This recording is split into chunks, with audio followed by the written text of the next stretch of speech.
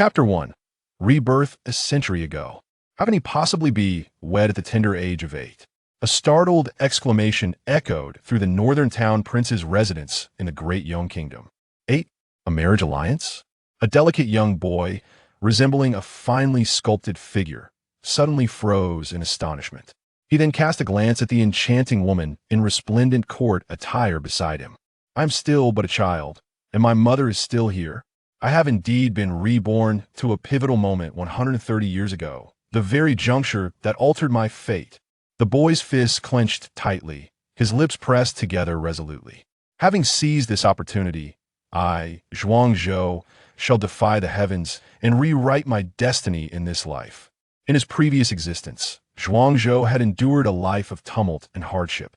Blessed with a rare physique known as the Nine-Yang body, he possessed the ideal constitution for dual cultivation with female practitioners. The higher his cultivation, the more profound the effects of their union. Thus, he found himself entangled with 6 formidable empresses, serving as an emotionless vessel for their cultivation needs. He lived during a cataclysmic era, and all 6 empresses who cherished him ultimately perished in the chaos of war, earning him the moniker of the 6 Emperor's puppet. At the moment the last empress fell, Zhuangzhou plummeted into an ancient ruin, where he acquired the essence of the ancient shamanic civilization embodied in a celestial altar. In exchange for sacrificing his entire cultivation, he was granted a second chance, returning to 120 years prior, thus concluding his tumultuous and humiliating life. Now, reborn at the age of 8, Zhuangzhou found himself as the sole heir of the northern town prince in the great Young Kingdom. The northern town prince, a man of valor, had rendered immense service to the kingdom. However, he was viewed with suspicion by the sovereign.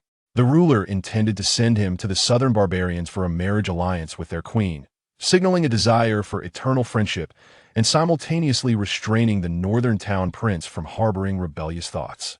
According to the narrative of his former life, despite their profound reluctance, the northern town prince and his wife, Lady Su Qing, ultimately resigned themselves to this fate, sacrificing their son to the path of marriage for the sake of peace among the common folk and the royal family's honor. Thus began Zhuangzhou's fate as an emotionless vessel for dual cultivation. Yet, in this new chapter, Zhuangzhou, armed with the memories of his previous 130 years, was determined to alter his destiny and avoid retracing the same path as before. "Mother, I do not wish to leave you," Zhuangzhou pleaded, clasping his mother's leg tightly, his voice filled with desperation. The northern town prince, following a lineage of single heirs, was also reluctant to part with his son. However, in Zhuangzhou's recollection, it was the persuasion of his maternal family that swayed his mother, leading her to waver and ultimately allowing him to embark on the path of marriage. Thus, softening Lady Su Qing's heart became the first step in his quest to alter his fate. Though the young master is but a child, he must prioritize the greater good. Sacrificing the young master's life for the safety of millions in the great Young Kingdom is a monumental honor. Accept the decree, young master. From behind Zhuangzhou, a sharp voice interjected. Turning around, he beheld a eunuch clad in a black official robe, a sinister embroidery of a vulture adorning his chest, casting a mocking gaze upon Zhuangzhou. Bah, if it is such an honor, why do you not take his place? Just because you lack a little bird of your own, you feel free to spout your disdain. Zhuangzhou spat a thick phlegm at the eunuch who delivered the imperial edict. Standing and speaking without feeling the pain, he thought. From his moral high ground, the eunuch demanded sacrifices from others, harboring a heart full of malice. This imperial decree was not to be accepted. Should he acquiesce, he would inevitably be compelled to join the barbarian tribe. The crowd was taken aback. How had the usually obedient heir suddenly become so coarse and cunning? Moreover, his words were exceedingly venomous. Such a remark lacks subtlety. Chun Gonggong, forgive his youthful ignorance. I hope you do not hold it against him. Su Qingfei tugged at Zhuangzhou, attempting to force him into an apology. Yet, Zhuangzhou held his head high, resolutely refusing to yield. Su Qingfei, is this the exemplary heir you have raised? So disrespectful and ignorant of decorum. Upon my return, I shall certainly report this to the emperor. Eunuch Chun was so enraged that his complexion shifted dramatically. The absence of certain anatomical features was a topic they dreaded others mentioning. Zhuangzhou's audacious mockery in front of so many was akin to plunging a knife into his heart. Before Su Qingfei could interject, Zhuangzhou's verbal onslaught continued. Do you wish to report to His Majesty? What? Do you intend to punish me? Very well. Go ahead. Imprison me, execute me, and then you shall marry the barbarian queen? Are you not lacking the necessary equipment? Shall the emperor furnish you with a thicker, longer rod to take to the wilderness? Zhuangzhou blinked innocently, his youthful voice delivering the most scathing of remarks. You, fool. As the emperor's intimate attendant, Eunuch Chun held a position of great esteem, always surrounded by praise. He had never before been subjected to such ridicule. In a fit of rage, he suddenly spat blood and fainted. Eunuch Chun has collapsed. Quickly, someone. Eunuch Chun, wake up. Eunuch Chun. The guards and eunuchs who accompanied him rushed forward, their anxiety palpable as they assisted him. All eyes were on Eunuch Chun, and no one noticed that the imperial edict had slipped from his grasp and fallen to the ground. Su Qingfei shot Zhuangzhou a reproachful glare, lamenting, "Where did you learn such venomous words? You have nearly given Eunuch Chun a heart attack." She then hurried to his side, leaving Zhuangzhou disregarded. After all, I have served 6 empresses, honing my eloquence. I can twist the truth and navigate through complexities. Yet, Zhuangzhou muttered quietly, ensuring Su Qingfei would not overhear. With no one watching, he stealthily reached into the crowd and pilfered the imperial edict. The altar of heaven and earth appears, Zhuangzhou whispered fervently. Before the eye, an altar of dark gold materialized, standing over 1/2 meter tall, exuding an air of simplicity and grandeur. The altar was adorned with exquisite carvings of ferocious beasts such as Taotai, Qiangqi, and Hundun, each more terrifying than the last. Zhuangyin solemnly placed the imperial edict upon the altar, commanding in a low voice, "Offer the sacrifice." In an instant, the edict vanished into thin air. 9 droplets of celestial dew floated above the altar. The altar of heaven and earth connects with the spirits and invokes the celestial order. By offering sacrifices, one may receive treasures and blessings. This imperial edict contained a fragment of the imperial fortune of the Great Yong Kingdom after the sacrifice. Its value was immeasurable, astonishingly yielding 9 droplets of heavenly dew as a reward. Celestial dew, formed from the convergence of boundless spiritual energy, resonates with the physical body, its effects rivaling that of a century-old medicinal herb. Once consumed, it can purify the body, heal wounds, refine the internal organs, expand meridians, enhance spiritual energy, and even summon heavenly thunder, making it a sacred artifact for Foundation establishment, a rarity beyond mere chance. Zhuangyin produced a small jade vial to collect the dew. He absorbed the altar into his being, subsequently feigning nonchalance. Casting another glance at Eunuch Chun, he felt no fear. "You, an old schemer without any means, with the edict gone, I wonder what you will use to compel me to venture into the wilderness for a marriage alliance." Chapter 2. The arrogant and overbearing Eunuch Chun. A flurry of hands rushed to administer aid, patting his back and pinching his flesh, until at last, under the vigorous breath of a rough-hewn man adorned with a bushy beard and a hint of garlic on his breath, Eunuch Chun finally stirred awake. Eunuch Chun has awakened. Eunuch Chun has awakened. The crowd erupted in jubilant cheers. Su Qingfei, witnessing the eunuch's revival, felt a quiet sigh of relief.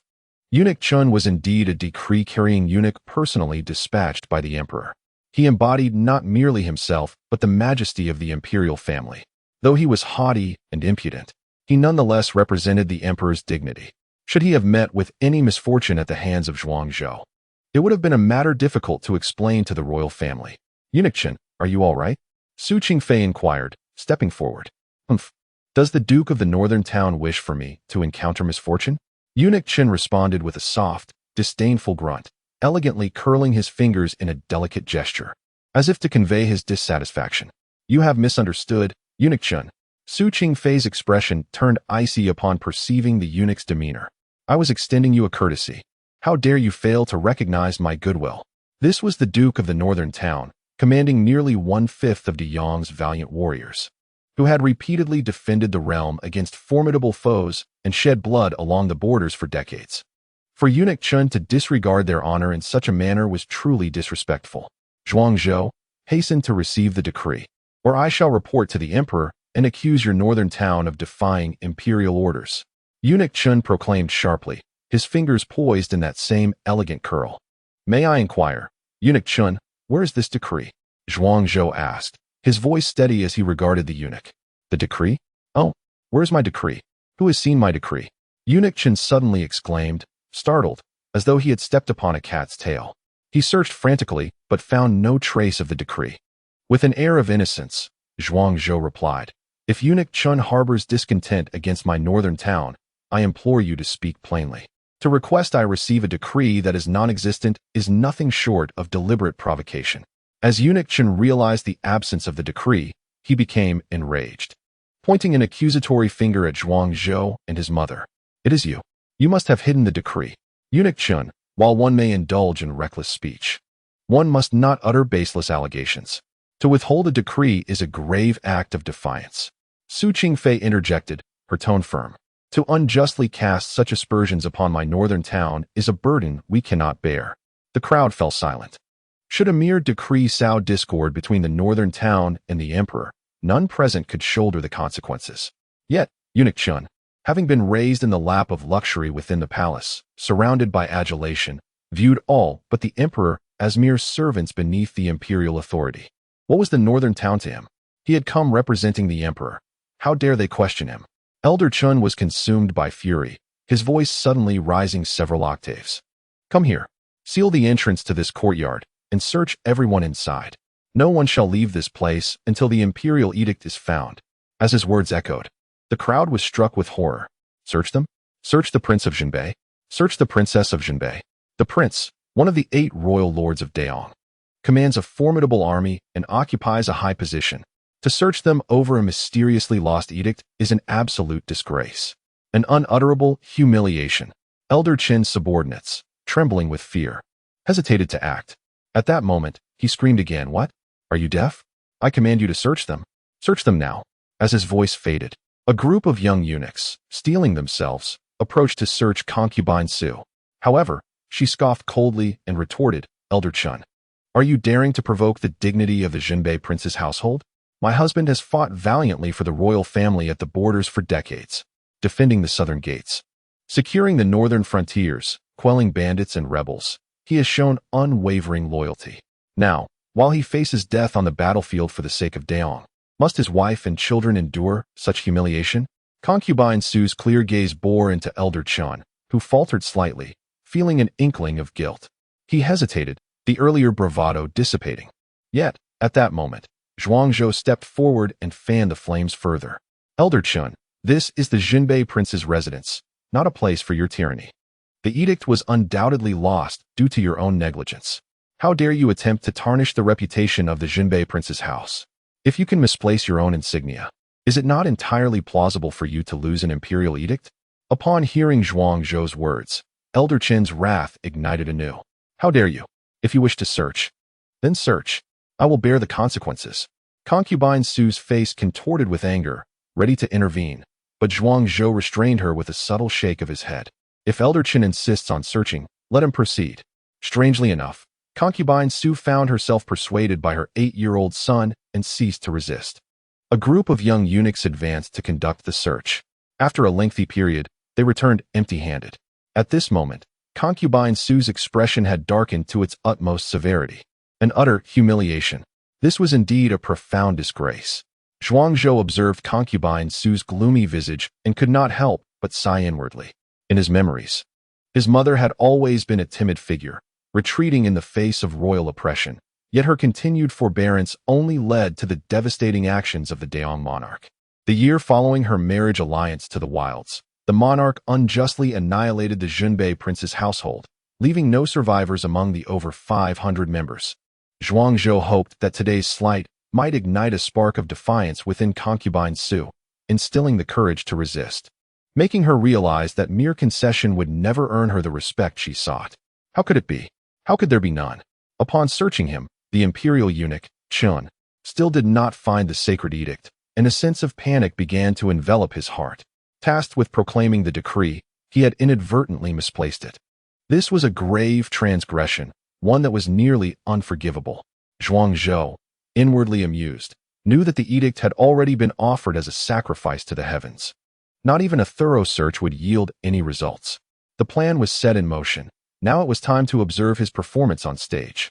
Chun, you possess no evidence and dare to accuse the Duke of Beijing of harboring the sacred edict, subjecting us to this humiliating search. What exactly do you intend? Zhuang Zhou countered sharply. Chen's complexion turned ashen, resembling parchment. Indeed, if we do not receive an explanation for today's events, it will not only be unacceptable here, but you will have much to answer for before the prince. Su Qingfei remarked softly. You all. A tremendous pressure surged forth. With a sudden gasp, Chun unleashed a torrent of blood and collapsed. A throng rushed forward to support him. Someone. The eunuch has fainted again. Hurry, administer mouth-to-mouth resuscitation. Bestow upon him a kiss of flavor. Zhuang Zhou, witnessing the scene, could not help but feel mischievous. At that moment, a burly figure emerged from the crowd. Disregarding the chaos, and forcefully pried Chen's mouth open to plant a kiss. Chen abruptly regained consciousness, his eyes widening in horror as a face adorned with a bushy beard loomed closer. What are you doing? A foul stench overwhelmed him, and he succumbed to unconsciousness once more. Before losing consciousness, he inwardly cursed. Damn it, this time it's the flavor of pickled cabbage from the old jar. Chapter 3. Uncle, why are you smoking? Old Master Chun has departed, leaving this world in a tranquil manner. Zhuang Zhou gazed after him, his youthful visage taut, tinged with solemnity. He understood in his heart that this was merely the prologue to a struggle against the sovereign of Daong. For now, it was but a strategic retreat, a minor victory in a larger scheme. Lord Su Mingyuan has arrived. A harmonious voice resonated outside the northern town prince's manor. With hurried steps, a middle-aged man clad in a crimson official robe, adorned with embroidered tigers and leopards, entered the estate. He was none other than Zhuang Zhou's third uncle, Su Mingyuan. In the kingdom of Daong, military officials donned red robes, with the third and fourth ranks featuring tiger and leopard embroidery, while the first and second ranks displayed lions. Oh, Mingyuan, you have come. Su Qingfei exclaimed upon seeing him. Someone, bring tea for Lord Su Mingyuan. No tea for me, thank you. I have heard the imperial decree. Intending for Zhuang Zhou to enter the wilds and marry the barbarian queen?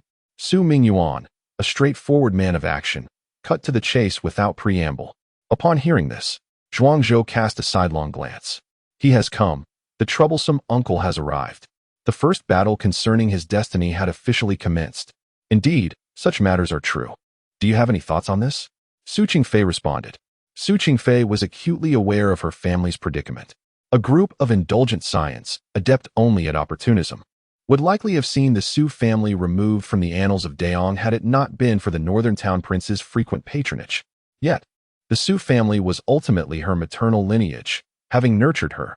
Thus, she felt compelled to heed their counsel. Sister, the will of the emperor must not be defied. Since Zhuang Zhou is to venture into the wilds for marriage, you ought to consent without hesitation. To serve the nation is the honor and duty of every subject of Daong. If brother-in-law permits, I shall take Zhuang Zhou to the palace at once to meet the emperor and agree to the marriage. Su Mingyuan's impatient gaze betrayed an uncontainable excitement. Mingyuan, the wilds are fraught with peril, and historically, have been at odds with our Daong. Zhuang Zhou is still but a child, should he go forth to marry. The outcome may be dire.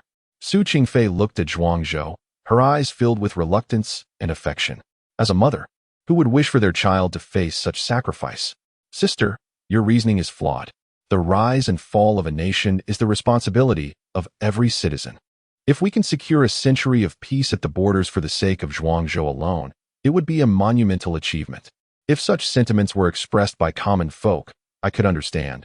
But as the wife of the northern town prince and a daughter of the Su family, you should possess a broader vision. How can you allow such parental affections to cloud your judgment? Su Mingyuan asserted with righteous fervor. His words struck hard, leaving Su Qingfei momentarily speechless. Seizing the moment, Su Mingyuan pressed his advantage. I understand, dear sister, that as a mother, you cannot bear to see your child venture into the wilderness.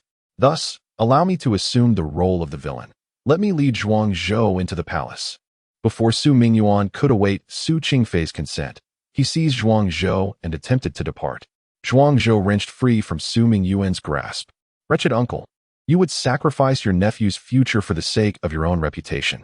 I refuse to accompany you. I will not go with you. Zhuangzhou vehemently rebuked Su Mingyuan. Su Mingyuan's expression shifted dramatically. Zhuangzhou, what nonsense are you uttering? I, Su Mingyuan, swear to the heavens that my actions are solely for the country and the people, devoid of any selfish intent. If I speak a single falsehood, may the heavens strike me down. As Su Mingyuan's voice echoed, Zhuangzhou's small eyes suddenly glimmered with cunning. I did not force you. You have come to this of your own volition. A droplet of celestial dew slipped from a vial within his sleeve, dispersing in Zhuangzhou's hand. In the next moment, drawing upon the dew, he formed a mystical seal, conjuring the 9 heavens' thunder. In the clear sky, a violet bolt of lightning appeared, resembling a dragon descending from the clouds, shattering rooftops and striking Su Mingyuan directly. A thunderclap in broad daylight. Su Mingyuan was caught unawares. Scorched and charred, his garments reduced to ash. Uncle, why does smoke billow from your ears and nostrils? Zhuangzhou inquired with feigned innocence.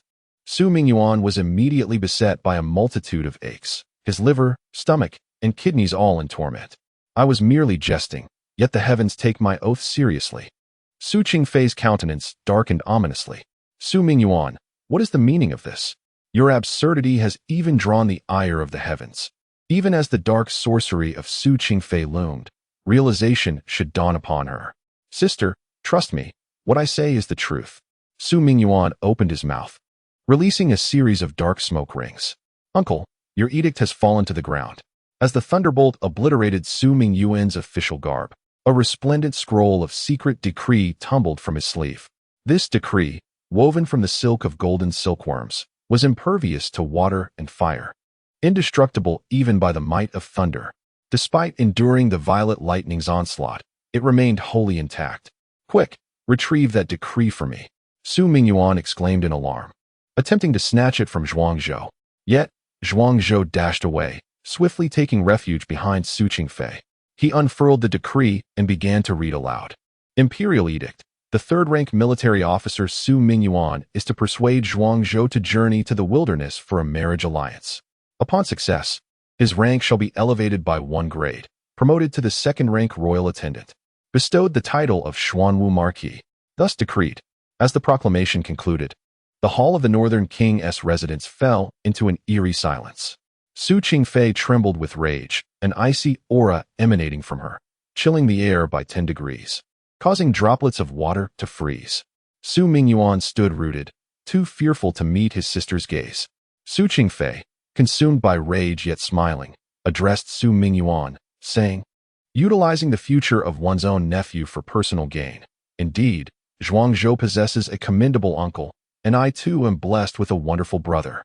Her voice dripped with an unsettling softness.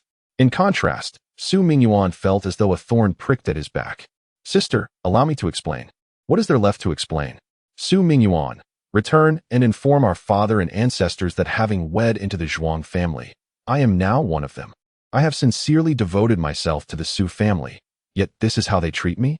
Henceforth, all matters concerning the Su family shall no longer concern me. If there is nothing else, do not visit me at the Wangfu of the Northern Commander again. The coldness of Su Qingfei's voice reached a chilling point. Previously, she harbored fondness for the Su family, for it was the place of her birth and upbringing. However, given their treachery against her and her child, if forced to choose between the Su family and Zhuangzhou, her own flesh and blood would naturally take precedence. The steward stepped forward, accompanied by 2 guards, to escort Su Mingyuan away. Su Qingfei, feeling utterly drained, collapsed into her chair. Father, younger brother, why must you treat me this way? 2 streams of tears cascaded down her cheeks, her heartache beyond words. Mother, you still have me and father. We shall protect you for a lifetime and treat you well. Do not cry, do not cry. Zhuangzhou approached, gently wiping away the tears from the corners of Su Qingfei's eyes. At that moment, a soldier, disheveled and smeared with blood, fell to his knees before the mother and son. Bad news. Bad news. Something has happened to the Lord at the front lines. Chapter 4. In the midst of crisis, my lord, what has happened to him? Su Qingfei's heart tightened as she pressed for answers.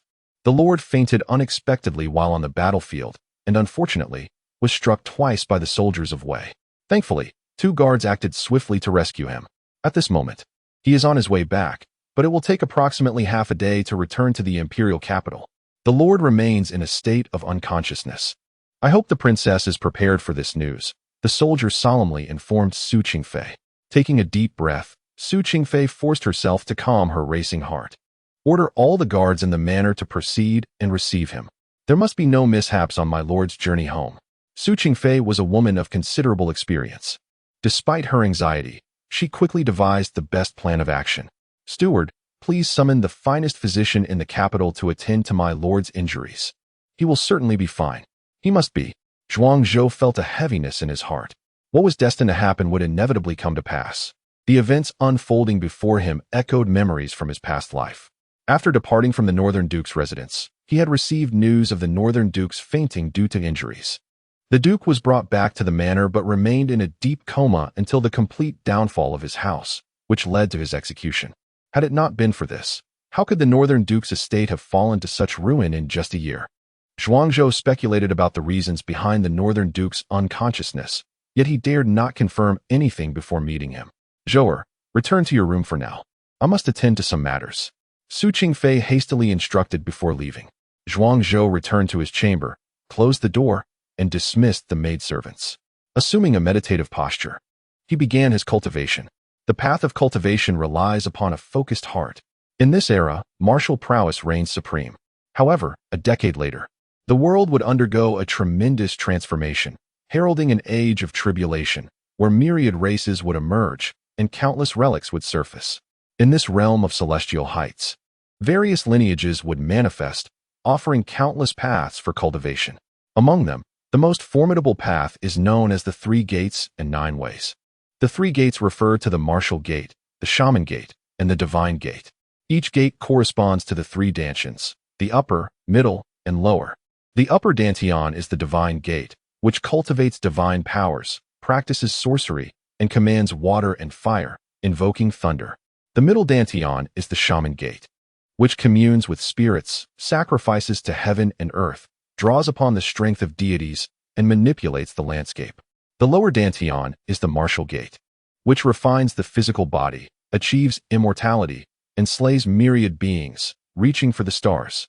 In his previous life, Zhuangzhou began his journey through the martial gate, reaching an elevated realm before gradually delving into the divine gate. As for the shaman gate, he only grasped a fragment of its essence before his downfall.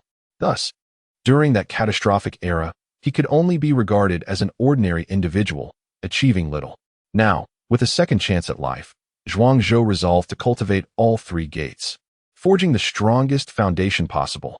However, whether it be the three disciplines or the nine paths, each is fundamentally rooted in true energy, with the primary distinction lying solely in the differing locations of true energy storage. The upper dantian is dedicated to the cultivation of divine abilities. The middle dantian pertains to the mastery of witchcraft, while the lower dantian focuses on martial arts. Thus, whether one chooses to specialize in a single discipline or pursue all three, the crux remains the same. One must cultivate true energy to elevate one's realm. When it comes to the cultivation of true energy, the most efficacious substance is none other than heavenly dew. This ethereal essence, devoid of earthly roots, is innately harmonious with all living beings. It is unparalleled in its efficacy for healing, cultivation, alchemy, and even summoning heavenly thunder, rightfully earning its reputation as the panacea within the realm of cultivation. As Zhuangzhou ingested a single drop of heavenly dew, an overwhelming surge of spiritual energy instantaneously permeated his entire being. Astonishingly, this heavenly dew possessed a delightful lemon flavor. After savoring a taste, Zhuangzhou mused to himself, swiftly activating the nine-yang mystical technique. An indistinct image of 9 colossal suns materialized behind him. The nine-yang mystical technique is a supreme method meticulously crafted for those of the nine-yang physique. In its initial stages, it can draw upon the internal nine-yang power, awakening the innate capabilities of the body, allowing for rapid advancement. As one progresses to the intermediate stage, it enables the absorption of flames, refining the solar energy, ensuring that as long as the sun shines, one's magical powers are inexhaustible. In its later stages, it is said to allow one to transform into the golden crow, rivaling the ferocious beasts of primordial times, capable of devouring the heavens and becoming invincible. This technique was acquired by Zhuang Zhou after he nearly numbed his tongue in exchange with a female emperor. Reflecting on his humble beginnings in a past life, tears of nostalgia welled up in Zhuang Zhou's eyes. As the technique commenced its operation, the spiritual energy within the heavenly dew rapidly transmuted into a torrential blaze, incinerating any impurities blocking his meridians into ash. In the blink of an eye, Zhuang Zhou found himself with all meridians open, his body light and untainted, akin to a newborn infant, radiating an ethereal presence. Boom! Zhuang Zhou's internal organs ignited. A thread of the nine-yang power inherent in his physique was drawn forth by the nine-yang mystical technique.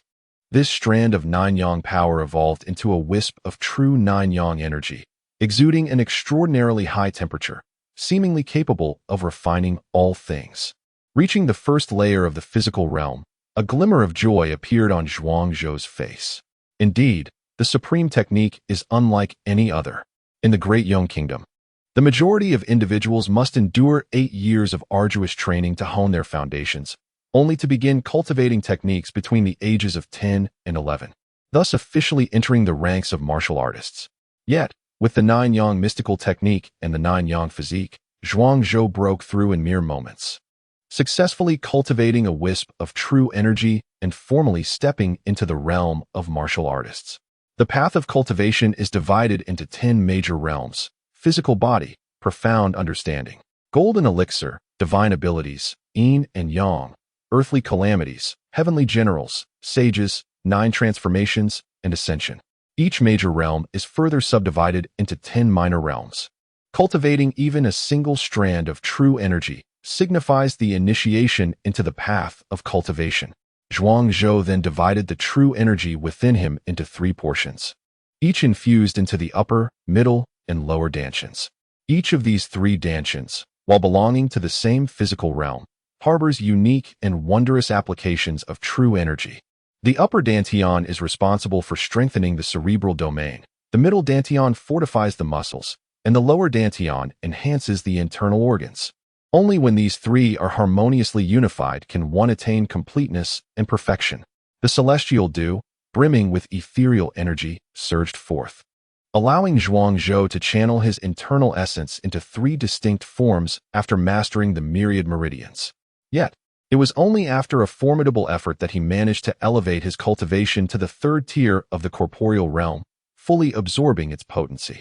Subsequently, Zhuang Zhou refrained from further imbibing the celestial dew and instead focused on breathing exercises to solidify his foundation. In the blink of an eye, half a day had passed when a maid hastily knocked on the door. "Young master, the master has returned. He is at the Longxiang villa, and the madam has instructed you to pay a visit." Zhuang Zhou abruptly opened his eyes, a glimmer of brilliance flashing across them. Understood. He rose from his bed, but in his moment of exhilaration, he miscalculated his strength upon landing. His feet struck the ground with such force that the iron-hard Xuanwu stone flooring shattered beneath him, creating a deep indentation surrounded by a multitude of spiderweb-like cracks. Is the union of the 3 gates truly this formidable? Zhuang Zhou marveled, speaking to himself. To possess the strength comparable to that of a savage beast's offspring at merely the 3rd layer of the corporeal realm is astounding.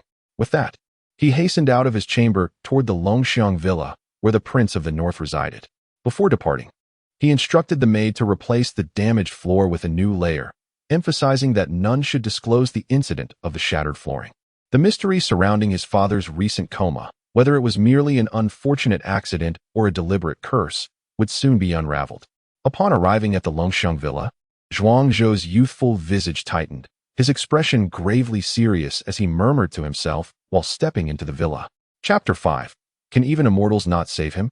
My lady, please temper your anger. The injuries of the Prince of the North appear most peculiar, resembling the symptoms of the deadly Tianyuan poison. His lips are a deep shade of purple, his complexion dark, and his breath faint as a wisp of smoke. These manifestations are strikingly similar to those described in legends of the Tianyuan poison's onset. This poison is the most formidable of all, said to be beyond even the aid of the divine. Though I may have the ability to revive the deceased and restore the bones to flesh, I am utterly powerless against the Prince of the North's afflictions. Indeed, Perhaps it would be wise for the princess to prepare for his final rites. He cannot possibly awaken. Zhuangzhou had just overheard a group of elders engaged in chaotic discussions. Their voices, a cacophony of certainty, concluded that the Prince of the North was doomed, with no escape from his fate. He then turned his gaze toward the sleeping figure on the bed.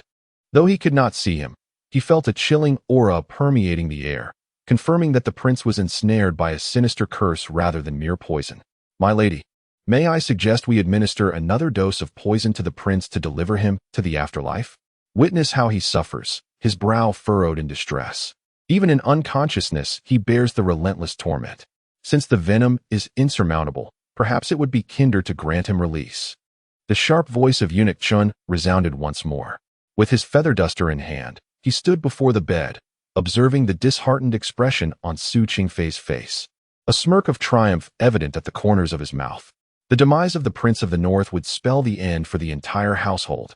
In the capital, wolves and tigers alike awaited the opportunity to feast upon the spoils of the prince's demise. The enchanting and graceful princess of the North could be offered to powerful figures as a prize, surely winning favor amongst the influential. In return, perhaps they could acquire a couple of estates or some rare elixirs, thus maximizing the utility of their situation. Make way, I must see my father." Zhuangzhou squeezed through the crowd, eager to ascertain the condition of the Prince of the North. Ruckus. With royal physicians present to attend to the Prince of the North. What business does a mere child have here making such noise? Guards, throw this young master out. Eunuch Chun, assuming the role of the master of the prince's estate, commanded with authority. Two close attendants of Eunuch Chun rushed out, their hands transformed into claws, reaching for Zhuangzhou's shoulders. A glimmer of malice flickered in their eyes. Their strength was evidently not merely to evict Zhuangzhou, but their grip, if secured, would crush even iron, let alone the shoulders of a boy. However, they were swift. But Zhuangzhou was swifter. In his past life, he had navigated a tumultuous era for a century, wrestling between life and death, engaging in battles and bloodshed. An instinct deeply etched into his very being. With a deft sidestep, the two attendants grasped at air. In the next instant, Zhuangzhou lowered his shoulder, elbow striking, delivering a punch with the ferocity of a tiger. His fist connected with the heart of one attendant. With a resounding crash, the attendant's chest erupted, spilling forth a torrent of blood. His heart shattered, and he fell lifeless. What punishment awaits for those who dare to harm the Prince of the North's heir within his own house? Zhuangzhou's voice rang with authority. His pristine garments now stained crimson. The taut visage bore an expression of ruthlessness unbefitting of his years, exuding an aura of imminent danger that seized Qin Gongong's heart with an invisible grip, rendering him breathless. "Insurrection! How dare you, Zhuangzhou, spill blood within my palace? Someone, seize him, capture him." Qin Gongong's voice pierced the air, high-pitched and sharp as a needle, his pupils wide with terror.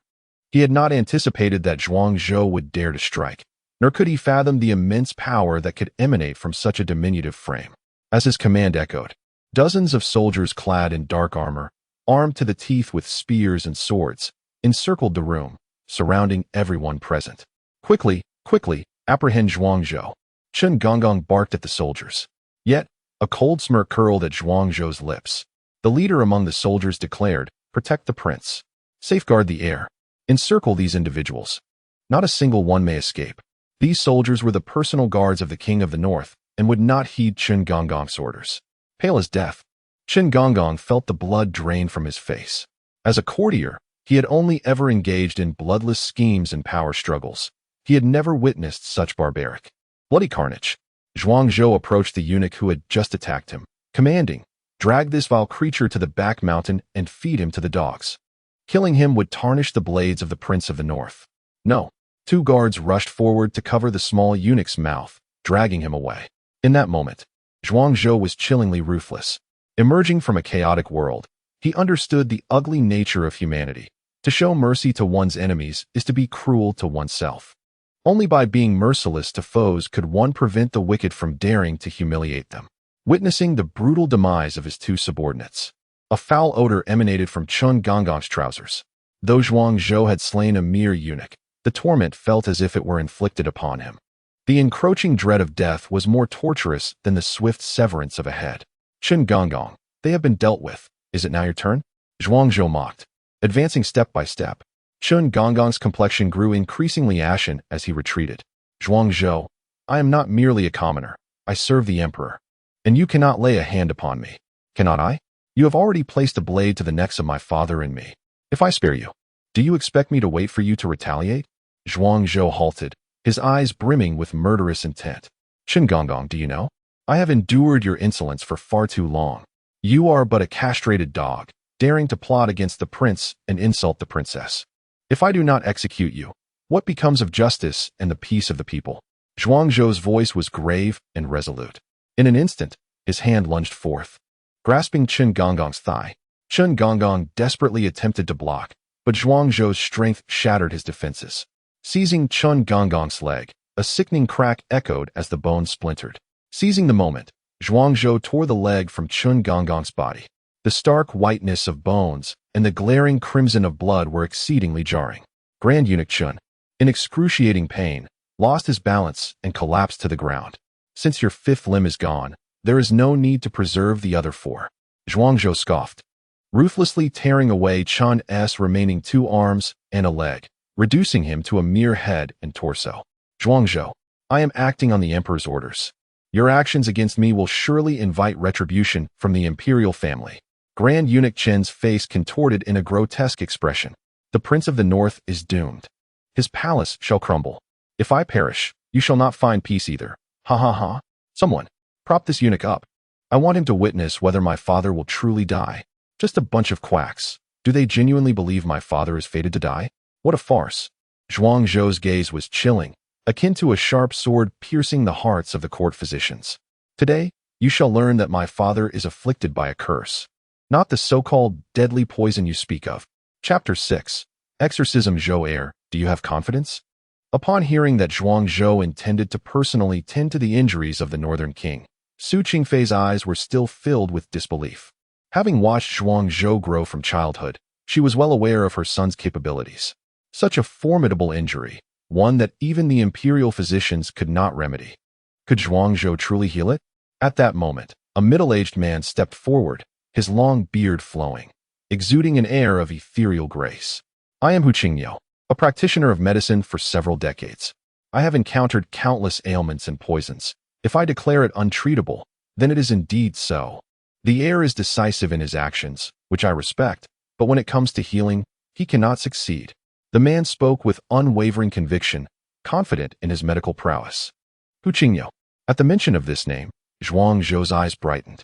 In his recollection, this eminent alchemist Hu Qingyou had indeed emerged from the Deyong kingdom in later years. It was said that in his youth, he served as a court physician but, due to his forthright personality and arrogance, was not given due recognition, leading him to wander and explore medicinal herbs, ultimately becoming a renowned master of alchemy in the Lingtian realm. Little did he expect that this man would come to tend to his father's injuries. Currently, Hu Qingyou was still a novice. If he could be subdued now, he might prove invaluable in the future. A plan formed in Zhuangzhou's mind. Since you are so resolute, shall we establish a wager? If I can awaken my father, you will acknowledge me as your master and heed my summons, thus becoming a part of the Northern King's household. If I fail to revive him, I shall take my own life as atonement. What do you say? Zhuangzhou proposed the wager. Hu Qingyou laughed heartily. Very well. I shall observe how this young child manages when the Northern King remains unresponsive. Zhou heir. Su Qingfei was taken aback that Zhuangzhou would stake his life on the wager and wished to dissuade him.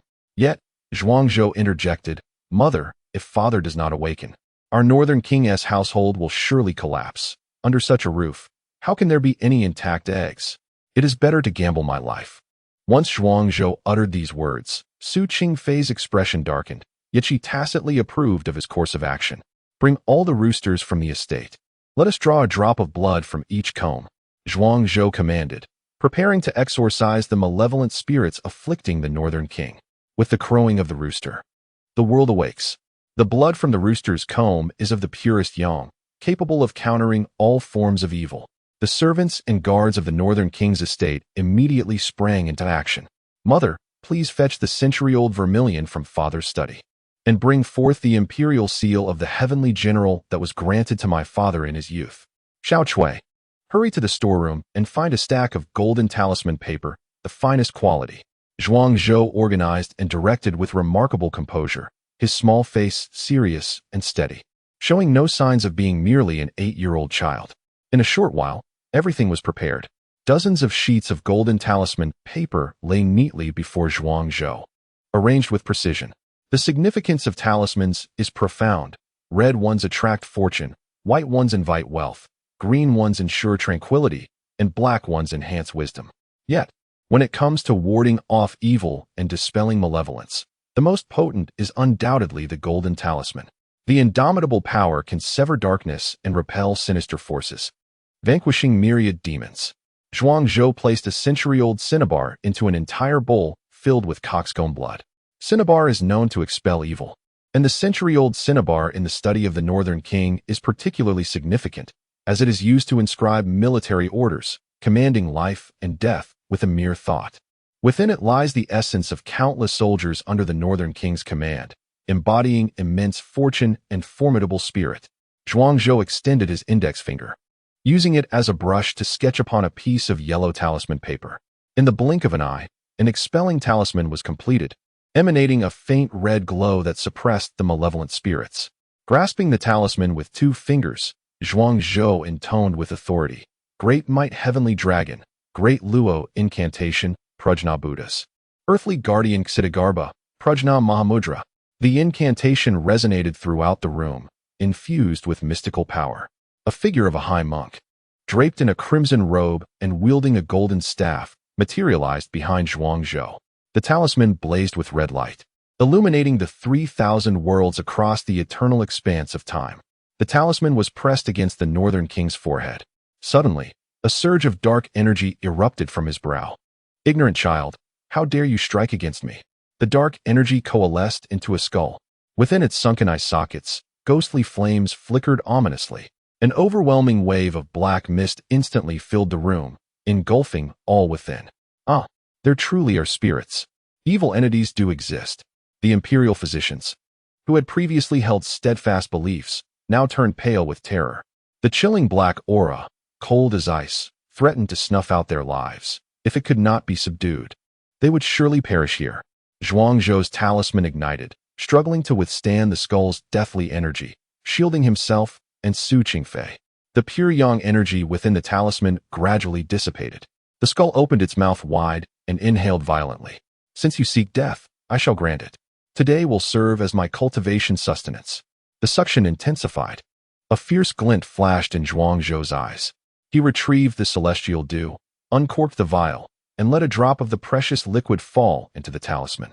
In an instant, brilliant red light surged forth, infused with magical potency. The next moment, Zhuang Zhou bit his tongue, unleashing a droplet of his essence blood. As a vessel of pure yang energy, his blood was the most potent within him. The crimson liquid mingled with the talisman, igniting a conflagration. The deathly aura within the room was instantly incinerated, and the high monk's ethereal figure behind Zhuang Zhou came to life, swirling in his crimson robe, revealing a tattoo of the heavenly dragon. The monk bellowed, "Great Might Heavenly Dragon, Great Luo Incantation, Prajna Buddhas. Earthly Guardian Ksitigarbha, Prajna Mahamudra. Malevolent Spirit, reveal your true form." The heavenly dragon tattoo ascended, transforming into a true dragon, charging at the skull. Terror gripped the skull as it attempted to defend itself, but it was already beyond salvation. The flames consumed it, and the heavenly dragon, a force of nature, rendered its meager power utterly impotent. The skull shattered into fragments. Suddenly, the altar of heaven and earth within Zhuang Zhou radiated a brilliant light deep within his consciousness. In the room, all remnants of death, including the skeletons, shattered into fragments and were absorbed into it, offering homage to heaven and earth. Ultimately, this culminated in a droplet of golden dew, suspended above Zhuang Zhou's sea of consciousness. The golden body elixir? Zhuang Zhou was astounded. The golden body elixir is a sacred medicinal substance for foundational cultivation, surpassing even the celestial dew in quality. If refined within the physical realm, it grants the potential for a golden body arhat, achieving the pinnacle of cultivation, an immaculate body as pure as crystal, impervious to the flames of retribution, enduring and eternal. As the remnants of death dissipated, the ethereal silhouette of the high monk behind Zhuang Zhou gradually faded away. Seemingly overwhelmed with panic, the Northern King's complexion began to flush, restoring his vitality, while the imperial physicians appeared pale as parchment, their faces reflecting sheer astonishment. "Qing Fei, what has befallen me?" the Northern King inquired, awakening to find a room full of people, his expression one of utter bewilderment. The Northern King has awakened. Witnessing this scene, Hu Qingyo's pupils constricted in disbelief as he exclaimed, "Impossible! How could this be? After decades of study, I am outdone by a mere child. Hu Qingyo, do not forget our wager. You shall be mine henceforth." A faint smile graced Zhuang Zhou's lips. Although Hu Qingyo possessed a notoriously foul temper, he was undeniably a man of his word. Capturing Hu Qingyo would undoubtedly provide the Northern King's mansion with a valuable asset for the future. Eunuch Chun, bereft of his limbs, gazed at the Northern King's revival with eyes full of despair. With the Northern King unharmed, even the sovereign would regard the Northern King's mansion with trepidation. His hopes for vengeance now lay in ruins. Chapter 7. The Wrath of the Northern King. Is this the esteemed Eunuch Chun? How has he fallen to such a state? The Northern King inquired. Observing the blood-soaked ground and the dismembered form of Eunuch Chun, Zhuang Zhou dismissed the imperial physician and recounted the events that had transpired in detail. The Northern King's already dark complexion deepened to an inky black. "How outrageous! I have fought and bled for the great De Yong kingdom. And this is how the royal family treats me? They wish to marry off my 8-year-old son. What kind of absurdity is this? How could they even conceive such a notion?" The Northern King bellowed, his eyes filled with fury. "Calm yourself, my husband. Eunuch Chun and his accomplices have been punished. This matter concerns the future of our Northern King's residence and requires careful deliberation," consorted Su Qingfei soothingly. "Deliberate? If we continue to endure, I fear someone will soon trample upon the dignity of our Northern King's house. Bring forth Eunuch Chun and hang him at the city gates. Let those with ill intentions toward our residents witness the consequences of disrespecting us. Mobilize 3,000 personal guards to station in the capital, proclaiming that our Northern King's house is beset by malicious foes seeking to safeguard ourselves." The Northern King was a man of decisive action, one who had always been the aggressor. It was unthinkable for others to belittle his esteemed residents. Although it was not yet the moment to sever ties with the De Yong kingdom's ruler, the Northern King resolved to assert that his house was not to be trifled with. "Do they seek to undermine the very foundation of my house? Then I shall slay their kin. I shall plunge a blade into their hearts." "Father, your wisdom is unparalleled." Zhuang Zhou offered a calculated compliment, determined to seize the opportunity to live boldly in this new life. If he were to continue in a state of meekness and subjugation, what would be the purpose of reliving his childhood? Half an hour later, in the imperial study of the De Yong Palace. "Disaster! Disaster!" Lu Jin, the chief eunuch and close confidant of the De Yong ruler, rushed into the room, breathless. "The Northern King has revolted. The heir, Zhuang Zhou, has revived the Northern King, and Eunuch Chun has been dismembered and displayed at the city gate. 2 accompanying eunuchs have been murdered, their bodies left in a horrific state. The Northern King has even dispatched 3,000 personal guards to the capital, claiming it is solely for self-preservation. Your Majesty, you must act on our behalf." Eunuch Chun was Lu Jin's godson, and his actions had been subtly orchestrated by Lu Jin, who had hoped to curry favor with the emperor by taking advantage of the situation. However, the revival of the Northern King by Zhuang Zhou was an unforeseen turn of events. "The Northern King has awakened? Lu Jin, did you not assure me that the southern barbarian shaman you found was utterly reliable? I provided you with 9 nether pearls to ensure this matter's success." The De Yong ruler displayed no sign of surprise. Having occupied his exalted position for so long, he had mastered the art of concealing his emotions. Tall and slender, with a pale complexion and a hawk-like gaze, even draped in resplendent dragon robes, his chilling aura emanated from the very core of his being. I shall return and confront the great shaman about the failure," Lu Jin said, trembling with trepidation. "Indeed, if a satisfactory explanation cannot be provided, then let that southern barbarian shaman be executed. After all, my blood demon pool still lacks the essence of formidable warriors." The sovereign of Daong nodded slightly. The awakening of the Northern Guardian King is indeed a troublesome affair. Furthermore, The methods employed by the Northern Guardian King's heir to cleanse the curse upon him must be thoroughly investigated. Initially, I believed his youth would render him manageable, allowing the Northern Guardian King's lineage to perish in the wilderness, thus facilitating the king's demise. Little did I expect him to be a small calamity, disrupting my plans. What of the marriage alliance between the Northern Guardian King's heir and the barbarian tribes? Lu Jin inquired. To release a tiger back to the mountain brings endless troubles. Since he is so astute, he must not be allowed to proceed. Should he weave connections and unite the Northern Guardian King with the wilderness, I would become the architect of Dayong's own ruin. The sovereign of Dayong spoke coldly. Is not the North Sky Academy recruiting new students? Let Zhuangzhou hone his skills there.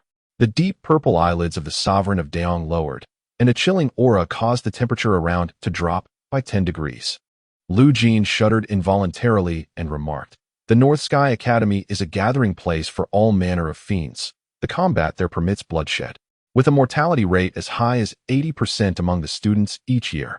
The Northern Guardian King has but one scion. I fear he will not consent." Consent? This is a decree, not a negotiation. Lu Jin, you shall take charge of this matter. I do not wish to hear any news regarding Zhuangzhou, save for his demise. The voice of the sovereign of Dayong echoed as Lu Jin bowed and withdrew. A devious smile crept across his lips. The heir of the Northern Guardian King is finished. The following day, Lu Jin personally arrived at the Northern Guardian King's residence to proclaim the imperial edict. By the mandate of heaven, the emperor decrees, the heir of the Northern Guardian King, Zhuangzhou, is endowed with remarkable talent and profound knowledge. Having saved the life of the Northern Guardian King and serving as a stalwart protector of our Dayong kingdom, I am exceedingly pleased and hereby grant Zhuangzhou a place in the entrance examination of the North Sky Academy to commence his journey forthwith. Upon his return, it shall be the time to repay the favor to Dayong, and I hope he does not disappoint my expectations. Heir, receive the decree. Lu Jin cast a sinister glance at Zhuangzhou. Before Zhuangzhou, the Northern Guardian King and his consort knelt in submission. What?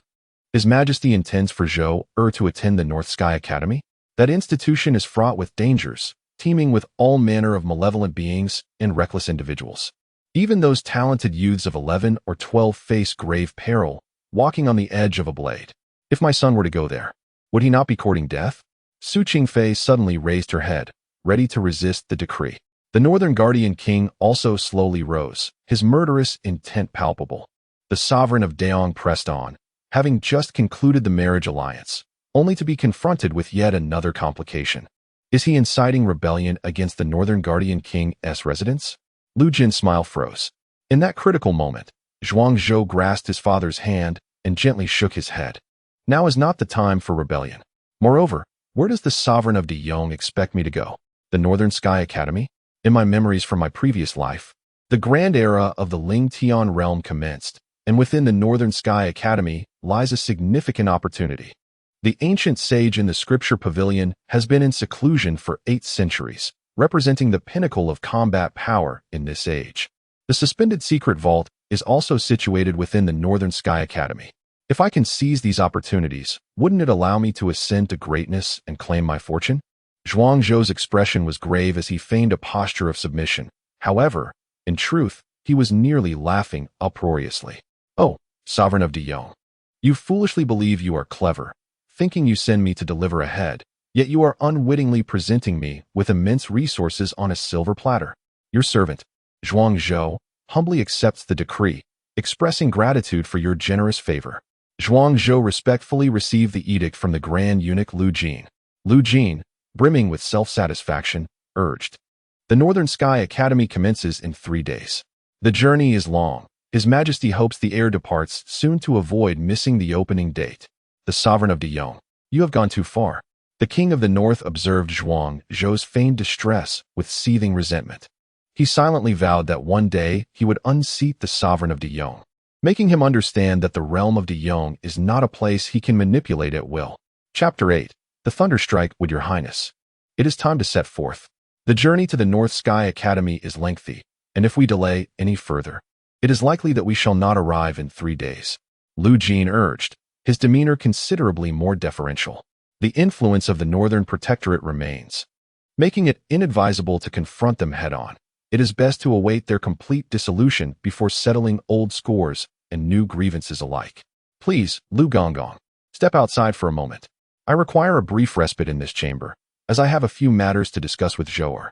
After a cup of tea, I shall present Zhou'er to you, Su Qingfei said gently. Lu Jin nodded and bowed as he exited, exchanging a glance with the Northern Protector, Su Qingfei, and he entered the study of the Northern Protector. Zhou'er, this journey is fraught with peril. As your mother, I am powerless to assist you.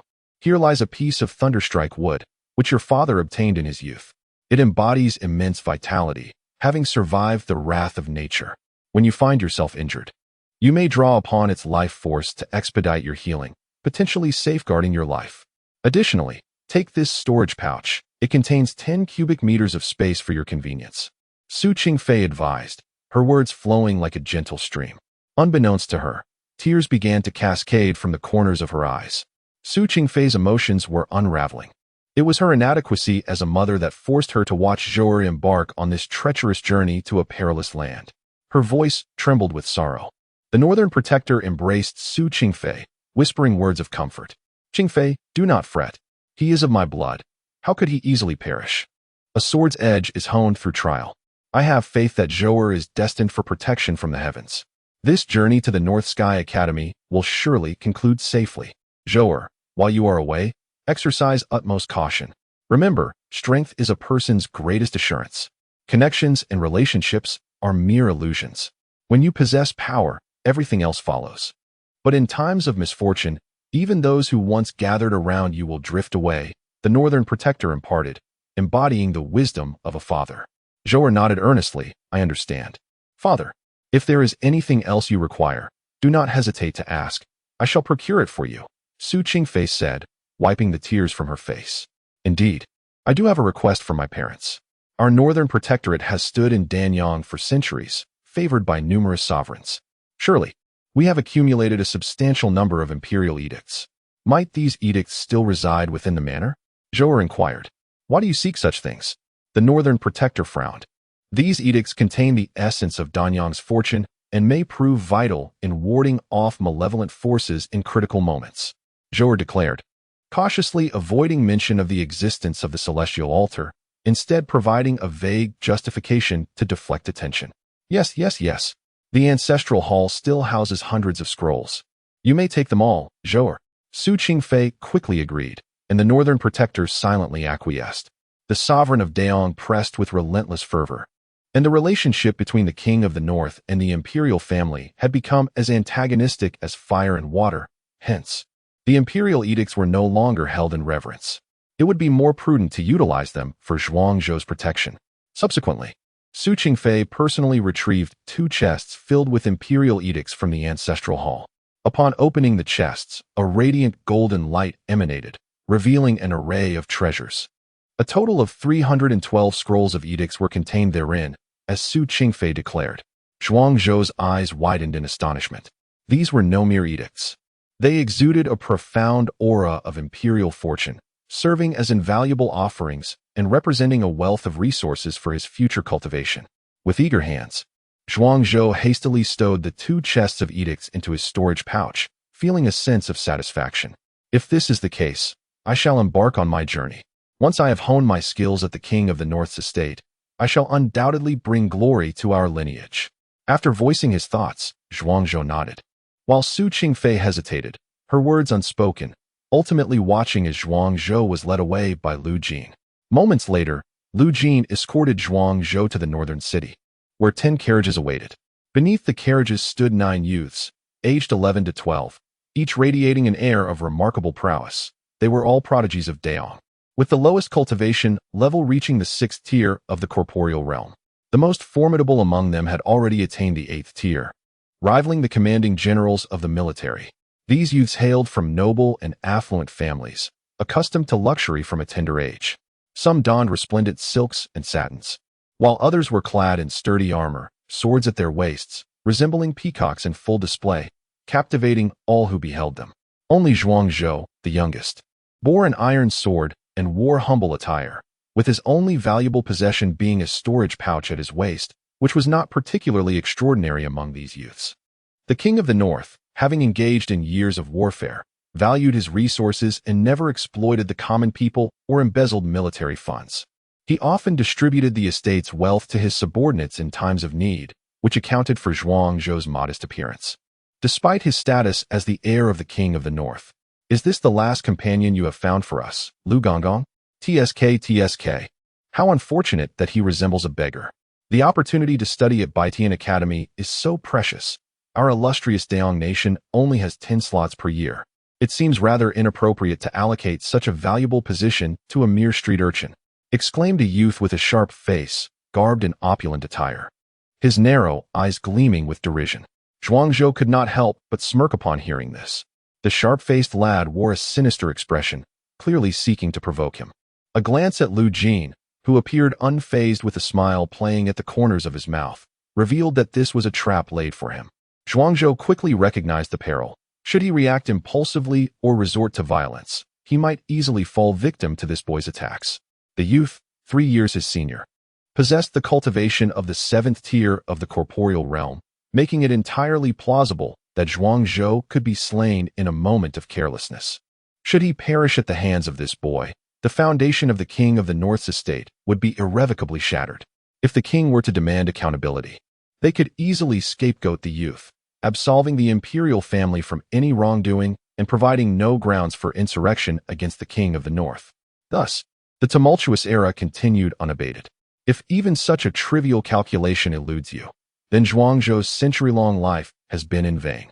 If everyone in the royal court of Daong is so unwelcoming, I would prefer to spare the imperial family from disgrace and return to the Wangfu of the northern town. As he spoke, Zhuangzhou lifted his foot to depart. Lu Jin's mocking expression froze.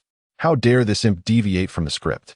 If you leave over this, the sovereign of Daong will surely have my head. Zhuangzhou, please reconsider, Lu Jin implored, obstructing Zhuangzhou's path. They are but children, speaking innocently. Simply disregard their words.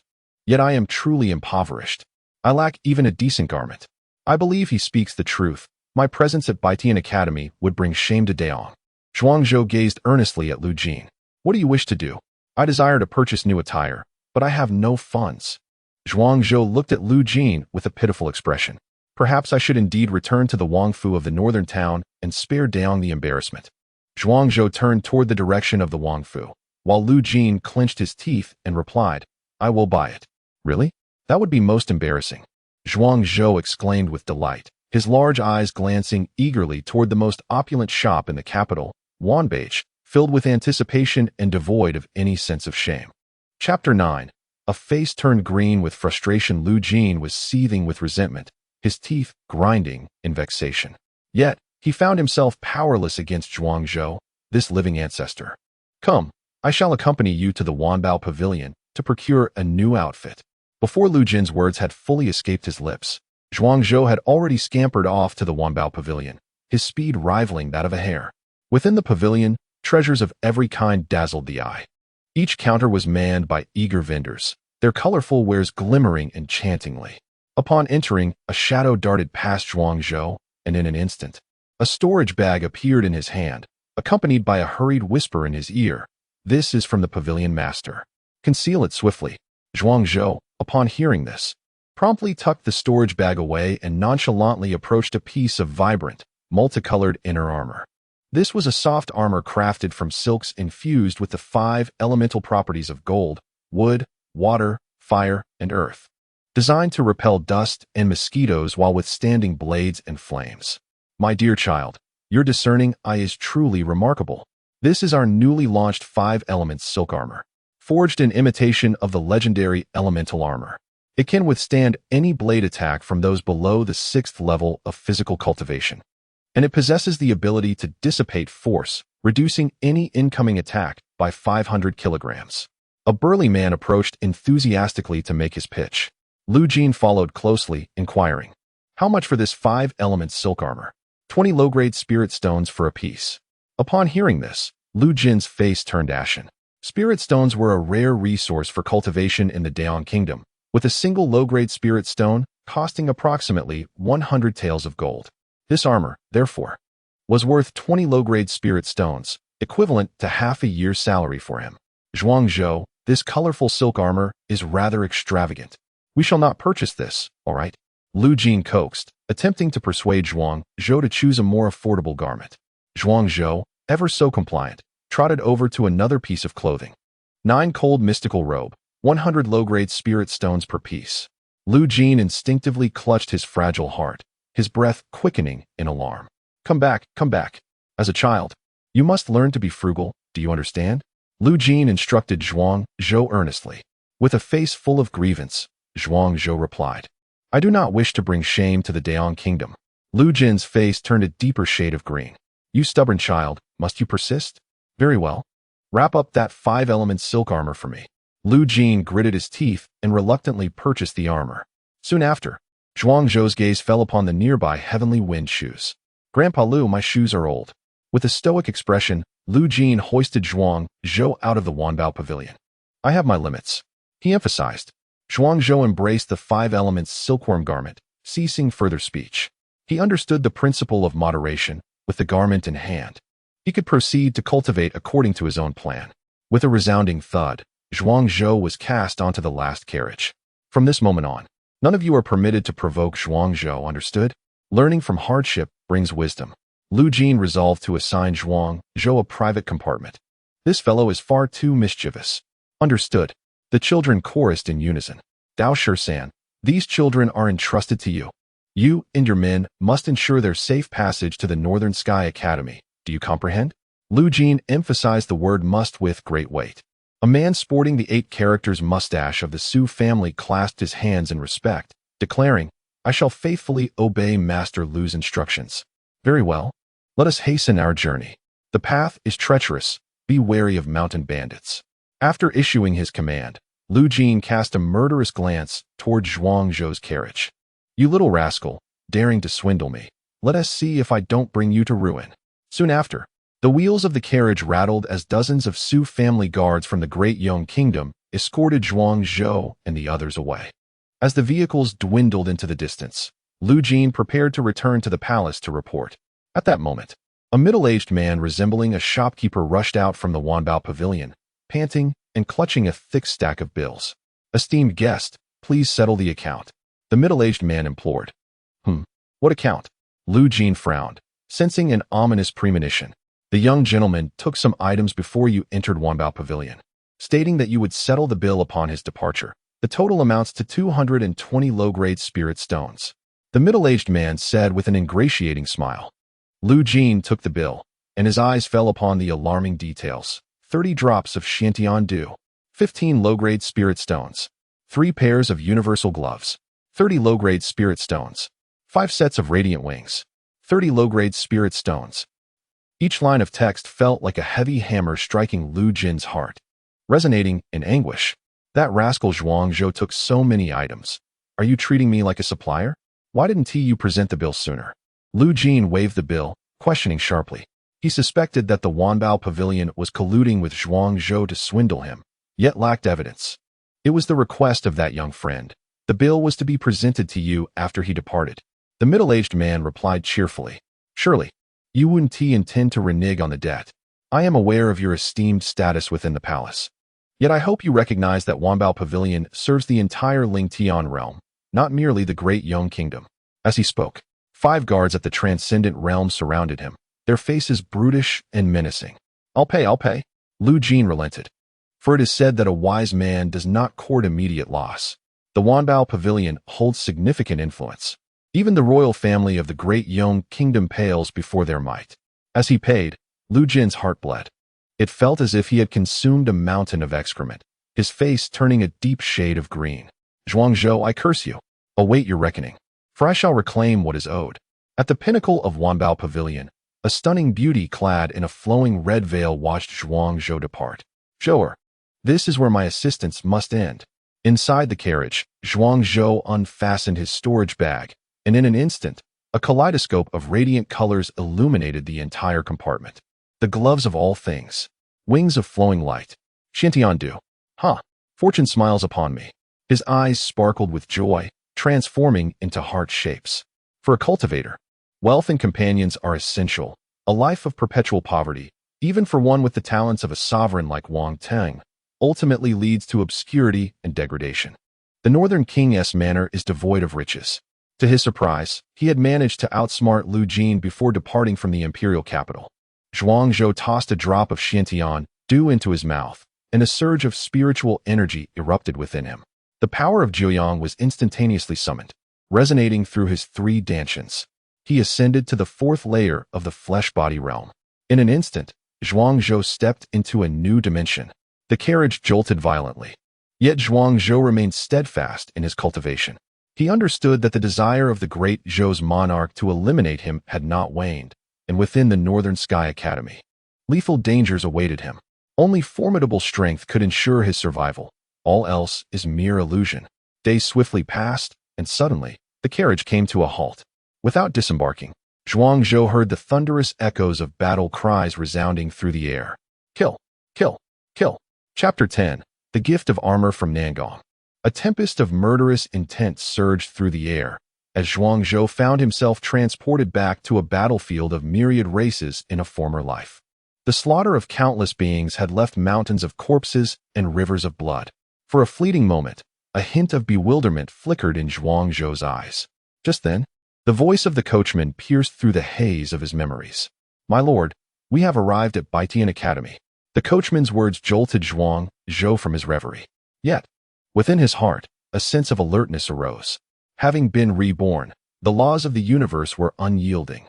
When the time came, legacies would manifest, treasures would emerge, inevitably heralding an era rife with both slaughter and opportunity. His time to develop was fleeting. He must seize every precious second, every resource, every opportunity to defy fate, protect his family, and escape the shackles of destiny. Zhuangzhou lifted the curtain of the carriage and alighted. Before him stood a throng of disciples from Baitian Academy, clad in dark iron armor, brandishing swords and spears, their voices ringing out in fervent oaths of allegiance. Zhuangzhou remained unfazed. Having witnessed scenes 100-fold grander in his past life, even the collapse of the heavens and the obliteration of the earth, this modest display could not intimidate him. Yet, the other talented youths from Daong country fared poorly. They, coddled and pampered, had never encountered such scenes. The palpable bloodlust loomed ominously, overwhelming them. Although they had not stepped onto the battlefield, visions of mountains of corpses and seas of blood haunted their minds. The noble scions among them turned pale, frozen in place. Only Zhuangzhou maintained his composure, meticulously observing the spirit and demeanor of the Baitian Academy disciples, even scrutinizing the quality of their armor and weaponry. "Is this the welcome ceremony prepared for us by Baitian Academy?" Zhuangzhou inquired of the coachman beside him. The coachman, accustomed to such scenes from his frequent journeys to the academy, had grown indifferent to the spectacle. Before the coachman could respond, a leader clad in white battle robes, wielding a spear adorned with crimson tassels, approached and spoke. "You think too highly of yourselves. Without having passed the entrance examination, you are not even worthy of being the lowest-ranked warriors at Baitian Academy. You merely happened upon the Qinghuan army as they prepared to march into the Scorpion Desert. It is mere coincidence." The white-robed leader scoffed. Zhuangzhou, at the tender age of 8 with limited cultivation, displayed an unexpected calmness amidst the fervor of the Qinghuan army's oath-taking ceremony, prompting the white-robed leader to regard him with newfound interest. "The Qinghuan army. Could it be that you are the legendary white-robed divine general, Nangong Shuiri?" Zhuangzhou's eyes widened in astonishment. He had not anticipated encountering such a remarkable prodigy from his past life upon arriving at Baitian Academy. "Oh, your attire suggests you hail from Daong country. How curious that someone from such a remote place is aware of my name," the white-robed leader replied with a faint smile. Nangong Shuiri began his martial journey at the age of 7, vanquished barbaric foes at 8, exterminated demonic beasts at 10, and at 12, through blood-soaked battles, awakened the blood sun physique, soaring to greatness and entering the ranks of elite disciples at Baitian Academy, recognized for his exceptional talent. At the tender age of 18, the illustrious commander of the Qinghuan army has traversed the southern and northern realms, establishing remarkable achievements for our human race. "You are truly my idol." Zhuangzhou recounted the illustrious past of Nangong Shuiri with great eloquence, causing the latter to swell with pride. "Who would have thought that I have become so exceptional, garnering my own little admirer even in the great Yong kingdom? How shameless! How audacious! The other 9 prodigies of the Great Yong Kingdom gradually emerged from the intimidating atmosphere of hostility. Witnessing Zhuangzhou's flattery towards Nangong Shueri, they were consumed by envy and jealousy. Ah, well said. It is primarily due to the meticulous cultivation of the North Sky Academy. With diligent effort, you too may achieve similar heights. Nangong Shueri remarked, somewhat bashfully scratching the back of his head. Meeting is indeed a matter of fate. Here is an unused piece of Xiantian armor, which may assist you in overcoming the entrance examination. Nangong Shueri retrieved a blood-red armor from his storage bag. The armor shimmered with a flowing crimson light, exuding an aura of lethal intent. The prodigies of the Great Yong Kingdom gazed in awe. This was unmistakably a low-grade spiritual artifact of the Xiantong realm, already attuned to its wielder, capable of enhancing physical strength and resisting blades and fire. Worth at least 100 low-grade spirit stones. Zhuangzhou's unabashed flattery had unexpectedly yielded such a treasure. The hearts of the other geniuses from the Great Yong Kingdom felt a pang of discomfort. How embarrassing! Zhuangzhou, while graciously declining, deftly stowed the Xiantian armor into his storage bag. To accept another's wealth is to share in their misfortune, Zhuangzhou mused quietly. Lord Nangong, I also possess expertise in divination. As you embark on your expedition to the Scorpion Desert, although victory is assured, I urge you to remain cautious of the Scorpion King's scepter. Zhuangzhou recalled hearing tales in his past life about how, during his campaign in the Scorpion Desert, Nangong Shueri had battled the Scorpion King for days, only for the scepter to unleash its deadly power, summoning death's minions and nearly annihilating the entire Qingwan army. Nangong Shueri, being generous enough to gift him the Xiantian armor, was clearly a good man. Good men are blessed with safety throughout their lives. Thus Zhuangzhou felt the need to offer this warning. You are also proficient in divination. Nangong Shueri chuckled lightly, not taking it too seriously, yet appreciating the kind-hearted advice nonetheless. Upon my triumphant return, I hope to find you as an official disciple of the North Sky Academy. Nangong Shueri encouraged. He then raised his spear high and proclaimed loudly, the Qingwan army sets forth.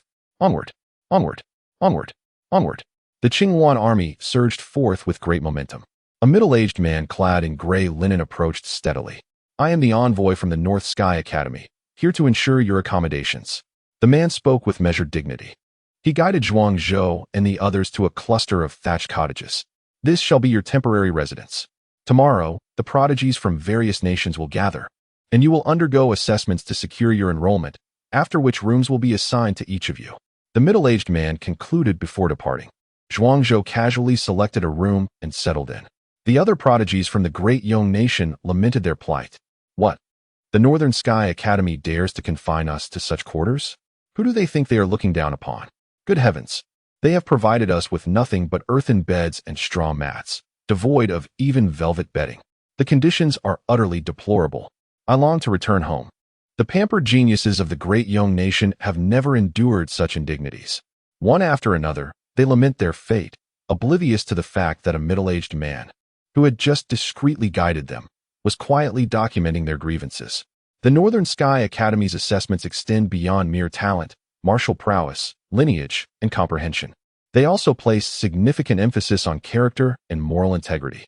Among the 10 prodigies dispatched from the Great Yong nation, only the youngest, Zhuangzhou, remained unperturbed. Truly, he is worthy of the care bestowed upon him by Lord Nangong. He is indeed extraordinary. What? Beneath my straw mat lies a scroll of mid-grade, Xian-level martial arts. The Fiery Fist. While tidying his quarters, Zhuangzhou unexpectedly discovered a scroll of mid-grade, Xian-level boxing techniques hidden beneath the mat, and a spark of inspiration flickered in his mind. Chapter 11. The birth of all things. The martial art of the medium-grade Xian level is exceedingly rare. Even within the esteemed halls of the Northern King's manor, such techniques are scarce, with only a handful considered treasures of the estate. Zhuangzhou surmised that the appearance of such a technique in the thatched cottage might be part of the Northern Sky Academy's assessment of its disciples' mental fortitude. Should one indulge in greed, their evaluation would surely suffer a significant decline. Zhuangzhou carefully concealed the martial art, adopting an air of nonchalance, intending to present it to the practitioners of the Northern Xian sect upon their next encounter. It was not that Zhuangzhou was particularly noble or devoid of avarice. Rather, The profound martial arts he had mastered rendered the medium-grade Xian technique beneath his notice. Martial skills and secret arts are classified into 4 major grades: Heaven, Earth, Xian, and Yellow, each further subdivided into upper, middle, and lower tiers. In his previous life, Zhuangzhou had attained the highest level of martial arts at the medium-grade Earth level. If the Northern Sky Academy were to test him with a technique of the heavenly grade, he would undoubtedly seize the opportunity to abscond without a second thought. The Northern Sky Academy held no allure for him. As evening approached and the meal was delayed, a prodigious young man from the Daong Kingdom grew increasingly impatient, his stomach growling with hunger. He began to vocally express his discontent. "We have come to join the academy, not to endure hardship," he exclaimed. "If one seeks to avoid toil and tribulation, they may return home unimpeded. This is the Northern Sky Academy, a bastion for humanity against foreign invasions, where rigorous training and self-sacrifice are paramount. It is not a sanctuary for the indulgent." At that moment, a middle-aged man reappeared, his tone now imbued with an authoritative edge. Behind him stood a strikingly beautiful woman, clad in a simple white robe, yet her stunning visage and voluptuous form were utterly captivating. Zhuangzhou immediately recognized her as an individual of great significance. Though she stood still, there was an ethereal quality to her presence, as if she were both part of the natural world and distinct from it. This profound state transcended mere martial prowess, reflecting a deep comprehension of the natural laws that eluded articulation.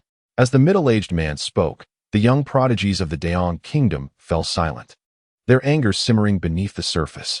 They refrained from retorting, biding their time to ascend as formal students of the Northern Sky Academy, where they could later exact retribution upon the middle-aged man who had dared to belittle them. Cough, cough. Teacher Shuero, please, do share your thoughts. The students dispatched from the Daong Kingdom are becoming increasingly intolerable. The middle-aged man, shedding his earlier harsh demeanor, turned to the beautiful woman, his expression shifting to one of respect and humility. "Actually, I have come to inquire about a matter of great importance. Have any of you encountered a figure clad in black? Earlier today, I was robbed of a scroll of scriptures by such an individual. My men traced the thief to this location, but the trail has gone cold. That scroll is crucial to me. If anyone happens to discover the whereabouts of this scripture, I shall offer a generous reward." Upon hearing Teacher Shuero's words, Zhuangzhou was momentarily taken aback. Could this so-called scripture possibly be the scroll of the fiery fist that he held? The other prodigies of Daong Kingdom stood in bewilderment, having seen no scripture at all. At that moment, Zhuangzhou hesitated for a brief moment before stepping forward. "I found this item beneath the mat in my thatched cottage. I am uncertain if it bears any relation to the scripture Teacher Shuero mentioned." Zhuangzhou presented the scroll of the fiery fist before Teacher Shuero. "Huh. This is clearly a martial technique. How could it possibly be the scripture that Teacher Shuero desires? Zhuangzhou, have you lost your senses in your eagerness to achieve glory?" scoffed a Daong prodigy named Beichen. Zhuangzhou paid him no heed, his eyes unwaveringly fixed upon Teacher Shuero. Upon receiving the scripture, a flame ignited in Teacher Shuero's hand, and the fiery fist was instantly reduced to ashes, revealing 3 pieces of gold leaf. Upon the gold leaf were inscribed minuscule characters. Teacher Shuero's face lit up with surprise. Concealing the scripture within the martial technique, that cloaked figure truly possesses remarkable skills. "Indeed, this is the scripture I seek, the genesis of all things. What manner of reward do you desire? Speak freely. Resources, martial techniques, or even an opportunity for admission without examination are all within my means. I, Lin Shuero, have always believed in repaying kindness and will not leave anyone indebted." Upon hearing Lin Shuero's words, the other prodigies of Daong Kingdom were filled with envy and resentment. What extraordinary fortune has Zhuangzhou encountered? He has achieved great merit even before formally joining Baitian Academy. That is an opportunity for admission without examination, something they could only dream of. Especially Beichen, who had just mocked Zhuangzhou, now appeared as though he had consumed 10 pounds of rancid dog waste, his face turning an ashen hue. "No, I desire nothing. I wish to join Baitian Academy through my own efforts.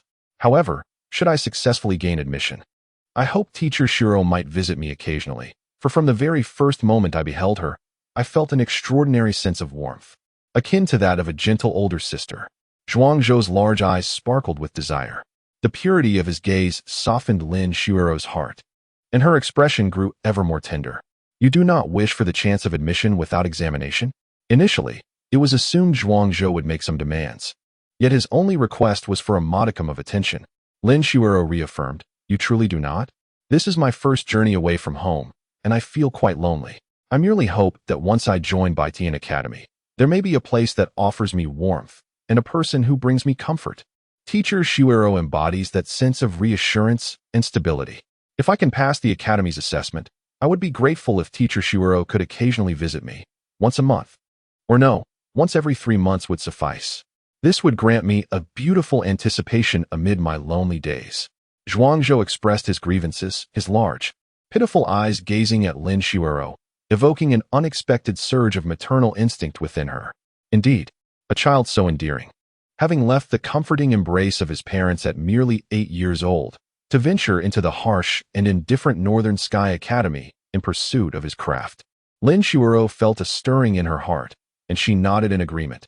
Should you successfully pass the assessment and gain admission to the Northern Sky Academy, I shall allow you to reside in the adjacent villa beside me, and I will be your sister. Lin Shuero's gaze was resolute. The envious stares of Beichen and his companions seemed almost capable of igniting flames. How shameless Zhuangzhou was, to think he could move into the villa of the beautiful, gentle, and gracious teacher Lin Shuero. Good heavens! If only I could have such luck. Zhuangzhou, you hypocritical scoundrel. We shall ensure that you do not pass the entrance examination and gain entry into teacher Lin Shuero's abode. Come, come, come. I have brought some provisions from home to share with everyone.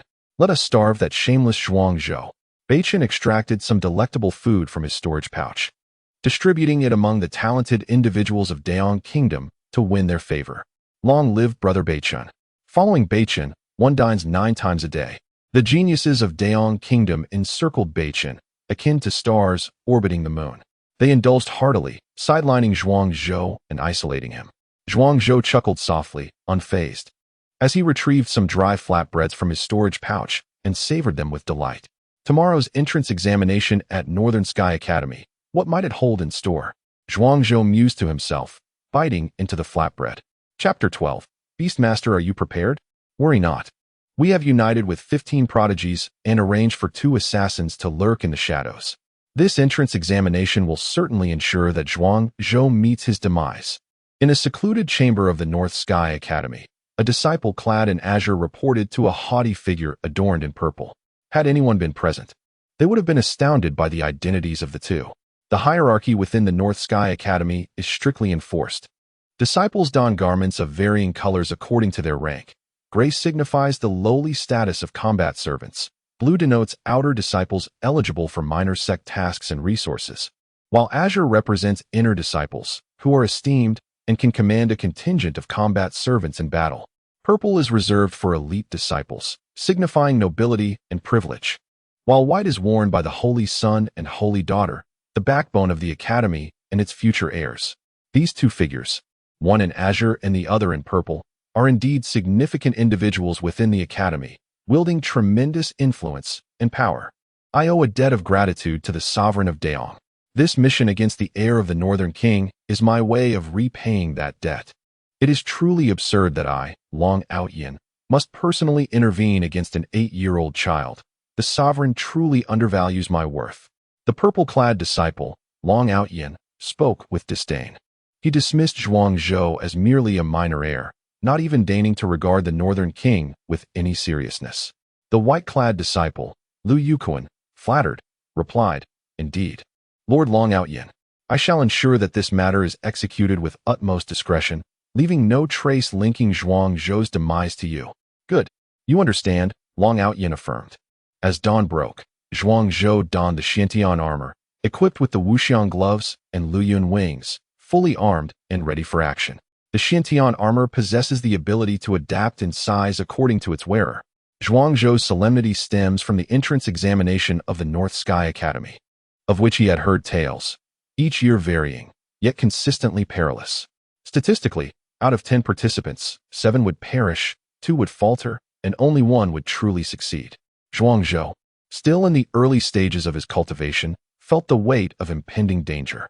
Meanwhile, other disciples from Daong mocked him, declaring, "The Northern King's legacy is one of heroism."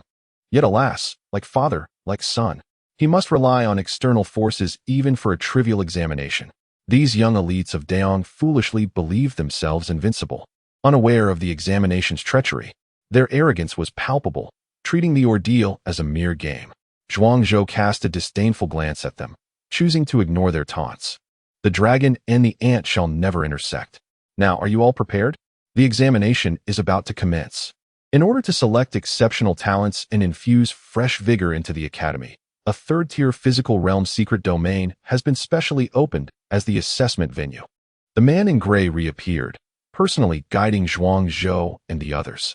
The content of the assessment is to successfully survive for 1 day within the secret domain. As long as you survive, you will pass the assessment. Any resources or wealth you acquire within the domain will belong solely to you. Additionally, there are 10 bones of fierce beasts within the secret domain.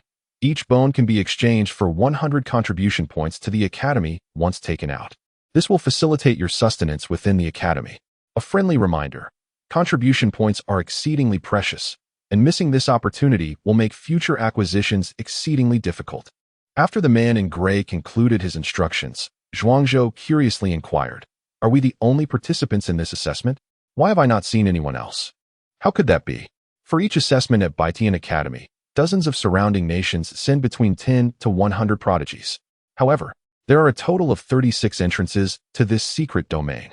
To prevent participants from different nations from clashing right at the outset, your entrances have been varied. The man in gray patiently explained to Zhuangzhou. Upon arrival, Zhuangzhou had already garnered the favor of Nangong Shueri and subsequently assisted Lin Shuero significantly. Both of these individuals are prominent figures within the academy, and thanks to their influence, the man in gray's demeanor towards Zhuangzhou was particularly amiable. Understanding the academy's consideration for its distinguished members, Zhuangzhou nodded. "Is there any possibility of conflict within the secret domain?" Beichen suddenly questioned. Casting a malevolent gaze at Zhuangzhou, "Fortunes lie in the heavens, and life and death are dictated by fate. The assessment within the secret domain does indeed permit conflict." The man in gray's attitude towards Bei Chun became noticeably colder. Bei Chun let out a chilling laugh, gesturing provocatively with his pinky finger, his intentions unmistakable. "All right, this is the location." The man in gray guided the 10 prodigies from Daong Kingdom to a silver portal. Upon entering this portal, you will commence the assessment within the secret domain. Who will go first? "I will," Beichen exclaimed eagerly. "In the secret domain, I shall await you, Zhuangzhou. I assure you, this time you shall find it impossible to escape." With a bold stride, Beichen stepped into the secret domain. Zhuangzhou smiled faintly, seemingly unfazed. Following him, 2 others entered, and Zhuangzhou was the 4th to step into the domain. As the scenery transformed around him, Zhuangzhou found himself in an ancient forest, where the essence of the heavens and earth was approximately twice as abundant as in the outside world, making it exceptionally conducive for cultivation. The secret domain is classified into 9 tiers based on the maximum number of entrants allowed, including physical realm and mystical secret domains, with the quantity of treasures within determining the domain's level. The lowest tier is the 1st level secret domain, while the highest is the 9th. It is truly extravagant for Baitian Academy to open a 3rd-tier physical realm secret domain for the sake of assessment. Zhuangzhou greedily absorbed the surrounding spiritual energy, scanning his surroundings, yet he did not detect the presence of any other prodigies from Daong Kingdom. Indeed, the portal to the hidden realm has been activated, facilitating a limited range of random teleportation. Each portal's teleportation range remains constant, yet the destination is not necessarily fixed. Zhuangzhou meticulously surveys the terrain. The higher the realm's level, the greater the peril it presents. Such a dense aura of spiritual energy is conducive to the emergence of fearsome beasts with pure bloodlines. He must tread carefully, advancing with utmost caution. Roar! Zhuangzhou had barely taken 2 steps when the ferocious roar of a beast echoed through the air. A 2-meter-tall saber-toothed tiger approached slowly, its fangs sharp as blades. Upon sighting this saber-toothed tiger, Zhuangzhou's expression shifted slightly. This creature belonged to the 7th tier of the corporeal realm, and its considerable size and robust vitality would likely overwhelm even those martial artists at the 8th or 9th tiers. "Zhuangzhou, your demise is imminent." From behind the saber-toothed tiger, Beichen emerged slowly.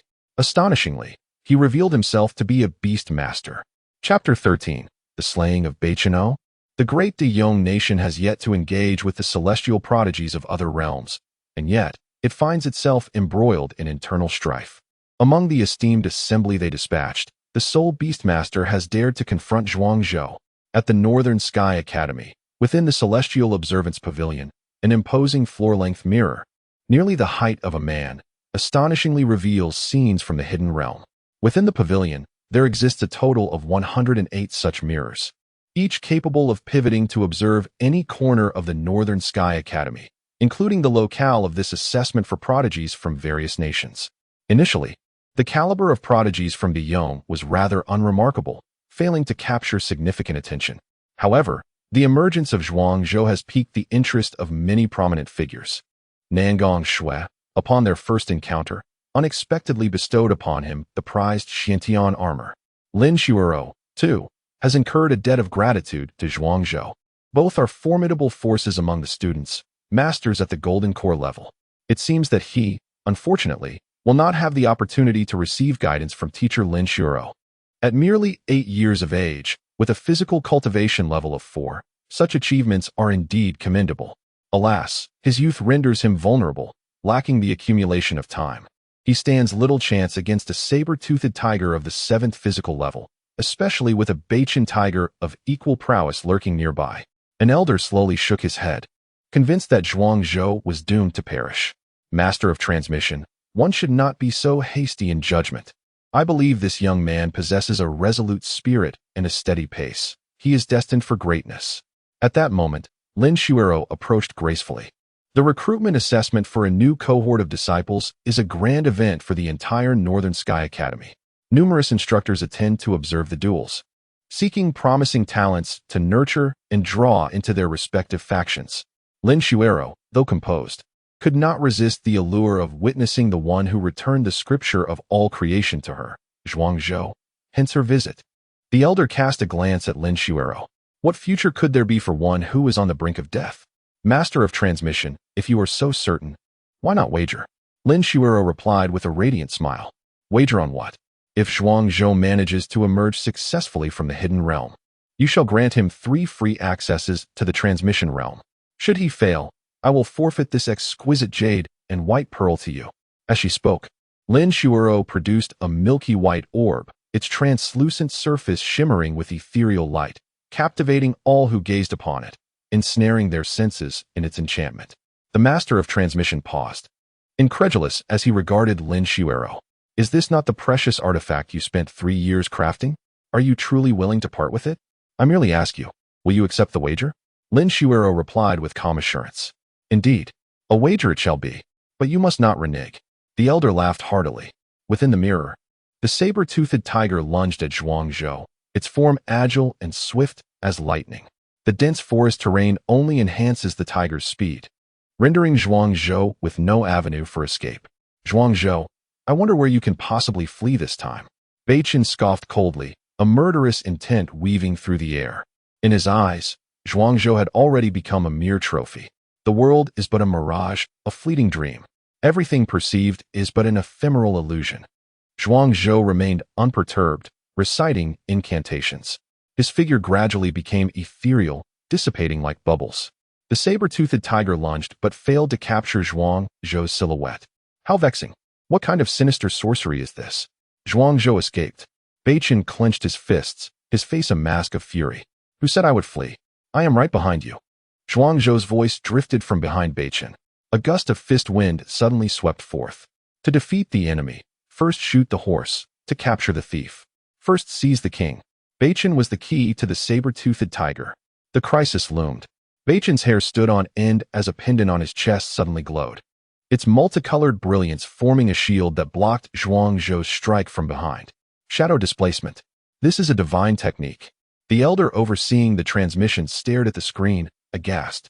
According to legend, all martial arts emerge from the 3 gates and 9 paths. The divine gate is paramount. The martial gate is the marrow. The witch gate is the pivot. Yet in this era, only the martial gate remains. The other 2 have vanished. Zhuangzhou is indeed a person of great secrets.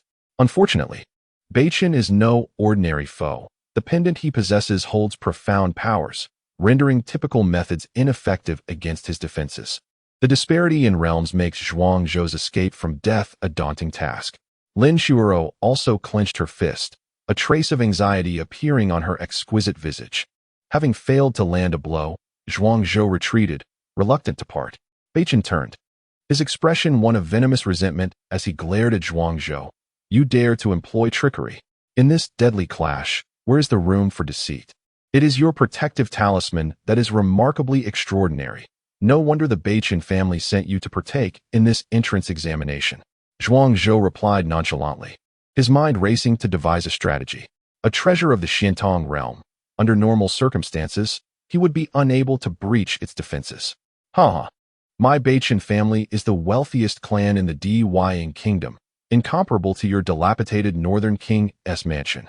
With this guardian pendant, Zhuang Zhou, even if I stand here and let you strike, you cannot kill me. You might as well surrender and accept your fate. Beichen proclaimed arrogantly, laughing heartily.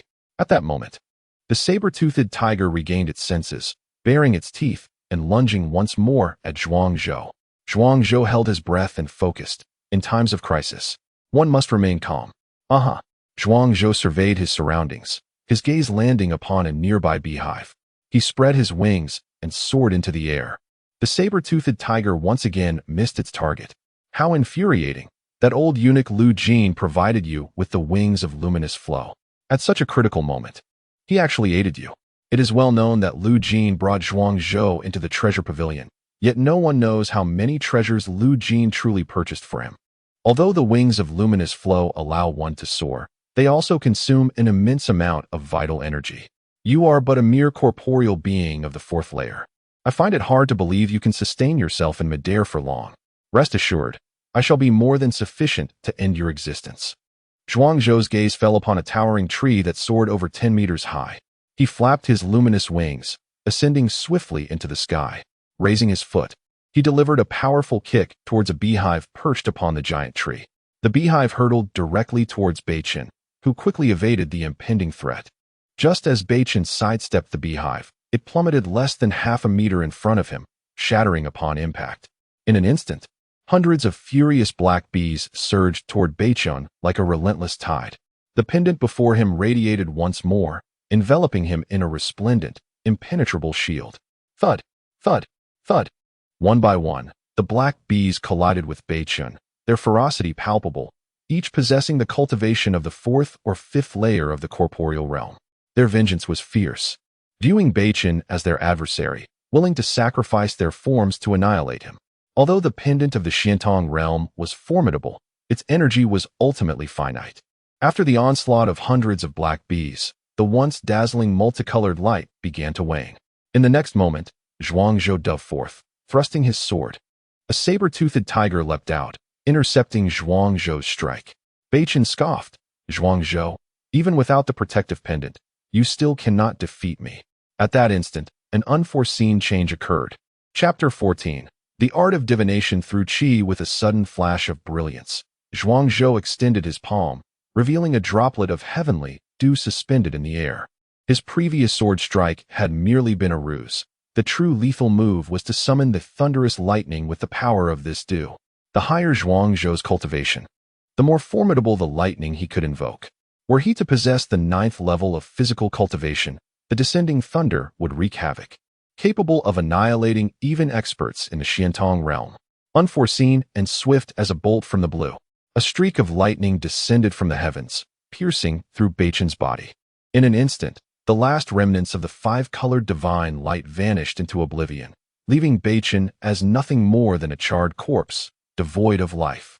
The saber-toothed tiger, bound by a life-and-death contract with Beichen, also fell simultaneously. In such contracts, glory and ruin are shared in equal measure. The massive form of the saber-toothed tiger thudded to the ground. Zhuang Zhou gasped heavily, feeling the immense toll this life-and-death battle had exacted on his spirit. Fortunately, he had emerged unscathed, having vanquished Beichen. The power of the heavenly dew to summon thunder truly was remarkable. The elder before the mirror could not help but express admiration. The strategy of utilizing the black bees to wear down the 5-colored divine light also showcased profound wisdom. In the way of battle, timing, terrain, and the harmony of human effort are all indispensable. This is the individual I have set my sights upon.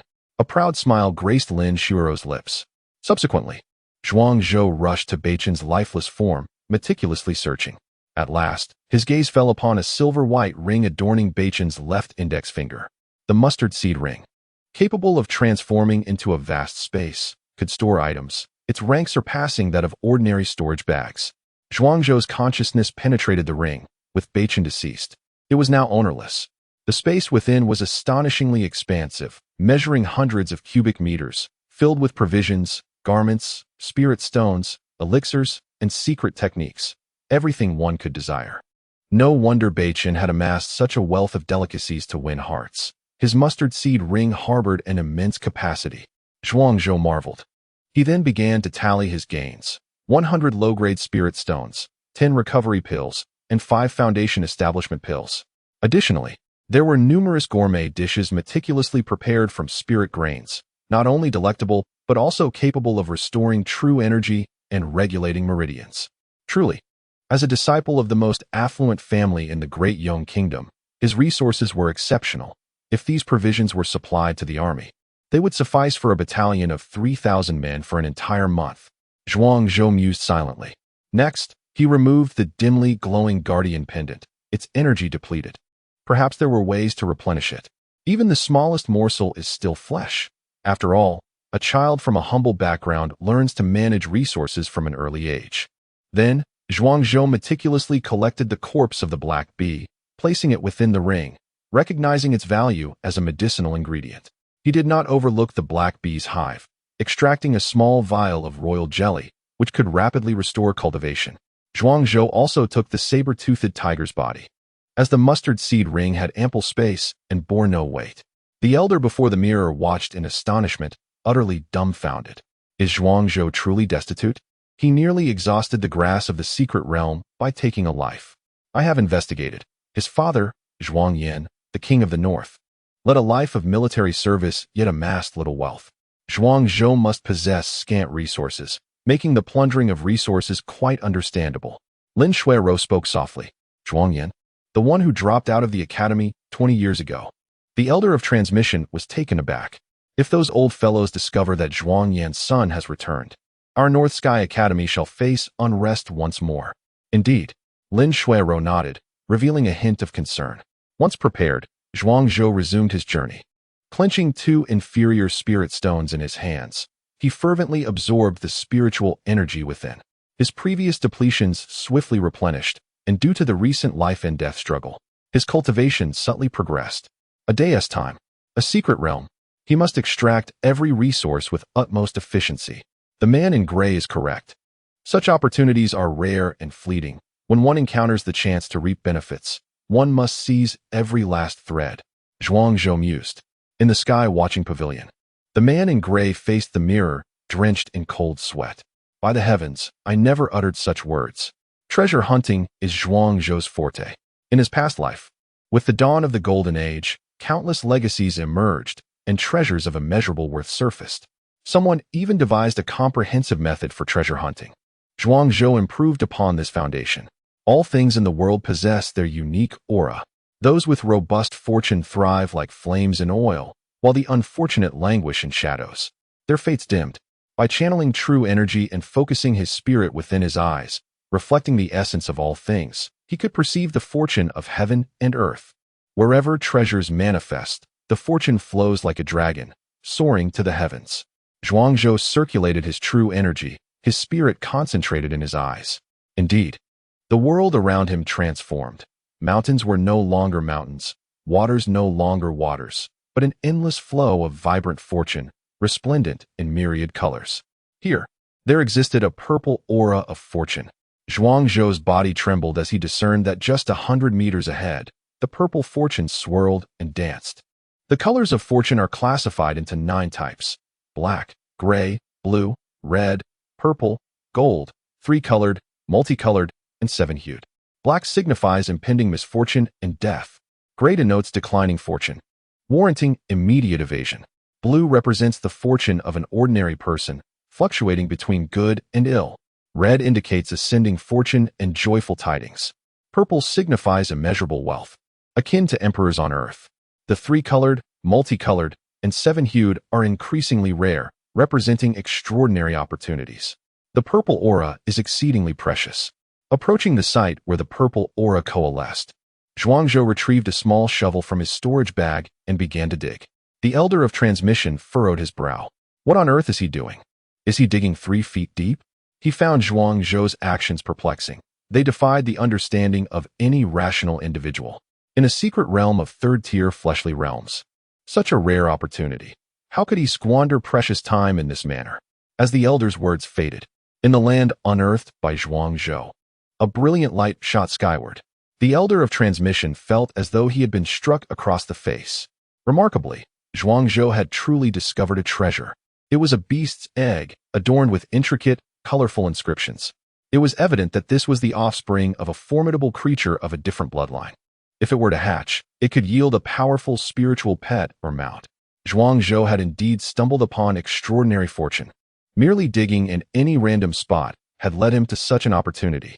As the Elder of Transmission pondered this marvel, his smile once again faltered upon witnessing the scene before him in the mirror. What on earth was this rascal doing?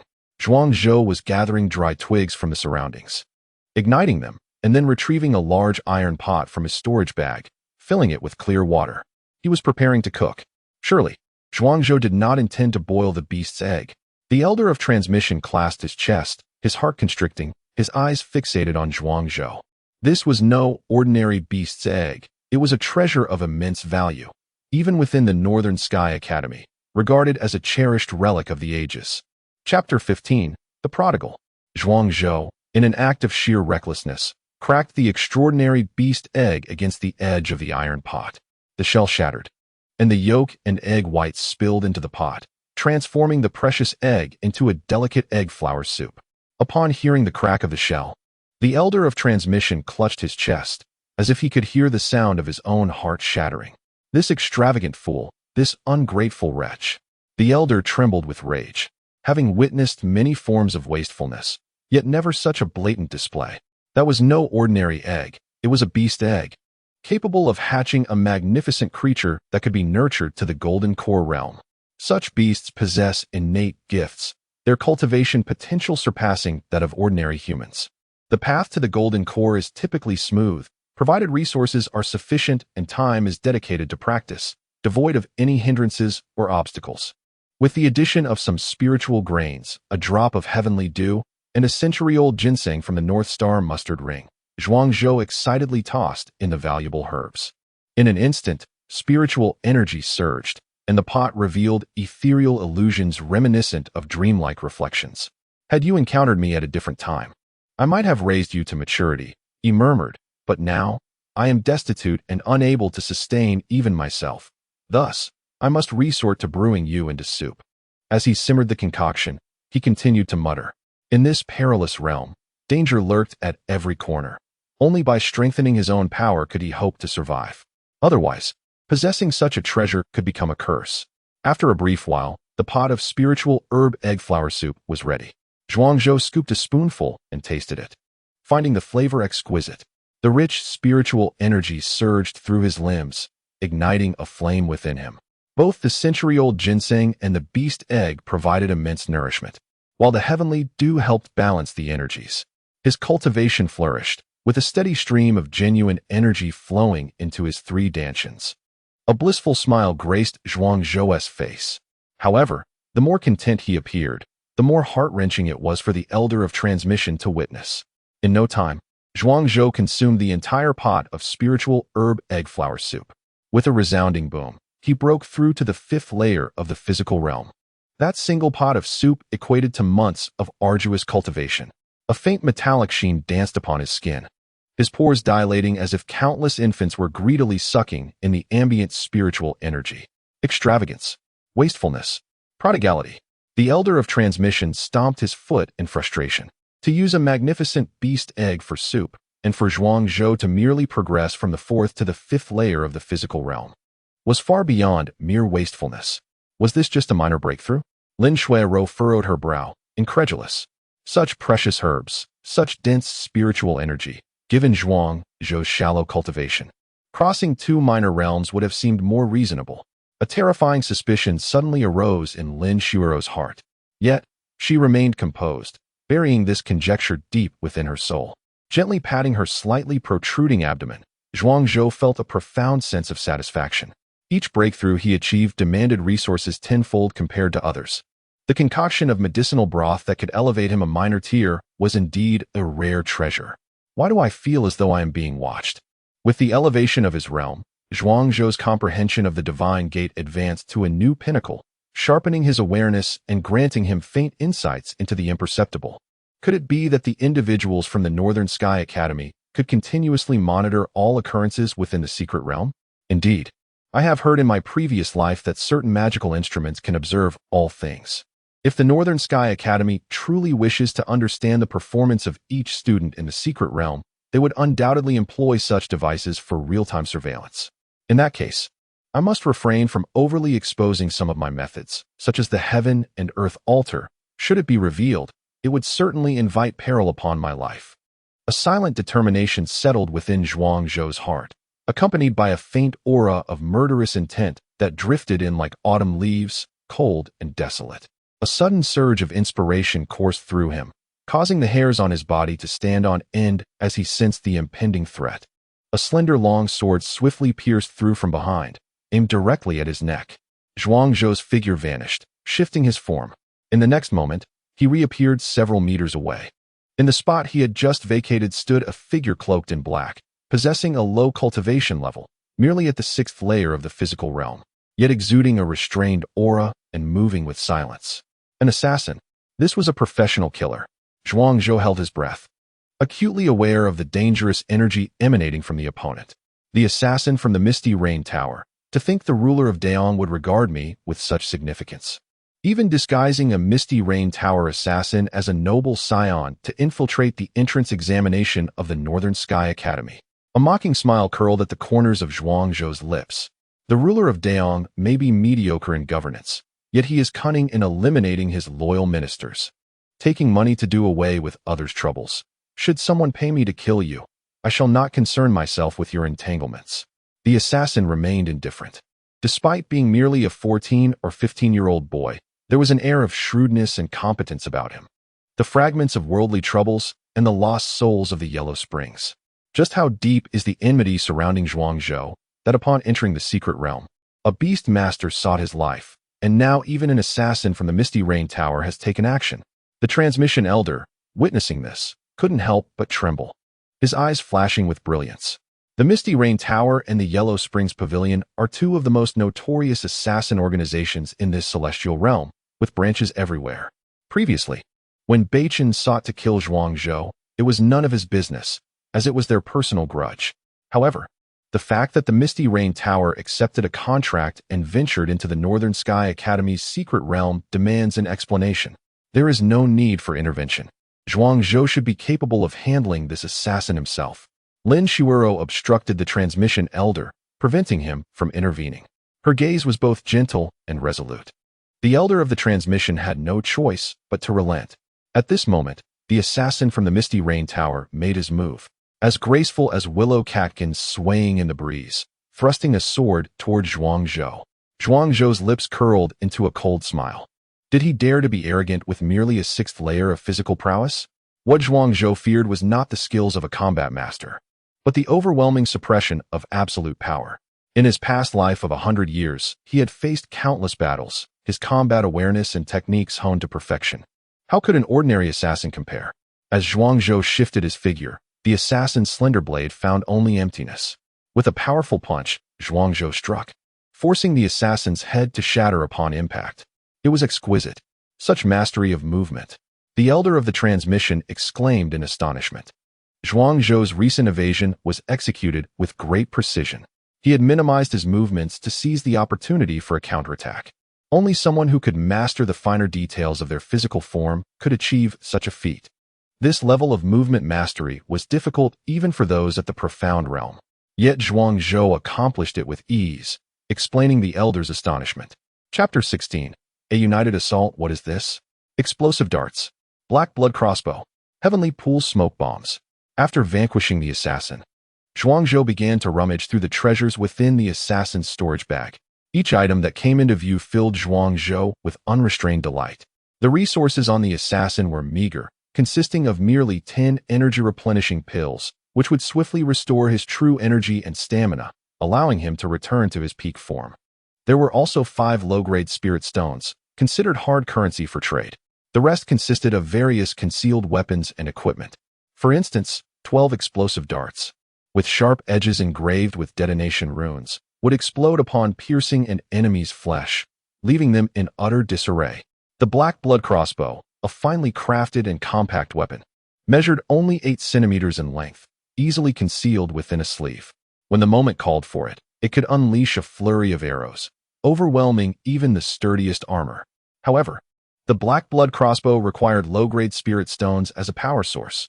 One stone could only launch 3 bolts. Moreover, the arrows themselves were precious, sold in bundles of 10, each requiring 5 low-grade spirit stones to procure. The assassin's storage bag contained only 10 arrows, necessitating careful usage. The heavenly pool smoke bomb, when shattered on the ground, would produce a cloud of smoke that obscured vision and had a narcotic effect, equally valuable. Zhuangzhou meticulously calculated and deliberated for a while before arranging the uses of these concealed weapons. In truth, the equipment and treasures acquired from this assassin were far more valuable than the spirit stones and spirit grains possessed by those affluent young masters. In the depths of the secret realm, everyone is an enemy.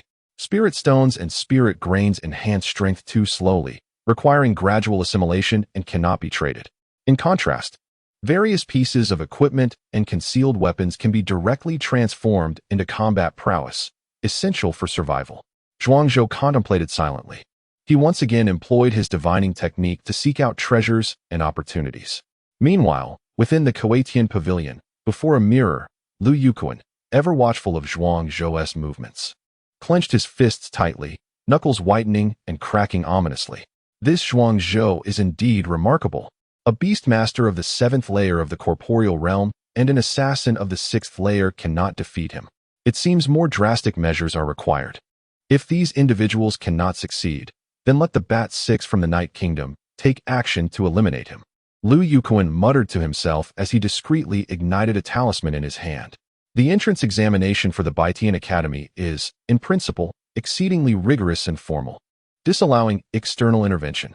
Nevertheless, exceptions exist. Lu Yuquan holds a prominent position within the academy, and with the formidable dragon Outyin wielding influence within, the disciples responsible for arranging the secret realm cannot afford to disregard him, leaving certain loopholes for Lu Yuquan to clandestinely communicate with those within the secret realm. At the same time, within the secret realm, 6 youths who had just united to hunt down an 8th-layer corporeal realm unicorn bull suddenly halted in their tracks. Behind them, expansive black bat wings loomed, their expressions cold and filled with an ominous aura. The foremost great bat suddenly underwent a dramatic change in expression. A token at his waist began to vibrate ominously. The great bat glanced at the token, upon which a line of blood-red characters materialized. East, 30 kilometers. Eliminate swiftly. His demeanor shifted profoundly. He called out, "Brothers, an opportunity has presented itself. Follow me." The other 5 youths nodded in unison, each displaying a sinister smile that revealed their predatory intent.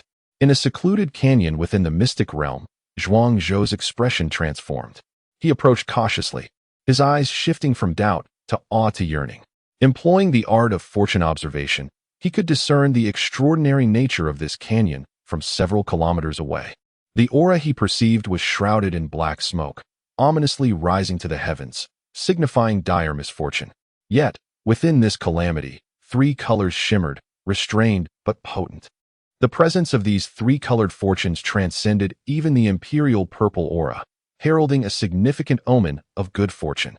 In his previous life, Zhuangzhou had witnessed the 3-colored fortune only thrice, each occasion yielding a peerless scripture that altered the power dynamics of the entire Lingtian realm. The mystic realm has its limitations, confined to the realm of physical bodies, and the treasures corresponding to the 3-colored fortune may not be as transcendent as those scriptures. However, such an opportunity could undoubtedly alter one's fate. Though overshadowed by great peril, Zhuangzhou was unwilling to relinquish this chance. Prosperity leads to decline. and extreme adversity often births great fortune. He meticulously observed the terrain, seeking the veins of the earth, hoping to unearth a sliver of opportunity amidst the ominous foreboding. Just as Zhuang Zhou was cautiously exploring, 6 formidable waves of murderous intent suddenly emerged. Inspired by a surge of adrenaline, he turned to defend himself. Before him appeared 6 figures, each lithe and agile, with bat-like wings enabling them to soar through the skies. These bat wings were no mere adornments. They were a form of artifact that could embed itself within the user's flesh, continually growing stronger. The greater the user's prowess, the more potent the flying capability of the black bat wings. Their rank surpassed that of the luminous wings, yet they were classified as a malevolent forbidden artifact, requiring a constant intake of blood to sustain their flight energy. Black bat wings, are you denizens of the Night Kingdom? Zhuang Zhou's mind raced, swiftly deducing their identity through the flash of his past memories. The Night Kingdom, a neighboring realm to the Great Yang Kingdom, possessed formidable strength far beyond that of the latter. An ancient pact seemed to exist between the two nations, ensuring mutual non-interference and isolation. However, Zhuang Zhou had encountered the Night Kingdom multiple times in his former life, where practitioners often straddled the line between righteousness and malevolence, excelling in the crafting of forbidden artifacts that consumed flesh and fused with the user's body. In the Night Kingdom, the law of the jungle prevailed, with chaos reigning over morality and order. The probability of a child reaching adulthood successfully was less than 30%, yet this grim reality forged a fierce national character. With every individual trained in combat and adept at slaughter, their average combat prowess exceeding that of the Great Yang citizens by 2 or 3 minor realms. To think you could recognize our identity. However, it is of no consequence. Today, you are destined to perish. A substantial bounty has been placed on your head. Today, you must meet your demise. The great bat proclaimed with unwavering resolve, its imposing figure towering over Zhuang Zhou, akin to gazing upon an insignificant ant. The people of the Night Country possess an inherent sense of superiority. Their might is formidable and their resources abundant, though the Great Yang Country lies adjacent to them. The two inhabit worlds utterly distinct, one a realm of the elite, the other a domain of the lesser beings. Much like the eternal divide between a soaring dragon and an ant. Who would have thought that the sovereign of Great Yang would value me so highly? To the extent of investing heavily to hire assassins from the night world for my elimination. Nevertheless, the outcome of this duel remains shrouded in uncertainty. With that, Zhuang Zhou turned and plunged into the canyon behind him. Chapter 17. The Perilous Pursuit of Wealth's 6 Prodigies from the Dark Night Kingdom. Each one embodies the 7th level of the corporeal realm, possessing exceptional techniques, formidable equipment, and an aura of bloodlust. In a one-on-one confrontation, I could effortlessly vanquish any of them. Against 2, I might barely prevail, albeit with some expenditure of effort. However, facing 3 would place me at a disadvantage, and against all 6, victory would be utterly unattainable. Zhuang Zhou mused to himself. As an individual seasoned in combat, he understood the inevitable outcome of a direct clash with the geniuses of the Dark Night Kingdom without needing to engage in battle. To seek advantage and avoid harm was his most prudent course of action. He had initially desired to prepare more thoroughly before venturing into this canyon. But with enemies now at his doorstep, he could only proceed cautiously, step by step. With a sigh, Zhuang Zhou lamented, "Man plans, but heaven disposes." Suddenly beset by the avaricious pursuit of the 6 from the Dark Night Kingdom, he found himself compelled to flee temporarily. "Zhuang Zhou, do you think you can escape unscathed?" They cackled. "I assure you, united, we 6 brothers. Even if you flee to the ends of the earth, it will be of no avail." The 5 bats suddenly unfurled their wings and took to the sky. Within the rugged terrain of the canyon, fraught with treacherous paths and jagged stones that obscured visibility, the 5 bats soared, hoping to bypass the obstacles of the landscape and capture Zhuang Zhou. Yet, as they ascended, a crackling purple lightning bolt descended from the heavens, striking the 5 bats and reducing them to charred remains that plummeted to the ground, their bodies engulfed in darkness and emitting wisps of white smoke. Fools! This canyon is a place of great peril.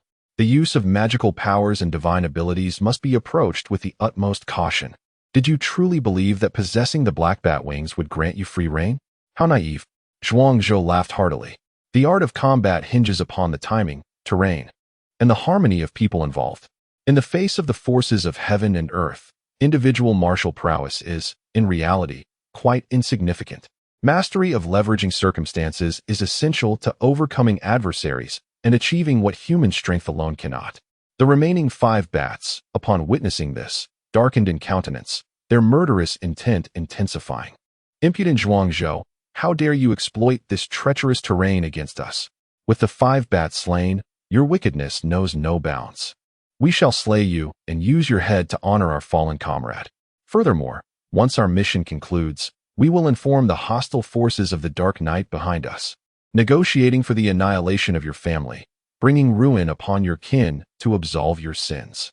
The great bat glared fiercely at Zhuangzhou, his thoughts malicious, intent not only on slaying Zhuangzhou, but also on ensuring that his family would meet a similar fate. Upon hearing these words, a surge of boundless rage ignited within Zhuangzhou's heart. Though he could endure their threats against himself, any harm directed towards his family was intolerable. What was the purpose of his rebirth? It was to defy fate and alter destiny. The first step in this endeavor was to protect his family from impending doom. Family was Zhuangzhou's bottom line. As the saying goes, the dragon's reverse scales, when touched, provoke its wrath. Come, if you desire my death, I stand before you. Do not merely speak, transform your words into tangible actions. Zhuangzhou addressed the remaining 5 bats. How dare you provoke us? Do not presume that we cannot take to the skies to vanquish you. The 4th bat suddenly emerged, swift as a streak of black lightning. In an instant, he left behind only an afterimage, reappearing before Zhuangzhou. With a sudden whoosh, a silver longsword was drawn, akin to a venomous serpent striking for its prey. Zhuangzhou deftly sidestepped. Remarkably subtle, he then delivered a powerful punch, the gloves of myriad forms glowing with enhanced strength. The 4th bat perceived, albeit faintly, the approach of a colossal mammoth from a bygone era, a behemoth trampling forward. Alarmed, the 4th bat retreated to evade the blow. However, immediately thereafter, a black arrow shot forth from Zhuangzhou's sleeve with a sharp whistle. This entire sequence of movements flowed seamlessly, like clouds drifting in the sky. The 4th bat managed to evade one strike, but could not escape the second. The arrow from the crossbow pierced his throat in an instant, unleashing deadly toxins. The 4th bat coughed up blood, limbs convulsing, and perished shortly thereafter. A genius of the 7th layer of physical realm had fallen, without Zhuangzhou even suffering a single hair's injury. Ah, Zhuangzhou, you conniving scoundrel. First, you exploit a perilous situation to kill. Then you resort to concealed weapons for a sneak attack. Do you consider yourself worthy of being a martial artist? You are indeed a disgrace among warriors. A shame for humankind. The great bat howled in rage. Originally, they were 6 brothers united, yet within a brief span, 2 had been slain.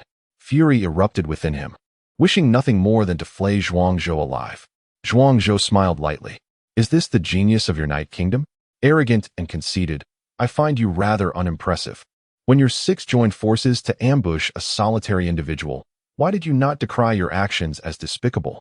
When a formidable 7th-layer warrior confronts a mere 5th-layer weakling, how is it that you do not recognize your own bullying? Am I a disgrace for utilizing terrain and hidden weapons to kill? This is the epitome of double standards. Utterly beyond redemption. Zhuangzhou shook his head, unfazed and untroubled. His eloquence served him well, not only in serving the Empress, but also in the art of verbal combat, rendering him invincible. Ah, the great bat, consumed by rage, felt a sweetness in his throat, and to his astonishment, he spat out a mouthful of blood. Clutching his chest with one hand, he pointed a finger at Zhuangzhou with the other. I have never encountered such unabashed shamelessness. Thank you for the compliment. Zhuangzhou replied, reveling in the fact that his words had incited the great bat to bleed. Perhaps, if he stoked the flames further, he could provoke the great bat to death. The great bat's expression shifted repeatedly. After taking several deep breaths, he gradually calmed himself. Surround him, surround him. I refuse to believe that with the strength of the 4 of us, we cannot defeat Zhuangzhou. The great bat bellowed in fury. Zhuangzhou turned and delved deeper into the gorge. The 4-headed bats pursued relentlessly, but unexpectedly, Zhuangzhou suddenly unleashed a mist bomb from the heavenly pool, conjuring a dense cloud of white mist that obscured their vision and obstructed their path. The 4 bats came to an abrupt halt, covering their mouths and noses. Who, after all, was the true pursuer? How could Zhuang Zhou's skills in concealed weaponry surpass theirs? Moments later, as the mist gradually dissipated, the four bats resumed their chase. Behind the canyon, Zhuang Zhou's pace slowed from hurried to cautious. Although he possessed a rudimentary understanding of geomancy and formations from his past life, it was merely superficial knowledge, and he could navigate the initial terrain using his experience. However, as he delved deeper into the canyon, uncertainty began to cloud his judgment. The landscape was intricate, with various terrains intermingling. Not only he, but even skilled formation masters would need to ponder carefully. At that moment, a beam of crimson light descended from the heavens, fortuitously landing right before Zhuang Zhou. As the bloodlight receded, a rare blood-red spirit mushroom emerged from the ground, extraordinarily precious. Chapter 18. The Celestial Treasure, a Celestial Treasure? Could it be that I am the fabled child of destiny? Zhuang Zhou pondered, a look of skepticism crossing his face. Crouching down, he observed the blood-red spiritual fungus. Its root, thick and robust, reminiscent of an infant's arm, its vivid crimson hue akin to that of exquisite agate, immensely precious. Zhuang Zhou carefully uprooted it, scrutinizing it for a considerable time to ensure its integrity before swallowing it whole. The blood-red spiritual fungus is a divine creation of heaven and earth, pure and untainted, fortifying one's bones and replenishing vital energy. It requires no cleansing or cooking. It can be consumed directly for complete absorption, enhancing the physical form. Indeed, the moment the fungus entered Zhuang Zhou's body, torrents of potent vitality surged through his limbs and bones, his organs rumbling like distant thunder. His muscles tightened and blossomed, each movement infused with overwhelming power. He had ascended to the 6th tier of physical cultivation. Zhuang Zhou experienced a sudden breakthrough, his physical strength augmented by nearly 50%. The three dantians resonated harmoniously. Interestingly, the most significant enhancement was not his physical vitality, but rather the spiritual force within the upper dantian's divine gate. This spiritual power, ethereal and elusive, can only be wielded by the rarest beings to command the physical realm. Now, having reached the 6th tier of physical cultivation, Zhuang Zhou's spiritual force far exceeded that of his peers, surpassing them 100-fold. He had transcended the limitations of the physical body, capable of manipulating the material world with his intangible spiritual energy. With a mere thought, a 1-ton boulder on the ground levitated effortlessly. It crashed into the distance, creating a deep crater over half a meter wide. This is the most rudimentary application of spiritual manipulation. The greater the strength of the spiritual power, the more formidable the control over external objects. Typically, a martial artist at the 6th tier possesses a physical strength between 1 to 2 tons. However, my situation is exceptional. Possessing the 9-yang physique, cultivating all 3 dantians, and practicing supreme techniques, my physical power exceeds that of my peers, reaching approximately 3 tons. Moreover, with my newly acquired spiritual power, I wield about 1.5 tons of force. The key is its intangible nature, unbound by the physical form, an unexpected ambush, nearly impossible to defend against. Ecstatic at his newfound power, Zhuang Zhou felt unafraid of the 4 bats working in unison. Instead, he was invigorated and eager to engage. At that moment, the 4 prodigies of the Night Kingdom finally closed in on him. Zhuang Zhou, this time you cannot escape. The 4 geniuses from the Night Kingdom appeared from all directions, surrounding Zhuang Zhou completely. Is that so? Do you think the 4 of you can kill me? Zhuang Zhou regarded the 4 prodigies with an air of composure, confidence gleaming in his eyes. The great bat focused intently and suddenly realized Zhuang Zhou's aura was markedly different. Just a quarter of an hour ago, he was still at the 5th tier of physical cultivation. How had he, in the blink of an eye, ascended to the 6th tier? However, even at the 6th tier, he was still no match for us. All 4 of us brothers are at the 7th tier, skilled in martial arts. As long as we remain cautious of your hidden weapons and avoid perilous traps, defeating you is a certainty. The great bat's expression shifted to one of assured victory. Brothers, let us slay him. From all directions, a deadly threat emerged. 4 bats brandished an array of weapons, their blades glinting ominously. Yet, Zhuang Zhou remained composed, deftly sidestepping a flash of sword light while shattering another mist bomb in his hand. In an instant, a veil of smoke enveloped the area, obscuring everyone's vision. I shall strike, Zhuang Zhou proclaimed, delivering a powerful punch that struck the chest of the 6th bat. ending its life in a single blow. As the smoke dissipated, only 3 of the bats remained to encircle him. The gazes of these remaining bats shifted slightly as they regarded Zhuang Zhou. The largest bat seethed with resentment towards him. "You, who rely solely on external forces," it fumed, feeling a deep-seated animosity. "Cunning and insidious, you dare not confront us openly in battle." The large bat glared furiously at Zhuang Zhou. Zhuang Zhou replied with a cold smirk. "One must not be hypocritical. Is it just for the officials to set fire while the common folk are forbidden to light a lamp? You use your numbers to bully the weak, and that is justice? While I utilize external means for self-preservation, that is deemed evil." His mind was agile, his retorts unperturbed by the bat's accusations, devoid of any guilt. "Very well, I accept your challenge for a one-on-one duel. Will you dare to renounce your reliance on those external forces?" The large bat suddenly adopted a calm demeanor, questioning Zhuang Zhou. "You claim you will forsake external assistance." Taken aback by this inquiry, Zhuang Zhou paused, realizing that this challenge was not merely a moral indictment, but a carefully laid trap, awaiting his misstep. A confrontation between a peak 7th layer martial artist and an 8-year-old child at the 6th layer was inherently imbalanced. Yet, Zhuang Zhou's recent breakthrough had sparked a desire to test his true capabilities and enhance his mastery over his power. Thus, he nodded affirmatively. "That is acceptable. I shall forego external aid. You shall face me alone."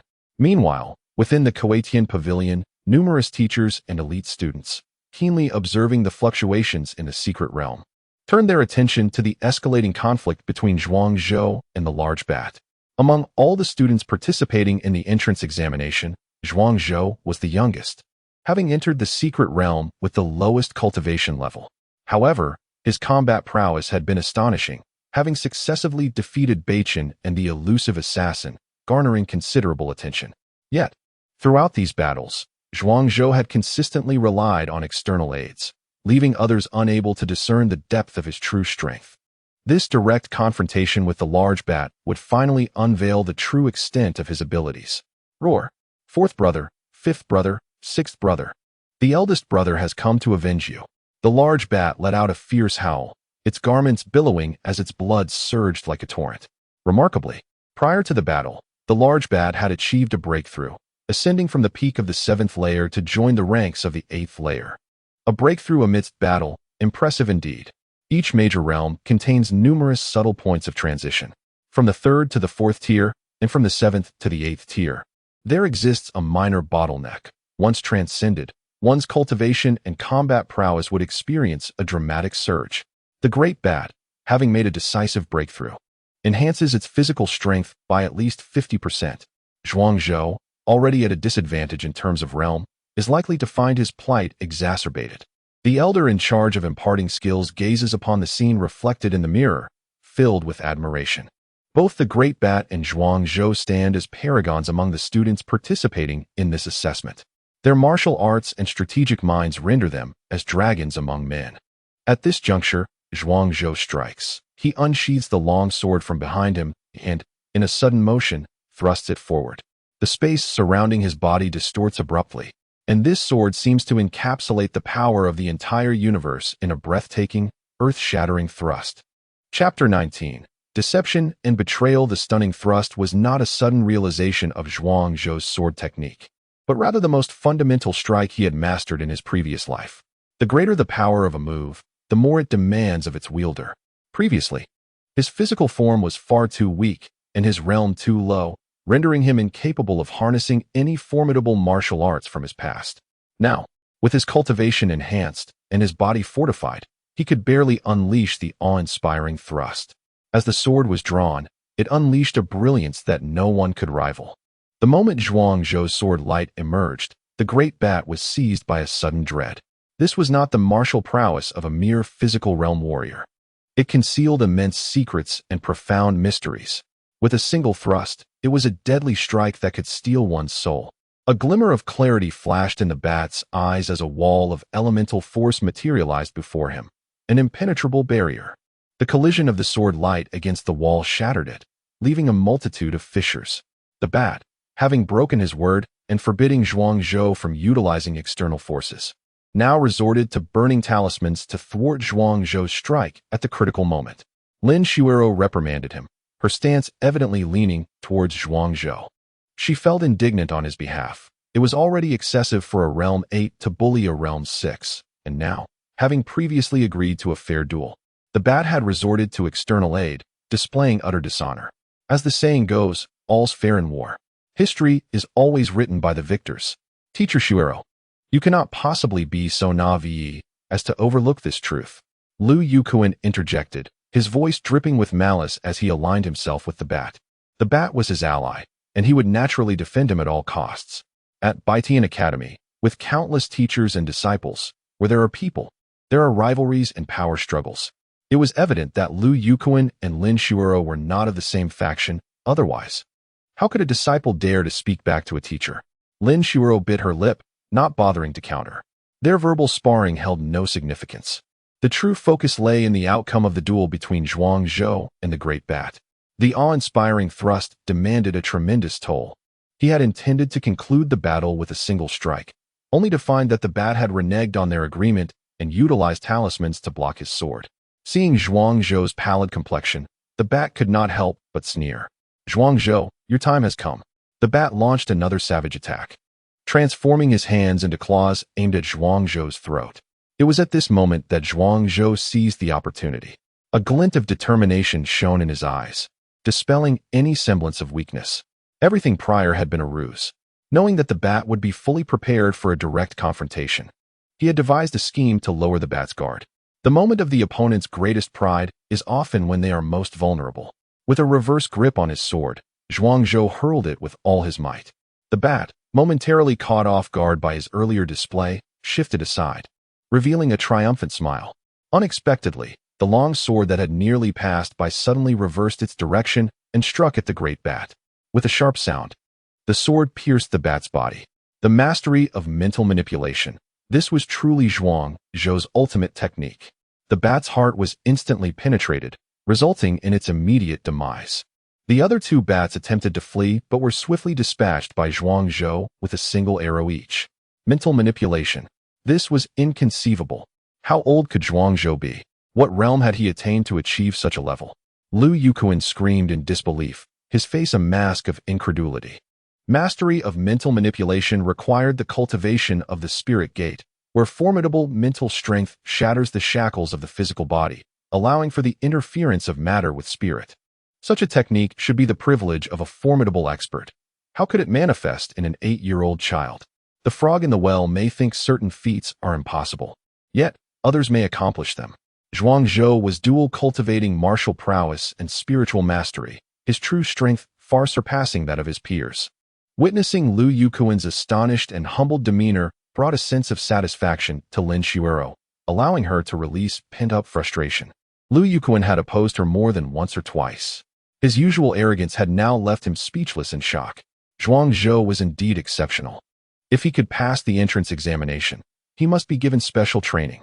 The elder in charge of imparting teachings nodded slightly, expressing great acknowledgement of Zhuangzhou. Within the confines of the secret realm, Zhuangzhou was aware that every move he made was being observed and evaluated by the academy's instructors, yet he was unconcerned. His aim was to showcase his formidable talent and aptitude to gain attention and preferential treatment. The more outstanding he became, the greater the resources he would receive from the academy, accelerating his progress. As time passed, the date of monumental change loomed ever closer. To defy fate, one must race against time. Zhuangzhou searched his surroundings, uncovering 6 storage bags. The great bat had also stored the wealth of the 4 and 5 bats it had previously slain, avoiding waste. This fortuitously saved Zhuangzhou considerable effort. He had amassed a significant fortune in one breath. Among the lower-grade spirit stones, there were a total of 50, along with a plethora of vials and numerous assorted medicinal pills, over 100 in total. He had struck gold. Indeed, one cannot become wealthy without unexpected fortune, just as horses do not thrive without grazing at night. The entrance examination's wealth acquisition comprised 2 parts, one from the secret realm itself, and the other likely from the resources and wealth possessed by other participants. Zhuangzhou placed the various resources from the storage bags into his ring. Just as he intended to leave and delve deeper into the canyon, the 4 corpses on the ground suddenly transformed into pools of blood that seeped into the earth. In the next moment, blood light descended from the heavens, 4 beams in total, all landing before Zhuangzhou. As the bloodlight dissipated, each beam transformed into a crimson spiritual mushroom with thick roots, and one particular mushroom stood 30 centimeters tall, resembling a lotus root, approximately double the size of the other crimson mushrooms. A sacrifice of living beings and divine medicine descended from the heavens? The enemies I have slain, their flesh and blood shall be absorbed by this valley, transformed into crimson fungi descending from the heavens? Zhuangzhou was astounded. He instantly deduced the origin of these crimson fungi. Indeed, the previous specimen of crimson fungi was likely derived from the 4 bats. The 5 bats, struck down by lightning, had no connection to me, thus I reaped no benefits. Zhuangzhou's eyes darted, and he swiftly collected the crimson fungi. This potent elixir for forging the flesh and enriching one's vital energy, once it departs the secret realm and is coupled with the celestial dew, will gradually refine and fully digest, propelling him to at least the 7th layer of the corporeal realm. What secrets lie hidden within this valley? Devouring life forms, refining potent medicines. This is merely the periphery of the valley. Should one venture into the core region, unimaginable secrets may await. Zhuangzhou proceeded cautiously towards the valley. The dangers within failed to deter him, for it is said that fortune favors the bold. If one lacks the courage to confront peril, how can one defy destiny or alter fate? After traversing several hundred steps into the valley, a fierce murderous intent surged forth like a divine sword descending. Zhuangzhou's heart suddenly quaked. He beheld an object in the distance, his expression instantly freezing in place. Chapter 20. The River of Chu. Alas! How could such a thing manifest in this place? Even with the wisdom of 2 lifetimes, Zhuangzhou was taken aback by the sight before him. Before him stood a grand totem pole, towering at 2 meters high with a diameter of half a meter, adorned with a lifelike relief of an ancient colossal beast. A totem pole. The witch sect emphasizes sacrifice, communication with spirits, and the mastery of mountains and seas. The witch sect possesses 3 representative artifacts: the altar, the totem pole, and the bronze cauldron. The altar serves as a bridge for communion with the heavens and spirits. The totem pole acts as a vessel for the powerful souls of beings. The bronze cauldron symbolizes supreme resources and strength. The world remains unchanged, still dominated by the civilization of martial arts. Why, then, does such a totem pole, a hallmark of the witch sect, emerge in this secluded realm? The totem pole trembled slightly, causing the entire gorge to sway in unison. It seemed to be greeting Zhuangzhou. With the appearance of the totem pole, a dense mist suddenly enveloped the area, swallowing the gorge and erasing all traces of its existence. Why can I no longer see? Why can I not sense Zhuangzhou's presence? In the observatory of heaven, before the mirror, Lu Yuquan was orchestrating a lethal strike against Zhuangzhou. Yet, within the gorge, thick fog obscured the view, rendering the mirror's image a blank, snowy white. And Zhuangzhou's figure vanished from sight. The unsettling sensation of being spied upon had disappeared. As the white mist emerged, Zhuangzhou felt an unexpected lightness. The constant feeling of being monitored and scrutinized was truly discomforting. Within the totem pole, a figure emerged, tall and imposing, clad in a flowing white robe, with sword-like brows and starry eyes, exuding an aura of an otherworldly sage. Zhuangzhou regarded him with caution. This figure was more perilous than a million great bats. For Zhuangzhou understood that those sealed within the totem pole were none other than demonic deities, each possessing the might to shape the heavens and earth. After years of waiting, he had finally encountered one imbued with the essence of the witch path. The man in white gazed upon Zhuangzhou, his penetrating eyes seeming to scrutinize him from head to toe, leaving no detail unnoticed. To cultivate through the 3 gates truly demonstrates remarkable fortitude. Although his cultivation may be somewhat lacking, his foundation is undeniably solid. Moreover, he possesses the rare 9-yang physique, the pinnacle of yang. Should he attain the realm of embracing the negative while holding the positive, he would undoubtedly emerge as a formidable master, astonishing the 3 realms. In the eyes of the man in white, Zhuangzhou appeared devoid of secrets. Even the deeply concealed powers of the witch sect within Zhuangzhou were laid bare. Yet, unbeknownst to the man, he had overlooked 2 of Zhuangzhou's most significant secrets: the altar of heaven and earth, and his identity as a reborn individual. Might I inquire what wisdom you seek to impart upon a humble junior such as myself? Or is there any matter in which I may assist you?" Zhuang Zhou spoke with neither servility nor arrogance. The man in white did not appear at an arbitrary moment. His timing was deliberate, revealing his own intentions.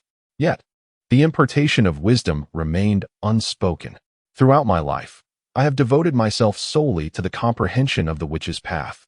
In comparison to your grand aspirations of co-practicing the three gates, I feel a profound sense of inadequacy. However, there is a trivial matter that requires your assistance. I was once a great sorcerer of the Middle Ages, who fell victim to treachery, resulting in the separation of my corporeal form from my soul.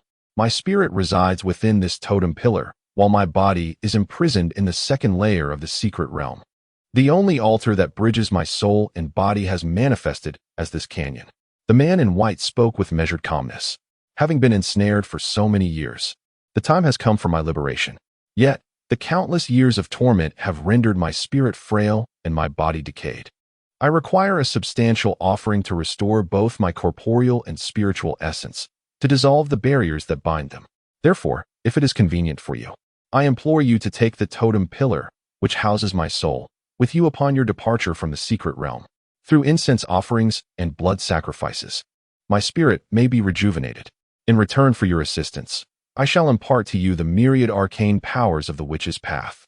You will even have the ability to traverse this secret realm at will through the totem pillar, collecting various resources and treasures to aid your cultivation. As a gesture of sincerity, I shall bestow upon you the 8 beast bones that were previously interred within the secret realm by the Northern Sky Academy. These bones, originally 10 in number, each bear the imprint of a minor arcane method. When united, they can form a singular grand arcane technique. Regrettably, 2 of the bones have been taken, but I can offer you the remaining 8. With a flourish of his sleeve, the man produced 8 adult-sized beast bones, each etched with intricate inscriptions, indications of arcane imprints, shrouded in mystery. The man in white exhibited a remarkable generosity. His terms were undeniably enticing. The mere prospect of freely traversing this secret realm was enough to stir Zhuang Zhou's interest. The spiritual energy within is double that of the outside world, making cultivation significantly more efficient. The resources and treasures he could observe through his divination techniques are certainly not mundane. As he gradually explores, the advantages shall all be his own. More importantly, as a newcomer to the Northern Sky Academy with no foundational ties, this secret realm serves as his clandestine sanctuary, providing him with an utterly secure refuge. What if I were to decline this proposal? Zhuang Zhou inquired, his eyes glinting with curiosity. The man in white replied coolly, "My existence must remain concealed. Should you refuse, it would be prudent for you to remain eternally silent." He was a figure of considerable stature, possessing the power of life and death over the myriad beings of this world. Should Zhuang Zhou prove useful to him, he would become a significant pawn. Yet, disobedience would render Zhuang Zhou as easy to dispose of as an ant beneath a heel. Thus, I find myself with no choice. Zhuang Zhou anticipated the man's stance and spoke slowly. "I am open to collaboration, but I desire a partnership, not a subservient relationship. Otherwise, I would rather shatter into jade than remain whole as mere pottery." "That is certainly understood. Though I, the great sorcerer Chu Jiangtian, may not be a paragon of virtue, I adhere to my own principles and do not take pleasure in subjugating others. Once you become my subordinate or servant, your spirit shall inevitably bear the stains of servitude, shackled by invisible chains. The only means of liberation would be through my demise or by transcending oneself. Your potential is boundless, and I shall not elevate you to the status of a formidable adversary. Henceforth, we shall forge a partnership. You shall aid me in procuring sacrifices and blood, while I shall shield you from formidable foes and guide your cultivation." Chu Jiangtian nodded slightly, solidifying their pact. His palm rose slightly, and 8 pieces of white bones swiftly descended before Zhuang Zhou. Zhuang Zhou carefully collected them, tucking them away with great caution. "Zhuang Zhou, I now present you with 2 choices. The first option is to spend the remaining 8 hours of trial time here with me, where I shall impart the essential teachings of the witchcraft path, allowing you to avoid unnecessary detours, and, before you depart the hidden realm, at least elevate your physical form to the 7th level of mastery. The second option is to delve deeper into the gorge, where, at its heart, lies an ancient treasure that has fortuitously emerged at this moment.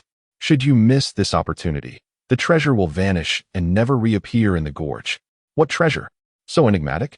Zhuangzhou trembled slightly, a vague understanding dawning upon him. The aura of the gorge concealed within its inky darkness 3 radiant hues, which likely corresponded to this mysterious treasure. Chapter 21. The sound of the bell and the feast, enhancing one's cultivation and mastering the techniques of the witch sect, is indeed a protracted endeavor, not to be rushed. However, the treasures hidden deep within this gorge pique my interest immensely. Zhuangzhou's eyes sparkled with excitement. A secret treasure radiating a tricolored divine light is undoubtedly extraordinary. In his previous life, he never had the opportunity to encounter such a level of treasure. Within every chance lies inherent peril. Zhuangzhou, you must contemplate this carefully. Should you wish to partake in the contest for this secret treasure, you will undoubtedly face unimaginable dangers. Should you fail in your endeavor, it could very well lead to your demise. With your aptitude and talent, under my guidance, adhering to a systematic approach, coupled with the abundant resources available at the Northern Sky Academy, you could ascend to the realm of profound understanding within 3 months. Achieving the Golden Core stage would be a mere formality within 3 years, and in 3 to 50 years, you could potentially reach the realm of profound understanding, dominating the land and living a life of leisure. Chu Jiangtian urged Zhuangzhou to grasp the implications at hand. Do not let a moment's impulse jeopardize your promising future. The path of cultivation is inherently one of defiance against the heavens, traversing through thorns, fighting against the skies, the earth, and humanity. If one cannot face even a modicum of danger, how can one achieve greatness? Zhuangzhou spoke with an air of wisdom beyond his years. Chu Jiangtian felt as though he was confronting a sage with a resolute heart, rather than an 8-year-old child. He was momentarily taken aback before a look of appreciation crossed his face. Your words ring true. You possess courage and determination. Chu Jiangtian ceased to dissuade Zhuangzhou, instead waving his sleeve to disperse the dense fog. His soul returned to the totem pillar, which instantly shrank to the size of a toothpick and flew into Zhuangzhou's mustard seed ring. The fog dissipated. What exactly transpired during this process? Lu Yuquan fixated on the mirror before him, sensing for the first time that events might be slipping beyond his control. Zhuangzhou advanced cautiously, inching deeper into the gorge. The essence of this gorge served as Chu Jiangtian's altar. Yet the myriad patterns of heavenly laws and the feng shui formations on the ground had formed naturally over the centuries. Zhuangzhou had to tread carefully. A moment's carelessness could plunge him into an irretrievable abyss. Fortunately, Zhuangzhou possessed a certain understanding of formations and feng shui. His profound cultivation in his previous life had honed his keen intuition, allowing him to foresee danger. After expending 4 full hours, he finally reached the center of the gorge unscathed. At the heart of this gorge stood an enormous lotus flower. This lotus, 3 meters in diameter, boasted 12 petals and emanated immense vitality. Within the core, a tricolored luminescence flickered faintly. This was the 12th rank spirit moon lotus, blooming once every 1,000 years. The spirit moon lotus absorbs the essence of the sun and moon, with each petal brimming with rich life force, making it an excellent ingredient for alchemical concoctions. Yet, this is not the most precious aspect of the spirit moon lotus. As a naturally occurring wonder, legend has it that each time it blooms, an independent space emerges within its core, revealing unparalleled treasures. The lotus blooms for only 1 hour. Should it wither, the treasures will vanish along with the independent space. Before the mirror, Lu Yuquan suddenly became agitated. He had not anticipated that such a rare treasure as the spirit moon lotus would manifest in this hidden realm. His eyes sparkled with fervor. The task of vanquishing Zhuangzhou had become inconsequential in comparison. What mattered now was to acquire the spirit moon lotus and the treasures it contained. Should he succeed in obtaining these artifacts, he would immediately enter seclusion. And within a year or so, he would undoubtedly transcend his current realm, donning the purple garb of an elite disciple. At that juncture, he would no longer be subservient to the whims of any so-called dragon Aotian. He would emerge as a prominent figure within the academy, commanding the allegiance of countless disciples. A glimmer of greed flickered in Lu Yuquan's eyes. He stealthily activated the communication talisman once more. Not far from the gorge, a group of individuals suddenly halted in their tracks. Among them, a youth clad in pale blue armor, exuding an air of aloofness. was surrounded by dozens of disciples participating in the assessment, akin to a monarch revered by his subjects. This individual was Yun Zhanghe, the foremost candidate in this trial. It was said that a year prior, at the tender age of 11, he had already attained the profound realm. Yet he had chosen to suppress himself at the pinnacle of the 9th layer of the corporeal realm for an entire year, striving to solidify his foundation without seeking further advancement. He possessed the strength to effortlessly slay ordinary practitioners at the 1st layer of the profound realm. Collectively, none of the participants in this assessment could rival him, and rumors circulated that he had been informally designated as a direct disciple by a prominent figure at the Northern Sky Academy. Once he gained entry, he would leapfrog over the ranks of servants and become an outer academy disciple. A token at Yun Zhanghe's waist emitted a faint glow. Upon inspecting it, he found a line of small script. East, 30 miles away, in the gorge's heart, a treasure has emerged. Vanquish Zhuangzhou and retrieve the artifact for a handsome reward. A proud expression crossed Yun Zhanghe's face upon reading the message on the token. He pondered why his forebears had incurred such a debt, necessitating his repayment. Interfering with the normal proceedings of the entrance assessment, disregarding rules and martial ethics. Such individuals were scum, deviants, wholly incapable of achieving greatness. However, since this obligation was owed by his ancestors, he saw no harm in assisting to procure the treasure and eliminate Zhuangzhou, thus severing any lingering ties between them. Yun Zhanghe was a man of considerable pride. He scorned such underhanded tactics. Yet, in the world of martial arts, one must adhere to the principles of reciprocity and social etiquette. Thus, he felt compelled to aid Lu Yuquan in slaying Zhuangzhou and acquiring the artifact. Follow me. With a commanding voice, Yun Zhanghe led his followers towards the gorge with alacrity. Meanwhile, 50 kilometers away, a lone figure clad in black felt his token illuminate. Having received Lu Yuquan's task, a gleam sparked in his eyes as he transformed into a shadow, advancing towards the gorge. This individual was yet another candidate in this entrance assessment, equally a master at the 9th layer of the corporeal realm. Hailing from the Night Kingdom, he was adept in the art of assassination, and the world knew him only by his moniker, the Sword of Death, ghost seen in sorrow. Zhuangzhou awaited anxiously. The Lingua lotus has finally begun to unfurl its petals, releasing a delicate fragrance that captivates the senses. Within the heart of the lotus, a separate space has been entirely unveiled. Astonishingly, it harbors a set of treasured artifacts, a resounding bell, and a ceremonial cauldron. A large copper bell adorned with intricate carvings of the sun, moon, and stars graces the scene. Beneath this bell lies a bronze cauldron, supported by 3 legs and featuring 2 handles, exuding an air of rustic simplicity. Upon witnessing these 2 magnificent treasures, Zhuangzhou's countenance was inevitably stirred. Indeed, they are extraordinary gifts from the heavens. The resounding bell and ceremonial cauldron are among the pinnacle of treasures from the lineage of the witchcraft sect. Zhuangzhou reached forth, intent on seizing the 2 artifacts. Suddenly, a thunderous voice erupted from behind him. Hold your horses. Such celestial treasures are reserved for the worthy. What merit does a mere child possess to claim such artifacts? Chapter 22. Natural disasters, calamities, and human misfortunes. Suddenly, a throng of individuals manifested before Zhuangzhou. These figures seemed to materialize out of thin air. Mere moments ago, the space around them was devoid of life, and in the blink of an eye, it was teeming with silhouettes. Leading the group was a youth clad in ethereal blue armor, exuding an otherworldly aura reminiscent of celestial beings. A boy at the 8th level of physical cultivation boldly stepped forward, demanding Zhuangzhou surrender the Lingua lotus and its treasures. How did you arrive here? Was it through spatial transmission? Zhuangzhou, undeterred by the strength of these individuals, fixed his gaze upon them intently. We were merely wandering outside the canyon when an inexplicable spatial force enveloped us, and in an instant, we found ourselves here, explained the boy surrounded by his peers. Yun Zhanghe, in a calm voice. Zhuangzhou exhaled deeply.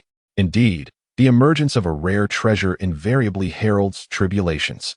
The treasures born of the tricolor fortune are invariably accompanied by the 3-fold tribulations of heaven, earth, and humanity.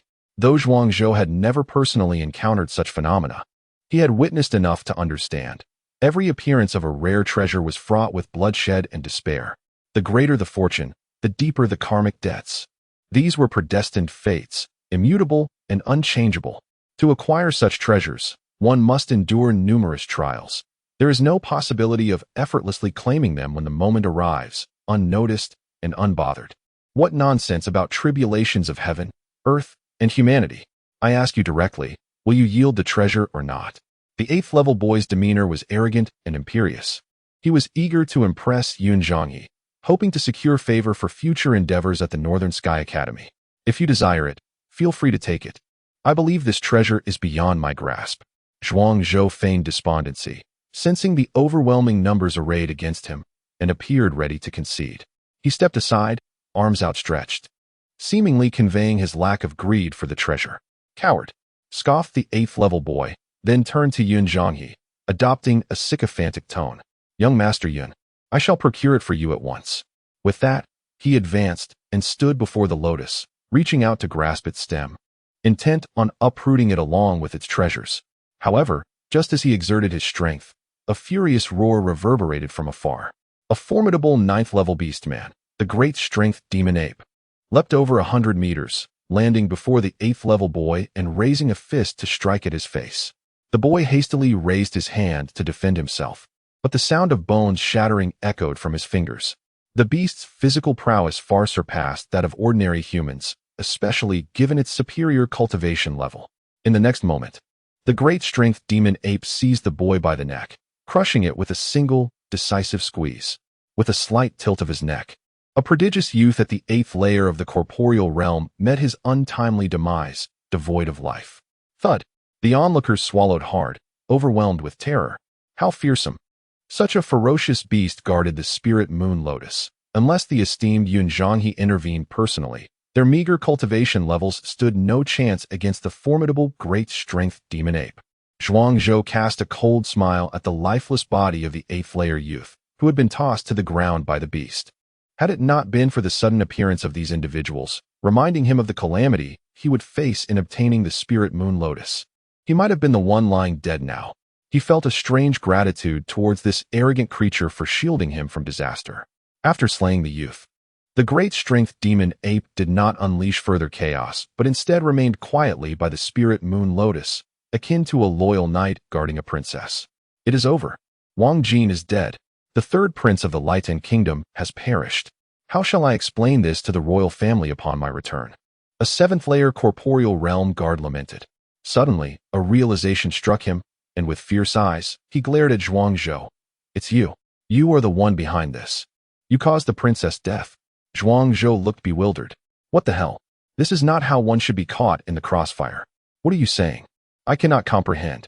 It was your prince who instructed me to step aside and gather the spirit moon lotus himself. I merely followed orders. How then can I be the villain in your narrative? Clearly, it was that great strength demon ape who killed your prince. If you seek vengeance, you should confront it. Zhuang Zhou explained, feigning innocence. The guard glanced at the great strength demon ape, which seemed to sense the hostility, baring its teeth and roaring in response. The guard trembled in fear, realizing he dared not confront the true culprit, but instead chose to bully the weaker Zhuang Zhou, a classic case of picking on the vulnerable. Zhuang Zhou, had you not yielded your position, how would the prince have dared to attempt gathering the spirit moon lotus? And how would he have met his demise at the hands of the great strength demon ape? Ultimately, you are the true instigator. The guard bellowed. Zhuang Zhou, with a calm demeanor, stepped closer, gripping the guard's neck. You dare to complain about your weight while gasping for breath. What are you? If not a coward hiding behind the strong? Had it not been for my benevolence, my desire to avoid further bloodshed, do you think you would still be alive? The guard, filled with terror, realized that Zhuang Zhou, despite being only at the 6th layer of the corporeal realm, had emanated an aura that made him feel as though death was imminent. No. The guard grasped the peril of his situation and sought mercy. But it was too late. With a sharp crack, Zhuang Zhou snapped his neck, discarding him aside to join his master in death. You are indeed no ordinary person. Yun Zhanghe regarded Zhuang Zhou with newfound respect, a glimmer of brilliance in his eyes. That concession of position was intentional on your part, wasn't it? Fortune and misfortune are intertwined. The emergence of this extraordinary treasure heralds both great opportunity and dire calamity. You relinquished your position to allow Wang Jin to shield you?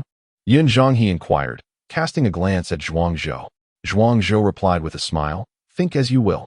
However, if you desire the extraordinary treasures hidden within this lotus flower, you must strive for them on your own. Should you fail to obtain them, it bears no consequence to me." With that, Zhuangzhou lifted his foot, seemingly preparing to depart. He sensed the very ground beneath him quaking, as if calamities were imminent. The fortunes of the canyon were shrouded in a blanket of darkness, enveloping the three-colored radiance. This triad of colors symbolized the spirit moon lotus and the treasures within. While the inky blackness of fate had only just begun to manifest, natural disasters, terrestrial tribulations, and human misfortunes, all three must converge. Only by enduring can one attain the unparalleled secret treasures. "Halt! Did I permit you to leave?" Yin Zhanghe commanded, fixing his gaze upon Zhuangzhou, adopting a tone of an emperor issuing orders to his subjects. Chapter 23. When disaster strikes, each flees to their own shelter. Yin Zhanghe's tone was imperious, as if everything he spoke of were a matter of course. He had been a genius since childhood, an unparalleled prodigy, showered with affection from all directions, growing amidst the adoration and praise of countless admirers. In his eyes, someone as insignificant as Zhuangzhou was akin to a mere ant, destined to comply with his will without any conditions or objections. A surge of indignation welled up within Zhuangzhou upon hearing Yin Zhanghe's words, igniting a rebellious spirit within him. "Why should I bear the risks and dangers hidden within the spirit moon lotus, facing life and death crises, only for you to reap the benefits? Is your thinking not a touch too fanciful?" Zhuangzhou boldly confronted Yin Zhanghe. With a calm smile, Yin Zhanghe replied, "Do you truly believe you can resist me? The heavens, earth, humanity, and spirits all converge in my being. All living beings and phenomena heed my command." His gaze suddenly sharpened, piercing Zhuangzhou's soul like two daggers. Mental domination. To Zhuangzhou's astonishment, Yin Zhanghe had cultivated a divine method of control. Zhuangzhou's expression became vacant, as if he had genuinely become Yin Zhanghe's puppet. "Zhuangzhou, obey my command and pluck the lotus." Upon witnessing Yin Zhanghe's display of power, the onlookers were filled with dread. The ability to manipulate the hearts of men was indeed terrifying. In the sky watching pavilion, all the teachers and disciples were struck with a chill. Soul control, commanding spirits. Who exactly was Yin Zhanghe to wield such fearsome abilities? The elder in charge of passing down teachings was profoundly shocked, muttering to himself in a daze. To manipulate souls was no longer a mere human ability. Without a corresponding divine power, it was impossible to achieve such feats, even with immense spiritual strength. This was a once-in-a-century genius. If he were to be taken under our wing and nurtured, within a decade, he could attain the golden core and become a distinguished figure in our Northern Sky Academy. A vice president named Chen Guangming approached, his eyes gleaming as he gazed at Yin Zhanghe in the mirror, as if examining an unparalleled treasure. In the reflection, Zhuangzhou was indeed following Yin Zhanghe's orders. Moving towards the spirit moon lotus, he grasped the stem of the lotus and uprooted it entirely. The mighty magic ape, intent on confronting Zhuangzhou, lunged forward. But just as it did, Yin Zhanghe launched a silver needle that pierced its brow, instantly killing it. Yet, the moment the spirit moon lotus was fully lifted from the ground, a cataclysmic disaster brewed in the void. Dark clouds gathered in the sky, lightning danced like serpents, heralding an impending crisis. Silver bolts of thunder erupted from above, tearing through the heavens. The earth trembled, waves of destruction clashed as mountains crumbled and magma surged forth. Monkeys, pythons, bats, and various ferocious beasts surged from all directions like a tidal wave. The heavens transformed, calamity was birthed, resembling the end of the world. "Zhuangzhou, quickly hand over the spirit moon lotus to me," Yin Zhanghe bellowed, astonished that such a simple act of plucking a lotus could unleash such a monumental disaster. "Give it to you? What gives you the right to claim what has come into my possession?" At this moment, Zhuangzhou suddenly regained his clarity. His eyes sparkling with brilliance, no trace of being controlled remained. He placed the lotus directly into the mustard seed ring, then retrieved a decree to envelop his body. The decree contained the essence of the fortunes of the great Yong kingdom. Once it was issued, the world transformed, and the fates of the populace shifted. The fortune energy adeptly countered the impending calamity, temporarily neutralizing its force. "Zhuangzhou, how dare you deceive me? You are utterly irredeemable. It is not too late for you to repent. Willingly offer the Lingua lotus to me. I might show mercy and spare your life, allowing you to become my servant." Otherwise, I shall have you slain, torn to shreds." Yun Zhanghe, losing his composure, roared at Zhuang Zhou. A mocking smile flickered in Zhuang Zhou's eyes. "Come and take it yourself. Who do you think you're frightening?" In a swift motion, Zhuang Zhou darted into the nearby woods. "Stop!" Two youths at the 7th level of physical cultivation attempted to intercept him. However, from the heavens, two bolts of thunder suddenly descended, shattering the ground. And they were instantly reduced to charred remains, smoke rising from their lifeless bodies. Zhuang Zhou, under the protection of the decree and the shield of fortune, was far superior. A mere motion would cause their vital energy to waver, making them easy targets for the divine lightning, which struck them down in an instant. Yun Zhanghe glared fiercely at Zhuang Zhou and also produced a decree. It was the decree of the Jianyun Empire, containing fortunes 100-fold greater than that of Zhuang Zhou's Great Yong decree. As the decree unfurled, a tremendous force surged forth, cleansing the heavens and driving away calamities. The thunder in the sky seemed to lose its target, no longer striking at the youths sheltered beneath the decree. "Zhuang Zhou, this time, I shall see where you run." Yun Zhanghe shouted with electric intensity. Suddenly, a blood-red bolt of lightning, as thick as a barrel, descended from the sky, instantly shattering the decree above Yun Zhanghe's head, igniting it into a roaring flame. How is this possible?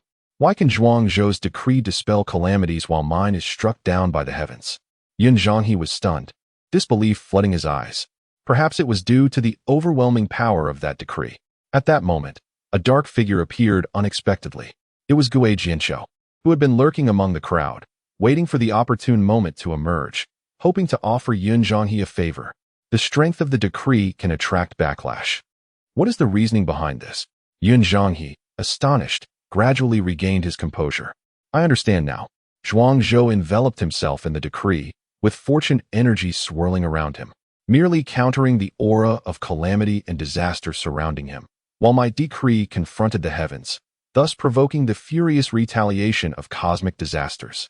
Yun Zhanghe, being exceedingly intelligent, swiftly discerned the underlying truth. He produced another decree to envelop his body, and indeed, the natural disasters ceased their assault upon him. As for others, some sought the protection of imperial decrees, while others possessed none at all. Who would carry such trifles when venturing outside? Who has an imperial decree to lend me? A youth at the 8th level of the corporeal realm found himself ensnared by a towering black bear. The beast rose on its hind legs, letting out a thunderous roar. It exuded an aura of majesty and strength, and its colossal paw descended with a resounding crash, shattering the youth's skull into a gruesome pulp. Before this ferocious creature, the elite selected from various nations proved utterly inadequate. With a single swipe, the head was obliterated, leaving no chance for survival. As for borrowing an imperial decree, such jesting is absurd. In an environment fraught with natural disasters, calamities, and human misfortunes, who could withstand the onslaught? The fortune contained within the decree is finite, once depleted. A new one must be obtained. No one knows how many decrees or how much luck is required to survive this tribulation. For lending a decree is akin to risking one's very life. As the saying goes, in times of great peril, each tends to their own. The once united group quickly revealed their selfishness, each tending to their own concerns. Meanwhile, Yun Zhanghe remained indifferent to the fates of others, his gaze fixed intently on the direction of Zhuang Zhou's flight, transforming into a shadowy specter as he pursued relentlessly. Chapter 24. The demon overlord body, the moon spirit lotus, and its treasures must be his. As for those who have followed him, they are expendable. If one cannot withstand such minor tribulations, their demise is merely the fate of the worthless, unworthy of his companionship. Zhuang Zhou, prepare to meet your end. Yun Zhanghe lightly touched the ground with the tips of his toes, leaping forward 10 paces with each stride. As he entered the forest, the very earth began to stir, the winds and terrain conjuring a tumult of spiritual energy, and a flurry of slicing wind blades surged toward him. These blades, half a meter in diameter and as thin as a cicada's wing, exuded an aura of inexorable lethality. He had been transported to the very center of the canyon. Utterly unaware of the myriad dangers lurking within, each step fraught with peril. With a single stroke, he could extinguish all foes. Yun Zhanghe brandished his long sword with grace and agility, the sound of metal clashing resonating in the air as he effortlessly swept away all the wind blades surrounding him. How dare such insignificant creatures challenge me? With an air of arrogance, Yun Zhonghe locked onto Zhuang Zhou's aura and pressed onward. However, after only a few steps, a resounding crash echoed as a meteor descended from the heavens, trailing a long tail of flame, imbued with an overwhelming intent to destroy. Yun Zhonghe's expression stiffened. What is this? Divine wrath to annihilate the world? He quickly retrieved a mystic talisman from his waist, infusing it with his true energy, igniting it. A water dragon, as thick as a barrel and over 10 paces long, let out a soft roar and soared into the sky, shattering the meteor into fragments. Nearby, Zhuang Zhou marveled at the spectacle. Remarkable. This Yun Zhonghe not only possessed astonishing cultivation, but also wielded equipment far superior to his own. Zhuang Zhou, will you succumb to your fate, or shall I take pleasure in ending your life myself? Know this. If I capture you, you will find no escape, no solace in death. Yun Zhonghe's face twisted with fury. Zhuang Zhou's repeated mockery had crossed a line. If Zhuang Zhou lives, his anger shall remain unquenched. With a smirk that danced between amusement and disdain, Zhuang Zhou gazed at Yun Zhonghe. Here I stand. If you possess the courage, come and slay me. His demeanor was calm, devoid of fear. You have forced my hand. Yun Zhonghe approached, his sword raised, a palpable aura of murder enveloping him.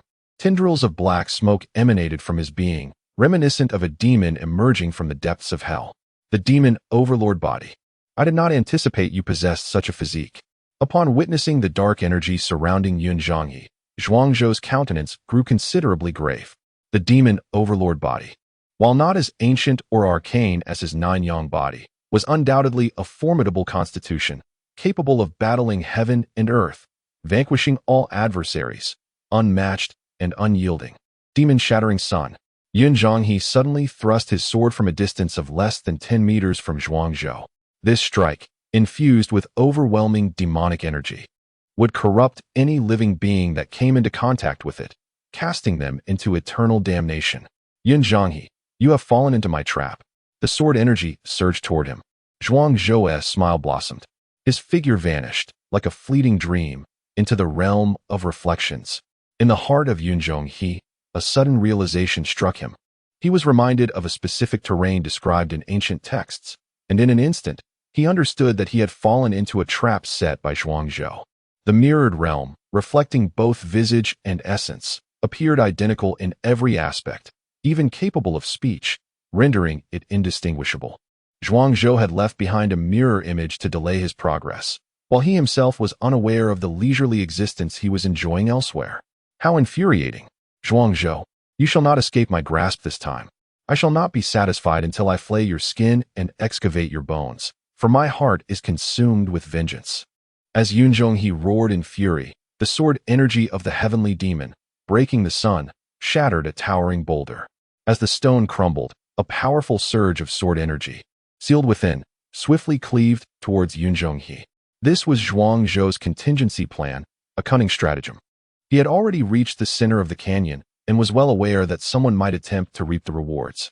The canyon was fraught with peril, perfectly suited for him to set up his traps. The peculiar stone behind the mirror image had been deliberately transported by him. Zhuang Zhou only knew of the great danger it contained, but he was unaware of what precisely was brewing within. The sword energy surged forth, overwhelming and relentless, akin to the torrents of a river cascading from the heavens. Even with Yun Zhonghe's extraordinary talents, he could not withstand it. Just as he was about to be pierced by the sword energy, a milky white radiance descended from above, instantly teleporting him away. Remarkably, before a day had passed, Yun Zhonghe was whisked away by those outside. Such actions seemed unjust. A flicker of resentment blossomed within Zhuang Zhou's heart. He had not anticipated that the Academy's personnel would resort to such measures, deliberately breaking the rules for the sake of a single student. Within the Tsutian Pavilion, Yun Zhonghe appeared, drenched in cold sweat, still haunted by the recent ordeal. The sword energy sealed within the boulder he had just shattered clearly reached the level of the golden core, capable of slaying gods and demons, even with all his might. He could not have resisted it. Fortuitously, the individuals from Baitian Academy had rescued him. Otherwise, that single strike would have been more than enough to ensure his demise 1,000-fold. As for Zhuang Zhou, he must perish. Leveraging the treacherous terrain nearly led to his own end, and if he were to survive, Yunjong-he's wrath would remain unquenched. Director Chen, what are you doing? Disrupting the order of the competition and intentionally violating the rules. At this moment, Lin Shuoro took the initiative to confront him, her gaze sharp as if a blade had been unleashed. Indeed, it was Chun Guangming who had acted, prematurely triggering the mechanisms placed upon Yunjong-he, thereby rescuing him. Had he waited until the assessment concluded, Yunjong-he would have been reduced to mere fragments. Yunjong-he possesses extraordinary talent and a unique physique, a rare gem within Baitian Academy.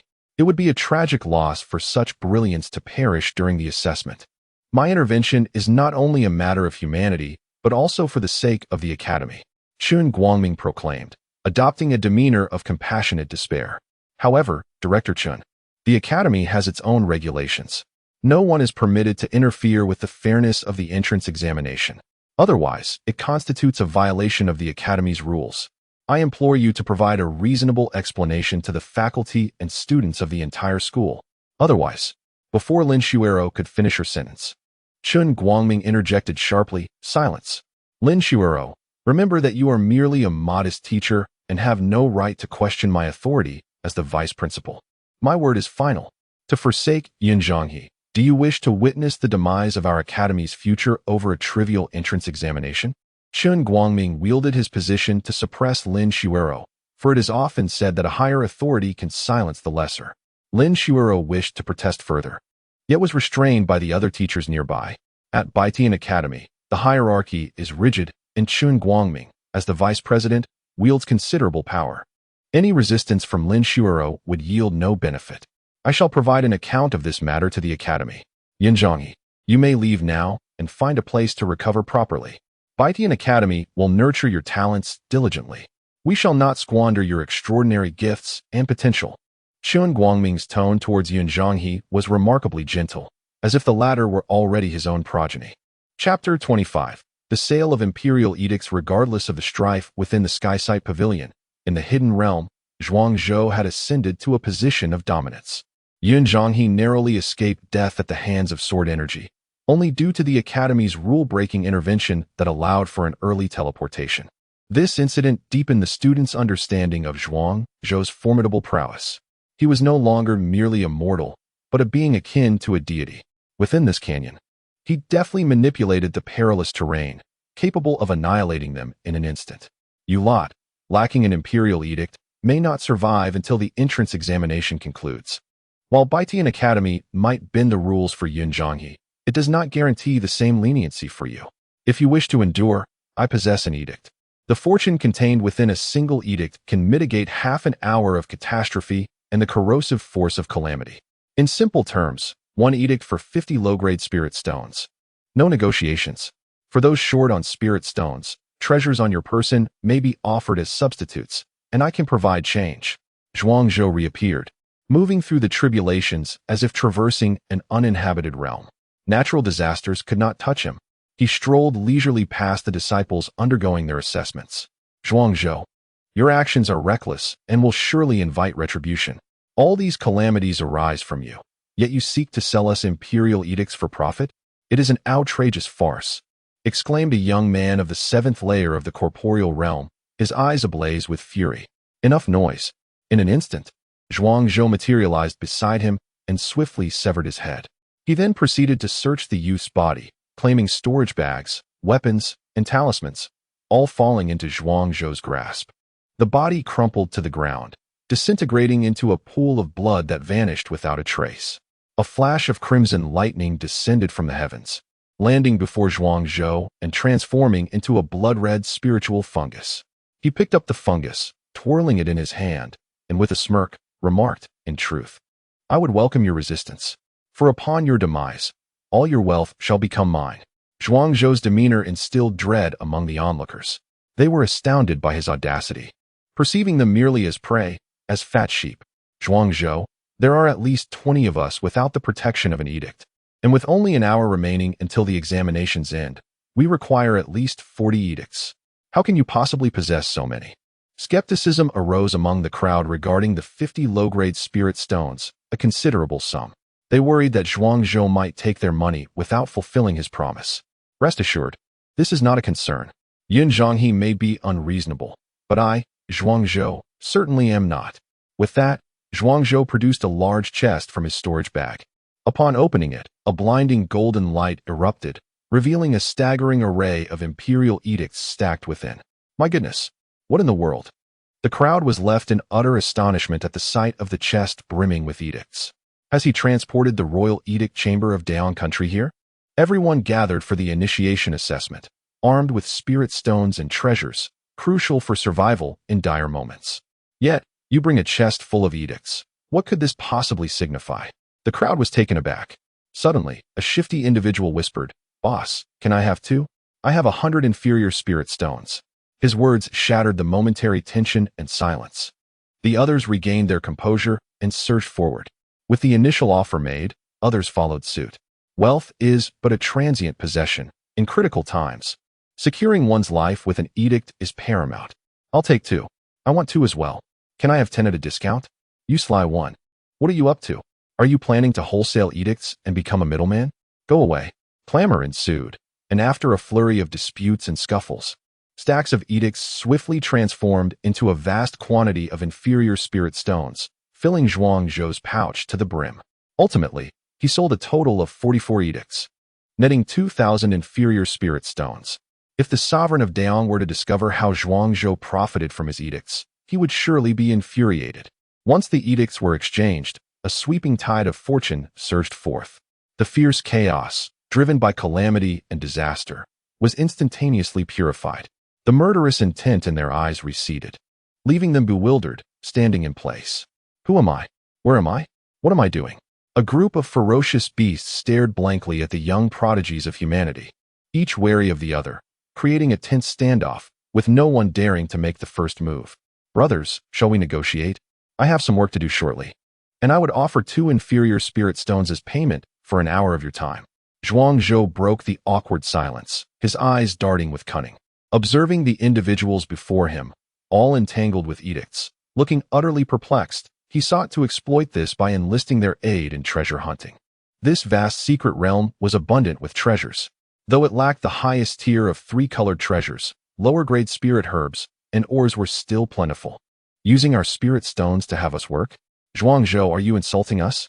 One obstinate individual led the dissent. Others echoed in agreement, we refuse. We won't do it. These individuals were the elite and prodigies selected from various nations, feeling aggrieved after Zhuangzhou's earlier extortion. Now, he dared to offer a mere 2 inferior spirit stones to hire them. What did he take them for? At that moment, a small gray-furred mouse scurried forth. It approached Zhuangzhou, raised its front paws, and squeaked energetically, its obsidian-like eyes twinkling as if to say, if they want he do it, I will. The ferocious beasts, each endowed with remarkable intelligence, possess an uncanny understanding of human nature. Among them, the little mouse has ascended to the 8th level of the corporeal realm.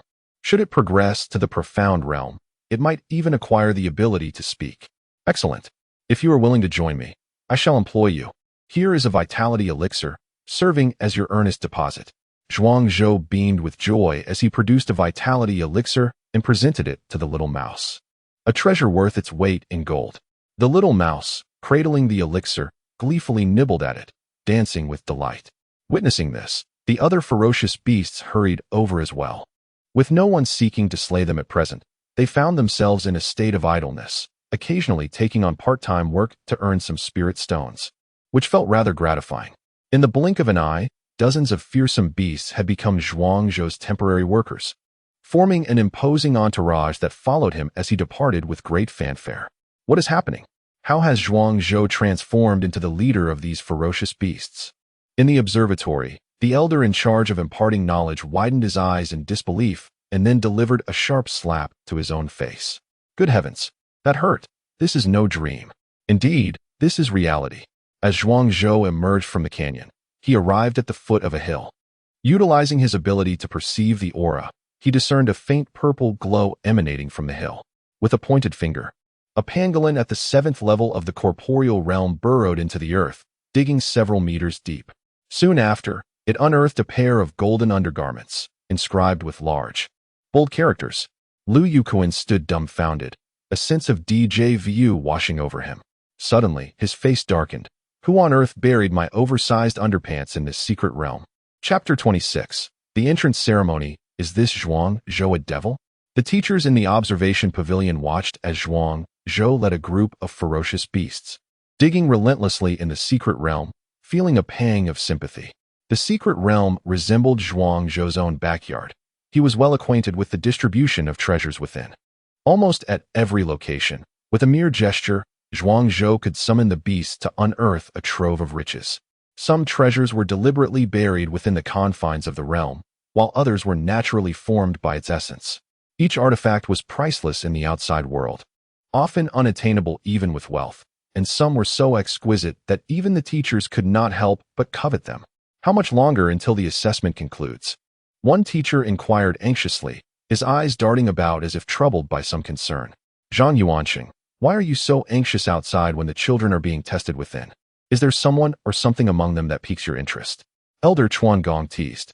Zhang Yuanqing was one of the personnel who had set up the secret realm. His character was questionable, often exploiting his position for personal gain. His current agitation surely stemmed from some underhanded maneuver he was worried would be discovered. I merely fear for the well-being of the children within the realm. After all, there have already been many talented individuals lost this time. May heaven show mercy. Zhang Yuanqing feigned calmness, speaking with a false sense of righteousness. However, in the next moment, Zhuang Zhou suddenly approached a small creek, pointing to a section of the riverbank and commanded, "Dig here. We must excavate 3 feet into the ground." At his command, the ferocious beasts surged forward, digging frantically. Zhuang Zhou generously rewarded the diligent beasts with additional medicinal resources each time they unearthed treasures. In the blink of an eye, they had dug 3 feet deep. A spirit pearl emerged, its 9 orifices spraying mist as it continuously refined and absorbed the spiritual energy of the secret realm. No, stop. A sharp pain pierced Zhang Yuanqing's heart, causing him to faint on the spot. Teacher Zhang, wake up. Please, wake up. A group of teachers hurriedly attended to him, some pounding his back while others pressed on his acupoints. Seeing the scene reflected in the mirror, Elder Chuan Gong's gaze sharpened with intensity. You deceitful Zhang Yuanqing, exploiting your position to bury a spirit pearl in the secret realm, attempting to steal its spiritual essence. Elder Chuan Gong bellowed. Zhang Yuanqing trembled in fear. The spirit pearl, capable of absorbing the essence of heaven and earth and refining it into pure spiritual energy, was more suited for the cultivation of those at the golden core stage and above, while the spirit pearl itself was not particularly rare. Being a common artifact among golden core practitioners, it possessed no other significant abilities aside from refining spiritual energy. However, its use could inflict irreversible damage on the realm.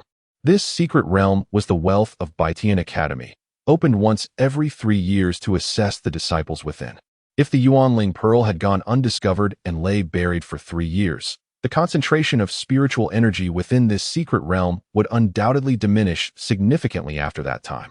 One cannot fathom the cost that Baitian Academy would incur to restore it. Take Zhang Yuanqing away and ensure he is closely monitored before further interrogation. Upon acquiring the Yuanling Pearl, Zhuang Zhou found himself filled with joy. This pearl possesses the remarkable ability to refine primordial energy and is exceedingly rare, containing 5 drops of heavenly primordial energy that are worth a fortune, surpassing the quality of ordinary spiritual energy. It presents an excellent opportunity for alchemy, medicinal concoction, or trade. At this juncture, the time for the assessment approached. Zhuang Zhou ceased his treasure hunting and distributed the promised reward of 2 low-grade spirit stones to each of the ferocious beasts. You must diligently cultivate from now on. Do not slack or become complacent. Do you understand? He said with a tinge of reluctance to his companions. Though his interaction with these beasts was brief, Zhuang Zhou sensed a purity in them, a sense of morality and trustworthiness that he found admirable. Squeak. The little mouse, reluctant to part ways, clutched Zhuang Zhou's pant leg, seemingly unwilling to bid him farewell. At that moment, the assessment concluded. A beam of white light descended from the heavens, enveloping Zhuang Zhou to transport him away. Suddenly, the little mouse leapt onto Zhuang Zhou's shoulder, and in the next instant, both their forms vanished from the secret realm. In a mere blink, they found themselves in a vast square, surrounded by other youths who had participated in the assessment. Some were adorned in exquisite garments, untouched by the dust of the world, resembling ethereal beings of divine lineage. Others bore tattered clothes stained with blood, staggering as if they had just emerged from the fray of fierce battles. Zhuangzhou gazed upon this scene, a wave of emotion washing over him. Baitian Academy truly deserves its reputation as a prestigious institution that gathers the talents of 300 nations. Within this perilous secret realm, amidst countless dangers and fierce bloodshed, where only 1 in 10 might survive, it was astonishing that so many youths had managed to endure. A moment later, an elder appeared, gracefully alighting on the back of a blue phoenix.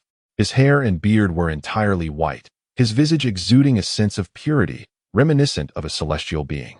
This man was the transmission elder, responsible for imparting teachings and wisdom to all disciples within the academy. Congratulations to all who have faced life and death, endured countless tribulations, and achieved enlightenment by passing the assessment, thus becoming formal disciples of Baitian Academy. From this moment forth, we shall share honor and disgrace together, fighting for humanity, repelling foreign threats, vanquishing evil, and safeguarding the peace of all humankind. The elder's voice resonated powerfully, and in just a few brief phrases, an inexplicable sense of belonging to Baitian Academy began to blossom in the hearts of all who had passed the assessment. He continued, in this assessment, a total of 7,251 participants were meticulously selected from 300 nations. However, due to the treacherous nature of the secret realm, beset by natural calamities and human perils, only 633 individuals have emerged unscathed. I hope all of you can truly cherish this rare opportunity.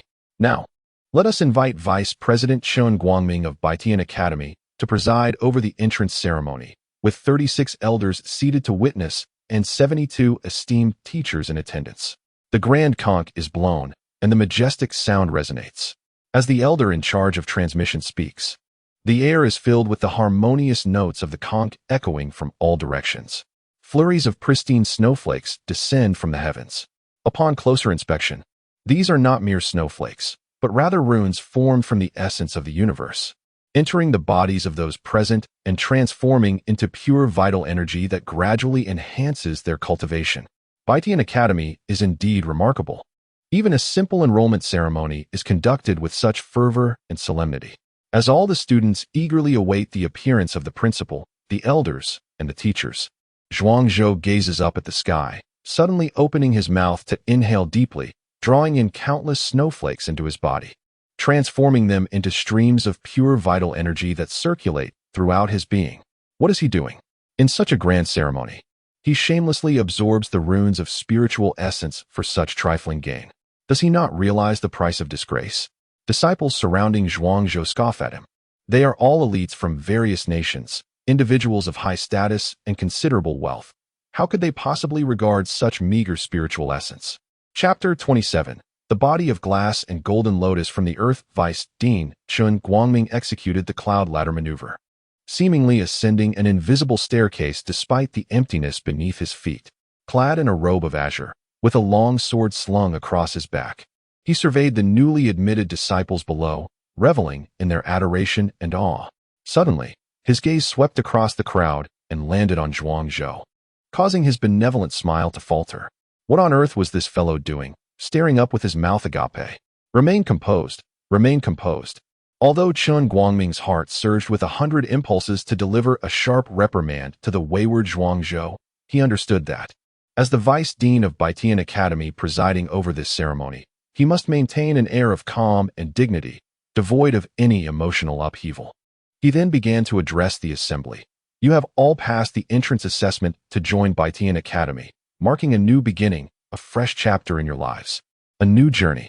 However, entering the academy does not signify a life of ease henceforth. The academy has established various roles for students of differing talents and levels: servants, outer disciples, inner disciples, elite disciples, and the Holy Son. The higher your status, the more resources you gain, and correspondingly, the greater the responsibilities entrusted to you. You must strive tirelessly to ascend and reach new heights. Chen Guangming's words resonated like thunder, stirring the spirits of the listeners.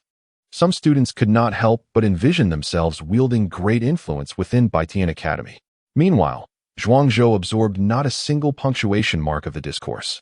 His spirit expanded, enveloping an expanse of 100 meters around him, where every flake of spiritual energy that entered his domain was instantly refined and assimilated into his being, transforming into true qi, permeating through his limbs and bones. The influx of spiritual energy snowflakes continued to accumulate, each imbued with a sense of tranquility and harmony. As the multitude gathered, Zhuangzhou experienced an overwhelming sensation of unity with the cosmos.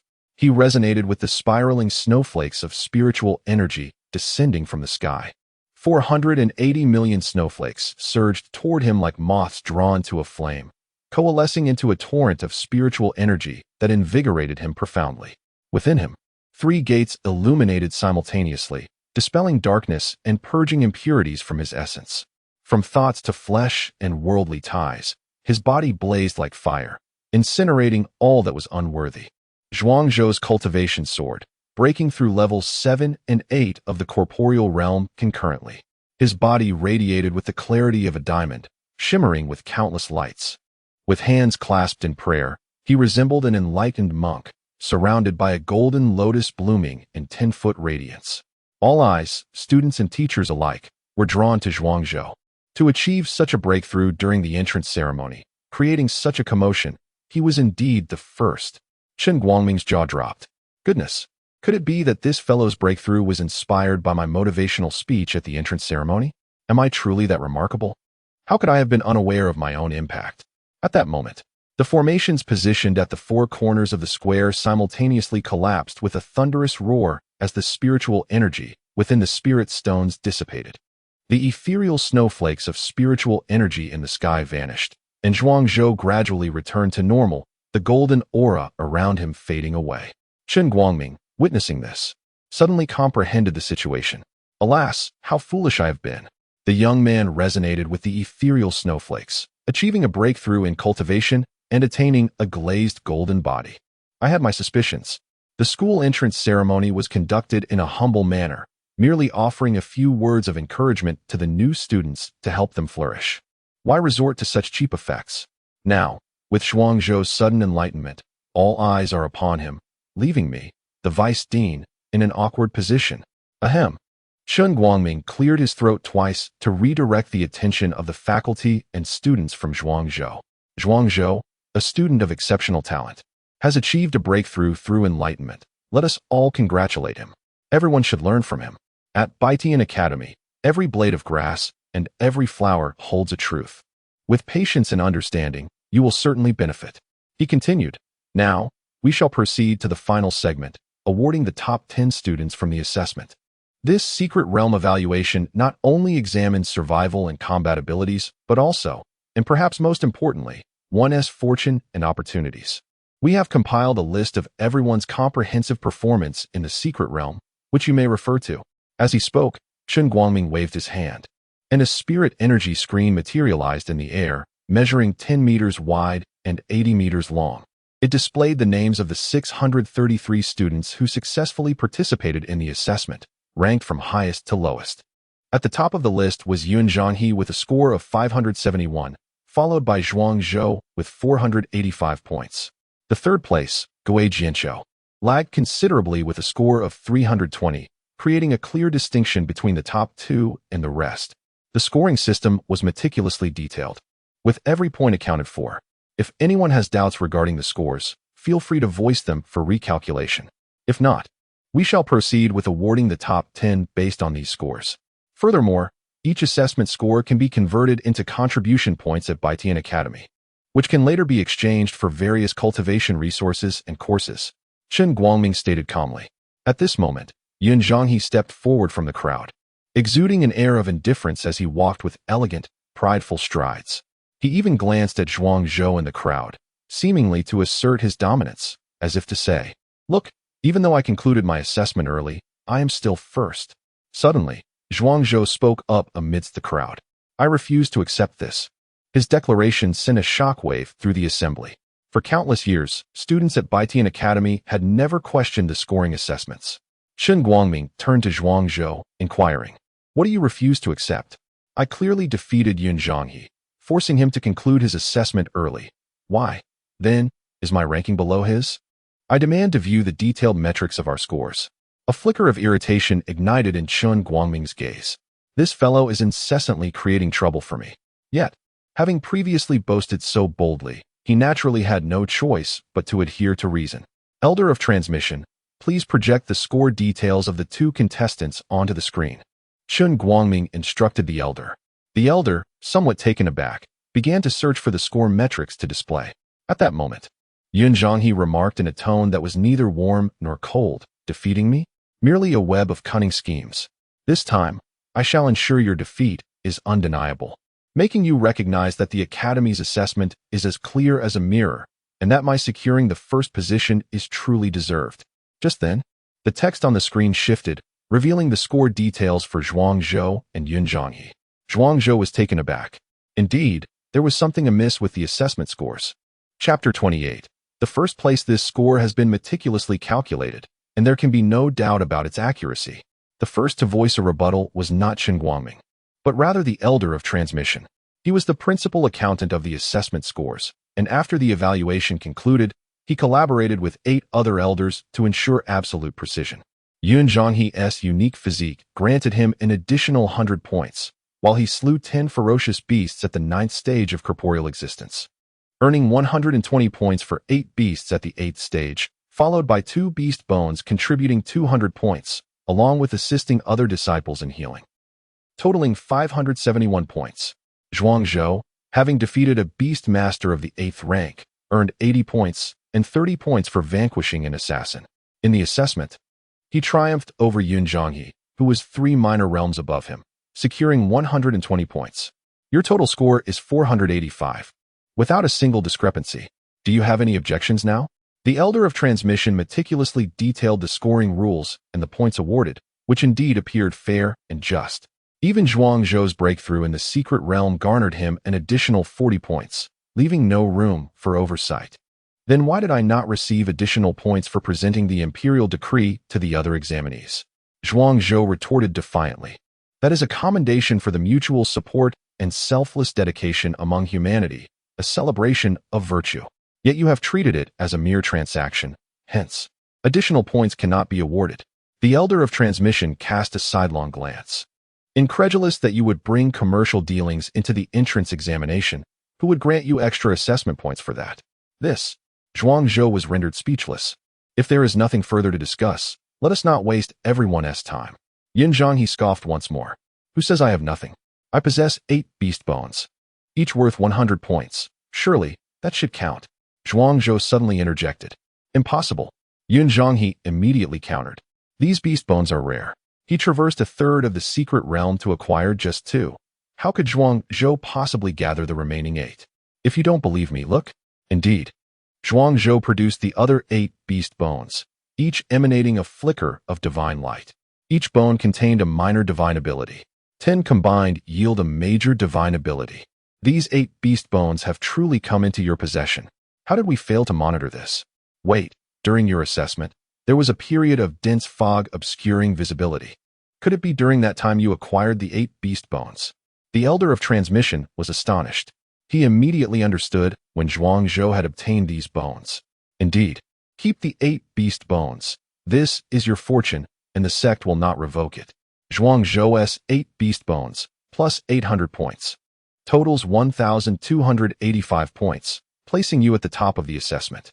Now, do any of you have further comments? The Elder of Transmission waved his hand grandly. The numbers on the leaderboard were instantly amended. What? Yun Zhanghe felt a sudden tightness in his chest upon witnessing this alteration, a sense of indescribable frustration enveloping him.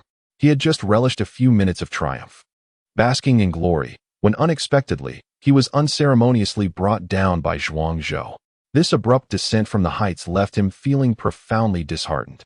Zhuang Zhou, we are irreconcilable, he exclaimed, a roar of frustration escaping his lips, culminating in a spurt of dark blood, his complexion turning ashen. Enough. The trials are of the past. Let bygones be bygones. Do not dwell on it. Do not forget, admonished the Elder of Transmission. Then, Chun Guangming proclaimed, if there are no objections, we shall now present the rewards for the top 10 in the entrance examination. The first place, Zhuangzhou, receives the supreme secret art of the Xian level, the 10,000 beings technique. This method harnesses the spiritual essence of heaven and earth, fostering life in all things, enabling one to cultivate to the pinnacle. With vitality surpassing ordinary beings by 10-fold, 100-fold, and a lifespan of extraordinary longevity, in harmony with the cosmos. The Elder of Transmission gestured, and a beam of light descended upon Zhuangzhou's brow. Xian level, the highest tier of techniques in the Deyong kingdom, even surpassing the renowned Ba Huang Lu Hagong. The other disciples gazed on in awe and envy. The elder continued, Yun Zhanghe, second in the assessment, is awarded a mid-grade Xian level technique, the Gongjin Patianju. The essence of Gongjin severs all things, wreaking havoc upon the battlefield. Your unique constitution and proficiency in swordplay make this technique particularly suitable for you. As the rewards were bestowed from 1st to 10th place, the disciples who ranked in the top 10 rejoiced with jubilance. The techniques granted were tailored to their capabilities, treasures beyond measure, unattainable even with substantial wealth in the outside world. Moreover, these bequeathed techniques signified the Academy's esteem for them, giving them a head start, an edge over their peers. In addition to the techniques, your performance in the assessment was commendable. The Academy elders have convened and decided that aside from your regular coursework, you will be granted the opportunity to study in various critical departments of the Academy. During your spare time, you may accumulate contributions through work tasks, elevating your status without having to start as mere laborers, enduring hardships. The Elder of Transmission reiterated. Upon his words, the other students cast envious glances at the top 10 of this assessment. Baitian Academy, with its intricate structure, encompasses hundreds of departments, each with distinct functions and resources. For instance, the War Department wields immense power, capable of mobilizing armies, while the Weaponry Department specializes in crafting an array of arms and armor, with its personnel often receiving custom-made weapons and armor fully equipped for battle. Typically, only third-year students and above have the chance to undergo rigorous selection to intern in the influential departments of Baitian Academy. Yet, those who ranked in the top 10 of this assessment would enter these departments immediately upon enrollment, a swift advancement that would only widen the gap between them and their peers in the future. Zhuangzhou, the first place, was assigned to the research department, assisting with various research projects, while Yun Zhanghe, in second place, was allocated to the War Department to learn combat skills. The third-ranked Gue Jianshou was assigned to the Assassination Department, being groomed to become an exceptional assassin, while the fourth-ranked Yun Fan was designated to the Artifact Refinement Department to study the art of crafting. The elder responsible for transmitting knowledge had meticulously arranged the placements for the top 10 disciples. Some felt elated, while others were disheartened. The students, upon hearing the Academy's allocations, found them utterly inconceivable. How could Zhuangzhou, the top scorer of the assessment, be relegated to the research department? The research department was filled with pedants, perpetually engrossed in inconsequential studies. Although it was one of the 8 prestigious departments of the Academy, allowing Zhuangzhou to squander his time, there seemed a gross misallocation of talent. Some disciples had conducted thorough research on the institution's organizational structure before arriving.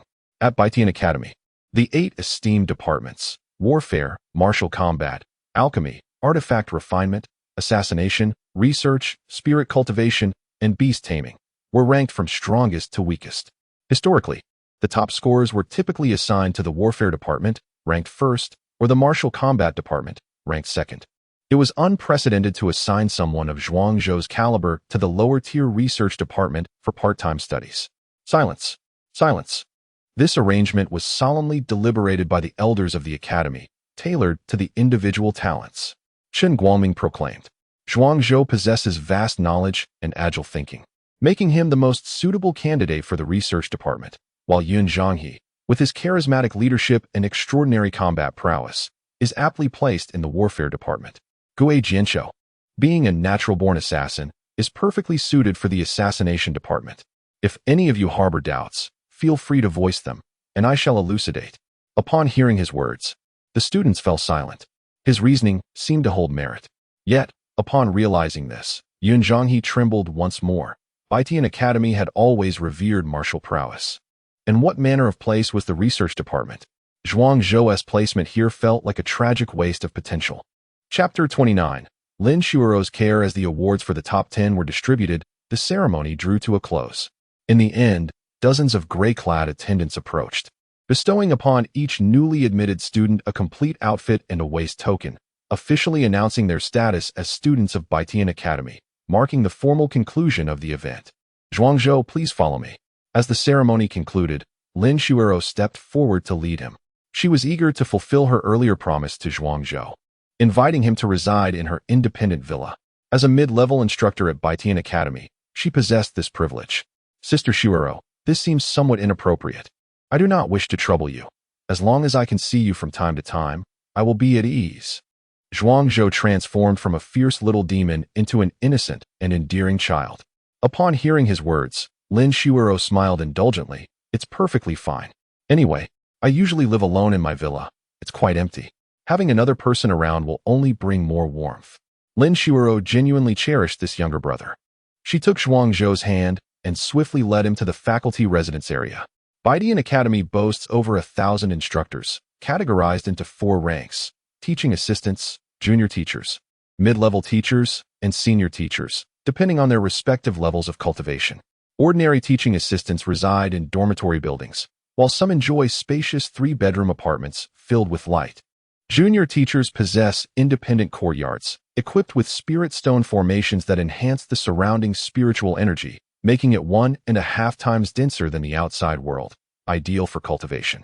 Mid-level teachers enjoy independent villas of 500 square meters, where the spiritual energy is twice as abundant as the outside, complemented by servants for regular cleaning and even 2 sentinels resembling peak experts in the Xiantong realm, ensuring exceptional security.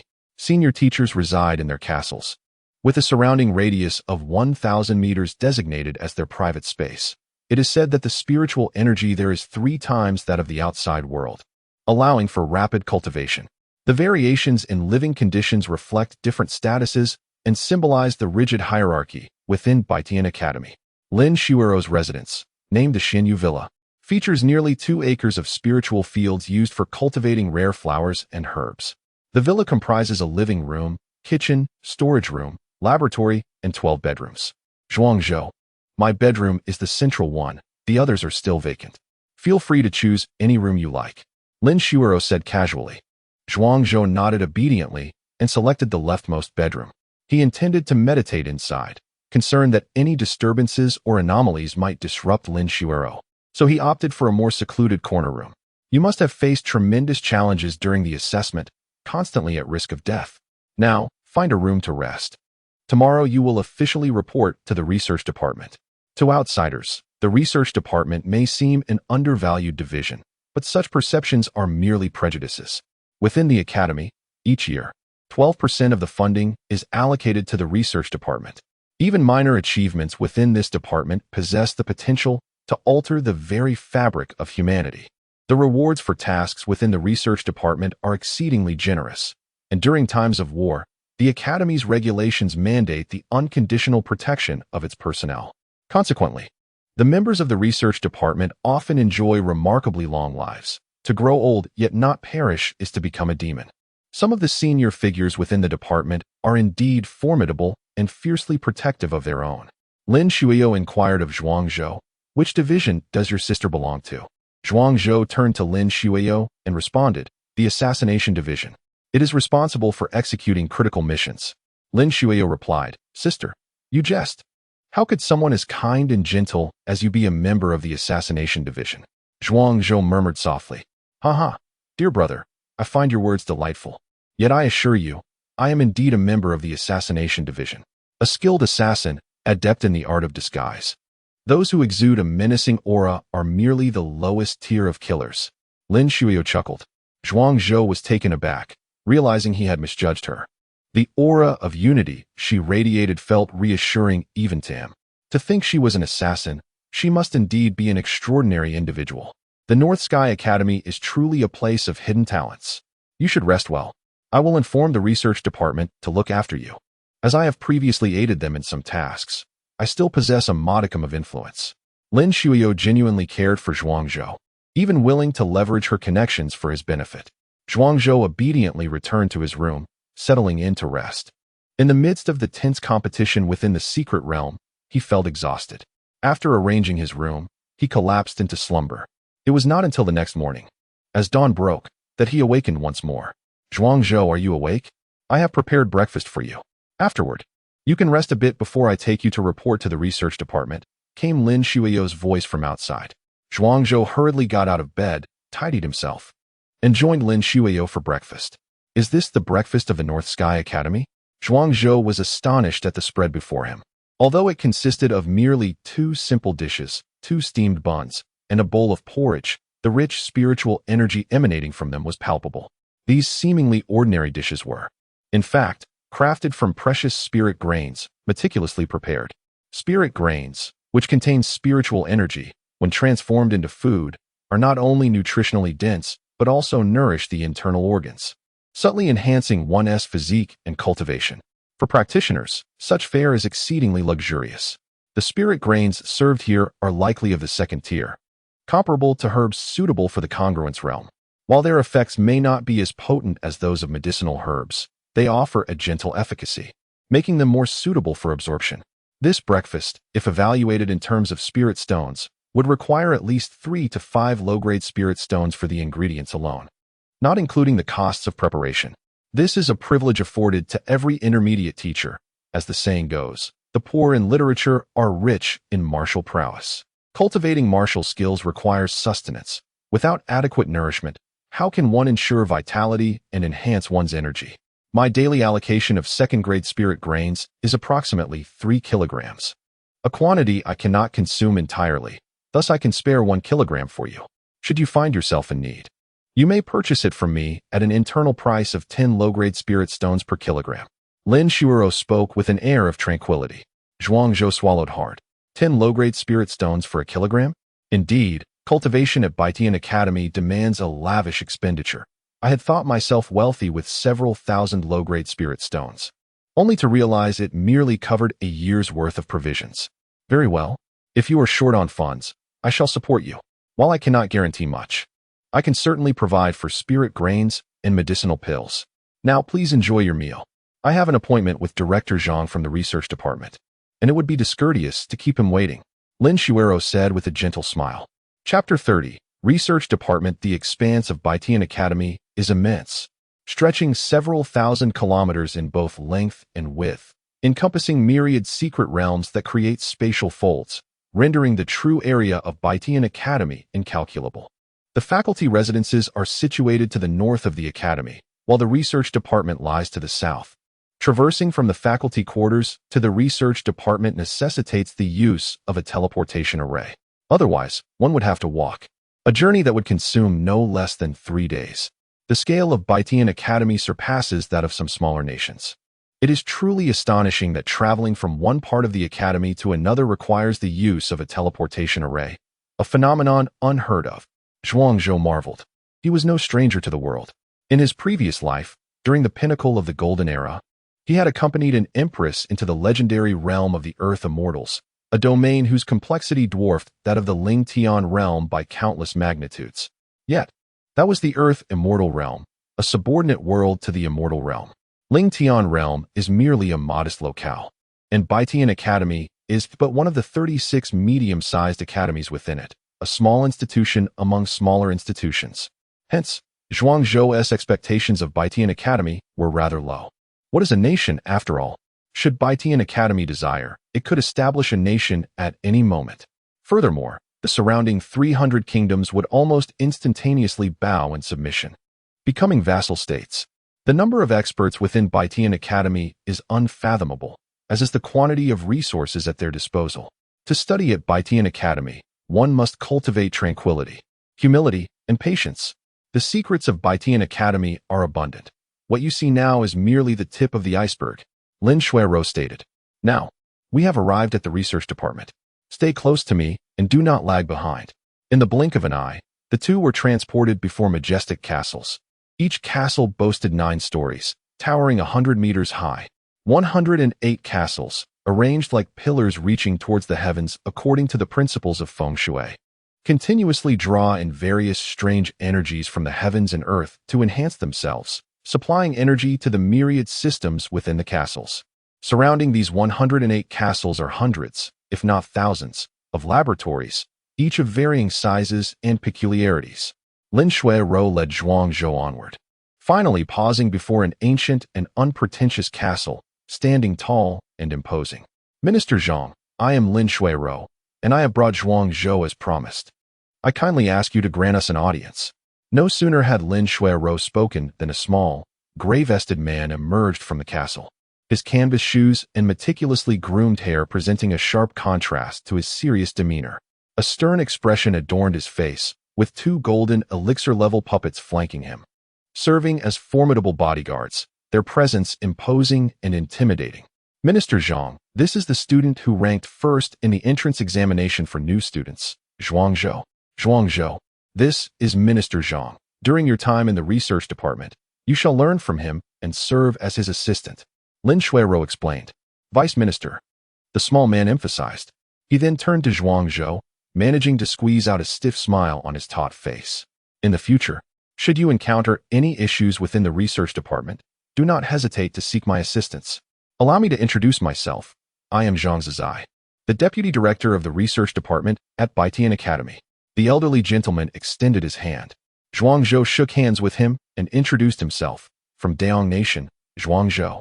Since you are already acquainted, I must attend to my duties and take my leave. Zhuangzhou, remember to heed Director Zhang's words and refrain from causing any disturbances, understood? Lin Shuai-ro advised. Zhuangzhou nodded, signaling her to be at ease. He then followed Zhang Zizai into the castle. The castle consists of 10 levels, with 9 above ground and 1 below. The first floor above ground houses a small laboratory for assistants, equipped with a wealth of apparatus, which you may use to familiarize yourself with some fundamental operations of the research department. The second floor is a library containing various publicly accessible research findings from Baitian Academy and an array of encyclopedic materials, if time permits. Feel free to study at your leisure. As for the other levels, you need not concern yourself with their specific functions for now. An entry is prohibited, understood? After Lin Shuai-ro departed, Zhang Zizai's demeanor and tone became noticeably stern. Understood. Zhuangzhou obediently nodded. You are newly enrolled and still unaware of some foundational knowledge. For now, you lack the capacity to participate in my experiments. Therefore, you shall attend classes from Monday to Friday, and on Saturdays and Sundays. You will familiarize yourself with the experimental instruments and peruse literature here.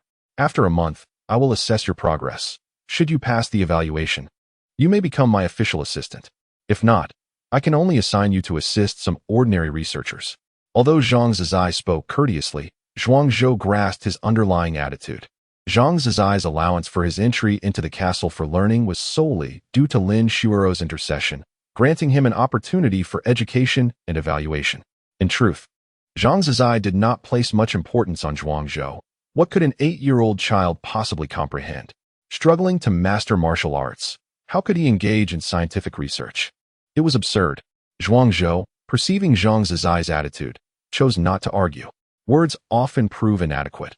Only through tangible actions could he gradually alter Zhang Zizai's perception of him.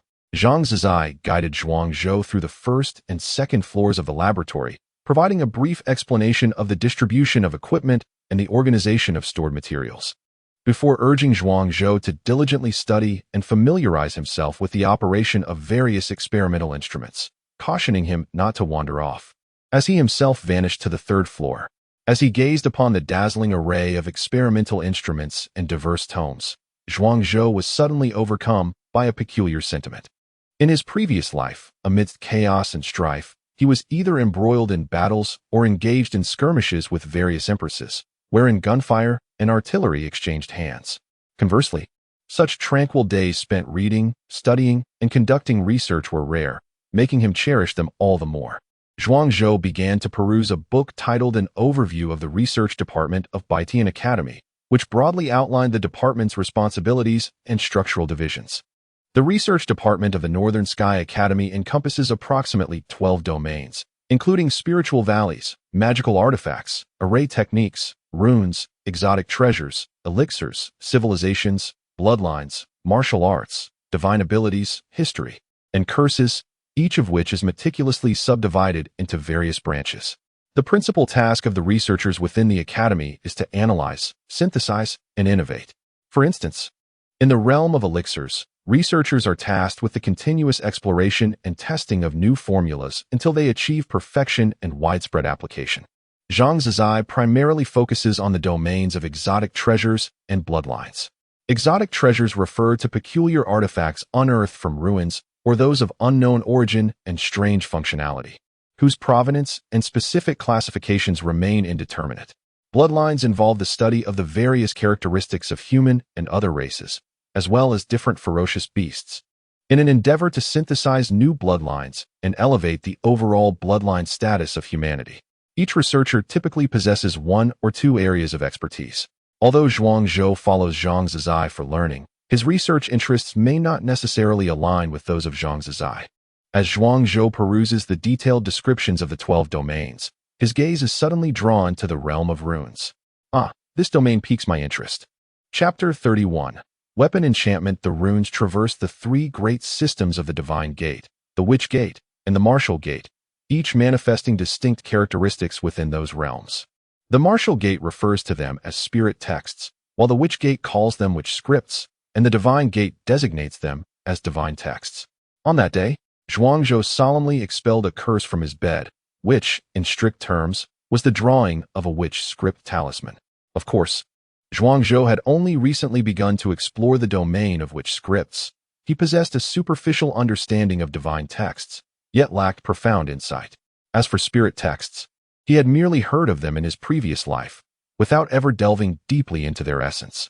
Nevertheless, he held a keen interest in the subject of runes. He practiced within the three gates, yet each force operated independently. The Divine Gate cultivated mental strength, the Witch Gate focused on physical prowess and the veneration of spirits, while the Martial Gate primarily centered on martial energy, with each distinctly defined. Although he resonated with all three gates during his breakthroughs, continuously enhancing his physical strength, there remained a conspicuous lack of synergy among them. Just as 5 fingers must clench to form a powerful fist, so too must the three gates unify and coordinate to exponentially elevate Zhuangzhou's combat prowess. The path of runes seemed to offer Zhuangzhou a serendipitous opportunity. He began to scour the library for tomes related to the spirit texts of the Martial Gate. Spirit texts were said to be the embodiment of the rules of heaven and earth. There existed 3,000 fundamental spirit texts corresponding to 3,000 great principles. Different foundational spirit texts could be interwoven, or the same spirit text could be layered repeatedly, giving rise to higher-tier spirit texts. A solitary foundational spirit text is considered a basic spirit text. A single layer constitutes a first-level spirit text, and further layering results in a second-level spirit text, and so forth. The intricacies of foundational spirit texts depend on the materials used and the quantity of true energy infused, with varying degrees of strength contingent upon comprehension of the rules encapsulated within the spirit texts. Only upon achieving a complete mastery of foundational symbols can one layer them to create a first-level spirit text. Zhuangzhou commenced his studies from the foundational theories, gradually constructing a comprehensive system of spirit texts. At this juncture, Zhuangzhou realized that although spirit texts, witch scripts, and divine texts all belonged to the same lineage of runes, they were, in actuality, worlds apart. Spirit texts delineate rules, witch scripts summon spirits. And while he had yet to grasp the essence of divine texts, he surmised they too were vastly different from the former two. The three were as unrelated as the horse and the cow. The ambitious plan to interlace the runes across the three gates appeared destined to falter before it could even be realized. Nevertheless, Zhuangzhou did not succumb to despair. Instead, a bold idea sparked within him. Historically, practitioners from the three gates had been at odds, and the combination of the three types of runes to generate a new form likely had never been attempted. But what if true energy were employed to draw witch scripts, and which power were used to create spirit texts? Could this not serve as a catalyst for the fusion of the three disparate rune systems? Zhuangzhou was a man of remarkable initiative. Once a thought took hold, he acted swiftly. Soon, he found himself in a laboratory dedicated to spirit texts, filled with century-old cinnabar, beast blood, rune brushes, and rune paper, everything one could desire for the crafting of spirit texts, a process with which he was not yet familiar. Yet, Wu had managed to grasp some knowledge. Thus, the first step was to inscribe the witchcraft symbols using true energy.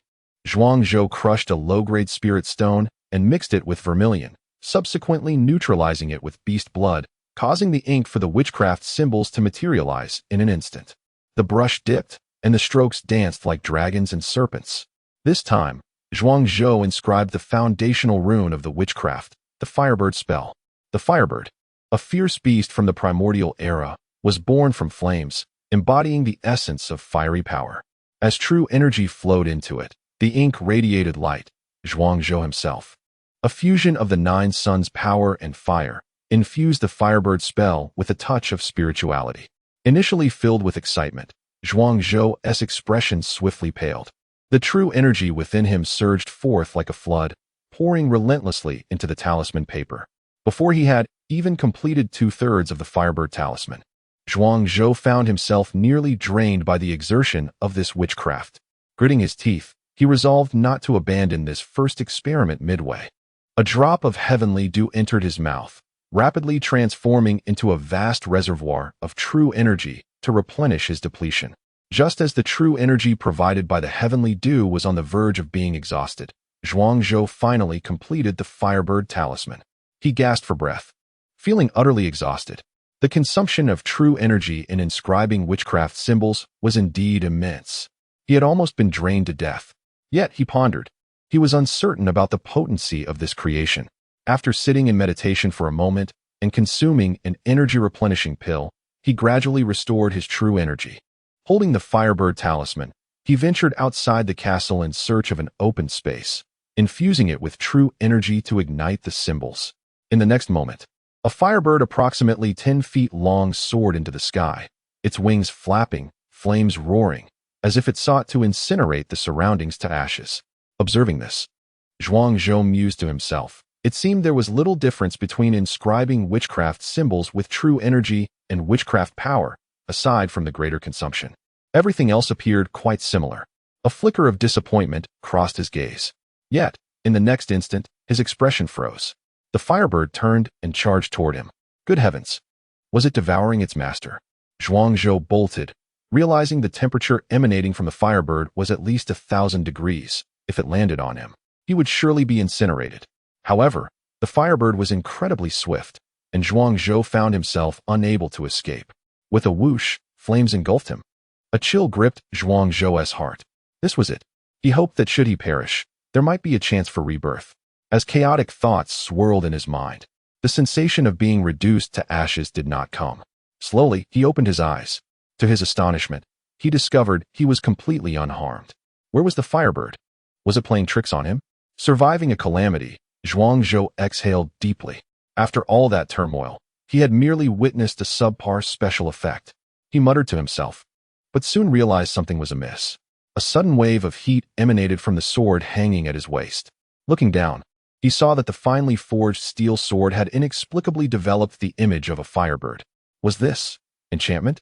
Before Zhuangzhou could utter a word, a corpulent middle-aged man came hurtling towards him like a massive, fleshy projectile. Zhuangzhou hastily evaded, fearing that he might be crushed by this human cannonball. The bulk collided with Zhuangzhou, but the rotund gentleman had already cradled Zhuangzhou's sword in his hands. With immense excitement, he exclaimed, "Indeed, it is enchantment. Truly enchantment. Ha ha ha. I never imagined that in my lifetime I would witness the legendary enchanted weapon."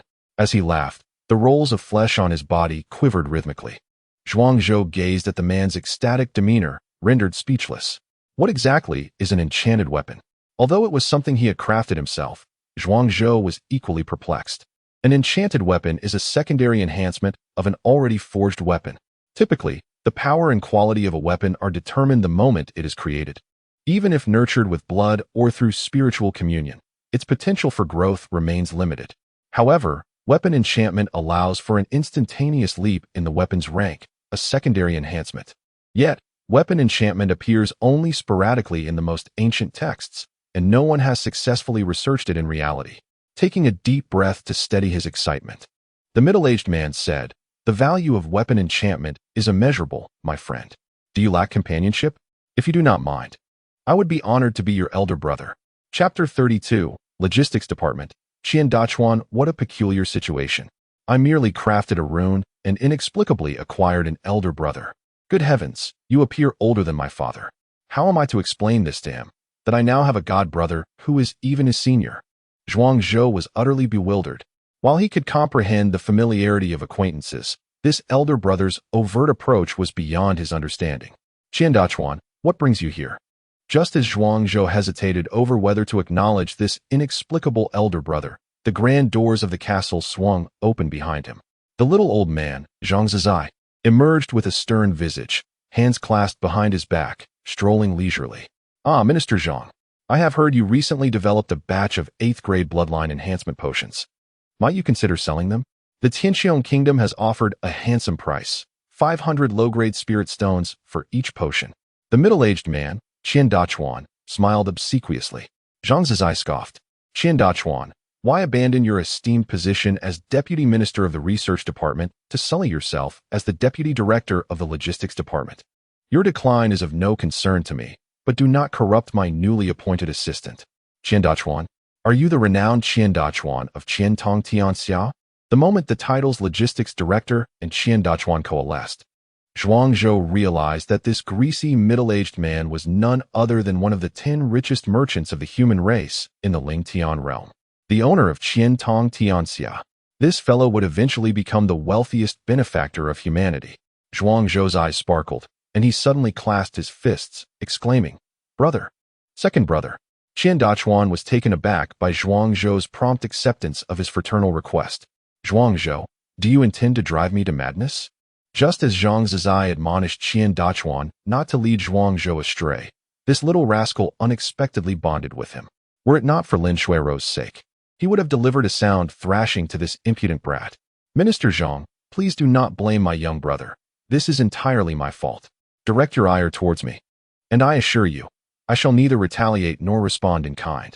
Qian Dachuan suddenly interjected. Zhang Zizai was truly incensed by Qian Dachuan's flippant remarks. After a moment, he addressed Qian Dachuan. I shall not concern myself with other matters, but you must visit your master when you have the chance. When you left the research department to lower your status and joined the logistics department, it deeply angered your master. He nearly hanged himself. Over the years, he has yet to move past this. He has even sown the seeds of inner demons, preventing his cultivation from advancing. After all, there were bonds forged between master and disciple. It is best to clarify certain matters. Zhang Zizai's tone shifted, becoming more earnest. Qian Dachuan's playful demeanor gradually faded, and he nodded slightly. Understood. Now, tell me, what was that fuss about enchantment? Can this little rascal truly enchant? Zhang Zizai stepped out of the castle, motivated in part by the arrival of Qian Dachuan, and in part by the echo of the word enchantment that had reached his ears. Here, take a look, Qian Dachuan said, handing over Zhuang Zhou's sword. Zhang Zizai grasped the hilt, infusing it with his vital energy. With a triumphant cry, a firebird, stretching nearly 10 feet in length, materialized. The firebird spread its wings, poised to incinerate everything in its vicinity. A rare smile, emanating from the depths of his heart, graced Zhang Zizai's serious countenance. Indeed, it was enchantment. To think I could witness enchanted weapons in my lifetime. As he withdrew his vital energy, the firebird vanished. The sword itself was of ordinary quality, merely a common weapon, yet with the firebird's enchantment, it had ascended to the status of a mid-grade weapon of the physical realm. How much could this fetch? Zhuang Zhou inquired eagerly. Zhang Zizai's expression stiffened. Money, money, money. All you think about is money. I swear. You and Qian Dachuan are not sworn brothers, but rather blood brothers. You both seem to have fallen into a pit of gold. Zhang Zizai chastised. Do you realize the epic-making significance of the emergence of enchanted weapons for the entire human race? If enchanted weapons can be mass-produced, it would undoubtedly alter humanity's standing among the myriad races. Zhang Zizai asserted. The human race may hold a high status, but it doesn't bring me any wealth. Why should I care? Zhuang Zhou muttered under his breath. Zhang Zizai glared. Zhuang Zhou quickly retracted his head, afraid to speak further. Qian Dachuan chimed in. An ordinary mid-grade weapon in the physical realm is valued at 10 to 20 low-grade spirit stones in the market. Your sword, being an enchanted weapon, possesses exceptional value and could fetch around 30 low-grade spirit stones. A fine steel sword costs 1 low-grade spirit stone, while the consumption of talisman paper and ink is approximately 3 low-grade spirit stones. Thus, An enchanted long sword is roughly worth 30 low-grade spirit stones. By this calculation, wouldn't I make a profit of 26 low-grade spirit stones from a single sword? Zhuang Zhou's eyes widened, gleaming with the allure of wealth. Zhang Zizai fumed. This is precisely the kind of thinking that typifies Qian Dachuan too. There's no saving him. Should I just expel him from the sect? Ha! Almost. Qian Dachuan laughed. Zhuang Zhou's love for wealth is commendable. If he is fond of riches, then as long as the spirit stones are in place, everything is negotiable. Wait. Just now, during the process of crafting talismans, I consumed a drop of heavenly dew to replenish my energy and a vitality pill to restore my vital energy. When all is calculated, the cost rises by at least another 12 low-grade spirit stones. It seems the profit isn't as substantial after all. In an instant, Zhuang Zhou's face darkened with worry. Zhang Zizai felt an overwhelming urge to eliminate him on the spot. Did Lin Shuero beseech me to teach you merely for you to engage in commerce? The substantial consumption is due to your low cultivation level. Once you reach the 9th layer of the physical realm, or even the Xintong realm, these issues will no longer be problematic. Moreover, enchanting the most ordinary steel longsword yields little reward.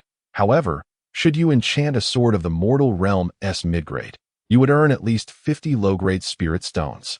In Money Dachuan's small, shrewd eyes, which were nearly squeezed shut by his burgeoning flesh, a glimmer of cunning sparkled. Upon hearing this, Zhuang Zhou smote his thigh. Yes, that is precisely the point. Next time, I shall select a weapon of superior quality for enchantment. Silence. Zhang Zizai could no longer contain himself. This is the research department. If these two continue their antics, the atmosphere will soon resemble that of a mercantile establishment rife with the stench of copper. Zhuang Zhou, the matter of your enchantment must remain confidential for now. Should certain foreign spies become aware of this, they would undoubtedly dispatch formidable assassins to eliminate you. If you are willing, you may share your enchanting methods. I will petition the Academy's higher-ups for a patent on your behalf. Even if others employ your techniques for enchantment, they must seek your permission and allocate 20% of their profits as your royalty fee. Zhang Zizai spoke with reason. Chapter 33. The Greedy Zhuang Zhou, the Method of Enchantment Revealed. Zhuang Zhou was momentarily taken aback, hesitating with uncertainty. Clearly, this monopolized business boasted the highest profits. Once the method of enchantment was shared, competition would inevitably arise, potentially encroaching upon his market space. The decision lies with you. At Baitian Academy, numerous groundbreaking research outcomes are unveiled each year. Whether these findings are disclosed or shared rests solely with the researchers themselves.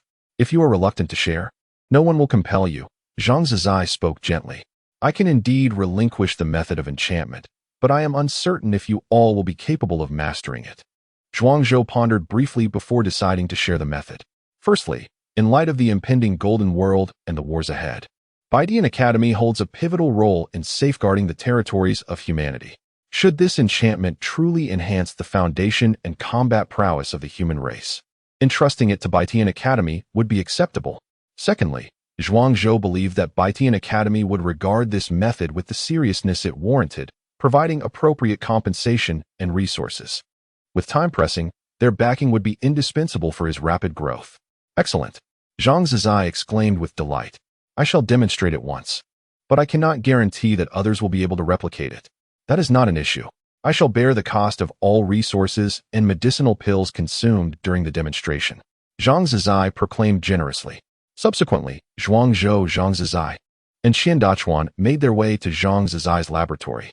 Zhuang Zhou meticulously prepared the enchanted ink, grinding it with care. This time, he was once again drawing the Firebird talisman. In truth, the effect would be even better should the beast's blood consist of that from a firebird. As he ground the ink, Zhuang Zhou explained, if the blood of the Firebird were used, the efficacy would surely be enhanced. Zhang Zizai shook his head, replying, Firebirds are rare, and their blood is of little utility. The Academy has no stock of it. However, if your enchantment method can be mass-produced, we could procure and reserve a batch of Firebird blood. Zhuang Zhou nodded and began to draw the runes with utmost focus. Having learned from his previous experience, he took out an energy-enhancing pill, intending to place it under his tongue to gradually refine and replenish his true energy. Use this Gu Yuan pill. Zhang Zizai retrieved a milky white pill, about the size of a longan, with a concentration of spiritual energy far surpassing that of an ordinary energy-enhancing pill. Is this a low-grade pill from the Tongxian realm? Zhuang Zhou was taken aback, not expecting such generosity from Zhang Zizai. Do not look at me like that. You are willing to share the method of enchantment, so what is a mere pill to me? Zhang Zizai replied. Zhuang Zhou chuckled as he swallowed the pill, feeling its medicinal potency flowing into his body. His brush danced gracefully, the strokes fluid and serpentine, with the experience from the last attempt. Zhuang Zhou crafted the talisman with even greater proficiency. In no time, he completed yet another Firebird talisman. This time, Zhuang Zhou remained undeterred, as the potent effects of the Guiyuan Dan continuously replenished his vital energy, not only maintaining it at its peak, but even granting him a slight enhancement in strength after the elixir's refinement was complete. You shall enchant it once more. This time upon its surface, Zhang Zizai declared, producing a long sword forged from a century-old fine iron, inscribed with intricate runes, with wisps of fiery essence circulating within. Zhuang Zhou infused a strand of his vital energy into the Firebird talisman. As the runes ignited, the Firebird soared into the air, with wings spanning nearly 10 feet. The Firebird once again darted towards Zhuang Zhou, who remained composed and unperturbed. The Firebird descended upon the long sword, and its patterns instantly manifested. The enchantment was successful. The flames emanating from the sword intensified. Indeed, your enchanting technique proves to be repeatedly effective. Next, I shall personally experiment with the art of enchantment. Zhang Zizai resolved to take matters into his own hands. With his profound vital energy, he required no preparation, simply seizing a talisman paper and deftly applying ink to draw. However, just as he had completed half of the drawing, an unseen force of the heavens descended, causing the paper to tremble and ignite spontaneously. In an instant, the talisman he had inscribed was reduced to a pile of ashes. Zhang Zizai was taken aback. What on earth was happening? Merely possessing the form, yet lacking the intent. As a martial artist, you cannot align your thoughts with the primordial ferocity of ancient beasts while inscribing the talisman. Thus, you naturally suffer a backlash, rendering your endeavor futile. If I surmise correctly, this younger brother of mine must be well versed in the ways of the witch sect. The witch sect inscribes runes to channel divine and demonic forces, and by infusing them with vital energy, one can create enchantable runes. A sudden gleam sparked in Qian Dachuan's small eyes. Zhuang Zhou's heart raced. He had not anticipated that his oily yet astute adopted brother would discern the underlying intricacies. Indeed, Zhuang Zhou chuckled, acknowledging Qian Dachuan's deduction. It seemed the methods of the witch sect could no longer be concealed. Rather than deliberately hiding it, he opted for outright admission. The witch sect. Upon hearing these words, Zhang Zizai was taken aback. He had initially believed that Zhuang Zhou only practiced the martial and divine sects, yet he possessed the techniques of the witch sect. Truly, the top candidate of the entrance examination was deserving of his accolades. Zhang Zizai remarked with admiration. Well said, well said. Zhuang Zhou humbly replied. If that is the case, your contribution of this enchanting method would be of little use. The inheritance of the witch sect is rare, and the number of individuals who cultivate both the martial and witch sects is exceedingly scarce. Moreover, your enchanting technique requires a mastery of the essence from both disciplines. While it appears simple, its prerequisites are indeed stringent. As Zhang Zizai's voice faded, Zhuang Zhou grinned. I shall still report your enchanting capabilities to the higher echelons of the academy to secure your reward. However, this matter will remain known only to a select few. I shall also keep your cultivation of the witch sect a secret, serving as a means of self-preservation. Zhang Zizai remarked, his interest somewhat waning. What I initially thought to be a groundbreaking discovery turned out to be something that could not be widely disseminated. Here, take this sword. You shall manage it yourself. Zhang Zizai handed the long sword, forged from a century's worth of enchanted iron by Zhuang Zhou, to Zhuang Zhou. Zhuang Zhou, in turn, passed it to Qian Dachuan. How much can this thing fetch? Upon hearing this, Zhang Zizai glared at Zhuang Zhou, his anger boiling over, and an expletive slipped from his lips. Zhuang Zhou, you money grubber. I curse your lineage. Zhuang Zhou, embarrassed, sheathed the long sword. Zhang Zizai snorted disdainfully and swept away, seeking a reward for his avaricious little assistant. This little rascal, Zhuang Zhou, must be given some sweet incentives. Otherwise, judging by his greedy demeanor, if resources run low, he might even sell the academy. Brother, in the future, If you find yourself in need of resources, just let your elder brother know. I may not have much, but I certainly possess ample cultivation resources, Qian Dachuan declared, thumping his chest. He recognized the potential. 3 sects in mutual cultivation. Enchantment techniques. Who knows what other secrets this young brother of mine harbors? His investment now is akin to providing timely assistance. A rare opportunity indeed. As long as nothing unexpected occurs, this young brother will undoubtedly emerge as a prominent figure in the future, not just in Baitian Academy, but throughout the entire Lingtian realm. By the way, I believe I still have 1,285 contribution points on my token. Is that valuable? Zhuangzhou casually inquired. Qian Dachuan's expression abruptly stiffened. Am I still able to retract my previous statement? Chapter 34. Exploiting Opportunities. A total of 1,285 contribution points. Damn. I almost forgot about this fellow's valiant performance in the secret realm. He sold decrees and extorted over 4,000 low-grade spirit stones from those unfortunate souls. Added to the assessment rewards, Zhuangzhou is undoubtedly a little tycoon. Contribution points at the academy are exceedingly precious. They can be exchanged for various resources, purchased courses, or even used to hire formidable students as your enforcers. Qian Dachuan said to Zhuangzhou with a serious expression, when it comes to money, I am earnest. Contribution points at the academy are classified into 2 categories, ordinary contribution points and golden contribution points. Approximately 1,000 ordinary contribution points can be exchanged for a little golden contribution point. The former is typically used for purchasing resources of techniques at the golden core stage and below, while the latter is for techniques at the divine ability stage and above. Ordinary contribution points can be exchanged for low-grade spirit stones at a ratio of about 1 to 10. 1 point can be exchanged for 10 low-grade spirit stones. However, this is the least profitable exchange method, as the technique resources at the academy are in high demand and scarce outside. If one truly lacks spirit stones, exchanging in the black market can yield about 13 to 15 low-grade spirit stones for a single point. In urgent situations, one might even receive 17 or 18 stones. With such a considerable number of contribution points, you are undoubtedly quite affluent among the new students in the physical body stage, Qian Dachuan said with a hint of envy. When I was in the physical body stage, I was utterly destitute. I nearly perished under the claws of a lion-tiger beast for just 10 contribution points. Oh, Zhuangzhou nodded upon hearing this. He had not anticipated that the contribution points acquired from the intersect assessment were so valuable. Make good use of these points. You may not even need to worry about resource supply before reaching the golden core stage. Besides these points, as long as you perform exceptionally well in the various assessments at Baitian Academy in the future, you will continuously receive a stream of contribution points as rewards.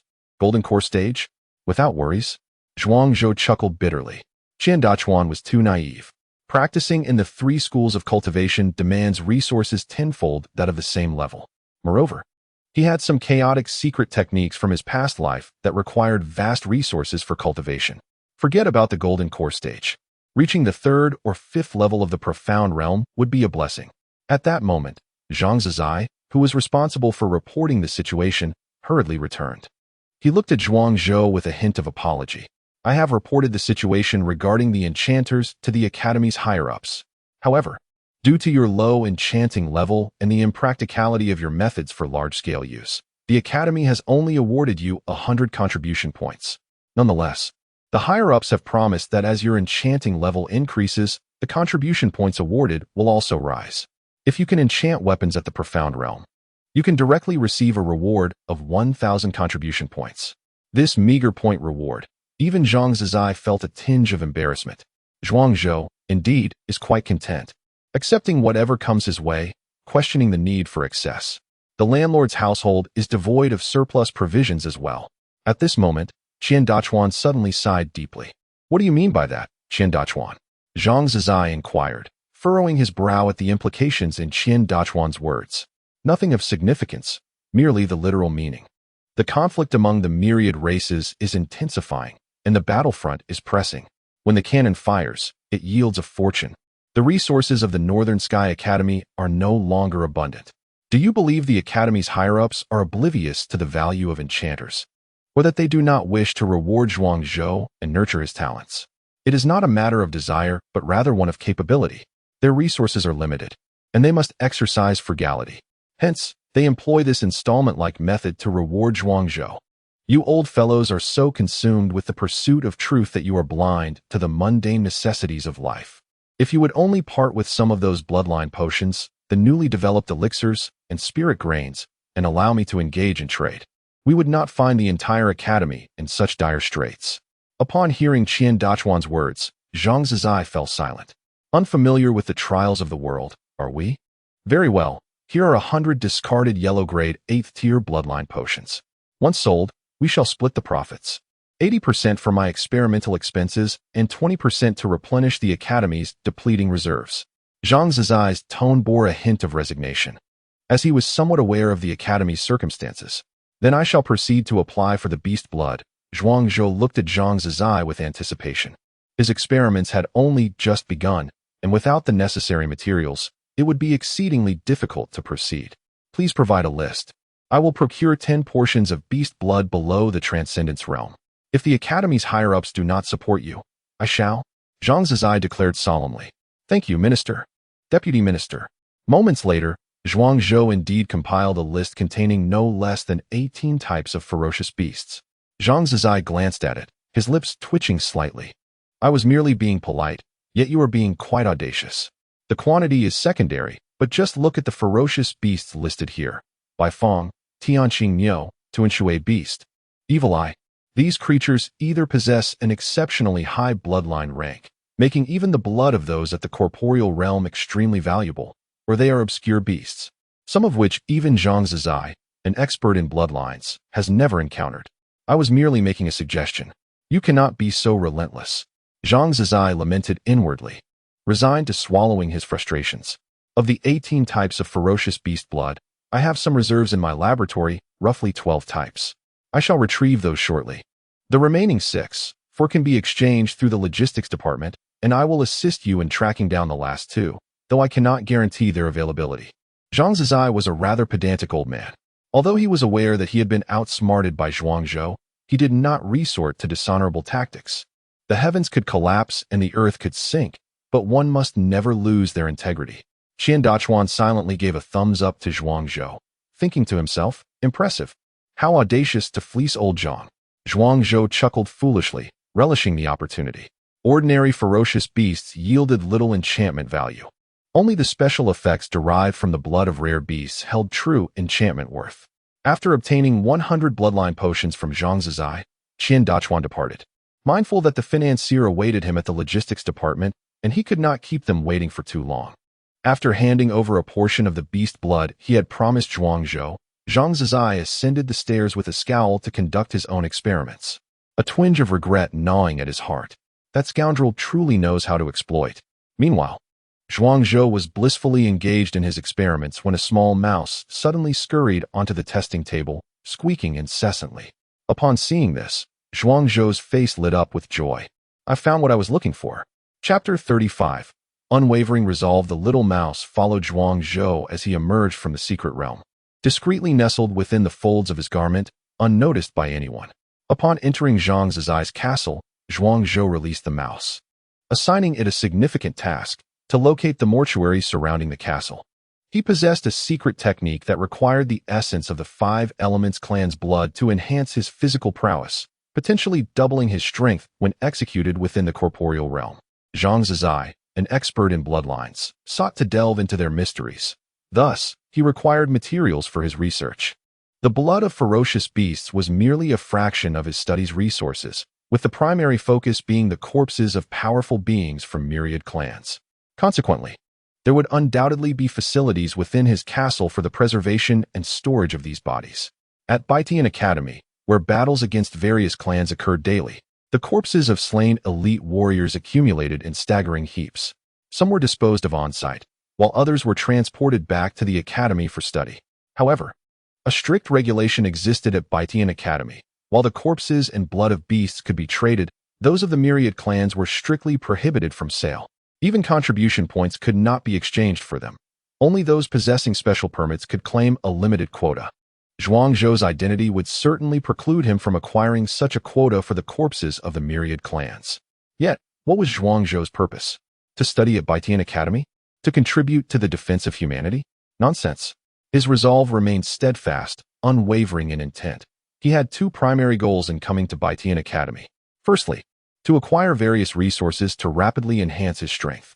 Secondly, to forge connections and align himself with influential figures. Could a mere rule stand in his way? Not a chance. If they would not provide it, he would take matters into his own hands. Lead the way, and let us see what this mortuary is like. Squeak. The little mouse scampered ahead, guiding Zhuang Zhou onward. On the 5th floor of Zhang Zizai's castle, before a mirror, Zhang Zizai's expression was taut. His gaze menacing as he looked at Chun Guangming reflected within. Are you truly intent on proceeding in this manner? If so, Zhuang Zhou's future will be utterly ruined by your actions. Zhang Zizai's fists were clenched, suppressing his rage. Chun Guangming rubbed his temples, responding, so tell me. Between the celestial demon overlord and a young lad with an uncertain future, whom would you choose? The celestial demon overlord, once sufficiently cultivated, could undoubtedly become a leading figure within Baitian Academy. And what of Zhuang Zhou? In 10 years, where will he stand? The profound communication realm or the golden core realm? Over the years of relentless warfare, our Academy's top-tier resources have been nearly exhausted. The quota for today's Immortal Seed program permits only one individual to join. We cannot afford to gamble on Zhuang Zhou and his uncertain future. In 10 years, the competition among the 8 mid-level academies will also be a contest for resources. We cannot afford to lose, nor can we afford to wager. Chun Guangming's voice suddenly erupted into a roar, revealing the pent-up frustrations he had harbored over the years. Yet, Zhuang Zhou was indeed exceptional. At the pace of his progress, it is only a matter of time before he becomes aware of these matters. I worry that he may develop a rift with the Academy. There are certain words that Zhang Zizai nearly spoke, but ultimately refrained from uttering. For instance, the matter of Zhuang Zhou's simultaneous cultivation with the 3 gates, or the fact that he is an enchanter. These details remain unknown to Chun Guangming, and it is imperative that he remains oblivious. Chun Guangming possesses a rather extreme temperament, and Zhang Zizai fears that knowledge of these truths could provoke him into taking drastic actions. Thus, I encouraged his involvement in the research department, to divert his focus through study, as one cannot devote themselves to 2 pursuits simultaneously. His mediocrity serves the benefit of all. Even if he were to learn of it, it would hardly stir any significant turmoil. Should he miraculously achieve something noteworthy, it might even expedite Yin Zhanghe's growth along his path. A glimmer of intensity flickered in Chun Guangming's eyes. Zhang Zizai sighed softly. Some matters, once set in motion, cannot be undone. Let us not forget that Zhuang Zhou is the son of that individual. Silence. Chun Guangming suddenly erupted in fury, his eyes wide with rage, blood vessels coursing through them like a web. In the next moment, Zhang Zizai severed the communication. He gazed at the now-still mirror and sighed, Xiaoyan. We could not protect you back then, but this time we shall certainly safeguard your son. The Northern Sky Academy still adheres to its own regulations. If they wish to grant Yin Zhanghe the same treatment as the immortal seedlings, they must provide you with equal compensation, or even more, Zhang Zizai declared with unwavering certainty. Oblivious to the discourse occurring within the castle, Zhuang Zhou merrily made his way toward the mortuary. The mortuary was not far from Zhang Zizai's castle. Yet Zhuang Zhou had to ensure his movements remained concealed. Engaging in illicit activities and being caught is deemed unlawful. However, if one evades capture, they are considered a model student abiding by the law. Zhuang Zhou is a good child. How could he possibly engage in unlawful deeds? After approximately half an hour of walking, Zhuang Zhou, guided by the little mouse, arrived at the mortuary. The door of the mortuary was tightly locked, surrounded by an array of continuously operating formations. However, these formations were not defensive. Rather, they were designed for cooling and storage. Instances of individuals stealthily pilfering corpses from the mortuary are quite rare, hence the guardianship was not particularly stringent. Squeak, squeak, squeak. The little mouse led Zhuang Zhou to the side of the mortuary. Beneath the sturdy, thick wall lay a small mouse hole. This was the very means by which the little mouse freely entered and exited the mortuary. It raised its front paws, signaling Zhuang Zhou to follow suit. Zhuang Zhou found himself at a loss for words. His physique could not possibly fit through such a mouse hole. Transforming his shape, Zhuang Zhou focused his spirit, casting his divine art to appear directly within the mortuary. No matter how thick the ordinary wall, to Zhuang Zhou, It was as insubstantial as air. Of course, walls imbued with runes could obstruct spatial teleportation. If Zhuangzhou were to attempt this method of entry again, it would no longer be feasible. Rows of cold corpses were meticulously arranged. The corpses delineate 36 distinct areas, meticulously categorized by race and their prior cultivation levels, encompassing thousands of bodies, all devoid of decay or decomposition, representing numerous clans. At last, the corpses of the Five Elements clan have been discovered. Zhuangzhou's gaze swept across the scene, swiftly fixating on the third area to the left. The Five Elements clan is easily identifiable, although their appearance resembles that of the human race. The essence of the five elements within them is exceedingly pronounced. This clan ranks 81st among the myriad of races based solely on bloodline quality, excelling in the manipulation of elemental forces. They can swiftly master any elemental spells or secret techniques, augmented by a twofold increase in potency. Had it not been for their lengthy reproductive cycle and sparse population, the Five Elements clan would likely have ascended to the pinnacle of power within the Ling Tian realm. Indeed, the Northern Sky Academy is remarkable. There are 50 corpses from the Five Elements clan, each possessing a minimum cultivation level at the Xiantong realm. The higher the bloodline quality, the more effective the execution of secret techniques. Truly, the Northern Sky Academy is a paradise for me. With a heart brimming with excitement and trembling hands, Zhuangzhou had just unsheathed a small knife and prepared a vial to collect the blood of the Five Elements clan when a robust voice resonated from behind him. "Little ghost, are you here to pilfer the corpses?" Chapter 36. The mortician Zhuangzhou was taken aback. He abruptly turned around and beheld an elderly man clad in a white robe, his frail and diminutive figure with hands clasped behind him, gazing intently at him. "Senior, you are."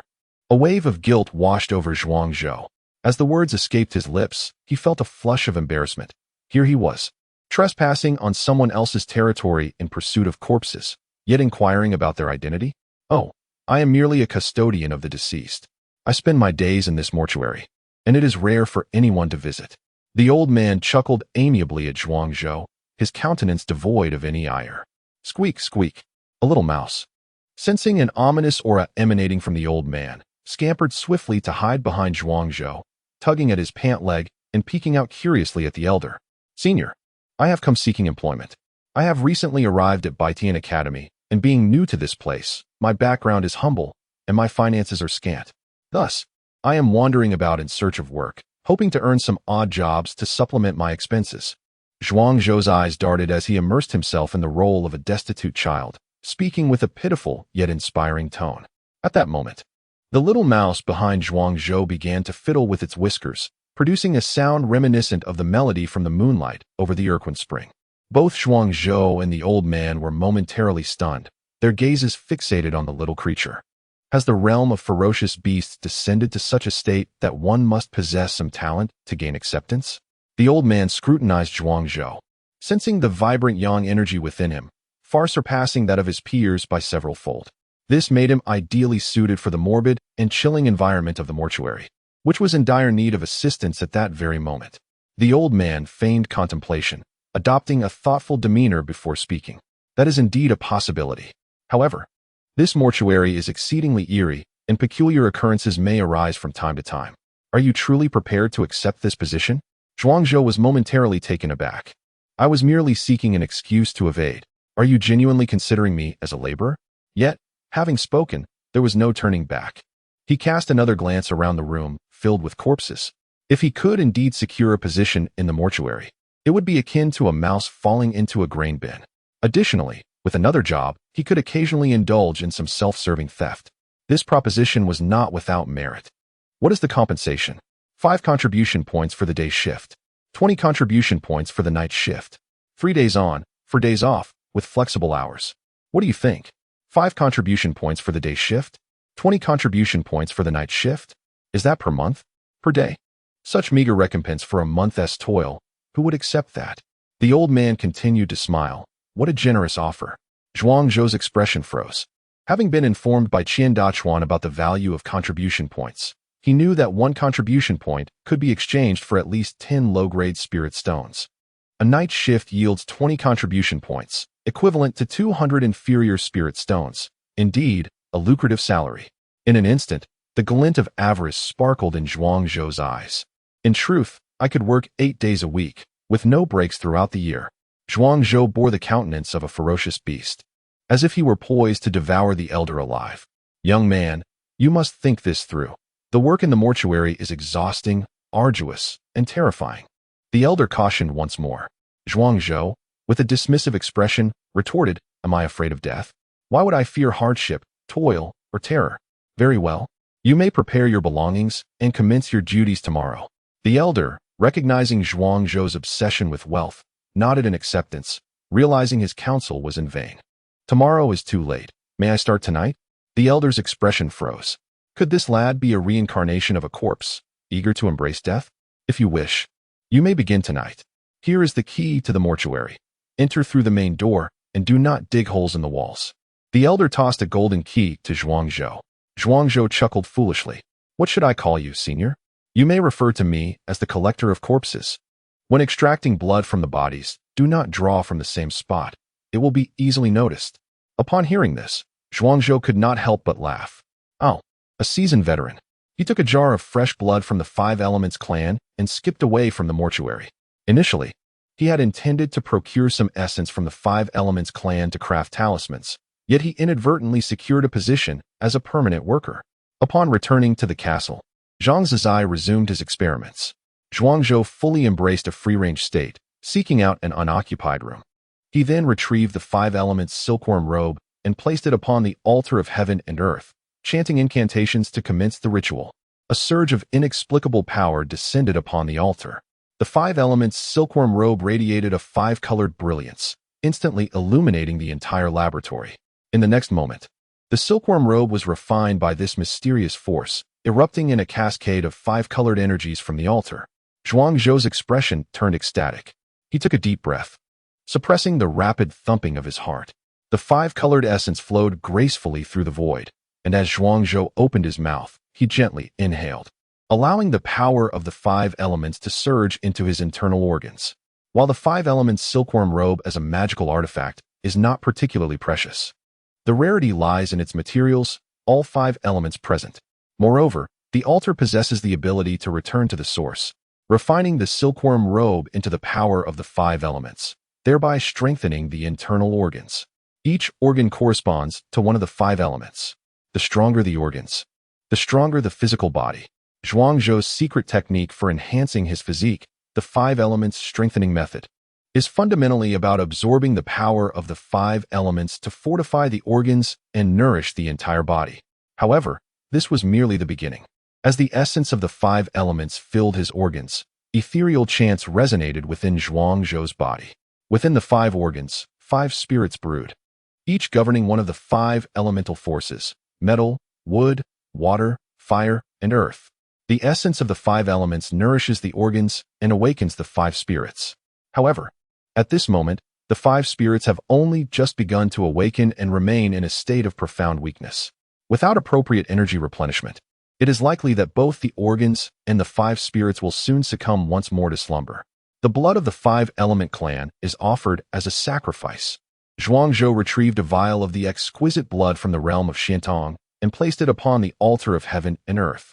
The Wu clan offers sacrifices, communing with the spirits and witnessing the celestial beings. Yet this time, Zhuangzhou's sacrificial target is rather unique. He is, in fact, venerating his own organs and five spirits. This is the true brilliance of the Five Elements strengthening technique. Relying on oneself is far superior to seeking aid from others. The organs and five spirits represent five distinct powers within Zhuangzhou himself. The stronger the five spirits, the more formidable Zhuangzhou's own strength becomes. The blood of the Five Element clan instantaneously evaporated, transforming into the quintessence of red, green, yellow, white, and black, surging into Zhuangzhou's organs. The chanting grew increasingly resounding, sweeping through boundless time and space, solemn and majestic. Zhuangzhou's five spirits grew ever more powerful, his limbs and bones brimming with vitality, reaching to the very extremities.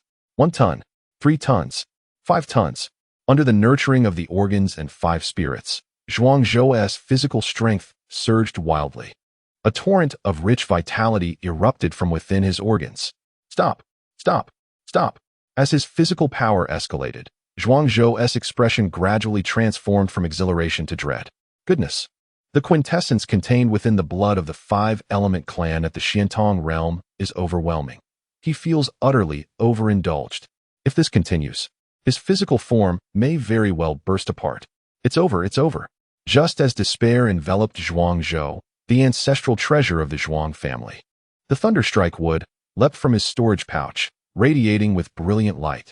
Chapter 37. The essence of the five organs, the embodiment of the body.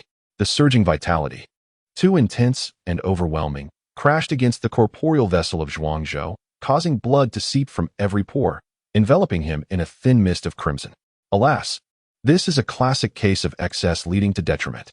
The quintessence of the five elements within the blood of the transcendent realm's elemental clan is far too potent, exceeding the limits of my physical form. Could it be that I, having just been reborn a mere month ago, am destined to explode and perish? Zhuangzhou sighed with a bitter smile as his exquisitely crafted body began to fracture like fine porcelain, on the verge of being overwhelmed by the torrential force of life energy. At this moment, the brilliance of the thunderstrike would intensify, manifesting as a delicate azure glow that enveloped Zhuangzhou entirely. This azure radiance, forged from pure life energy, infused into his limbs and bones, enhancing his corporeal form with greater resilience. The thunderstrike wood, its quality enigmatic, rises anew from destruction, birthing vitality from the depths of death. Its pure life force is a rare treasure in this world. Furthermore, the thunderstrike wood possesses an innate spirit, having silently nurtured Zhuangzhou's family for countless ages. Though it remains voiceless, it harbors a consciousness, automatically safeguarding its master in critical moments by releasing vitality. Zhuangzhou's fractured body began to mend, even exuding a newfound vigor.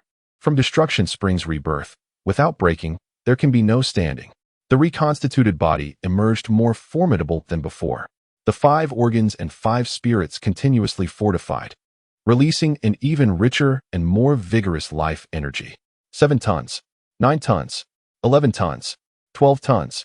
Zhuangzhou's physical strength surged by a remarkable 12 tons before it finally stabilized. Initially, Zhuangzhou had already achieved the third level of simultaneous cultivation, boasting 5 tons of physical strength at the 8th tier of corporeal mastery, far surpassing his peers. Now, with an additional 12 tons, his strength culminated to an astonishing 17 tons. Were it another individual, elation would surely ensue. For typical peak practitioners of the corporeal realm possess merely 8 to 9 tons of physical power, and 10 tons marks the pinnacle of genius among mortals. Zhuangzhou's physical prowess reaching 17 tons could even rival those newly entering the transcendent realm. Yet, he remained unsatisfied with the memories of his past life. Zhuangzhou understood that in the era of the Golden Age, his adversaries would not be mere ordinary warriors, but rather prodigious talents within the human race, those of ancient bloodlines and exceptional physiques. Moreover, he would face an array of fantastical beings from myriad races.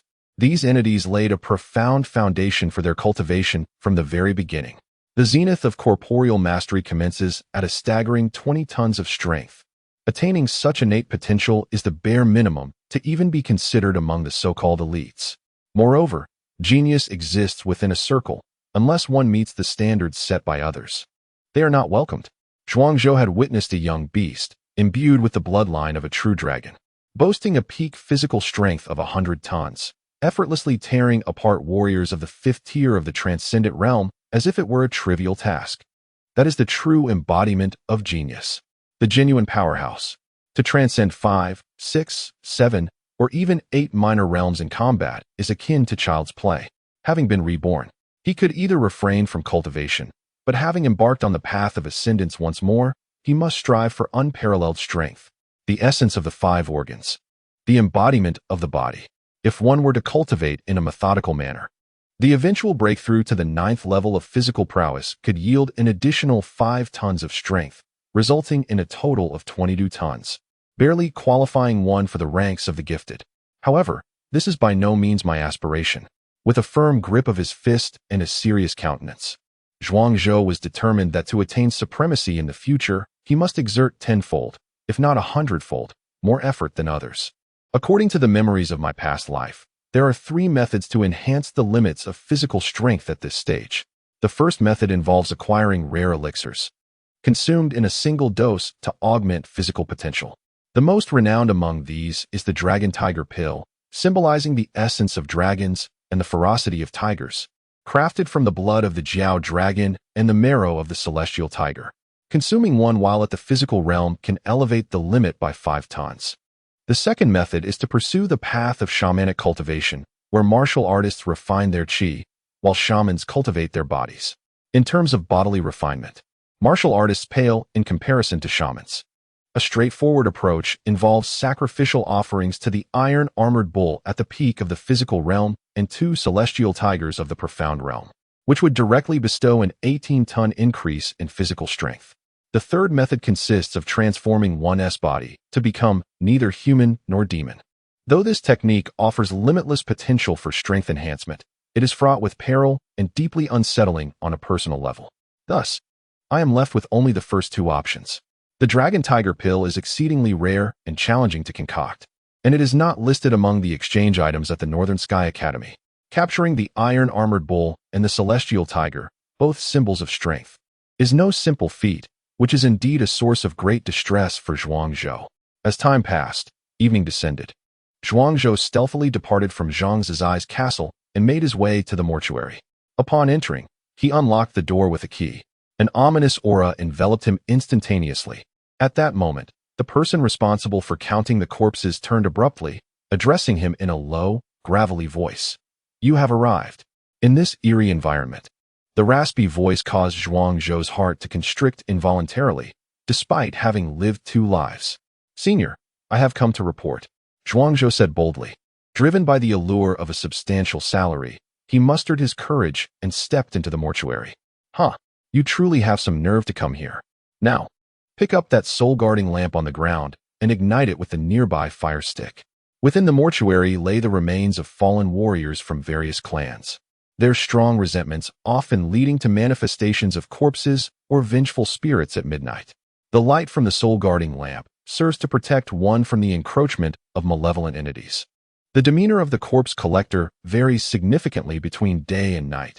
During the day, he appears relatively normal, albeit with a serious demeanor that subtly conveys a sense of goodwill. However, at night, Zhuangzhou could not shake the feeling that this old man was the very embodiment of a specter. A chilling aura permeated the air, instilling a sense of dread. As Zhuangzhou approached the soul-guarding lamp, he had yet to bend down to retrieve it when a sudden sound echoed through the room. A pale hand descended upon his shoulder, emanating a chilling aura that seeped into Zhuangzhou's very being. Without turning around, Zhuangzhou instinctively seized the wrist of his assailant and executed a shoulder throw. A female zombie, her long hair cascading about her, was sent crashing to the ground. She struggled to rise, but Zhuangzhou's fist was already hurtling towards her. With a resounding thud, her head burst apart like a watermelon, obliterated by his blow. Once dead, the female zombie met her demise yet again. "I fear ghosts. Do not startle me." Zhuangzhou dusted off his clothes, declaring. At these words, the corpse collector was momentarily taken aback. "Goodness, is this what you call fearing ghosts? Displaying such ferocity on your very first day. This lad is indeed cut out for this line of work." Chapter 38. The white-clad female ghost. Upon vanquishing a corpse-transformed creature at the first level of the profound realm, 10 points of sect contribution were awarded. The collector of corpses flicked his fingers, and a beam of white light descended. Instantly, 10 points of sect contribution appeared on Zhuangzhou's identity token. Zhuangzhou grinned, astonished at how effortlessly he could earn sect contributions in the mortuary. His heart swelled with delight, eyes sparkling with the glimmer of avarice. It seemed he had discovered a new path to wealth. The collector cast a sidelong glance at Zhuangzhou. The last individual who had uttered such sentiments now had grass 3 meters high upon their grave. Was it truly so perilous? Zhuangzhou inhaled sharply. Although this was merely the lowest level mortuary, number 1, within the Northern Sky Academy, the corpses housed here were predominantly those of formidable beings at the profound realm level, with the occasional powerful creature at the golden core level temporarily resting here. Once these bodies underwent transformation or manifested vengeful spirits, their strength could reach at least 70% of their former peak. Some learned to lie in wait, accumulating strength and developing stealthily, even cultivating to a level beyond their previous existence. Last year, I encountered a warrior of the Earth Demon clan here, who had been at the 8th level of the profound realm in life. Upon rising from the dead, he regained his memories and secretly cultivated, drawing upon the essence of death from other corpses, astonishingly advancing to the golden core level. Had I not discovered him early and put an end to his menace, he could have become a being of divine ability within a decade or so, wreaking havoc upon the entire academy. With the collector's words, Zhuangzhou gasped, immediately lowering his gaze and tempering his arrogance. However, your audacity to confront a zombie on your very first day here is commendable and worthy of praise. I oversee mortuaries 1 through 8, and I cannot remain here daily. For now, this mortuary shall be entrusted to you. The collector had taken on the role of a hands-off manager. Farewell, esteemed elder, Zhuangzhou exclaimed, waving his hand to send the collector away. The collector inhaled sharply. Did this little fellow wish to be rid of him so hastily? He felt as though inviting this youth was perhaps a regrettable decision. You are new here, and there are rules I must impart. I shall accompany you for the night. I am not leaving just yet, the collector said with an irritable tone. In this mortuary, as night deepens, the aura of malevolence intensifies, and the strength of transformed creatures or vengeful spirits grows stronger. At the stroke of midnight, the most vile entities are at their peak. Sometimes, even the sole guardian lantern cannot suppress them. Should you witness the flame of the lantern extinguish, do not resist. Flee without hesitation. This is my communication talisman. Ignite it, and I will arrive at the swiftest pace. The collector thrust a thick stack of talismans into Zhuangzhou's hands. Zhuangzhou was taken aback. Was so many truly necessary? The collector shot him an exasperated look. With those spindly arms and legs, you can't fend off anyone. If I shortchange you, and one day you exhaust your talismans and find yourself in peril, what then? Hey, old man, could you not wish me ill? Do you doubt me? I shall allow you to experience the fervor of the various vile entities within the mortuary. Come forth, you wretched beings, cease your charade of death. Step forward, and whoever can vanquish Zhuangzhou shall be granted the liberty to frolic for an evening, the mortuary attendant declared. At that moment, the attendant exhibited a sudden vivacity. No sooner had his words echoed than a horde of reanimated corpses began to rise, advancing towards Zhuangzhou. Good heavens, so many! A chill coursed through Zhuangzhou. He had presumed that the transformation of corpses was a rarity. Yet the attendant's summons had awakened no fewer than 40 or 50 zombies. Not all the foul entities in the mortuary were malevolent. Some had been subdued over the years, becoming guardians of this chamber, while others maintained a neutral stance, neither choosing to harm the disciples of the academy nor opting to submit to my will. Otherwise, how could I, as the sole custodian of 8 mortuaries, manage such a task with my aging limbs? The attendant, Zhuangzhou, remarked. Zhuangzhou furrowed his brow. Given the abundance of zombies at your disposal, why do you still recruit academy students to assist in watching over the corpses? These creatures are hardly reliable. Utilizing them is a last resort, naturally. Employing living individuals would be ideal. Moreover, as an old man, I must cultivate successors. What shall become of the academy if I retire in a few years with no one to take my place? The attendant's words left Zhuangzhou speechless, having thought himself ensnared, only to find that he and the attendant were ensnared together in a larger trap. I shall not bully you. You, at the 3rd level of the Transcendence realm, shall duel with Zhuangzhou. The attendant pointed towards the void. Zhuangzhou gazed intently, seeing naught but emptiness. A shiver ran down his spine. Old man, to whom are you speaking? A vengeful spirit. Though you cannot perceive her, she can see you, the old man suddenly proclaimed ominously. Zhuangzhou froze in astonishment. For heaven's sake, whom are you trying to frighten? A chilling wind swept through the air. The vengeful spirit had arrived. Yet Zhuangzhou could not discern her presence. This appeared to be a deadlock, destined to remain unresolved. However, Zhuangzhou was not an ordinary warrior. He was a shaman. A shaman communes with the spirits. As a practitioner of shamanism, he performed daily rituals to garner strength and assistance from the divine. What would it mean to be unable to see the spirits? Would he merely prattle onto the air? Open the heavenly eye. Reveal the spirits. Zhuangzhou channeled his shamanic power, concentrating at his brow. A phantom vertical eye manifested. The scene before him transformed dramatically. Indeed, dozens of vengeful spirits drifted in the air. Among them, A pale-faced female ghost in white approached him slowly, her skin a sickly hue, her eyes devoid of color, as she reached towards his neck with her hands. Slap! Zhuang Zhou delivered a resounding blow to the ghost's face.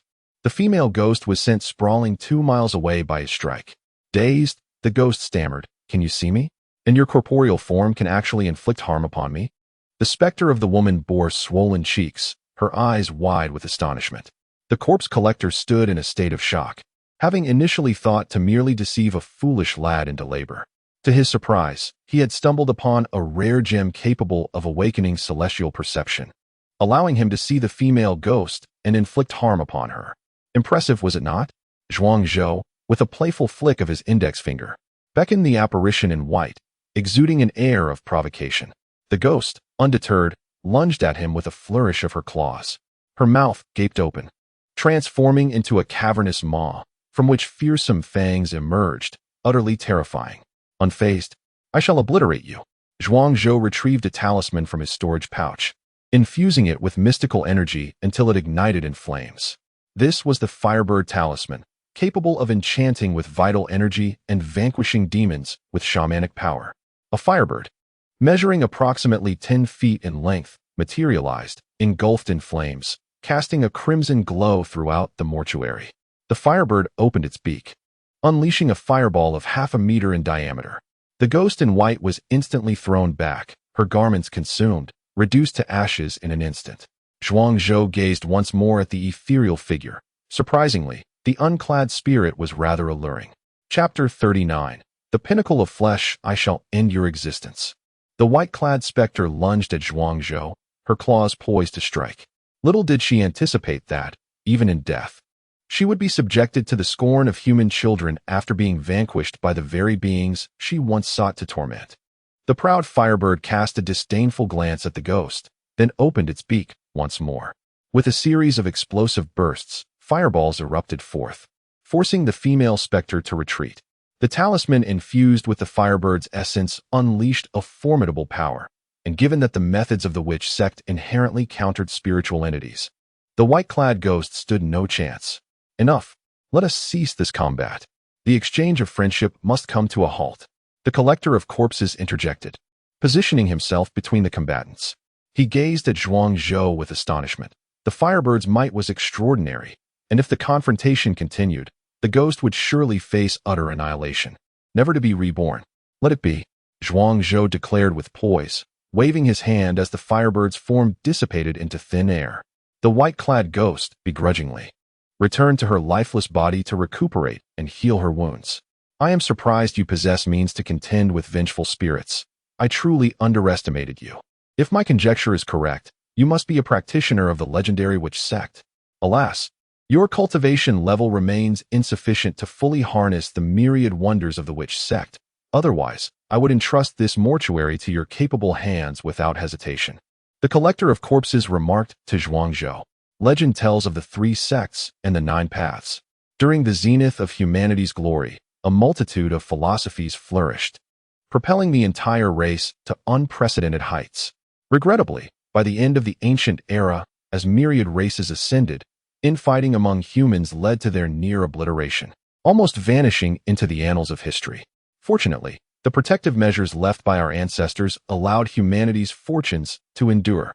However, since then, the various legacies of humanity have been nearly extinguished, leaving only the martial sect among the 3 sects and 9 paths. Humanity has since descended into mediocrity, rendered obscure among the myriad races, and has faltered in its endeavors.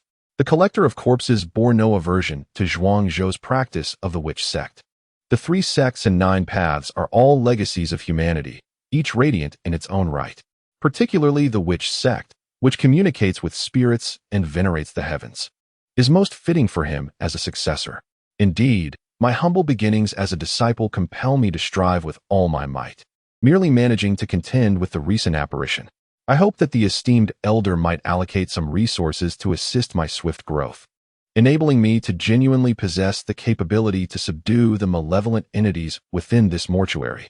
Zhuang Zhou boldly requested, seeking aid. The collector of corpses raised an eyebrow, his previous immersion in the grand history of humanity swiftly receding. He cast a derisive glance at Zhuang Zhou.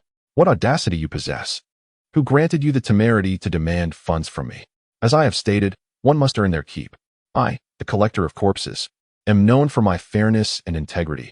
I shall never pilfer from the resources of your kind. However, if you seek to obtain from me without labor, that is simply out of the question. Your recent victory against the white-clad specter is noted, and I shall count it as a merit to your name. This strength-enhancing pill I present to you was procured from the remains of a formidable warrior. For those of the corporeal realm within the human race, it can augment one's physical strength limit by an impressive ton. Observing the vigorous energy coursing through you, I believe this reward is far more suitable than mere sect contributions. The gravekeeper retrieved a pitch-black elixir, casting it into the air where it traced an elegant parabola before landing in Zhuangzhou's palm. After scrutinizing it closely and confirming its safety, Zhuangzhou consumed the pill. In an instant, the potency of the medicine unfurled within him. He felt his vitality ignite, his muscles ablaze. It was as though his internal organs transformed into a colossal furnace, crackling as they incinerated the impurities within the pill into ash, all its essence refining and pervading throughout his limbs and bones. A roar erupted from Zhuangzhou's chest, a pent-up breath that yearned for release. Ultimately, accompanied by a prolonged cry, his physical strength surged, reaching a staggering limit of 19 tons. Your strength has grown astonishingly fast. The effects of this pill seem to be double that of an ordinary person's. The gravekeeper exclaimed, his discerning eyes observing every transformation Zhuangzhou underwent. Zhuangzhou nodded slightly. Indeed, I have increased my physical strength by 2 tons. However, this still falls short of my aspirations. The gravekeeper pondered for a moment. If I am not mistaken, your physical strength is nearing 20 tons. Most martial artists at the corporeal realm do not even approach your level. Yet, is this not sufficient for your ambitions? Do you aspire to stand among the true prodigies? There are certain things I should not voice, but I hope you can see your own reflection. Those beings of the corporeal realm, possessing strength in the range of 30 to 50 tons, are either exceptionally gifted or born into esteemed lineages. Having been wholly supported by abundant resources, your talent, while commendable, still pales in comparison to those true paragons. Take, for instance, Yun Zhanghe of your cohort. His demonic physical prowess is something you cannot hope to match. As for resources, you toil here, which indicates you likely hail from a modest background. If you were truly of noble birth, you would hardly bother with such meager earnings. Lacking both innate talent and a powerful background, arriving at this stage is already a significant achievement. One must not only gaze at the heavens, but also keep their eyes on the path. What suits you best is what truly matters. The gravekeeper's words were more candid today. Having unconsciously perceived Zhuangzhou as a potential successor after witnessing his prowess in the arts of the sorceress path, Zhuangzhou recognized the gravekeeper's intentions were well-meaning. At this current pace, I estimate my physical limit could reach approximately 25 tons. My aspirations are modest. Achieving 30 tons would allow me to transcend to a higher realm.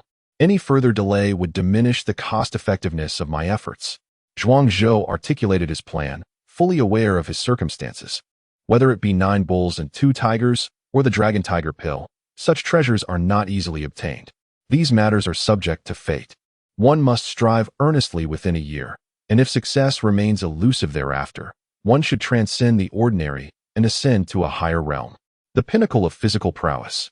Achieving a force of 30 tons is already commendable. Even individuals with mediocre special physiques, exerting themselves to the utmost, can scarcely reach such heights at the peak of physical cultivation. The corpse collector, witnessing Zhuangzhou heed his counsel, could not help but nod slightly. His greatest fear was youthful arrogance and self-importance. For practitioners, battling against destiny, every fraction of a second is as precious as gold. Any detour is unacceptable. I possess a technique that can augment one's physical strength limit by 5 tons. I wonder if the young man would be willing to assist me in restoring a portion of my strength in exchange. At that moment, a hoarse and eerie voice suddenly emerged. Zhuangzhou abruptly looked up, and a face, wrinkled and aged, appeared before him, causing him to break into a cold sweat instantly. Chapter 40. The Elder of Celestial Secrets. Elder of Celestial Secrets. If you continue to play your tricks, I swear I shall kick you out. Not only was Zhuangzhou taken aback, but even the corpse collector was startled. This wandering soul drifted silently, devoid of any spectral chill, catching everyone off guard. A being of the divine realm. Zhuangzhou swallowed hard. To encounter such a formidable spirit on my first day at work was unexpected. The elder gradually straightened his posture. Standing approximately 5 feet tall, clad in a gray vest and canvas shoes, his hair meticulously arranged, resembling a stern schoolmaster. Zhuangzhou, allow me to introduce you to the leader among the souls in the 6th mortuary, the elder of celestial secrets. Though this little old man may not excel in combat, he possesses a remarkable talent for divining celestial secrets and is profoundly knowledgeable in both astronomy and geography. In his living days, he was a revered strategist within the Celestial Secrets clan, meeting his demise when he carelessly divulged secrets of the heavens, struck down by divine lightning. The corpse collector spoke with an involuntary tone of respect when introducing the elder. Although the elder had transitioned into a wandering soul, his wisdom remained intact. His vast knowledge meant that the corpse collector often sought his counsel on various matters. You exist at the level of the divine realm, making you a top-tier expert within the Northern Celestial Academy, while I am merely a student of the physical realm. How could I possibly assist you in regaining your power? Zhuangzhou expressed a profound humility. One must know when to be modest. It is not a disgrace. The elder replied, if you were merely an ordinary practitioner at the 8th level of the physical realm, you would indeed lack the ability to aid me. However, you possess the inheritance of the witchcraft sect, which makes it effortless for you to help me restore a portion of my strength. The witchcraft tradition communicates with the spirits, reaching into the netherworld. My current state as a wandering soul is, in fact, a form of spirit. Through offerings, the witchcraft practitioners engage in transactions with the spirits. I can now trade with you using a method to enhance the limits of your physical strength. The elder's tone was resolute, every word decisive. The corpse collector turned his gaze toward Zhuangzhou, surprised that his seemingly ordinary hire possessed such capabilities. While your reasoning is sound, resources capable of restoring a divine realm spirit's strength are exceedingly rare, far beyond my humble reach. Zhuangzhou hesitated. Do not fret. I have already prepared the offerings for you. This is a medium-grade soul jade, acquired during my time assisting the Soul Clan in deciphering celestial secrets. As long as you perform a ritual with this soul jade, I can absorb its soul power and instantly restore myself to the 5th level of the divine realm. The elder produced a pale blue stone, no larger than an infant's fist, irregular in shape, yet the subtle, enigmatic aura it emanated sent shivers through Zhuangzhou. Elder of celestial secrets, if you possess the soul jade, why not absorb it directly? The corpse collector inquired, perplexed. Although accustomed to dealing with vengeful spirits, he lacked a profound understanding of such treasures. The soul jade is an extraordinary stone, impervious to teeth, hammers, and fire. Ordinary means cannot absorb it. Only through the art of sacrifice can it be returned to its essence, transforming into the essence of the soul, thus allowing absorption, as the elder of heavenly mechanisms elucidated. Zhuangzhou, I wonder if you would acquiesce to the terms I have just proposed. If you assist me by performing the sacrificial rite to offer this soul jade to me, I shall impart to you a method to elevate your physical strength limit by 5 tons. The elder gazed at Zhuangzhou with unwavering confidence. The higher one's physical strength, the more arduous the path to enhancement becomes. Although an increase of 5 tons may appear modest, in reality, it would significantly elevate Zhuangzhou's foundational prowess. As a novice in the shamanic arts, my cultivation is still rudimentary. A single sacrificial rite would likely deplete a considerable amount of my mental energy and impede my progress. Might you offer additional benefits to compensate for the time lost in my cultivation? Zhuangzhou smiled charmingly at the elder of heavenly mechanisms. The elder widened his eyes in disbelief. Are you haggling with me as if we were at a marketplace? Additional benefits? The corpse collector, observing the exchange, could not suppress a smile. He recognized that this young laborer was one to seize opportunities but would eventually find it burdensome. Elder of heavenly mechanisms. My disciple faces numerous challenges in his cultivation, lacking both innate talent and any connections. Yet he possesses a tenacious spirit. Please extend him further advantages. The corpse collector defended Zhuangzhou's interests, clearly biased, as he had already taken a seat on Zhuangzhou's side. He hoped for Zhuangzhou's rapid growth and swift succession. The elder of heavenly mechanisms rolled his eyes. In his former life, he would have resolutely rejected such opportunistic demands, but now, having departed from the mortal realm, He found himself powerless to resist. Very well, I shall bestow this set of fist techniques upon you. The Qing Fist. A technique I fortuitously acquired from an ancient shamanic ruin. Most techniques within the Northern Sky Academy are grounded in true energy, falling within the realm of martial practitioners. While the methods and secret techniques of the shamanic sect are exceedingly rare, with a pained expression, the elder retrieved a beast bone from his storage pouch, marked with an ancient spiritual imprint. Only by invoking shamanic power could its legacy be unlocked. The elder cherished his collection. Even though he could not practice the Qing Fist himself, he regarded it as a treasured possession.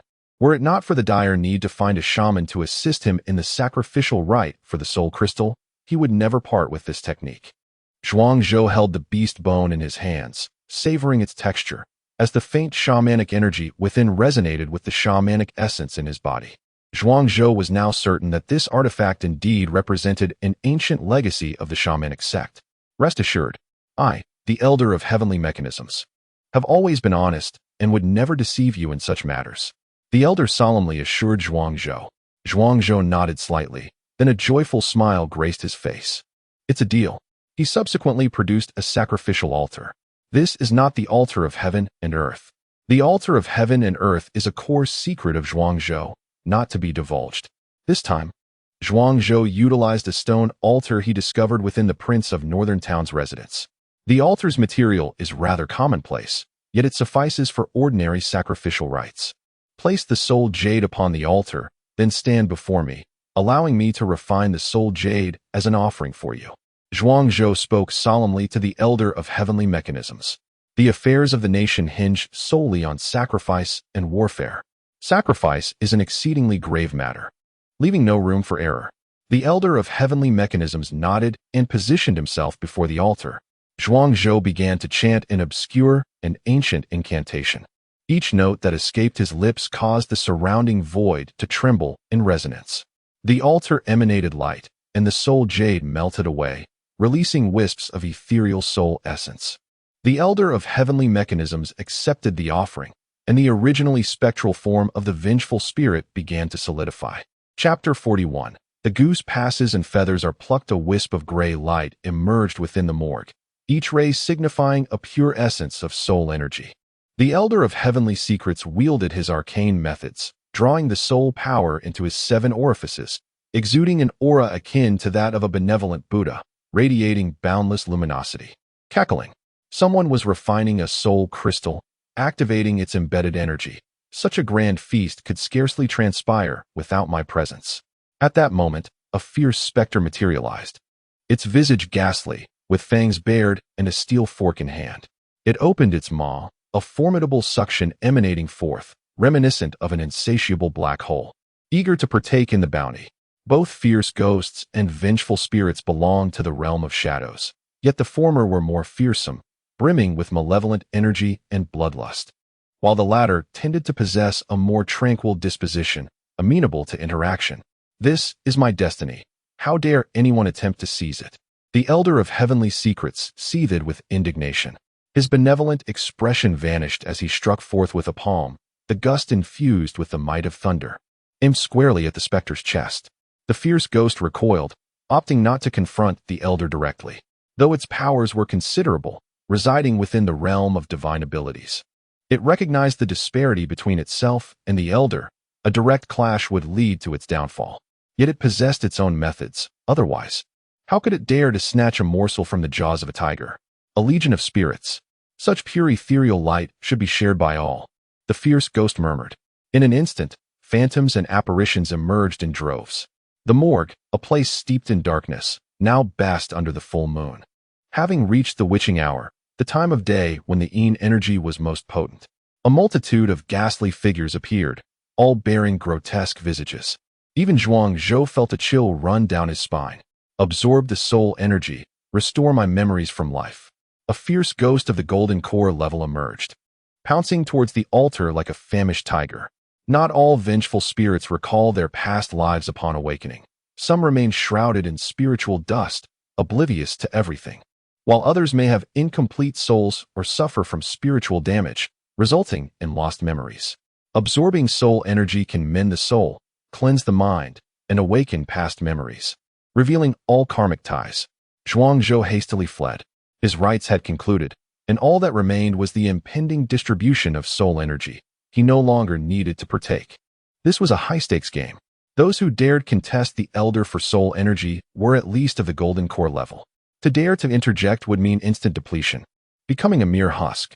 However, the fierce ghost of the golden core level seemed to have miscalculated.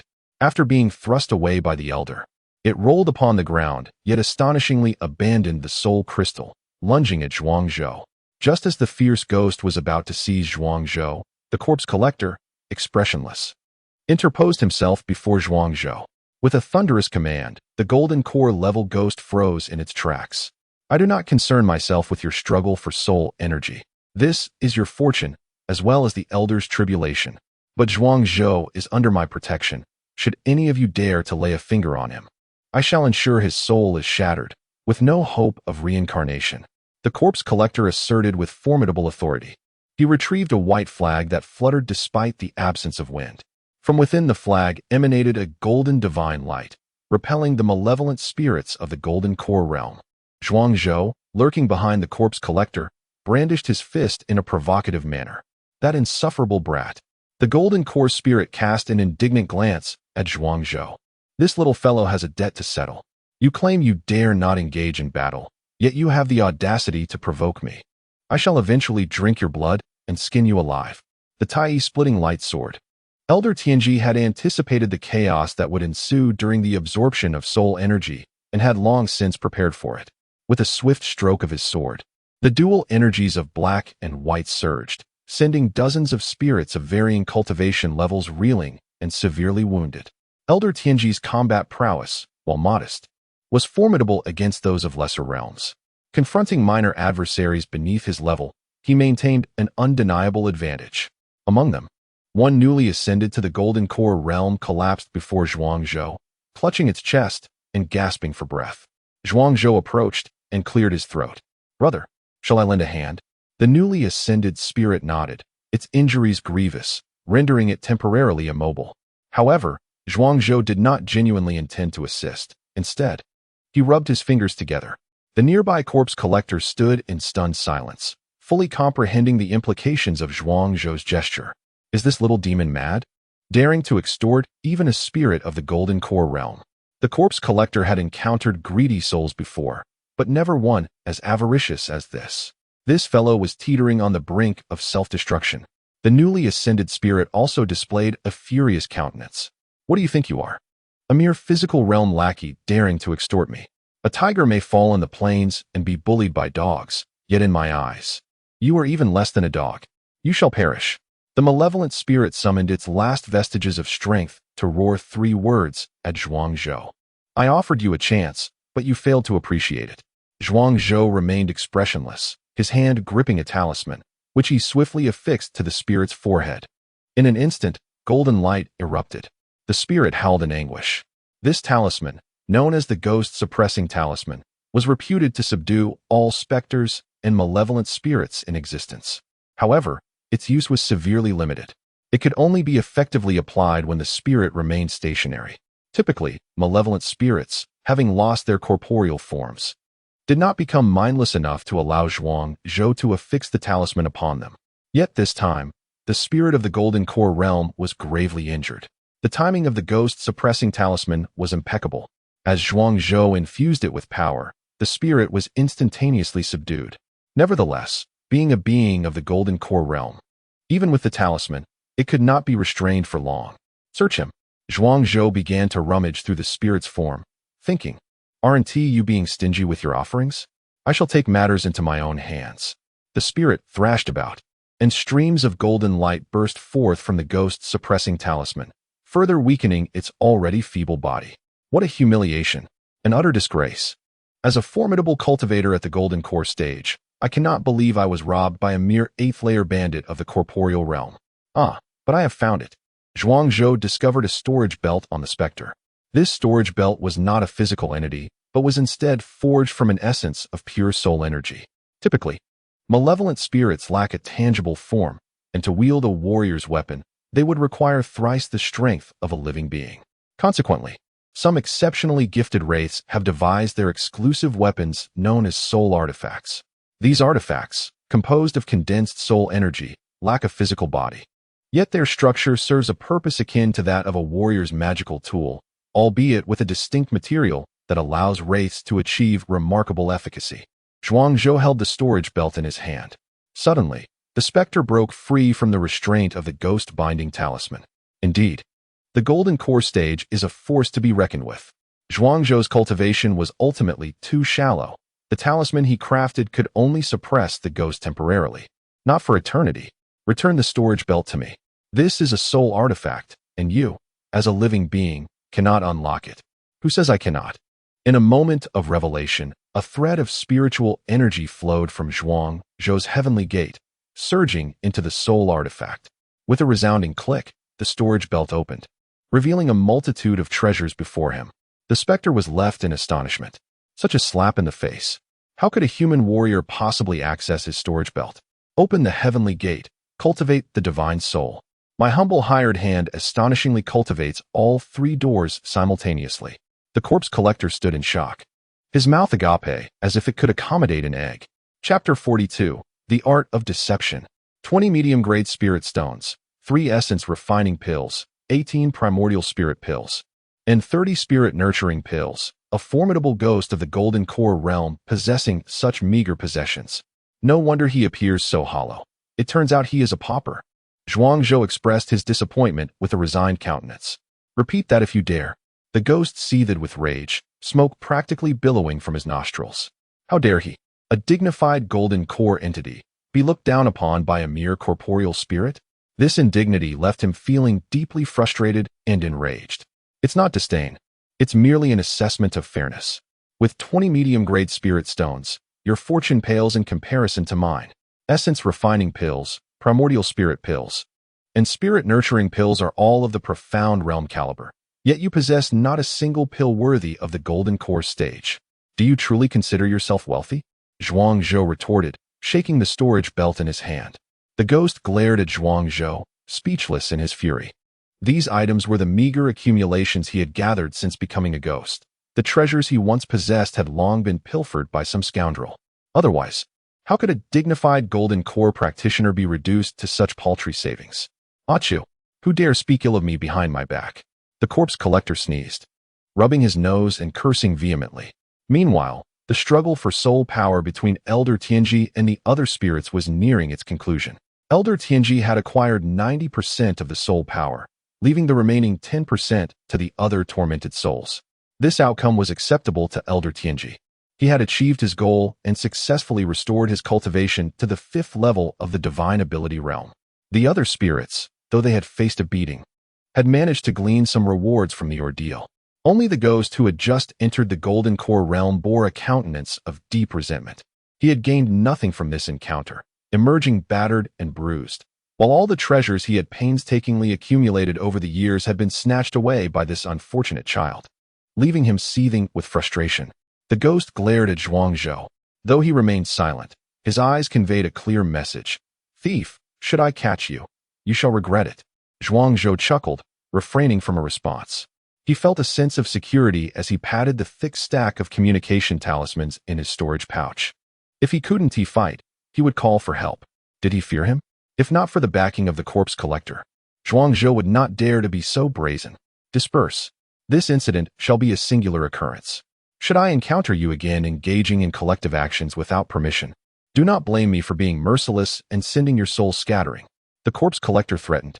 With that declaration, the farce came to an end, and the multitude of ghosts fled in disarray. Only Elder Tianji remained. This is the secret method I promised you to enhance your physical strength limit by 5 tons. He presented a scroll of beast-skin scripture to Zhuangzhou. The scripture emitted a faint glow, imparting an aura of mystique. The art of deception.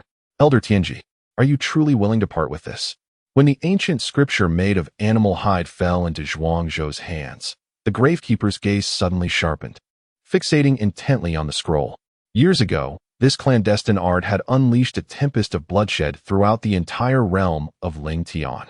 This scroll did not contain the complete technique of the art. There was nothing to be mourned over. The art itself recorded the methods to unlock 360 acupoints. This was merely one among many. The Elder of Heavenly Mechanisms smiled, stating, "The art of stealing heaven, using acupoints as a guide, unlocks the secret treasures of the human body." This ancient secret once sent shockwaves through the ages. Yet, it has become fragmented over time. Various sects possess only one or a few methods to unlock certain acupoints, awakening a fraction of human potential. Although these techniques surpass ordinary methods, they remain at most of the lower tier of the mysterious grade. Zhuangzhou cherished this scroll as if it were a priceless treasure. He had heard of the art of stealing heaven in his previous life. Based on the 360 acupoints, it unlocks the body's hidden treasures, creating unimaginable supernatural abilities. While he might not be able to master all 360 acupoint techniques, even unlocking 3 or 5 could potentially lead to the formation of minor supernatural powers, awakening the body's potential with extraordinary force. The scripture inscribed on the hide pertained to the method of opening the Higu acupoint. The Higu acupoint is a major acupoint of the human body, formed by the convergence of the moist energies of the 3 middle acupoints, belonging to the celestial division, resembling clouds, rich in moisture, hence its name, Higu. Zhuangzhou carefully stored the scroll, intending to study it at length upon his return. The Elder of Heavenly Mechanisms regarded Zhuangzhou with a bemused expression, akin to assessing a rare and exquisite jade. With all 3 doors opened, such a genius. I truly wonder what the higher-ups of the Baitian Academy are thinking, treating such talent as merely a logistical research staff member. The Elder sighed. The Academy's higher-ups surely possess their own reasoning, which is not for us to critique. We should focus on our own affairs and beware of the perils that may arise from careless words. The Gravekeeper suddenly warned, his eyes wide with caution. Zhuangzhou remained nonchalant, appearing unconcerned. Deep down, he understood that being assigned to the research department after ranking first in the entrance examination was undoubtedly the result of some behind-the-scenes manipulation. However, he was indifferent. As for martial scriptures and various secret techniques, unless they were supreme arts like the art of stealing heaven, he was not lacking. In his previous life, he had followed 6 empresses. Though it was arduous, they had treated him well, allowing him access to numerous scriptures and secret techniques at will. Now, in terms of martial arts, he felt no need for instruction from the teachers of Baitian Academy. Once his cultivation reached a higher realm, he could easily contend against 3 of their martial arts instructors. The logistical research projects, however, suited his preferences. He required a tranquil environment to practice the 3 doors and delve into the realms of witchcraft and divine arts, areas he had scarcely explored in his previous life. The synthesis of these 3 paths would render him invincible. Then I shall take my leave for now. I will reach out later. The Elder of Heavenly Mechanisms said no more and departed gracefully. He had just regained his footing at the 5th level of the divine realm.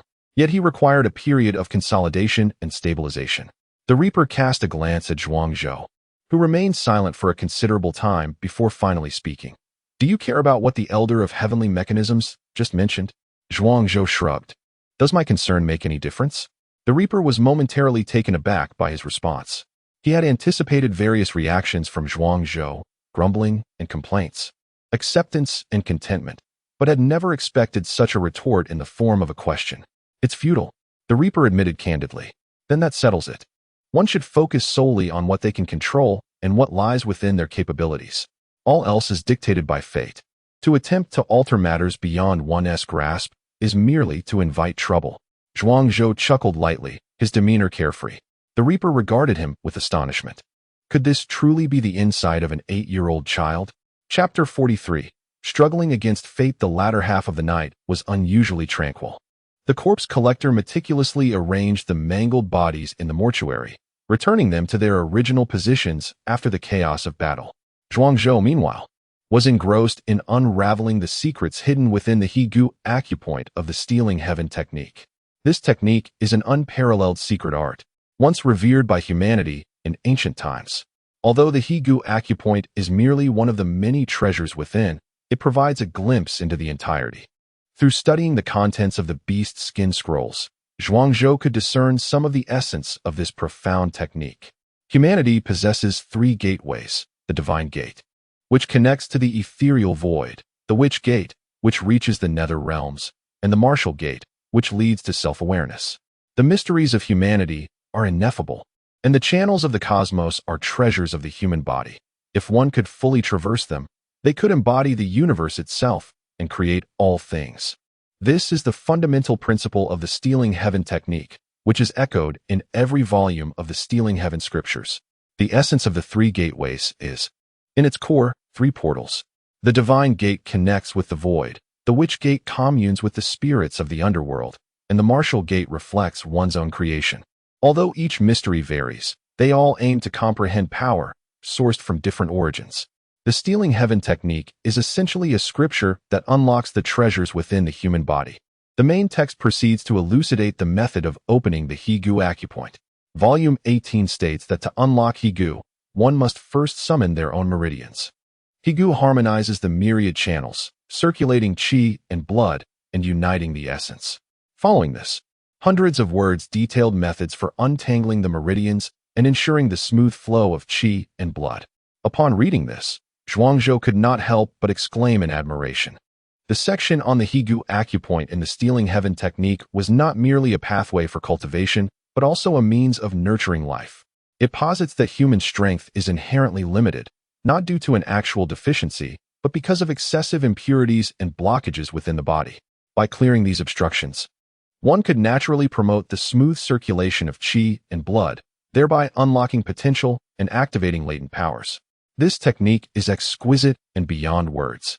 Zhuangzhou marveled at the thought that if he could successfully cultivate the Higu section of the Stealing Heaven technique, it would not merely enhance his physical strength by 5 tons. With unobstructed qi and a purified body, it might even extend his lifespan by a decade. Yet, for practitioners below the Golden Core realm, cultivation does not genuinely increase longevity, whether in the realm of physical body or the realm of profound understanding. One can only delay aging. Beyond 60, the body begins its descent from its peak, and vitality wanes. However, without achieving the Golden Core, human lifespan is limited to a mere century. Only upon reaching the Golden Core does one truly seize their fate, as if consuming a Golden Core, claiming dominion over their own life. Thus, scriptures like the Higu section of the Stealing Heaven technique, which promise extended life, are exceedingly rare below the Golden Core realm. A typical individual begins to experience a decline in vitality and essence at the age of 60. However, he at 70 faces a further depletion of energy over a decade filled with countless transformations. It is conceivable that within this span, he may successfully penetrate the realm of the Golden Elixir, thereby extending his lifespan. The principles of health preservation within the Stealing Heaven scripture may appear intricate, yet they are fundamentally straightforward. They primarily involve channeling one's consciousness into the body to introspect the organs, observing any obstructions therein, and utilizing elixirs or true energy for regulation. Were it another person attempting this, they would surely curse in frustration, for the method of introspection typically requires at least a Golden Elixir stage practitioner to master. As the saying goes, longevity and prolonged vision. These two words refer to the art of introspection. Yet, Zhuangzhou is different. He cultivates the spiritual path, allowing his mental energy to extend outward with immense force, while also possessing the ability to withdraw it, thereby attuning to the subtle changes within his body. As Zhuangzhou channels his consciousness inward, he meticulously examines his meridians and is astounded to discover an abundance of impurities within him, with blockages evident throughout his channels. Only the extraordinary 8 extraordinary meridians remain somewhat unobstructed, yet they too bear numerous blemishes and cracks due to the rigors of cultivation. Humans consume grains and various foods, many of which harbor chronic impurities. Although they provide energy, they also leave behind numerous latent dangers within the meridians.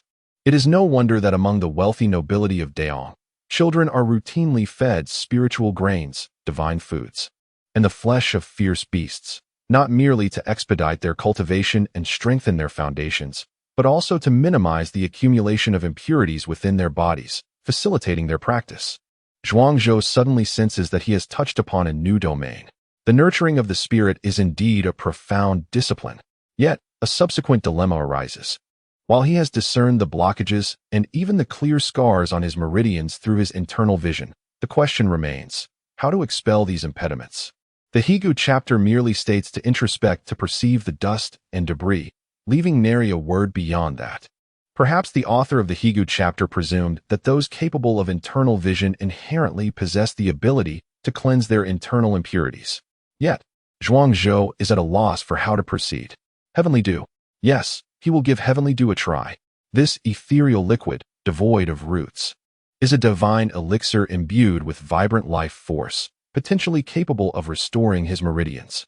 Zhuangzhou consumes a drop of Heavenly Dew. The nearby corpse collector cannot help but flinch. Is Zhuangzhou truly the child of destitute origins? Heavenly Dew. This is indeed Heavenly Dew, a source of vitality that commands thunderous power. Treasures not available for exchange at the Northern Sky Academy. If used for refining, it could enhance the quality of elixirs. And countless alchemists covet Heavenly Dew. Yet, Zhuangzhou consumes it directly. What a prodigal! This is sheer waste. The corpse collector seethes inwardly but refrains from uttering a word. He recognizes that Zhuangzhou is in seclusion, engrossed in his practice, and at such a time, the greatest taboo is any external disturbance. As the Heavenly Dew enters his body, Zhuangzhou does not immediately refine it. Instead, he envelopes it with his mental energy, preventing it from mingling with his bodily fluids, and directs it straight to the sites of blockage within his meridians, meticulously extracting the medicinal potency from the Heavenly Dew for refinement. Indeed, a mere drop of celestial dew has entered his body, gradually refining the blockages within Zhuangzhou's meridians.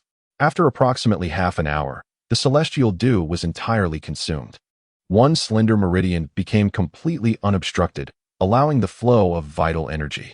Zhuangzhou's physical strength naturally surged, augmenting his limit by an astonishing 200 kilograms. Yet, this was not the crux of the matter. The true significance lay in the fact that the quantity of genuine qi stored within him had increased by half. With the meridians unimpeded, strength flourished spontaneously. Furthermore, this newly unblocked meridian could serve as a reservoir for genuine qi. Though this additional half increment may seem modest, it could prove pivotal in the heat of battle. If an adversary miscalculates my qi reserves and falters for but a moment, it may grant me the opportunity to turn the tide. Zhuangzhou gradually opened his eyes, a sense of contentment washing over him. Although he had expended a drop of celestial dew, the considerable progress achieved made it worthwhile. Within him still lay hundreds of meridians, both large and small, yet to be opened. Should he succeed in unblocking them all, an increase in physical strength of not merely 5 tons, but potentially 10 tons would be entirely plausible. Even more crucial was the potential for a several-fold increase in genuine qi reserves. Perhaps even those with extraordinary constitutions, rich in vital energy, would pale in comparison. Chapter 44. The Treasure Boy Zhuangzhou. May we discuss a matter?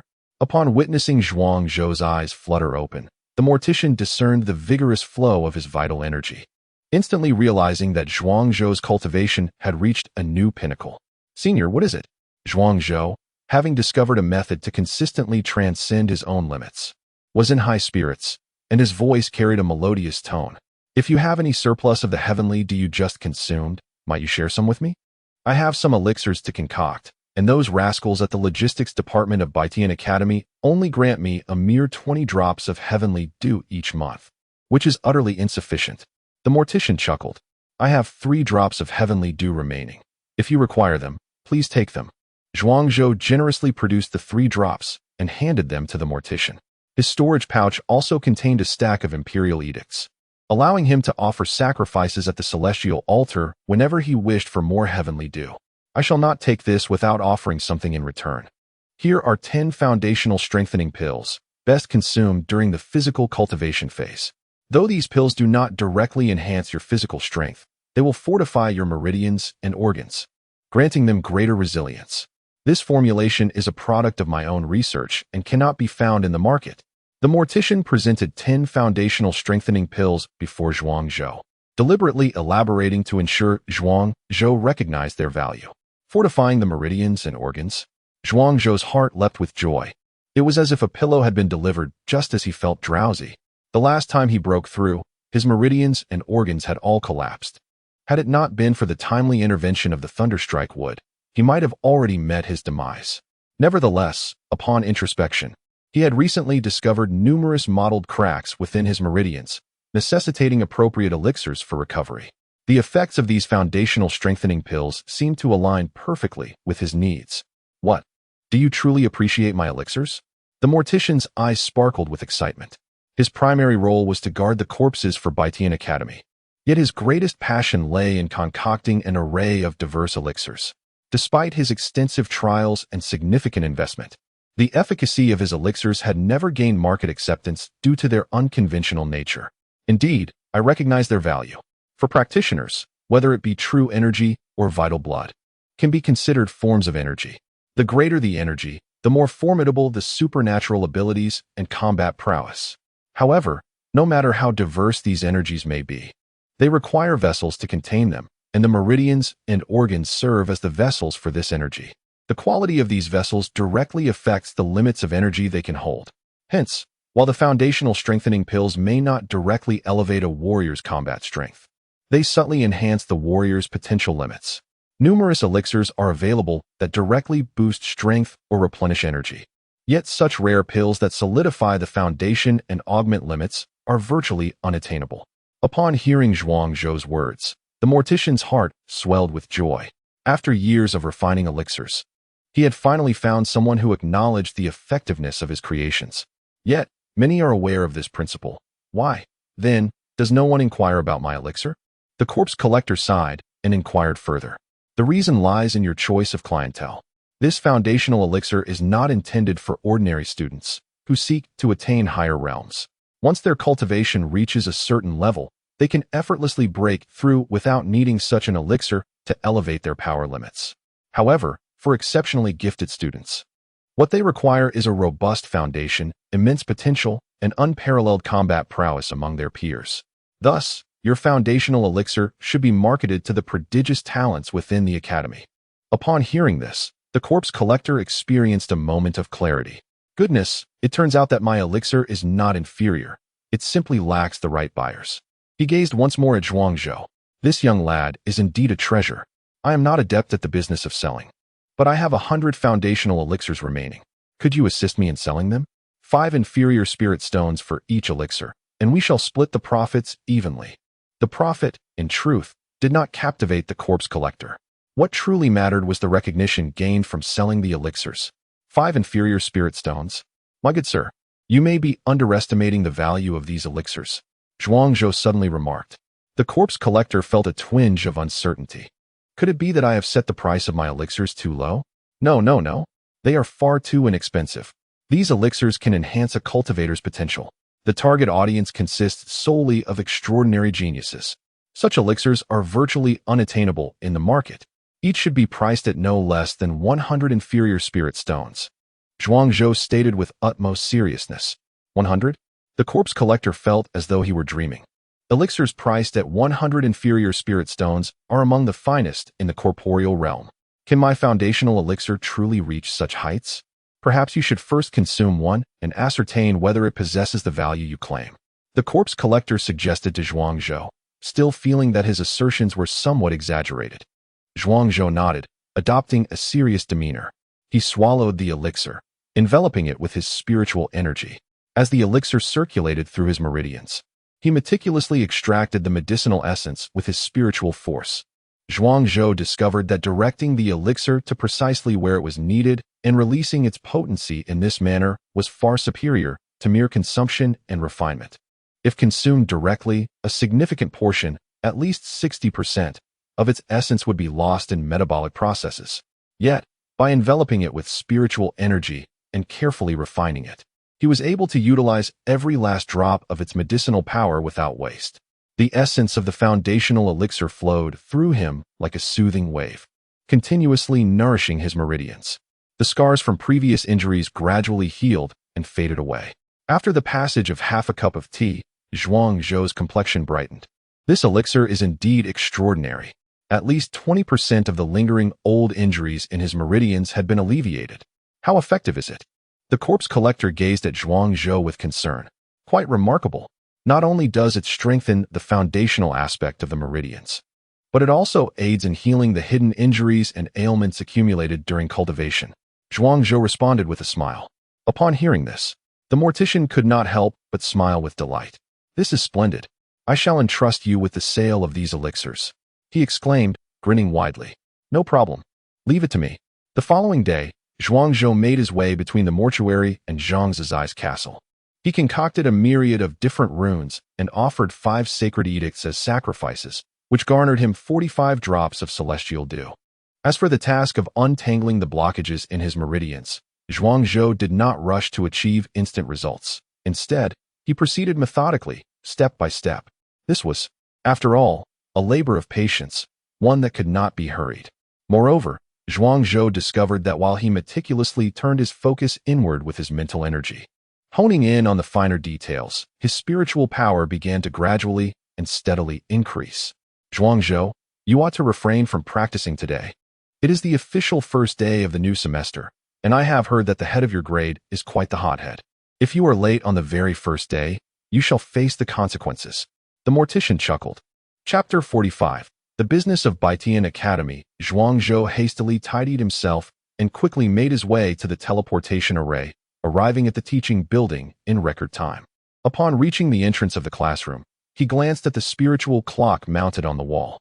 To his relief, there were still 5 minutes left, plenty of time. The spiritual clock, powered by spirit stones, was a remarkably precise timepiece, compact and more convenient to carry than a sundial. However, it required the consumption of a low-grade spirit stone each year as its energy source, rendering it quite extravagant and unaffordable for most families. Finally, he had arrived. Zhuangzhou stepped into the classroom, only to find it already brimming with students. The amphitheater-style classroom, capable of accommodating 1,000 individuals, was entirely filled to capacity, with many more standing at the sides. What was going on? Zhuangzhou was taken aback. Hadn't he this year's intake only accepted 633 students? With 1,000 seats available, there should have been ample room. Why was it so crowded, with so many additional individuals? He approached a girl of approximately 11 or 12 years, possessing long, flowing hair and an exquisitely delicate appearance. She seemed momentarily taken aback by his audacity to inquire. Initially, she contemplated rebuking him, but upon noticing Zhuangzhou's innocent and youthful demeanor, she tempered her irritation and responded patiently. Baitian Academy recruits students in every season. In spring, disciples recommended by the 300 nations. In summer, military prodigies. In autumn, exceptional talents from the common folk. And in winter, descendants of heroes. These students, being part of the regular admissions, are few in number and, during their initial studies, consume valuable resources without contributing to the academy. To mitigate this, the academy devised a strategy to admit an additional 500 students each term, known as self-funded students, who bring their own resources and are exempt from entrance examinations. They pay for their education out of pocket. Indeed, there were only a little over 600 regular students this year, but with the self-funded students, the total exceeded 1,000. Furthermore, there were also some audit students who had gained entry through connections. It was not unusual for a classroom to host 12 to 1,300 attendees. The girl appeared quite knowledgeable about the entire system of Baitian Academy. As she spoke, Zhuangzhou found himself nodding in agreement. Was there really such a thing as self-funded and audit students at this academy? He pressed further with curiosity. The girl replied with a smile, "Of course. However, the threshold for self-funded students is quite high, although they are admitted without examination. Their families must pay a registration fee of 10 medium-grade spirit stones. Additionally, their tuition is exorbitant, costing 3 medium-grade spirit stones per month. All cultivation resources within the academy must be sourced by them. The registration and tuition fees from these students constitute a significant source of income for the academy. As for audit students, they too are admitted without examination, but they are not considered formal disciples of the academy. Their registration and course fees are half that of self-funded students, although the cost is lower. They lack the qualifications to join various departments for study and do not receive any certification from the academy upon graduation." Zhuangzhou marveled at the girl's insightful explanation. The Northern Sky Academy truly excels in commerce. Upon opening its doors for enrollment, it has remarkably transformed into a thriving enterprise. Through official channels, 1 medium-grade spirit stone can be exchanged for 100 low-grade spirit stones, yet such transactions often find no market. In the black market, however, one might require 120 to 130 low-grade spirit stones to procure a single medium-grade spirit stone.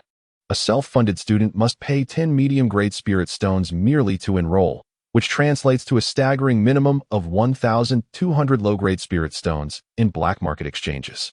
This sum is colossal enough to sustain a 1,000-strong military unit for an entire year, and this is merely one revenue stream for the Northern Sky Academy. The extent of its income from other avenues is yet to be fathomed. Zhuang Zhou marveled at the realization that, in comparison to the Northern Sky Academy, he was indeed a mere novice. Ahem, silence. At that moment, a striking young woman, appearing to be in her 20s, dressed in a form-fitting crimson leather skirt, with cascading waves of hair and adorned with pale blue eyeshadow and alluring red lips, approached the podium. She cleared her throat, and the entire classroom fell silent. An 8th-level transcendence practitioner. Such a person can serve as a teacher? Whispers rippled through the classroom. The students of this academy were no ordinary lot. Those who passed the entrance assessments were all exceptionally skilled, while the self-funded and auditing students were even more formidable, possessing extraordinary means. Their expectations were exceedingly high. For the inaugural class, one would expect a teacher of the Golden Core realm to inspire and instruct personally. What significance does an 8th-level transcendence practitioner hold? I am Zhang Ying, your lifestyle instructor for this cohort and a secondary teaching assistant at the academy. For the next half hour, I shall elucidate the fundamental rules of study at the academy. Zhang Ying spoke softly and gently, gradually calming the previously unruly students. A lifestyle instructor, an 8th-level transcendence practitioner, and possessing such beauty, this was indeed acceptable. The Northern Sky Academy operates on a 6-year curriculum, with the 1st and 2nd years designated as lower grades, the 3rd and 4th years as middle grades, and the 5th and 6th years as upper grades. Each grade level bears distinct responsibilities. Lower grade students primarily focus on academics, occasionally engaging in scattered auxiliary tasks issued by the academy to earn contribution points. Middle grade students must participate in a 10,000 races hunt at the end of each semester, assisting local military forces in eradicating spies from various races. Upper grade students are required to partake in one or more 10,000 races wars within 2 years, accumulating sufficient merit to graduate. Upon hearing these words, many students turned pale. What? To graduate from the academy, one must engage in the 10,000 races wars and accrue merit. Ah, this is perilous. In the 10,000 races wars, there are no distinctions in realms. If I reach upper grade status only to be at the 8th level of transcendence, encountering formidable opponents at the divine ability realm on the battlefield could spell my doom. A flurry of discussions ensued. Zhang Ying regarded the assembly with a gentle demeanor, neither anxious nor hurried. After a moment, as the discussions quieted, she continued her address. The academy evaluates students based on their task completion and academic credits, categorizing them into ranks: servant, outer court disciple, inner court disciple, elite disciple, holy son, and holy daughter. The higher the rank, the greater the privileges, and the more substantial the allocation of the academy's resources. I shall refrain from elaborating further. You may acquire a student handbook, which provides detailed insights into the resource distribution for each rank. However, I can reveal that those who graduate as inner court disciples from the academy are granted the title of Baron upon returning to any of the 300 nations, thus entering the ranks of nobility. Elite disciples are conferred the title of Count, along with 300 personal guards. The Holy Son and Holy Daughter are directly recommended to the prestigious Qianquan Academy for advanced studies. Once one completes their education at Qianquan Academy, they are assured a position of at least Marquis in any of the 300 nations. What does a Marquis title entail? It surpasses even my father's title. I aspire to become the Holy Son, to study at Qianquan Academy, and upon my return to the Zhao Kingdom, to attain the Marquis title and overshadow my father. A cacophony of voices arose among the students.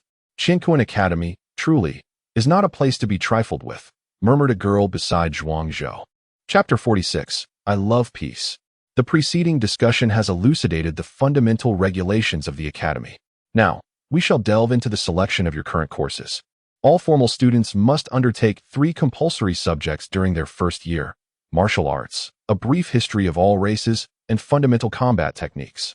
Participation in these courses is mandatory, and they constitute the essential content for your final examinations. Each course is graded out of a total of 10 credits, which can be converted into contribution points. In addition to the 3 compulsory courses, Each student may select between 2 to 5 elective courses. The final assessment for elective courses carries a maximum of 8 credits, with each credit also convertible into contribution points. However, I must caution you against the temptation of overextending yourself.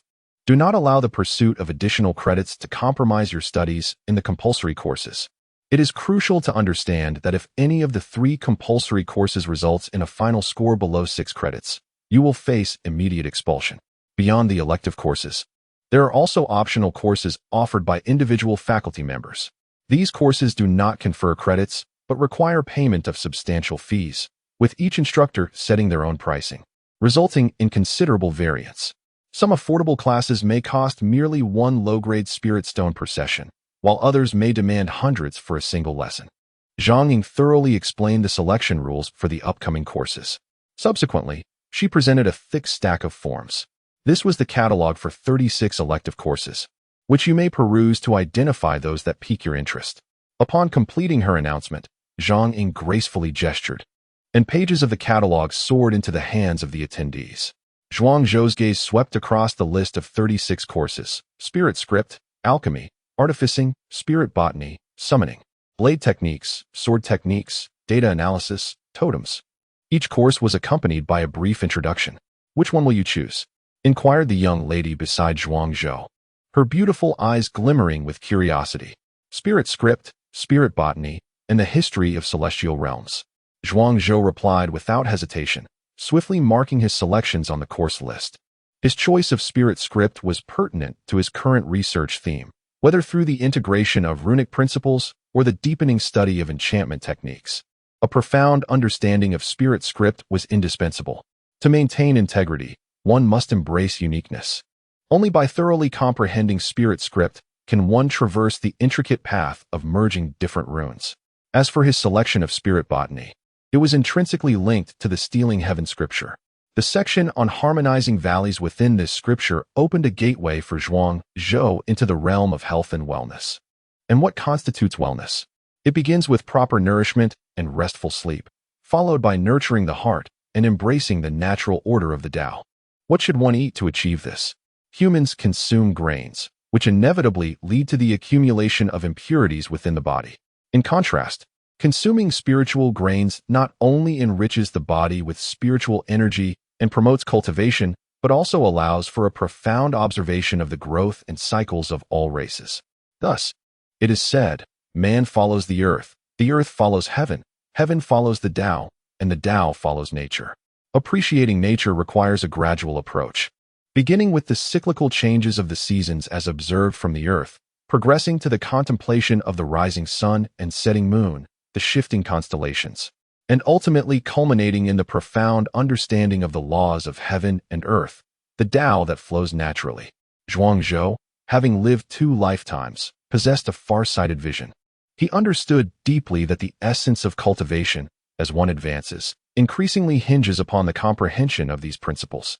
Thus, he had already begun to prepare for the future with foresight. As for the history of the celestial realm, this was one of the crucial purposes of his studies at the Northern Sky Academy. In the years to come, as the world undergoes dramatic transformations, ancient legacies will emerge, and hidden realms will manifest like rain, awakening dormant entities. In his previous life, Zhuang Zhou had suffered from a lack of knowledge. He encountered those ancient beings without understanding their origins, temperaments, or identities. How could he engage in conflict or strategize without such knowledge? In this life, he resolved to study diligently and hone his persuasive skills. At the very least, when he encountered these beings, he would not be left in utter ignorance. Spirit texts, spirit plants, the history of the celestial realm. Upon seeing the 3 courses Zhuang Zhou had selected, the young woman could not suppress her curiosity. Only a student lacking any aptitude for cultivation would choose such subjects. This was undoubtedly a pathway leading to a future in logistics. The Northern Sky Academy revered martial prowess above all. The majority of students typically opted for combat-related electives such as battle techniques, agility, swordsmanship, and weaponry. At the very least, if one's martial skills were lacking, they could rely on equipment. Even those choosing supportive courses primarily focused on alchemy and artifact crafting. Spirit texts were already quite esoteric, forming a distinct system of study that, even after a year and a half, would yield scant progress, categorizing it as an obscure subject.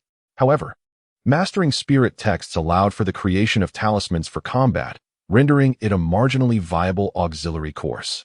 But what of spirit plants and the history of the celestial realm? While others wielded swords and weapons, here he was, dabbling in agriculture. As myriad races brandished their blades, he was caught up in philosophical musings. Young man, one must tread carefully with elective courses.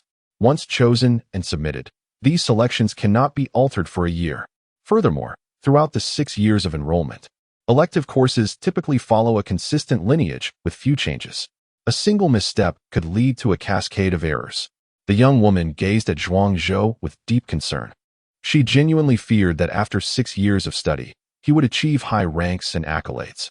If this young man returned home as a skilled spirit planter, an expert in agriculture, would his parents not be furious with him? Fear not.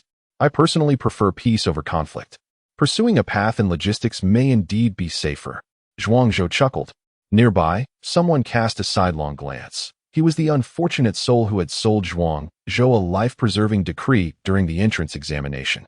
To hell with your preference for peace. When you engage in battle, you are fiercer than any beast. The young woman nodded, her eyes filled with affection.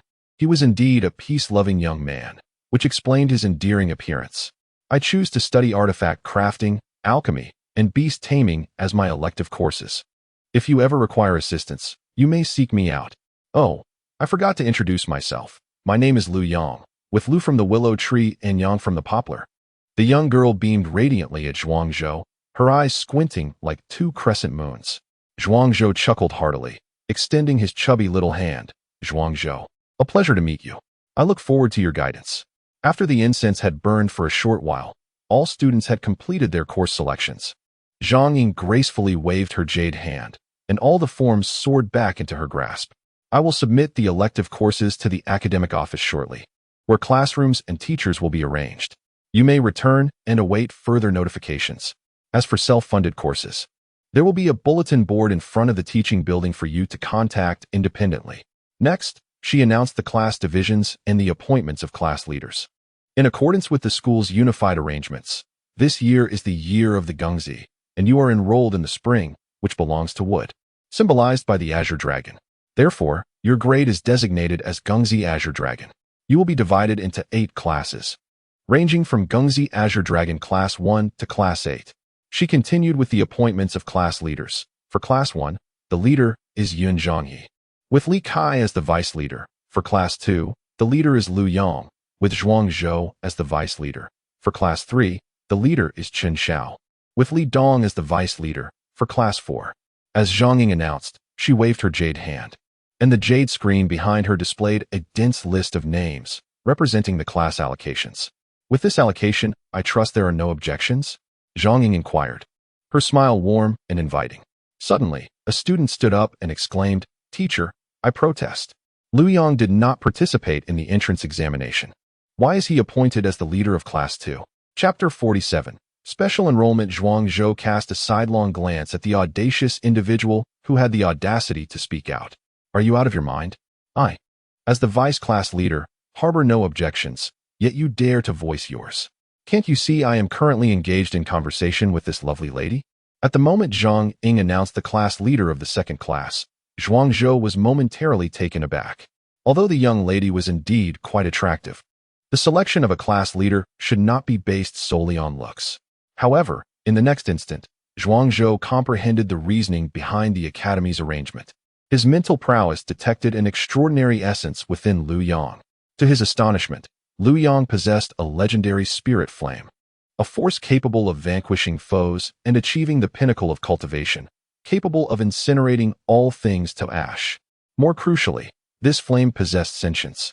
Whether forging weapons or concocting elixirs, the efficiency was tenfold compared to ordinary means, with a possibility of producing exceptional results. Such a prodigy is rare even in the forthcoming golden era. Naturally, the Baitian Academy would cherish her as a precious gem.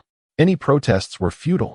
Lu Yang was a specially enrolled student, and her position as class leader was a decision made by the Academy's upper echelons. No one could alter this. Zhang Ying cast a glance at the dissenting individual and decisively stated, "If there are no further objections, the meeting is dismissed. Classes will commence in an hour. With that, Zhang Ying began to gather her belongings in preparation to depart. Zhuang Zhou surveyed the 8 designated class leaders, all of whom were individuals with unique physiques. He instantly grasped the Academy's criteria for selecting class leaders. They prioritized potential over current strength. All 8 class leaders were exceptional talents with special constitutions. With a modicum of training, they could become outstanding figures among men. Zhuang Zhou himself possessed a special physique, the Nanyang body, which surpassed the combined strength of these individuals. Yet, he dared not reveal his true nature. If others were to discover he was the Nanyang body, he would likely be seized the very next day to serve as a vessel for dual cultivation. As Zhang Ying departed, she took with her the elective course preferences of the students to the office. An elderly gentleman awaited her arrival. Zhang Ying, how would you assess the quality of this batch of students? He inquired. This elder was Li Qingyue, the head of the Gengzi Qinglong Year, a senior teacher. The quality is quite commendable, especially those 4 special enrollees, all exceptional individuals. Zhang Ying replied with a slight nod and a smile. What of Zhuang Zhou? Did he cause any trouble for not being elected class leader? Li Qingyue asked, seemingly indifferent. Not at all. Zhuang Zhou's reaction was remarkably composed, as if he had anticipated this outcome. Moreover, his choice of elective courses is rather peculiar. Spirit literature, spirit botany, and celestial history. Zhang Ying responded. What? Spirit literature, spirit botany, and celestial history? How intriguing. The elder was momentarily taken aback. Let me see Zhuang Zhou's elective course list. Zhang Ying produced the form and presented it to the elder. Upon glancing at it, the elder's expression darkened slightly. Directorly, I am aware that some senior members within the Academy perceive Zhuang Zhou's achievement as the top scorer in the entrance examination as a stroke of luck. They argue that he does not possess any extraordinary traits, nor does he have a significant background. Thus his potential is deemed limited. However, is it not a tad too conspicuous to suppress him in such a manner? After all, he is the first in the entrance examination among 8 classes. To deny him even a position as class monitor seems rather unreasonable. Zhang Ying is advocating for Zhuang Zhou. The entrance rewards have seen the second-ranked Yuan Zhanghe ascend to the coveted Ministry of War, while the third-ranked individual has entered the assassination department. Yet the top scorer Zhuang Zhou has been relegated to the obscure and unglamorous research department. Whispers of discontent have already begun circulating among the students. Our Baitian Academy has always prided itself on fairness and adherence to rules. Such actions may incite a sense of injustice among many students. Discontent. Li Qingyue scoffed. And what of it? Zhang Ying, the matter concerning Zhuang Zhou is to be determined freely. Should he succumb to despair due to the Academy's influence and take a path of mediocrity, it may not be entirely unfavorable. His situation is intricate, entangled not only with his own affairs, but also with the grievances of his forebears. Focus on your role as a student advisor. Zhuang Zhou's matters are beyond your control. But there is no but to discuss. Organize these forms and submit them to the Academic Affairs Office. Li Qingyue coldly interrupted Zhang Ying, then exited the office. As he stepped out, a flicker of hesitation crossed Li Qingyue's gaze. Zhuang, will your son truly allow himself to be defeated by such minor setbacks? Unbeknownst to him, Zhuang Zhou was entirely ignorant of the events transpiring within the office.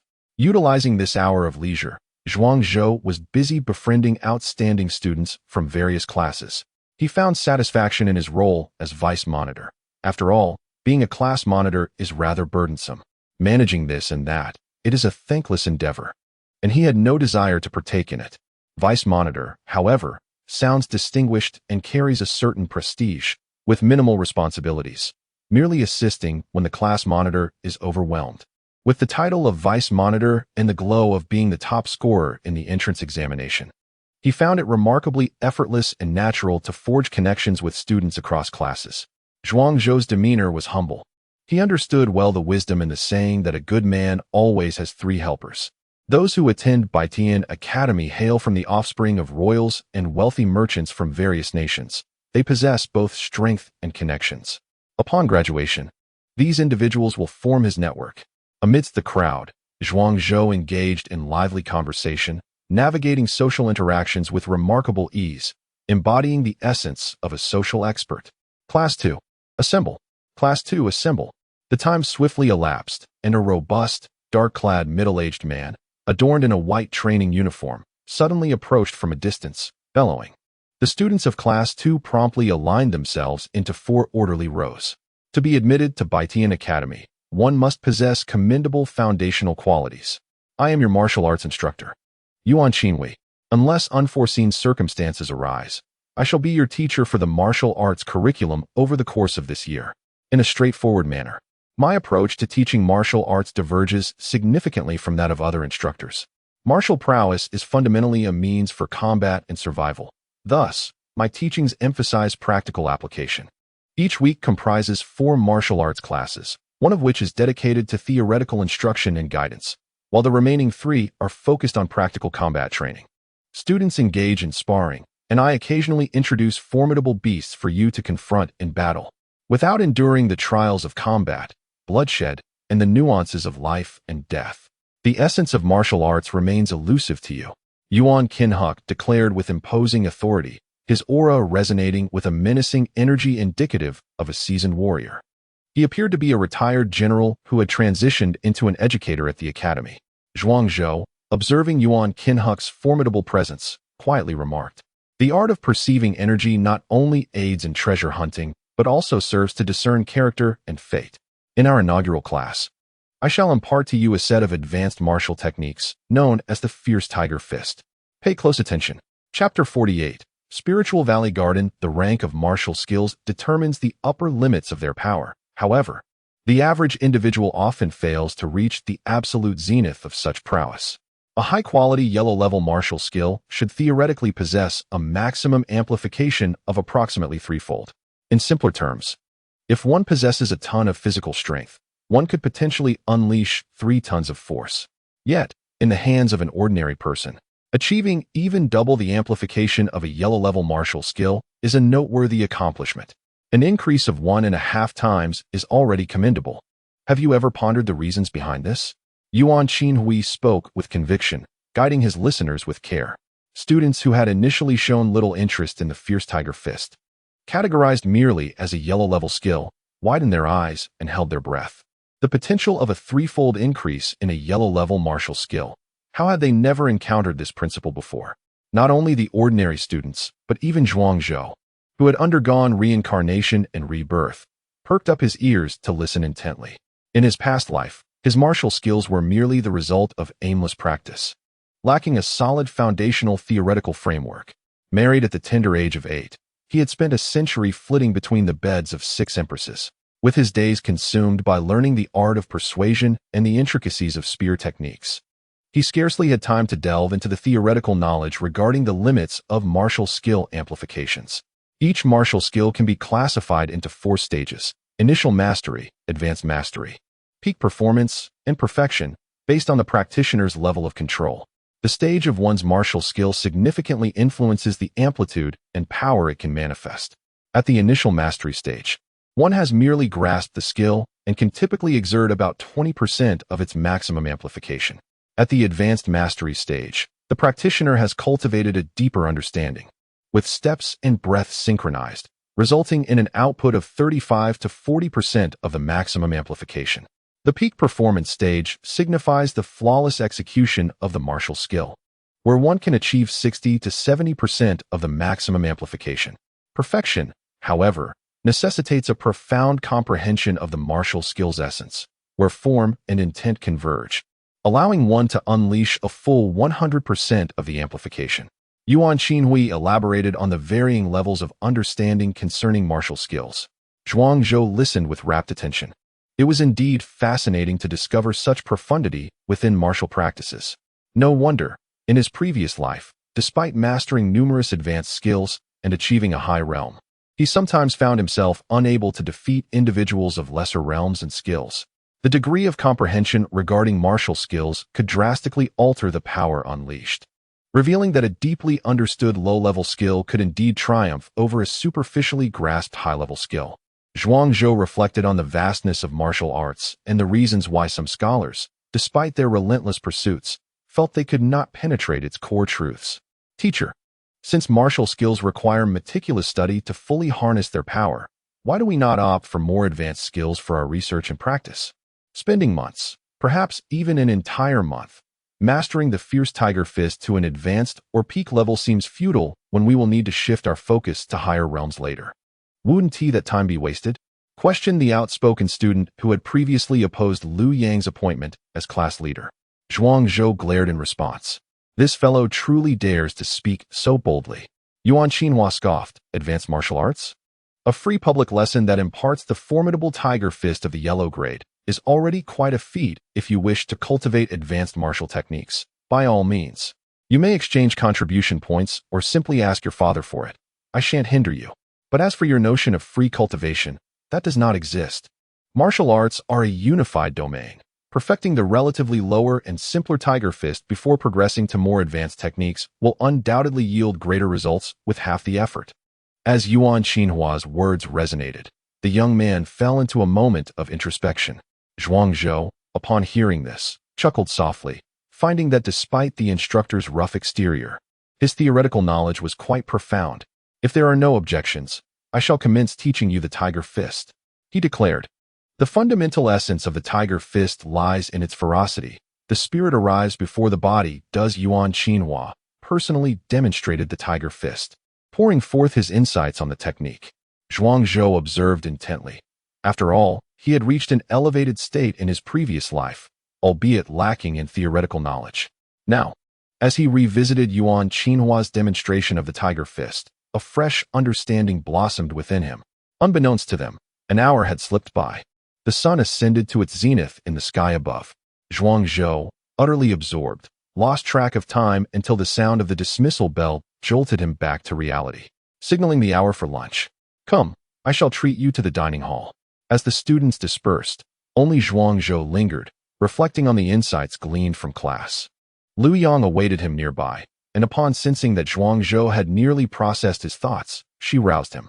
The dining hall? Zhuang Zhou glanced over, contemplating joining Lin Shuero for a meal. He was in the midst of recuperating, harmonizing his meridians and expelling impurities. Thus, his diet should consist primarily of spiritual grains and celestial water, as ordinary food would result in new blockages within his body. Indeed, the dining hall. The fare at Baitian Academy's dining hall is quite delectable.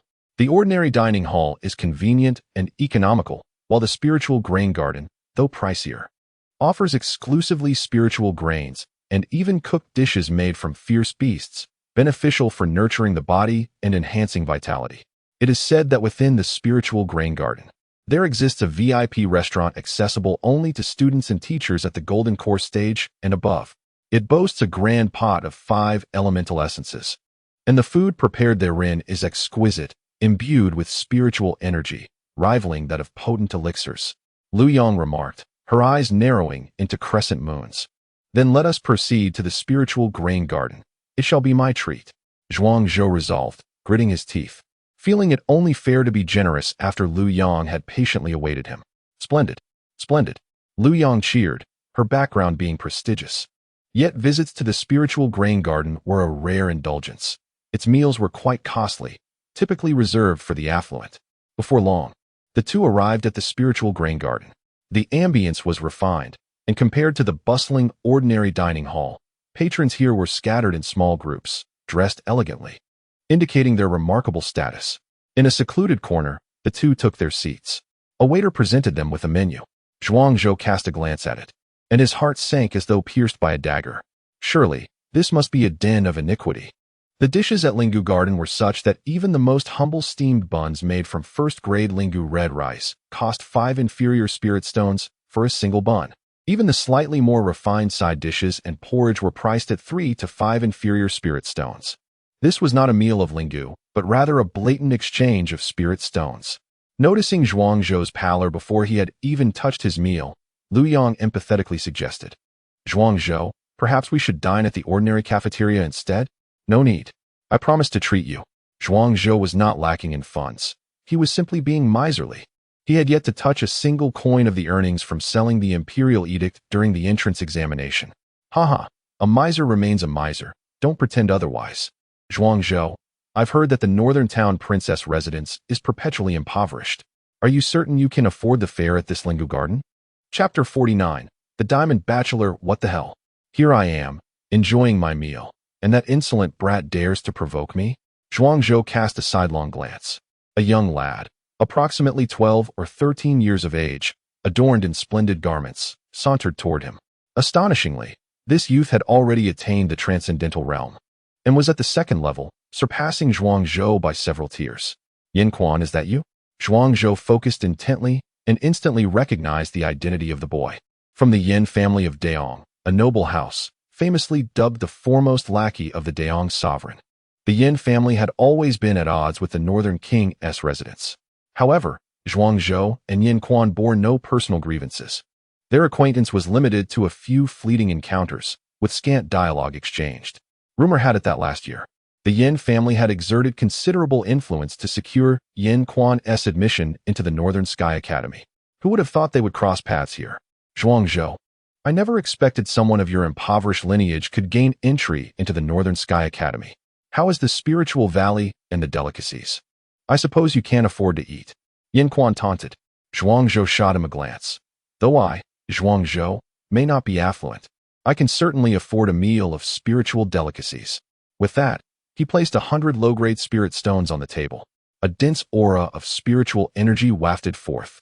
Although Zhuangzhou was perplexed as to why Yin Quan was provoking him like a mad dog, he couldn't afford to lose face. Yin Quan was momentarily taken aback. He hadn't anticipated that Zhuangzhou was genuinely wealthy. In their year, Yin Quan was merely an ordinary disciple, having barely ascended to the status of an outer courtyard disciple recently. He was completely unaware of Zhuangzhou's distinction as the top candidate in this generation's entrance examination. Nor did he know of Zhuangzhou's lucrative ventures in the secret realm. In his mind, Zhuangzhou was still that impoverished lad from the Northern King's residence. So he aimed to humiliate Zhuangzhou, hoping to bolster the Yin family's standing against the Northern King's residence. This, and this, bring me one of each. Fear not, my lady, for I, Zhuangzhou, am treating. There's plenty to go around. Zhuangzhou declared with grandiosity. Liu Yong's admiration for Zhuangzhou's sword. Handsome, affluent, and youthful. Well, Zhuangzhou was only 8 years old, clearly a quintessential diamond bachelor. What say you, Yin Quan? Don't just stand there. I'm generous. After all, we are fellow townsfolk. If you've never indulged in such a sumptuous feast of spiritual delicacies, do join me. I don't mind. Zhuangzhou chuckled. Upon hearing this, Yin Quan's face turned a shade of green. He initially intended to humiliate Zhuangzhou, but instead found himself the subject of humiliation. Who says I can't afford to eat? Waiter, come here. Bring me another serving of everything ordered at this table. Yin Quan, seated nearby, had seemingly entered a contest of endurance with Zhuangzhou. Yin Quan's heart was bleeding. He lacked Zhuangzhou's cunning to extort and amass spirit stones. Every precious spirit stone he spent was provided by his family. If his father were to discover that he had squandered over 100 inferior spirit stones in a petty squabble with Zhuangzhou, he would undoubtedly face a severe reprimand. Come, dear sister, I have some local delicacies from my hometown, little radish strips. Allow me to prepare them for you, Zhuangzhou declared. He retrieved 2 blood-red spirit mushrooms from his storage bag and, wielding a finely crafted silver dagger, sliced the mushrooms into strips, elegantly arranging them on a plate. The patrons within Linggu Yuan were left in a state of astonishment. What on earth? You call these little radish strips? The 2 sizable blood-red spirit mushrooms would fetch at least 40 to 50 inferior spirit stones on the black market. Goodness, are the new students this affluent and extravagant? Liu Yang squinted her eyes in amusement. Then I shall thank my dear brother. With poise, Liu Yang picked up a strip of blood-red spirit mushroom and delicately savored it. A rich medicinal essence swiftly coursed through her body, igniting a sensation akin to a blazing flame. Slow down, dear sister. Here, have a sip of water. Zhuangzhou added a drop of heavenly dew to the tea, causing the rich spiritual energy to emanate forth. Gasps of astonishment filled Linggu Yuan. What kind of brother is this? Bring me a stack of them. Yin Quan's face flushed with envy. While one could purchase spiritual food with wealth, treating blood-red spirit mushrooms as mere pickled strips and drinking heavenly dew-infused water was an indulgence he could not afford, even with spirit stones in hand. Blood-red spirit mushrooms replenish vitality, serving as a rare treasure for cultivators in the physical realm, fortifying their foundation. As for heavenly dew, it was an exceptionally rare elixir. Cultivated by nature, Even the Academy's instructors had to adhere to strict quotas for procurement. Eat, eat, eat. Zhuang Zhou and Lu Yang feasted with fervor, fully aware that such a lavish meal must be savored to avoid waste. In the blink of an eye, the table was cleared, the exquisite spiritual food devoured entirely, and not a drop of the heavenly dew-infused tea remained. Just as Yin Quan discreetly attempted to slip away unnoticed, Zhuang Zhou suddenly belched loudly. A formidable aura surged forth from within him. The potent effects of the rare ingredients consumed had propelled his spirit energy, guiding it through not one, but two delicate meridians simultaneously. His vital energy surged, increasing his storage capacity by an additional 10%. Most notably, his physical strength surged dramatically by an astonishing ton. In that instant of breakthrough, Zhuang Zhou lost control of his newfound power. With a resounding crack, the floor beneath him and the wooden chair upon which he sat shattered into splinters. What is happening? Zhuang Zhou's sudden transformation drew the attention of countless onlookers. Who dares to cause a disturbance in my Lingu Yuan? At that moment, a young woman of considerable cultivation stepped forth, having just arrived for an inspection. She was taken aback to witness the destruction of the floor and chair upon her arrival. Zhuang Zhou, feeling somewhat embarrassed, remarked, I unexpectedly broke through just now and momentarily lost control. I shattered the floor and the chairs. I sincerely apologize and will compensate. Aware of his fault, Zhuang Zhou continued to express his remorse. The woman's expression softened slightly. So, that is the case. However, the furniture and flooring in Lingu Garden are of superior quality. It would take at least a dozen tons of vitality to shatter them. To possess such strength at merely the 8th level of the body refinement realm is indeed quite remarkable. She praised Zhuang Zhou. Nevertheless, you must still compensate for the damages. As a student of Baitian Academy, your earnest apology warrants leniency. 20 low-grade spirit stones shall suffice to settle this matter, she stated graciously. 20 low-grade spirit stones. Zhuang Zhou winced at the thought. Had his unrestrained power during the breakthrough cost him that much? He was indeed wealthy, yet frugal at heart. Reluctantly, he retrieved 20 low-grade spirit stones from his storage bag and handed them to the woman. While doing so, he inadvertently brushed against a brocade box, and an idea sparked in his mind. The reason I possess such strength at the 8th level of the body refinement realm is entirely due to a spirit pill gifted to me by a venerable elder at the academy.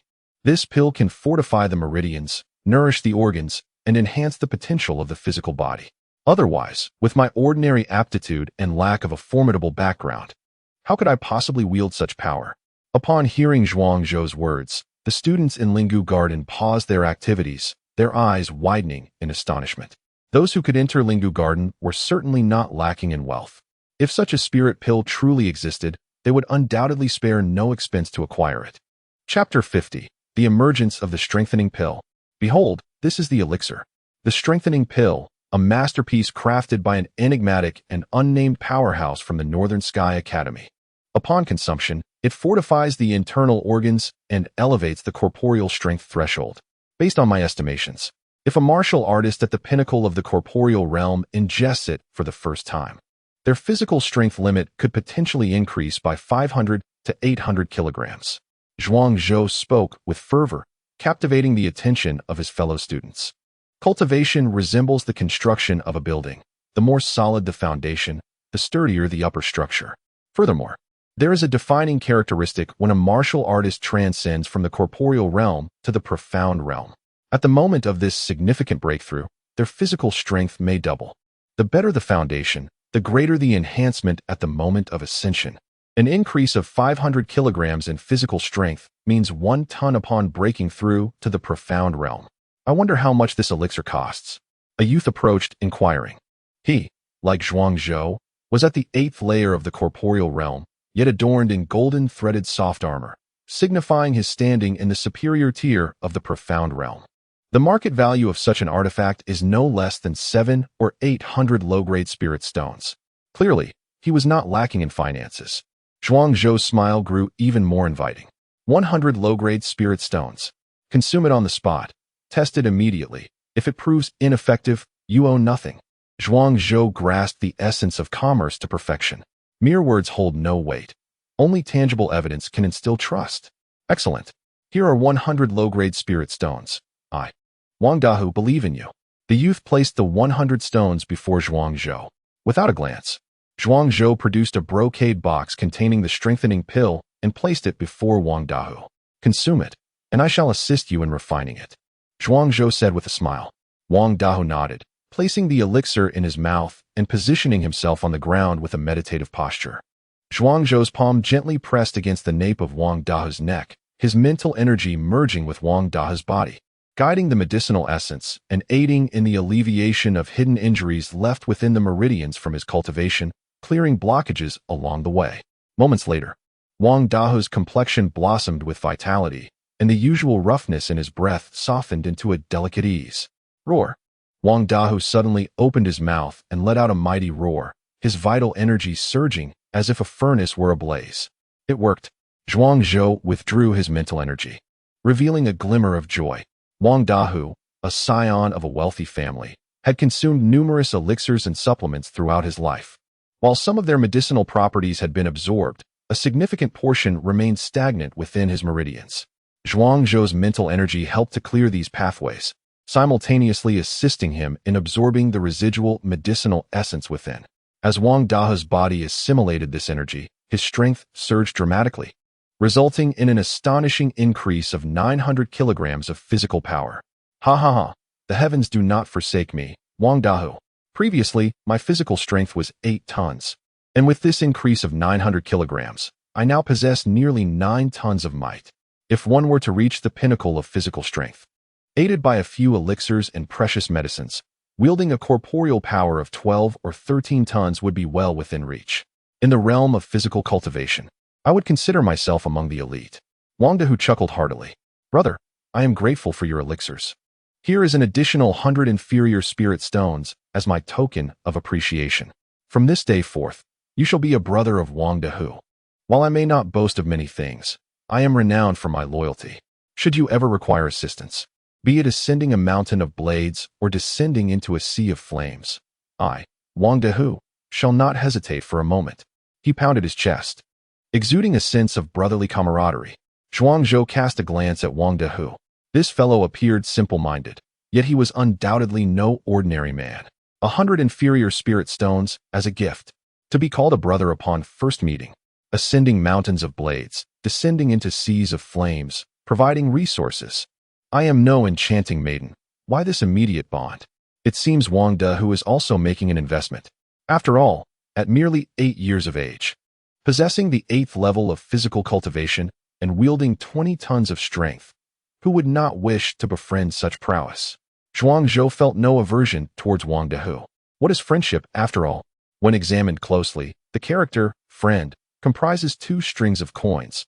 Mutual benefit is the foundation of friendship, and then comes friend, with a heart at its core, signifying the essence of true companionship. I have indeed met Brother Wang. Zhuangzhou bowed respectfully, leaving Wang Dahu somewhat taken aback. Others, witnessing this exchange, gathered around. I want a foundation strengthening pill. So do I. The crowd surged forward, nearly overwhelming the diminutive Zhuangzhou. Do not rush. I have plenty to share, and there is enough for all. The students in Linggu Garden were few, but those with wealth were not lacking. 1 pill per person. Zhuangzhou successfully sold 32 foundation strengthening pills, adding Wang Dahu's purchase and the 100 inferior spirit stones as a token of gratitude. Zhuangzhou amassed a total of 3,400 inferior spirit stones today.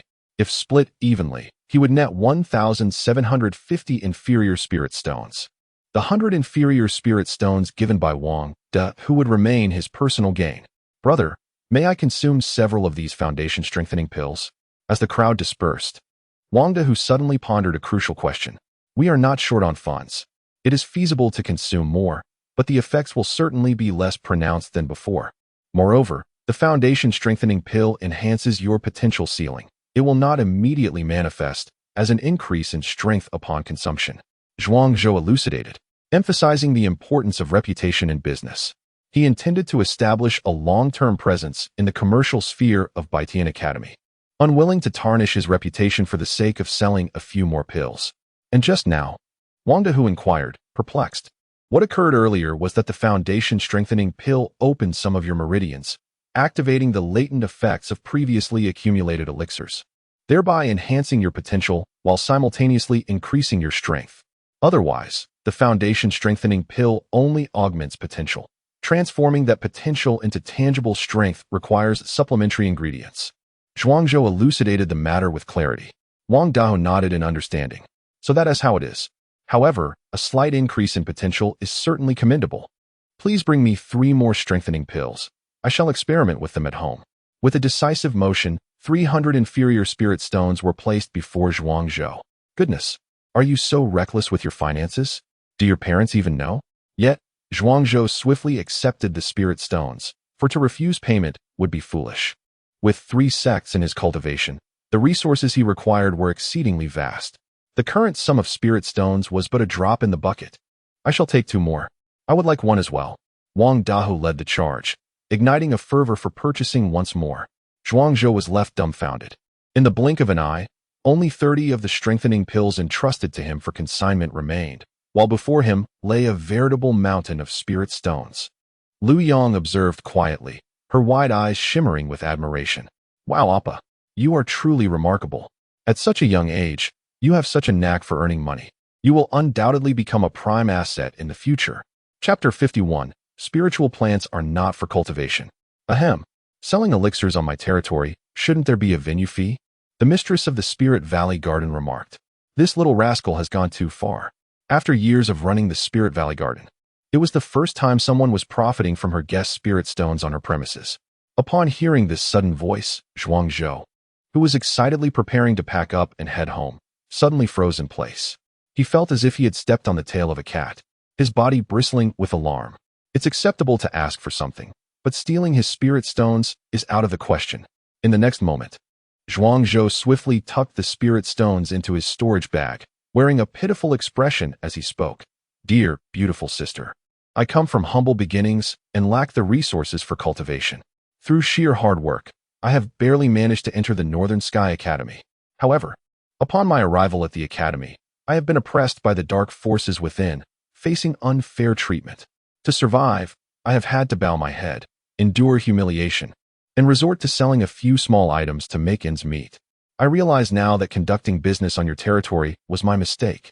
This is all the profit I have from selling elixirs. Please accept it as my sincere apology. If it's insufficient, I will return and find a way to make it up to you. I hope you can forgive me. As he spoke, Zhuangzhou extended his chubby little hands, offering 10 low-grade spirit stones, his pitiful face struggling to squeeze out a few tears. The manager of the Spirit Valley Garden was taken aback by the sight. She had never encountered such a scene before. You say you are being oppressed by the dark forces of the academy?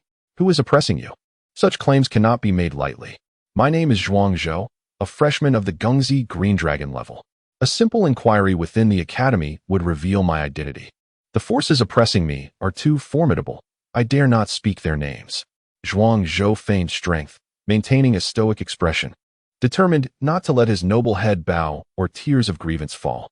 Zhuangzhou, the mistress of the Spirit Valley Garden, was momentarily speechless upon hearing this name. She understood the situation.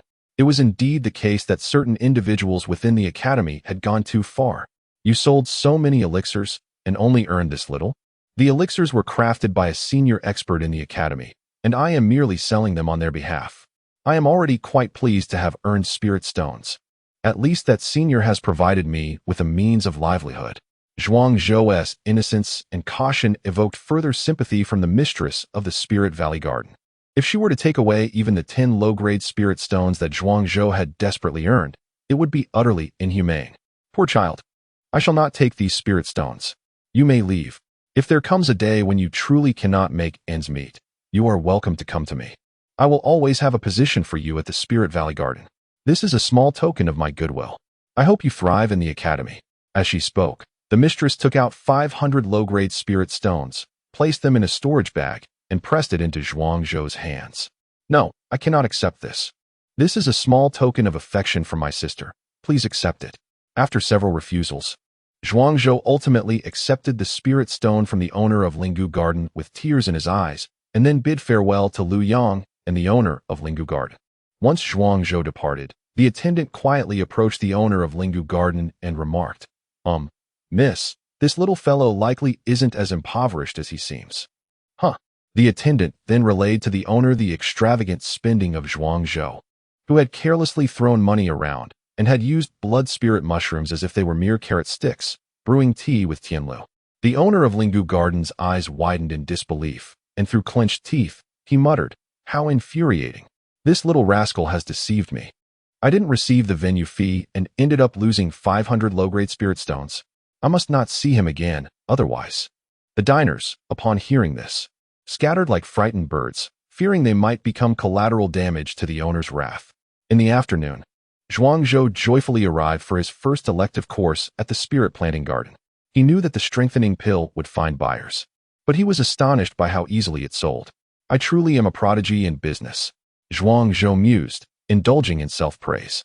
Upon entering the spirit planting garden, he found only 4 fellow students attending the class. Although the spirit planting course ranked highly among the 36 elective courses, it was evident that the students at the academy were not particularly interested, especially for the newly enrolled students. Spirit planting seemed akin to wielding a hoe to till the soil. Why bother growing their own herbs and spirit plants when they could simply purchase them with spirit stones? Including Zhuang Zhou, there were 5 students standing in a row, quietly awaiting the arrival of their elective course instructor. "Hey, did you hear? We are incredibly fortunate this time. The instructor for our elective course is actually a high-ranking teacher at the divine ability level." "What does that matter? This teacher is reputed to be one of the wealthiest individuals in the academy. Although she hails from a prestigious family, she has not relied on her family's resources. She built her own empire from scratch and is now thriving in Baitian Academy, earning a fortune daily. Most importantly, she is an unparalleled beauty. I am her devoted fan. Otherwise, I wouldn't have chosen this course despite immense familial pressure." The other 4 students engaged in lively discussions, clearly having prepared thoroughly for the elective course. Only Zhuang Zhou appeared bewildered. He had devoted his time to cultivating and earning money, leaving little opportunity to ponder the instructor's name or appearance. At that moment, a senior student clad in a black dress gracefully approached. With her swan-like neck, she surveyed the students present. "Ahem, I am Wang Qiushui, the temporary assistant for this course. Before we commence, I would like to emphasize a few points on behalf of the teacher. The teacher shall impart each piece of knowledge but once.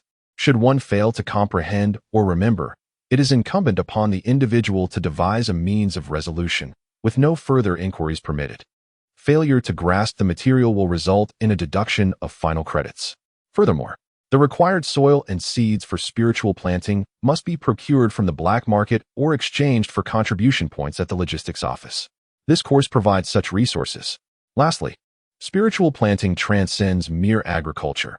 It necessitates a robust flow of vital energy as support. If one cannot achieve the 8th layer of the corporeal realm within a month, it is advisable to switch to an alternative elective. The teacher has little tolerance for ineptitude."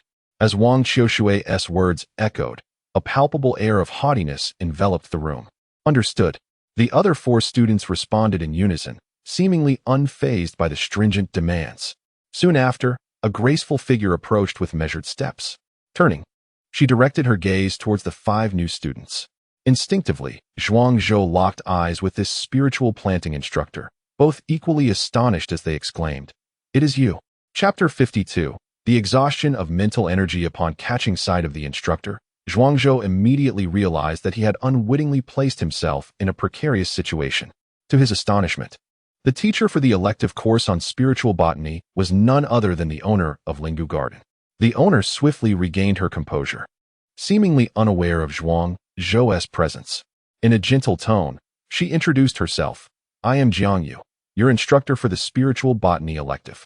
Over the course of the upcoming year, I shall impart the knowledge I possess regarding spiritual plants to you all. Although the enrollment for this course is limited, a class must maintain a semblance of order. Zhuang Zhou, you shall assume the role of class leader. I trust you have no objections?" "Not at all." Zhuang Zhou forced a smile that was more reminiscent of a grimace. His mind raced at an extraordinary speed, contemplating how to navigate the situation with this formidable woman. Was her decision to appoint him as class leader a sign of her esteem? Absolutely not. It was akin to a weasel offering New Year's greetings to a chicken. Her intentions were certainly not benevolent. Jiang Yu regarded Zhuang Zhou with a beaming smile. How dare he deceive me? Humph. Once he falls into my grasp, I shall ensure he learns his lesson. Zhuang Zhou, As the leader of the spiritual botany elective, you are expected to set an example for your peers. I shall not burden you with excessively difficult tasks. Instead, here is a copy of the Elementary Compendium of Spiritual Botany, which contains detailed information on 3,400 common spiritual plants, medicinal herbs, and poisonous flora, including their names, effects, and growth environments. You should be able to memorize it before class tomorrow, yes? Jiang Yu leisurely produced a tome as thick as a brick. The Elementary Compendium of Spiritual Botany. Upon seeing the book, Zhuang Zhou's expression morphed into one of sheer despair. Was this not a daunting challenge? Memorizing the entirety of its contents within a single day was an impossible feat, even if he were to forego food and water. Taking the book, he allowed a thread of mental energy to permeate its pages. The words and phrases within sprang vividly to life in his mind. Wait, as his mental energy receded, he found that the imprints of the text remained crystal clear, without a trace of obscurity. Incredible! Zhuang Zhou's eyes widened in astonishment as he held his breath. He had merely intended to gauge the text's complexity. Were the characters large or inscribed in minuscule script? To his amazement, he discovered that his mental energy possessed the remarkable ability to imprint the written words, granting him an extraordinary photographic memory. This transformation from an underachiever to an academic prodigy was nothing short of miraculous. Witnessing Zhuang Zhou's expression of shock, Jiang Yu mistakenly believed he was genuinely overwhelmed and struggling to cope. With a sympathetic tone, she reassured him, the foundation of learning lies in memorization, which is essential for acquiring knowledge. In combat and warfare, mere bravery is insufficient. The interplay of timing, location, and strategy can all influence the outcome. Zhuang Zhou, do not let the pressure weigh too heavily upon you. I pride myself on being fair and just. This tome comprises a total of 800 pages. And if you can memorize the first 100 pages before class tomorrow, that will suffice as satisfactory. For every additional 100 pages you master, I shall grant you an extra 10 contribution points. Should you manage to comprehend the entirety of it, I shall bestow upon you 100 points of sect contribution. Can I accomplish this feat now? Zhuang Zhou suddenly murmured weakly. His mind swept through the text, and he found himself thoroughly acquainted with the contents of the first 200 pages. This is impossible. If you can recite it all right now, I will grant you 200 points. Without hesitation, Zhuang Zhou seized the book and began to flip through it fervently. Others merely witnessed the rustling of pages, oblivious to the actual text contained within. How can you possibly remember the contents? Jiang Yu regarded Zhuang Zhou with disbelief. Could this little fellow be merely posturing? Yet, if he were to feign such prowess, wouldn't he be exposed in no time? Zhuang Zhou's mental energy swept through. 400 pages, 500 pages, 600 pages. Initially, he found it manageable, but soon his complexion turned pale. Good heavens, I have grossly overestimated my mental fortitude. Recording a page or two does not significantly deplete my mental energy. Yet as I delved into the hundreds of pages, Zhuang Zhou found his mental reserves nearly exhausted. No, I cannot concede. I must fulfill my boast, even if it means doing so on my knees. For the sake of dignity, no. It is for those 200 contribution points. Drawing upon his threefold resonance, Zhuang Zhou squeezed forth the last vestiges of his mental energy and ultimately imprinted the remaining 200 pages into his mind. Teacher, I have memorized all the contents within this book. Please pose your questions. Zhuang Zhou felt dizzy, his body swaying precariously. Yet, for the sake of Jiang Yu's reward, he persisted. Please, teacher, inquire. Zhuang Zhou gritted his teeth. What kind of environment does the thorny grass thrive in, and what special attributes does it possess? Jiang Yu inquired. The thorny grass, a herbaceous plant, favors cool and damp environments, absorbing golden elements from the soil to enhance itself. It commonly appears in areas rich in mineral deposits. The thorny grass possesses aggressive traits. Its thorns are toxic, yet they can also be utilized in potion making, serving as a primary ingredient for crafting the iron armor pill. And what of the myriad blossoms? The myriad blossoms, blooming in a multitude of colors, are but illusions, with only their true essence being real. When used in medicine, they can cure all ailments of illusion. Upon Zhuang Zhou's utterance, Jiang Yu was momentarily taken aback. You are not merely reciting what is inscribed in the book. Indeed, there are also my personal insights. The myriad flowers and grasses represent the evolution of the great Tao, the transformation of laws, They embody the essence of heaven and earth.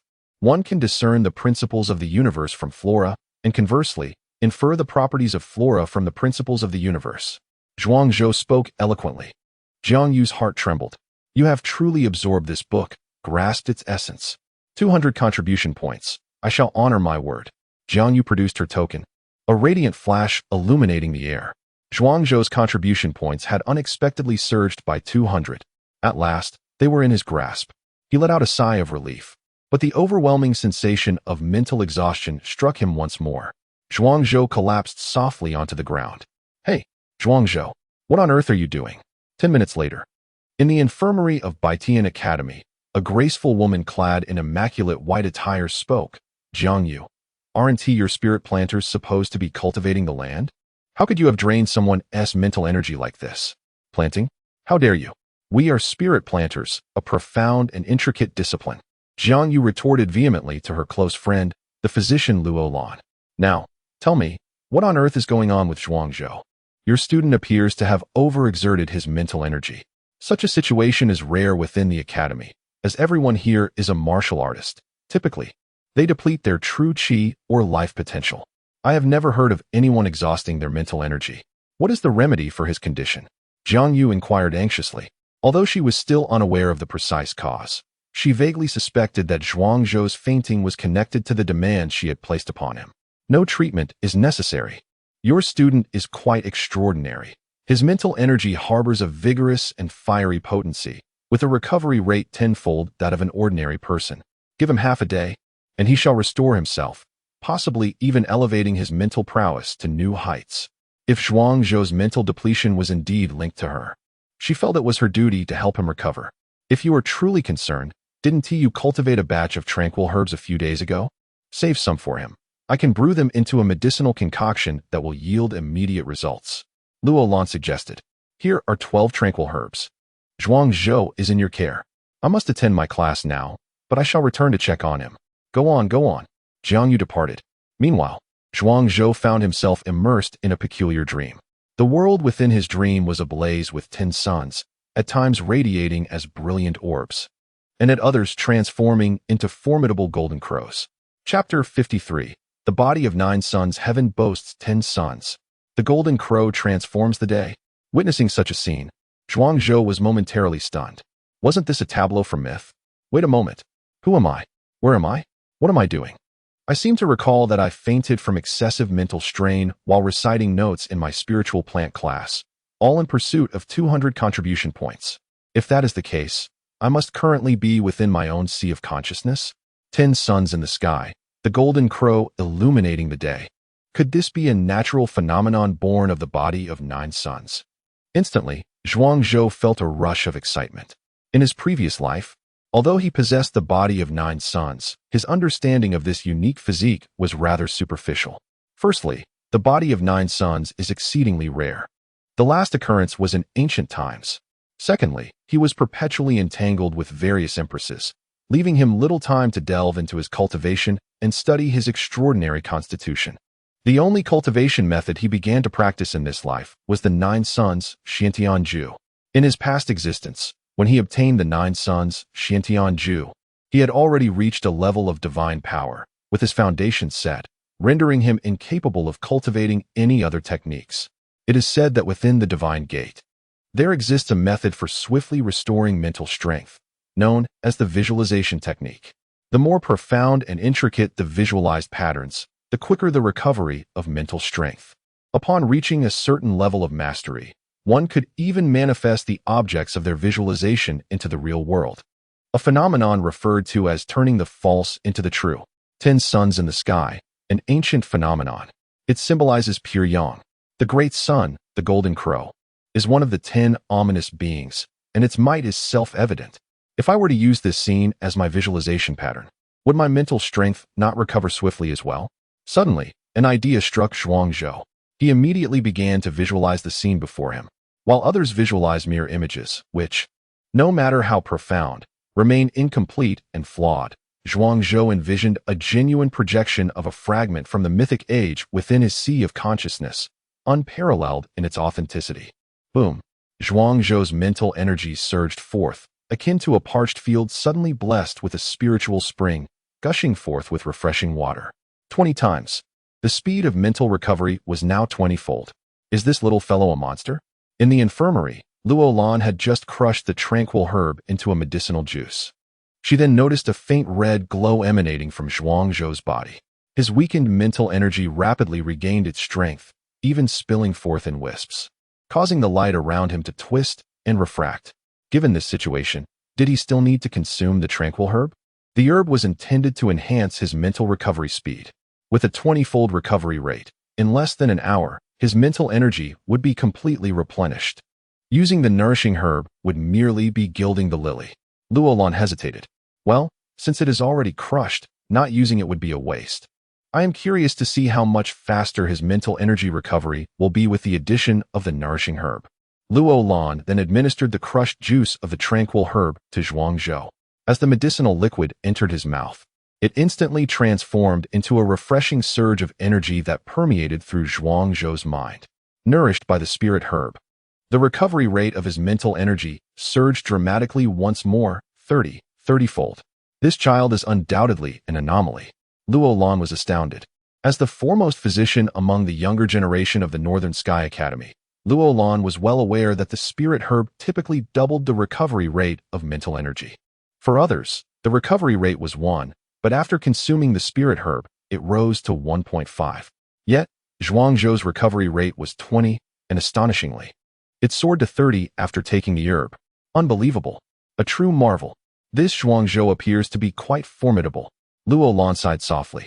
With a recovery rate of 30 times, if he pursued the path of the spirit gate, casting spell after spell, his mental energy could be replenished instantaneously after consumption. Truly a walking artillery tower. Moments later, Zhuang Zhou gradually regained consciousness, withdrawing from his meditative state. "Teacher, where am I?" he inquired. At that moment, his mental energy recovery rate returned to normal. "You are in the infirmary. During your spiritual botany class, you exhausted your mental energy and fainted. It was Teacher Jiang Yu who brought you here." Luo Lan explained succinctly. "This place is quite safe. Your primary task now is to focus on restoring your mental energy." Seemingly perceiving Zhuang Zhou's thoughts, Luo Lan gently reassured him. Zhuang Zhou smiled shyly, once again closing his eyes to enter a meditative state. The normal rate of mental energy recovery felt excruciatingly slow. As the sun blazed in the sky, the mythical imagery reappeared in his consciousness, and his mental energy began to rise steadily. After an hour and a half, Zhuang Zhou's mental energy had approximately recovered to 80%. Suddenly, he opened his eyes. Why has my mental energy recovery rate suddenly decreased?" he murmured. "It hasn't decreased. It has merely returned to normal," Luo Lan clarified. "Teacher Jiang Yu was concerned about your recovery, so before leaving, she specifically left behind 12 spirit herbs, which I crushed into a medicinal liquid for you. That is why your recovery speed was about 50% faster than usual. Now that the effects of the spirit herb have worn off, your recovery rate has normalized. However, even so, at your current recovery speed, in half an hour, your mental energy should be nearly at its peak again." Luo Lan elucidated. The spirit herb, which grows in the nether stream, can be crushed into a liquid for consumption to aid in mental energy recovery. Alternatively, it can be combined with astragalus, gastrodia, and other 9 medicinal herbs to concoct the tranquilizing pill, enhancing sleep and promoting better recovery of mental energy. Zhuang Zhou mused softly. Luo Lan gazed at him in astonishment. "I never expected this little fellow to be quite knowledgeable. He even remembers the effects of such an obscure herb. Are there any more spirit herbs?" Zhuang Zhou asked, his eyes sparkling with curiosity as he looked at Luo Lan. "The spirit herb. Is this the innate little blue bottle?" Zhuang Zhou is following the path of the 3 gates, and the restoration of spiritual energy is undoubtedly destined to become a significant topic in the future. If ample peaceful spirit grass is available, it will provide additional assurance for the restoration of his spiritual energy in upcoming battles. The peaceful spirit grass is considered an esoteric herb, with limited supplies in the infirmary and a relatively high price, each plant requiring 2 inferior spirit stones for purchase. Given the current strength of your spiritual energy, utilizing the peaceful spirit grass for restoration would necessitate at least 15 plants to transition from depletion to abundance. However, should you diligently study with Teacher Jiang Yu, Employing spiritual botany techniques, it is likely that a batch of peaceful spirit grass could mature in approximately 15 days, costing only a certain number of seeds. Luo Lan has likely surmised that Zhuang Zhou is traversing the path of the spirit gate. Otherwise, his spiritual energy could not be so formidable. Zhuang Zhou may require a substantial quantity of peaceful spirit grass to restore his spiritual energy in anticipation of unforeseen battles. The spirit gate is rare, yet there are still some individuals clandestinely practicing in this era, unlike the witch gate, which has nearly vanished without a trace. Chapter 54. Cultivating Mental Fortitude Through Reading. Spiritual flora. Could cultivating calming herbs be a viable method? Zhuang Zhou, stroking his chin, found Luo Lan's plan to be quite feasible. Subsequently, he expended 6 low-grade spiritual stones to acquire 3 calming herbs, which he promptly chewed and began to visualize for his cultivation.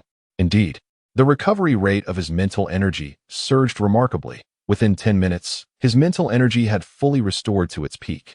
With an increase in its upper limit by 10%, the strength of one's mental energy can be gauged through external manifestations. Previously, Zhuang Zhou could manipulate objects weighing approximately 5 tons with his mental prowess. Now, he found that his limit had risen to 5.5 tons. This marked an immense breakthrough for his slowly growing mental energy. Exhausting and subsequently replenishing mental energy can accelerate its development. To his surprise, the benefits of studying were indeed profound. It appeared that the more one utilized their mind, the sharper it became, leading him to resolve to dedicate himself to learning. Reading. Enhancing mental energy?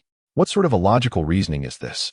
Luo Lan was perplexed, but held little interest in such matters. As a true warrior, she had no particular need for the augmentation of mental energy. Even if she were to be informed of the methods to enhance it, they would serve her no purpose.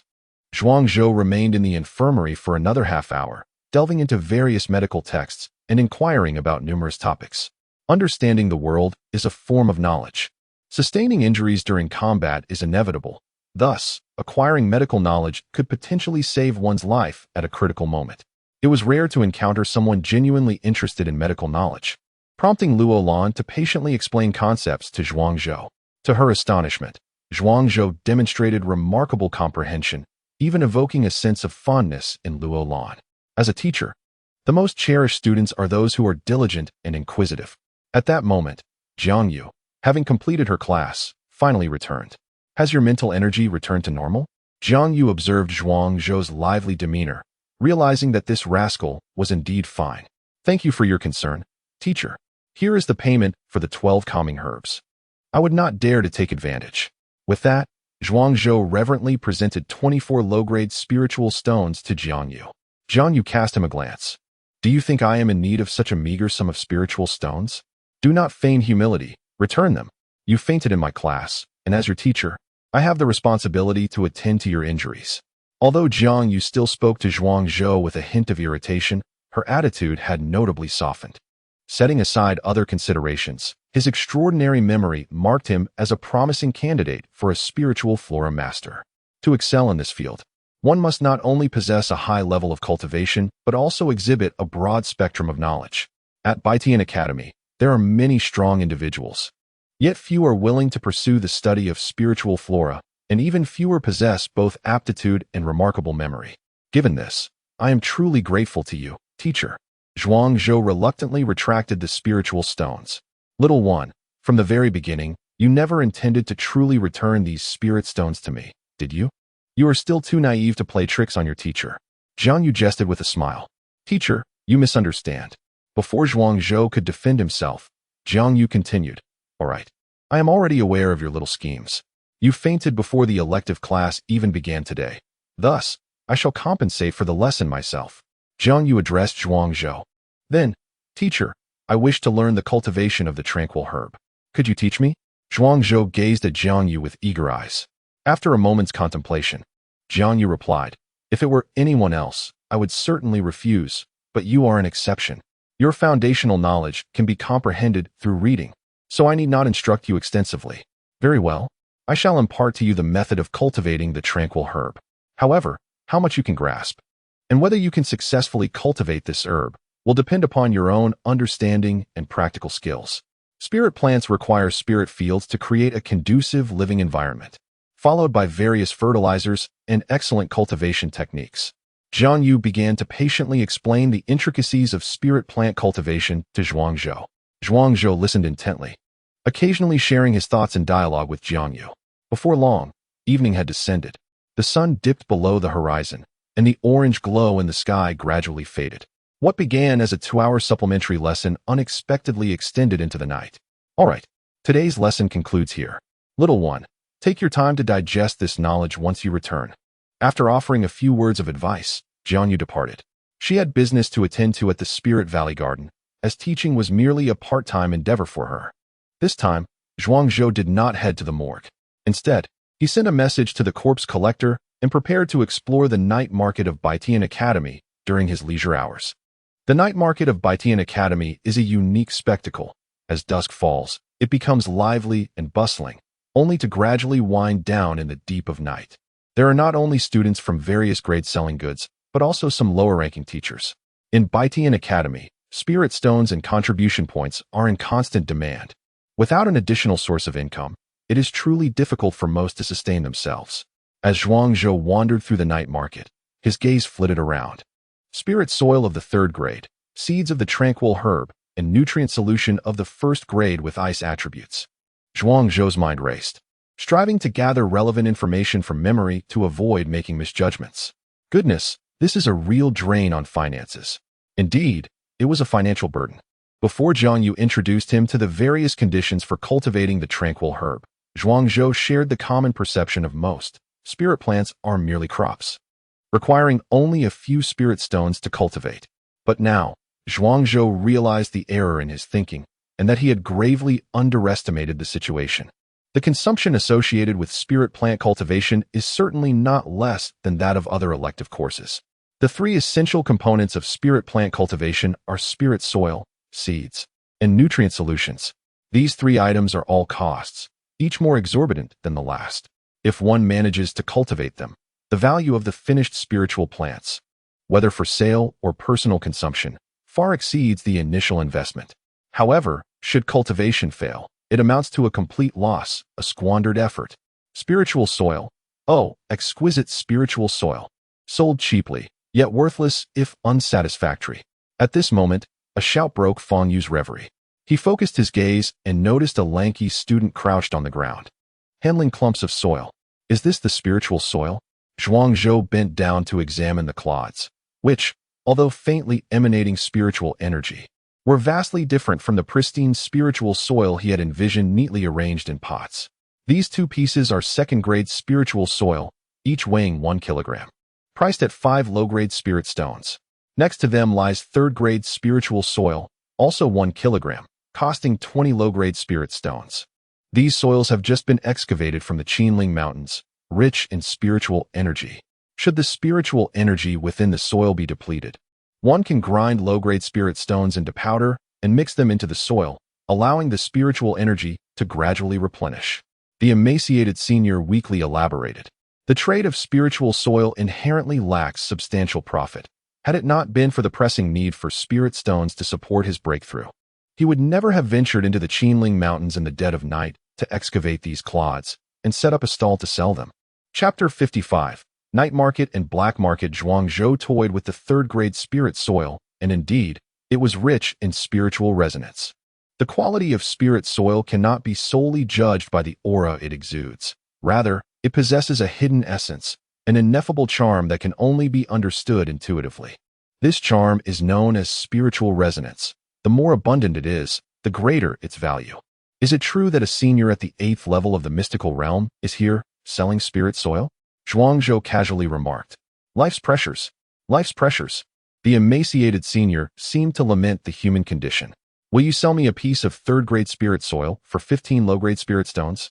Zhuangzhou suddenly shifted the conversation, initiating a negotiation. You dare to haggle?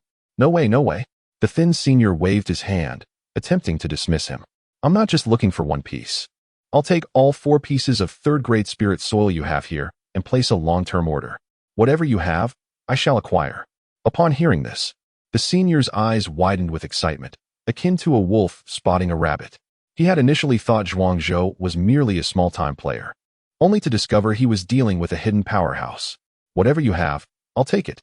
This could be a long-term business transaction. Words alone won't suffice. We must formalize it with a contract. The senior eyed Zhuang Zhou warily, concerned that this young fellow might be a charlatan. If you agree to the price of 15 low-grade spirit stones per piece of third-grade spirit soil, I will sign the agreement. This will serve as a deposit. I assure you, I won't let you incur a loss. Zhuang Zhou boldly placed 300 low-grade spirit stones before the senior. Most problems can be resolved with money. Since he had embarked on the path of spirit planting, he intended to make the most of it. With his current rate of mental energy consumption and growth, cultivating just a couple of tranquil herbs would certainly not suffice. He needed to plant it by the acre. 300 low-grade spirit stones. The senior's eye sparkled. Rest assured, young brother, from now on, you shall be regarded as my dear brother, Zhang Kai. The senior no longer mentioned the contract and instead threw an arm around Zhuang Zhou, appearing as if they were old friends. Aside from spirit soil, do you require anything else? Perhaps seeds for spirit plants or other items? Zhang Kai inquired, having surmised that Zhuang Zhou was a novice spirit planter. Indeed, I need seeds for tranquil herbs and some first-grade nutrient solution, Zhuang Zhou responded.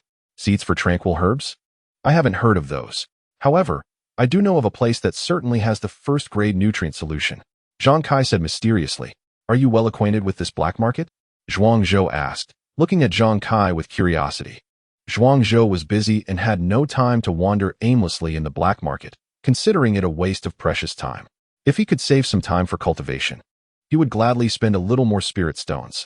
Having spent 3 years at Baitian Academy, I possess an intimate understanding of the night market, if not exhaustive knowledge of its intricacies. So, do you know where one might procure the legendary Longhu Dan? Upon hearing this, Zhang Kai was momentarily taken aback. Longhu Dan? He swallowed hard, asking, do you truly comprehend what this Longhu Dan entails? The last time it appeared in the night market, it was swiftly acquired for a staggering 12 medium-grade spirit stones.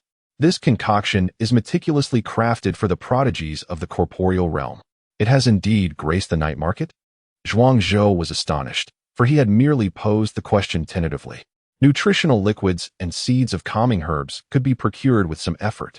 But Longhu Dan was another matter entirely. Of course, it has appeared. Moreover, there are currently 3 remaining, seemingly in the possession of the enigmatic Master Chun of the black market. Yet, given his peculiar disposition, it is unlikely that an ordinary person could acquire Longhu Dan from him. Zhang Kai elaborated. The black market? Is this not the night market? You must be new here.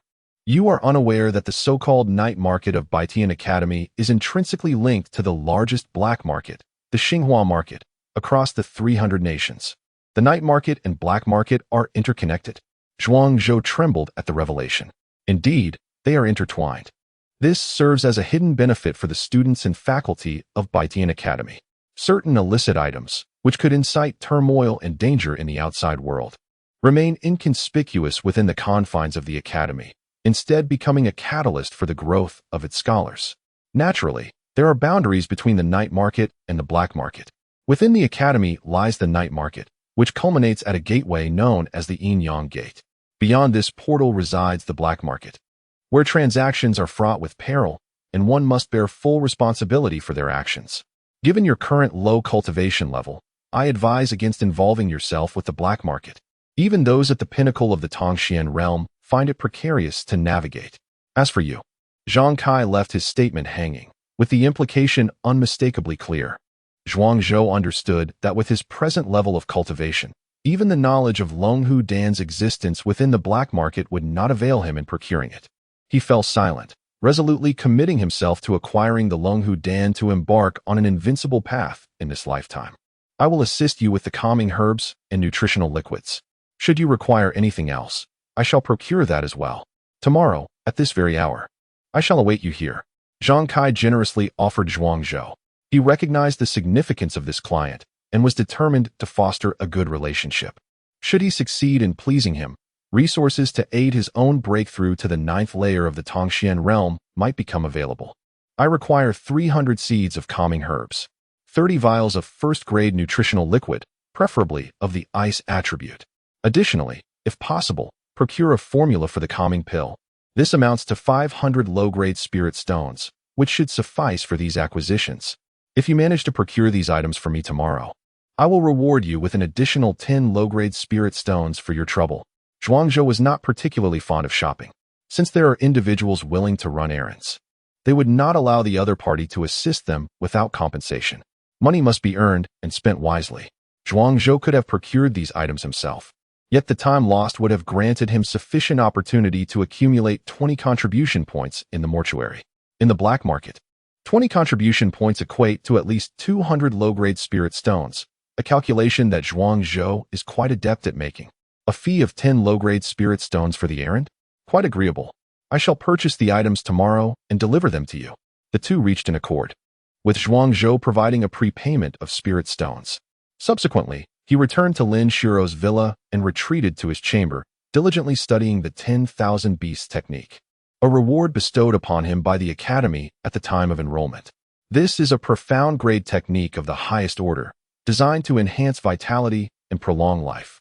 In a certain sense, while this technique is of considerable caliber, it is predominantly a means of ensuring longevity, holding little value for the average individual. However, to Zhuangzhou, this technique appears to be exceptionally suited to his current circumstances, indeed a treasure beyond price. The 10,000 beasts technique gathers the essence of heaven and earth, nurturing the physical form, nourishing the meridians, and even possesses minor secret arts capable of promoting plant growth at an astonishing rate. Chapter 56. The Trial of the Dark Forest to absorb the essence of the sun and moon, to gather the spiritual energy of all living things, to observe the transformations of mountains and rivers, and to grasp the profound truths of the universe. Zhuangzhou meticulously contemplated the scriptures recorded in the essence of all beings, and gradually, his spirit transformed into a state of serene harmony. Ordinary martial arts are often steeped in bloodlust, either engaging in endless struggles against heaven and earth or reveling in the slaughter of foes, where to kill one is deemed a crime, while slaying 10 elevates one to heroism, and taking the lives of thousands crowns one as the supreme ruler. In contrast, the essence of all beings takes an unconventional path, elucidating a profound truth of the mortal realm. To live long is the true mastery. Countless kings and myriad generals inevitably become mere dust upon their demise. Only those who cultivate the art of immortality may roam freely, unburdened by the passage of time. Having lived 2 lifetimes, Zhuangzhou deeply resonated with this wisdom. Regardless of one's heroic stature or unparalleled genius, death ultimately reduces all to a pile of bones, forsaken and forgotten. He had once bid farewell to 6 empresses, each one, a sovereign in her own right, ultimately met the same fate. Their relentless valor and conquests across the realms led them to fall before even mightier opponents. Reflecting on this, Zhuangzhou felt a pang of melancholy. After a moment of contemplation, he resumed his study of the scriptures. The essence of all beings comprises 5 forms. The first being the great tree reaching the sky, where one's legs serve as roots, drawing the vital essence of the earth. The body acts as the trunk, while the arms represent the leaves, absorbing the essence of the sun and moon into oneself. Mastering this technique within the physical realm grants one the potential for longevity. Following the scripture's guidance, Zhuangzhou assumed the posture of the great tree reaching the sky, envisioning himself transforming into a towering tree that stood majestically against the heavens.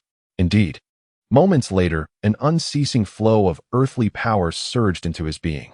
The light within the room dimmed, as all starlight and lunar radiance converged into Zhuangzhou's grasp. Threads of cosmic energy flowed into him, not as true qi, but as a warm force, nurturing every cell, sinew, and muscle within him. The energy of the universe nurtures all life, enhancing his latent vitality. The higher one's life potential, the more abundant their lifespan becomes. This life potential is intangible and elusive, its quantity difficult to discern in an instant. Yet Zhuangzhou distinctly felt his body growing lighter. Even as previous minor injuries within his meridians began to heal.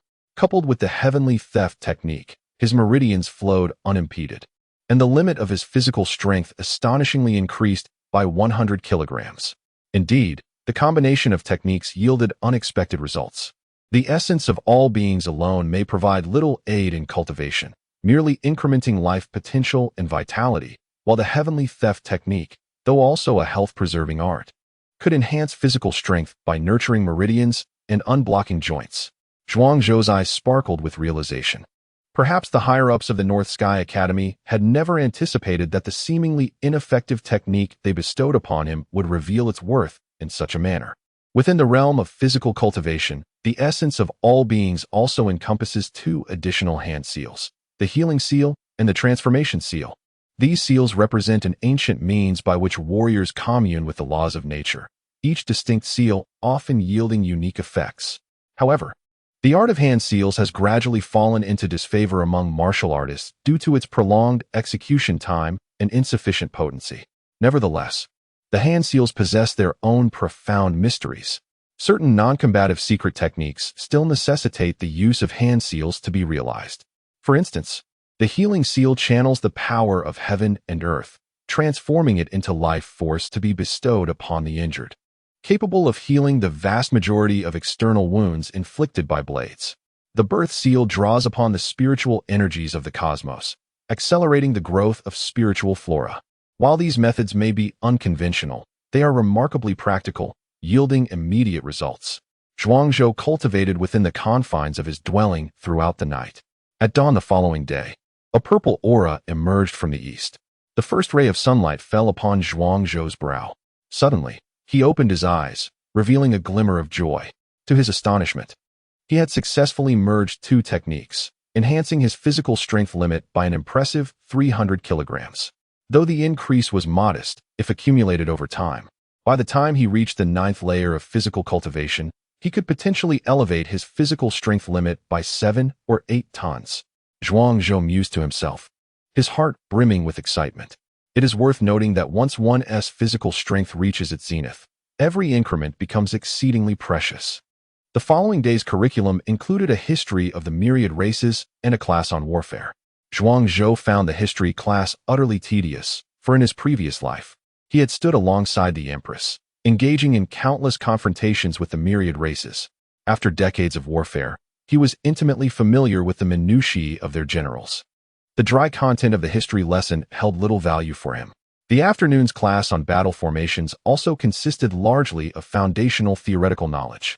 The way of battle formations evolved from the realm of array techniques, employing human synergy, leveraging natural advantages, and utilizing the interplay of the 5 elements to achieve effects that exceed mere sums.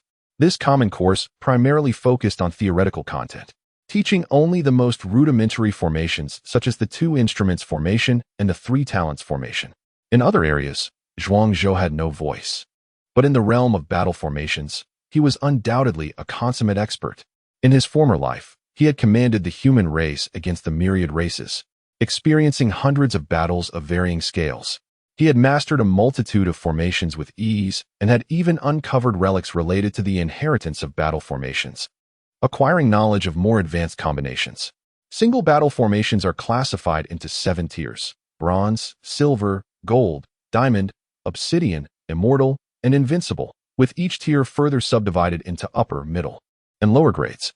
The public course could only offer knowledge of formations at the highest level of bronze. In contrast, Zhuangzhou had already attained the obsidian level with his single formations, and the combination of 3 formations could even rival those of the immortal tier. The way of battle formations is one of the 9 paths. Your mastery of formations directly influences the balance of victory and defeat in warfare.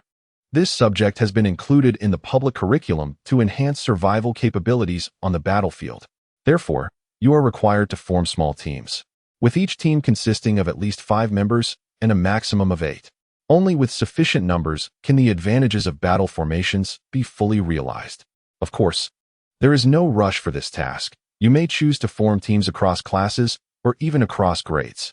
In principle, as long as you form your team before the trial in the Dark Forest a month from now, you should be fine.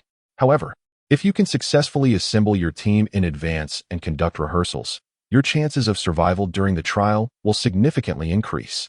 Teacher Zhang Sunran of the Battle Formation class remarked, "The Dark Forest trial? What does that mean?" A hint of confusion flickered in Zhuangzhou's eyes. "You don't even know about the Dark Forest trial? I suspect you might be an imposter at Baitian Academy." Lu Yang, standing beside Zhuangzhou, said with an incredulous expression, "Well, I am new here and somewhat out of the loop, so I lack knowledge about certain aspects of the academy," Zhuangzhou admitted, acknowledging his shortcomings.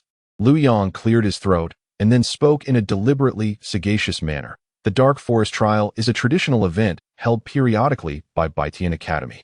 Baitian Academy is dedicated to training the human race for the myriad battlegrounds, as every student must regularly undergo a baptism of blood and fire. To prepare lower-grade students and help them adapt more swiftly to the realities of war and mortality, the Academy has specifically instituted 13 bloody trial projects. Among them, 8 are mandatory, while 5 are optional. The Dark Forest Trial is one of the 8 mandatory projects. The Dark Forest Trial commences every April and is divided into 3 layers based on danger levels and available resources: the outer layer, the inner layer, and the core.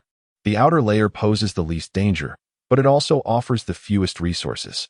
The inner layer is the most perilous, yet it may contain treasures of divine caliber.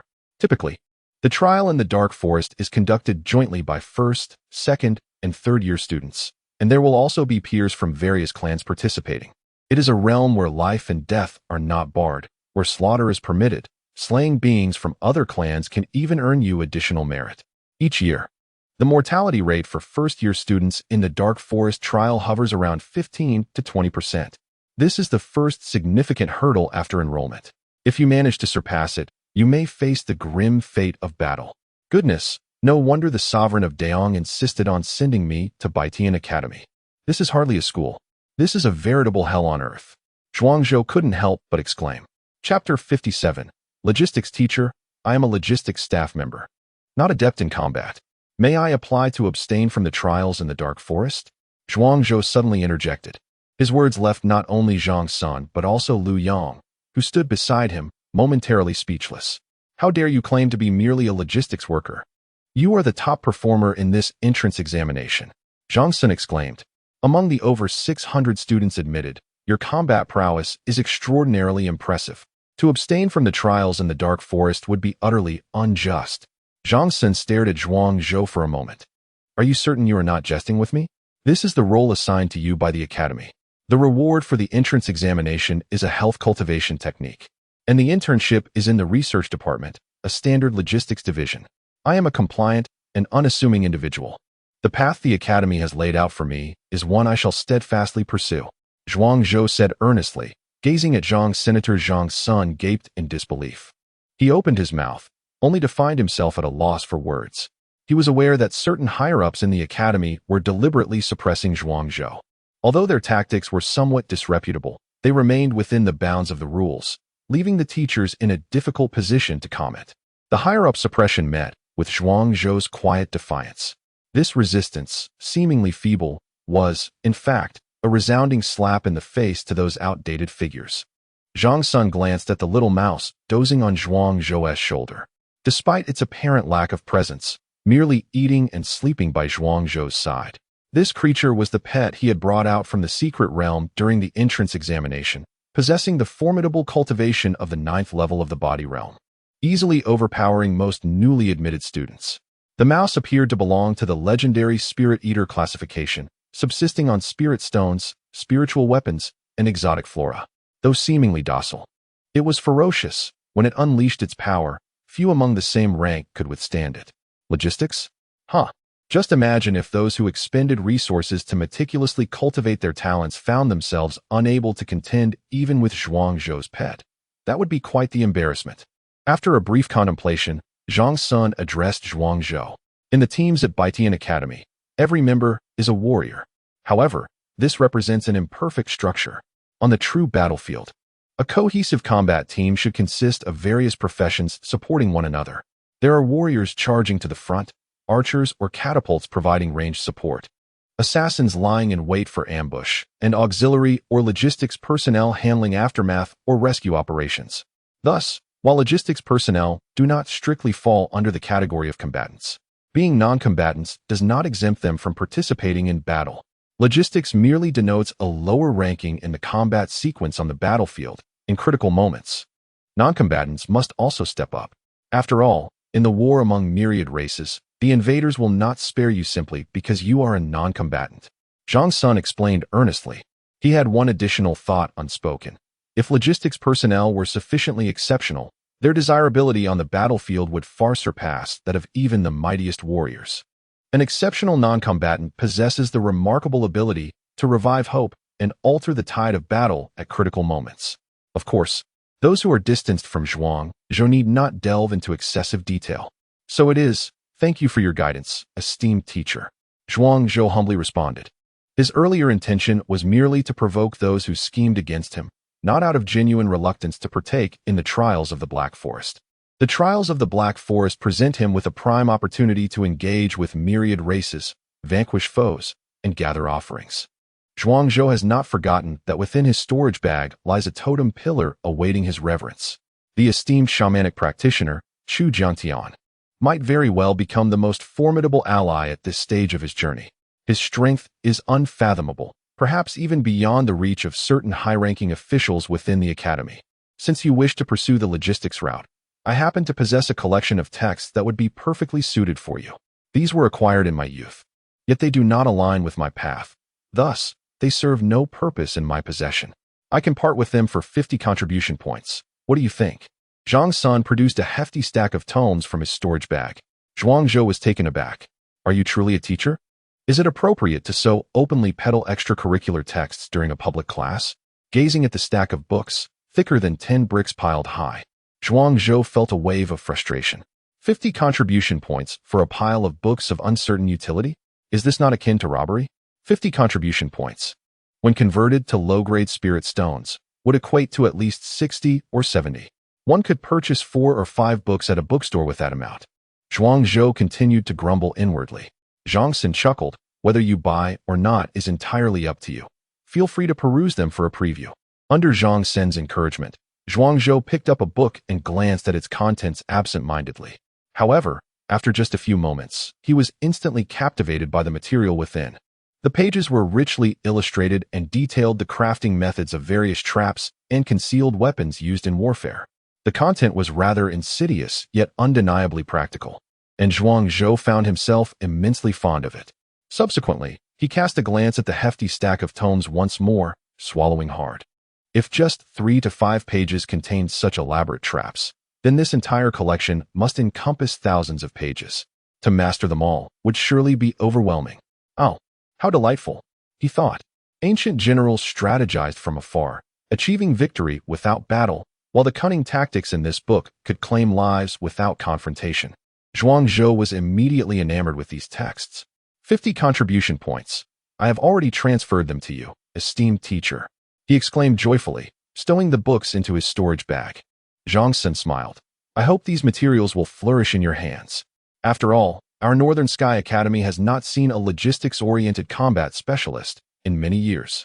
With those words, a subtle smile graced Zhuang Zhou's face.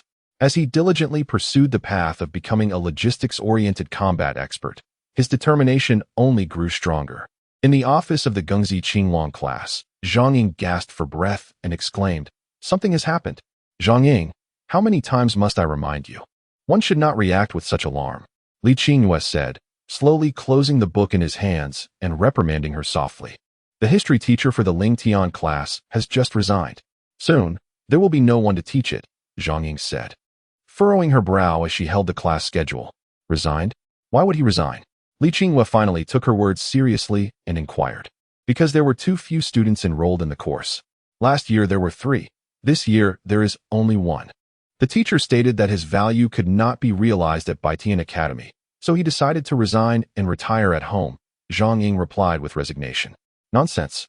As a teacher of the academy, one should comply with the institution's arrangements. How can one simply resign at will? Li Qingyue slammed the table in anger. Zhang Ying looked at him and said, Director, this is not about right or wrong. In an hour, Zhuang Zhou will be teaching the Ling Tian history class. If there is no teacher, it could adversely affect the academy's reputation. Li Qingyue took a deep breath. I will handle this matter. If there is no teacher for Ling Tian history, then let old Wang from the library oversee it. After all, he has been reading there for decades. He may understand the history of the Ling Tian realm better than a true teacher. Let him conduct one-on-one sessions with the students and provide him with a stipend of 5 contribution points for each class. But old Wang is not a real teacher. Zhang Ying hesitated. Do you have a better candidate besides him? Zhuang Zhou will be teaching alone. It merely requires some improvisation, not a crucial course. But there are no buts. It is settled. Chapter 58. The Literary Sage, Zhang Ruoxuan, due to personal matters. The professor responsible for the history of Lingtian at the academy is unable to conduct classes temporarily. Consequently, the librarian, Mr. Zhang Ruoxuan, will be taking over, conducting 2 sessions a week. Do you have any objections? After the combat class concluded, Zhang Ying led Zhuang Zhou to the presence of an elderly man, whose hair and beard were entirely white, and who appeared somewhat disheveled. She earnestly introduced him. The old man was clad in coarse linen garments, presenting a rather destitute appearance. With a gourd of wine tucked at his waist, its surface marred by greasy stains, giving an impression of uncleanliness. Zhang Ying glanced at Zhuang Zhou with a hint of trepidation. Was it truly appropriate to assign Zhuang Zhou to an elderly man in such a casual manner, especially after the previous teacher's departure? However, Zhuang Zhou gazed at the seemingly unkempt elder with uncontainable excitement. He had encountered him, at long last, the literary sage, Zhang Ruoxuan, one of the towering figures of humanity in later generations. He is a quiet force, yet when he chooses to speak, he astounds the world. Through the art of literature, he has forged a path, with his great void mountain and river ode suppressing 3 formidable beings of the 9 transformations realm across myriad races.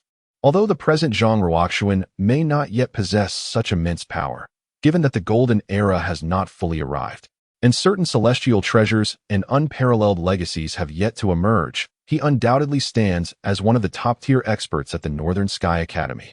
However, he seems to be deliberately concealing his true capabilities. No one at the academy has discerned this yet. Zhang Ruoxuan was one of the individuals Zhuang Zhou had longed to ally with, just days prior. He had pondered how to approach and win the favor of this future paragon of humanity. Unexpectedly, fate has aligned, and he now finds himself a student under this illustrious figure. Overjoyed at the prospect of receiving his guidance, Zhuang Zhou could not possibly harbor any reluctance. He expressed this sentiment with an air of decorum, adopting a demeanor of a dutiful pupil. Observing this, Zhang Ying breathed a sigh of relief. As long as the young lad remained composed, all would be well. In light of this, let us follow teacher Zhang closely and engage in diligent study, for his knowledge is profound. Should you encounter any uncertainties, feel free to inquire. Zhang Ying advised Zhuang Zhou. He nodded obediently. Subsequently, Zhang Ying departed.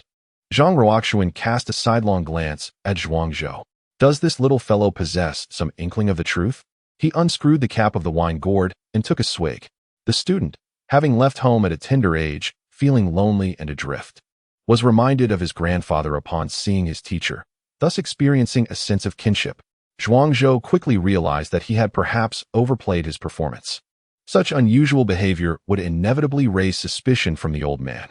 Alas, it had been a while since he had engaged in such flattery, and his skills had grown somewhat rusty.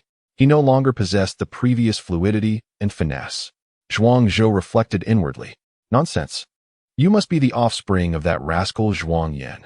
He lost the previous generation's northern guardian at the tender age of 10. You've never even met your grandfather. To say I resemble him? Your grandfather lies buried in the grave. Are you wishing to curse my demise? With these words, Zhang Ruoxuan's voice rang out, causing Zhuang Zhou to widen his eyes in astonishment. What an astonishing revelation!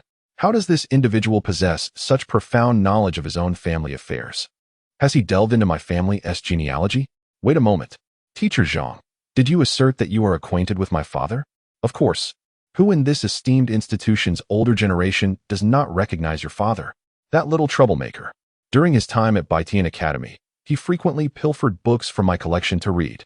Upon uttering these words, Zhang Ruoxuan left Zhuang Zhou momentarily speechless. My father also studied at Baitian Academy. Did he never mention this to you? He entered the academy at the tender age of 11, made it onto the top 100 list by 13, and at 14, he famously defeated a peak Xiantong realm expert in a legendary battle. Zhang Ruoxuan spoke of Zhuang Yin with a spark of admiration. Alas, he was later framed and left the academy without graduating. As Zhang Ruoxuan recounted this, a hint of melancholy crept into his tone. My father left without graduating. Zhuang Zhou suddenly recalled the hesitant expressions on his parents' faces when he departed from home. A wave of speculation washed over him. I am merely a librarian, and I was unaware of the internal conflicts among the academy's prominent figures back then. Yet, your father truly was a remarkable figure at Baitian Academy. having made significant contributions to the institution. You must have encountered Zhang Zizai. He was your father's mentor. Zhang Zizai was once a combat prodigy at Baitian Academy, but due to your father's circumstances, he became disheartened and retreated from the front lines to become a researcher. Zhang Ruoxuan's words left Zhuang Zhou in astonishment. He never imagined his father had such a remarkable history. Yet, why had his parents never mentioned this at home? Could the various oppressions and exclusions I faced upon entering the academy be linked to my father? The fog of uncertainty began to lift for Zhuang Zhou. He had entered the academy at the age of 8, achieving first place in the entrance examination. Logically, he should have received the academy's attention and nurturing. Instead, he was met with a harsh initiation, where the reward for his top score was merely a method for health preservation. Subsequently, he was assigned to an obscure research department for his studies. Not a single one of the 8 class leader positions was allotted to him. Now everything made sense. It turned out his father's past grievances had been unjustly visited upon him. It must be somewhat related to your father. However, those individuals would not dare to act recklessly. Baitian Academy has its internal regulations. They may manipulate things slightly as long as they do not violate the rules. But should they overstep their bounds, they would surely face severe consequences. After all, many who supported your father and benefited from him still remain. Zhang Ruoxuan's words finally illuminated the path for Zhuang Zhou. Can I discern who among the academy harbors animosity towards my father? Zhuang Zhou gazed intently at Zhang Ruoxuan, inquiring. As a mere librarian, how would I possess knowledge of such matters? Zhang Ruoxuan once again feigned ignorance by invoking his position as a librarian. Zhuang Zhou silently scoffed at this response. If you were truly just a mere custodian of an ordinary library, I would have devoured the table in frustration. Yet, some matters are best left unspoken. Zhuang Zhou could only refrain from further inquiries. From this moment forth, I shall serve as your history teacher at Ling Tian. I have spent a lifetime as a custodian, devoid of any desire to teach. Should you genuinely wish to learn, feel free to peruse the tomes within this library. The first floor is a free area, predominantly filled with materials readily available in the market. The second floor, designated as the beginner's zone, contains primarily yellow-grade superior techniques or texts of equivalent value. The third floor, the intermediate section, is accessible only to disciples of the outer court and above, containing records of middle and lower-grade mysterious martial arts and corresponding literature. The fourth floor, the advanced area, is reserved for inner court disciples and higher, housing records of upper-grade mysterious martial arts and a wealth of knowledge. Continuing in this fashion, the fifth floor, the elite zone, is accessible only to elite disciples or teaching assistants and contains records of lower-grade earth techniques. Access to the 6th to 8th floors requires specific authorization. The library stipulates that apart from the first free floor, beginning from the second, each hour incurs a cost of 10 contribution points. Each subsequent floor multiplies the merit required tenfold.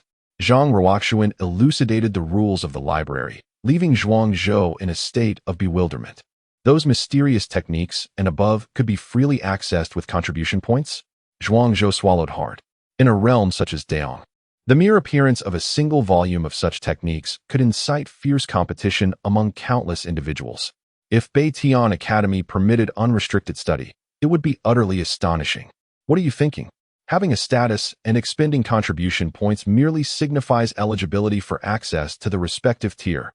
Those who enter can only glimpse the summaries and limited contents of the books. To obtain the complete versions, one must pay additional fees.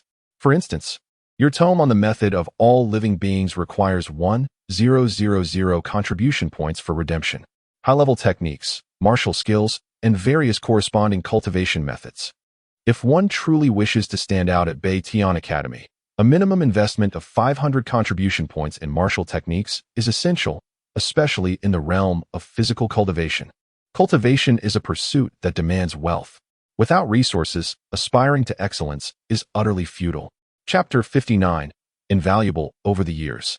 Zhang Ruoxuan has witnessed the growth trajectories of countless students, each convinced of their uniqueness. Yet, in truth, every individual is remarkably similar. The adage that cultivation demands financial investment rings undeniably true. Zhuang Zhou wholeheartedly concurs with this sentiment.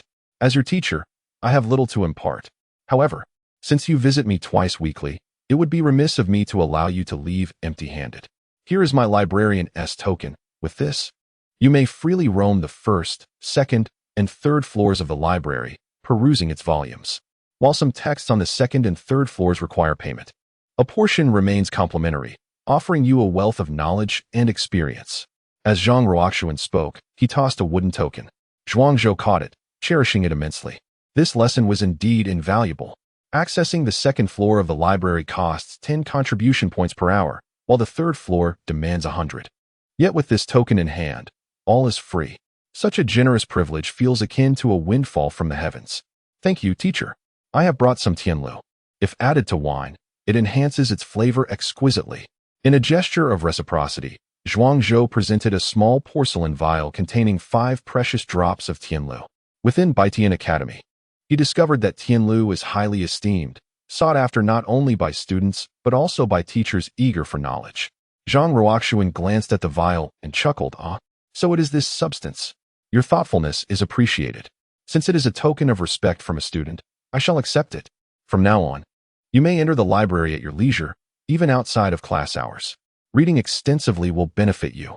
Do not be like those ruffians outside, who practice martial arts daily. Their minds dulled to mere brawling, destined to live as brutes. As Zhang Ruoxuan spoke, a subtle disdain flickered in his gaze.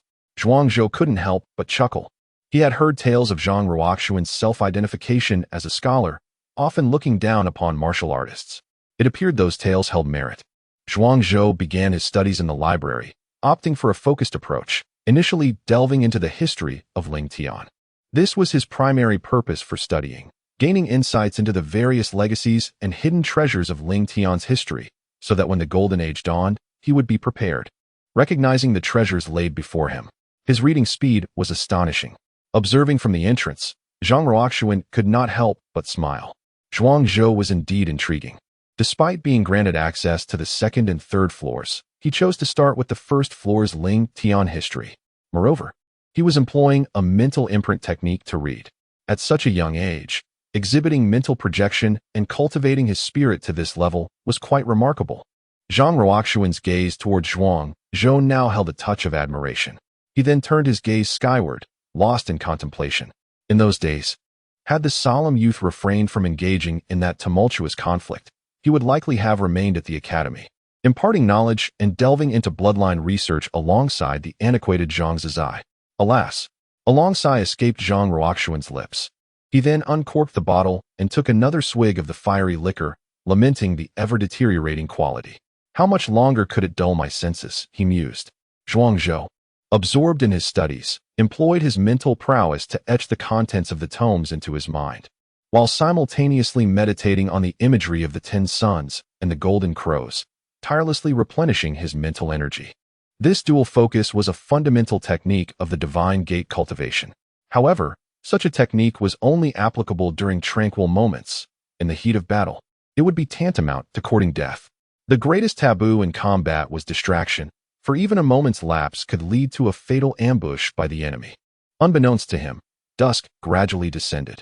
Over the span of 2 hours, Zhuangzhou perused approximately 3 volumes. His mental energy ebbed and flowed, yet he consistently maintained his peak state. Strangely enough, the most significant gain from these 2 hours was not knowledge, but rather a slight enhancement in his mental capacity. Indeed, in terms of mental manipulation, he had ostensibly augmented his strength by 50 kilograms.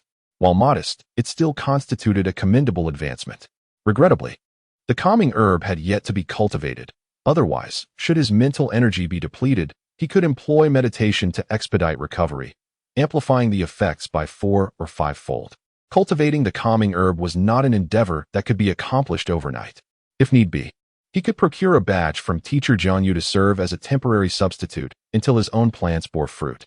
Zhuangzhou silently calculated his options. The impending trial in the dark forest loomed large, pressing upon him heavily. Within the academy, those who harbored animosity towards his father would remain passive. However, in the dark forest, where life and death were indifferent, would they remain so docile? And during the entrance examination, the Emperor of Daong had evidently employed insidious means to corrupt some of the participating students to act against him.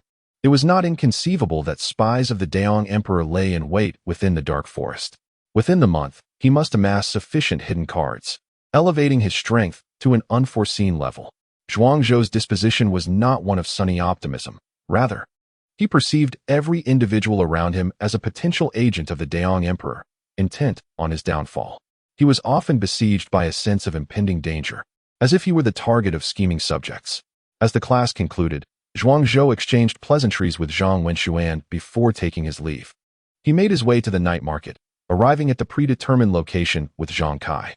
300 seeds of the calming herb, 30 vials of first-level ice attribute nutrient solution, and a recipe for the calming elixir, all for a total of 380 low-grade spirit stones. Additionally, 10 low-grade spirit stones were designated as my errand fee. You had previously advanced me 500 low-grade spirit stones, so I shall return the remaining 110 to you. Zhang Kai retrieved a storage bag, which contained the resources he had traded with Zhuangzhou, along with the remaining payment. Thank you for your efforts. Zhuangzhou smiled as he accepted it. This senior is truly reliable. Zhuangzhou, do you still have the dragon tiger pill you mentioned earlier? Zhang Kai suddenly inquired. Is there news? Zhuangzhou asked, momentarily taken aback. Indeed, a prominent figure in the black market possesses a high-quality dragon tiger pill. He has stated that he can provide it to you, but you must meet him in person. The thought of a black market lord wanting to meet him made Zhuangzhou's heart race. Could it be that he was being targeted? Just as Zhuangzhou hesitated, Zhang Kai added, that lord also mentioned that the academy has already given Yun Zhanghe a dragon tiger pill, and he will soon make a breakthrough. If you do not wish to fall too far behind, you should visit the black market to meet me. Chapter 60. The Hidden Yuan Society. The academy has bestowed upon Yun Zhanghe a dragon tiger pill. Upon hearing this, a ripple of discontent stirred within Zhuangzhou. As a fellow disciple of Baitian Academy, his entrance examination scores surpassed those of Yun Zhanghe. Why then was he denied such privileges? While all the benefits were accorded to Yun Zhanghe, this news must indeed be true. It was said that yesterday, Yun Zhanghe had already been included in the Academy's seed program. This program is specifically designed to cultivate elite talents for Baitian Academy. Each student who meets the standard during the assessment is entitled to substantial resource rewards. The Dragon Tiger Pill must serve as the initial resource for Yun Zhanghe. Should he continue to perform well, he would be eligible for even greater resources in the future. Zhang Kai, a veteran of the Academy, was privy to some basic information. How infuriating! Yun Zhanghe has been included in the seed program, while I am not even qualified to enter. Zhuangzhou clenched his fists. Anyone facing such discriminatory treatment would find it difficult to regain their composure in a short time. The seed program typically allows only 3 to 5 slots per grade. In their cohort, which boasts an abundance of talent, it was rumored that the 5 slots had already been filled. Aside from Yun Zhanghe, the other 4 were all specially recruited students.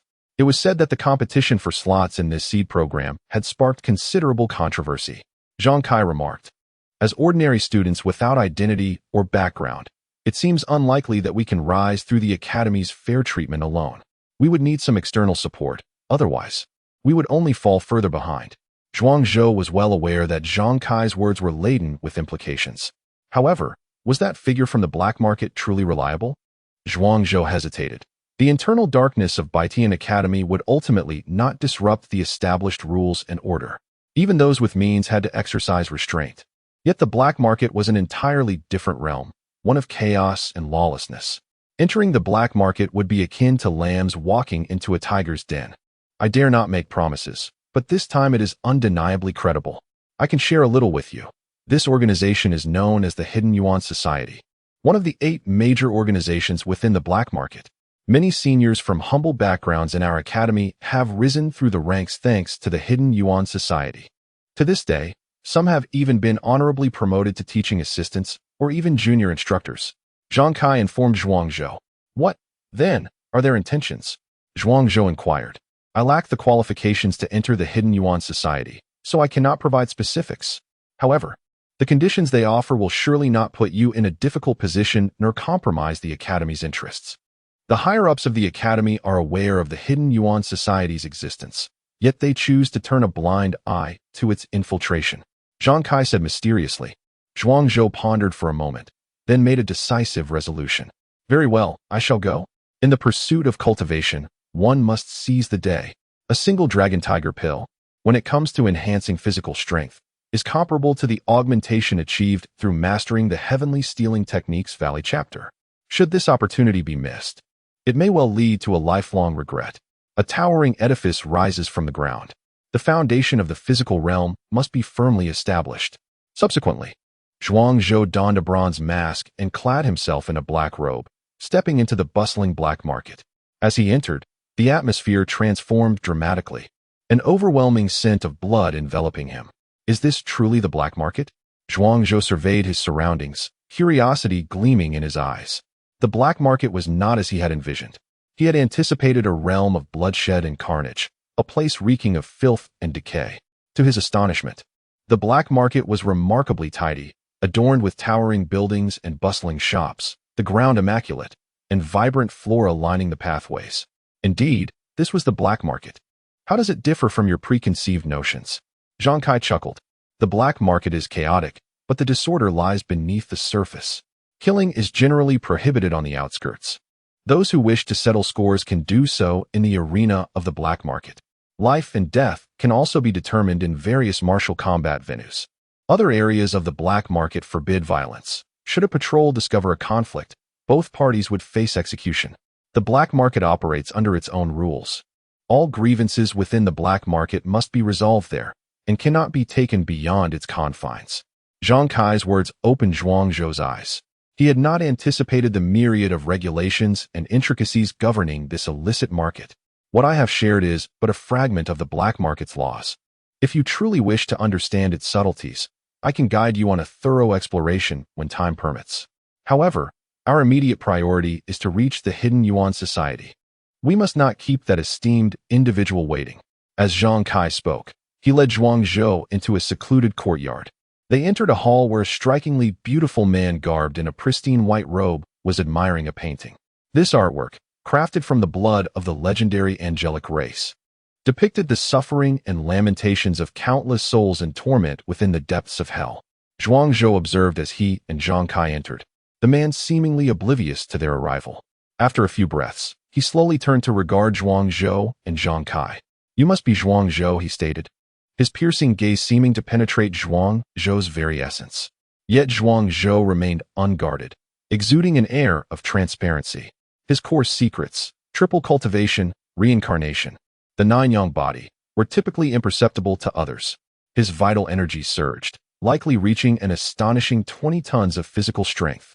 At the age of 8, he had already crossed into the upper echelons of the physical realm. Excellent. Truly remarkable.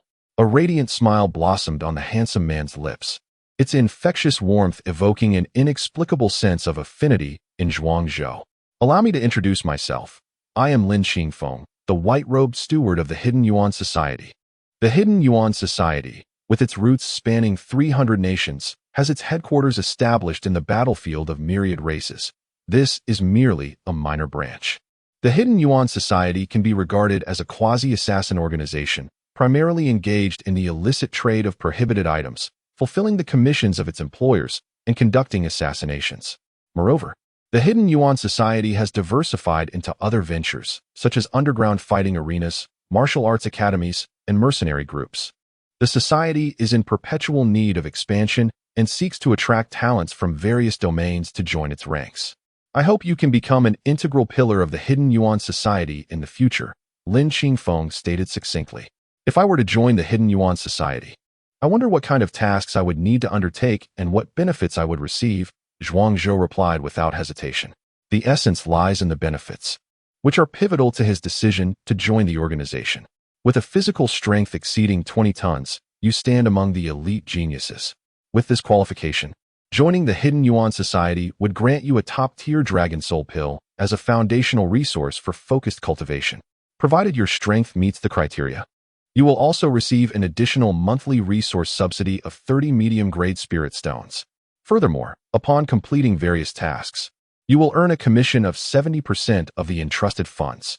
The internal market of the Hidden Yuan Society will be accessible to you, with all resources offered at a generous 95% discount. As for task completion, there will be a mandatory task each month, while other tasks are optional. You may choose to undertake them if you wish, or decline them if you do not. Rest assured, the Hidden Yuan Society is an organization of the human race and will never compel you to fulfill tasks that contradict the interests of humanity or the North Sky Academy. Lin Xingfeng spoke plainly and decisively, devoid of any deceit. Everything was above board and transparent. Zhuang Zhou felt a stir of excitement. While it is easy to add embellishments to a flourishing situation, it is difficult to provide assistance in times of need. The Hidden Yuan Society is currently offering such aid, making it an excellent choice for him, who feels isolated at the North Sky Academy. Chapter 61. The Extraordinary Genius. How do you find it? Have you made your decision? If you are willing, join us. If not, feel free to decline. The Hidden Origin Society has always respected your choices and would never impose any decision upon you. Lin Qingfeng did not continue to persuade Zhuang Zhou. Indeed, Zhuang Zhou was a genius, but the Hidden Origin Society was replete with such talents, never in short supply. What is the organizational structure of the Hidden Origin Society? What identity will I assume upon joining? Zhuang Zhou confidently inquired, for he was not one to act hastily. He was open to joining the Hidden Origin Society, but he required due consideration. The internal structure of the Hidden Origin Society is quite straightforward. Beneath the headquarters are established 813 branches. The highest title within the headquarters is that of the President of the Hidden Origin Society, followed by 3 vice presidents. Next is the Elder Council, whose leader holds rank equivalent to the heads of the branches. The supreme leader of each branch is the branch leader, followed by the deputy branch leader. Beneath them are 8 red-robed administrators, followed by 16 white-robed administrators. And then the elite members, internal members, and ordinary members. These 3 categories of members are further divided into 3 ranks: first, second, and third, with first being the highest and third the lowest. Should you join as a genius, you would not only have access to key resources, but also enjoy the privileges of a second-tier ordinary member. After all, you have just joined the organization and have yet to establish any accomplishments. Granting you a higher title may elicit discontent among other members. Lin Qingfeng articulated this clearly. Upon hearing this, Zhuang Zhou nodded, finding it quite reasonable. Subsequently, he posed several more detailed inquiries, and once he felt satisfied, he chose to join the Hidden Origin Society. His identity and background would need to be built and earned by himself. With the Hidden Origin Society as his formidable ally, his journey at the Northern Sky Academy would likely become smoother. This is a high-quality Dragon Soul pill. We have prepared a secluded chamber for you. You may opt to break through within the Hidden Origin Society, and we assure you of complete safety and no interference. Lin Qingfeng extended a brocade box to Zhuang Zhou. He opened the box to reveal a pill, as white as snow and the size of a dragon's eye, prominently displayed. Around the pill, faint silhouettes of a fierce tiger and a coiling dragon emerged. This is the exquisite Tiger Dragon Pill, a pinnacle elixir within the realm of physical cultivation. The high-quality Tiger Dragon Pill is exceedingly rare, and there may not even be a single one in the storerooms of the Northern Sky Academy. Lin Qingfeng elaborated, speaking with enthusiasm. Elixirs are generally categorized by their quality into 3 grades: ordinary, high quality, and exquisite. Each increase in grade results in approximately a 50% enhancement in medicinal potency. But the difficulty of crafting such elixirs escalates tenfold. This particular pill was acquired by us through fortunate circumstances. Had you not achieved first place in the entrance examination, I would have been reluctant to offer it to you. Zhuang Zhou nodded, aware that Lin Qingfeng was taking a gamble on his boundless potential and his future standing within the academy. Very well. Without further ado, Zhuang Zhou proceeded to the secluded chamber prepared for him by the Hidden Origin Society. The chamber was tranquil and unoccupied, adorned with a mid-grade spirit-gathering array. The concentration of spiritual energy approximately 5 times that of the outside world. Calming his mind and regulating his breath, Zhuang Zhou retrieved a Dragon Tiger Pill and placed it within his mouth, subsequently enveloping it with his mental energy, allowing it to be gradually refined within his body. Such a precious elixir must not have even the slightest bit of its potency wasted. As the Dragon Tiger Pill was steadily refined, Zhuang Zhou's vital energy surged in a steady ascent. In the hall, a young girl clad in red appeared. Brother Qingfeng, did you truly give that superior Dragon Tiger Pill to Zhuang Zhou? Indeed, among this cohort of disciples, I had the highest hopes for Yun Zhonghe, but he was snatched away by those from the Radiant Pavilion. As a fallback, I could only select Zhuang Zhou. I hope he can rise to the occasion and contend with Yun Zhonghe. The Hidden Yuan Society has not recruited any exceptionally talented newcomers to the North Sky Academy in recent years, and as such, The black market of the North Sky Academy's hidden Yuan society is bound to decline. This time, we can only take a gamble. If we lose, we may not even have a chance to turn the tide. Lin Qingfeng sighed. But is it worth it? The girl in red inquired. Lin Qingfeng offered no response, for he too was uncertain of the answer to that question. Just then, a tremendous noise erupted from the chamber where Zhuang Zhou was cultivating. Dragon's roar. Tiger's howl. Lin Qingfeng raised an eyebrow. The dragon tiger pill was taking effect. As for how much potency Zhuang Zhou could absorb, it would depend on his own fortuity. Within the chamber, Zhuang Zhou was momentarily taken aback. He stood up, only to discover that his feet had sunk into the ground. It was not that he had become heavier, but rather that his power had surged too rapidly, making it difficult for him to control his strength. Before entering the chamber, he possessed approximately 22 tons of physical strength, but now he boasted 34 tons. This meant that a single dragon tiger pill had granted him an astonishing 12 tons of physical might. Yet, that was not the crux of the matter. The true significance lay in the enhancement of his vital energy, which in turn invigorated his consciousness. His mental power soared alongside it, directly breaking through to the 12-ton level. Is this truly feasible? The physical body breaks through, and the mental power follows suit? Zhuang Zhou was astounded. This time, he had truly struck it rich.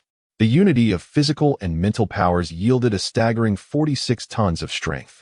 Zhuang Zhou felt as though he could easily crush any martial artist newly entering the profound realm. Oh, and let us not forget about his shamanic power. Although it remained concealed, it possessed a gradual strength of 8 tons. The three powers combined totaled 54 tons. At this moment, he was undeniably a walking machine of brute force.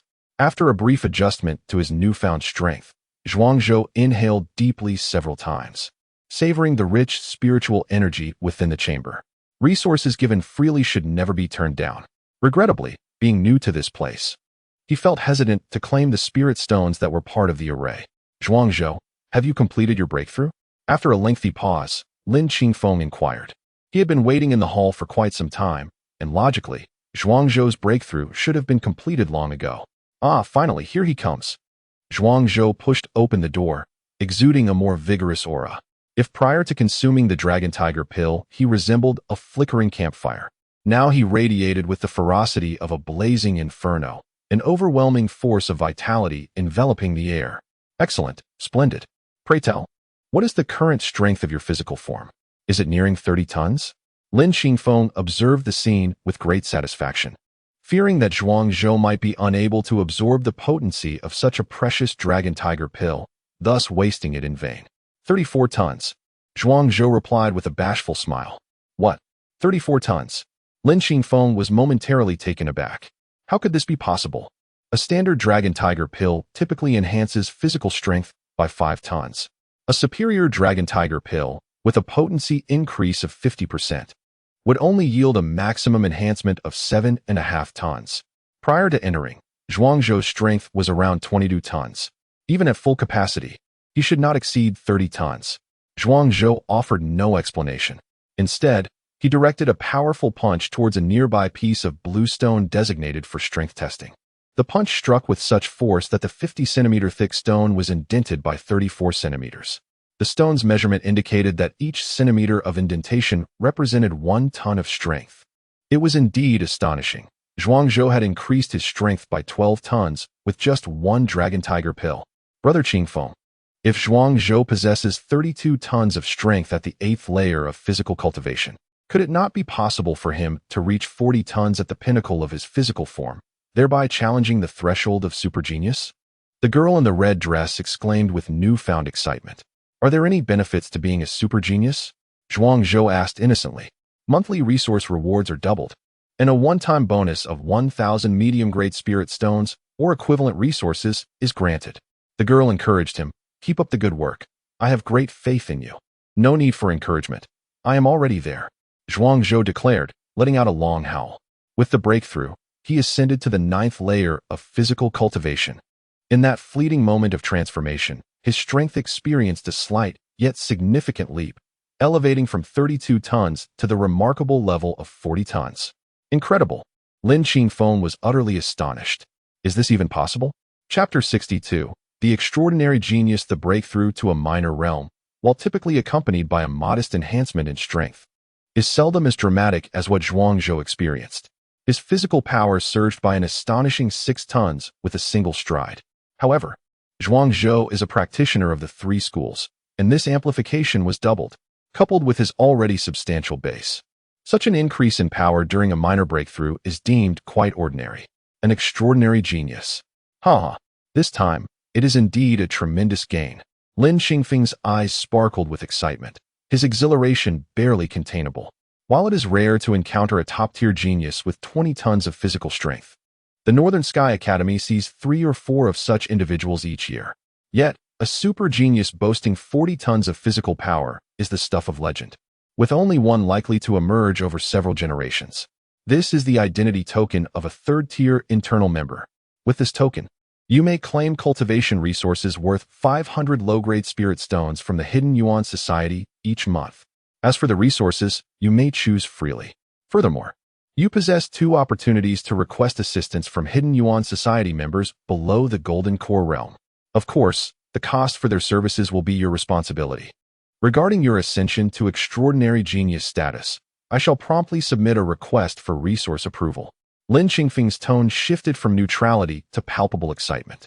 Attracting top-tier geniuses is a commendable feat, but securing a super genius is a significant achievement that could elevate his standing within the Hidden Yuan Society. However, before proceeding, we must assess whether your physical strength meets the standard. I harbor no doubts about your capabilities, but evidence is required to petition for resources. Lin Xingfeng stated. Very well. Zhuangzhou selected a new piece of testing stone. With his elbow poised, he unleashed a punch. Instantly, a deep indentation appeared in the stone, 40 centimeters. Indeed, that confirms a physical force of 40 tons. I will now proceed to apply for resources. Please wait a moment. Upon confirming Zhuangzhou's status as a super genius, Lin Xingfeng's tone turned respectful. A super genius, if nurtured properly, is destined to become a significant figure within the Hidden Yuan Society, certainly a vice president of a branch at the very least. Such individuals warrant early rapport to leverage future opportunities. Less than 10 minutes after Lin Xingfeng departed, a man clad in golden attire entered. Lin Xingfeng followed closely, his demeanor submissive. Clearly, this man held a higher status within the Hidden Yuan Society. A Yinyang realm expert? Zhuangzhou was taken aback upon seeing the man in golden garb. This was his first encounter with a practitioner of the Yinyang realm. Even the vice president of the Northern Sky Academy, Chen Guangming, was merely at the peak of the divine transformation realm. Naturally, Zhuangzhou was unaware of Zhang Ruoxuan's exact level, as he had reached a state of profound enlightenment that rendered him imperceptible to outsiders. Zhuangzhou, I present to you Lord Nailan Bo, the president of our Northern Sky branch of the Hidden Yuan Society.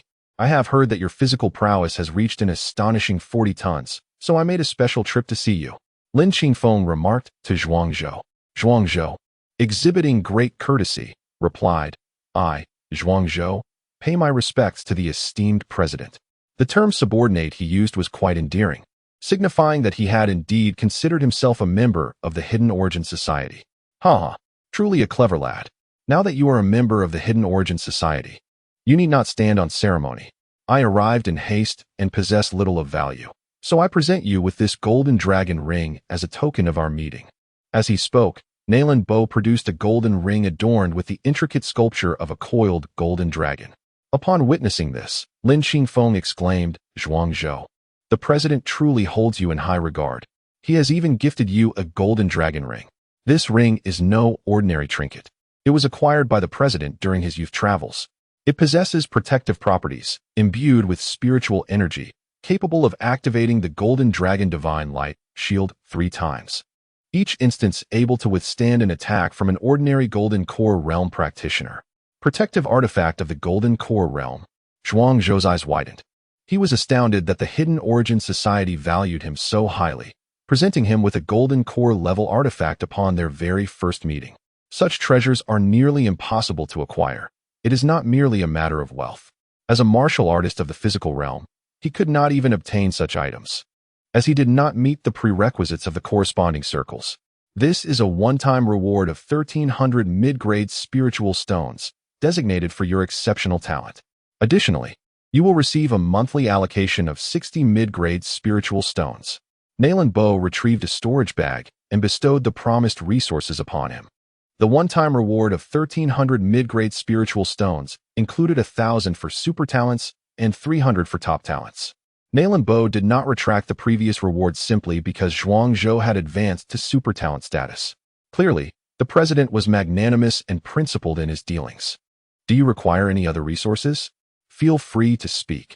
As a super talent, you will receive a 10% discount on all resources provided by the Hidden Origin Society.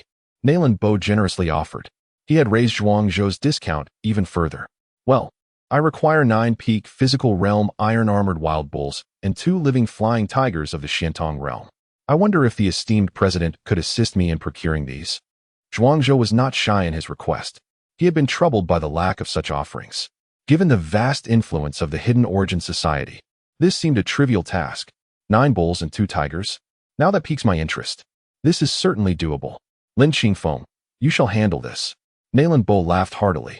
According to market value, each peak physical realm iron-armored wild bull costs 300 low-grade spiritual stones, while each flying tiger requires 50 mid-grade spiritual stones. Your unique status grants you a 10% discount, totaling 2,430 low-grade spiritual stones, along with 90 mid-grade spiritual stones. Lin Qingfeng swiftly calculated the costs of these fierce beasts. Brothers should be clear about their accounts. Rewards are rewards, and business is business. Due to the fluctuating exchange rates of inferior spirit stones to medium spirit stones, often varying between 120 to 130, he opted to calculate them separately. No problem. Zhuang Zhou stated he would make the payment on the spot. Lin Qingfeng remarked, if you require these fierce beasts now, I can arrange them immediately. They will arrive in half an hour, and I shall wait for you here. Zhuang Zhou replied. Today, he intended to achieve a momentous breakthrough, completing the ritual of immense strength. You all continue your discussion. I have some matters to attend to at the Hidden Yuan Association, so I shall take my leave. Lan Bo exchanged a few pleasantries before departing. Ultimately, as a powerful figure at the Yin-Yang realm, it was quite rare for him to be present at the trading association, and it would be impractical for him to expend too much time and energy on Zhuang Zhou. Half an hour later, the fierce beasts arrived. Zhuang Zhou was exhilarated. Today's breakthrough was imminent. Chapter 63. The Black-Clad Assassin Lin. Do you possess a beast-taming pearl? Zhuang Zhou inquired. Observing the armored bull and the flying tiger that occupied a small courtyard, such creatures could not be discreetly removed from the black market. Those privy to the situation understood he was procuring resources, while others might mistakenly assume he was a mere herdsman. The beast-taming pearl is a magical artifact containing an independent space for housing living beings. Practitioners of beast taming often carry such artifacts. Indeed, we have one with 100 cubic meters of space. It costs 100 low-grade spirit stones, but with a 10% discount, it would be 90 low-grade spirit stones. Lin Qingfeng stated without hesitation, immediately requesting payment. Zhuang Zhou nodded, recognizing the commercial nature of their interaction. It was the established protocol. Very well. Zhuang Zhou produced 90 low-grade spirit stones and handed them to Lin Qingfeng. Once the beast-taming pearl was in his possession, Zhuang Zhou activated his vital energy, and the armored bull and flying tiger were instantly absorbed within. I have tarried outside for too long. It would be best for me to return to the academy if there is nothing else. Zhuang Zhou expressed his desire to return swiftly to the academy to complete the sacrificial rites. Lin Qingfeng did not impede him. Exercise caution on your journey. Recently, North Sky Academy has been quite tumultuous, he warned.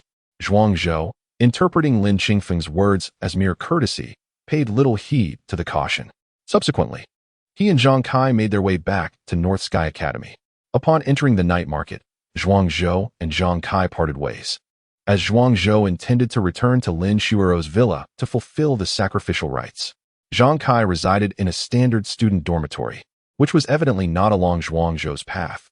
As Zhuang Zhou hummed a tune on his return, he abruptly heard the sound of hurried footsteps. Hurry, don't get caught. A shadow darted past, agile and elusive, akin to a wily rabbit. Clutching his chest with his left hand, he wielded a dagger in his right, droplets of blood falling from its blade. After him, assassinate the teacher. Do not let him escape. The commotion erupted from the vicinity of the classrooms and dormitories. with flames rising high and cries resonating. The shadow, upon hearing this, became increasingly frantic and recklessly charged forward, colliding directly with Zhuangzhou. "Get out of the way if you wish to live."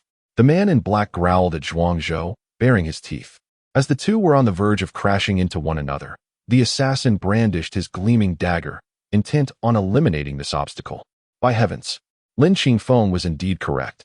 North Sky Academy is far from peaceful, Zhuangzhou thought, incredulous at the situation. Was this man cursed like a raven? His words were truly venomous. Zhuangzhou prudently stepped aside. "Proceed on your path. I shall act as if I have never encountered you," he replied, displaying remarkable composure. It was evident this man was a master of the profound realm. Though injured, Zhuangzhou understood that confronting him head-on would not bode well for his safety. With a mindset of avoiding unnecessary conflict, he hoped to let the black-clad assassin pass. However, the assassin dismissed his intentions. "Killing you ensures my safety," he snarled, lowering his frame as the dagger swung toward Zhuangzhou with alarming speed. With a silent determination, he advanced, clearly a professional killer. As the dagger closed in, Zhuangzhou's expression remained impassive. Between life and death, he had experienced far too much in his past life. Such an assassination attempt was insufficient to stir even the slightest ripple in his heart. Bang! The mist bomb of the heavenly pool shattered, unleashing a thick plume of white smoke that billowed forth. The assassin found himself engulfed within it, his dagger rendered useless. With visibility obscured, he could not discern Zhuangzhou's position at all. Whoosh, whoosh, whoosh. 3 short arrows were unleashed, crafted by the black blood crossbow. The mist bomb obscured vision. Yet it could not hinder Zhuangzhou's mental acuity. He discerned the location through sound. This was a professional assassin whose disposition was less than stellar. Yet his skills were undeniably commendable.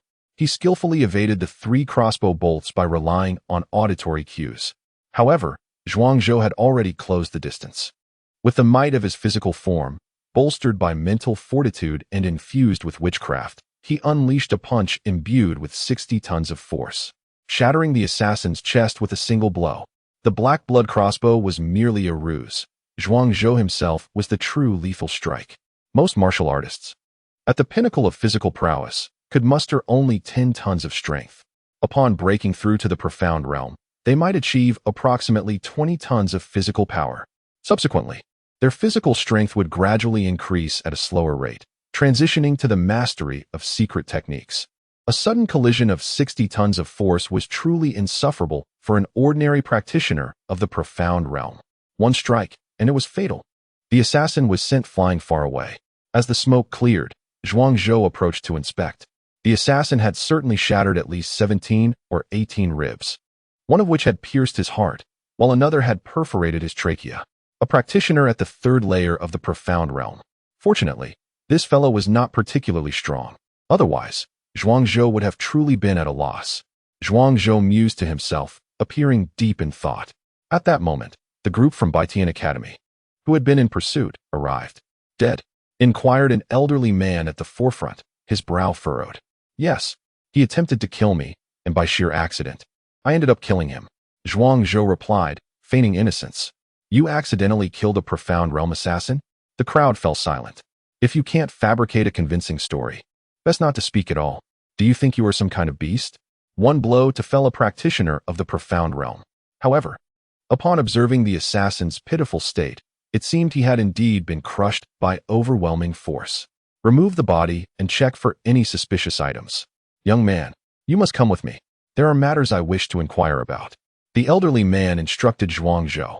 A group of individuals carefully lifted the corpse of the black-clad figure, their movements cautious. Zhuangzhou's earlier strike had been so forceful that the assassin's body was nearly in pieces. They feared that if they exerted too much force during the transport, the body might disintegrate further, losing parts along the way. Zhuangzhou obediently followed the elderly man to the living quarters of the classroom. He was led into an ancient, eerie castle, the residence of the senior teachers, suffused with abundant and rich spiritual energy. A tall, stern-looking middle-aged man stood with arms crossed, waiting for the two within the castle. "Old Liu, is this the little fellow who killed that assassin?" The middle-aged man glanced at Zhuangzhou and inquired softly. "Director Chun, indeed this little chap, despite being merely at the 9th level of the physical realm, claims to have killed an assassin at the 3rd level of the transcendent realm with a single collision. It is truly laughable. The elder chuckled. The middle-aged man, Director Chun, spoke softly. What he says should be true. His physical strength is 40 tons. It is not surprising that he could kill an assassin at the transcendent level, let alone a fierce beast. Old Lu, you may withdraw for now. I have some matters to discuss with this young friend. The elder was taken aback. 40 tons? His gaze towards Zhuang Zhou shifted dramatically. This must be the reincarnation of a fierce beast. Withdraw, and keep this little one's true strength confidential. Director Chin's tone suddenly grew stern.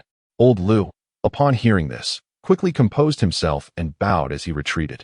Young friend, how should I address you? Allow me to introduce myself. I am Chun Yuan, the Vice Director of the Array Research Institute at Baitian Academy. Zhuang Zhou, a student of class Gengzi Qinglong II. Zhuang Zhou replied with a shy smile. Oh, so you are the student residing in Lin Shuero's courtyard, the one who was attacked today? What? The person who was attacked was teacher Lin Shuero? Upon hearing this, Zhuang Zhou was momentarily stunned. Chapter 64, Golden Contribution Points. Are you unaware? Chen Yuan gazed at Zhuang Zhou in astonishment. I assumed your fervent pursuit of that assassin was driven by the grievous injury sustained by Lin Shuero in the assassination attempt. Zhuang Zhou's heart tightened. I hope Lin Shuero is unharmed. Lin Shuero had been his most esteemed instructor since his arrival at the academy, and he harbored considerable concern for her well-being. Fortunately, she is presently safe. Chen Yuan continued. Under normal circumstances, that assassin could never have posed a threat to Lin Shuero. However, he disguised himself exceptionally well, gaining entry to the classroom under the pretense of seeking her guidance. Caught off guard, Lin Shuero was stabbed in the abdomen with a dagger.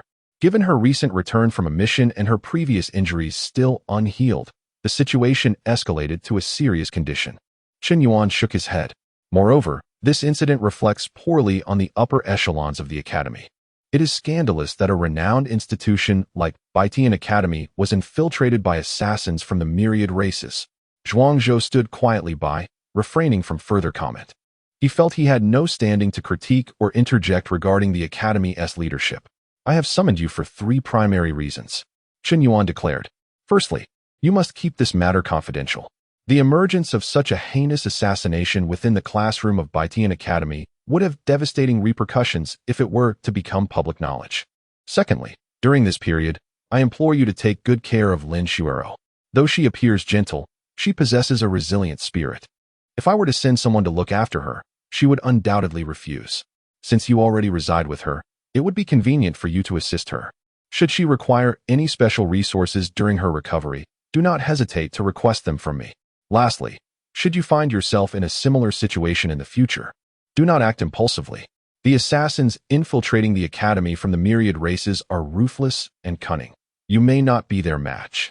Your recent victory over the 3rd-tier assassin of the Xiantong realm was largely due to Lin Shuero having previously incapacitated him, shattering his resolve, which allowed you to deliver the final blow. Do you comprehend? Chen Yuan's tone was notably stern, particularly regarding the 3rd point. Zhuang Zhou seemed to grasp the underlying message. This was a form of protection for him, not an attempt to downplay his achievement in slaying the assassin, but rather to diminish the perception of his external prowess. A 9th-tier physical realm practitioner defeating a 3rd-tier Xiantong assassin would indeed create a sensational uproar if it became known. This time, the assassin targeted Lin Shuero. Next time, it could very well be Zhuang Zhou himself. With a blink, Zhuang Zhou understood the gravity of the situation. I shall adhere to the dean's guidance. Very well. You have performed admirably in this endeavor. Your valor and decisiveness have not gone unnoticed. The academy is traditionally fair in its rewards and penalties. Thus I shall bestow upon you 10 golden contribution points.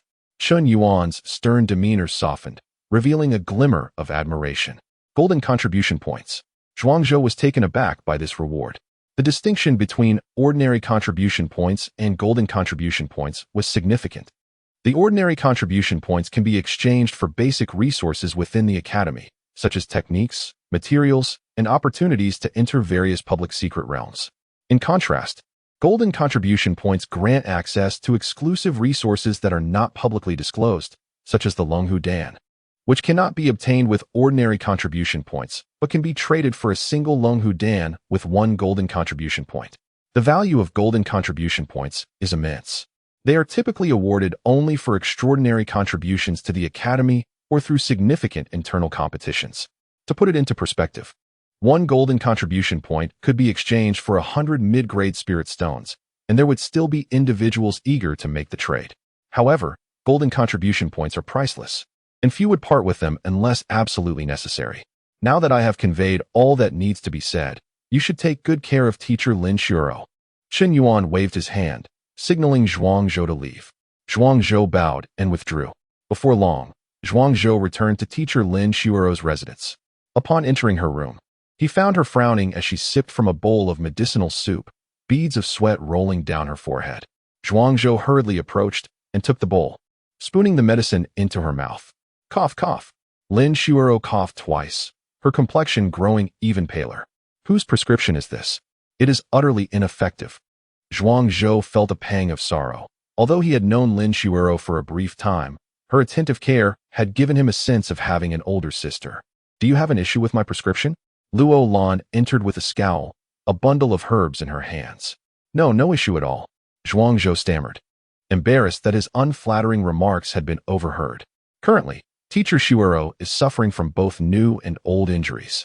Her meridians and internal organs are in a weakened state. As the saying goes, one cannot heal the weak. If the medicinal potency is too strong, it may exacerbate her condition, Luo Lan explained. The herbs prescribed for teacher Shuoro are all geared towards restoring vitality and nurturing her health. She will need to take them continuously for at least 7 days before any improvement is seen. That scoundrel had the audacity to attempt to assassinate teacher Shuoro, even infusing the dagger with cursed power. Otherwise, her injuries would not be so debilitating. Luo Lan's brows furrowed in anger. As Lin Shuoro's healer, she was acutely aware of the gravity of her condition. It is not fatal, but it is exceedingly troublesome.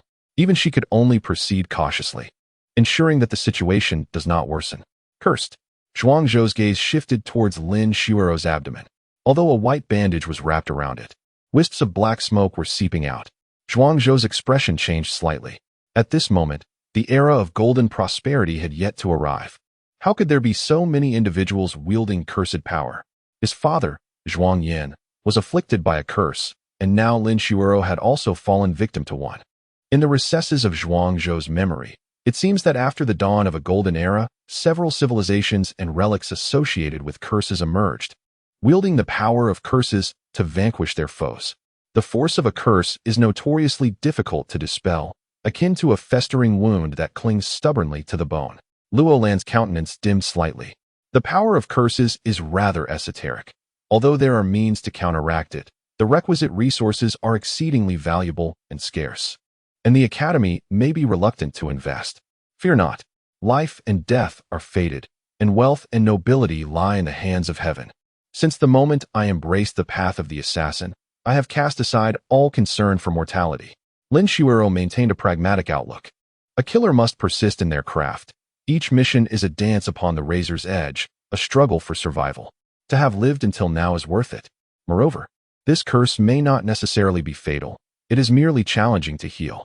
If I were to say that I could assist in expelling the curse, would you promise to prioritize your lives during the process? Just as Lin Shuoro and Luo Lan each fell into contemplative silence, Zhuang Zhou suddenly bit his lip and spoke hesitantly. You? Luo Lan turned her gaze towards Zhuang Zhou, her beautiful eyes sparkling with astonishment. Chapter 65.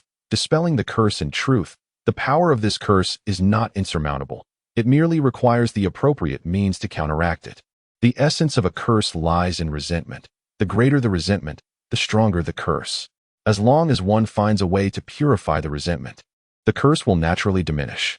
Zhuang Zhou spoke with confidence, for in his past life, he had gained profound insights into curses. You young rascal, despite your youth, you have delved into the study of curses? Luo Lan was taken aback. Yet, there was indeed some merit in Zhuang Zhou's words. As a healer, she possessed a certain understanding of the power of curses. The essence of a curse is indeed a manifestation of resentful energy, a force that oscillates between spiritual power and vital essence, elusive and exceptionally troublesome. What methods do you have to expel this cursed power? Luo Lan pressed further. Witchcraft, Zhuang Zhou replied. Historically, witch doctors and physicians share a common origin. While medical arts address visible ailments, witchcraft resolves those issues that medicine cannot. You're a witch doctor? Luo Lan's eyes widened in disbelief. Among the three schools of practitioners, martial artists were numerous, spiritual practitioners appeared sporadically, yet witch doctors were nearly extinct. How could Zhuang Zhou possibly be one? In the great Yong Kingdom, I chanced upon a wise sage in a dream who imparted fragments of ancient knowledge to me. Zhuang Zhou humbly replied, blending truth with a hint of embellishment to maintain some mystery. Teacher Shuiro's injuries are severe. She cannot withstand undue strain. If you claim to be a witch doctor, you must provide evidence to prove your capability to heal her. Luo Lan insisted. It was not that she doubted Zhuang Zhou, but rather that Lin Shuiro's current condition could not tolerate any reckless experimentation. Should Zhuang Zhou inadvertently worsen her plight, she would deeply regret it. I understand your concerns for the teacher. Thus, I shall first attend to her wounds. Teacher Shuiro's injuries can be categorized into three types: weakened organs, damaged meridians, and superficial wounds. The weakness of the organs primarily stems from insufficient vital energy, qi, which is the body's life force. Without adequate qi, vitality wanes, making recovery from severe injuries difficult. The meridians serve as pathways for qi. If blocked, the nourishing forces cannot reach the extremities. The superficial wounds are difficult to heal primarily due to weakened vitality, exacerbated by the curse's influence. These three aspects are interrelated, yet can be addressed individually. Upon hearing Zhuang Zhou's analysis, Luo Lan's expression turned peculiar. Your reasoning is quite astute. Perhaps you should take on the role of the healer. While I cannot claim to be a healer, I am confident in my ability to help restore the teacher's vitality. Zhuang Zhou chuckled lightly. He then performed a series of hand seals.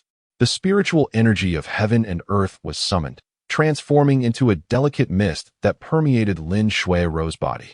Gradually, her complexion began to regain a healthy hue, and she sensed a resurgence of strength. Luo Lan observed in astonishment. Is this the healing seal from the method of all living beings? Though Luo Lan had not practiced the method of all living beings, she had certainly witnessed its intricate hand seals. The ability to transmute the forces of the universe into pure life energy could only belong to the method of all living beings. Indeed, it is the healing seal from the all things vitality technique. After a brief moment, Zhuang Zhou found himself gasping for breath. The all things vitality technique consumed a significant amount of his internal energy. As a martial artist of the body refinement realm, his true energy was not particularly profound. Zhuang Zhou, take a break. I feel much better already. Noticing Zhuang Zhou's complexion growing increasingly pale, Lin Shuiro couldn't help but express her concern. Zhuang Zhou nodded, placing a vitality pill under his tongue to slowly refine it. Luo Lan approached to assess Lin Shuiro's condition. Truly remarkable, the legendary all things vitality technique. Your treatment this time equates to 2 days' worth of medicinal nourishment. If you continue this for another 3 or 4 times, Teacher Shuiro will be able to move freely and even take some basic pills for recovery. 3 or 4 times. Zhuang Zhou shot Luo Lan a glance. Are you not concerned about exhausting me? Sister Shuiro is at the Golden Core realm, while I am merely at the body refinement realm. The amount of celestial energy I can gather with each casting is quite limited. That last treatment nearly depleted all my true energy. To perform it again, even with pills, I will require at least an hour to recover. The disparity between the body refinement and Golden Core realms made healing a daunting task. The celestial energy he could muster by exhausting all his true energy only slightly revived Lin Shuiro's vital essence. An hour each time. Well, that is not too bad. 4 hours should suffice for Teacher Shuiro to move freely. Luo Lan remarked. 3 or 4 treatments to help Lin Shuiro gradually recover is already quite impressive. You're just a novice in the body refinement realm. What more do you expect? Just be a decent person, Zhuang Zhou retorted, exchanging banter with Luo Lan. All right. Zhuang Zhou, your ability to restore part of my injuries is already commendable. I can manage the subsequent healing myself. Lin Shuiro interjected. Sister Shuiro, that wasn't my intention. The previous treatment addressed only the surface wounds. The next should focus on the meridians. This is a strengthening pill, specifically designed to heal meridian injuries. Later, you will consume it. I will envelop it with my spiritual energy and gradually stimulate its medicinal properties to treat your meridian injuries. Zhuang Zhou explained patiently. Strengthening pill? Enveloped in spiritual energy? Luo Lan's eyes brightened at this revelation. You truly have a knack for this. Teacher Shui Ro's current condition is one of deficiency. However, if the medicinal properties can be controlled to reach the injuries directly, it will indeed expedite the healing process. Luo Lan suddenly realized that Zhuang Zhou was even more adept in healing than she was. Problems that left her at a loss, he could resolve swiftly. Yes, I trust you. Lin Shuiro nodded. Subsequently, Zhuang Zhou used the strengthening pill to treat Lin Shuiro's meridian injuries. 1, 2, 3. After utilizing a total of 12 strengthening pills, Lin Shuiro's meridian injuries began to improve gradually. Zhuang Zhou was drenched in sweat. Lin Shuiro's injuries were indeed severe, with old wounds compounded by new ones, leaving her nearly battered and bruised. Without his meticulous treatment, even if Lin Shuiro's injuries were to heal, she would inevitably be left with numerous hidden ailments. These ailments may remain dormant in daily life, but at the crucial moment of breaking through her realm, they would surely manifest and become formidable obstacles. As her meridians improved, Lin Shuiro's cultivation technique flowed smoothly, emanating a delicate white light from her very being. Her recovery accelerated tenfold. With the unblocking of her meridians, all techniques became accessible. At this moment, even without the aid of medicinal pills, Lin Shuiro could heal herself. Remarkable, Luo Lan exclaimed, acknowledging that Zhuang Zhou had indeed made significant advancements in healing arts. However, his methods were unconventional, usable only by himself. His spiritual energy enveloped the medicinal pills, catalyzing their effects, a feat unattainable unless one had reached a certain level of achievement in the divine arts. Moreover, how many could truly cultivate such purely supportive techniques as the myriad living beings mantra? Luo Lan sighed. What use is an excellent healing technique? At Baitian Academy, strength is always the ultimate measure. Supportive cultivators are seldom valued in the academy. Now, I can begin to dispel the curse afflicting Sister Shuiro, right? Zhuang Zhou turned to Luo Lan once more. Of course, you may start at once. Luo Lan was now thoroughly convinced of Zhuang Zhou's abilities. He was not merely boasting. What would take her at least half a month, or even a month, to heal Lin Shuiro's injuries, Zhuang Zhou could accomplish in just a few hours. Zhuang Zhou began his preparations. This time, he had gathered all the necessary materials for crafting the talisman. The blood of fierce beasts was of the finest quality from the profound realm, imbued with potent life force, utterly pure and yang. After a millennium of slaying, he had scoured Zhang Zizai's laboratory for talisman paper of the profound realm level, ensuring he was well equipped for any eventuality. He brought a table from his study, laid out the talisman paper, and prepared the ink to inscribe the talisman. His writing this time flowed like a gentle stream. In the blink of an eye, a talisman for exorcising evil spirits was completed. The talisman radiated light, and from the script, the faint silhouette of an ancient great shaman leapt forth. Chapter 66. The Divine Gate, Heavenly Net and Earthly Web, Radiant Sun and Moon. All laws converge as evil is vanquished. Zhuang Zhou intoned an incantation, and the talisman blazed with brilliance. A vast crimson light illuminated the entire chamber, the pure yang energy scorching all malevolent forces. From Lin Shuiro's abdomen emanated swirling black smoke, coalescing into a skeletal form. This apparition was the manifestation of the curse and resentment that plagued her. The eye sockets of the skull were deeply hollowed, from which two beams of red light shot forth. Little one, dare you defy me? Zhuang Zhou scoffed, and the talisman burst with a thunderous crack. Amidst the flames, a colossal shaman, treading upon a serpent dragon and endowed with 3 heads and 6 arms, materialized. The shaman's hand grasped the air, and the skeletal visage formed from black smoke shattered in an instant. The curse's power within Lin Shuiro swiftly dissipated, vanishing without a trace in a heartbeat. With the divine dew purifying, mingling with the light, all impurities were expelled, and blessings flowed abundantly. To ensure the complete eradication of the curse afflicting Lin Shuiro, Zhuang Zhou shattered a droplet of divine dew. A gentle white mist curled around her, and Lin Shuiro quickly absorbed the essence, only for a faint gray smoke to once again emerge from her pores. Indeed, the curse had gradually spread within her. Although the primary portion had been eradicated, remnants still lay dormant within. Lin Shuiro's complexion improved, the curse dissipating, leaving only the need for her own gradual recovery. The task is complete. You must take your leave. Zhuangzhou's expression grew tense as he gazed at the shaman's figure. Though ethereal, the shaman's eyes sparkled with vitality. He stood silently before Zhuangzhou, a formidable aura rendering Zhuangzhou as immobile as a wooden post. Invoking spirits is simple, but sending them away is a challenge. This phrase suddenly echoed in Zhuangzhou's mind. Why did this formidable shaman linger after intervening?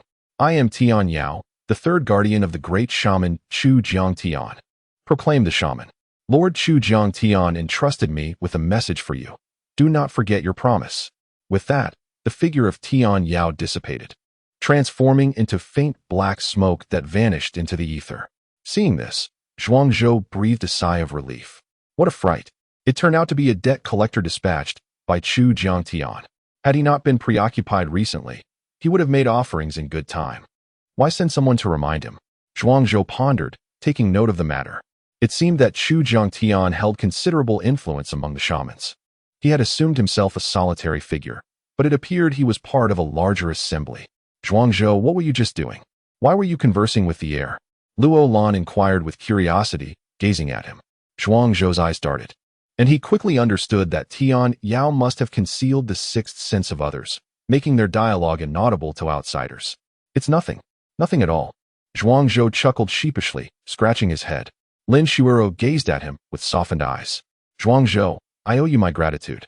Without your intervention, my injuries would have taken much longer to heal. This tome of all living things is entrusted to you as a token of my gratitude. It is, in fact, the divine chapter of the essence of all beings that you shall incorporate into your cultivation.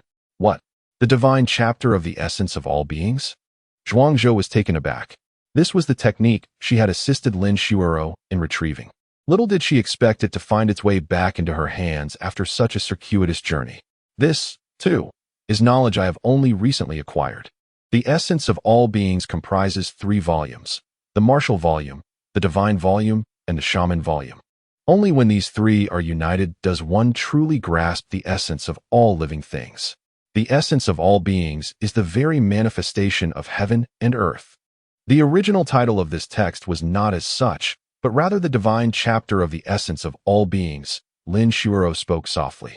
I obtained this scripture after successfully vanquishing a formidable pinnacle golden core member of the serpent clan on the battlefield of myriad races. In addition, there are other invaluable scriptures. That serpent clan individual seemed to be a significant figure among their kind, and after slaying him, I faced relentless pursuit and severe injuries from their powerful members. Lin Shuero recounted her tale with a steady flow. Zhuangzhou filled in the subsequent events in her mind. So, on that day, your scripture was lost, and the serpent clan sent an assassin into the academy to steal it? Zhuangzhou inquired. Lin Shuero nodded lightly. Indeed, regrettably, they had mistakenly targeted the wrong item. What the serpent clan truly desired was another scripture I possessed, the beast scripture. Moreover, the attackers were indeed outsiders, not students of the academy, which lulled my vigilance and nearly led to my assassination. As she spoke, Lin Shuero's gaze grew dimmer. She had not anticipated that it would be a student she had painstakingly nurtured who would strike against her at such a critical moment. She had placed immense trust in this student, only to discover that he would betray her for a trifling promise made by the serpent clan. Zhuangzhou refrained from further comment. This was a matter concerning Lin Shuero herself. He was merely a student. Although she regarded him as a brother, everyone has their own boundaries of privacy, and overstepping them would be ill-advised. Shuero, you should focus on healing. If there is anything you need, just call for me. I will be in the adjoining room, always at your service, Zhuangzhou said.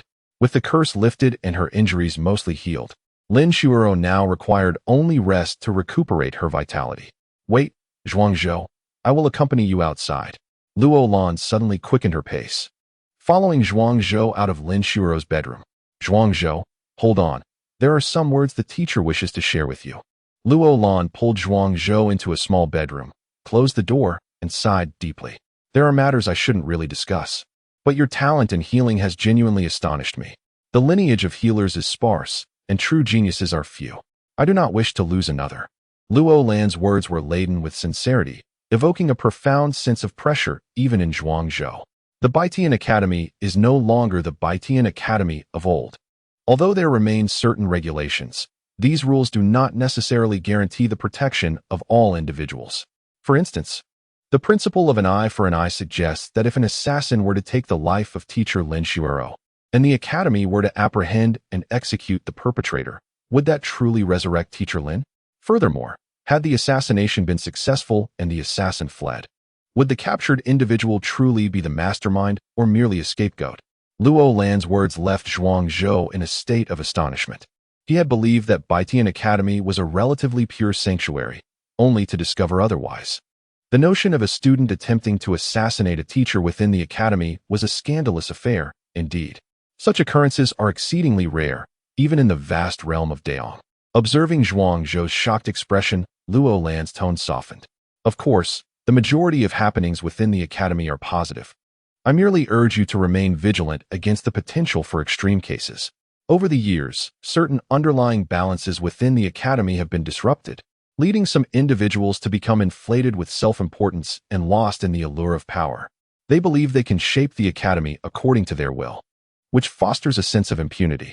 Yet, these individuals fail to realize that those whom heaven wishes to destroy it first drives mad. Their actions will not render them stronger, but rather expose their inherent weaknesses.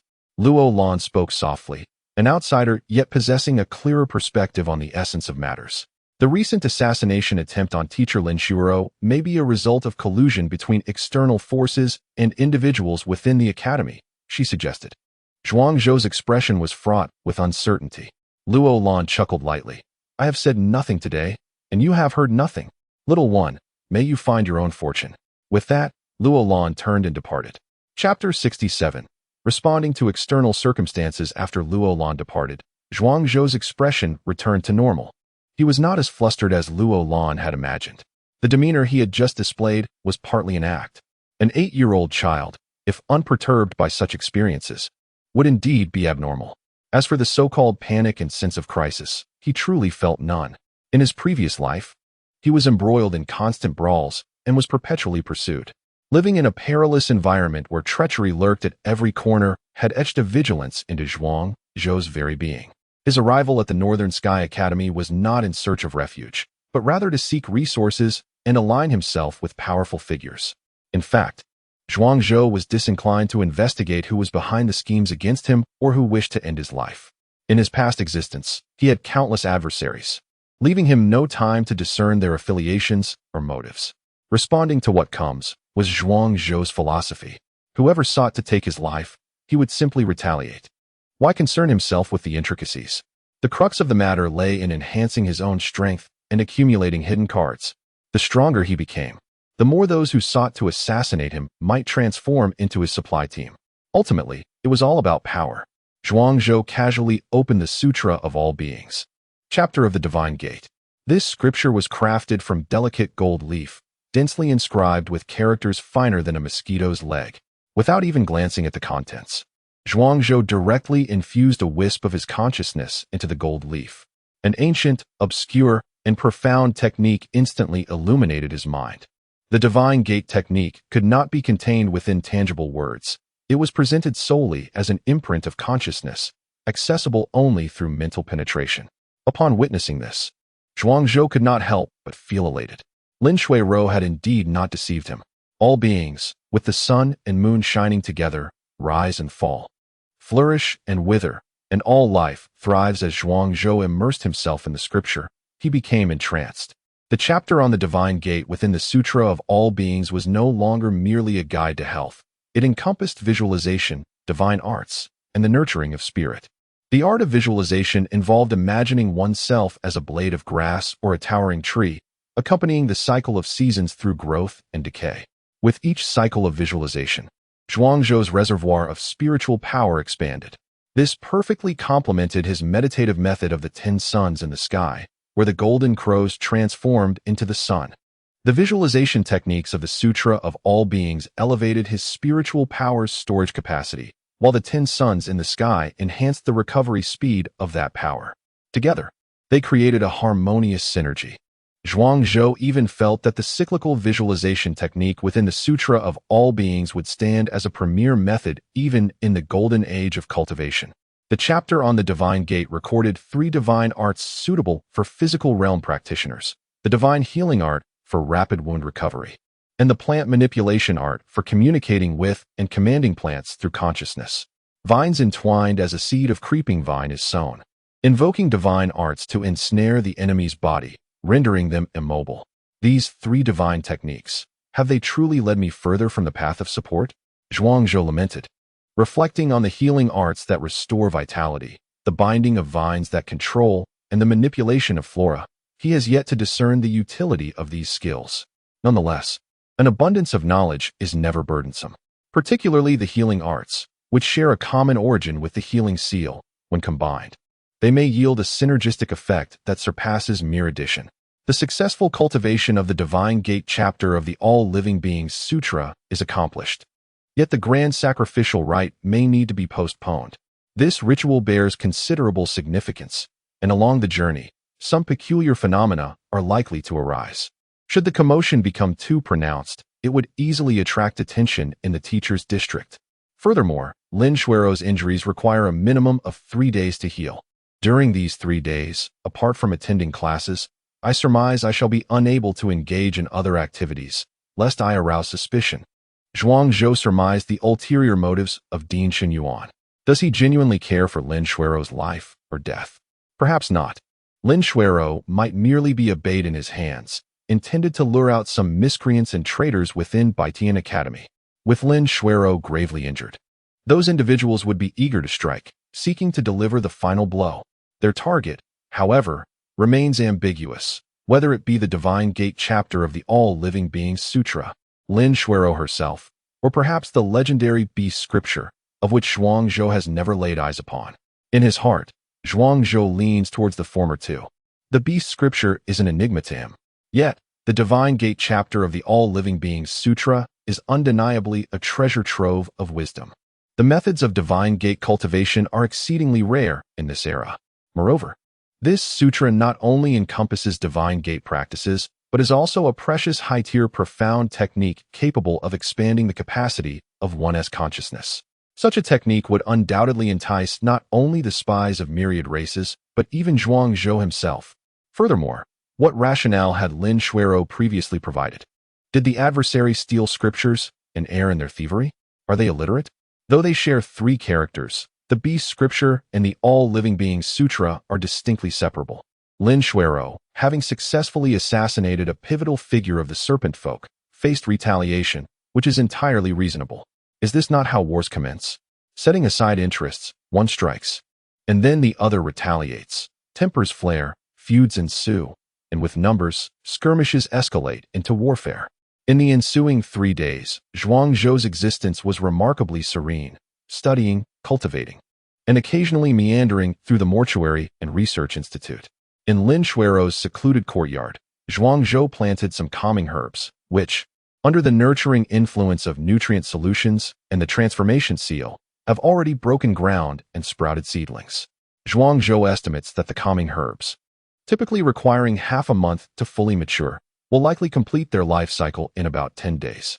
The spiritual energy summoned by the transformation seal is abundant and highly conducive to plant growth. During these 3 days, his physical prowess entered a phase of rapid advancement. Reaching the 9th layer of the corporeal realm, a new minor threshold, temporarily free from the burdensome constraints of physical power limitations. He indulged in substances daily, and within a mere 3 days, his physical prowess had surged by 3 tons. At this juncture, the enhancement of his corporeal strength was increasingly evident in its nurturing and augmentation of his mental fortitude. With a 3-ton increase in physical power, his mental strength also ascended by 1 ton. Presently, his corporeal strength stood at 43 tons, while his mental prowess reached 13 tons. Coupled with an additional 8 tons from his mystical abilities, he possessed an astounding limit of 64 tons of sheer force. In his heart, Zhuangzhou brimmed with exhilaration. In his previous life, he had not been nearly as formidable at this stage of physical development. Back then, he had hastily opted for a breakthrough when his physical strength was merely 12 tons, resulting in an unstable foundation. Each realm he attained was unremarkable, and had it not been for the protection of the Empress, he might have perished countless times already. After 3 days of recuperation, Lin Shuiro's injuries had completely healed. Remarkably, following the assassination attempt, she emerged even stronger, elevating her cultivation to a new level. However, she still feigned a frail demeanor, seemingly luring others into her trap. On the fourth day, just as classes commenced, an unexpected task abruptly shattered Zhuang Zhou's brief period of tranquil study. Temporary task, Transcendental Realm difficulty, 6 stars. Task details. Investigate the cause behind the massacre of the Zhang family in the southern city. Task mode, Group task. Task rewards, 60 contribution points and 3 academic credits. Chapter 68. The flavor of conspiracy. Upon encountering this unexpected task, Zhuang Zhou's initial reaction was one of exasperation. Having spent a week at the academy, he had gathered a fair understanding of the fundamental rules governing the students. The academy's tasks are categorized into assessment tasks, temporary tasks, and elective tasks. Assessment tasks are mandatory for every student to complete during their academic year, with the academy evaluating their performance to award contribution points and credits, as well as to determine their eligibility for promotion to the next grade. Temporary tasks are assigned by the academy in response to unforeseen circumstances, wherein students must fulfill the task requirements to earn contribution points and credits. Elective tasks allow students to select assignments from a regularly updated task board, which they must complete by a specified deadline to receive contribution points. Each type of task is rated according to the potential threat level posed by formidable adversaries, classified by realms and star ratings. A task categorized as Tongshuan realm indicates that the student may encounter enemies at that level. The star rating ranges from 1 to 10, with higher ratings denoting greater difficulty. This particular task, rated 6 stars within the Xiantong realm, is already quite challenging. Typically, such tasks are executed by formidable individuals at the Tongxian level. What business does a mere 9th-layer student in the corporeal realm have with such a task? Teacher, could this assignment possibly be misallocated? Zhuang Zhou forced a rather strained smile. At this juncture, he had intended to focus on cautious development, avoiding confrontations with adversaries. Moreover, the reward of 60 contribution points and 3 credits held little allure for him, although credits would influence his future academic progression. He believed his innate talent would prevent him from being held back due to a failure in assessment tasks. Because you ranked first in the entrance assessment, the academy has specifically considered you for this challenging temporary task. This reflects the academy's esteem and test of your capabilities. We hope you will not disappoint their expectations, remarked the teacher responsible for notifying him of the temporary assessment. Zhuang Zhou's thoughts were already racing with indignation. How ironic. You show no regard for me when it comes to resource allocation, handing out all the good prospects to Yun Zhanghe and those special recruits. But now, when it comes to labor, you suddenly remember my existence. A 6-star Tongxian realm task? Is this truly an assessment? It feels more like a death sentence. Nevertheless, Zhuang Zhou did not outright refuse. He was acutely aware of the multitude of eyes within the academy. Performing a ritual to enhance his strength would attract too much attention. Thus, he seized the opportunity to embark on a task. As for the 6-star Tongxian task, he did not perceive it as particularly perilous. Equipped properly, even the strongest could be subdued. Zhuang Zhou possessed ample resources. What was the point of hoarding them? He intended to invest in equipment to bolster his strength. After all, would one not fare better with divine armor than in mere rags? Grateful for the academy's recognition, Zhuang Zhou received an impromptu task and sought guidance on the pertinent matters to consider. As he spoke, he discreetly placed a mid-grade spirit stone into the hands of the instructor responsible for notifying him of the task. The teacher, maintaining a composed demeanor, accepted the spirit stone, and his serious expression gradually transformed into a radiant smile. His mustache twitched playfully, resembling Zhuang Zhou's spirit-devouring mouse in a curious way. Ahem, a diligent learner, eager to inquire. Indeed a promising student. Since you exhibit such earnestness in your quest for knowledge, allow me to offer you some insights. This temporary task is rife with nuances and hidden intricacies. Although it is said to offer 60 contribution points along with 3 academic credits as a reward, these are merely foundational incentives. During the execution of the task, eliminating nefarious individuals and criminals will yield additional points. For instance, slaying a physical realm criminal will grant you 3 contribution points, while dispatching a criminal from the 1st to 3rd layers of the profound realm will reward you with 20 points, and from the 3rd to 6th layers, 40 points. For those in the 7th to 9th layers, the reward escalates to 60 points. Furthermore, any spoils acquired from the defeated criminals will be yours to keep. And should the Academy desire them, they would need to procure them through resources. Additional tasks may unfold into a series of connected missions for this particular endeavor. Uncovering the truth behind the Zhang family massacre may lead to subsequent tasks involving the elimination of the mastermind or others. The more interconnected tasks there are, the more substantial the rewards. Should you excel during the mission, you may also be entitled to special accolades from the Academy. These are the rules, immutable and unwavering. Moreover, such team tasks present an excellent opportunity for you to forge connections within the Academy. This assignment is a collective one. Aside from you and a fellow first year named Lu Yang, the other two members, Zhang Chun and Li Kuo, are seasoned students in the Profound Realm, having been enrolled for 2 years. Those who gain admission to Baitian Academy are no ordinary talents. The senior students you encounter here may very well become influential figures in various realms upon leaving the Academy. The instructor elaborated meticulously, and Zhuang Zhou felt enlightened by the information shared. Indeed, the investment had proven worthwhile. With just a few pointers from the teacher, Zhuang Zhou gained significant clarity. The task is set to commence tomorrow morning at 8 o'clock, during which all your classes will be suspended in favor of prioritizing the mission.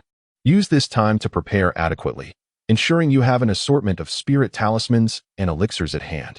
Various circumstances may arise during the execution of the task. Being prepared is the key to being untroubled, the instructor emphasized. Zhuang Zhou nodded earnestly. Upon receiving the task, he hurriedly made his way to the logistics department. "I am looking for Qian Dachuan," he exclaimed at the entrance of the logistics office. "You, a mere battle servant-level student, dare to call the director by name?" sneered a guard of the Profound Realm stationed at the door. "My dear brother, is it truly you?" Before Zhuang Zhou could retort, Qian Dachuan, who was patrolling the vicinity, rushed over in a flash. Director Qian, upon witnessing the fervent demeanor of Qian Dachuan, the guard stationed at the entrance nearly had his eyes pop out in astonishment. This deputy director is typically quite aloof among the students, yet today he seems utterly effusive, almost resembling a sycophant. Qian Dachuan's intense gaze exclaims, "What is this?" "This is my little brother. This time, ignorance is bliss. Next time he visits, you must extend a warm welcome. Do you understand?" His reprimand rendered the guard even more obsequious. "My dear brother, you have arrived. What brings you here? Have you missed your elder brother?" Qian Dachuan exclaimed with a face full of flattery. Such excessive enthusiasm from Qian Dachuan instantly sent shivers down Zhuang Zhou's spine. "Get away from me. I have no interest in men," Zhuang Zhou thought disdainfully. He understood, to some extent, that Qian Dachuan's ardor was fueled partly by his connection to Zhang Zizai and partly due to his enchanting skills. The secondary enhancement of weapons and magical artifacts, once unveiled, would undoubtedly create a considerable stir within the North Sky Academy and throughout the entire Lingtian realm. This rotund fellow must see himself as a future cash cow. Although Zhuang Zhou recognized that Qian Dachuan's affection was largely insincere, he resolved to capitalize on this relationship, whether genuine or not. Chapter 69. Why are you so stingy? My dear brother, I have come this time with the intention of procuring a selection of self-defense talismans. I wish to acquire spirit symbols, medicinal pills, and some disposable artifacts. After all, this is my inaugural temporary mission. I must prepare thoroughly to ensure my own safety." Zhuang Zhou exclaimed with fervent enthusiasm. "A temporary mission? Haven't you only been enrolled for a week? How is it that the Academy has already assigned you a temporary task?" Qian Dachuan inquired with a hint of curiosity. Zhuang Zhou replied with a bashful smile. "Perhaps the Academy has its own considerations and arrangements. However, this mission is categorized as a 6-star task in the Xian realm, so I must prepare diligently." "Uft! What? Just enrolled, and they assign you a 6-star task in the Xian realm?" Qian Dachuan, having just taken a sip of water, couldn't contain himself and sprayed it everywhere. "My dear brother, have you offended someone? Do you understand the level of difficulty associated with a 6-star task in the Xian realm? Not even the peak cultivators at the Academy might successfully complete such a mission.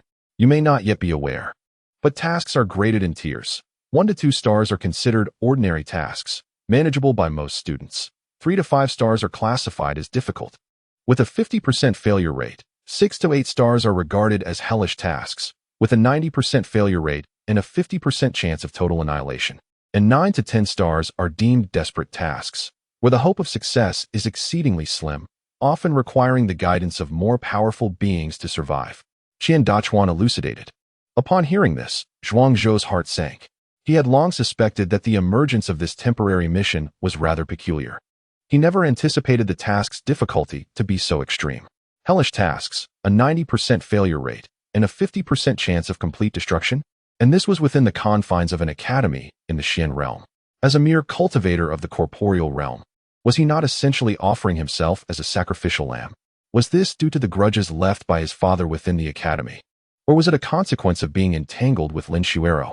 Zhuang Zhou's heart was a tempest of uncertainty, pondering various implications.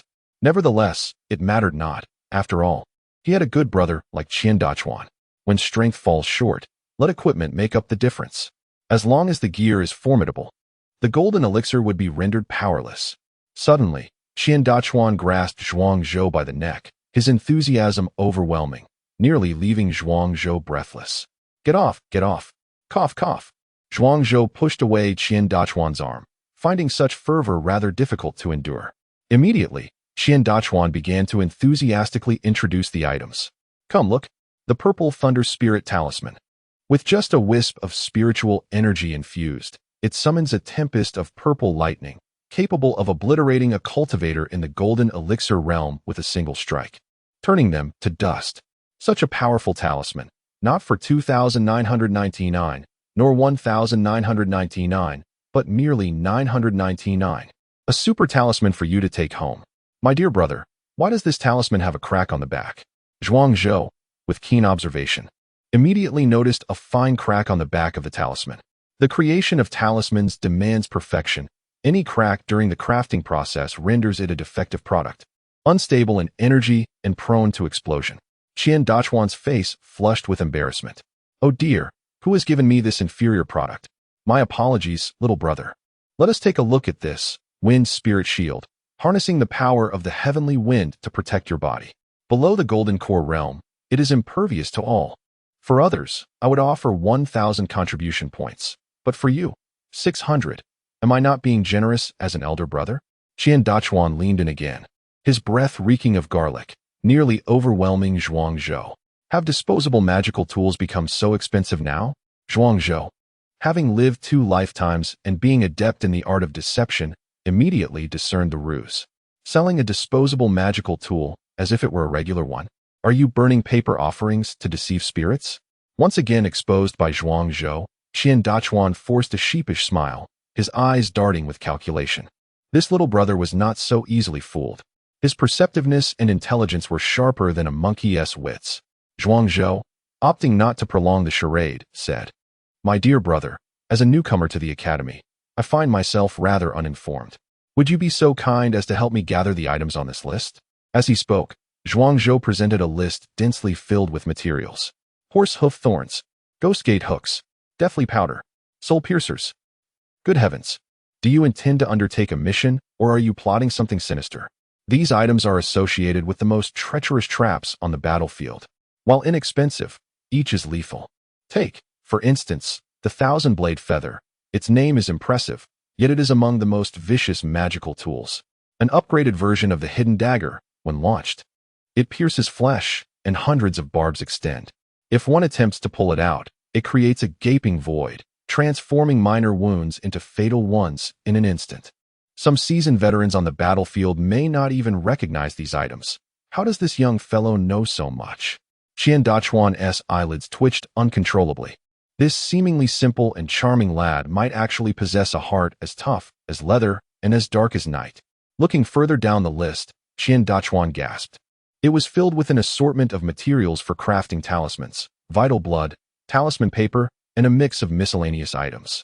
Despite the list being thick and extending at least 3 feet, the total value amounted to merely 20 contribution points. The cost of raw materials is low, yet their value can increase tenfold or even 100-fold once transformed into talismans. Is this a deliberate attempt to prevent him from profiting? Qian Dachuan's expression darkened like stormy waters. He had anticipated a small fortune from this newcomer, only to find himself stripped bare and presented with this. Zhuangzhou, unabashed, leaned in closer. Brother Qian, do we have all these items in the logistics department? As a newcomer, I have little income and my pockets are rather empty. In light of our brotherly bond, would you grant me a discount? Zhuangzhou's smile was tinged with a hint of shyness, reminiscent of a neighborly younger brother. Witnessing this demeanor, Qian Dachuan felt a deep-seated resentment bubbling within him. That infuriating expression. It was so strikingly similar to his own. Could it be that his somewhat unsteady mother and father, in a moment of whimsy, had truly gifted him a younger brother after a night of passion? A discount? Nonsense. It's merely a trifle worth 20 contribution points. Do you think I would grant you a discount on that? Qian Dachuan seethed with frustration. Yet he found himself unable to express it. As brothers, surely a discount was acceptable? How about a 9.95 reduction? Although I am the deputy director of the logistics department, I still carry the title of deputy. The items from the college's logistics department belong to the public, and if I offer too steep a discount, I fear repercussions later on. Qian Dachuan wore a troubled expression. Zhuangzhou then patted Qian Dachuan on the shoulder, exuding understanding. Very well, let us proceed with the 9.95 discount. I shall pay whatever contribution points are required. However, since my elder brother cannot make the decision, I shall have to sell my enchanting talismans elsewhere. Zhuangzhou clasped his hands behind his back, shaking his head with a sigh. Qian Dachuan's eyes widened in disbelief. What? Enchanting talismans? You would part with them? Chapter 70. 3 assistants, 1 output? It is merely an enchantment talisman. Even if it circulates within the academy, it is unlikely to stir significant commotion. My footing in this institution is precarious, and I must present something to demonstrate my worth. As a logistical staff member, my strength is feeble, and my combat prowess lacking. Thus I shall pursue a path in research. Zhuangzhou portrayed himself in a woeful light, evoking a sense of pity. Qian Dachuan glanced at Zhuangzhou and felt a twinge of sympathy. The poor child had left his homeland, journeying thousands of miles to the Baitian Academy to seek knowledge. After arduous efforts, he secured the top position in the entrance examination, only to be oppressed by the Academy's higher-ups due to his father's influence. Qian Dachuan, unaware of his own lingering compassion, found himself moved. He gently caressed Zhuangzhou's head. It would be beneficial to present this item. After all, others cannot replicate it. Rather than hoarding it, I may as well make it my signature. As for the matters of the logistics department, I can take charge, an 80 discount. Everything you purchase this time will be at an 80 discount. Qian Dachuan gritted his teeth.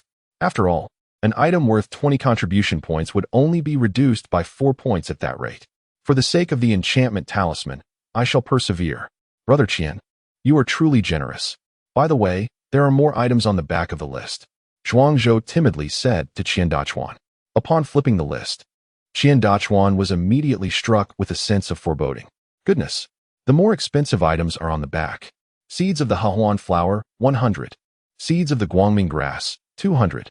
Seeds of the Gui vine, a whole sack? Are you planning to open a seed shop? The seeds of these plants are not expensive.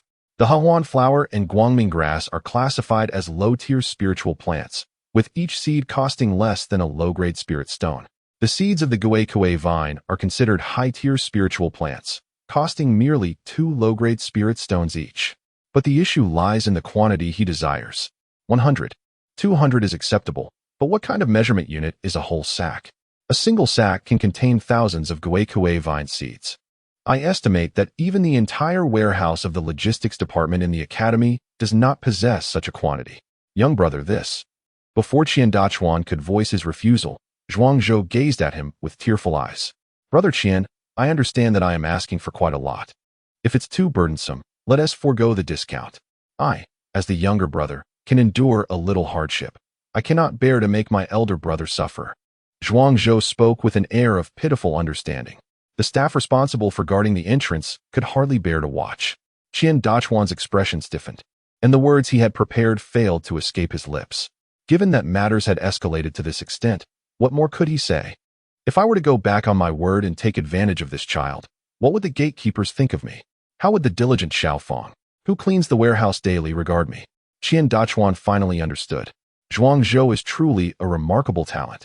Strike first, tread the paths of others, leaving them with no avenue to escape. Very well, all materials will be offered at a 20% discount.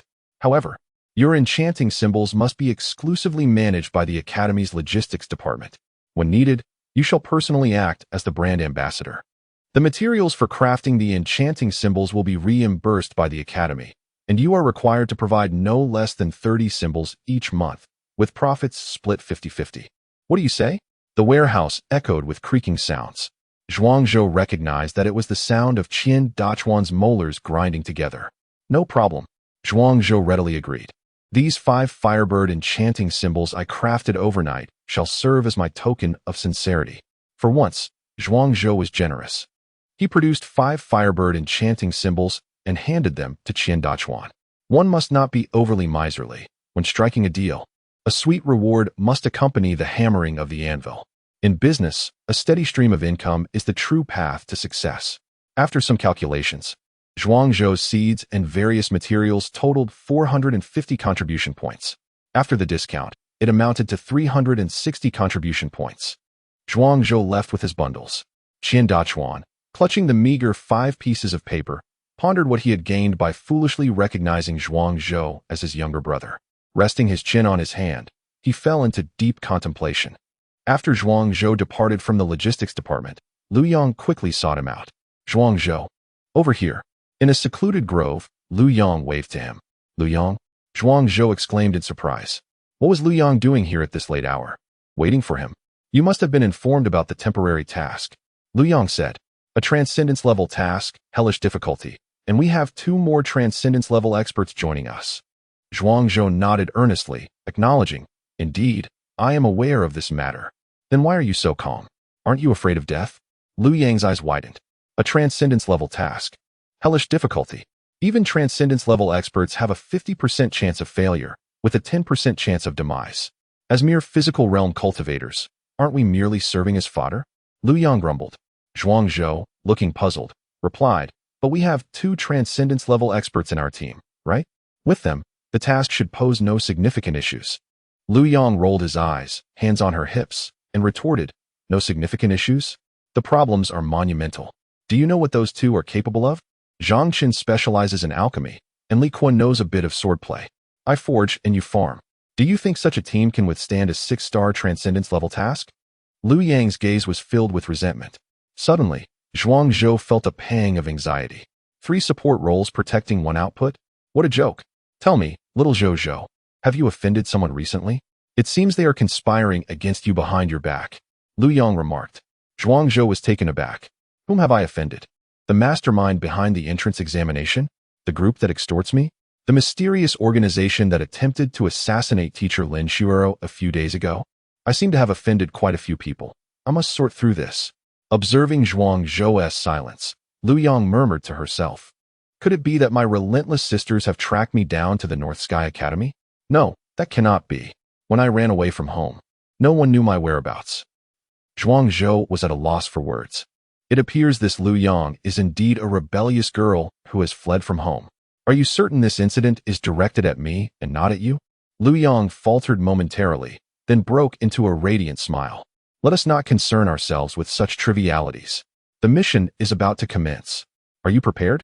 Zhuangzhou shyly smiled, having made some modest preparations.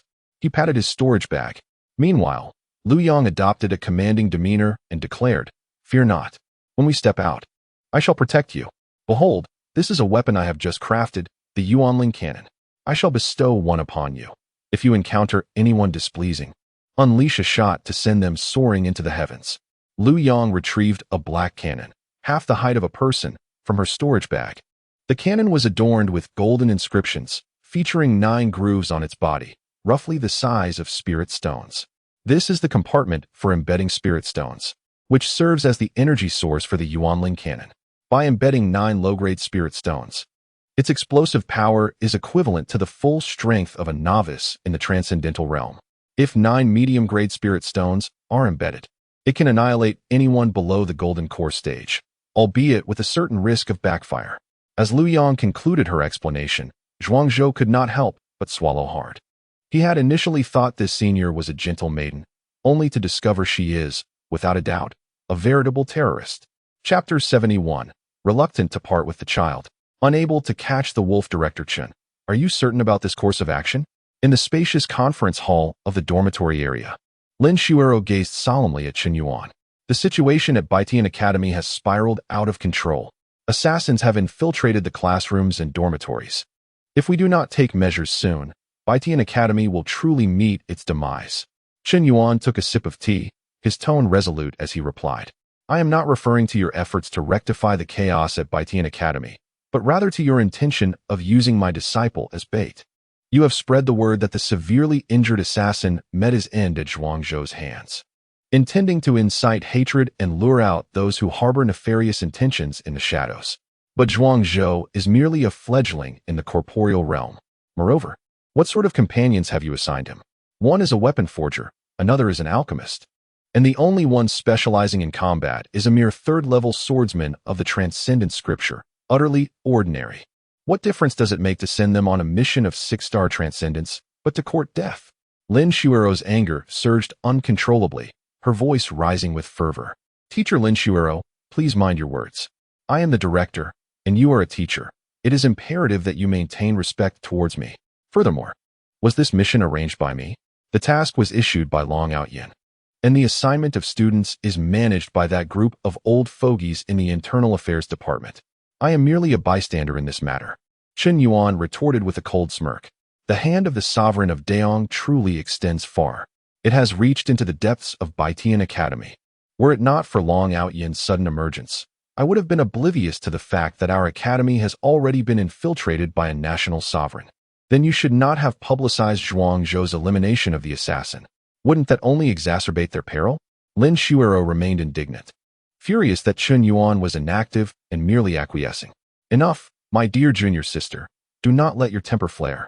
I have already assigned 3 8th-level guards of the Transcendence Realm to covertly protect Zhuangzhou and his companions. Should they truly encounter danger, these 3 guards will undoubtedly intervene. Chen Yuan reassured her with a smile. If this conversation were to leak, it would surely leave many astounded. Who would have imagined that Lin Shuero, the head of the assassination department, was the junior sister of Chen Yuan, the vice president of the Formation Research Institute at Baitian Academy? The relationships within Baitian Academy are intricate, akin to an ancient tree with gnarled roots. While the surface may appear tranquil, the undercurrents churn, threatening to unleash endless turmoil. Are those 3 guards reliable? Lin Shuero inquired repeatedly for confirmation. Rest assured, they are trustworthy. Chen Yuan assured her with affectionate confidence. Meanwhile, Zhuangzhou, after a brief exchange with Lu Yang, swiftly returned to the laboratory of Zhang Zizai's castle. Throughout the night, he busied himself assembling various traps and crafting an array of talismans and charms. The talismans inscribed with spiritual scripts serve as spiritual symbols, while the runes inscribed with witchcraft energy are termed witch symbols. Even in the realm of physical existence, the art of spirit script and witchcraft is ever-changing, possessing a myriad of effects. Zhuangzhou meticulously illustrated a substantial stack consisting of no less than 200 pages, demonstrating an unexpectedly profound comprehension of both the witchcraft and martial arts schools. The following day, at 8 o'clock, the team officially assembled. Zhuangzhou also encountered 2 senior students of the Transcendent Realm who had joined their group. Zhang Chun, with his dark complexion and unassuming appearance, clearly hailed from a humble background. Yet, he held the highest cultivation level among the group, being at the 5th tier of the Transcendent Realm. Unfortunately, as an alchemist, his combat prowess was not particularly formidable. In contrast, Li Kuo donned a complete suit of silver armor, exuding an air of valor with a hint of the warrior spirit, especially when wielding a long blade. Within the team, he subtly emerged as the central figure. Despite being at the 3rd tier of the Transcendent Realm, he stood as the only warrior among the trio. You are all well aware of the nature of this mission. The Transcendent Realm, a challenge of infernal proportions. Though the rewards are substantial, one must be prepared to risk their life to obtain them. I am the sole challenger within this team. Prior to commencing the task, each of you is required to contribute 10 points of merit as a form of protective fee. Is that agreeable? Before the mission had even begun, Li Kuo had started demanding this fee. Although 10 points of merit was not an exorbitant amount, the circumstances surrounding it were rather unsavory. Zhuangzhou remained silent. Did he think he could extort money from me? Not a chance. I have always been the one to collect, and never has anyone taken even half a spirit stone from my grasp without due cause. What is so remarkable about being at the third tier of the transcendent realm? Should I be provoked, I could easily crush him with a single blow. Lu Yong smiled radiantly. I possess certain abilities that do not necessitate the protection of Senior Li Kuo. Lu Yong, a special recruit with a unique constitution, hails from a prominent family. Though she had sneaked away, she was equipped with numerous skills. For instance, with her spirit cannon, she could aim, fire, and annihilate 10 Li Kuos in an instant. Zhang Chun, with his honest smile, added, Li Kuo, would it be possible to defer the payment of this protective fee? While I would appreciate your protection, I find myself somewhat financially constrained. Upon hearing this, Li Kuo's eyes widened in disbelief. He had anticipated an easy profit, only to encounter such a trio. How unfortunate! Li Kuo spat disdainfully. Since you three choose to disregard my offer, do not come crying to me for assistance when danger arises during the mission. With that, Li Kuo strutted away with an air of arrogance towards the teleportation array. Nansheng, the bastion of Baitian Academy, is situated 300 kilometers from Baitian City. Without the teleportation array, it would take at least half a day to reach. Zhang Chun, with his amiable demeanor, followed closely behind Li Kuo, while Zhuang Zhou and Lu Yong walked side by side. The four-member team had seemingly divided into three distinct factions. After each contributed a low-grade spirit stone to cover the cost of the teleportation array, their figures flickered and vanished. Although Nansheng is merely one of the four bastions surrounding Baitian City, it holds its own significance. However, due to its rich spiritual ambience, exceptional security, and profound atmosphere for cultivation, this place has attracted a population of a staggering 12 million residents. The streets are bustling with traffic and filled with the lively chatter of various vendors and pedestrians. Yet, in stark contrast to the vibrancy of the district, the once magnificent Zhang residence stands desolate and abandoned, with not a single soul daring to tread upon its threshold, as common folk take the long way around. The Zhang family, which had suddenly risen to prominence a decade ago, once basked in the glory of having 3 golden elixirs during its zenith. Among its disciples, nearly 100 had attained the profound realm, establishing the Zhang clan as a formidable force in the southern city. However, just a month prior, in a single night, the entire Zhang household was annihilated. All the powerful figures above the profound realm vanished, as if they had evaporated from existence.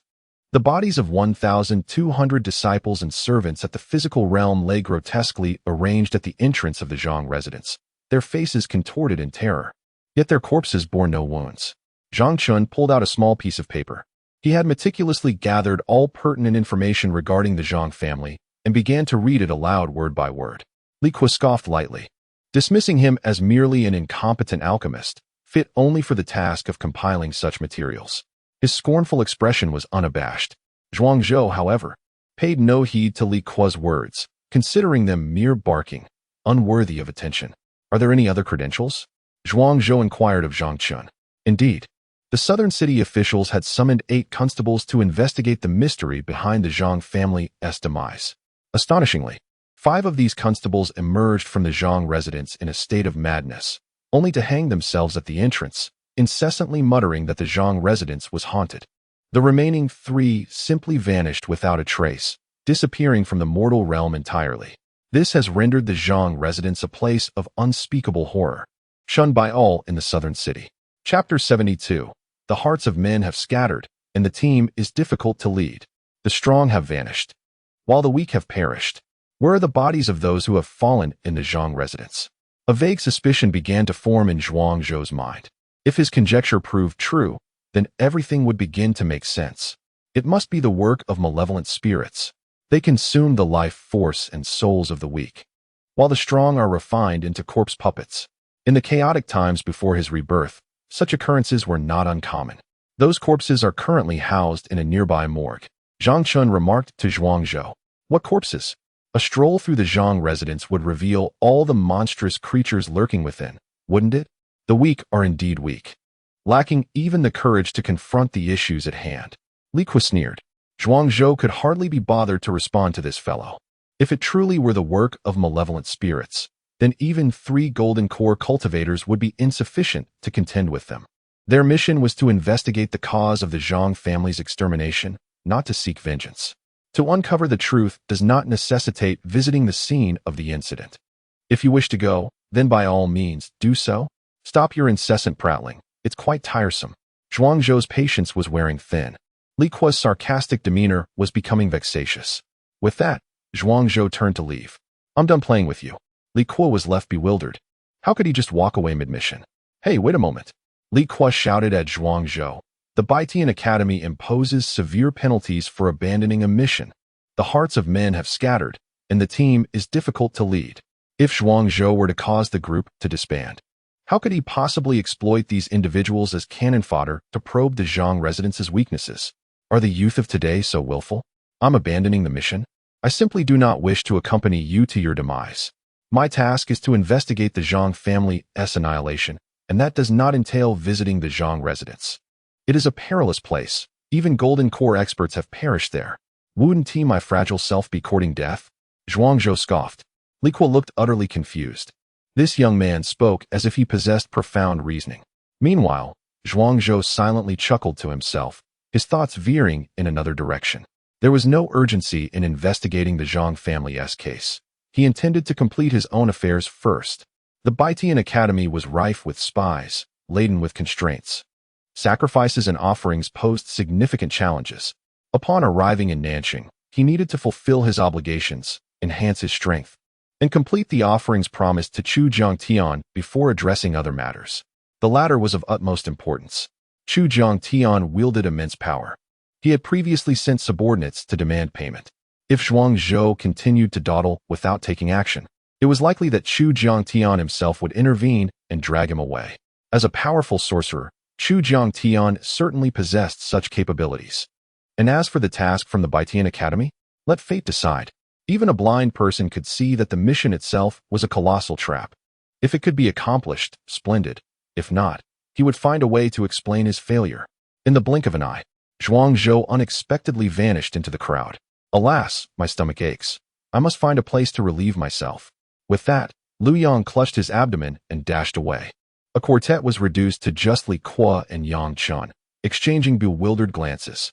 Are you also planning to flee? Li Kuo glared menacingly at Yang Chun. I intend to commence my investigation from the morgue. Step by step.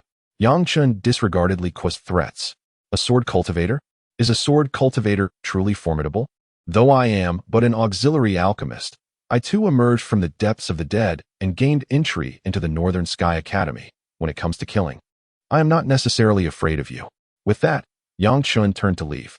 Li Kuo remained, standing alone before the Zhang residence, caught in a limbo of indecision, whether to stay or to go. Sigh. Ultimately, Li Kuo let out a long sigh, turned, and departed. Realizing that this situation required reporting to the higher authorities, the unfolding of this plan seemed markedly different from what had been previously envisioned. On another front, Zhuangzhou arrived at a general store. Young man, bring forth your finest sandalwood. Clad in rough gray attire, Zhuangzhou commanded respect in Nanxing. No one dared to underestimate him. Adorning his chest was the emblem of the Northern Sky Academy. As an official disciple of the Northern Sky Academy, his status within the institution was unremarkable, as all stood equal. Yet, in the 4 satellite cities of the southeast, southwest, northeast, and northwest, he was regarded as a person of significance. Even the lowest-ranking battle servant possessed the potential to soar to great heights at any moment. The shopkeeper, with a sycophantic demeanor, presented a stick of sandalwood. This was the exquisite US sandalwood, crafted from a millennium-old sandalwood tree, renowned for its rich fragrance. Capable of calming the mind and soothing the spirit, Zhuangzhou took it, bringing it to his nose for a gentle sniff. Indeed, it was truly a superior sandalwood. How much of this sandalwood do you have? Whatever the quantity, I shall take it all, Zhuangzhou declared with grandiosity. One's spirit seeks a breath of life, while the Buddha requires an offering of incense. The ethereal beings, devoid of mortal shells, must rely on incense to sustain their souls. Among all earthly fragrances, sandalwood reigns supreme. Zhuangzhou pondered his inaugural tribute to Chu Jingtian, deciding to present a touch of sandalwood as a gesture. The shop may be modest, and its foundation thin, but we have a total of 10 sticks of sandalwood in stock. Should the young master require more, I can prepare additional tomorrow. The shopkeeper replied with a smile.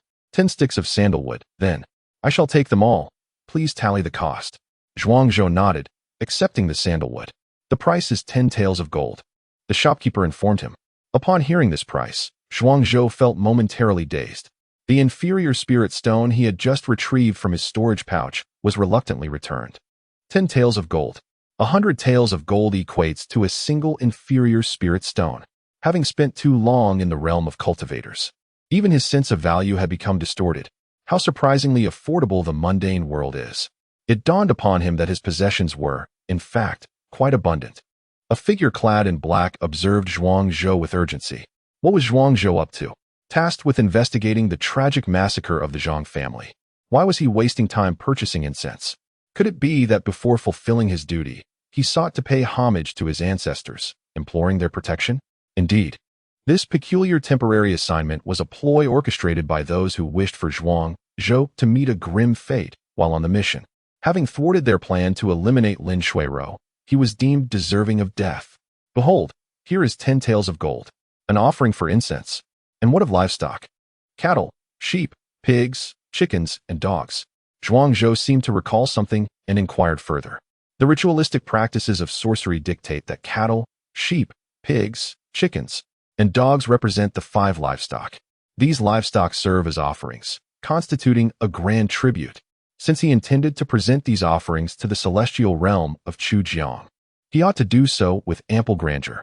The black-clad figure, upon hearing this, was left in a state of bewilderment. Why was this individual procuring such an abundance of livestock?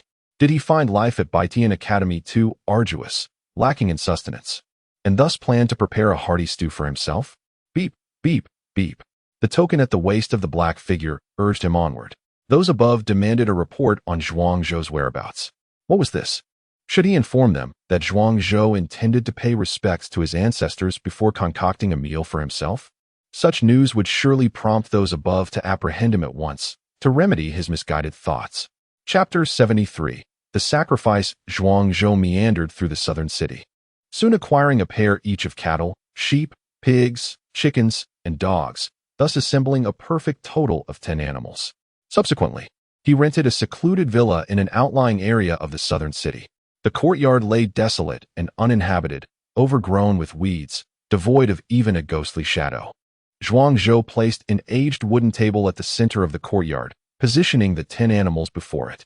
He then produced 3 incense burners, arranged in a line, each filled with 3 sticks of sandalwood incense.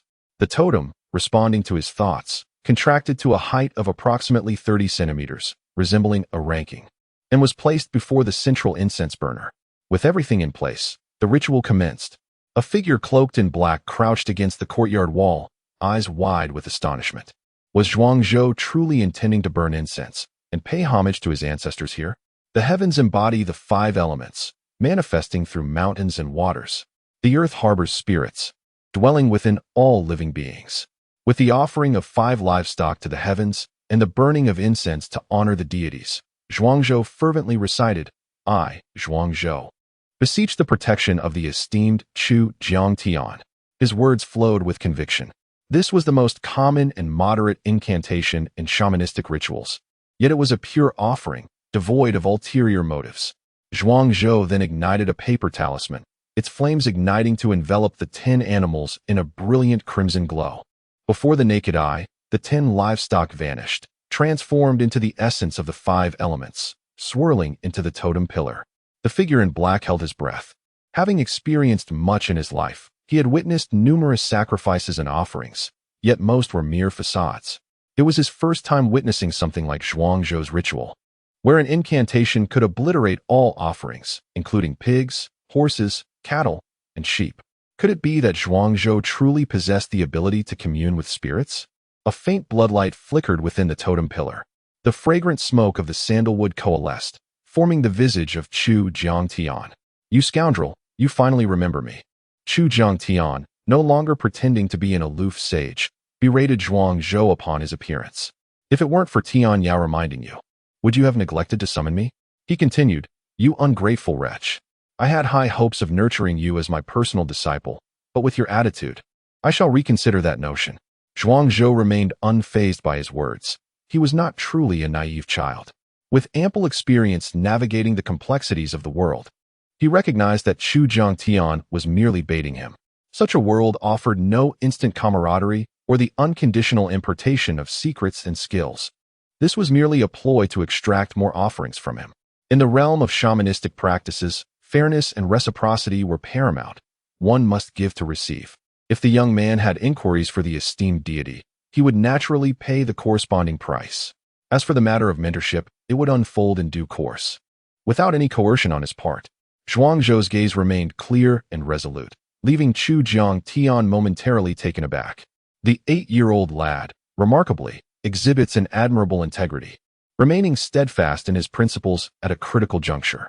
However, I must express my discontent. The offerings you have presented are rather meager. To procure merely 2 broken sandalwood sticks and a handful of mundane livestock is hardly sufficient. Their essence is so trivial that they could scarcely restore even a fraction of my strength. Fear not, esteemed senior, Zhuangzhou replied with utmost respect. These are but an appetizer. I have prepared a sumptuous feast of blood for you. A feast of blood? Where is it? The figure clad in black glanced around. Having shadowed Zhuangzhou ever since he departed from the Northern Sky Academy, where could such a feast possibly be? Cough, my friend. Since I first arrived in the southern city, you have trailed behind me. It must have been arduous on your part. Shouldn't you reveal yourself now? Zhuangzhou declared in a resonant voice. The black-clad figure was taken aback. What a blunder! Realizing he had been exposed, he resolved to eliminate Zhuangzhou and return with his head as proof. Although Zhuangzhou's survival at the Zhang residence might pose complications, given his exposure, he decided to act decisively and eliminate this individual. The black-clad figure leaped into the courtyard, showcasing his mastery at the 4th level of the profound realm. Zhuangzhou, do you understand that you are courting death? Had you feigned ignorance of my presence, perhaps I would have spared you a few more hours. The figure brandished his long blade, coldly addressing Zhuangzhou. Zhuangzhou rolled his eyes. The very fact that I dare to summon you forth implies I possess the means to slay you. Now, tell me, who sent you to kill me? Be honest, and your death may be swift. Heh, you foolish child. You have no comprehension of the terror inherent in the profound realm. You, a mere 9th level of the body refinement realm, dare to challenge me. You wish to know who dispatched me to eliminate you? I shall withhold that information. I want you to remain perplexed even in the afterlife. Prepare yourself. The black figure soared toward him, his blade gleaming with a chilling light, reminiscent of a serene autumn lake rippling under the wind. The radiant blade of the profound method glimmered. The black-clad figure approached with the speed of a wild goose, almost impossible to perceive with the naked eye. A practitioner of the profound realm can cultivate the profound method, wielding true energy to unleash lethal force from afar, distinguishing them completely from those without such abilities. The former can kill from a distance, employing a myriad of techniques, while the latter can only rely on brute physical strength in close combat.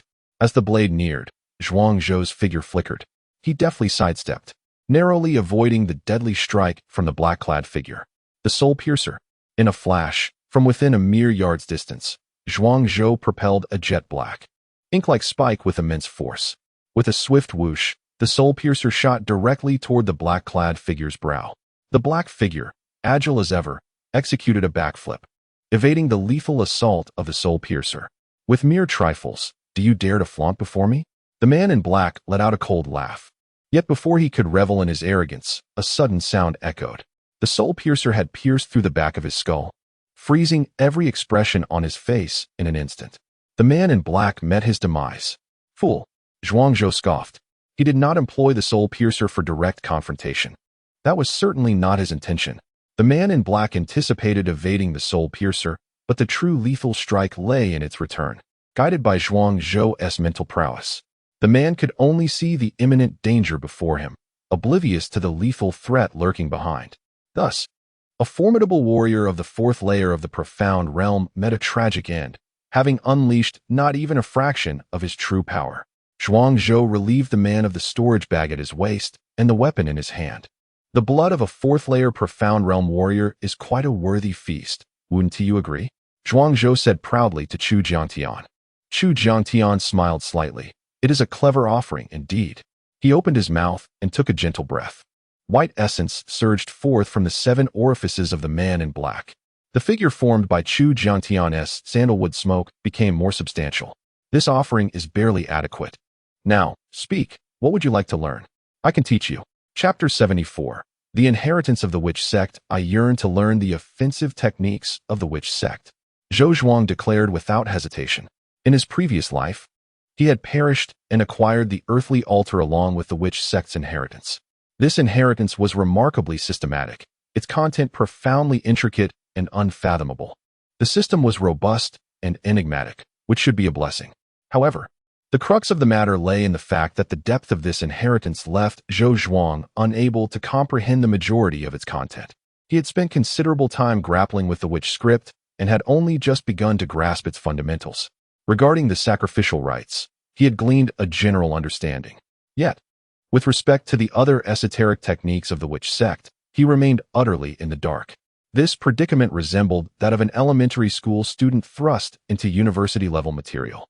Although he recognized every character, he had no inkling of the overarching concepts. Upon hearing Zhou Zhuang's proclamation, King Chu Jiang did not doubt him. He merely sighed and remarked, "The world has undergone great upheavals, with the inheritance severed and the witch sect in decline. Although you possess a rudimentary understanding of certain witchcraft, it is fragmented and lacks coherence. Nevertheless, since our paths have crossed, it must be fate. You shall offer sacrifices for me to regain my strength, and in return, I will impart to you some fundamental knowledge of the witch sect." The witch sect's physical cultivation level requires few methods of practice. Primarily, there are three: sacrificial rites, physical foundation building, and basic witchcraft. King Chu Jiang elaborated, "The art of sacrifice broadly divides into two categories. One is the worship of deities, where one offers sacrifices to a specific deity in a manner akin to an equitable exchange. The other is the worship of the heavens and the underworld, where one presents particular items to receive corresponding rewards. In the case of deity worship, as long as one reaches an agreement with the deity, there are no fixed rules. However, one must remain vigilant during the ritual, lest one be deceived or even possessed by the spirit, leading to a hostile takeover. Conversely, the worship of the heavens involves several established rules, such as the sacrifice of livestock to beseech blessings and the offering of grains to request rain. This celestial worship entails numerous regulations that necessitate mastery. Upon my return to the secret realm, I can compose a small booklet for you, enabling you to study diligently and grasp the underlying principles. Physical foundation building is also predicated upon the methods of sacrifice. I perceive that within your organs, the quintessence of the 5 elements is rich and abundant. Thus, employing the secret techniques of the 5 elements to establish your physical foundation is advisable. Furthermore, the technique of 9 bulls and 2 tigers can significantly enhance physical strength.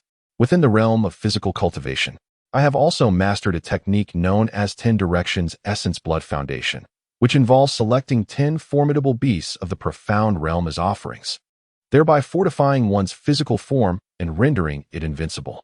In the practice of witchcraft, the emphasis on physical foundation is paramount among the 3 sects of practitioners. The more solid your physical foundation during this stage, the farther you will traverse along the path of the witch sect.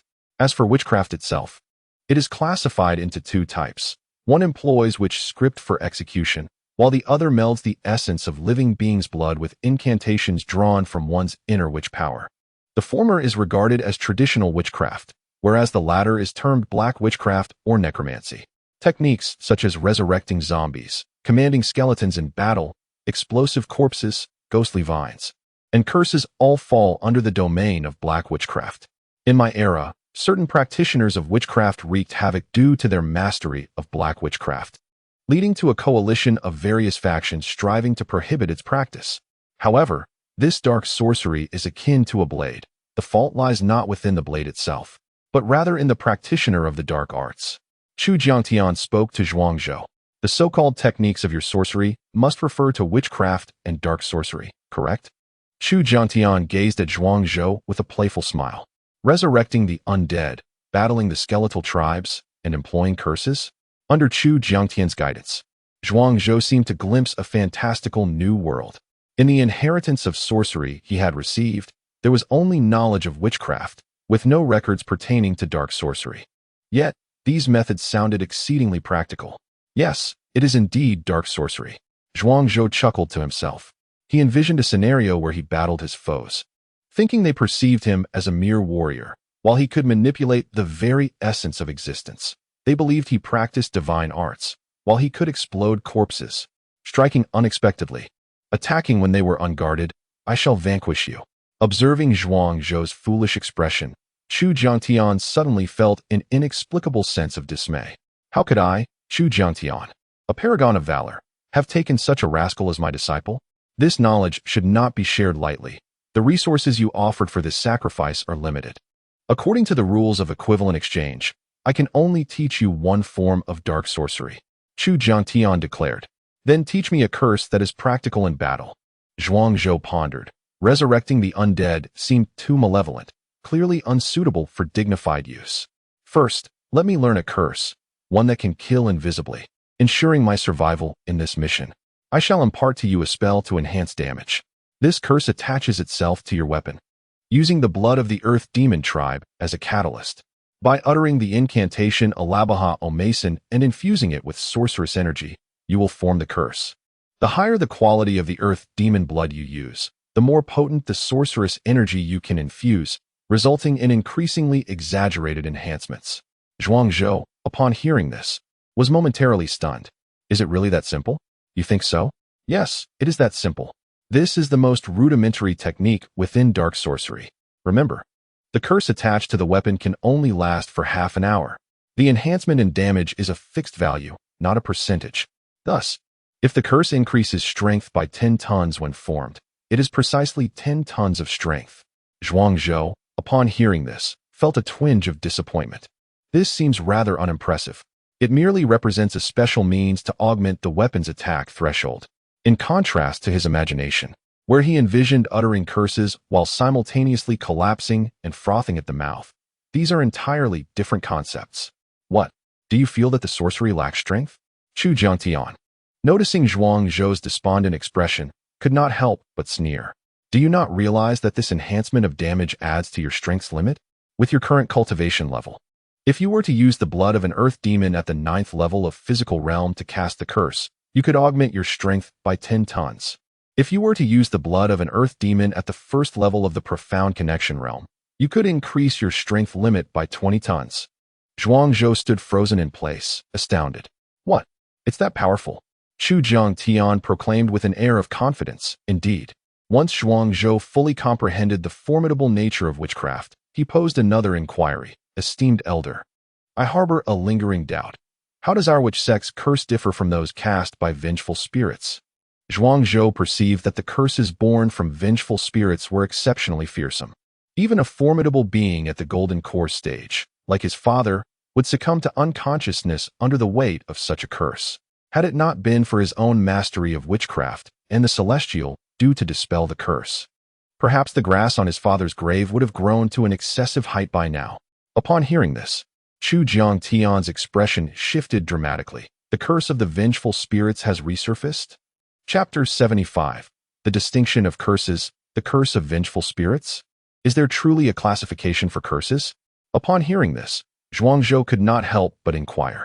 Curses, in essence, are a collective term to some martial artists. They appear to be rather similar, as once afflicted, they impose a multitude of detrimental conditions. However, based on their origins, curses can be divided into 3 distinct categories. The first type is the curses from our witch sect, which are birthed through witchcraft, commonly referred to as witch curses. These curses manifest swiftly and dissipate just as quickly. As long as one endures the ordeal, there are typically no lingering repercussions. The second category pertains to the vengeful spirit curses from the realm of spirits within the 3 sects and 9 paths. These curses are crafted through cruel methods, either by refining malevolent spirits or by gathering resentful thoughts. Such curses are intangible and elusive. Once they entangle a person, they become akin to a festering wound, exceedingly difficult to expel. The most notable characteristic of a malevolent spirit curse is its insidious erosion of life and disturbance of the mind. The third type is the curses of heaven and earth, which are exceedingly rare. These curses only afflict individuals who inadvertently stray into perilous territories or transgress certain celestial taboos. In my lifetime, I have encountered these celestial curses only a handful of times, Chu Jiangtian solemnly stated. The vengeful spirit curse, being the most treacherous, had once led to a prohibition due to the infringement upon the interests of powerful figures, nearly resulting in the annihilation of the spirit realm. It is surprising that in recent years, the curse of vengeful spirits has resurfaced, indeed heralding the advent of chaos and calamity. Chu Jiangtian lamented. Zhuangzhou, upon hearing this, felt a profound sense of resonance. The potency of the vengeful spirit curse is undeniable. Without specialized means to counteract it, it is nearly insurmountable. Both his father and Lin Shuoro would have likely succumbed to the torment of the vengeful spirit curse had he not intervened. Zhuangzhou, you remain feeble. Unless absolutely necessary, you must refrain from revealing your identity as a practitioner of witchcraft before the world. The spirit realm and our witch sect are sworn enemies. Should the denizens of the spirit realm discover your mastery of witchcraft, they would undoubtedly seek every means to eliminate you. Chu Jiangtian earnestly cautioned Zhuangzhou. Zhuangzhou appeared taken aback. Why should my pursuit of witchcraft inherit the grievances of the past? The entanglement of grudges among the 3 sects and 9 paths is intricate. It is not solely the animosity between the witch sect and the spirit realm, but other lineages also carry countless, inextricable grievances. Chu Jiangtian shook his head. If you have no further business, then I shall take my leave. Remember, for the next sacrificial offering, you must prepare at least 2 corpses of the transcendent realm to present. This meager essence is hardly sufficient for my appetite. Chu Jiangtian remarked with disdain. Zhuangzhou chuckled. I bid you farewell, esteemed elder. Are there any offerings of the transcendent realm available? Indeed, within this beast-taming orb, there are 9 bulls and 2 tigers. But those are mine. I cannot part with them. I am still a child and must be kind to myself. How could I possibly share something so valuable? Should Chu Jiangtian learn of Zhuangzhou's thoughts, he might very well consider delivering a fatal blow to him. This fellow is brimming with cunning and deceit. Chu Jiangtian's figure gradually faded away, leaving him quite satisfied. Despite the current limitations of Zhuangzhou, he has discovered a channel to restore his strength. Although he is still weak and cannot offer many sacrifices, he remains patient, knowing that as Zhuangzhou grows stronger, his recovery will accelerate. Subsequently, Zhuangzhou stowed away the totem pillar and dismantled the incense altar. The 9 bulls and 2 tigers were released from the beast pearl. Fortifying one's own strength is the true principle. Before the heavenly earth altar, Zhuangzhou intoned an incantation. All things are interconnected. The cycles of yin and yang flow. Invoking the power of livestock to pay homage to the heavens and earth. The heavenly earth altar is inherently a formidable treasure, linking directly to the cosmos and descending to the abyss. As the ritual commenced, a misty white light surged forth from the altar, enveloping the offerings of the 9 bulls and 2 tigers. Suddenly, a blood-red beam, wide enough for several people to embrace, descended from the heavens. In an instant, the entire courtyard was engulfed in a sea of crimson light, submerging a radius of 100 meters. Crackling sounds echoed from within Zhuangzhou's flesh, reminiscent of popping beans. His physical body broke through, and his strength surged, increasing the upper limit of his physical power by a staggering 18 tons. He soared from a limit of 43 tons to 61 tons. Moreover, his mental strength also advanced dramatically, reaching 18 tons in response to the vitality of his body. However, his shamanic power remained comparatively underwhelming, only enhancing by 12 tons at full capacity. This sacrifice of the 9 bulls and 2 tigers, clearly a technique of the shamanic lineage, yielded the least increase in shamanic power. There must be something amiss in the way I performed the ritual, Zhuangzhou muttered to himself. Were someone to overhear him, they would surely be compelled to reprimand him. Typically, the pinnacle of a martial artist's physical strength caps at around 10 tons. With pure shamanic enhancement, one would already have 12 tons. What more could he possibly desire?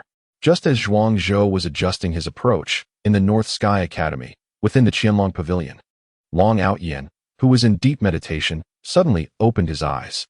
With a crack, a token at his waist shattered. Qianshi-san is dead, Long Outyen remarked with an expressionless countenance. Qianshi-san is dead? An elderly servant emerged from behind him, his tone filled with astonishment. He was a meticulously trained assassin, tasked solely with tracking and eliminating Zhuangzhou, a mere fledgling in the realm of physical cultivation. How could he have perished mid-mission? Has his identity been compromised, leading to his demise at the hands of Chun Yuan's enemies? The individuals dispatched by Chun Yuan have already been ensnared by my design. They should not have located Zhuang Zhou and his companions yet. They are not the culprits. Long Outyin slightly shook his head, his tone easing as if he held a profound understanding. Let Xian Shi and Xian Shire act together. Seek an opportunity to dispose of Zhuang Zhou. The secrets of the Zhang family must not be unveiled. Otherwise, we shall both face irredeemable consequences. Rest assured, young master, a mere Zhuang Zhou poses no real threat. As long as we offer the bloodlines of the 4 disciples from the North Sky Academy, the poison bat will train another 3 gold core level death servant puppets for you. At that moment, the influence of the Long family in the southern city would surely ascend to new heights. With an endless stream of various resources flowing in, the elders said obsequiously. Zhongli, this matter must be handled with utmost caution. Instruct Xian 11 and Xian 12 to execute it with precision. Should any unforeseen circumstances arise, we shall pin the blame on the Wan clan. They were responsible for the previous assassination of Lin Shuirou. Let them bear the burden once more. Long Ao Tian remarked with a cold smirk. Understood. The elder bowed and withdrew. Meanwhile, Zhuang Zhou had begun to uncover some pathways to enhance his shamanic power. He meticulously analyzed the reasons behind each surge in shamanic energy and soon realized that its increase was inextricably linked to the act of sacrifice. The larger the scale of his sacrificial rites, the more significant the growth of his shamanic power. The affairs of the state hinged solely upon sacrifice and warfare. Engaging in battle, seizing the territories and populations of others, augments national strength. And the feedback from the heavens and earth during these sacrifices results in an increase in shamanic power. It is no wonder that ancient texts record shamanic practitioners' penchant for sacrifice. Could it be that the process of sacrifice raises the upper limits of shamanic power? Zhuang Zhou's eyes sparkled with newfound clarity, and an idea began to form in his mind. Chapter 76. The gathering of all races. This mission appears to be orchestrated by unseen forces intent on my downfall during its execution. The black-clad assassin from before serves as a case in point. His demise was but a prologue rather than a conclusion. In their eyes, I am the quarry, while in mine, they are merely sacrificial offerings. The power of the Transcendence realm is formidable, yet should I master the rhythm and distance of combat, they may not prove to be my adversaries.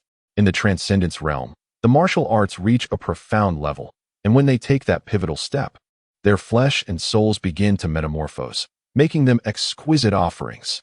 Whether to honor the heavens or to appease the spirits, I can receive ethereal feedback during the sacrificial rites, thus augmenting the limits of my mystical prowess.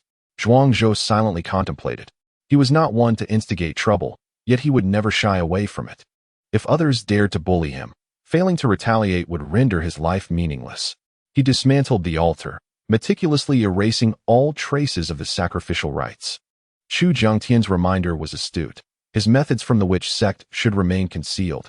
This was his trump card, and when unleashed, it would necessitate bloodshed. Buzzing. A token at Zhuang Zhou's waist vibrated. Infusing it with his vital energy, the voice of Lu Yang emerged from the token. Zhuang Zhou, how are preparations on your end? I have uncovered some leads. Lu Yang's tone was steady and resolute. Zhuang Zhou replied, I have resolved matters on my side as well. Shall we convene before the Zhang residence in half a stick of incense's time? Good. Lu Yang affirmed, before terminating the communication. Zhuang Zhou and Lu Yang had long since forged a clandestine alliance. They had agreed to part ways after leaving the academy, with Lu Yang tasked to investigate the connections to the Zhang family's massacre, while Zhuang Zhou would deal with any lingering threats. Soon, they reconvened before the Zhang residence, which now exuded an even more chilling and eerie presence. The gates stood wide open, resembling a black abyss, seemingly poised to engulf all light and hope from the world. Zhuang Zhou, while examining the bodies of the Zhang family's servants, I discovered this. Lu Yang produced an oiled paper package from her bosom, carefully unwrapping it to reveal a 3-centimeter-long, sharp tusk, the tip stained with a deep crimson. If my suspicions are correct, this tusk belongs to the venomous bat clan among the myriad races. This clan feeds on the blood of living beings from all races and is exceedingly malevolent.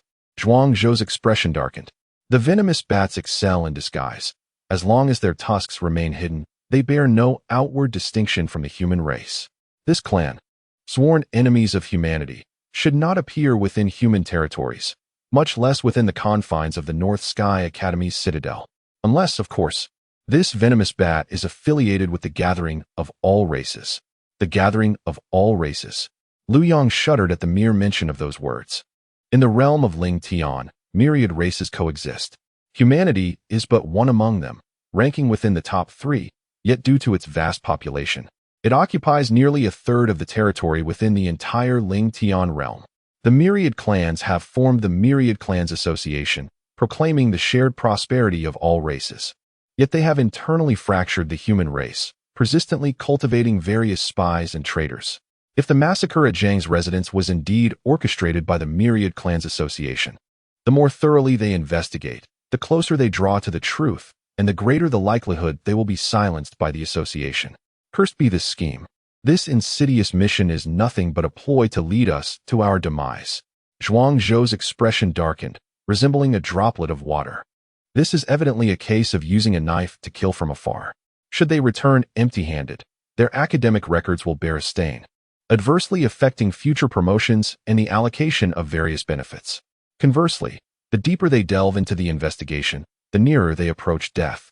The Myriad Clans Association is a colossal entity, having thrived within the human territories for millennia, growing ever stronger, leaving even the prominent figures of the human race at a loss. What can 4 fledgling students accomplish? This task is undeniably a trap, a calculated act of treachery. However, if leveraged wisely, it could serve as a ruse, revealing dormant enemies and perhaps tracing back to uncover their affiliations and powers. Zhuang Zhou's thoughts quickly calmed. After all, having lived 2 lives, he could manage this minor affair. What shall we do? Lu Yang inquired. Although Zhuang Zhou was younger than her by a few years, he exuded an aura of reassurance. Tomorrow, summon Li Kuo and Yang Chen to join me in exploring Zhang's residence. One cannot capture a tiger without entering its den, but prior to that, we must first undertake this. Zhuang Zhou whispered into Lu Yang's ear.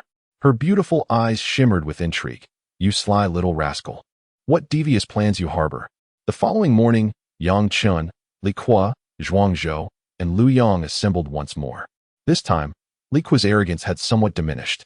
All 3 were individuals with fiery tempers, easily provoked, and if the team were to disband, the mission would fail, bringing misfortune upon him. Let us establish a rule. We will take turns leading the charge, sharing the dangers equally. No one shall act deceitfully, Yang Chen asserted. The 4 ventured into Zhang's residence, taking turns at the forefront to ensure fairness. I have no objections. Neither do I. Zhuang Zhou and Lu Yang responded in succession. I have no objections, but I request to be placed last. It soon became evident that Li Kuo was a typical bully among friends. While he exerted dominance over Zhuang Zhou and the others, his heart began to tremble and waver as they approached Zhang's residence. No problem. However, walking at the rear does not guarantee safety, Zhuang Zhou remarked, with a hint of profundity. Thus, the quartet stepped into Zhang's residence. As they entered, 2 figures clad in black emerged at the entrance. The Zhang residence is a perilous domain. Even those at the Golden Core level enter at their own peril, rendering our foray into Zhang's abode ill-advised. Zhuang Zhou is undoubtedly destined for doom. One of the cloaked figures hesitated, his inner turmoil evident. These 2 figures, known as Xian 11 and Xian 12, were dispatched by Long Outyin with the grim task of assassinating Zhuang Zhou and framing the Wanzhou Association for the deed. However, before the Zhang residence, they found themselves in a quandary. The Zhang estate was notorious. The entire southern city was aware of its sinister reputation. Not only they, but even the officials dared not send anyone to investigate. They feared that should they enter the Zhang residence to commit murder, they might end up losing their own lives instead. After all, as assassins, they too were merely striving to make a living. No matter how lucrative the reward for this mission, it would be of little value if their lives were forfeit. Rest assured, with these 2 tokens, the entities within the Zhang residence will not harm you. At that moment, a voice, heavy with an ominous air, emerged from behind Xian 11 and Xian 12, startling them. Turning around and focusing their gaze, they beheld Zhang Li, the aged servant who stood by Long Outyin's side. Zhang Li's face was a map of wrinkles, layered and deep. His eyes clouded, and he bore an aura of decay.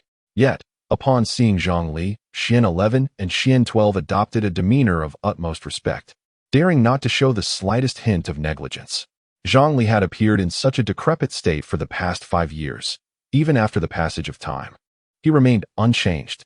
Whispers circulated that his lifespan had long been depleted, and he clung to existence by consuming human blood. The two brothers knew that should they exhibit even a modicum of disrespect, they might find themselves the next victims of his insatiable hunger for vitality.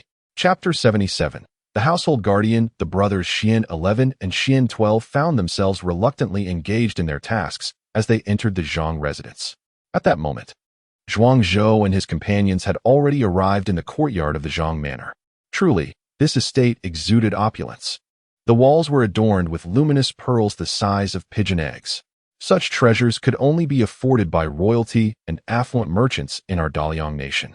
It is said that a single luminous pearl is worth a low-grade spirit stone. Upon entering the Zhang residence, Zhuang Zhou gazed about with an expression reminiscent of a country bumpkin stepping into a grand garden. How embarrassing, Li Kuo scoffed. However, the next moment, Li Kuo was left utterly astonished by Zhuang Zhou's actions. This fellow, seemingly out of nowhere, had produced a dagger and was prying the luminous pearls from the walls. With a puff, Zhuang Zhou blew away the dust from a pearl and, with evident satisfaction, stashed it into his storage pouch. Even the smallest morsel is still meat. My family is poor, unlike your noble lineage. Selling these luminous pearls for gold would suffice to provide several hearty meals for my father's Northern Expedition Army. Seeing this, Liu Yang felt even greater sympathy for Zhuang Zhou. Indeed, a child from a poor family learns to be responsible early. Zhuang Zhou's understanding was heart-wrenching. You are here to investigate the Zhang family massacre, not to plunder their riches. If this delays our mission, I shall hold you accountable. Li Kuo reprimanded. How had he ended up paired with such a character for this task? Lacking in experience and strength, yet brimming with petty jealousy and insatiable greed. Moreover, this floor seems quite remarkable, Zhuang Zhou mused. Oh, this section of the floor is loose. Could there be hidden treasures beneath? Paying no heed to Li Kuo's scolding, Zhuang Zhou swiftly darted to a loose floorboard at the entrance and pried it open. Indeed, beneath lay a hidden compartment. Inside was a small, square recess containing a dark golden demon sculpture, approximately 10 centimeters tall, with a fearsome visage and protruding fangs.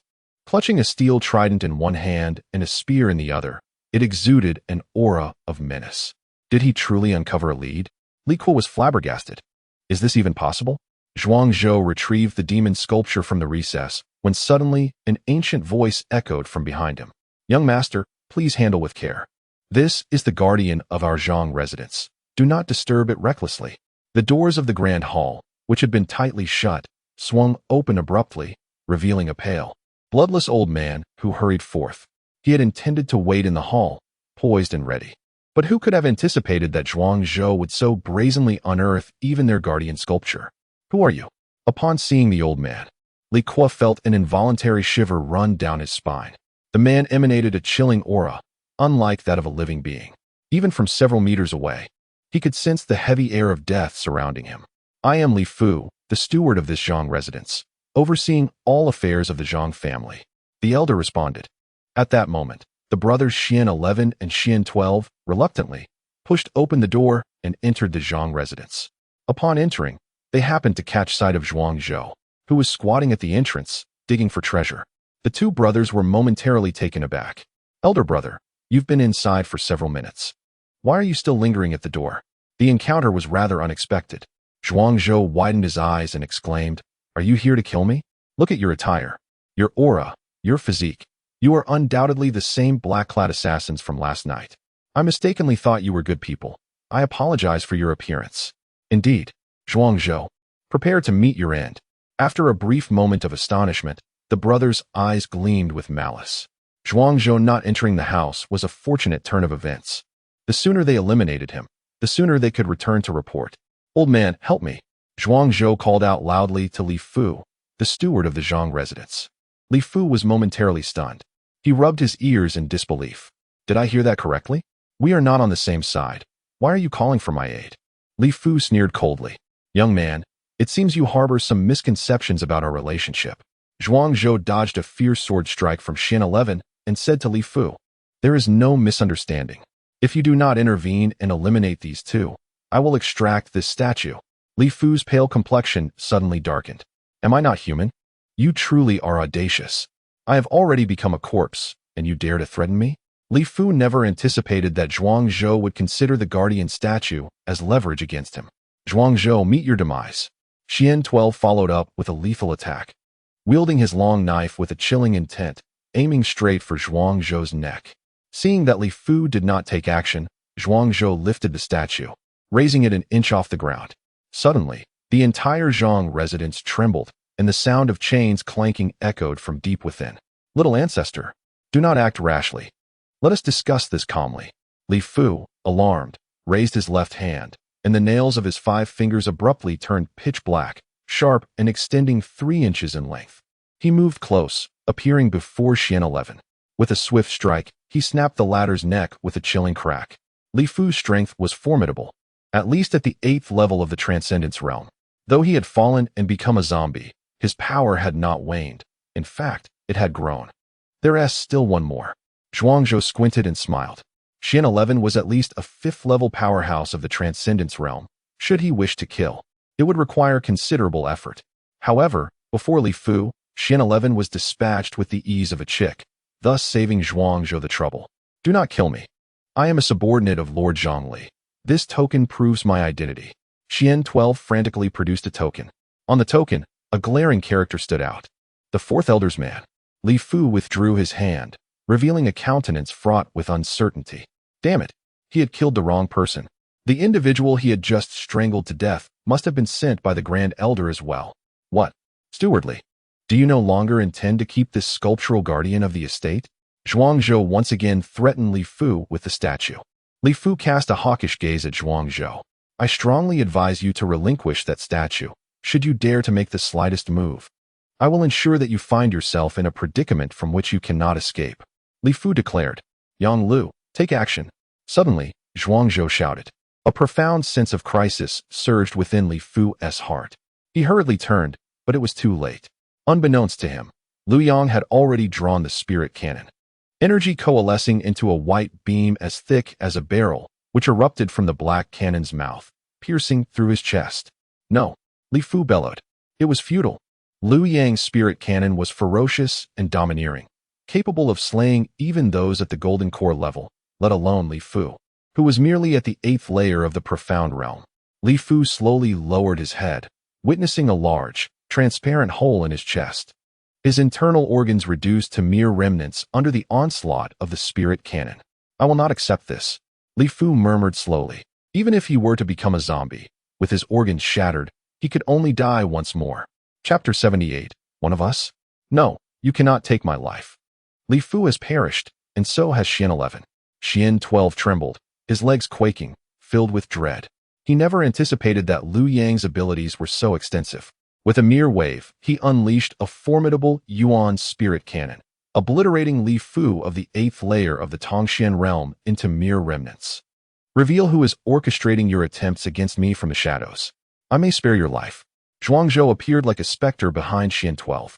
He pondered upon who had been pulling the strings, repeatedly launching covert attacks against him. Without a moment's hesitation, Xian 12 turned to flee. He sought to escape the Zhang residence. If he could just reach the outside, Zhongli would be there to assist him, ensuring his safety. However, mere strides from his escape, a soul piercer had already penetrated his skull. Zhuangzhou's unmatched power infused the soul piercer, leaving Xian 12 with no chance to evade. As he was struck down in an instant, his head exploding. I had just granted you a chance at life. Alas, you failed to cherish it. Xian 12's lifeless body lay still, his eyes wide open, refusing to close. At that moment, Li Kuo was utterly paralyzed with fear. He could not reconcile the cold-blooded killer before him with the naive, greed-driven figure he had encountered earlier. Zhuangzhou's expression remained impassive. The slaying of a powerful adversary at the Tongxian level was executed with the same ease as crushing an ant. What cursed assistance is this? A physical body slaying a Tongxian. Though Xian 12 had succumbed to panic, such an achievement was beyond the capabilities of an ordinary physical realm warrior. And the Yuan spirit cannon, was this not a weapon of war? Even frontline troops might not be equipped with such a lethal instrument that claimed lives as easily as weeds. You dare to wield this for exploration? Li Kuo involuntarily swallowed hard, his gaze filled with turmoil. What sort of team had he infiltrated? It was supposed to be his moment to shine, yet he felt as if he were the most incompetent among them. Zhuangzhou gathered the bodies from the ground, stowing them in a large storage bag. The corpses of Xian 11 and Xian 12 were still fresh. They would make for excellent offerings, surely pleasing Chu Jiantian. As for Li Fu's remains, though his organs were gone, he remained a fine subject for research. What of the housekeeper? What had become of the others in the Zhang residence? Were they missing? Or had they all transformed into zombies? This mission had become perilously treacherous. I must abandon it and return to the academy to file a complaint. This was not a 6-star task for the Tongxin realm. Even a golden core presence might not uncover the truth behind the Zhang family massacre. Li Kuo, gripped by fear, contemplated retreat. The questions Zhuangzhou pondered were equally in his mind. The Zhang residence had been annihilated during its peak, with 3 golden core strongholds mysteriously vanishing. Had the housekeeper Li Fu also transformed into a zombie? If that is the case, then why do they still engage in such trivialities? The distance between realms is as vast as the distance between worlds. A mere breath of wind from this earthly realm could effortlessly strike them down. Zhuangzhou remained silent, while Lu Yang busied himself polishing his spiritual cannon. Yang Chen appeared to have unearthed a small notebook from who knows where, engrossed in his own studies. The more Li Kuo pondered, the more fear gripped him. He could no longer bear to wait for his companion's reactions. I must flee this cursed place. This mission is abnormal. And so are my companions. With that, Li Kuo dashed away. He pushed open the grand doors of the Zhang residence, and just as he stepped over the threshold, a face, wrinkled and aged, came into view. What is this? Planning to leave? Abandoning your post is hardly a commendable habit. A sibilant voice echoed. Li Kuo opened his mouth, ready to speak, but a sudden cough erupted, and he spewed forth a torrent of black blood. Looking down, he was horrified to see a pale hand piercing through his chest. The hand withdrew, fingers splayed, revealing a still-beating heart, continuously gushing fresh blood. Li Kuo's eyes widened, filled with despair. When we accepted this mission, there was no turning back. Did you think you had the right to withdraw halfway? Zhuangzhou rose slowly, casting a look of pity at the already dying Li Kuo. Blood gushed from Li Kuo's mouth, and he collapsed lifelessly to the ground. Zhang Li, with a beaming smile, dragged Li Kuo's corpse into the Zhang residence. With a resounding clang, he closed the doors behind him. I am Zhang Li, please enlighten me. Zhang Li's expression was warm and benevolent, exuding an air of charity. Were it not for his blood-soaked hands, one would hardly suspect him to be a merciless executioner. Was it you who sent those assassins in dark garb to kill me? Zhuangzhou inquired calmly of Zhang Li. No. Xian 11, Xian 12, and Xian 13 do not seek to kill you. Rather, their target is to eliminate all 4 of you. Zhang Li stepped further into the courtyard, an ever more flamboyant demeanor overtaking him. His gaze upon Zhuangzhou and the others was akin to that of a collector surveying 3 priceless treasures. My Zhang family has struck a deal with the Poison Bat clan. We have pledged the lives of 72 formidable practitioners at the Transcendence Realm and 10 unparalleled geniuses from the North Sky Academy. In return, they have agreed to activate the Life and Death Transformation Array for my Zhang family twice. The first transformation has already been completed, converting Li Fu and 9 other core practitioners from the Zhang residence into zombie servants. Once you are slain and your bloodlines offered, the strong from the Poison Bat clan will initiate the second transformation, turning 3 of my family's golden core members into deathly puppets, thus granting us a unique form of immortality. Come forth, offer your bloodlines. Contribute everything for the eternal prosperity of my Zhang family. A morbid smile twisted upon Zhang Li's face. So, it turns out to be an old dog that has pledged allegiance to the Poison Bat clan. I had truly believed that the Zhang family harbored some grand secret. A trace of disappointment flickered across Zhuangzhou's face. Will you take your own life? Or shall I intervene? Zhang Li pressed forward, closing the distance to Zhuangzhou. Do you think you can maintain control over us with such ease? Zhuangzhou retorted with a cold laugh. I am a formidable warrior at the 9th layer of the Transcendental Realm, merely a step away from the Golden Core. To eliminate you would be as effortless as crushing a mere ant.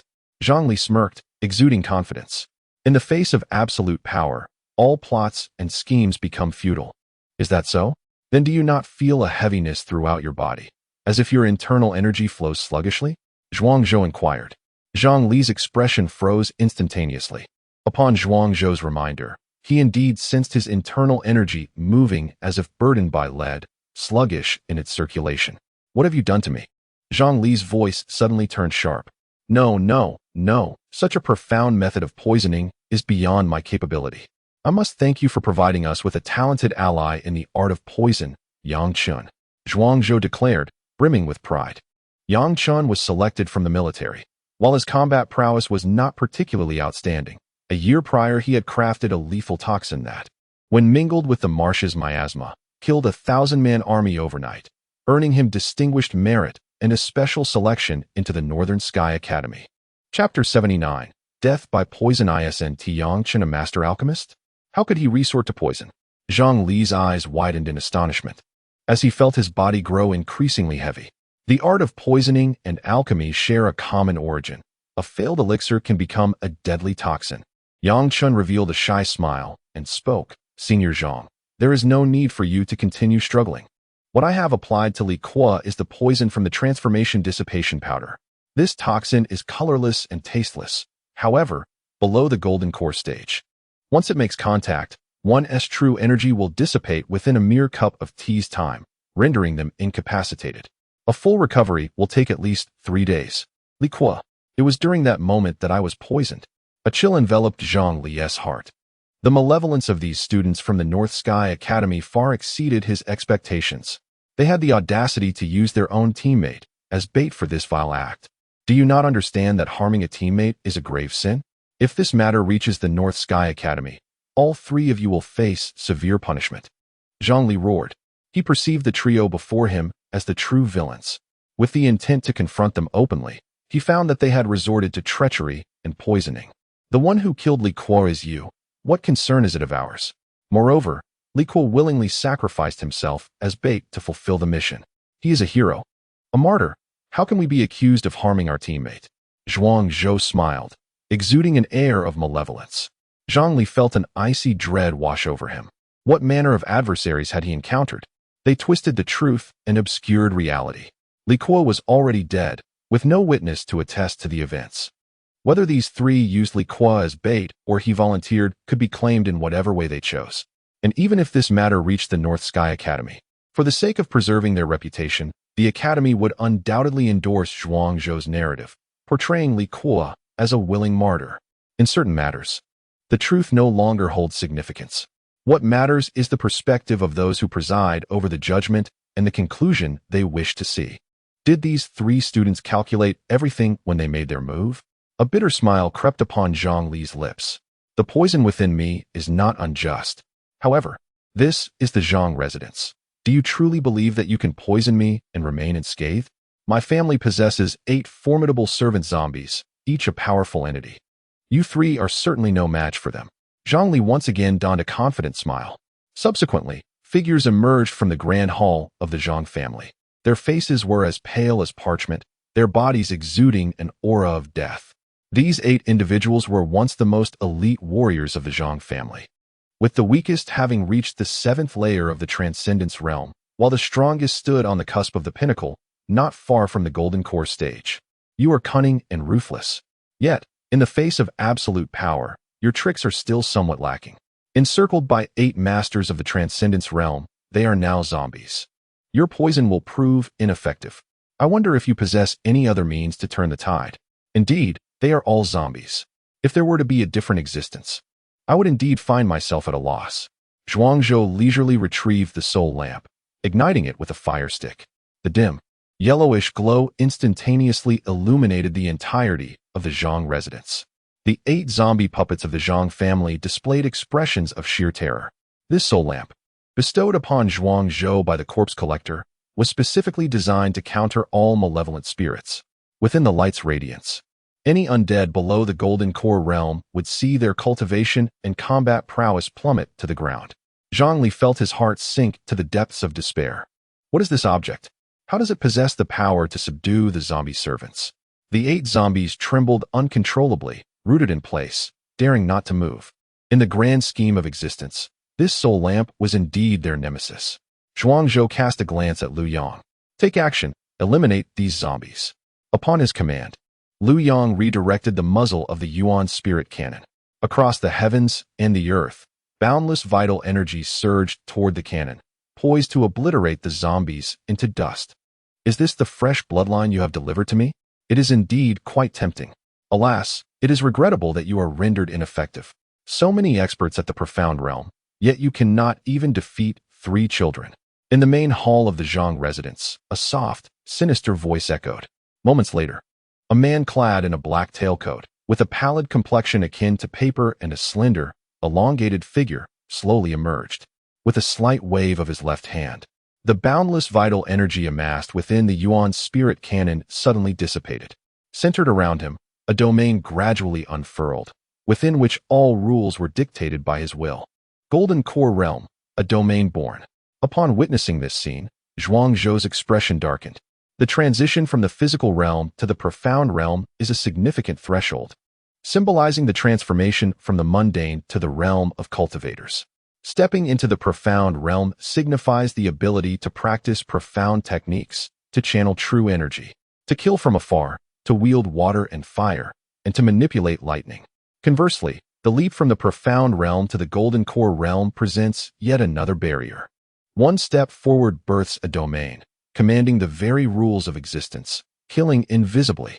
If Zhuangzhou and his companions still held a fighting chance against a profound realm expert, facing one at the golden core level would render them utterly incapable of resistance. Ha! Zhuangzhou, you are so arrogant. Do take action. Let us see what means you possess to turn the tide. Zhongli quivered once more, his face brimming with arrogance. His countenance was marred by a repulsive display of hubris and satisfaction. Ha! Zhuangzhou, this time you are doomed. Even if the king of heaven himself were to descend, he could not save you. Zhongli laughed heartily. The man in the tailcoat approached Zhuangzhou with a smile. Oh, I can already scent the delectable aroma of fresh flesh. Such tender skin, what a delightful feast. Should I consume you, my potential for life should reach new heights. The man in the tailcoat spoke with insatiable greed, 2 sharp fangs protruding from his lips, emanating a chilling and terrifying aura.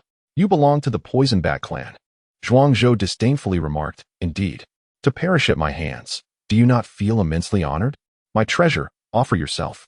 Your blood shall merge with mine, granting us both immortality. Your life will transform into my life, and your potential shall become my potential. I possess a beautiful premonition.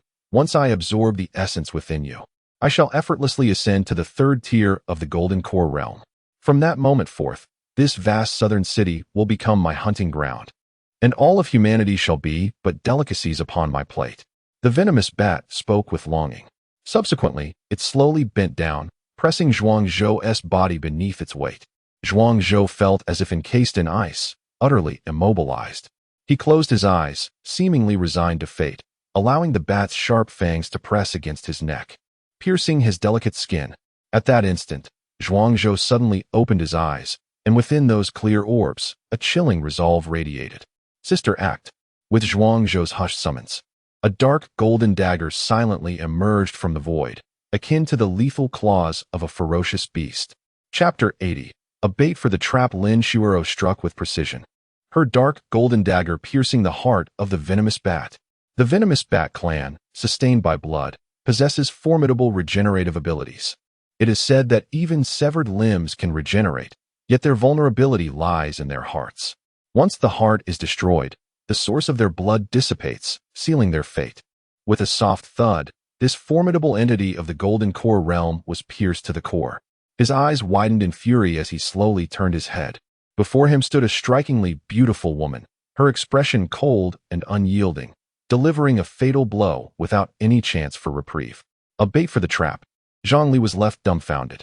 This Zhuangzhou was truly terrifying. Lin Shuero had likely been lurking nearby, waiting for the opportune moment to strike. Both Lin Shuero and the venomous bat were of the Golden Core stage. Had Lin Shuero confronted the bat directly, even if she could have defeated him, killing him would not have been guaranteed. Thus, Zhuangzhou took the perilous role of bait, allowing Lin Shuero to attack while the bat was distracted, ensuring a surprise kill.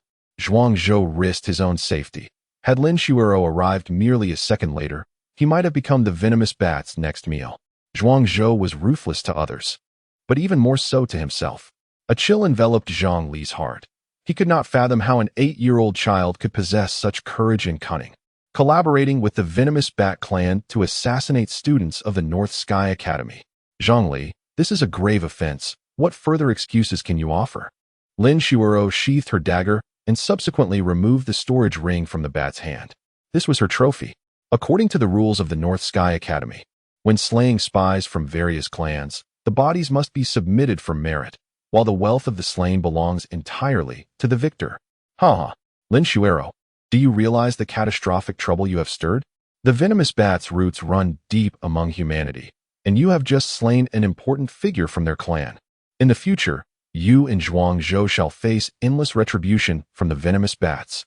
The grudge from your previous killing of the Serpent Clan's priest remains unsettled. And now you have provoked another powerful entity from the venomous Bat clan. Prepare for your demise, Lin Shuoro. Zhongli laughed heartily. This was the madness of one facing death. At that moment, 3 figures appeared, each a powerful entity of the divine ability realm. Zhongli, you possess great audacity to conspire with the venomous Bat clan and assassinate disciples of the North Sky Academy. A booming voice rang out, resonant as a roaring lion, causing Zhuangzhou and the others to tremble. A middle-aged man clad in silver armor stood before them, holding a legal tome in his left hand and a butcher's knife in his right. A golden circular emblem adorned his chest, emblazoned with the character for law. Judging by his attire, this man was none other than Su Tieshua, the renowned law elder of the North Sky Academy. With significant authority, he oversaw the investigation and judgment of all matters within the academy, but his overbearing nature often led to abuse of power, tarnishing his reputation among the students. Beside the formidable Su Tieshua stood Dean Qinyuan, his countenance ashen, seething with rage at the sight of the utter devastation before him. He had solemnly promised Lin Shuoro that 3 disciples of the 8th layer of the Tongxian realm would secretly guard Zhuangzhou, ensuring his absolute safety. However, to his dismay, those 3 were ensnared the moment they exited the gates of Baitian Academy, never even catching a glimpse of Zhuangzhou. Had Zhuangzhou not urgently informed Lin Shuoro last night about the need for covert protection, today he would be left to collect Zhuangzhou's remains. Next to Chun Yuan stood Vice Dean Shen Guangming, his expression one of profound distress as he cast a glance at Zhongli. As the overseer of the Academy's academic affairs, he was aghast to discover that a teacher within the institution had colluded with the myriad clans. Apart from being the Zhang family's 4th elder, Zhongli held another significant role, that of a life instructor at the academy. Although his cultivation was limited and he was unqualified to teach, he was responsible for the daily sustenance and well-being of the students. Every teacher was meticulously selected through rigorous evaluations, and the emergence of such a traitor among the life instructors placed even Vice Dean Shen Guangming in a precarious position. The matter concerning Zhang Li was of utmost gravity and warranted thorough investigation. The Zhang residence must be sealed off, its affairs scrutinized, and everything must be accounted for without the slightest oversight. Upon opening his mouth, Su Tieshua presented an air of unwavering authority, intent on taking Zhang Li into custody and sealing the entire Zhang estate. Zhuangzhou could not help but sneer at this. The arrival of Elder Su was indeed timely. Where was he when the venomous Bat and Zhang Li were wreaking havoc? Now that the culprits had been apprehended, he sought to interrogate the innocent. He recalled the Academy's regulations. Any kill of the myriad clan spies resulted in all spoils being rightfully claimed by the Academy's students. Did Elder Su intend to seize the Zhang estate's assets openly, or was he planning a covert appropriation? Zhuangzhou, ever astute, could easily surmise the fate that awaited Zhang Li once he was taken away. The rot within Baitian Academy ran deep. Even a life instructor could conspire with the myriad clans. Should Zhang Li speak, the implications would be vast, and Su Tieshua would surely be unable to bear the consequences, resorting to any pretext to sweep it under the rug. As for the wealth of the Zhang family, if Zhang Li remained silent, it too would be lost to those with greedy hands. The Zhang family had produced 3 formidable Golden Core Realm cultivators, a prestigious family in Nanxing, amassing an astonishing fortune. If Zhuangzhou did not act, he would forfeit a substantial portion of his cultivation resources. Upon uttering these words, Zhuangzhou ignited Su Tieshua's fury. You scoundrel! I am the enforcement elder of Baitian Academy. Do you dare question my professional integrity? Indeed, Zhuangzhou remained unmoved. As the enforcement elder, you are responsible for overseeing all matters within the academy. Zhang Li has lurked here for years, colluding with the venomous Bat clan without your knowledge, leading us into this peril. Does this not reflect your dereliction of duty? I implore Elder Su to provide an explanation to the students in the presence of the two deans. Zhuang Zhou spoke with a calm demeanor. With both Chen Guangming and Chen Yuan at his side, Su Tieshue, despite his indignation, dared not take action. He was left speechless. According to Zhuang Zhou, it is indeed a case of negligence on his part, and he is suspected of dereliction of duty. A person who cannot even clear his own name is tasked with reviewing Zhang Li's case. What reason do I have to believe that you can handle it impartially? If Elder Su cannot provide a convincing justification, then it would be best for him to withdraw. Zhuang Zhou spoke with neither deference nor arrogance, his words piercing straight to the heart of the matter. Su Tai clenched his fists tightly. He had always been decisive in matters of life and death, and never had anyone within the Northern Sky Academy dared to address him in such a manner. Momentarily at a loss for words, he found himself unsure of how to respond. It was at this juncture that Chen Yuan stepped in to mediate. Zhuang Zhou, rest assured, this case will be reviewed by myself, President Chen Guangming, and Elder Su Tai together, and we will ensure a satisfactory resolution for you.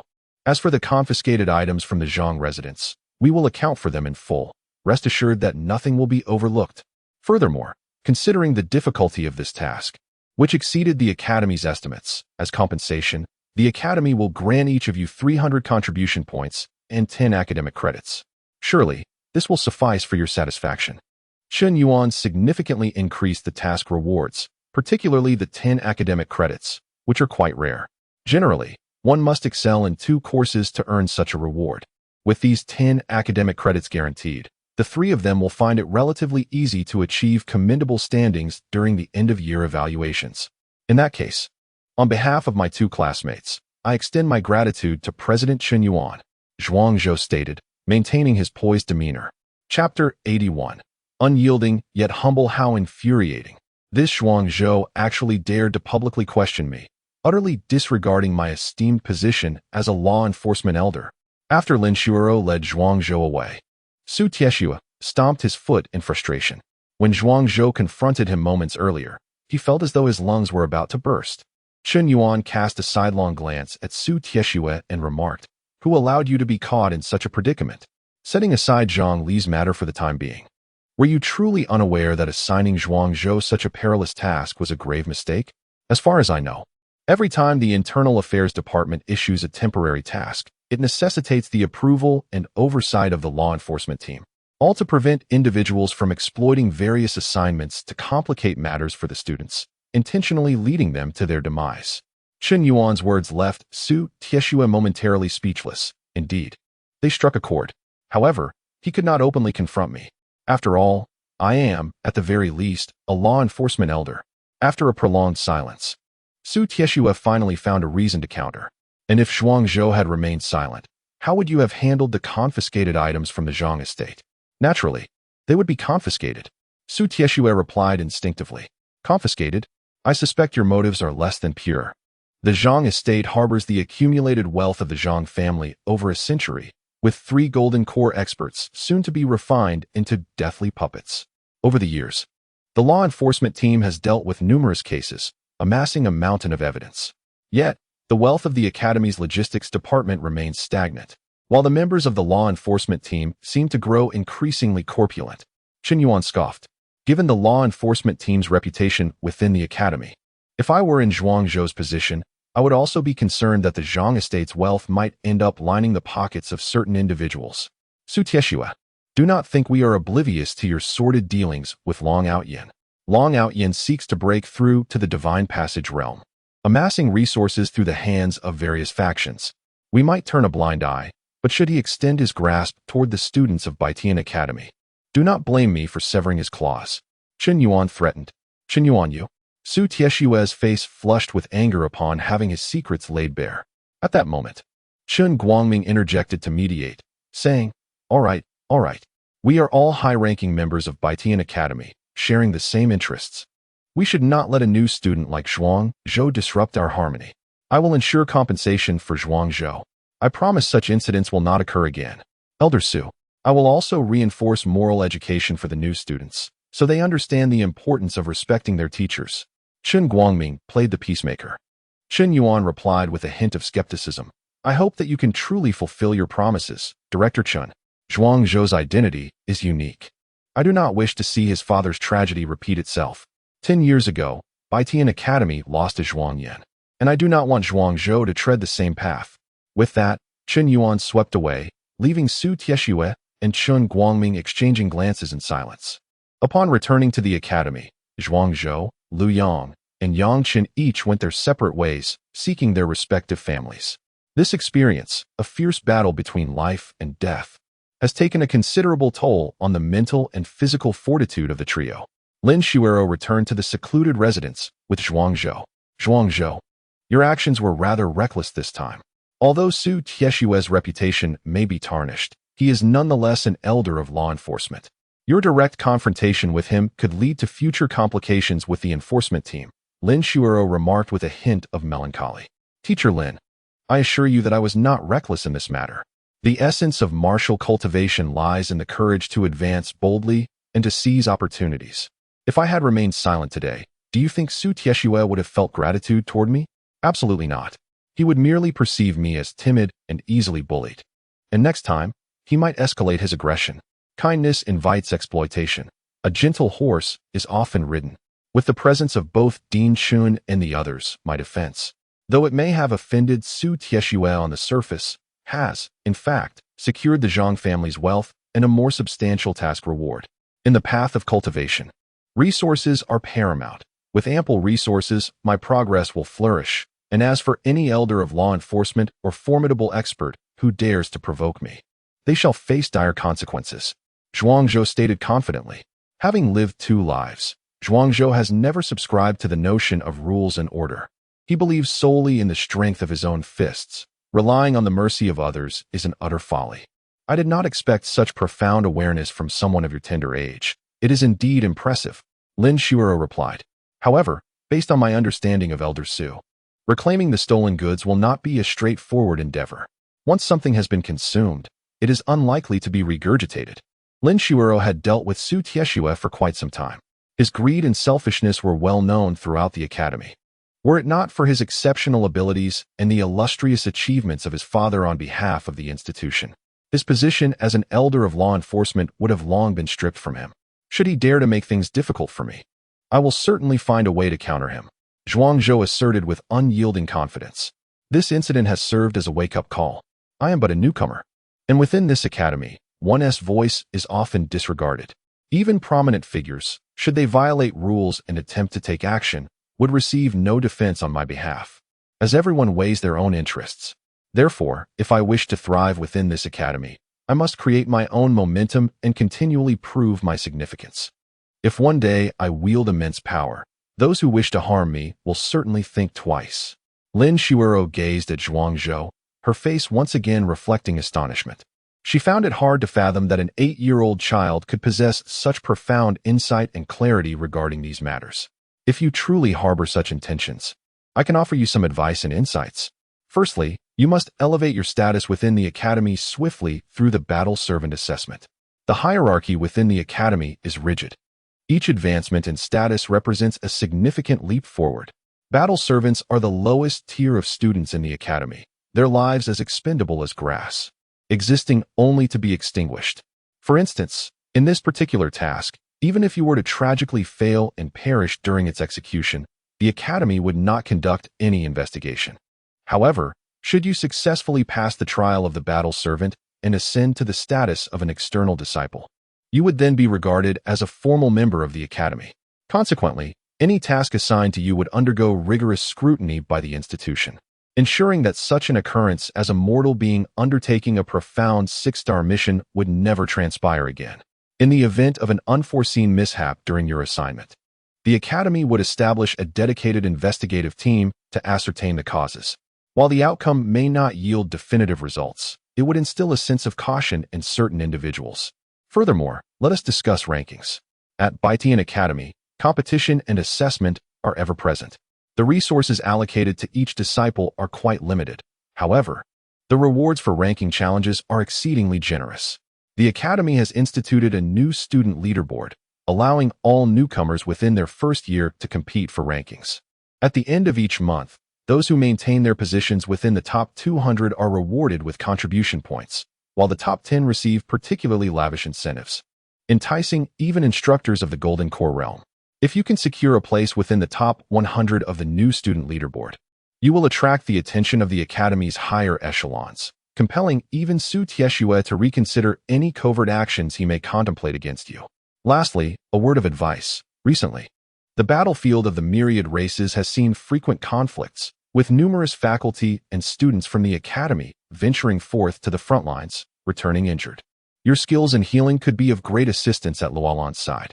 This would not only allow you to rapidly accumulate a significant amount of merit without any risk, but also enable you to build valuable relationships through your acts of saving lives, garnering support from both students and teachers alike. Chapter 82. The Healing Expert Healing Others? Upon hearing Lin Shuero's suggestion, Zhuangzhou could not help but display a look of astonishment. I can only perform a minor ritual. My healing skills are quite rudimentary. Sister Shuero, I truly lack proficiency in medicine. While I can contemplate the first two suggestions, I believe I must decline the third. How could that be? Most injuries from the battlefield are merely superficial. Do you not possess healing arts? You could invigorate the wounded's vitality. Such auxiliary healing techniques are rare. If you are willing to treat the teachers and students of the Academy, you would undoubtedly be well received. Lin Shuero urged earnestly. Zhuangzhou found himself at a loss for words. Lin Shuero's reasoning appeared surprisingly sound. Setting traps, healing support, cultivating spirit plants. Zhuangzhou reflected on himself, feeling as though he was straying further down this path of auxiliary roles. Zhuangzhou, are you there? A fresh batch of grievously injured students has just arrived from the battlefield. We are overwhelmed and require your assistance. As if summoned by fate. Before Zhuangzhou could decide whether to embrace the role of a nurturing healer, Luo Lan had already arrived at his door. I have yet to consider whether to treat you, Zhuangzhou replied. His time was precious. Every moment must be employed judiciously. The current mission and the North Sky Academy's expectations weighed heavily upon him. It was not a sanctuary, but rather a perilous domain, where a single misstep could lead to a catastrophic downfall. This is not merely a matter of desire.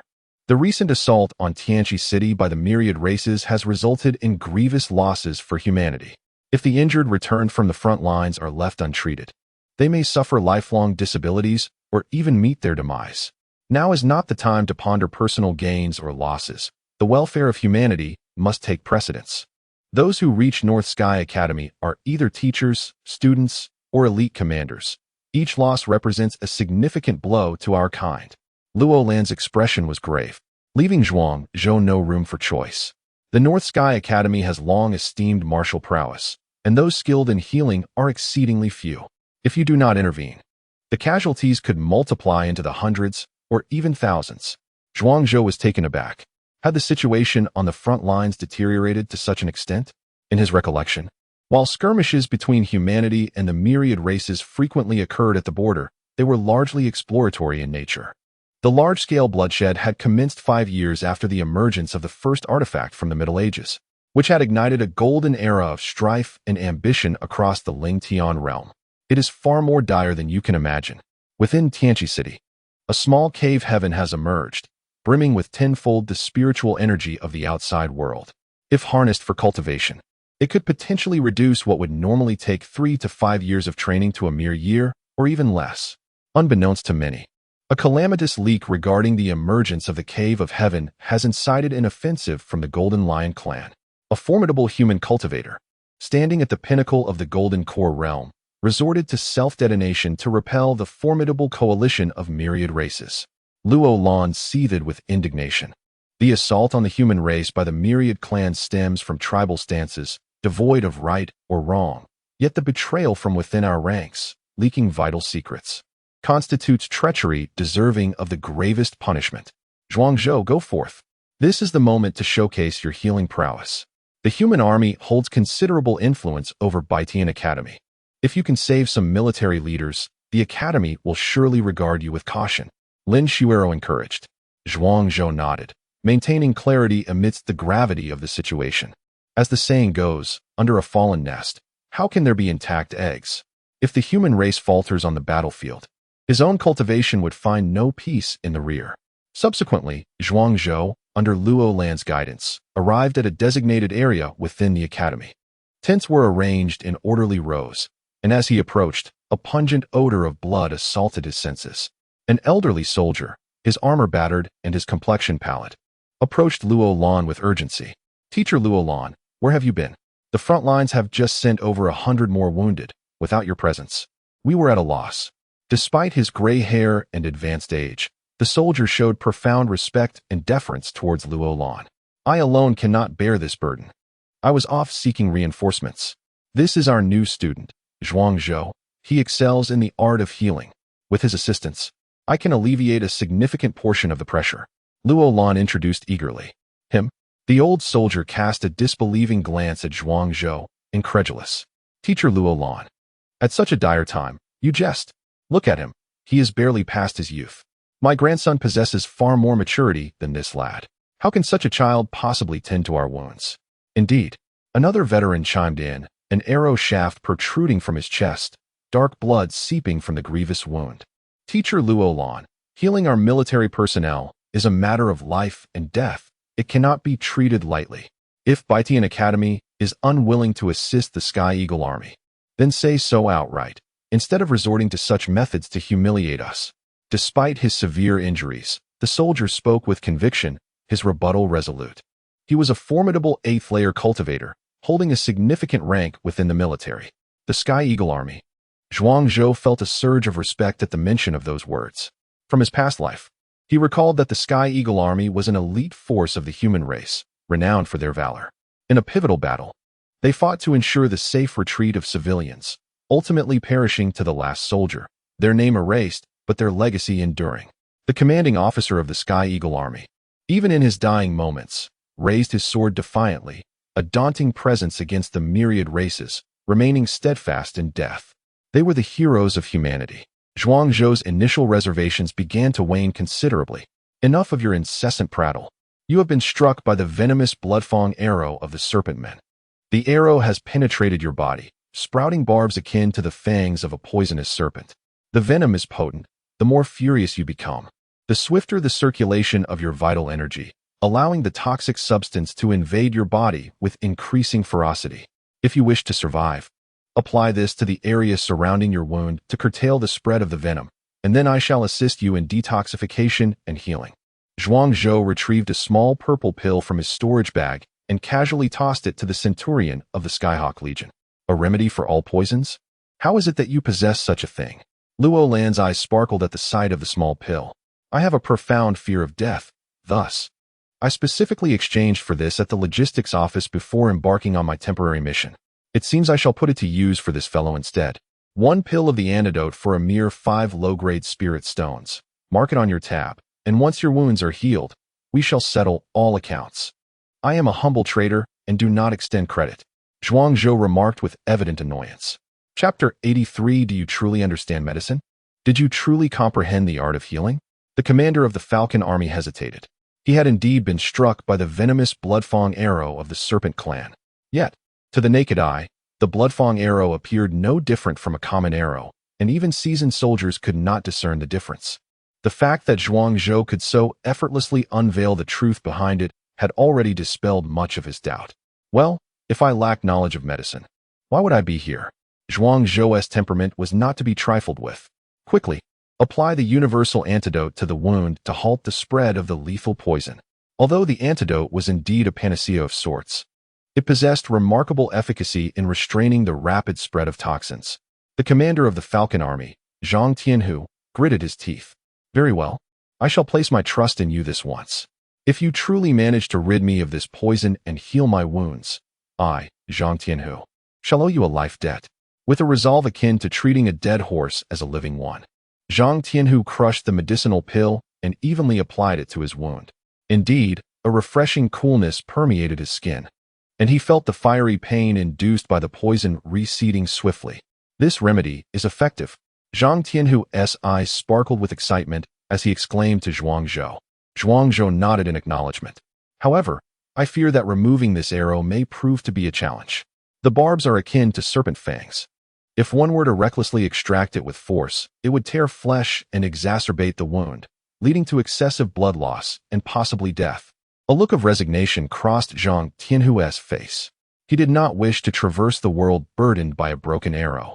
Yet the treachery of the Bloodfang arrow rendered it an exceedingly difficult task to remove.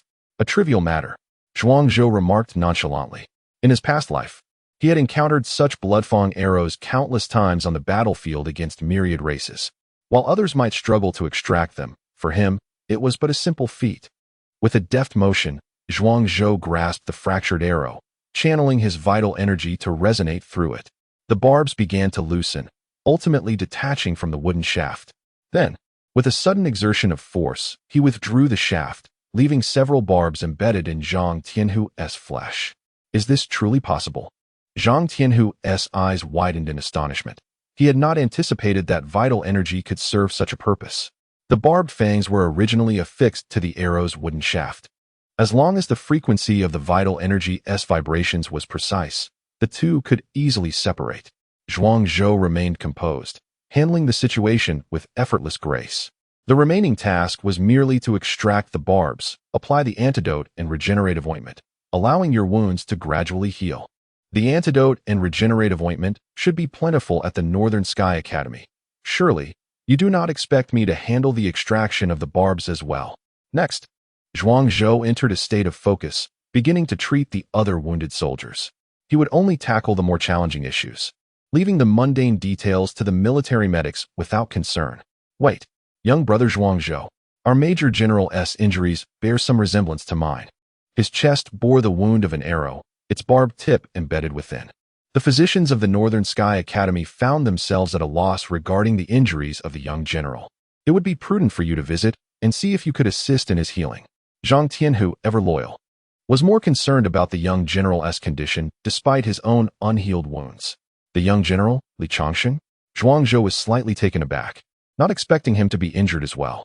In later years, Li Changsheng would become a mainstay in the Skyhawk army, renowned for his unparalleled prowess. During the battlefield of myriad races, he had faced 5 fifth-tier demonic beings with his second-tier divine abilities, managing to slay 2 and severely wound 3 after a day and night of fierce combat, before gracefully departing, thus earning great fame for humanity.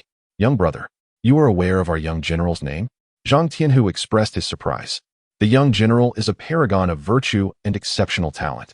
He is an idol in my heart. How could I not know? Zhuangzhou extolled him, his words carrying a hint of sincerity. Zhang Tianhu couldn't help but feel joy, sensing a closer bond with Zhuangzhou. This battle had been commanded by the young general, who had valiantly faced 3 Golden Core attackers from the Golden Lion tribe. Yet, he ultimately fell victim to a despicable ambush by the Serpent People's assassins, struck by a poisoned arrow to a vital point, resulting in his injury and defeat. Lead the way, Zhuangzhou instructed, urging Zhang Tianhu to guide him. Subsequently, under Zhang Tianhu's direction, they entered a tent spanning nearly 100 square meters. A youth clad in golden armor lay partially reclined upon a bed. Before him stood a small table, and despite his grievous injuries, he was fervently writing, analyzing the situation on the front lines. Cough, cough. Suddenly, the youth emitted a dry cough. A flush of vibrant red unexpectedly colored his pale cheeks, indicative of a surge of qi and blood. If the youth's injuries remained untreated, they could potentially harm his foundation and deplete his essence. Zhang Tianhu, what brings you here? The youth inquired upon seeing Zhang Tianhu's arrival. Young Marshal, I have brought a physician for you. This young brother Zhuangzhou possesses remarkable medical skills and may be able to aid you in your recovery. Zhang Tianhu responded with utmost respect. The youth before them was none other than Li Changsheng, the young marshal of the Skyhawk army. Though in his youth, he was extraordinarily gifted, having already attained the 5th tier of the Golden Core realm, surpassing even the older generation of powerful beings. Nonsense. Zhang Tianhu, have you lost your mind? The young marshal's injuries are such that even some Golden Core physicians from the Northern Sky Academy dare not intervene. How can you expect a mere child of 7 or 8 years to treat him? Do you take the young marshal's condition lightly? An elder clad in black robes, a practitioner of divine abilities, scolded angrily. He was Li Changsheng's protector, Li Quan, tasked with ensuring the safety of Li Changsheng. The fact that the young marshal had been grievously injured due to a Serpent People ambush only added to his frustration over his perceived failure. Today, I find myself astonished as Zhang Tianhu unexpectedly brings forth a child of merely 7 or 8 years, yet to fully sprout his first hairs, boldly proclaiming his intention to heal Li Changxing. A tempest of fury ignites within me. I dare not defy. Zhang Tianhu promptly kneels, responding with a demeanor both respectful and assured. Though this young brother Zhuang Zhou is but a child, his medical prowess is remarkable.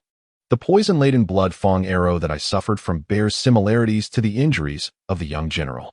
If he can mend my wounds, he may also possess the ability to heal the young general. Oh! At these words, Li Changxing turns his gaze towards Zhuang Zhou. He studies Zhuang Zhou intently, and a flicker of excitement stirs within him. There exists an unspoken connection between geniuses. From the very first glance at Zhuang Zhou, Li Changxing felt a profound resonance that is difficult to articulate. Since you, Zhang Tianhu, are so resolute in your belief, let him attempt to heal my injuries. After all the healers within the Northern Sky Academy are powerless. It is better to treat a dead horse as if it were alive. Li Changxing speaks softly. He reveals his battle armor, unveiling a broken arrow.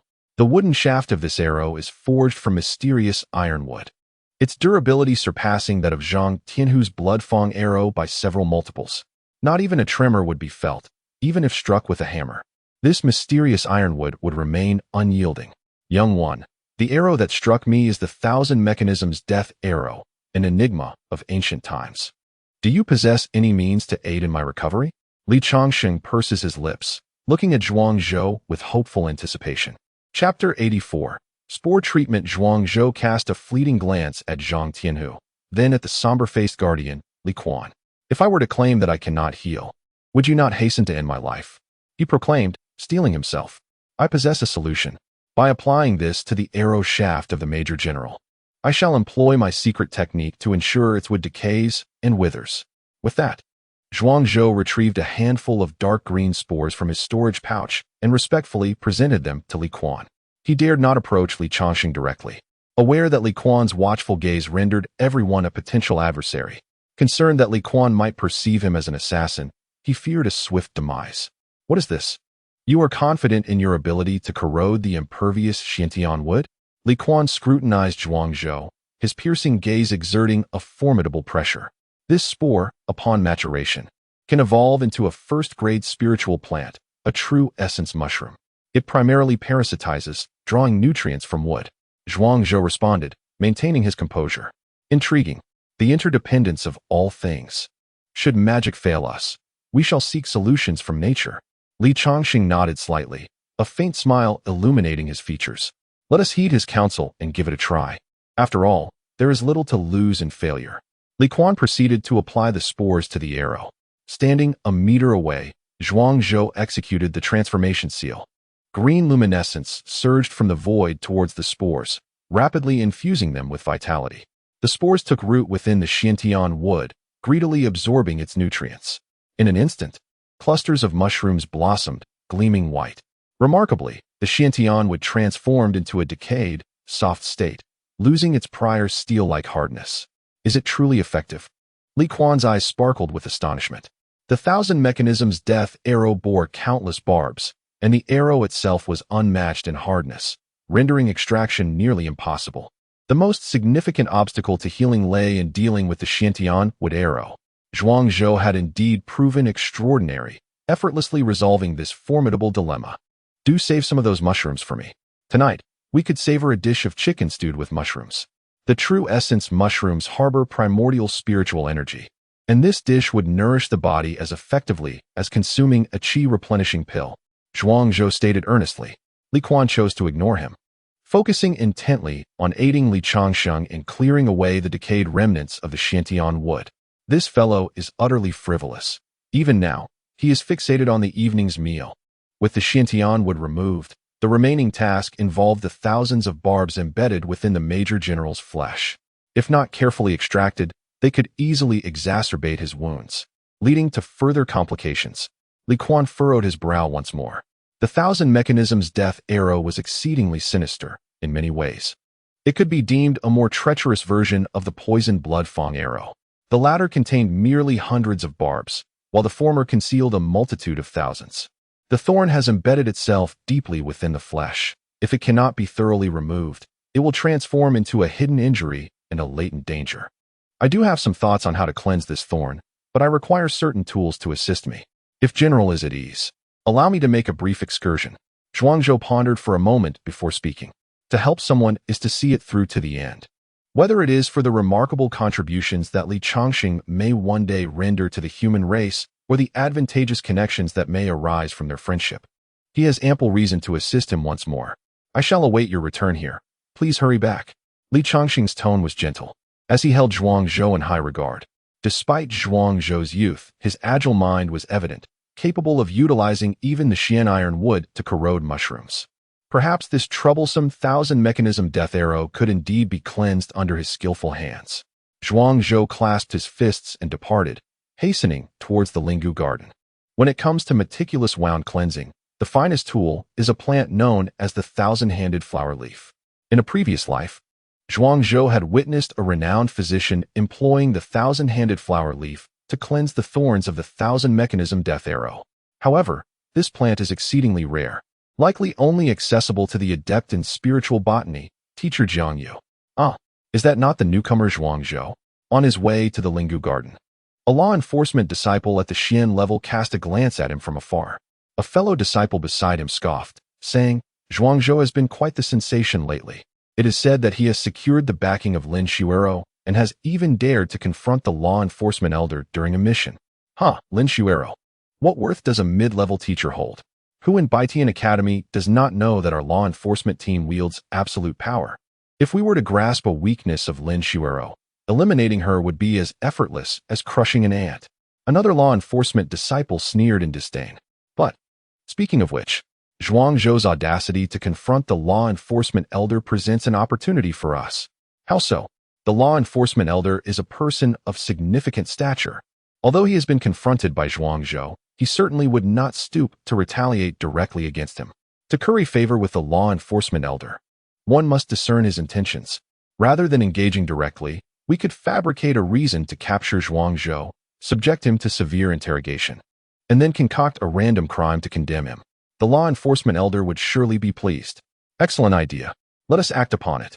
The two law enforcement disciples conspired together, stealthily trailing Zhuangzhou while contemplating how to ensnare him. In the blink of an eye, Zhuangzhou had entered the Lingu garden. Zhuangzhou, what brings you here? Upon entering the garden, he encountered teacher Jiang Yu, who was bustling about. The Lingu garden is Jiang Yu's primary source of income, and the contribution points from the teachers scarcely amount to 1% of Jiang Yu's total earnings. Teacher Jiang Yu, I seek a spiritual plant called the thousand-handed flower leaf. Might you have heard of it? Jiang Yu paused in surprise at his words. This item can be found in the back garden of the Lingu garden. As a teacher of spiritual flora, I have always delighted in cultivating peculiar and extraordinary plants. Among them, I have also grown a few specimens of the thousand-handed flower leaf. However, this particular plant is neither medicinal nor suitable for spiritual consumption. What purpose do you have for it? To heal and save lives. There is no time for explanation. Teacher Jiang Yu, hasten to assist me in transplanting a specimen. Zhuangzhou exclaimed in haste. This matter cannot be elucidated in a moment. Heal and save lives. Jiang Yu was taken aback. She had never heard of the thousand-handed flower leaf possessing such healing properties. Yet, witnessing Zhuangzhou's anxious demeanor, she refrained from further inquiries. She led Zhuangzhou to the rear garden of the Lingu garden, where they located the thousand-handed flower leaf among hundreds of other spiritual plants. The thousand-handed flower leaf stood less than half a meter tall, its roots of vibrant green, akin to emeralds. The plant bore a multitude of branches, each crowned with 5 slender, supple green leaves, their textures distinctly defined, resembling the fingers of a human hand, hence its name. Jiang Yu procured a flower pot and carefully transplanted the thousand-handed flower leaf into it. This plant is resilient, but requires a continuous supply of spirit stone powder as nourishment to thrive. Should you wish to cultivate it long-term, remember to crush a low-grade spirit stone daily and evenly sprinkle the powder over the soil. Jiang Yu instructed meticulously. Zhuangzhou nodded, preparing to carry the thousand-handed flower leaf to the camp to tend to Li Changxing's injuries. However, just as Zhuangzhou exited the Lingu garden, 2 enforcement disciples at the level of Tongxian blocked his path. Zhuangzhou, a complaint has been lodged against you for the theft of a water buffalo pill. We kindly ask that you accompany us to the law enforcement division. One of the disciples cast a dubious glance at Zhuang Zhou as he spoke. Chapter 85. Coercive Arrest and the Allegation of Stealing Water Buffalo Pills. Zhuang Zhou was momentarily taken aback upon hearing these words. How utterly disdainful of you to accuse me with something as trivial as water buffalo pills. He was familiar with water buffalo pills, which traded at 50 mid-grade spirit stones each and could enhance a mortal's physical strength limit by a ton. Zhuang Zhou considered the enhancement insignificant and had never bothered to purchase such pills. He could hardly believe that these two law enforcement disciples would stoop so low as to frame him with this. I have pressing matters to attend to. Might I request a half-day's grace? After that, I shall personally explain myself at the law enforcement division. Zhuang Zhou suppressed his anger, recognizing the urgency of his situation. Li Chongqing's injuries were severe. Any delay would extend his recovery time considerably. Pressing matters, you say? I suspect you simply wish to flee. No matter how significant your affairs may seem, they cannot outweigh the authority of the law enforcement division. Someone seize Zhuang Zhou. A commanding shout echoed as two more law enforcement disciples, both at the Xian level, emerged from the shadows. They seized Zhuang Zhou's arms with considerable force, eliciting a wince of pain from him. What are you doing? The commotion outside drew teacher Jiangyu from her quarters.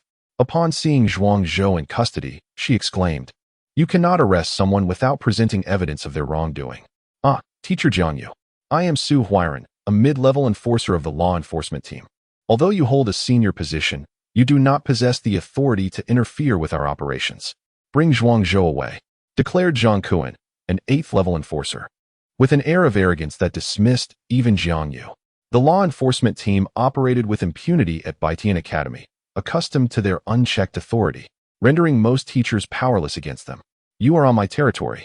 If you wish to take someone, you must seek my consent. Jiang Yu's voice thundered with indignation. She was astonished by the audacity of these enforcers, who, despite being students themselves, disregarded her authority. Zhuang Zhou, with a feigned expression of vulnerability, interjected, Teacher, please do not be angered on my behalf. If they insist on investigating, I shall accompany them willingly. Should anyone inquire about my whereabouts, kindly inform them that I have been taken by the law enforcement team.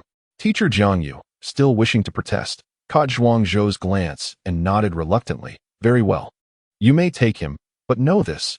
If the law enforcement team shows such blatant disrespect, you shall not have access to the spirit herbs and spirit valleys within this academy in the future. Zhang Kuan sneered. That is not for you to decide. Teacher Jiang Yu, take Zhuang Zhou away and conduct a thorough interrogation. With his command, the enforcers escorted Zhuang Zhou away. Meanwhile, in another tent, Li Chongqing waited anxiously for Zhuang Zhou's arrival. His wound lay exposed to the air, repeatedly tainted by poison, and a pungent scent of alcohol emanated from the injury. If this continued, the bacteria would soon be intoxicated. What on earth was going on with Zhuang Zhou? It had already been a good while. Li Quan furrowed his brow and murmured his grievances. The injury of the young general was critical. Healing had reached a crucial point. Yet the physician had vanished. What could this possibly signify? Li Quan, go outside and find out what is happening with Zhuang Zhou, Li Chongqing urged, growing increasingly impatient. His vitality surged, and if they delayed any longer, the new flesh would form, and those barbs might well grow into the wound. But, young general, your condition. Li Quan hesitated, glancing at Li Chongqing. We are at the North Sky Academy, surrounded by several generals of the Golden Core realm tending to their wounds. Are you truly afraid that I might encounter danger? Li Chongqing retorted. Li Quan nodded, gritting his teeth. Then I shall be swift in my return. With that, Li Quan departed in search of Zhuang Zhou's presence. Meanwhile, Zhuang Zhou had been taken to a dungeon within the law enforcement department. Bound tightly, he was secured to a wooden chair. Zhang Kuan sat across from him, exuding an air of authority as he coldly began the interrogation. Zhuang Zhou. Someone in the academy has accused you of stealing a water buffalo dan. Do you confess? Zhuang Zhou shook his head vehemently. What water buffalo dan? I have never even seen one. You claim I have stolen it. Where is your witness? Your physical evidence? Surely, an investigation must adhere to some semblance of evidence. Zhuang Zhou was stalling for time, knowing that the members of the Sky Eagle Army were more anxious than he. Their young general lay in his tent, groaning in discomfort. Without Zhuang Zhou's intervention, those barbs would surely embed themselves in the wound. Humph! If you are so resolute, then let us compel you to yield. Bring forth the witness. Zhang Kuan commanded with a cold snort. A young man was brought in. Zhuang Zhou had never laid eyes upon him. Who is this? I do not recognize him, he exclaimed, shaking his head. Is this how the law enforcement department operates, so blatantly slandering individuals? No wonder the North Sky Academy has descended into chaos. If you wish to set a trap, at least put forth some effort rather than picking a random individual to serve as a witness. Nonsense. This is your classmate, Sun Xiao. You have indeed stolen his water buffalo Dan. Sun Xiao, hasten to share your testimony. I shall advocate for you, so do not fear. It was he, Zhuang Zhou, who stole my water buffalo Dan. I witnessed it with my own eyes, yet due to my position as deputy class leader, I dared not raise an outcry. Thus, I have come to the law enforcement department to seek justice. Sun Xiao proclaimed passionately, clearly not a novice in this game. Zhuang Zhou was at a loss for words. Such absurdity. If I truly took the water buffalo Dan, then where is the Dan itself? Zhuang Zhou inquired. The Dan? Naturally. You have consumed it. Zhang Kuan suddenly revealed a malevolent smile. The contraband lies within your belly. Bring him here. I shall personally carve him open to extract the elixir. As he spoke, he drew forth a gleaming dagger from his waist. Two law enforcement disciples seized Zhuang Zhou's shoulders, pinning him down. Zhuang Zhou's eyes widened in disbelief. What on earth? Is this even possible? The enforcement team clearly intends for me not to leave alive. No wonder they resort to such despicable slanderous tactics. Members of the Sky Eagle Army, hurry. If you do not arrive soon, I shall be compelled to act. Zhuang Zhou realized that if he were to retaliate against the enforcement team, the consequences would be dire indeed. As Zhang Kuan approached with the glistening blade raised to disembowel Zhuang Zhou, an overwhelming force surged forth. Stop! Li Quan and 8 warriors from the Sky Eagle Army arrived just in time. The powerful presence sent Zhang Kuan flying. Do you dare obstruct the law enforcement team's duties? Upon seeing Li Quan, Zhang Kuan showed no sign of retreat, brandishing his dagger as a threat. Zhuang Zhou must not be harmed. He is needed to tend to our young general's injuries. Li Quan furrowed his brow, puzzled by the sudden turn of events. Just moments ago, Zhuang Zhou had been lively and requesting to retrieve some items, and now he found himself a prisoner of the enforcement team. Chapter 86. A Miracle Revived Boldly. Who dares to act with impunity within my law enforcement department? At this moment, Elder Su Tieshue emerged. He had been resting within the department, but was abruptly stirred by an unfamiliar aura of profound power. He still harbored resentment from the previous incident at the Zhang residence, due to Zhuang Zhou's defiance. Upon sensing the unfamiliar energy erupt, his anger flared, and he stepped forward, appearing in the prison. Upon encountering Li Quan, he furrowed his brow. The members of the Sky Eagle Army? How did you come to my law enforcement department? The Sky Eagle Army is the elite of the human race, and Su Tieshue held a certain trepidation towards its formidable members. He was accustomed to bullying the weak and feared the strong, knowing that some individuals were best left undisturbed. When Zhang Kuan saw Su Tieshue's arrival, he felt as if salvation had come. He scrambled to Su Tieshue's feet, tugging at his pant leg, and exclaimed, "This villain has intruded upon the law enforcement department's prison and injured our disciples. I beseech you to uphold justice for me." What is the matter? Su Tieshue inquired. Casting a sidelong glance at Zhuang Zhou, who was bound to a chair, his confusion deepening.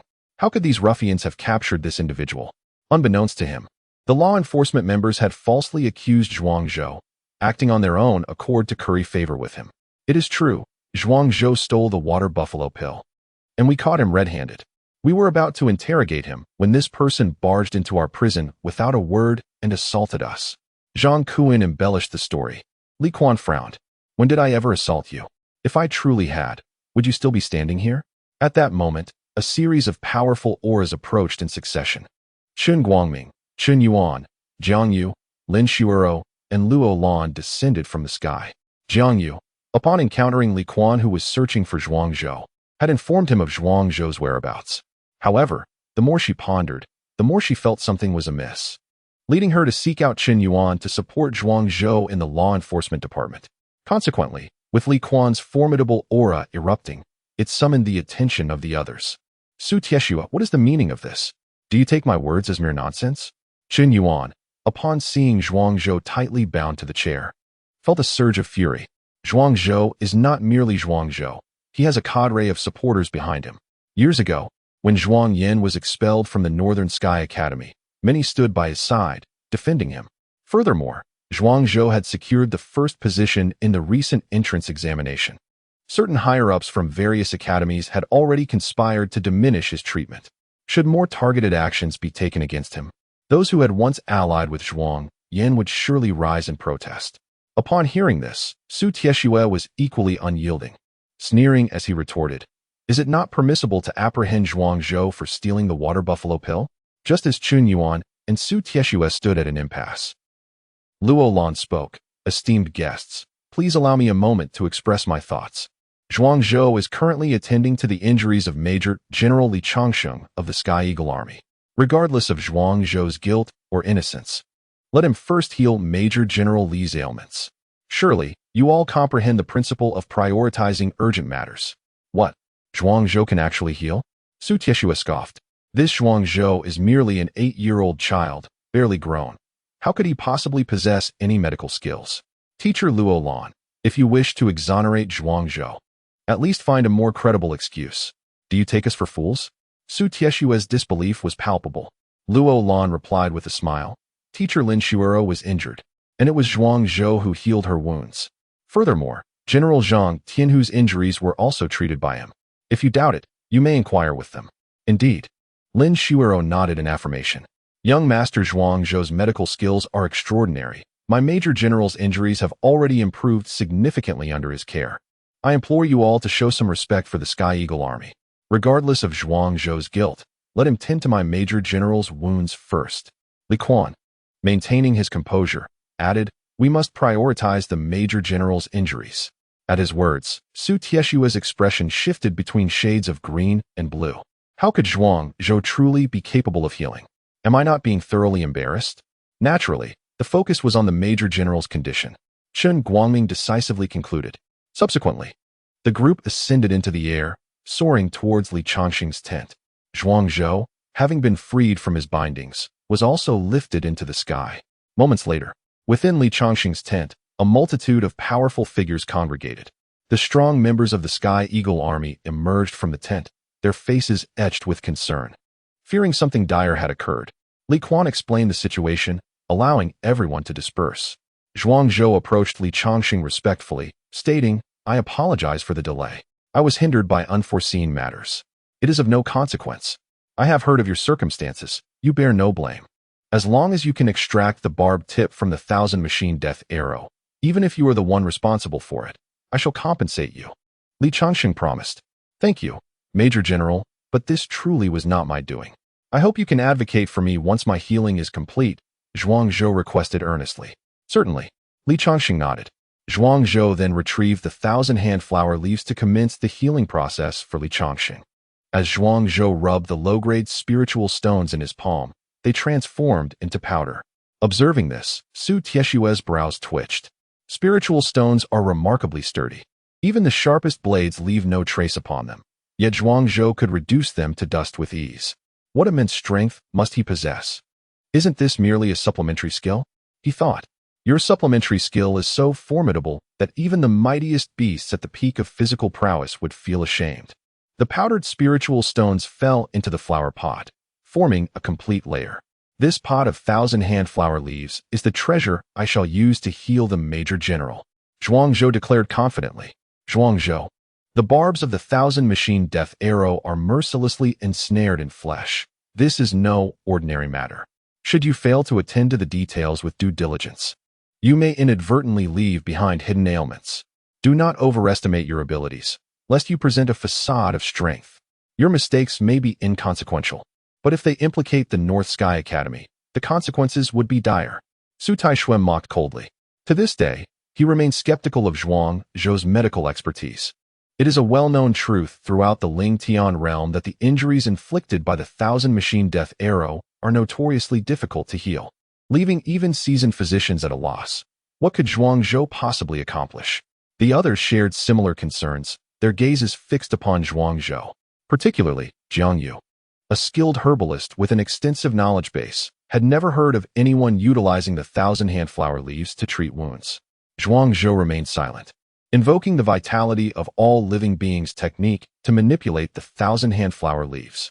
His vital energy and mental force were simultaneously infused, and the leaves swiftly extended into Li Changxing's body, commencing the delicate task of detaching the barbs. True to its name, the thousand-hand flower appeared as though 1,000 slender hands were performing surgery on Li Changxing, executing each movement with exquisite gentleness, ensuring that the removal of the barbs did not inflict harm upon any other sinew or muscle. Such finesse! Luo Lan's eyes sparkled with admiration.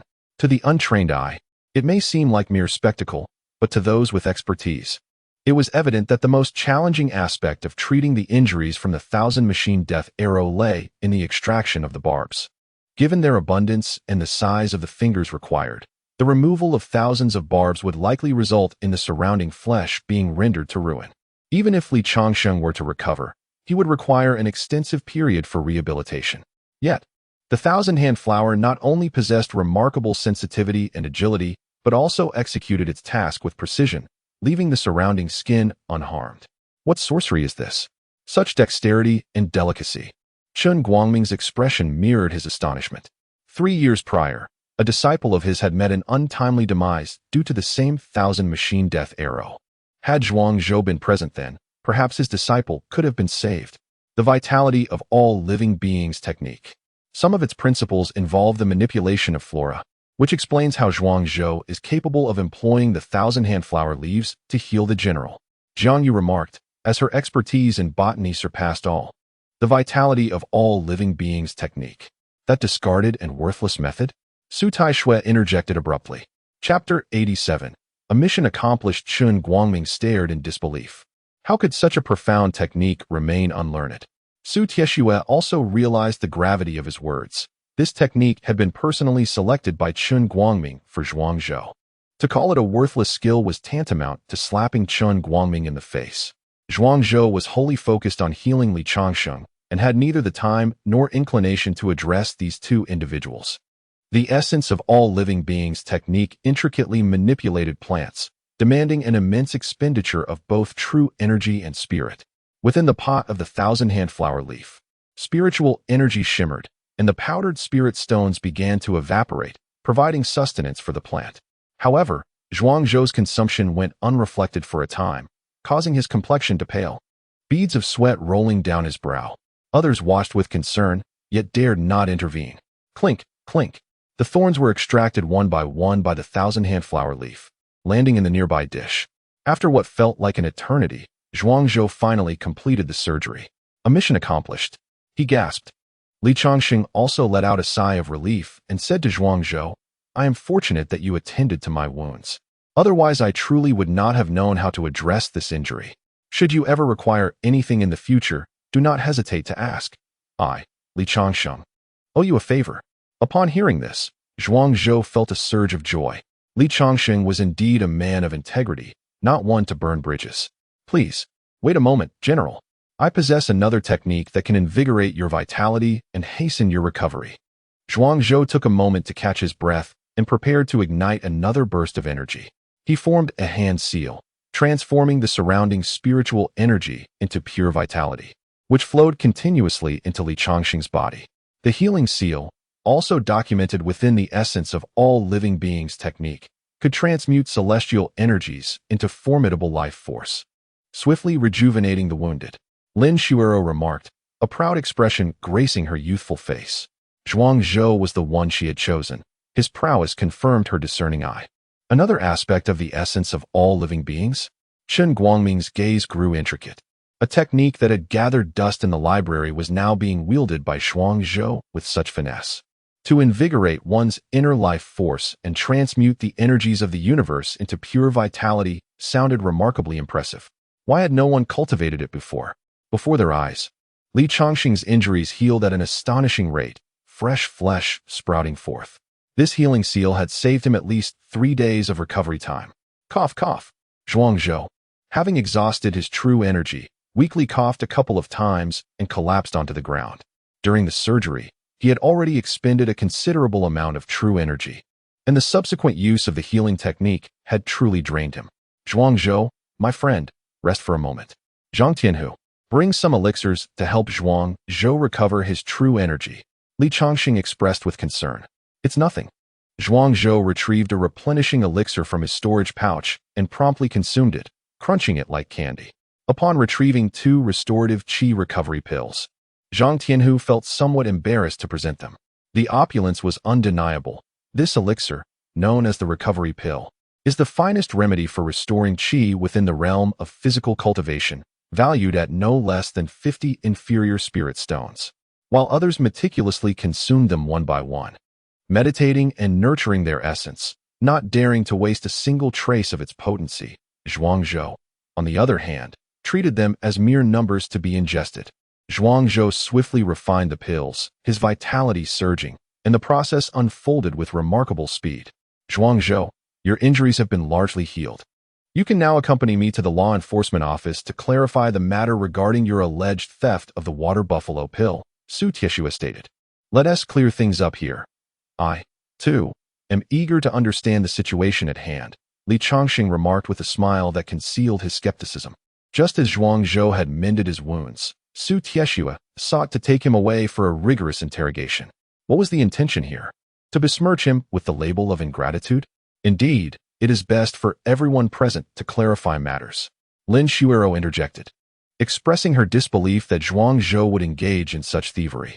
The water buffalo pill was of little worth, and Zhuangzhou possessed an abundance of spirit stones and contribution points. He had no need to resort to stealing such trivial elixirs. Su Tieshua's countenance darkened upon hearing this. While he was not familiar with the intricacies of the case, he was aware of the conduct of those below him. It was likely that Zhuangzhou had been wrongfully accused, prompting him to seek a swift resolution by bringing Zhuangzhou to the law enforcement office to solidify the case. However, he was taken aback by Li Chongqing's defense of Zhuangzhou and Lin Shuro's interference. Let us summon the law enforcement team and witnesses involved in this case. I am curious to see how the law enforcement office conducts its inquiries. Chen Yuan pondered for a moment before speaking. Bring Zhang Kuan and the others, along with the witness. He commanded, his authority palpable, leaving no room for opposition. Moments later, Zhang Kuan and the others arrived. Now, please elucidate the circumstances surrounding this matter. Su Tieshua insisted. Esteemed officials, the situation is as follows. This morning, I received a report from the new student, Sun Xiao, alleging that Zhuangzhou had stolen his water buffalo pill. Consequently, we apprehended Zhuangzhou for questioning. Zhang Kuan explained, his tone steady and fearless. He had dealt with many wrongful accusations before. As long as he could pin the blame on Zhuangzhou, he would ensure a conviction. Indeed, my lords, I am Sun Xiao, and I witnessed Zhuangzhou stealing my water buffalo pill. Sun Xiao declared emphatically. Words alone are insufficient. Do you possess any tangible evidence? Chen Yuan queried. The pill has already been consumed by Zhuangzhou. However, there may still be remnants. I propose we dissect Zhuangzhou's abdomen here and examine whether any traces of the pill remain in his digestive system. Zhang Kuan spoke with cruel intent. Disembowelment in search of evidence? Is this how the enforcers of Baitian Academy conduct their investigations? Li Chongqing could not help but sneer at such reckless behavior, questioning their suitability for the task at hand. Chen Yuan furrowed his brow, taken aback by the sheer brutality and thoughtlessness exhibited by the members of the enforcement team. Suddenly, Zhuangzhou turned to Sun Xiao, inquiring, May I ask, when did I ever steal your elixirs? An hour ago, in the student dormitory, Sun Xiao replied, his eyes darting about. Utter nonsense. He continued vehemently. An hour ago, Zhuangzhou was with me, attending to General Zhang Tianhu's injuries. How could he possibly have been in the student dormitory stealing your elixirs? Roland interjected with a fierce reprimand. Sun Xiao, you speak without consideration. Sun Xiao, momentarily flustered, stammered, not an hour ago, but 2 hours ago. I must have misremembered the time. Zhuangzhou chuckled coldly. Is that so? Think again. Was it truly 2 hours ago? At that time, I was with teacher Lin Shueo. He then proceeded to question the very foundation of their investigation. And regarding this case, one must consider the motive. Why would I steal your water buffalo elixir? Naturally, to enhance your physical strength. Sun Xiao asserted. You have been assigned a path of supportive cultivation by the academy, and feeling discontent, you hope to boost your physical combat prowess, thus resorting to thievery. A path of supportive cultivation? Li Chongqing expressed his astonishment. He could sense the fiery vigor within Zhuangzhou. How could he possibly be on a supportive path? Chapter 88. The test of strength. Although I have chosen the path of support as arranged by the Academy, I do not lack the strength of your buffalo pills. As far as I know, these buffalo pills can enhance one's physical power by a ton, Zhuang Zhou remarked with profound significance. I request the esteemed teachers to procure a strength-testing blue stone for me, so I may clear my name. Zhuang Zhou stated with unwavering composure. A strength-testing blue stone? What do you need that for? Su Taishui was taken aback. At this moment, Flying Tiger brought forth a 50-centimeter thick, strength-testing blue stone. I happen to have a ready one, which I usually use to measure the strength of new recruits. Thank you, General. Zhuang Zhou gently caressed the blue stone. Then he struck it with a punch. With a resounding bang, the stone trembled. Ha! This strength-testing blue stone has left not a single mark. It is as if I just passed the entrance examination. Zhang Kuan laughed heartily. Wait. Lin Shui's heart quivered. In the next instant, the blue stone collapsed, disintegrating into fine powder scattered across the ground. It shattered. The smile on Zhang Kuan's face froze. The strength-testing blue stone is incredibly sturdy. It would require a physical strength of over 50 tons to shatter a stone of this thickness with a single punch. Though I have chosen the auxiliary path, I still possess some brute strength. Your so-called buffalo pills are not particularly rare to me, Zhuang Zhou said to Sun Xiao. Sun Zhao's heart momentarily stopped. His mind went blank. 50 tons of physical strength in the physical realm. Could it be that Zhuang Zhou is a reincarnated beast? Even among those with special powers, one does not possess such immense strength in the physical realm. Chun Yuan, Chun Guangming, and others fell silent, their lips curling into bitter smiles. This is truly a slap in the face. A support disciple from the North Sky Academy has unleashed such formidable power. Is this not a testament to the Academy's suppression of talent? If your esteemed Academy believes that Zhuang Zhou is unfit to cultivate at the North Sky Academy, my Sky Eagle Army is willing to offer him a position, sparing no effort to nurture him. Li Changsheng sought to recruit him. He recognized Zhuang Zhou's genius, but never anticipated he was such an anomaly. 50 tons of physical strength in the physical realm. Wouldn't it be trivial to obliterate an ordinary practitioner of the second or third level of the profound realm with a single punch? How could the North Sky Academy allow such a person to tread the path of support? Are they out of their minds? Zhuang Zhou is a key disciple of the North Sky Academy. He cannot be easily relinquished. I declare Zhuang Zhou innocent. Chen Guangming reacted promptly. If Zhuang Zhou were to be poached by the Sky Eagle Army, it would spell disaster. A genius in the healing lineage. Possessing 50 tons of physical strength, should he be taken away, the director would surely be enraged upon his return. Thank you, General Li Changsheng, for advocating for me and sparing me from a gruesome fate, Zhuang Zhou said with a haunting tone. You, Chen Guangming, think you can brush this matter aside? Not a chance. Zhuang Zhou once again broached the matter, causing Su Tieshua's expression to grow grave. The enforcers under his command sought to apprehend Zhuang Zhou without any evidence, intending to disembowel him in search of contraband. This was indeed excessive. If Zhuang Zhou were merely an ordinary student, it could be overlooked. However, he had just rescued a major from the Skyhawk Army, and in the presence of so many esteemed figures within the Academy, failing to provide an explanation for his treatment could tarnish the reputation of the entire Baitian Academy. The enforcers themselves disregarded the rules. This situation was utterly untenable. Perhaps it would be more fitting to punish Zhang Kuan with 10 strikes of the rod and suspend his access to any resources for 6 months. After a moment of contemplation, Su Tieshua imposed a punishment on Zhang Kuan that was neither too harsh nor too lenient. Zhuang Zhou cast a somber glance at Su Tieshua, allowing the enforcer elder to handle the situation. The elder was indeed just and impartial, living up to his esteemed reputation, which explained why the entire Baitian Academy regarded the enforcement team with trepidation. The sarcasm in Zhuang Zhou's words was unmistakable. Su Tieshua scoffed coldly. Zhuang Zhou, what do you imply? If you are dissatisfied with my handling of the matter, you are free to appeal to the Academy. There is no need for such veiled insinuations. It holds little significance. I have no desire to appeal. With both directors Chen present and their silence on the issue, what purpose would my appeal serve? Zhuang Zhou kicked the proverbial ball into the court of the two directors. Director Chun Yuan huffed. The enforcement team operates independently. As the mere vice president of the Array Academy, I am powerless to intervene. The last time they took one of my students before my very eyes, I was reprimanded for merely inquiring. The enforcers insisted that I had no authority to interfere, and when my student emerged from the enforcement office. He had lost both hands and feet and had his tongue severed.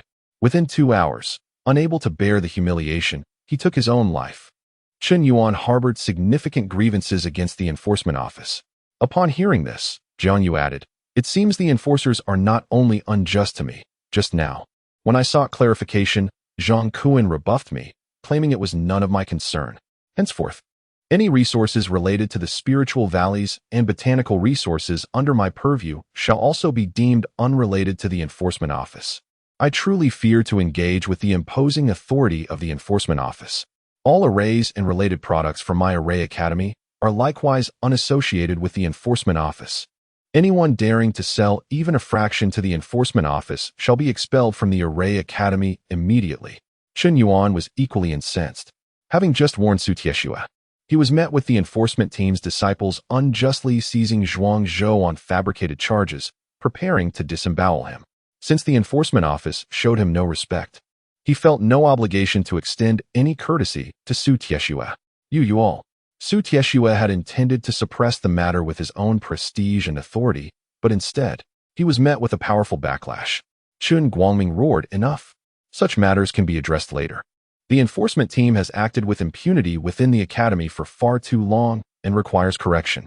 Zhang Kuan, your baseless provocations and attempts to frame a fellow student warrant your expulsion from the academy. Sun Xiao, as a false witness, you are likewise expelled and will never be reinstated. Are you satisfied with this outcome, Zhuang Zhou?" Chun Guangming swiftly cut through the chaos, proceeding directly with the heavy-handed measures. "Director Chun, we have been wronged." Elder Su, in a desperate plea, cried out for salvation. The fates of Sun Xiao and Zhang Kuan had undergone a dramatic shift. If Chun Guangming's approach were to be implemented, their lives would be irrevocably ruined. "Delay this," Su Tieshue said, his countenance ashen with concern. At that moment, he was more fearful of drawing ire upon himself than he was for the lives of these two students. Sun Xiao and Zhang Kuan, pale-faced, were dragged away. Nevertheless, Zhuangzhou was not inclined to relent just yet. "I also demand the return of the ill-gotten gains from the Zhang residents. I hope the law enforcement department will expedite this matter without any deductions or obstructions," Zhuangzhou declared, casting a fearless gaze towards Chen Guangming. The first to treat him unjustly had been this very director, who had removed him from the academy's list of key trainees and relegated him to a secondary path with a manual on the fundamentals of all living beings. To sabotage a person's future is akin to murdering their parents. This enmity had been forged, and since there was no hope for reconciliation, a direct confrontation seemed inevitable.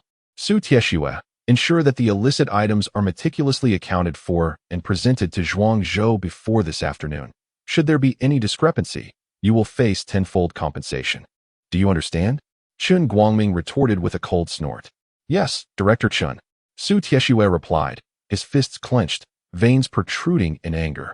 Zhuang Zhou's audacity in front of outsiders had already ignited a fierce fury within him, and now, it felt as though there was a powder keg ready to explode within Su Tieshue's heart.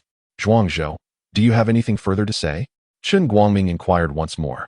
"I wish to undertake the battle servant assessment, and I hope that Major General will be present to witness." Zhuang Zhou gazed at Li Changxing and spoke with a profound calmness. Chapter 89. Complete Healing. How absurd. Why must a mere servant assessment warrant the presence of a Major General?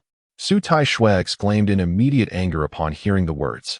It is said that this servant assessment consists of 2 stages, the first being a standard evaluation and the second an extreme examination. Should one achieve a score exceeding 20 in the standard assessment, they may apply for the extreme examination. The results of this extreme assessment can grant access to certain special resources within the academy. I fear that during the extreme examination, someone might sabotage my rewards. Thus I hope the Major General can serve as a witness, Zhuang Zhou lamented, portraying himself as utterly wretched. His plight instantly left Chun Guangming and others feeling overwhelmed. Was he not implicating himself? His mention of reward embezzlement merely referred to the entrance assessment. Li Changsheng chuckled in response. I happen to need a few days to recuperate at the Northern Sky Academy. If Director Chen permits, I would indeed like to observe the servant assessment. With Li Changsheng's words, Chun Guangming had no choice but to acquiesce, though he felt exasperation towards Zhuang Zhou's scheming nature, which had led him to embarrass himself publicly. Zhuang Zhou, You have done me a great service this time. The Skyhawk Army values clear distinctions between gratitude and grievance. Therefore, I shall grant you the position of a squad leader within the Skyhawk Army, along with its regular stipend. Should you ever find it difficult to thrive at the Northern Sky Academy, you are welcome to seek refuge with the Skyhawk Army. Our doors shall always be open to you, Li Changsheng declared, causing Su Taishue's expression to shift dramatically. In the current human realm, a system comprising 1 alliance, 3 departments, and 6 legions is in place. The alliance refers to the Human Alliance, which holds the highest authority over human affairs. The 3 departments are the Department of Military Affairs, the Department of Household Affairs, and the Department of Engineering. The 6 legions include the Skyhawk Legion, the Black Blood Legion, the Shadow Legion, the Death Legion, the Holy Light Legion, and the 5 Elements Legion, among which the Skyhawk Legion is the elite force. All officers above the rank of squad leader within the 6 legions must report to the military headquarters. Should the Law Enforcement Department of the Northern Sky Academy decide to trouble Zhuangzhou in the future, it may provoke the involvement of the Department of Military Affairs. Without substantial evidence, it would not merely entail the dismissal of a law enforcement officer. Chen Guangming squinted, pondering Li Changsheng's audacity in undermining the Academy's distinguished talents. However, the affairs of the Skyhawk Army are beyond his jurisdiction. From a certain perspective, Zhuangzhou had become a benefactor to Li Changsheng, making the offer of a squad leader position a reasonable gesture of gratitude. With this rank, Zhuangzhou would gain an additional layer of protection within the Northern Sky Academy, compelling anyone who might seek to harm him to reconsider the military's stance. Moreover, any contributions made while attending to military personnel will be counted as military merit. The resources required for your cultivation can be exchanged for military merit at any military supply depot. My injuries, along with those of Zhang Feihu, are severe. Your miraculous healing will be valued at 50 points of bronze military merit. Subsequently, you may also tend to other wounded individuals at the North Sky Academy, thereby earning corresponding military rewards. Li Changsheng's words were like cutting off the enemy's foundation. Upon hearing this, Chen Guangming's expression turned as grim as a child's face when faced with calamity. Wasn't the North Sky Academy withholding cultivation resources from Zhuangzhou? I provide for the military. The value of military merit is exceedingly high, and the resources available for exchange at the military supply depot are abundant, even surpassing those of the logistics department at the North Sky Academy. Military merit is classified into 7 grades: black iron, bronze, silver, gold, diamond, glory, and supreme. The exchange ratio between adjacent military merits is 100:1. Generally, one earns merit by vanquishing enemies. Slaying a peak physical realm warrior from the myriad tribes grants 110 points of black iron military merit. Bestowing Zhuangzhou 50 points of bronze military merit is indeed a generous reward. Thank you, Major General. Zhuangzhou beamed with delight. What was his purpose for coming to the North Sky Academy? To be bullied? Nonsense. He was there to amass resources and earn money. He intended to reap the benefits from the North Sky Academy and could not afford to overlook the military's merit. His investment had clearly proven wise. By winning over Li Changsheng, he had effectively established a backing within the military, securing a formidable ally. I have rested sufficiently. Let us commence the battle servant assessment. Zhuangzhou urged with a broad smile, his large eyes sparkling with enthusiasm. His endearing smile exuded innocence, and his round face radiated a sense of purity. Gazing at this sunlit, charming visage, Chen Guangming found himself momentarily entranced. It was difficult for him to reconcile this lively and adorable young man with the earlier relentless, unyielding little demon. All right, follow me. Chen Guangming led the way. As Li Changsheng attempted to rise, Zhuangzhou quickly interjected, Major General, allow me to treat you once more. With that, Zhuangzhou carefully retrieved a drop of spirit-infused liquid from his storage pouch and evenly applied it to Li Changsheng's wounds. Then invoked the healing seal once again. The surrounding spiritual energy converged, and emerald light surged into Li Changsheng's wounds. Remarkably, the wounds began to scab over. This treatment proved even more effective than the last. Flesh rejuvenated, vitality surged. Provided that Li Changsheng refrained from strenuous activity and tearing the wounds within the next few days, this near-fatal injury would likely heal completely. Zhuangzhou attended to him with utmost care, more meticulous than if he were tending to his own father. Money truly is power. Li Changxing's expression was peculiar. He inexplicably felt that he was receiving exceptional value. What exactly did Zhuangzhou apply to him? Su Tieshue inquired after a moment of contemplation. The higher one's cultivation, the more challenging it becomes to recover from physical injuries. Zhuangzhou, at the pinnacle of physical prowess, effortlessly healed Li Changxing's wounds. That was the essence of Tianlu, nourishing the body, expelling impurities, and promoting the healing of injuries. Chen Guangming paused momentarily before speaking. I have utilized this substance. While its effects are commendable, they pale in comparison to the extraordinary results achieved in Zhuangzhou's hands. The ability to revive the deceased and mend shattered bones must be intricately linked to the healing seal of the 10,000 beings technique. At this moment, both Chen Guangming and Su Tieshue felt a twinge of regret. They should not have taken such an extreme stance, disregarding Zhuangzhou's exceptional martial talent. His healing methods were nothing short of those of a natural caretaker. The friction and warfare between the human race and myriad tribes intensified. They pondered that one day they too might don armor and take to the battlefield. Injuries in war were a commonplace occurrence, inevitable in their line of duty. Forming an alliance with an exceptional healer could significantly enhance their chances of survival. Thank you, young friend Zhuangzhou. I believe that after resting for another 2 or 3 days, I shall return to the battlefield. Li Changxing expressed his gratitude, knowing that his early return would greatly boost the morale of the Sky Eagle Army and ensure their victory. Now, we can commence the assessment of the war servants. Zhuangzhou remarked with a radiant smile. Chapter 90. Astonishing revelation. The evaluation for combat servants is one of the most common assessments at the Northern Sky Academy. Any student at the combat servant level who accumulates 10 credits and submits 10 contribution points can initiate this evaluation. Regardless of the outcome, contribution points are non-refundable.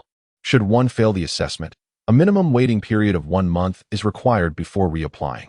The evaluation comprises 3 categories: combat, support, and cultural assessments. The standard scoring ranges from 0 to 10, with 6 being the passing mark. However, exceptional performances or record-breaking feats may warrant additional points. The scores obtained in the combat servant evaluation can be converted into contribution points for the sect. Within a score of 110, the conversion rate is 1-to-1. Surpassing 10 points allows for a 10-to-1 exchange. Scores exceeding 20 points enable the applicant to request an extreme evaluation, which comes with substantial rewards. As explained by a middle-level instructor at the Golden Core stage. May I apply for both the support and combat assessments? Zhuangzhou implored, gazing earnestly at the instructor. I am concerned about the risks of failing in one category. If I attempt both simultaneously, it provides a double safeguard. Certainly. The instructor nodded in affirmation. Such arrangements are not uncommon at the Northern Sky Academy. Multi-talented individuals often seek to capture the attention of the Academy's higher-ups through the combat servant evaluations. Outstanding performances may lead to being taken on as disciples by prominent figures within the institution. For my support assessment, I will choose to cultivate the spirit blood herb. As for the combat assessment, I will focus on martial combat. Zhuangzhou swiftly decided on his evaluation directions. Support and combat represent 2 major assessment categories, each comprising several subcategories. Spirit blood herb?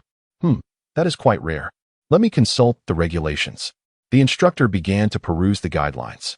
Finally, he located the section detailing the combat servant-level spirit blood herb assessment from a thick manual of evaluation rules. Select any first-grade spirit blood herb seed for cultivation. Within 1 hour, producing a 3-centimeter seedling will yield a score of 6. Each additional centimeter increases the score by 1. The materials required for the assessment will be provided by the Academy. The instructor recited the rules word for word.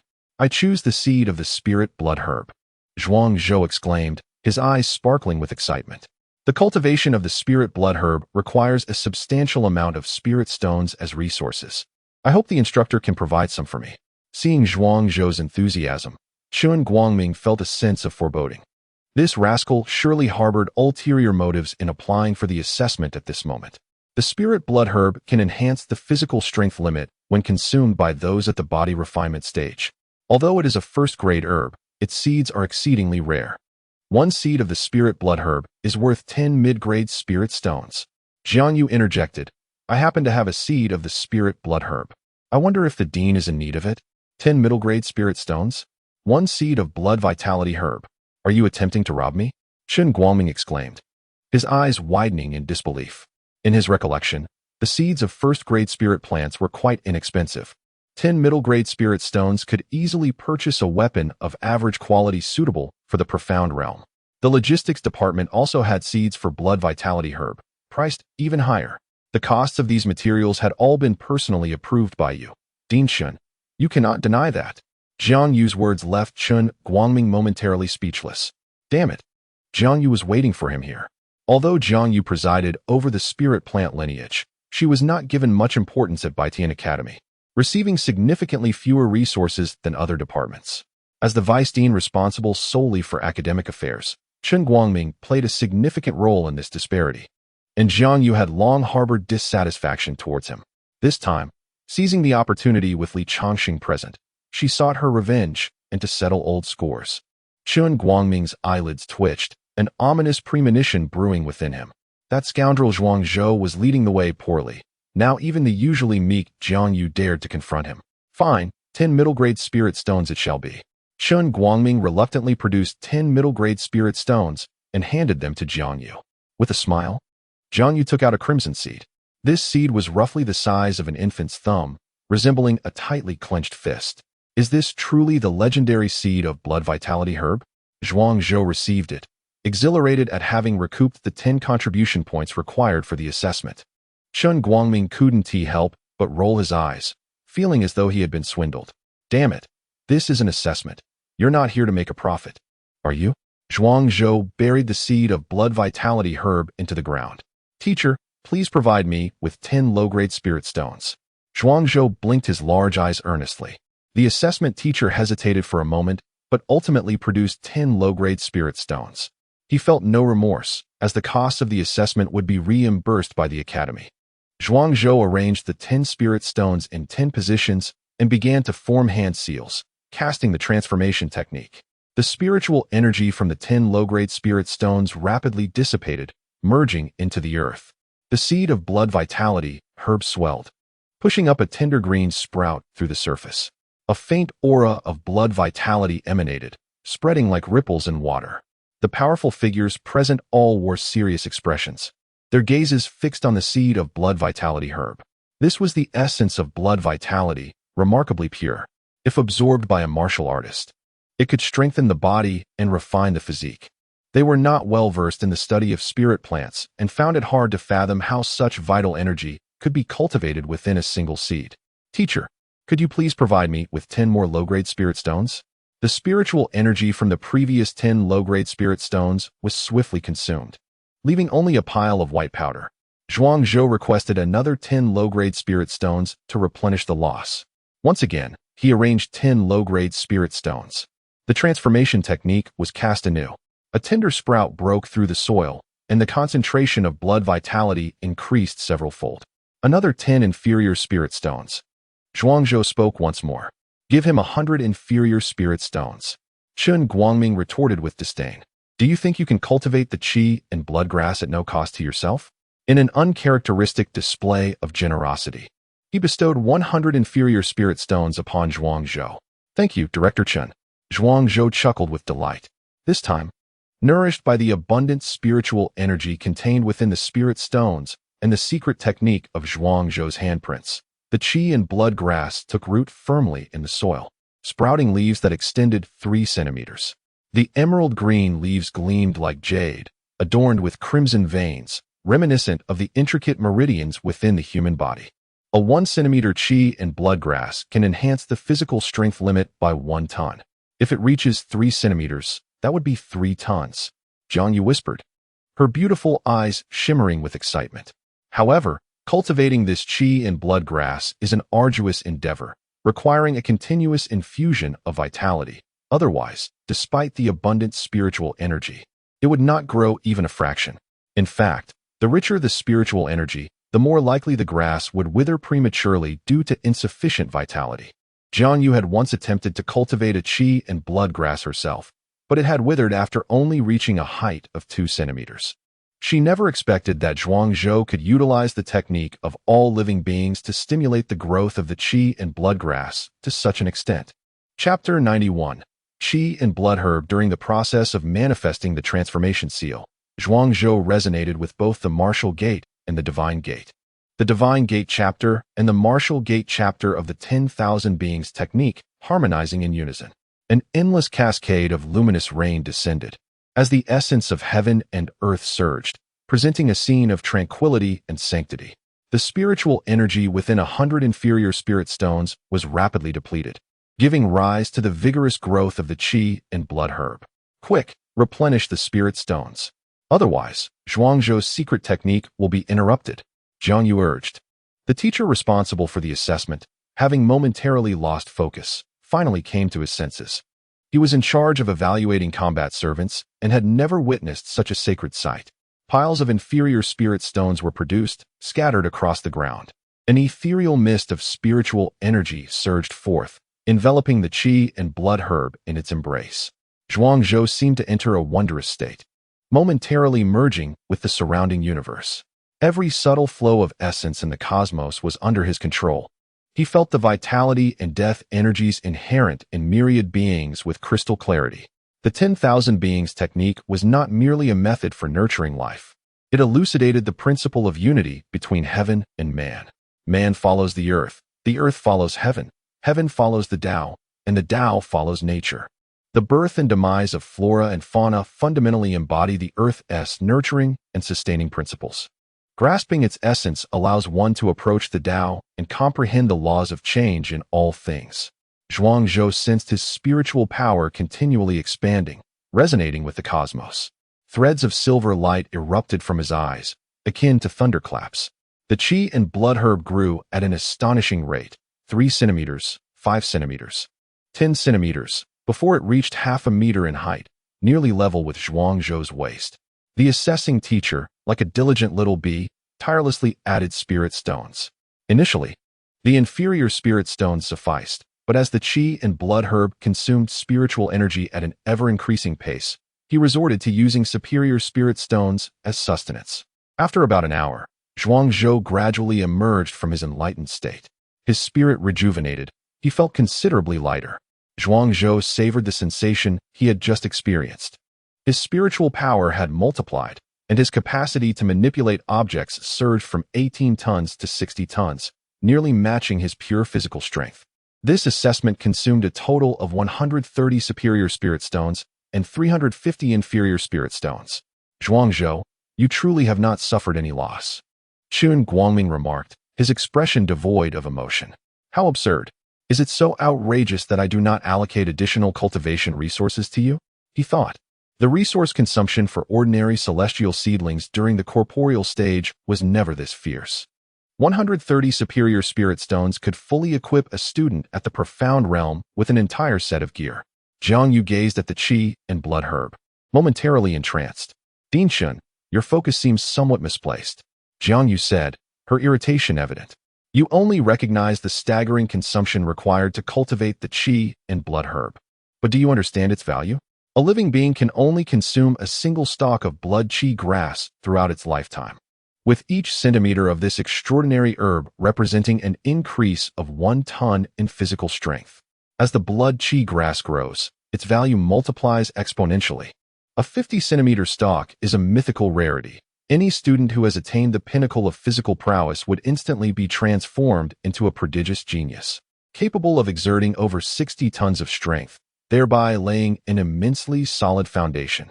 Its worth cannot be measured by spirit stones, as it possesses the power to influence the entire cultivation journey of a gifted individual.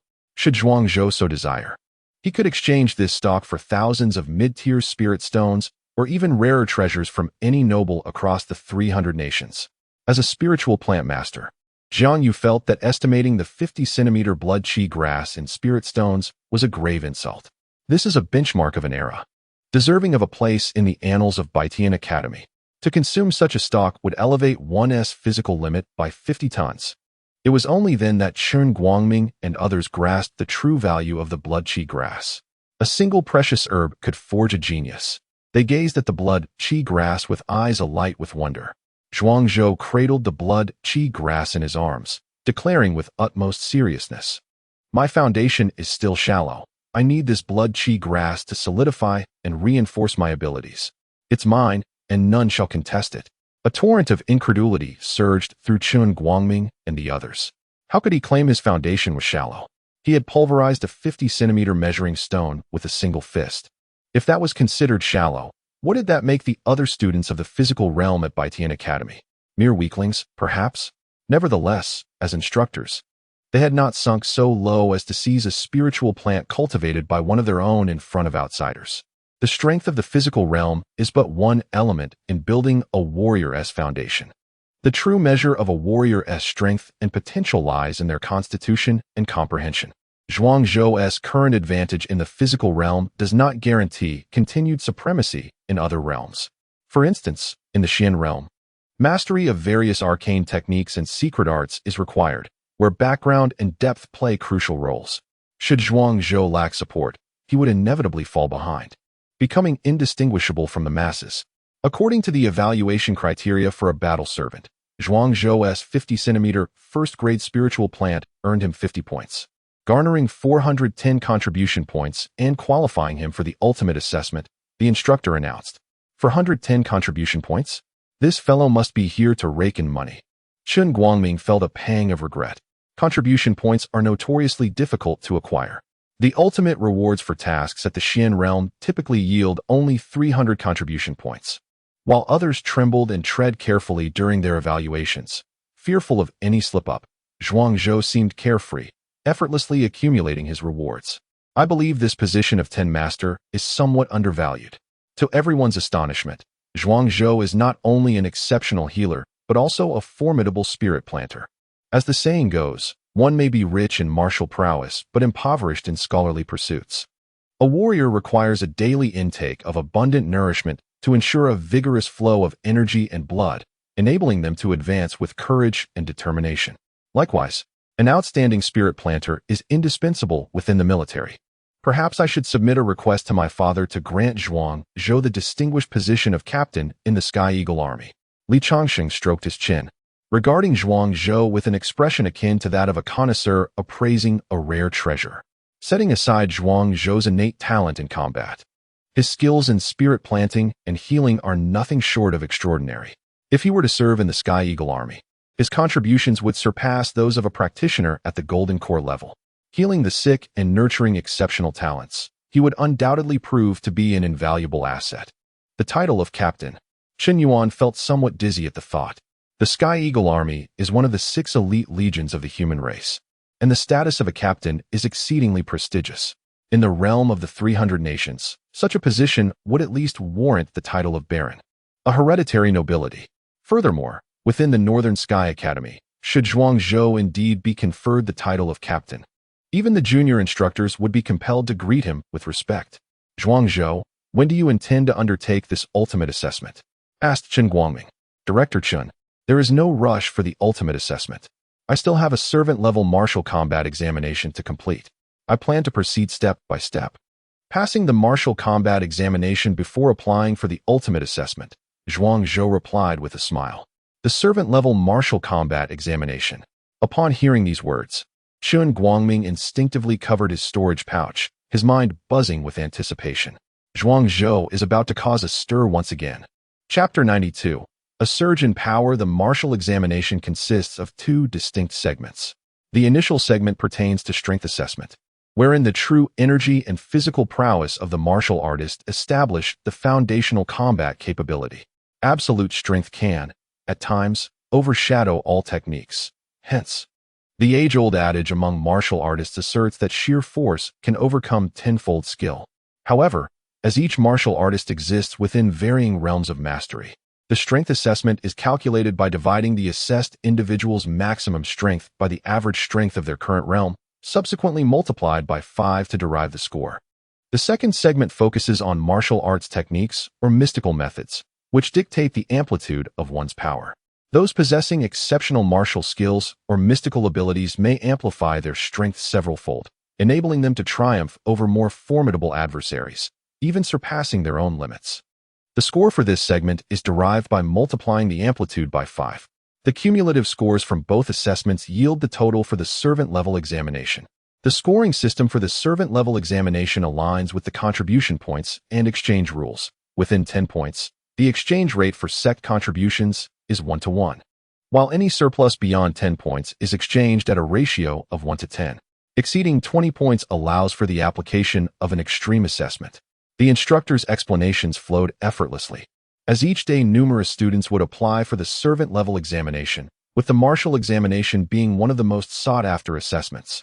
Naturally, the instructor was well-versed in the rules governing the martial examination. Well then, instructor, let us commence the assessment. Zhuangzhou's large eyes narrowed into a smile. What was he up to?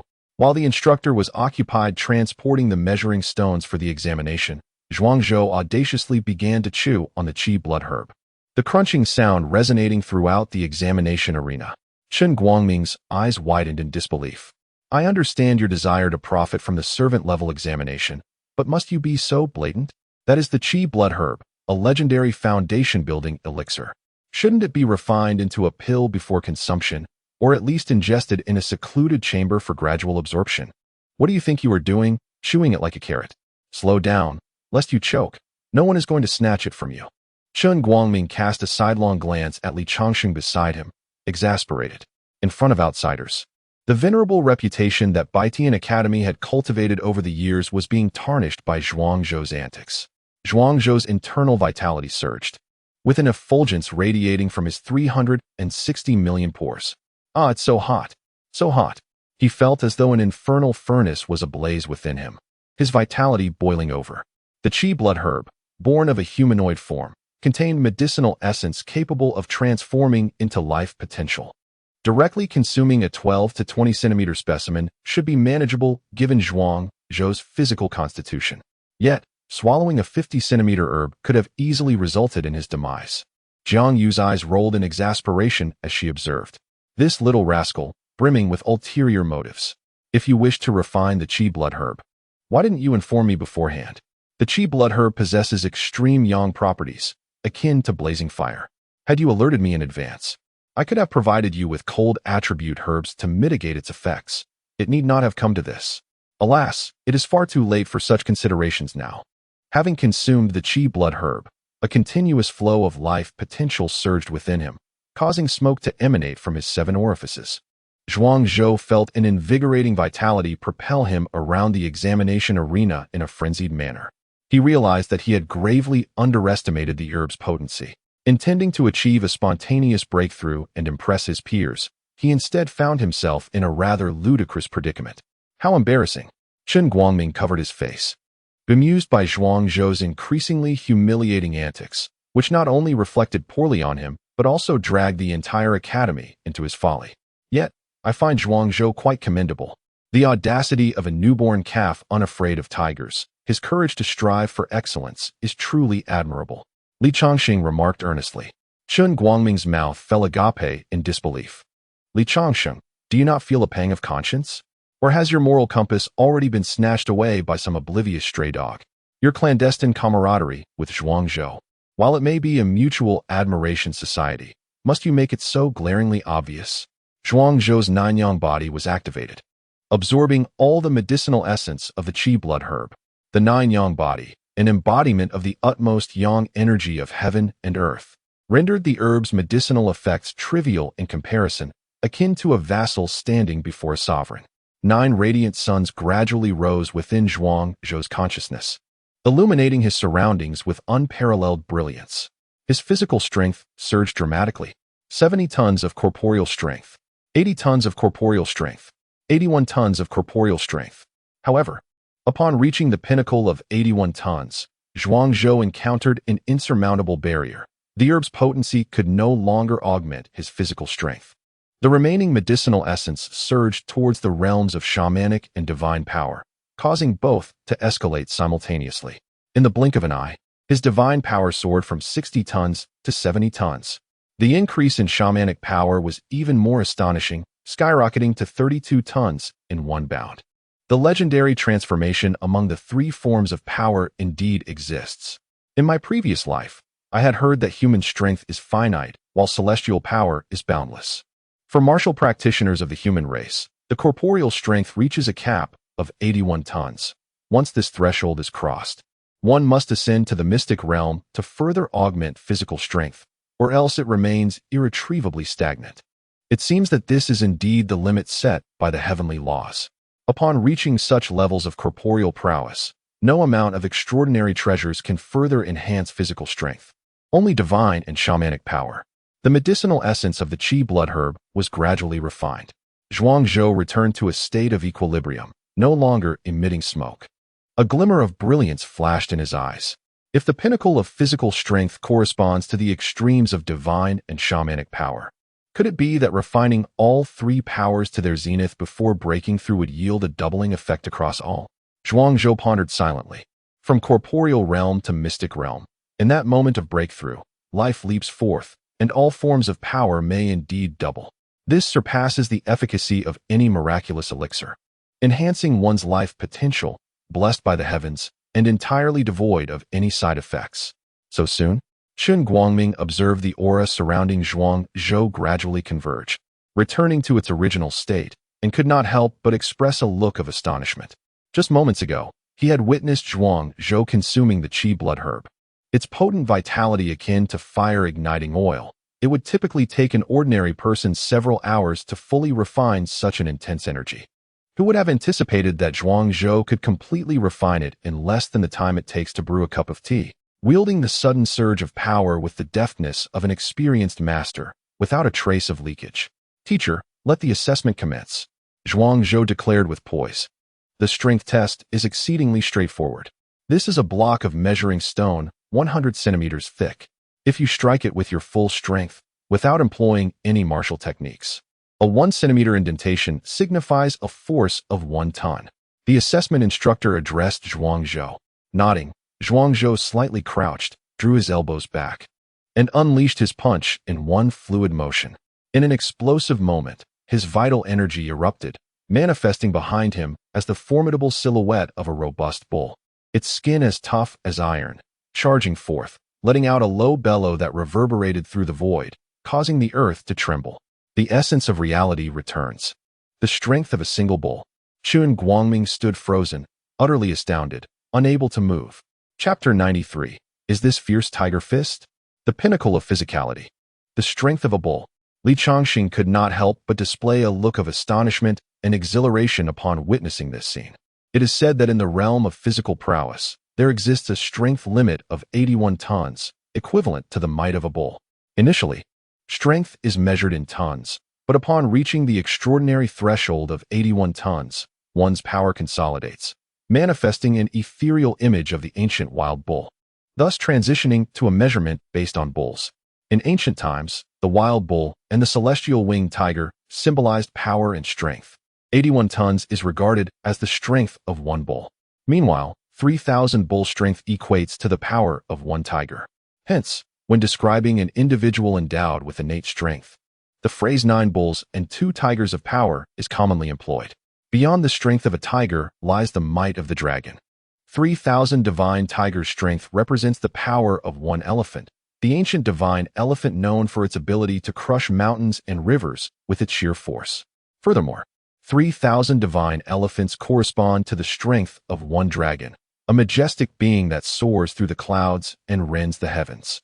Typically, a martial artist must reach at least the 4th or 5th level of the mystic realm before they can harness true energy to amplify their physical strength, refining their vital essence to attain the strength of one bull. The fact that Zhuangzhou has achieved such a level at the mere stage of physical prowess is indeed astonishing. The pinnacle of physicality, the apex of heavenly laws. Is Zhuangzhou truly just an auxiliary-type student? Li Changxing mused, utterly perplexed by the potential and talents of the combat geniuses within the Northern Sky Academy. Qin Guangming felt a flush of warmth on his cheeks. The insinuation in Li Changxing's words was unmistakable. Even an unparalleled genius like Zhuangzhou faced oppression. How blind must the higher-ups of Northern Sky Academy be? Yet, certain matters were beyond Qin Guangming's control. Presently, the factions within Northern Sky Academy are starkly divided, with resources tightly held by various intertwined powers. While ordinary resources may be somewhat accessible, truly scarce and top-tier resources are seldom allocated to an unrelated student, regardless of their exceptional talent and peerless abilities. Each student has their own path that is most suited to them. Formidable physical prowess does not necessarily guarantee a promising future, Su Tieshue remarked sagely. At that moment, Zhuang Zhou's fist descended. The wild bull roared, and the void trembled. A granite slab, 100 centimeters thick, was indented to a depth of 81 centimeters. Indeed, Zhuang Zhou's physical strength had reached the state of ultimate unity, the pinnacle of physicality. With the 9th layer of physical prowess, the average strength level is 10 tons. Zhuang Zhou's 81 tons of strength resulted in a score of 40.5 in the strength evaluation, as announced by the assessing instructor.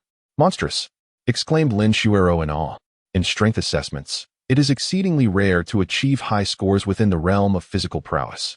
A strength level of 20 tons is already considered an extraordinary talent. Surpassing 10 tons and breaking through the physical limit typically requires an accumulation of rare resources. Ordinary cultivation techniques yield diminishing returns. The subsequent assessment is paramount. The strength of a warrior hinges upon the mastery of their martial techniques. Without this, even the mightiest physique is merely a brute, lacking the finesse to ascend to the heights of martial excellence. Su Taishui lamented bitterly.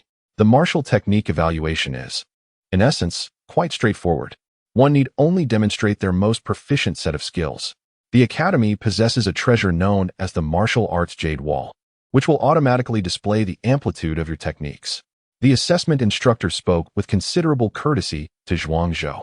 Zhuang Zhou's recent performance had completely captivated this instructor.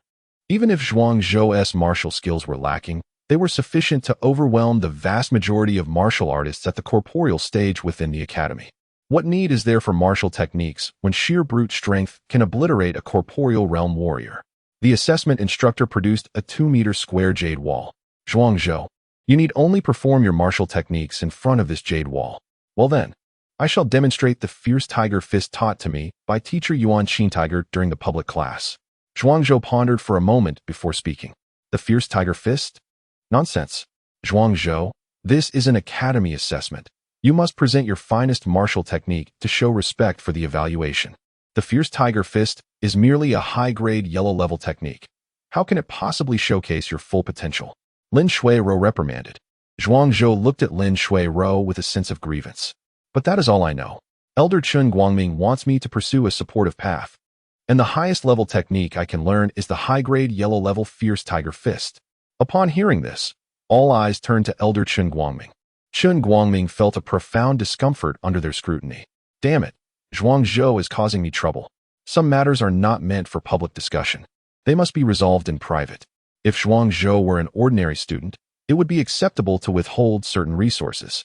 However, the talents Zhuang Zhou has exhibited are sufficient to eclipse the majority of his contemporaries. Forcing him onto a supportive path while only allowing him to acquire techniques from public courses is rather excessive. Ahem, Zhuang Zhou, we will seriously consider your situation. Based on your performance in the warrior assessment, we shall reward you with a mid-grade or even high-grade mysterious level martial technique. Chun Guangming scrambled to rectify the situation. Zhuang Zhou's martial cultivation was already becoming uncontrollable. Anyone who insists on placing Zhuang Zhou on a supportive path would be a sinner of Baitian Academy. The pinnacle of corporeal mastery is exceptional anywhere, making Zhuang Zhou a top martial talent. Thank you, Director Chun. Zhuang Zhou blinked his large eyes in gratitude. Subsequently, he earnestly began to perform the fierce tiger fist. Suddenly, the image of a black flame-held tiger of transcendent mastery, with which he had once battled for his life, flashed through his mind. Meditating on the essence and spirit of the black flame-held tiger, an aura of supremacy, as if to dominate the world, naturally emanated from him. Is this really the fierce tiger fist?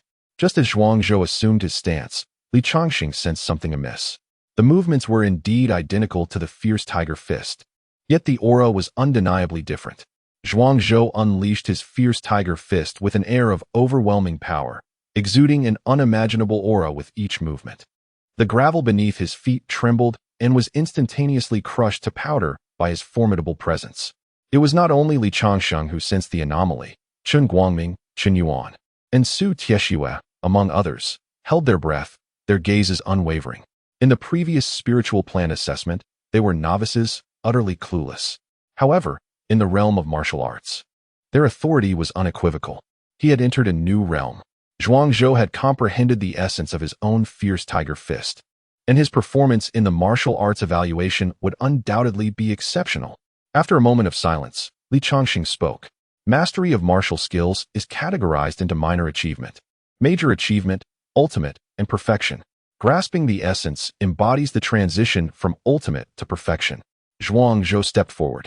The roar of the tiger reverberated through the air. A torrent of intense black flames erupted from within him, burning fiercely. As Zhuangzhou slightly bent his waist, his gaze sharpened. When Su Tieshue met his eyes, an instinctive chill ran down his spine, evoking a sense of imminent danger. In that moment, Zhuangzhou, in Su Tieshue's eyes, transcended the realm of a mere student and became a hellish tiger of black flames emerging from the depths of the mountains, poised to prey upon the unwary. Chapter 94, Quadruple Amplitude. Breaking limits. Zhuangzhou unleashed a punch, and black flames surged fiercely. The area within 10 meters around him was reduced to ash in an instant. Cracks split the ground, intertwining like a parched desert that had been deprived of moisture for a century. On the jade screen of the martial arts demonstration, Zhuangzhou's voice resonated. At the pinnacle of the jade screen, a number flickered incessantly. After 100 fluctuations, this number finally settled on 4. Quadruple Amplitude. Zhuangzhou's fierce tiger fist had transcended the realm of its predecessors, embodying its own essence. Chun Guangming stood in astonishment, his gaze rendered vacant. The fierce tiger fist, a commonly practiced technique at Baitian Academy, was classified as a superior yellow-level skill. Even with perfect execution, it could only achieve a triple amplitude. Yet, Zhuangzhou had astonishingly manifested a quadruple amplitude, surpassing all prior calculations of its utmost potential. A natural phenomenon. Flames raging towards the heavens. This was a distinctive omen of a profound martial art. Chen Yuan observed Zhuangzhou, his expression a tapestry of complexity. If any other student possessed such talent and aptitude, they would undoubtedly rise to prominence among their peers, garnering the favor of various factions. However, Zhuangzhou was an exception. The monumental burdens of his lineage loomed over him. The more formidable and gifted he appeared, the closer he drew to peril. This was not merely a transcendence of perfection, but the honing of lethal techniques. In the military, most warriors lacked connections, destined to practice yellow and profound level martial arts throughout their lives. Yet, they danced on the edge of blades, tasting the essence of life and death. A single martial technique might require countless insights, and some had indeed transcended the realm of perfection, grasping a higher level of lethal artistry. Li Changxing shook his head. He was fundamentally different from Chun Guangming and his peers. While they belonged to the academic faction, boasting a profound theoretical foundation, they often merely regurgitated established doctrines. In contrast, he was a quintessential practitioner, constantly refining himself through combat. The theories inscribed in books had been distilled through their experiences in countless battles. Lethal martial techniques were exceedingly rare, yet not without precedent in the military. Quadruple Amplitude. The martial arts assessment awarded 20 points, with the combined scores of strength assessment and martial arts totaling 65 points. The assessment instructor announced the final results with a hint of regret for Zhuangzhou. The most potent martial technique he had mastered was merely a superior yellow-level skill, imposing a low ceiling on his amplitude potential. Even though he had honed a lethal technique, achieving only quadruple amplitude, had he trained in profound or even earth-level martial arts, he might have aspired to the legendary tenfold amplitude. Unbeknownst to him, Zhuangzhou indeed possessed knowledge of earth-level martial arts from a past life, even mastering superior techniques therein. However, his current cultivation was too feeble. His body could not endure such formidable martial force. Not to mention execution. Even attempting to practice would result in his body fracturing into pieces. With a score of 65, he would garner 515 contribution points. The assessment instructor reiterated Zhuangzhou's accomplishments. Chun Guangming felt an inexplicable pang in his heart once more. 2 assessments of the battle servant level have enabled Zhuangzhou to amass an astonishing 925 contribution points. The swiftness of this endeavor rivals that of the most audacious brigands. Coupled with the resources corresponding to the spoils acquired from the Zhang residence, he finds himself questioning whether even the North Sky Academy, in its shamelessness, can truly stifle his cultivation and growth. Ha ha ha. Dear Zhuangzhou, You continue to astonish me. Not only are you a prodigy in the field of medicine, but you also exhibit unparalleled genius in spiritual cultivation and martial prowess, a rarity in this world. In light of your exceptional talents, I have decided to promote you, exceptionally, to the rank of Centurion. I shall instruct Zhang Tianhu to present you with the insignia of your new rank. Henceforth, within the jurisdiction of the human race's military department, you shall have the authority to recruit a 100-man army at your discretion to fight on your behalf. Li Changxing's eyes sparkled with excitement. Zhuang Zhou is undoubtedly a stock with immense potential. If he does not invest in him now, it will be too late once others recognize his gifts. Chun Guangming ground his teeth, casting a fierce glare at Li Changxing. How infuriating. Could you not dig up talent right before my eyes? Your relentless recruitment is nearly eroding the very walls of the North Sky Academy. Typically, Centurions of the 6 legions are chosen from those who have made remarkable achievements in the military, often being peak practitioners at the Transcendent Realm or even Golden Elixir Realm experts. Zhuang Zhou's appointment to this position, despite being at the pinnacle of the mortal realm, showcases Li Changxing's remarkable audacity. The title of Centurion serves as a protective talisman. Should Zhuang Zhou encounter any misfortune within the academy, it is likely that the military would promptly seek retribution from the North Sky Academy. Lin Xuero exclaimed with excitement. Zhuang Zhou has offended Su Tieshue, notorious within the academy for his vindictive nature. With the protection of the Centurion title, even Su Tieshue would hesitate to act against Zhuang Zhou. There remain 2 opportunities for the ultimate assessment. Zhuang Zhou, do you intend to undertake them simultaneously or separately? Chun Guangming inquired. The ultimate assessment is a unique evaluative mechanism of the North Sky Academy. Only those who perform exceptionally in each tier of identity advancement are granted the opportunity for the ultimate assessment. This assessment itself is a monumental opportunity. Every disciple participating in the ultimate assessment gains entry into the Tao Comprehension realm of the North Sky Academy. This realm, a mysterious barrier left by the Academy's first president, boasts a concentration of spiritual energy tenfold that of the outside world. It contains profound Tao insights, allowing any practitioner, regardless of their level, to experience heightened clarity of thought and an extraordinary capacity for breakthroughs and realizations. The Battle Servant level's ultimate assessment permits entry into the Tao Comprehension realm for 1 hour. Based on the insights garnered within the realm, a fragment of the first president's consciousness will personally descend to bestow corresponding rewards. Zhuang Zhou possesses 2 opportunities for the Battle Servant level ultimate assessment and may choose to enter the Tao Comprehension realm separately on 2 occasions or consecutively for a duration of 2 hours.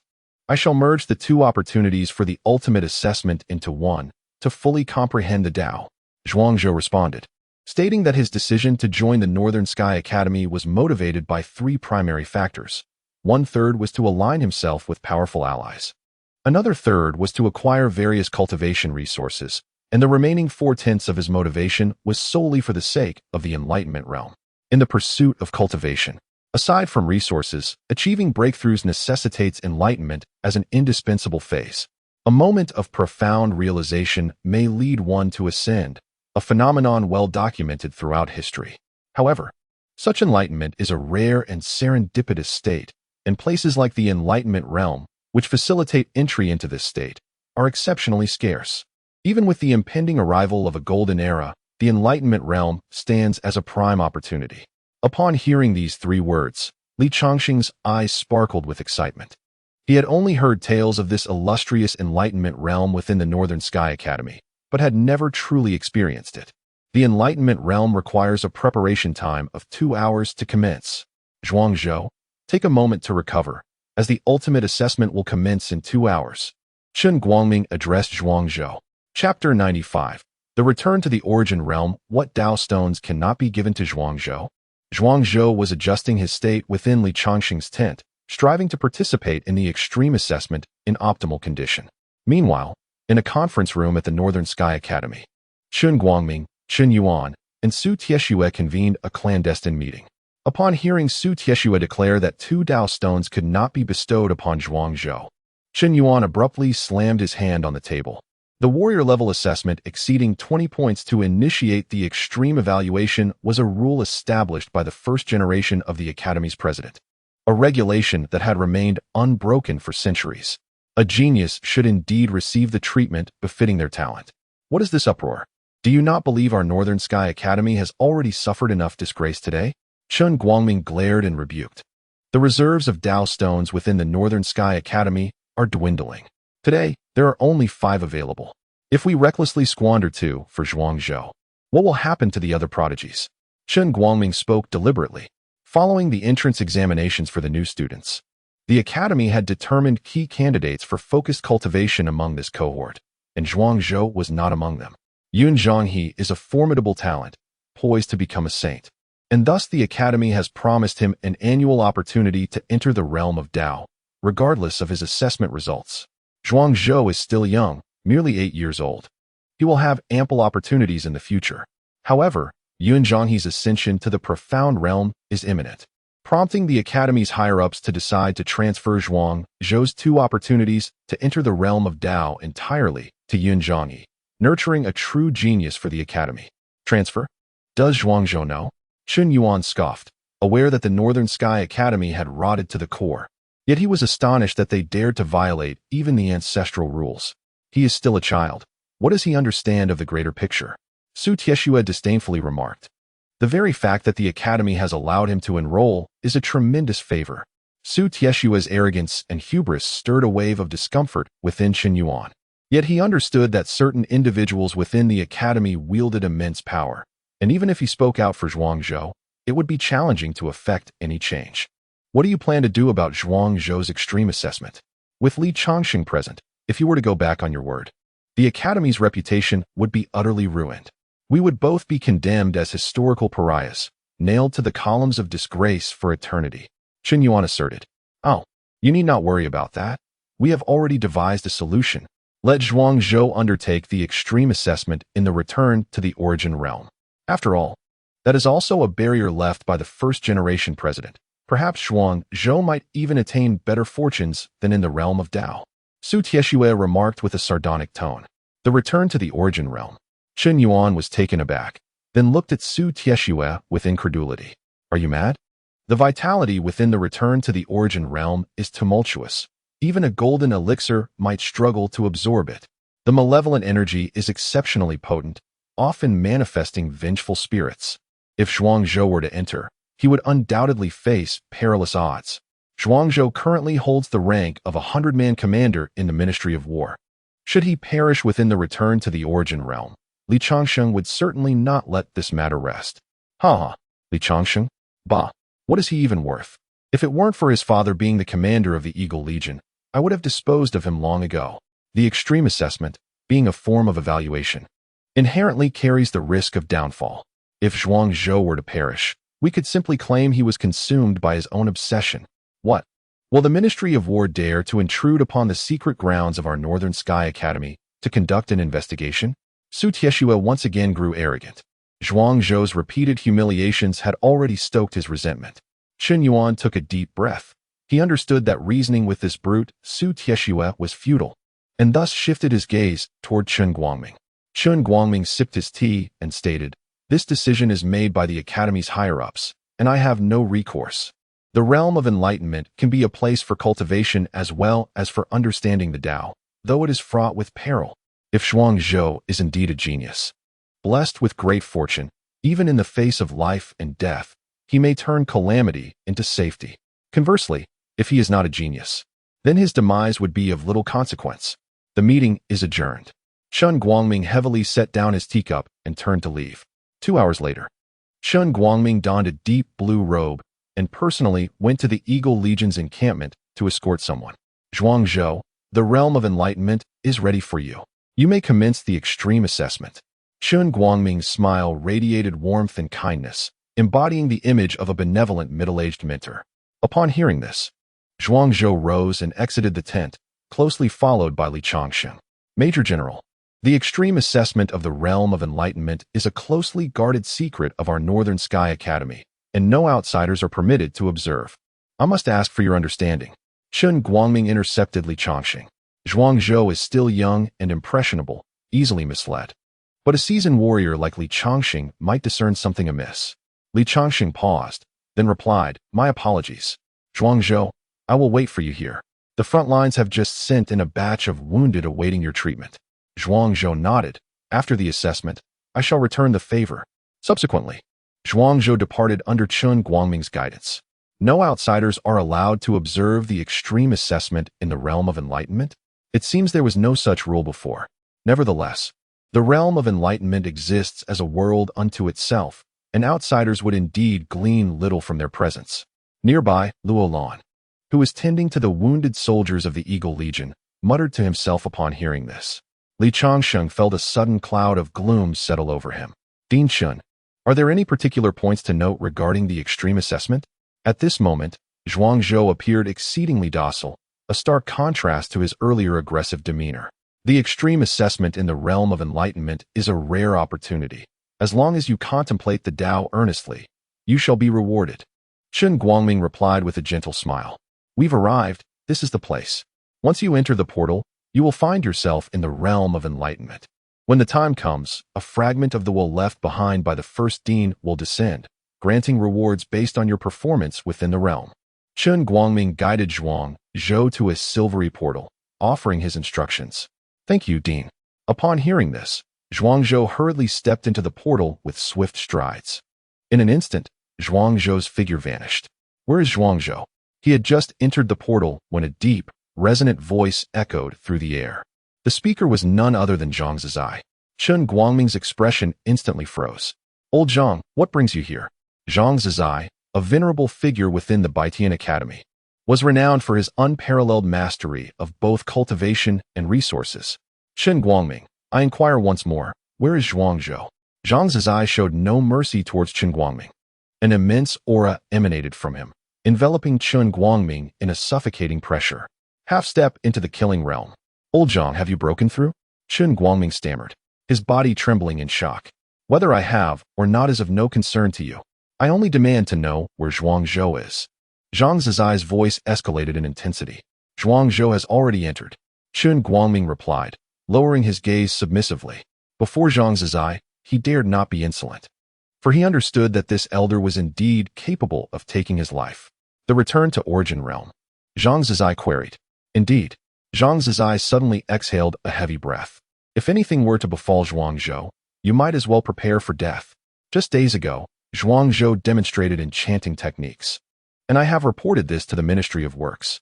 They have mandated the utmost protection for Zhuangzhou's safety. Any attempt on his life will be considered treason against the myriad races, warranting the annihilation of 9 clans. How could this be? Chun Guangming's legs weakened, his eyes glazing over as he collapsed to the ground. Chapter 96. Confronting the zombies in the realm of returning to origin. As Zhuangzhou stepped into this desolate realm, a tempestuous surge of primal energy engulfed him. This energy felt like countless blades slicing through his skin, nearly tearing him apart. Stunned, Zhuangzhou surveyed his surroundings, an arid wasteland. The ground fissured, corpses strewn about, and a nebulous miasma of death swirling like fog, undulating through the air. This was undoubtedly not the Tao Enlightenment realm. It resembled the fabled realm of returning to origin. Chun Guangming, I curse you. You dare tamper even with the ultimate assessment. The Northern Sky Academy boasts 9 formidable barriers. Yet the most renowned is not the Tao Enlightenment realm, but rather the realm of returning to origin. This very realm serves as the burial ground for the powerful from various races, meticulously crafted by the Northern Sky Academy itself. Within the realm of returning to origin lies the grand array of returning to origin, capable of decomposing the corpses of living beings, returning them to primal energy. After undergoing a series of auxiliary formations for filtration and purification, this energy transforms into droplets of pure spiritual essence, even primal spiritual liquid, which nourishes the cultivation of the Academy's teachers and students. It can be said that the existence of the realm of returning to origin supplies half of the primal energy within the Northern Sky Academy, with various secret realms and formations intricately linked to it. However, the realm of returning to origin is fraught with peril, as it has long served as a resting place for the corpses of countless formidable beings. It is saturated with malevolent energy and lingering death. The realm frequently gives rise to corpse transformations and vengeful spirits. Even Golden Core realm experts risk injury when transporting bodies within its confines. Chen Guangming seeks my demise. Zhuangzhou's countenance darkened further. His intense vitality in the realm of returning to origin was akin to a beacon in the darkness, drawing vengeful spirits and zombies to him. Vengeful spirits and zombies belong to the realm of extreme Yin, possessing an insatiable instinct to consume the vitality of the living. Should they strike? Even with the strength of 3 heads and 6 arms, he would be hard-pressed to fend them off. Remain calm. Remain calm. Zhuangzhou took a deep breath. One must always maintain tranquility in the face of major challenges. A scattered mind equates to failure halfway through. Thud, thud, thud, accompanied by the sound of slow, measured footsteps. Zhuangzhou sensed a chilling presence behind him. He turned around to find a zombie, its body shrouded in dark scales, tongue flicking out, eyes rolling white, surrounded by a swirling aura of death. This was a zombie of the Earth Demon clan, likely having recently undergone its transformation. The stench of decay had yet to solidify, only a thin layer of deathly energy enveloping it. Without a word, Zhuangzhou plunged his dagger directly into the zombie's heart. In one swift motion, the blade entered and exited. The blood within the zombie had already congealed, leaving no trace upon the dagger. The zombie collapsed, its limbs convulsing. For a zombie, both the heart and the brain are critical vulnerabilities. Once these organs are damaged, they truly perish beyond recovery. How audacious for a zombie of the 3rd layer of the profound connection realm to act so brazenly. Zhuangzhou slowly sheathed his dagger, a look of pride gracing his face. Indeed, the art of corpse manipulation, as mentioned by Chu Jiangtian, is a skill most adeptly wielded by martial cultivators. In Zhuangzhou's mind, a flash of inspiration ignited. He promptly retrieved an altar, upon which he placed a totemic pillar, lighting 9 sticks of sandalwood incense. He invoked Chu Jiangtian. The totemic pillar radiated a brilliant light, and the figure of Chu Jiangtian materialized. Have you thought of me so soon? Encountering some trouble, are we? Though their interactions had been few, Chu Jiangtian was well acquainted with Zhuangzhou's incessant neediness. One does not visit the 3 treasures hall without cause. If it weren't for a pressing matter, you could easily go a year and a half without seeking me out. Ah, but I missed you. Zhuangzhou replied with a grin. I, being a man of honor, immediately thought of you, my esteemed lord, upon acquiring something of value. Behold this fresh corpse of a zombie, just slain. He kicked the twitching corpse of the zombie forward onto the altar. Chu Jiangtian rolled his eyes. What would I do with this? I require vital essence, and the more potent it is, the better my recovery. The stench of death emanating from this zombie is far too heavy. Sacrificing it would be detrimental to me. Unfazed, Zhuangzhou's gaze fell upon a nearby fresh corpse of a being from the myriad races, still warm, and of the 8th layer of the Tongxian realm. He swiftly moved it to the altar. How about this one? Recently deceased, the vitality within its cells still lingers. Chu Jiangtian paused. Where's this? Why do I sense such a dense aura of death and rampant vitality? Little one, have you foolishly wandered into a perilous realm? I was duped by an old coot at the academy. He told me to enter the enlightenment realm, only to find myself in the return to origin realm. Zhuangzhou seethed with resentment. That Shen Guangming is a scoundrel. How could he deceive me with such a trick? The return to origin realm. He had heard of it. A place where all things revert to their essence, a realm of life and death transformation. While it may spell doom for others, for us, the practitioners of witchcraft, it is undoubtedly a sacred land. The gleam in Chu Jiangtian's eyes intensified. If you offer me that corpse, I shall share the secrets with you. At this proclamation, Zhuangzhou's eyes widened in frustration. You wretched being, always waiting for the right moment. How similar we are in our cunning. He placed the corpse of the 8th layer of the Tongxian realm upon the altar, pressing his palm down to channel his witch power. Instantly, a gray radiance enveloped the altar, and the corpse vanished. A look of satisfaction graced Chu Jiangtian's face. This corpse of the 8th layer is worth half a year of my cultivation and recuperation. The return to origin realm, in essence, is a fusion of 3 grand formations. The return to origin formation, where all things revert to their essence, and the life and death transformation formation, where yin and yang shift, and the cycle of reincarnation is inverted. The 3rd formation is a purification array, which disassembles the various energies within the turbulent primordial essence, transforming them into resources for cultivation. Chu Jiangtian spoke with a calm demeanor. In truth, These three grand formations are the most precious treasures within the realm of returning origin.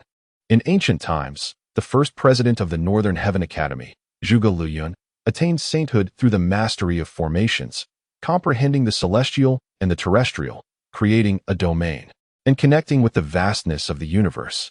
Unfortunately, the generations that followed have been filled with individuals who are merely adept at bravado and treachery, consumed by schemes and deceit, blind to the value of the three formations within the returning origin realm. Should you master even one of these formations, you could stand proudly above all heavens. Chu Jiangtian coaxed gently. Zhuangzhou stared in disbelief. What do I, a mere farmer, know about formations? Although Zhuangzhou had dabbled in formations in his past life, it was merely superficial knowledge. He seemed to have done little of substance, spending his days practicing finger techniques, eloquence, and spear skills. You may not understand, but I do. I recall the days when I was renowned as a master of formations in this Ling Tian realm. As long as your offerings are adequate, I can manifest the structure of the three formations in your mind, guiding you slowly as you comprehend and ponder. Chu Jiangtian twirled his fingers, appearing quite the merchant. Zhuangzhou was left speechless, as the ethereal, transcendent image of Chu Jiangtian in his mind came crashing down. Chapter 97. The art of controlling corpses. At this moment, my concern does not lie within the intricacies of formations, but rather in the pressing issue of survival within the realm of returning essence. This realm is rife with malevolent energy, vengeful spirits, and the undead, where the vital essence is tumultuous and unsuitable for cultivation or recovery. Consequently, I must endure at least 2 hours, should I perish in that time. There may be no one left to offer sacrifices on my behalf, Zhuangzhou declared with a hint of menace. Chu Jiangtian cast a sidelong glance. Should you die? I can simply find another. Although it is indeed difficult to find a shaman in these times, given a decade or so, a successor will inevitably emerge. Do you possess no conscience to suggest replacing me? Zhuangzhou instantly transformed into a heartbroken figure, almost pointing at Chu Jiangtian's heart, branding him a faithless man. Ha! Zhuangzhou, a fair exchange. I am aware of your desire to acquire the secrets of corpse control, yet you must pay the corresponding price. Are the corpses strewn about not sufficient? Zhuangzhou's gaze flickered. In the realm of returning essence, there is no shortage of fresh corpses, some still harboring a trace of vitality, making them ideal as offerings. I actually prefer the living. Fresh corpses are tolerable, albeit barely. Of course, the spirit stones you possess may also serve as sacrifices. Chu Jiangtian scrutinized Zhuangzhou. This fellow is truly impoverished, devoid of anything to exploit. How many fresh corpses or spirit stones are required for the art of corpse control? Zhuangzhou regarded Chu Jiangtian warily, fearing he might inflate the prices. For corpses at the level of the Tongxian realm, depending on quality, the requirement ranges from 3 to 10. The higher the cultivation of the deceased, the more vitality is contained within, thus requiring fewer corpses. As for spirit stones, 50 medium-grade stones will suffice. Truly, the path is not lightly shared. The art of corpse control is an immensely significant school within the inheritance of the shamanic sect, Chu Jiangtian elucidated leisurely. Zhuangzhou cast a clandestine glance. A throng of zombies began to bounce closer, an ominous aura encroaching. Swiftly, Zhuangzhou produced the soul lamp to intimidate the undead. Indeed, once ignited, the dim yellow light emanated, causing the zombies to move with considerable sluggishness, their eyes reflecting a primal fear. The soul lamp? You possess such a thing, Chu Jiangtian exclaimed in surprise. However, its quality is rather low.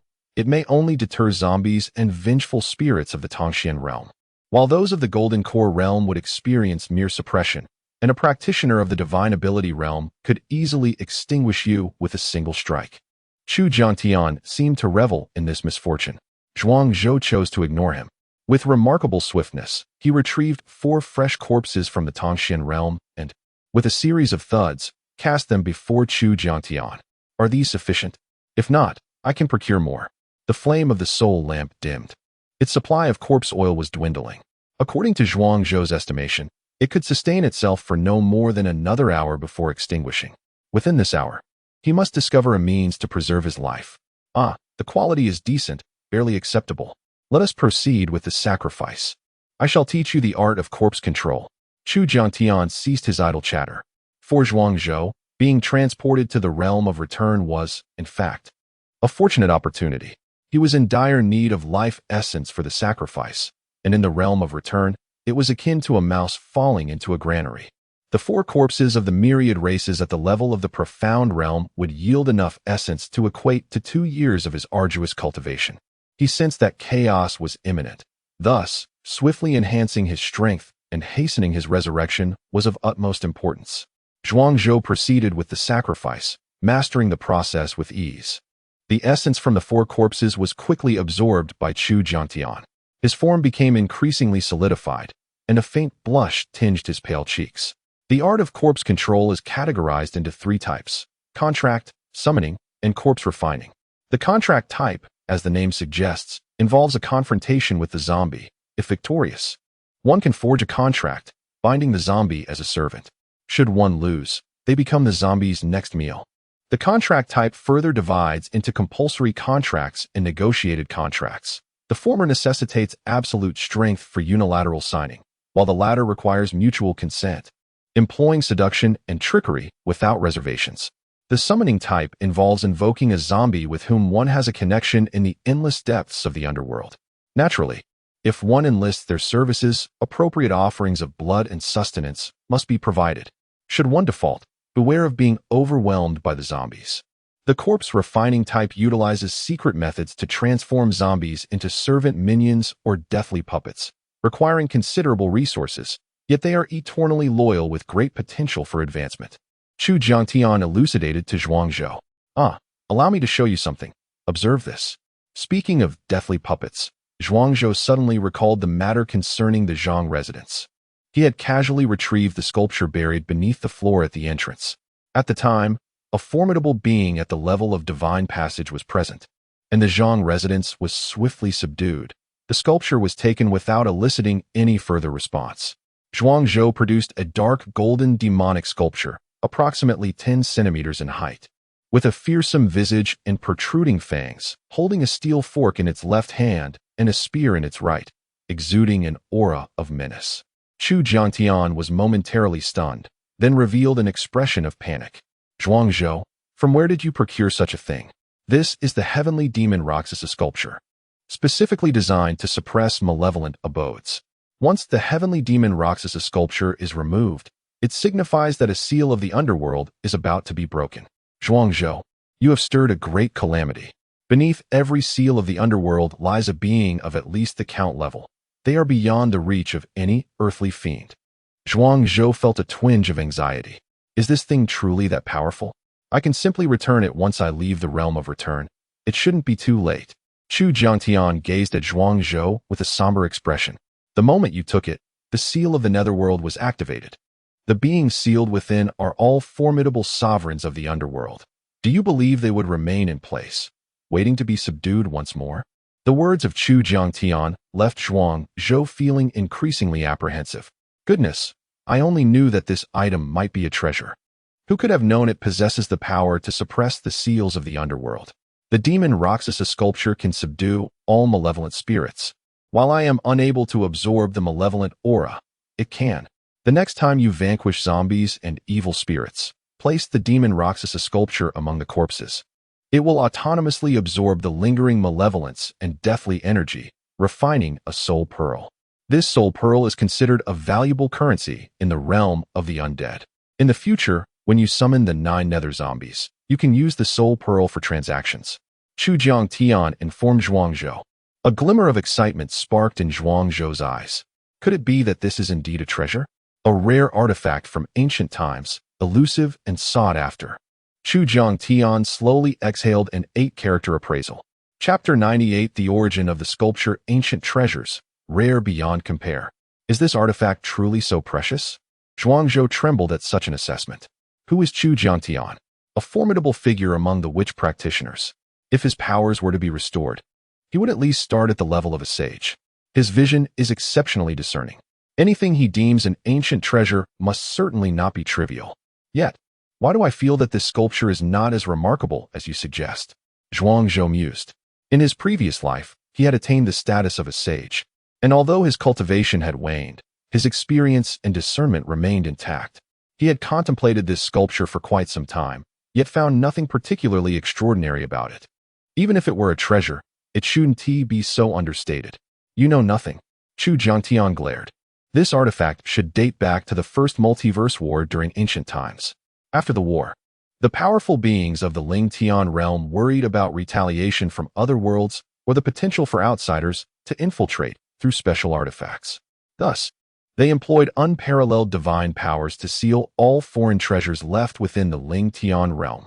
This sculpture bears a total of 9 layers of seals. With each layer that is unlocked, the power of the sculpture is restored incrementally. Originally, this sculpture existed in a state of complete sealing. It is a mystery how some fool decided to use it as a focal point to suppress the 9 Hell seal, causing the sculpture to absorb an immense amount of death energy, malevolent aura, and power from the 9 Hells, thereby breaking one layer of the seal and granting it the ability to transform into a death spirit orb. As long as you frequently utilize this artifact, the other seals will gradually be undone, but I cannot predict what changes may occur once they are broken, Chu Jiangtian explained. Oh, Zhuangzhou nodded, somewhat bewildered.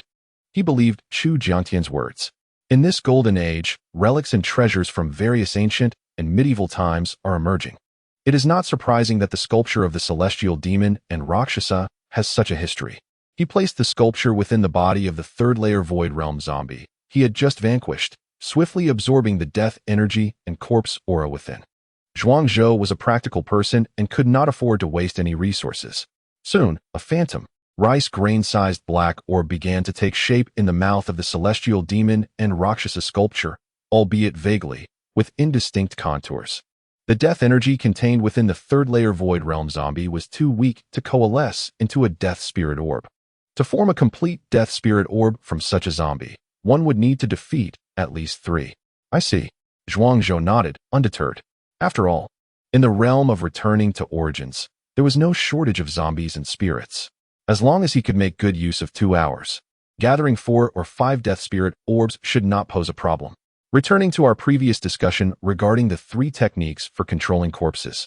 The price you paid previously allows you to learn only one, and it is the most rudimentary of the 3, an introductory chapter for the flesh manifestation realm. Chu Jiangtian remarked. What a ripoff! Zhuangzhou exclaimed, wide-eyed. What on earth were those 5 corpses just now, fed to the dogs? High-level corpses from the transcendent realm, and one can only choose one of the 3 corpse-controlling techniques, limited to the basics of the flesh realm and the transcendent realm. Surely even capitalists do not possess such a blackened heart. The Tao must not be disseminated lightly. Were it not for my current misfortunes, I would not even consider parting with 5 high-level corpses from the transcendent realm, let alone accept your offer of corpses from the golden core or even the divine power realms as tuition. Chu Jiangtian stated with an air of arrogance. Learn 2 techniques, or else next time there will be no trade. Zhuangzhou countered. Damn it, trying to swindle me. Not a chance. Add 50 mid-grade spirit stones, and I shall grant you a one-time discount. 20 stones. Deal. Zhuangzhou thought it hasty. Indeed, the aged Chu Jiangtian, who had lived who knows how many years, was exceptionally shrewd. Had he held his ground, perhaps he could have concluded the deal without having to add those extra 20 mid-grade spirit stones. Zhuangzhou resolved to learn from this experience and avoid repeating his mistakes. Reluctantly, he produced the 20 mid-grade spirit stones and placed them before Chu Jiangtian. Chu Jiangtian's mouth opened wide as the spiritual energy from the stones rapidly absorbed into his body, akin to savoring a gourmet delicacy, leaving him in a state of bliss. Zhuangzhou's expression darkened. Stop flaunting it. My soul lantern cannot last much longer. If you continue to bask in ecstasy and the lantern extinguishes, we shall both perish. Chu Jiangtian shot Zhuangzhou a glance. What can mere zombies do to me? Now, tell me, which 2 of the 3 corpse-controlling techniques do you choose? The summoning and the contract types. Zhuangzhou replied without hesitation. Although the corpse refining technique sounds impressive, it requires materials and time. Have you not seen the poison bats at the Zhang residence, refining corpses only to have them remain unfinished even after their demise? Of course, the poison bats technique is not from the witch sect. It is a bloodline inheritance and a unique secret method of their clan. In this world, many techniques lead to the same end. Some even arise from a shared lineage, establishing their own schools. The summoning type requires sacrifices. Blood offerings are the most common. However, given your current situation, you could use a necromancer's orb as a sacrifice for even better results. This item is a hard currency among the undead, extremely effective. The summoning witchcraft is relatively complex, requiring the resonance of hand seals and incantations. Each syllable of the incantation possesses its own distinct spiritual frequency, which cannot be described by mere words. This time, Chu Jiangtian did not jest. He spoke to Zhuang Zhou with utmost seriousness. With summoning undead beings, a slight miscalculation can lead to disastrous consequences.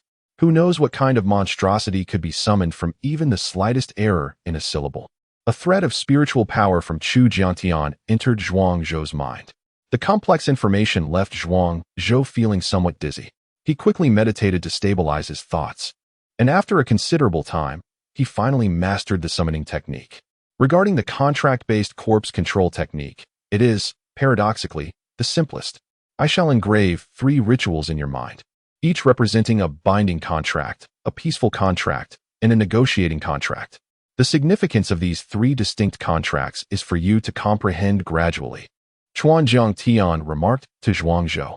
Nodding in acknowledgement, Zhuang Zhou immediately assimilated the essence of these 3 contracts. It now appeared that among the various corpse control techniques, the contract-based ones were the most straightforward and reliable. Zhuang Zhou's gaze drifted, landing upon a 5th-tier zombie of the transcendent realm not far from him. After transformation, the strength of a zombie is significantly diminished. The mystical techniques wielded by the martial artist in life can no longer be employed. They require an extensive period to adapt to their zombie constitution.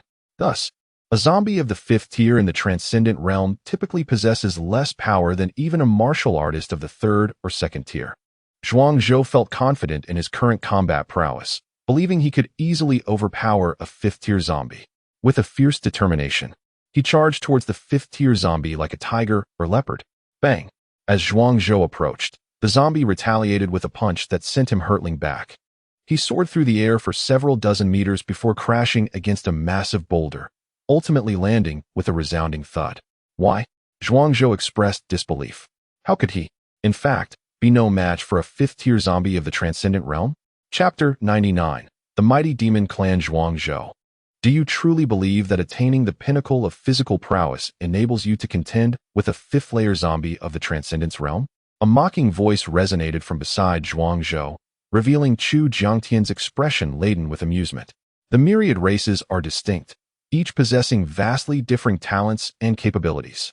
Amongst equals, human warriors can only be considered mediocre, for it is the myriad chaotic artifacts, talismans, bloodlines, elixirs, and secret techniques that allow humanity to barely ascend to a higher tier. Yet, when faced with the top 100 clans among the myriad races, humanity remains woefully fragile. The 5th-layer zombie of the transcendence realm staggered towards Zhuang Zhou, seemingly acclimating to the suppression of the soul lamp. Its eyes glowed with a sanguine light, imparting an inexplicable sense of oppression. The top 100 clans? Zhuang Zhou scrutinized this zombie once more, scouring his past life's memories for any clues regarding this clan. The 78th-ranked Mighty Demon Clan among the top 100 clans, naturally endowed with formidable physical strength and unparalleled defense. Even the most ordinary member of the Mighty Demon Clan possesses a physical force of 40 tons at the pinnacle of the physical realm, rivaling that of humanity's super geniuses. In the Transcendence realm, each minor elevation in rank naturally augments one's physical strength by 20 tons. Should one delve into strength-related secret techniques, achieving the 5th layer of Transcendence would yield a physical force comparable to that of 3 to 5 mighty bulls, perfectly normal for the Mighty Demon Clan. Chu Jiangtian's words caused Zhuang Zhou's smile to freeze. By the heavens, I have been careless again. Is it not the Mighty Demon Clan? Zhuang Zhou gazed resolutely, revealing no intention of retreat. After all, he was a practitioner of 3 disciplines. If he could not overcome such a trivial zombie, all of his hard-earned cultivation from 2 lifetimes would be for naught. The zombie drew near and suddenly unleashed a punch. Though its limbs were somewhat stiff, the instincts of combat ingrained in its muscles from a past life still lingered. Zhuang Zhou did not flinch or evade. Instead, he extended his left hand and spun to deflect the blow. With a resounding crash, they were evenly matched. Zhuangzhou's rotation was deliberate, dissipating 30% of the opponent's force in an instant. The zombie bared its teeth, opening its gaping maw to lunge at Zhuangzhou. Its sharp fangs, akin to lethal daggers, posed a dual threat, inflicting injury and introducing miasma into his body, making recovery exceedingly difficult. Tiger's fury. Zhuangzhou tilted his head, narrowly avoiding the zombie's fangs. His right hand formed a fist, and a surge of black flames erupted from it. A fourfold amplification. The phantoms of four mighty bulls. With a single punch, he pierced directly through the zombie's heart. Calm and collected, swift and decisive, Chu Jiangtian gazed at Zhuangzhou's profile, astonished. Zhuangzhou's demeanor bore no resemblance to that of an 8-year-old child. Each of his movements was resolute, reminiscent of a seasoned warrior tempered through countless trials. Hurry and place your demon Roxas sculpture into this mighty zombie's body. The bloodline of the mighty zombie is extraordinary, and the miasma within it is truly remarkable, Chu Jiangtian urged. However, Zhuangzhou remained indifferent. He retrieved a small vial and inserted it into the body of the powerful zombie, meticulously extracting its dark essence drop by drop. What are you doing? Chu Jiangtian inquired, astonished. I have read in ancient texts that the essence of the Great Strength Demon Clan is the finest material for inscribing the Great Strength Curse. The essence exists within every zombie, yet that of the Great Strength Demon Clan is exceedingly rare. Although Zhuangzhou had never encountered a member of the Great Strength Demon Clan, he had learned of the methods to forge the Great Strength Curse through the inheritance of the witch sect at the Heavenly Altar. By using the essence of the Great Strength Demon Clan as a catalyst, one could create talismanic ink and inscribe the emblem of the Great Strength Demon Clan.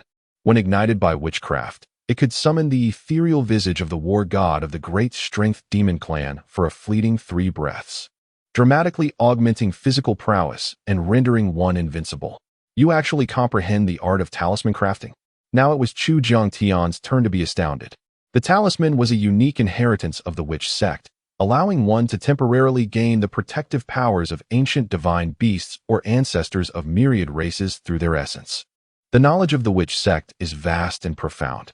Although Chu Jiangtian was a formidable witch, he had not delved deeply into this particular field, possessing only a smattering of understanding. Just a little, Zhuangzhou replied with a shy smile. While one may harbor malice, one must always guard against it. Though Chu Jiangtian was currently displaying goodwill, Zhuangzhou dared not reveal the existence of the Heavenly Altar's secrets or the witch sect's teachings. Chu Jiangtian sighed. In my time, I received an incomplete inheritance from the witch sect, lacking in the art of talismans. I never expected you to possess such knowledge. It is indeed a rarity. Rest assured, my path of cultivation is already set. My foremost concern now is to resurrect. I have no designs on your witch sect inheritance. Your understanding of talisman crafting is beneficial. It will surely provide you with additional means of protection. As Zhuangzhou purified the essence from the Great Strength Demon Clan zombie, the corpse lost all value. At that moment, the other zombies began to stir restlessly. The flame of the soul lamp dimmed, its insufficient oil rendering it incapable of instilling fear any longer. Roar! A 6th-level zombie from the profound realm bellowed, emanating ripples of deathly energy around it. The light from the soul lamp was obstructed by the death aura and could no longer hinder it. It leaped into the air, charging at Zhuangzhou.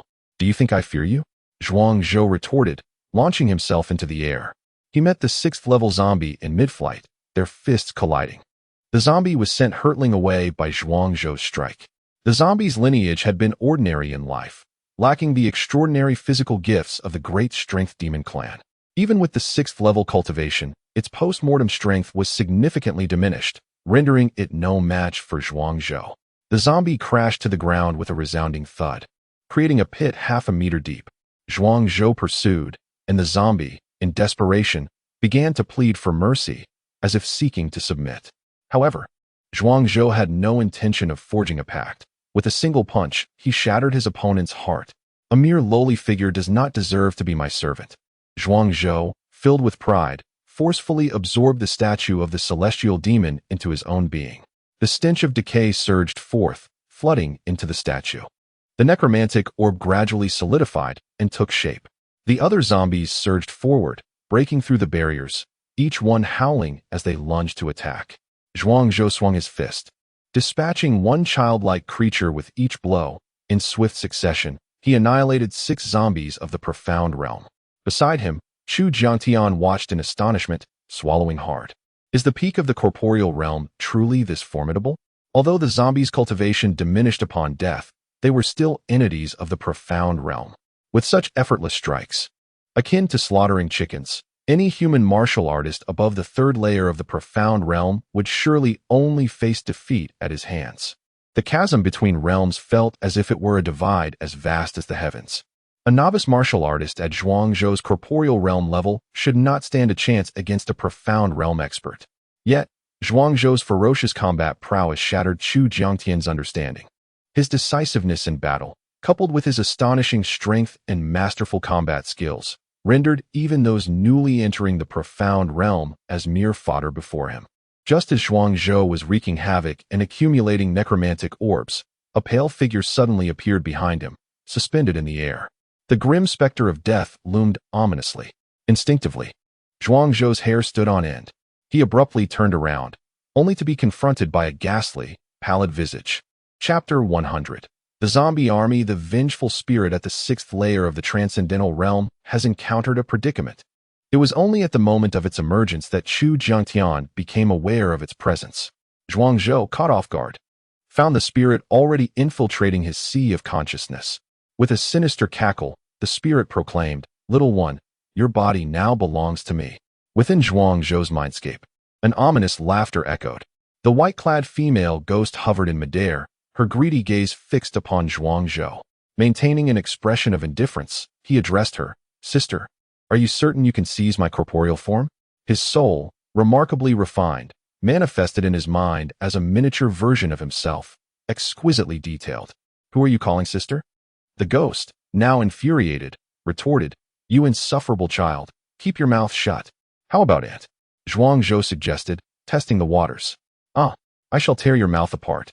The ghost, seemingly provoked, lunged at Zhuangzhou with claws outstretched. Zhuangzhou raised his hand and delivered a powerful punch. Flames erupted, sending the ghost hurtling away. Regaining her composure, the ghost gazed at Zhuangzhou with incredulity. "This is impossible. You are merely at the corporeal realm. How can your soul be so formidable? It is not that I am too strong, but rather that you have weakened. I am of the 9-yang body, embodying utmost strength and purity, capable of suppressing all malevolent spirits. Though my inner power has yet to awaken, and thus cannot be unleashed, your choice to invade my domain was akin to seeking death." Upon Zhuangzhou's revelation, the ghost recognized the uniqueness of his sea of consciousness. While the mindscapes of ordinary individuals are dark, deep, and confined, Zhuangzhou's was a vast expanse, illuminated by 10 suns radiating boundless brilliance, resembling a complete world, infinite and unending. Streams of pure yang energy flowed from the suns above. The ghost, scorched by the flames, emitted cries of agony. "Ah, I was wrong. I should not have attempted to possess you. Spare me, please." Writhing in pain, the ghost, a being of utmost darkness, was particularly vulnerable to such pure yang energy. "Spare you? Do you believe that is possible? A delicacy delivered to my doorstep. And you think I am a fool?" As the flames consumed her, the ghost's malevolent essence rapidly dissipated, her consciousness extinguished. Only a strand of pure spiritual energy remained for Zhuangzhou to refine. Quickly, Zhuangzhou absorbed this spiritual essence, resulting in a thunderous breakthrough. His spiritual power reached 81 tons. It seemed that even the pinnacle of corporeal strength was bound by this limit. In his heart, Zhuangzhou mused, at 81 tons. Any excess spiritual energy transformed into witchcraft power, elevating it to 68 tons. Now, with only the witchcraft power remaining, reaching the same limit of 81 tons would culminate in a complete achievement, allowing him to transcend to the realm of mystical communication. Zhuangzhou felt a surge of elation within. Although he had not yet entered the realm of enlightenment, the breakthrough in his mental prowess left him quite gratified. Zhuangzhou's physical form had returned to normal. "Are you all right?" Chu Jiangtian was so astonished that he felt somewhat dazed. "Goodness, are you a reincarnation of a prodigy? Your physical body rivals that of advanced practitioners, and your soul could easily overpower vengeful spirits." Chu Jiangtian sensed the transformation within Zhuangzhou's soul. It had not only grown stronger, but also possessed an air of completeness. Ultimate mental state? Nonsense. This little anomaly isn't planning to refine his mystical power to the utmost before breaking through to advanced comprehension, is he? Chu Jiangtian scrutinized Zhuangzhou, but ultimately refrained from inquiring how he had vanquished that vengeful spirit. Asking would be futile. Zhuangzhou would undoubtedly withhold the truth. Everyone harbors their own secrets, especially geniuses. Chu Jiangtian understood the unspoken rules. If he dared to ask, Zhuangzhou might not summon him from the totem pillar for a ritual again. That was a close call. Zhuangzhou gently patted his chest, feigning a look of relief. Chu Jiangtian scoffed. Who do you think you're fooling? You're the one who should be worried about that unfortunate female ghost. If he wasn't mistaken, this place was on the border of the origin realm. If you want me to help you decipher those 3 formations, you should venture deeper, Chu Jiangtian suggested. However, the further they progressed, the stronger the zombies and vengeful spirits became, and Zhuangzhou feared he might not survive the encounter. He hesitated. The allure of the formations was enticing, but it was a gamble with his life. Do you still have spirit stones? Chu Jiangtian suddenly inquired. What for? Zhuangzhou covered his storage belt, eyeing Chu Jiangtian as if guarding against a thief. Give me 100 mid-grade spirit stones. I can take action once against any zombie or vengeful spirit of golden core level or above. Chu Jiangtian replied nonchalantly. Of course, if you find it unnecessary. You may disregard my request. You can still take action? Zhuangzhou asked in astonishment. The source hasn't fully recovered. Each action incurs a certain cost. Chu Jiangtian nodded. In truth, it was not Zhuangzhou who sought to see the 3 great formations, but rather Chu Jiangtian's keen interest in them. As a master of formations, his obsession with powerful arrays was beyond the comprehension of most. To hear the Tao in the morning is worth dying in the evening. Just 100 mid-grade spirit stones. I'm merely a physical realm novice. If you ask for more, I truly have nothing left. Zhuangzhou looked at Chu Jiangtian with a pitiful gaze, reluctantly producing 100 mid-grade spirit stones. Chu Jiangtian rolled his eyes. Now you're aware that you're just a physical realm novice? Not long ago, you were slaughtering advanced zombies with the ease of killing chickens. He unceremoniously snatched the spirit stones and refined them into his body, solidifying his form further. Aren't you going to find a zombie to sign a contract with? Are you aware that a valiant hero requires the support of 3 allies? In the realm of Guiyuan, the zombies you have subdued can, upon the signing of a contract, be sent to the 9 Nether for cultivation, allowing you to summon them back from this barrier whenever you require their assistance in battle. Chu Jiangtian discovered that Zhuangzhou's propensity for violence was exceedingly pronounced. Before Zhuangzhou's zombie could surrender, he had already shattered its heart with a single blow, ending its existence. Given Zhuangzhou's disposition, it seemed improbable that he would be able to amass even a single zombie as a subordinate in the Guiyuan realm. There is no need to rush.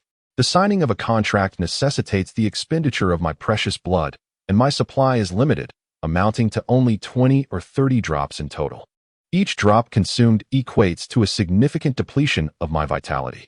I have heard of a type of zombie known as the Corpse King, which can command other zombies. If I could forge a contract with such a being, I would effectively possess an army of the undead. 1 drop of blood in exchange for a legion of zombies. This is my ultimate ambition, Zhuangzhou proclaimed with a beaming smile. Upon hearing this, a sense of unease suddenly gripped Chu Jiangtian's heart. The Corpse King is at least a being of the Golden Core realm, and with your current combat prowess, you are no match for such an entity. Did you not just assert that you would handle the zombies and vengeful spirits above the Golden Core level? I shall merely stand behind you and cheer. A pang of anguish pierced Chu Jiangtian's heart, akin to a needle's sting. How could it be that you were waiting for me all along? Chu Jiangtian felt that the 100 medium-grade spirit stones he had just received now felt rather burdensome. Brother, may I return the spirit stones to you, and could you allow me to go free? Chapter 101. The dual malevolence. Zhuangzhou and Chu Jiangtian were engaged in conversation when a horde of zombies suddenly surrounded them. Among them, a formidable 3rd-tier golden core zombie brandished a spear, pointing it directly at Zhuangzhou. With his golden hair, azure eyes, towering stature, and handsome visage, he donned dark golden armor, embodying the essence of a legendary Corpse King. Rather than addressing the zombie, Chu Jiangtian focused on Zhuangzhou. You little rascal, your tongue must be blessed, he remarked. The Corpse King was a rare sight, Attaining such a status required more than mere martial prowess. One's lineage in life had to be exceptional, either from one of the top 100 clans or possessing a unique constitution from lesser clans. This particular corpse king had likely been a formidable warrior from the 9th-ranked Divine Warrior clan. You handle the corpse king, and I shall deal with the minions. Zhuangzhou swiftly delineated their roles. Chu Jiangtian ground his teeth. You're not as foolish as you seem. Remember, don't kill the corpse king. I need him incapacitated to sign a contract and have him as a subordinate. Zhuangzhou cautioned. Indeed, let us ensure he remains alive. With a cold smirk, Chu Jiangtian retorted, You're impressive. You take care of this yourself. Not much talent, but plenty of flaws. Zhuangzhou offered an awkward smile. If you can assist me in successfully binding this corpse king, I am willing to offer 20 spirit rejuvenation herbs as tribute. Spirit rejuvenation herbs? What are those? Chu Jiangtian, a practitioner of witchcraft, was not well versed in the intricacies of spiritual flora. They are plants that can rapidly restore mental energy. Zhuangzhou displayed one of the herbs before Chu Jiangtian, who sensed a faint aura of spiritual energy emanating from it. However, being merely a low-grade spiritual herb, it was insufficient for subduing the corpse king. To assist you, I require at least 100 mid-grade spirit stones and an additional 100 of these herbs. Zhuangzhou hesitated. But I do not possess such a quantity of spirit rejuvenation herbs. Then we shall arrange for installment payments. After all, you cannot escape. Chu Jiangtian asserted confidently. Deal. Zhuangzhou gritted his teeth, determined in his pursuit of the corpse king, for with such a being by his side, his safety at Baitian Academy would be fundamentally assured. Chu Jiangtian raised an eyebrow. Such willingness? This lad is feigning poverty. He must have a substantial reserve of spirit stones and herbs. Boy, do you wish to die by my hand, or shall I pierce you with a single shot? The corpse king remarked coldly. Senior, take action. Zhuangzhou urged, his eyes glinting with resolve. Time was of the essence. At that moment, Chu Jiangtian struck, enveloping the corpse king with his palm. The zombie was taken aback. He had initially perceived Chu Jiangtian as merely a wandering soul, but upon this sudden assault, he realized the immense strength he possessed. With a single hand, Chu Jiangtian pressed the corpse king to the ground. Submit and sign the contract with Zhuangzhou, and I shall grant you a chance at survival. Otherwise, I shall ensure your spirit is scattered, never to be reborn. The prowess of Chu Jiangtian is astounding, utterly overwhelming the third layer of the Golden Core Realm's corpse king. Spare me, or else that young man shall meet a most untimely demise. The corpse king glared at Chu Jiangtian with malice. Chu Jiangtian chuckled coldly. You are already subdued by me. Do you truly believe you possess any means to affect Zhuangzhou? At that moment, a woman clad in crimson, her lips as vibrant as flames, materialized beside Zhuangzhou. Her icy hand resting on his shoulder. Dare to lay a finger on Saja, and I shall ensure this little soul is scattered to the winds. Her voice was silky, yet laced with menace. Zhuangzhou widened his eyes in disbelief. This was indeed a ghost king of the Golden Core Realm, a formidable duo of male and female. A term suddenly surfaced in Zhuangzhou's mind. How does the North Sky Academy govern the Guiyuan realm?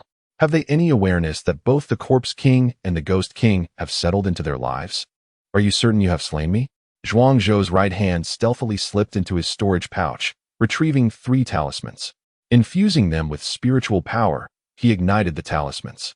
Abruptly, Zhuangzhou pivoted, casting the 3 talismans toward the Ghost King behind him.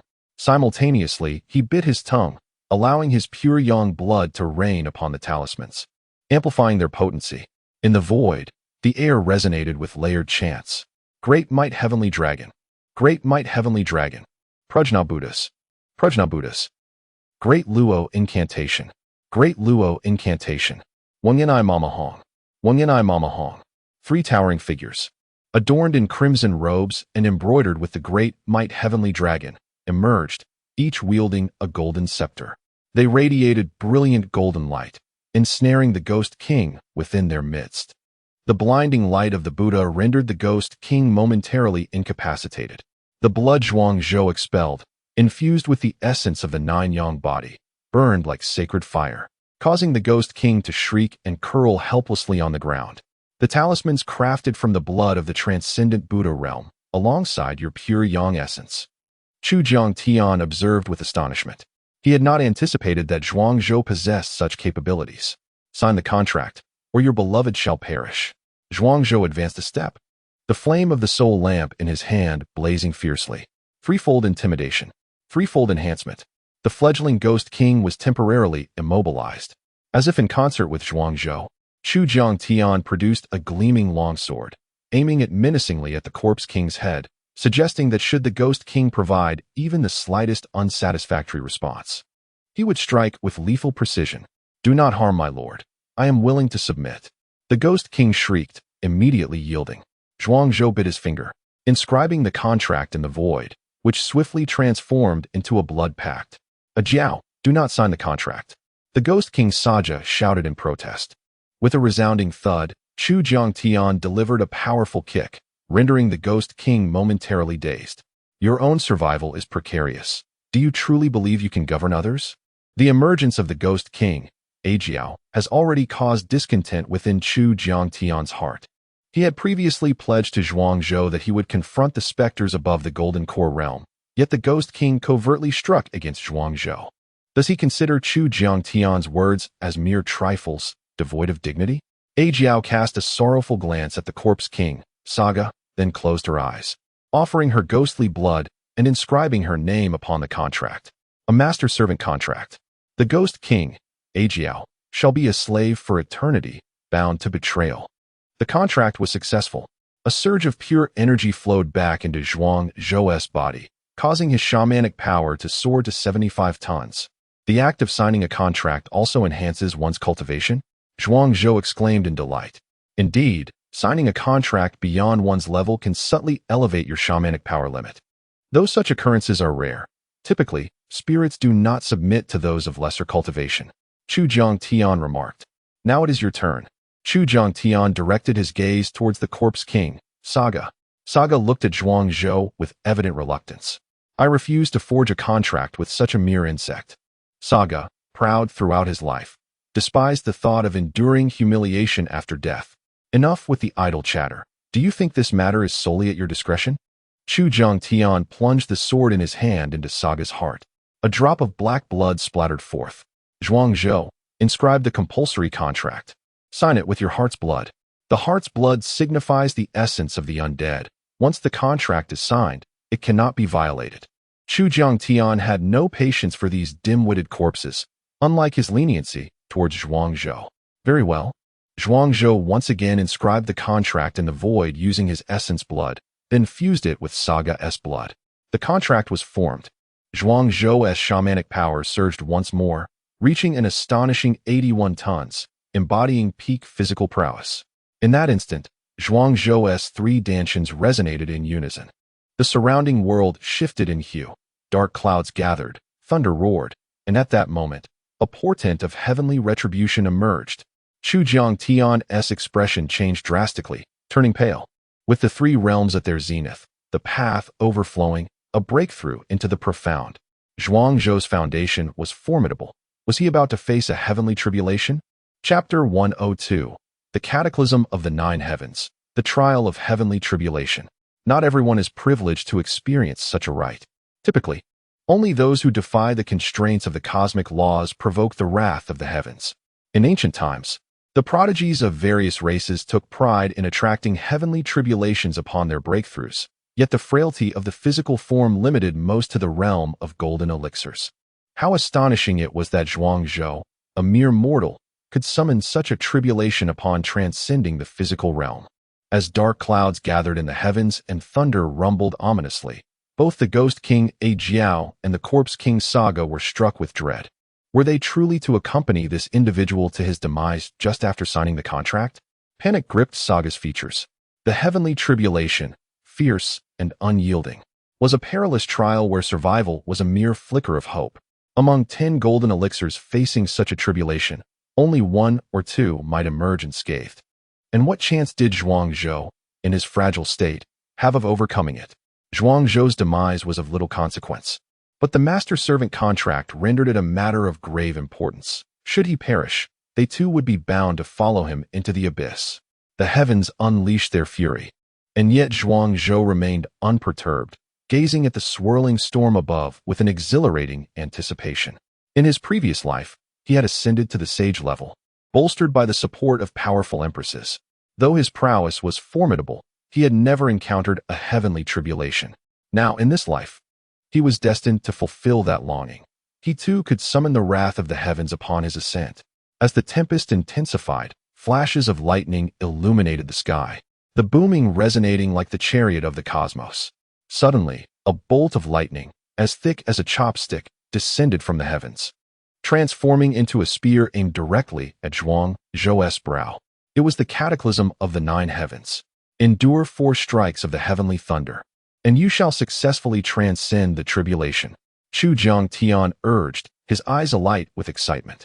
Indeed, they were the chosen 3, with their 3 paths merging. They were poised to face the tribulation even in the physical realm. If they could fight their way to the sage level, they would reign supreme across the universe, invincible. Within Zhuang Zhou, vitality surged, coalescing into his fist. The ethereal visage of a mighty bull materialized, breaking through the void. With a single punch, he met the heavenly tribulation head-on. The peak of physical prowess, akin to the strength of a bull. Saga's eyes widened in disbelief, his mouth agape in astonishment. He had presumed Zhuang Zhou to be a mere scion, sheltered by his elders, but this individual was a genuine genius, having perfected his training to an extraordinary level within the physical realm. The bolt of lightning shattered upon impact, dispersing into countless silver arcs that infused Zhuang Zhou with invigorating energy. He felt as though he had consumed an unparalleled elixir, invigorated and brimming with power. The tribulation was a divine punishment.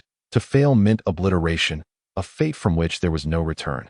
Once the tribulation is successfully traversed, the relentless thunder can instantaneously transform into a formidable vitality, nurturing the flesh and fortifying the soul. Soon after, the second bolt of thunder descended. This time, the thunder manifested as a colossal sword, its power thrice that of the previous strike. The giant sword cleaved through the air with ferocity. This time, Zhuang Zhou did not dare to underestimate it. He unleashed the fierce tiger fist technique, enveloping his entire being in a layer of black flames. The spectral forms of 4 mighty bulls materialized, and a roar of a fierce tiger reverberated through the mountains and forests. The phantoms of the 4 bulls shattered in the roar, ultimately merging into one. They transformed into the spectral image of a hellish black flame tiger, its body as dark as ink, ablaze with flickering flames. Its jaws opened, and with a resounding crunch, it astonishingly shattered the thunder-forged giant sword, which then disintegrated into myriad sparks of lightning, cascading into Zhuang Zhou's body. The martial prowess to shatter the tribulation. The entire demeanor of the Corpse King Saga shifted uneasily. His talent was mediocre, having never faced a tribulation during his breakthrough to the Golden Core realm. Yet he had not been oblivious to the struggles of others. Among his former kin, other prodigies faced their tribulations with trepidation, trembling in fear. Even those who successfully traversed the tribulation were often left disoriented and incapacitated. How could Zhuang Zhou be so audacious, taking the initiative to strike harder than the heavenly tribulation itself, obliterating it with sheer martial skill? The 4 ninth-tier tribulations consisted of 4 bolts of thunder, each stronger and more ferocious than the last. The initial 2 were merely an appetizer. The true peril lay within the final 2 tribulations. Chu Jiangtian's expression grew grave as he spoke. There was no respite. Following the dissolution of the second bolt, the 3rd thunderstorm quickly followed. This time, the thunder did not descend from the heavens. Instead, it transformed into silver chains, cleaving through the void, sweeping in from all directions like venomous serpents, binding Zhuang Zhou's limbs and neck, rendering him immobile. Such an alteration in the tribulation? Saga marveled. Other tribulations were unyielding and fierce, manifesting as blades and spears, striking down with finality. How could Zhuang Zhou's tribulation involve such stealthy bindings? Zhuang Zhou's countenance altered slightly. He had not anticipated such a peculiar twist in the tribulation. Damn it, am I not behaving properly? Does that somehow affect the nature of the tribulation? Zhuang Zhou struggled fiercely, yet the chains of thunder clanged ominously. No matter how he fought, he could not break free from the tribulation-esque grasp. The chains began to tighten from all sides, as if intent on tearing him apart limb from limb. It was over. With his limbs ensnared, Zhuang Zhou appeared doomed. "Ah Jiao, if I cannot share this life with you, let us meet in death." May we reunite in the next life. Saga wore a sorrowful countenance, having already composed his farewell words. Jiao gazed at Saga with a pitiful look. We shall meet again in the next life. Get lost. Zhuangzhou is not dead yet. What are you two confessing for? Chu Jiangtian, filled with irritation from witnessing their melodrama, exclaimed. However, Zhuangzhou. Saga was about to declare that Zhuangzhou was beyond salvation. Suddenly, a long sword emerged from Zhuangzhou's storage bag, swaying gently as it flew forth. The power of mental manipulation. A spectral image of a mighty ox materialized above the sword. With a sharp crack, the chains binding Zhuangzhou's neck were severed in an instant. The thunderous chains, imbued with a force thrice that of the second thunder, were diminished as they spread across 5 separate chains, each link bearing little of that original strength. Mental manipulation. The strength of an ox. Is this truly possible? Saga's eyes widened in astonishment. Could it be that this young master was a monster? Not only had he reached the pinnacle of martial arts, but his mental prowess had also ascended to the highest echelons. With a flurry of motion, Zhuangzhou replicated the feat, wielding the long sword to sever all the thunderous chains. As the chains dissipated, they transformed into thunder, merging with Zhuangzhou's being. The overwhelming power of thunder coursed through his silvery form, nearly rendering him a walking beacon of light. At that moment, dark clouds swirled ominously, and lightning flickered. The final bolt of tribulation thunder roared forth. A colossal hand descended, formed of lightning and as large as a grinding stone, appearing almost tangible. Distinctive patterns of the palm crisscrossed one another, teeming with the surging energy of thunder. The power contained within that hand was boundless. A manifestation of 27 spectral oxen in the void. An absolute force, an unyielding pressure. Even Zhuangzhou, possessing extraordinary strength, could not withstand the might of this hand. It was over. This time, Zhuangzhou was truly facing his demise. Jiao closed her eyes, unable to bear the sight, seemingly awaiting the moment of Zhuangzhou's death, prepared to perish alongside Saga. However, just as the hand was about to descend, Zhuangzhou was suddenly struck by inspiration. He surged forward to confront it. Within him, the 3 gates of the shamanic, martial, and divine realms resonated, erupting in a blaze of incandescent light that illuminated the entire expanse of heaven and earth. Chapter 103. The primordial strike. The moment Zhuangzhou collided with the colossal palm, he instinctively uttered a mystical incantation, one he had never practiced before. The 3 gates erupted, concentrating all strength into a singular point. This force transcended martial prowess, sorcery, and all other forms of power, ultimately shattering the thunderous hand with overwhelming might. The palm, as large as a grinding disc, gradually disintegrated in the void, transforming into specks of silver lightning that surged into Zhuangzhou's body, permeating his limbs and bones. The Tao begets one, one begets two, two begets three, and three begets myriad beings. The 3 gates converged into unity, reverting to chaos. The Tai Chi oscillated between extremes, and a single thought gave rise to existence. In the final moment before the hand's destruction, an ancient scripture suddenly manifested in Zhuangzhou's mind. Though incomplete, each word resonated powerfully. Countless bolts of thunder fused within him. Zhuangzhou stared, mesmerized, at the continuous influx of lightning, momentarily rendered immobile. The echoes of that ancient scripture reverberated in his mind. Was it revealing to him the essence of the 3 gates? He sensed the transformations within himself. At the moment of impact, he distinctly felt the 3 gates merging into one. However, after the hand was obliterated, the gates immediately separated, each distinct and indifferent to the others. The 3 gates and 9 paths seemed far more complex than merely the 12 ancient doctrines. Zhuangzhou ceased pondering this conundrum and instead focused on the changes within his body. For strands of thunder, tribulations shattered, and the entirety of their power surged into him. He felt as though he had become a being of pure lightning. An inexhaustible torrent of thunder coursed through him, surpassing all other forces combined. What comes after this thunder tribulation? I feel as though I have not been struck down by the lightning. Rather, I am on the verge of being overwhelmed by this boundless, thunderous energy. Zhuangzhou couldn't help but chuckle at his situation. He had not anticipated that this power of thunder would possess such an effect. Focusing intently on the transformative energies within him, he reminded himself to maintain composure. The transition from a physical body to the realm of profound understanding is a significant leap in life. Surviving the thunder tribulations, bolstered by this thunderous power, undoubtedly amplifies this transformation. Understanding the leap of life itself is a precious insight in one's cultivation journey. It is said that some have attained enlightenment through such experiences, grasping the essence of life and death cycle. The physical body serves as a vessel, carrying the changes of life, yet it also acts as a cage, confining the essence of all beings. Only by breaking free from the corporeal constraints can one truly enter the realm of the profound, where mysteries abound. Cultivating the physical form strengthens power, while delving into the profound hones the laws of existence. Upon entering the realm of profound understanding, one's spirit becomes more perceptive, capable of sensing the shifts in the laws of nature and the flow of the great Tao. The so-called profound laws merely guide one towards understanding the principles of the Tao. There are countless paths, yet the ultimate realization is singular and emerges from nature itself. Chu Jiangtian, with a serious demeanor, imparted wisdom to Zhuangzhou, having traversed the realm of profound understanding in a past life. Zhuangzhou found fresh insights blossoming within him upon hearing these words. Stepping into the realm of the profound signifies the true initiation into the path of cultivation.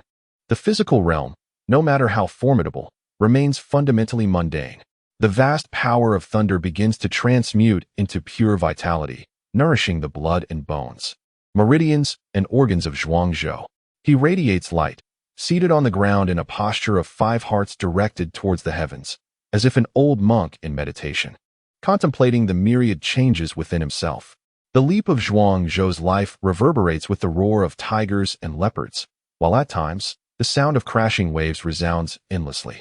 Occasionally, there are the sacred chants of countless Buddhas, intermingled with the prayers of a million ancestors.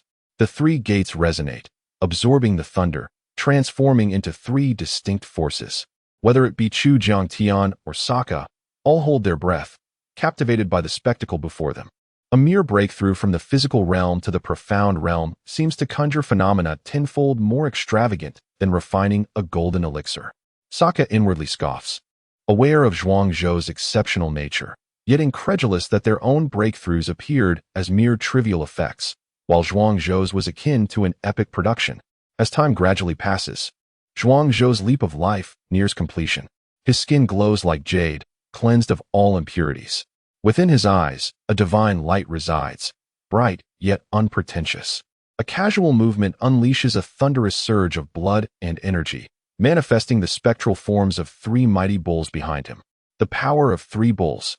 Following the thunder tribulation, his 3 gates of power swell thrice, catapulting his strength to new heights, even without employing any martial arts or secret techniques. The full eruption of his 3 gates grants him the might of 9 bulls. Is this the distinction between genius and the ordinary? Sokka's eyes widen as he gulps, pondering. For an ordinary person breaking through, the pinnacle of physicality yields 10 tons of strength, and upon entering the profound realm, this doubles to a mere 20 tons of physical might. Yet a genius, upon breaking through, attains the zenith of 3 forces, each reaching the strength of 1 bull. In that moment of breakthrough, his power triples to a staggering 9 bulls, and anyone beneath the 5th layer of the profound realm would likely be utterly overwhelmed by him. Sokka is in awe. Though now a subordinate of Zhuangzhou, he feels stripped of any arrogance. The simultaneous cultivation of the 3 gates, the extreme power, and the breakthrough through the heavenly tribulation, all signs point to Zhuangzhou's extraordinary potential. Once he rises, he will undoubtedly shine like a comet. Henceforth, should Zhuangzhou offer even the slightest assistance to himself and Ajiao, it might elevate their cultivation further, allowing Ajiao to solidify her true form. And they could indulge in some scandalous escapades together. Sokka muses, nearly drooling at the thought. Chu Jiangtian glances at Sokka, perplexed at his thoughts. What is this man thinking? Here he is, a grown man, watching Zhuangzhou and practically drooling. Does he harbor such peculiar inclinations? Zhuangzhou is still but a child. Zhuangzhou, pay no heed to his nonsensical chatter. The physical realm is merely the foundation of your cultivation, while the profound realm is where true practice begins. Warriors cultivate profound arts, shamans study their mystical ways, and deities refine divine methods. These are the true essences of the profound realm. Regarding profound arts, you have already acquired commendable insights from the 8 beast bones during your entrance assessment. Each fragment of beast bone encapsulates a low-grade mysterious technique.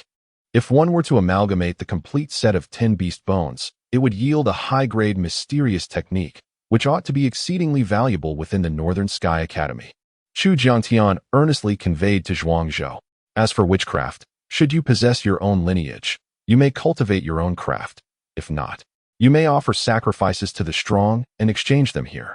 Divine techniques are rare, and I too lack them, yet the Northern Sky Academy boasts profound heritage. With a bit of exploration, you should be able to uncover some. Chu Jiangtian, wary of Zhuangzhou taking a misguided path, deliberately reminded him. Zhuangzhou chuckled and nodded in agreement. Rest assured, I have long made preparations for this. Regarding martial arts techniques, Zhuangzhou intends to practice the 9-yang profound technique recorded in the 9-yang manual. The 9-yang technique is a superior earth-grade technique, perfectly complementing his 9-yang physique. As for witchcraft, the inheritance resides within the heavenly earth altar. However, divine arts indeed pose a dilemma. Zhuangzhou pondered deeply. Meanwhile, within the law enforcement department of the Northern Sky Academy, Su Tieshue wore a grim expression. That wretched Zhuangzhou has not only colluded with the Ministry of War, but has also established connections with the Ministry of Works. If he successfully emerges from the return to origin realm, it would spell trouble. Su Tieshue, having encountered Zhuangzhou twice, recognized his vengeful nature. It would be one thing if Zhuangzhou were a mediocre talent, but his astonishing gifts complicate matters. With the backing of the Ministry of War, the Ministry of Works, and those old stalwarts within the academy, he would likely soar to great heights. By the time he learns the truth behind Zhuang Yan's expulsion from the academy, he might very well contend with the law enforcement department. This is perilous. It must be nipped in the bud. Why not send students to infiltrate the return to origin realm and eliminate Zhuangzhou? At that moment, a law enforcement disciple clad in blue, Zhang Yuan, spoke up. Although Zhang Yuan was merely an outer court disciple, he had reached the 7th level of the profound realm after 3 years of study. What if the Ministry of Works and the Ministry of War pursue this further? Su Tieshue felt a stirring in his heart and turned to Zhang Yuan, extending his query.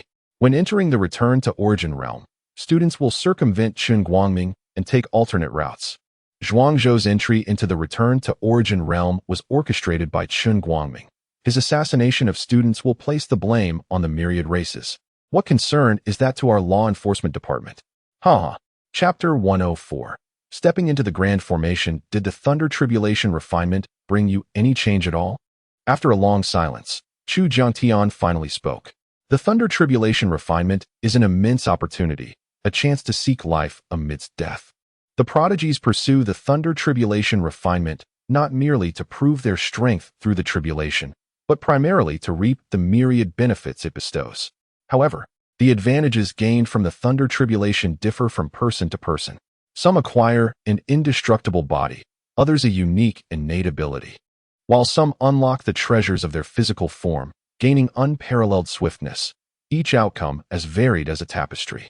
Following his Thunder Tribulation, Zhuangzhou seemed to exhibit no extraordinary reactions aside from the usual elevation in his cultivation, which took Chu Jiangtian by surprise.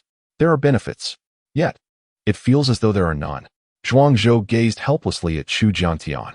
The gift bestowed upon him by the heavens made him feel as though he had endured the tribulation in vain. Upon introspection, he discovered a radiant rune floating within his sea of consciousness. This rune, forged from the essence of thunder, pulsed with the profound significance of the Tao. After the tribulation, 30% of the thunder's power was utilized to temper his physical body, refined by the 3 major dantians, while the remaining 70% manifested as this peculiar artifact. This rune symbolized an innate ability. Typically, abilities can only be cultivated at the 4th realm, the realm of abilities, but innate abilities are exceptions, granted by the heavens at their whim. Had it been a different innate ability, Zhuangzhou might have been overjoyed. Yet, this particular gift evoked memories of his bleak and despairing past life. The innate ability, Divine Goddess Descend, allows one to summon formidable female warriors from the annals of history, provided they do not exceed 2 major realms above the summoner. However, there is a price to pay for their return to the flow of history. What price? A flesh offering? Damn it. He absolutely refused to wield such an innate ability. Noticing Zhuang Zhou's intense expression, Chu Jiangtian wisely refrained from further inquiries.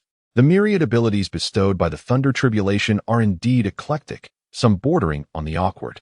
With the aid of the Corpse King and Ghost King, the task of locating bodies should become significantly simpler. Chu Jiangtian glanced at Zhuang Zhou, aware that his recovery primarily hinged on this training within the Return to Origin realm. Yes, you too. Instruct your subordinates to exert their utmost efforts in searching for recently deposited, fresh corpses in the Return to Origin realm. The stronger, the better. The more vibrant, the better. Zhuang Zhou sensed a hint of mentorship in Chu Jiangtian's demeanor, although their relationship had not yet blossomed into true master and disciple. He cherished the guidance Chu Jiangtian had offered during his tribulation. Indeed, Ajiao and Saga promptly complied, each leading their subordinates to act independently, swiftly uncovering numerous fresh corpses of the profound realm level. Corpses at the Golden Core level are also notably rare within the Return to Origin realm. Even within the vast battlefield of myriad races, those who have attained the Golden Core stage are considered formidable beings. Should one succeed in slaying a powerful Golden Core expert, the human race typically refines their essence or strips their flesh and bones to create battle garments. Only a select few corpses of Golden Core beings are discarded into the returning Yuan realm to replenish its vital energy, serving as offerings of sacrifice. As Chu Jiangtian's cultivation gradually restored, after approximately half an hour, his figure became almost solidified. He then waved his hand and declared, "There is no need to continue searching for the corpses of the myriad races at the profound realm. My cultivation is recovering swiftly, having reached the level of divine ability. The vital essence contained within the profound realm corpses has become negligible for my recovery. If I wish to expedite my restoration further, I must sacrifice a substantial number of spirit stones or beings of Golden Core level or above." Chu Jiangtian radiated vitality. His gains this time were significant. Thanks to Zhuang Zhou's extensive sacrifices, he had essentially spared himself a century's worth of arduous cultivation. Now, let us examine the three great formations within the returning Yuan realm. As long as we thoroughly analyze the structure of these formations and imprint them in our minds, this journey to the returning Yuan realm will be deemed a resounding success. Chu Jiangtian gazed towards the heart of the returning Yuan realm. Zhuang Zhou nodded, equally filled with anticipation. The returning Yuan realm, one of the 9 secret realms of the North Sky Academy, holds a rank even higher than the Enlightenment realm, with its primary mysteries lying within these core 3 formations. A grand procession of individuals made their way forth. Meanwhile, in another corner of the returning Yuan realm, Zhang Yuan stealthily entered with 2 fifth-layer disciples from the Outer Academy. Have you memorized the details of this mission? Upon encountering Zhuang Zhou, strike to kill immediately. I have provided each of you with a vial of Dark Demon Clan essence. After slaying Zhuang Zhou, ensure you smear the essence on his wounds to create the illusion that he was slain by the Dark Demon Clan. The essence has a corrosive effect that will erase your traces and cause his wounds to fester. In due course, even the most seasoned forensic experts from the Ministry of War will be unable to detect any clues. Zhang Yuan reiterated earnestly, should this mission succeed, we 3 shall have the opportunity to be promoted to Inner Academy disciples. This will grant us access to the Tianyuan secret realm, where the concentration of vital energy is tenfold. Even a single day spent within is equivalent to half a month of cultivation outside. Zhang Yuan encouraged fervently. Yes, the 2 outer disciples, Wang Hu and Lu Zixuan, responded with excitement. Each was eager, dismissing Zhuang Zhou as merely an insignificant ant at the 9th layer of physical cultivation. What could he possibly do against us? Those who enter the North Sky Academy are all chosen talents. Our 5th layer profound realm cultivation is more than sufficient to crush him. All right, let's split up. The returning Yuan realm is not vast. Just be cautious of vengeful spirits and zombies to avoid any accidental deaths. Within an hour, eliminating Zhuang Zhou should pose no problem. With that, Zhang Yuan's orders were given, and Wang Hu and Lu Zixuan immediately set off in different directions. At this moment, Zhuang Zhou remained blissfully unaware of the disciples of the Law Enforcement Division infiltrating the Return to Origin realm with the intent to assassinate him. Is this the Return to Origin Grand Formation? It stands openly in the open, unguarded. Does it not fear destruction? Two specters at the golden core level paved the way, allowing Zhuangzhou and Chu Jiangtian to traverse effortlessly to the heart of the return to origin realm. However, what surprised Zhuangzhou was the unabashed presence of the return to origin grand formation, displayed without any concealment or protection. Within this realm lies the protective consciousness of the first president of the North Sky Academy, Zhuge Luyun. Anyone daring to disturb this formation would invoke his divine awareness. A sage unmatched by any adversary. And above the sages, should one of such caliber truly arrive, it is likely that the combined might of all within the North Sky Academy would pale in comparison. Is there truly a need for guardianship? Chu Jiangtian appeared remarkably well acquainted with the return to origin realm. Upon his remark, Zhuangzhou instantly comprehended. The formations within the return to origin realm operated autonomously, requiring no guardianship whatsoever. The return to origin grand formation, ancient and intricate, boasted hundreds of interwoven patterns. 81 towering stone pillars, each adorned with carvings of primordial deities and demons, reached toward the heavens. Zhuangzhou, who was not particularly adept in the art of formations, found himself utterly bewildered upon encountering such an advanced array, his mind clouded in confusion. Chapter 105. Comprehending the Return to Origin Great Array Senior. Where should I begin to comprehend this return to origin great array? Senior? Senior. As Zhuangzhou inquired, Chu Jiangtian had already entered a state of closed-door meditation. Cursed be this fellow. He likely brought me here solely for his own enlightenment of the formation. Zhuangzhou ground his teeth in frustration. Yet, having come this far, he could not return empty-handed. After pondering for a moment, he decided to emulate Chu Jiangtian, sitting cross-legged beside the return to origin great array, attempting to perceive its transformations. Once Zhuangzhou closed his eyes, he swiftly entered a focused state. In the realm of the profound, he sensed the myriad transformations of existence, the cycles of heaven and earth, utilizing arcane methods to connect with the Tao. At this moment, Zhuangzhou's consciousness became remarkably vibrant and keen. The entire operation of the return to origin great array vividly imprinted itself in his mind. Employing his skill in observing the flow of qi, he scrutinized the changes within the grand formation, and the scene before him underwent a dramatic transformation. Within the return to origin realm, corpses disintegrated, releasing the essence of life and death, merging into the formation. Through a series of transformations that were difficult for Zhuangzhou to fathom, the array converted these elements into a tumultuous surge of primal energy.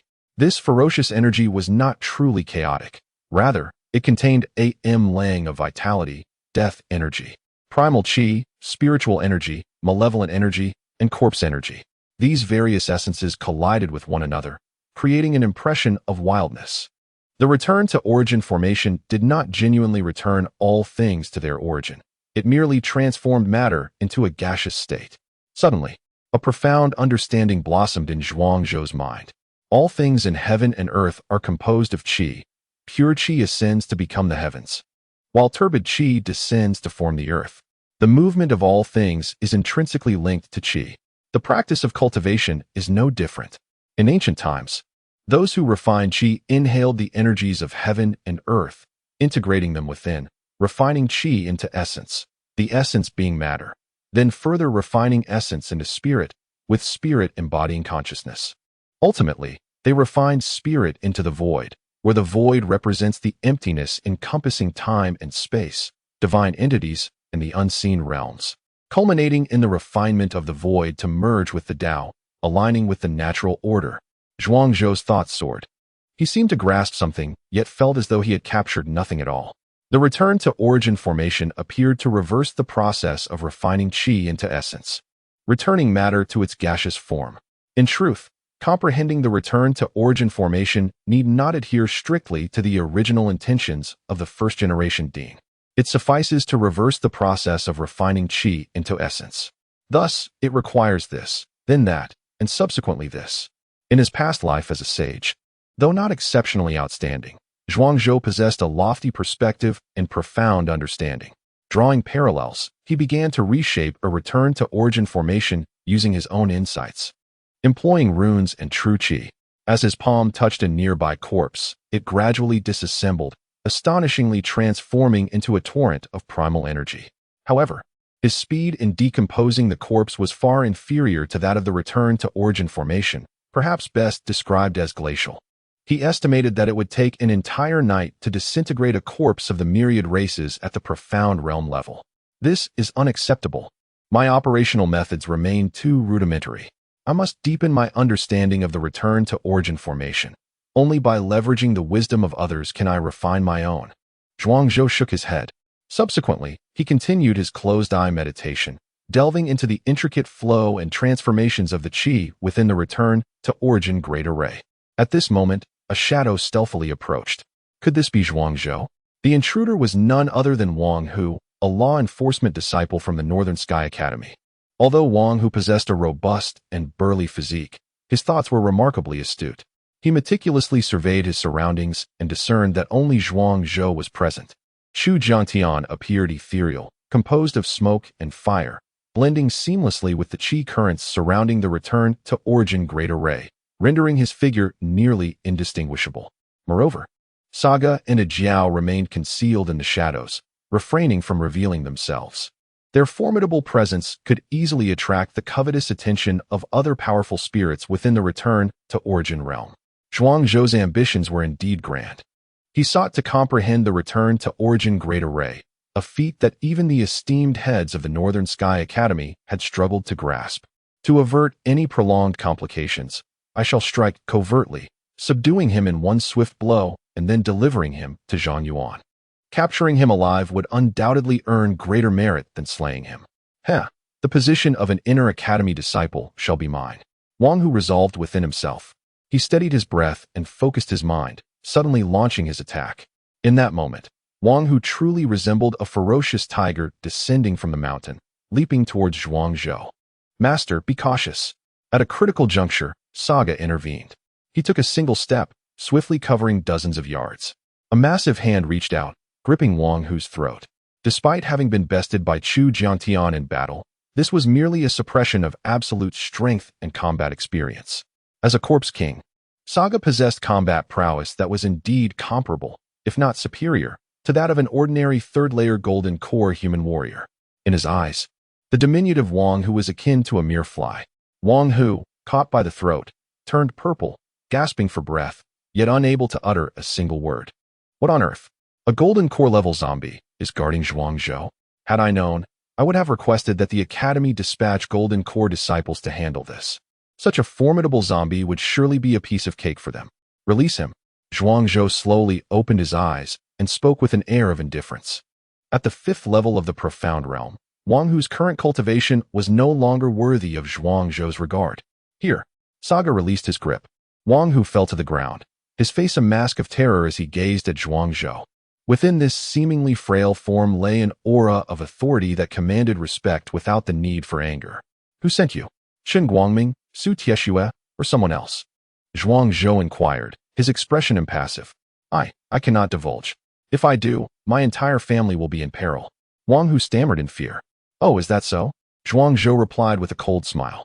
Isn't your assassination of the Centurion of the Skyhawk Legion considered a grave crime?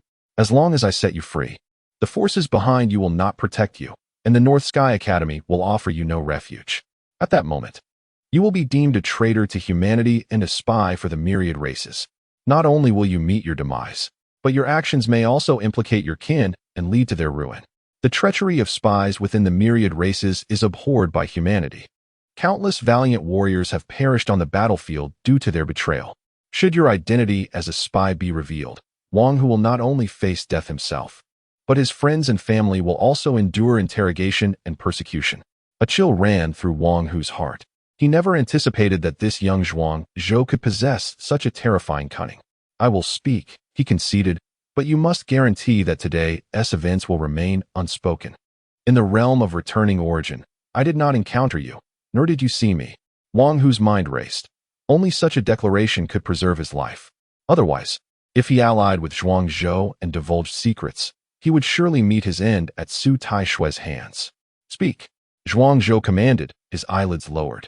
Exuding an aura of authority, Wang Hu felt as though he was not confronting an 8-year-old child, but rather a formidable and fearsome deity reborn. I am from the law enforcement division. It was Zhang Yuan who brought Lu Zixuan and me to kill you. Zhang Yuan is a favored confidant of Su Taishui. He claimed that if we succeeded in killing you, we might ascend to become inner disciples of the academy. Wang Hu divulged everything in a rush, wagering that Zhuang Zhou would honor his word. And what is the cultivation level of Zhang Yuan and Lu Zixuan? Zhuang Zhou inquired, gazing intently at Wang Hu. Zhang Yuan is at the 8th level of the profound realm, while Lu Zixuan is at the 5th level. However, Zhang Yuan's brother, Zhang Ruoming, seems to have been involved in events a decade ago and has administered a bloodline elixir of the Xiantai clan to Zhang Yuan. In a critical moment, Zhang Yuan can ignite his bloodline to unleash the innate abilities of the Xiantai clan, enhancing his physical defense by at least 50% and his strength by 30%, allowing him to turn the tide and slay his foes. Wang Hu spoke cautiously. Chapter 106. The entrance to the realm of return. Wang Hu, having conveyed all necessary information, cast a fearful glance at Zhuang Zhou, awaiting his final judgment. He understood that his value had been entirely exhausted, and his life hung by a thread in Zhuang Zhou's hands. There was one last question. Chun Guangming should be stationed at the entrance to the realm of return. How did you manage to enter? Is there perhaps another way into this realm? Zhuang Zhou recalled a seemingly trivial inquiry. Wang Hu fell silent for a moment before responding. The realm of return has 3 entrances. One is the portal used for the disposal of corpses. Another is the teleportation array guarded by Chun Guangming. And the last is a narrow path, a spatial rift that leads into the realm.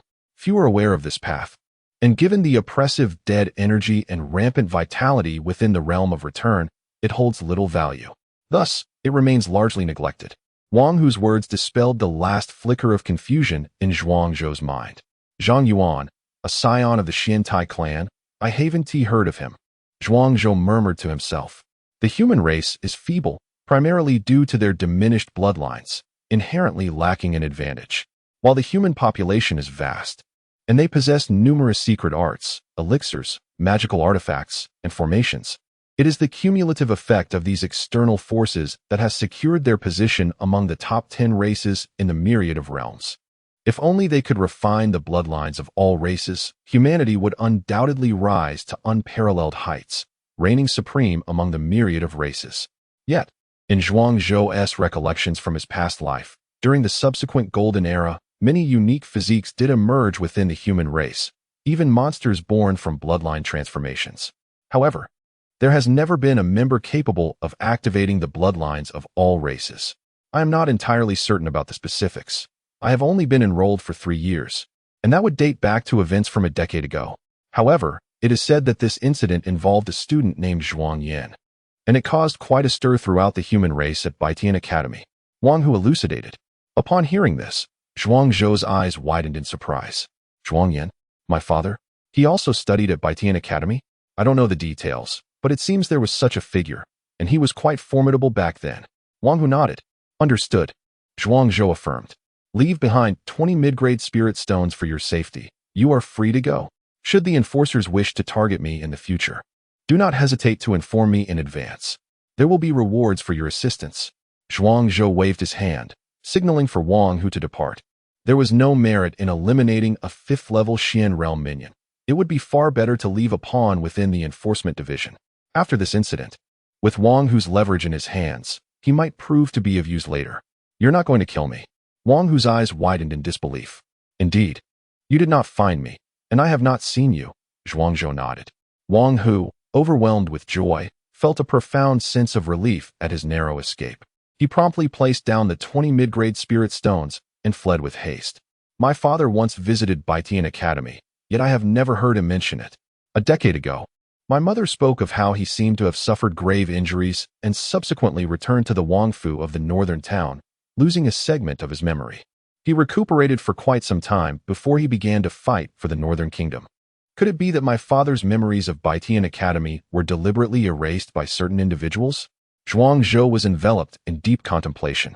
When it comes to matters concerning his father, he could not afford to be careless in the slightest. Why had he been reborn? It was solely to safeguard his family's safety. Parents are paramount and should not be underestimated.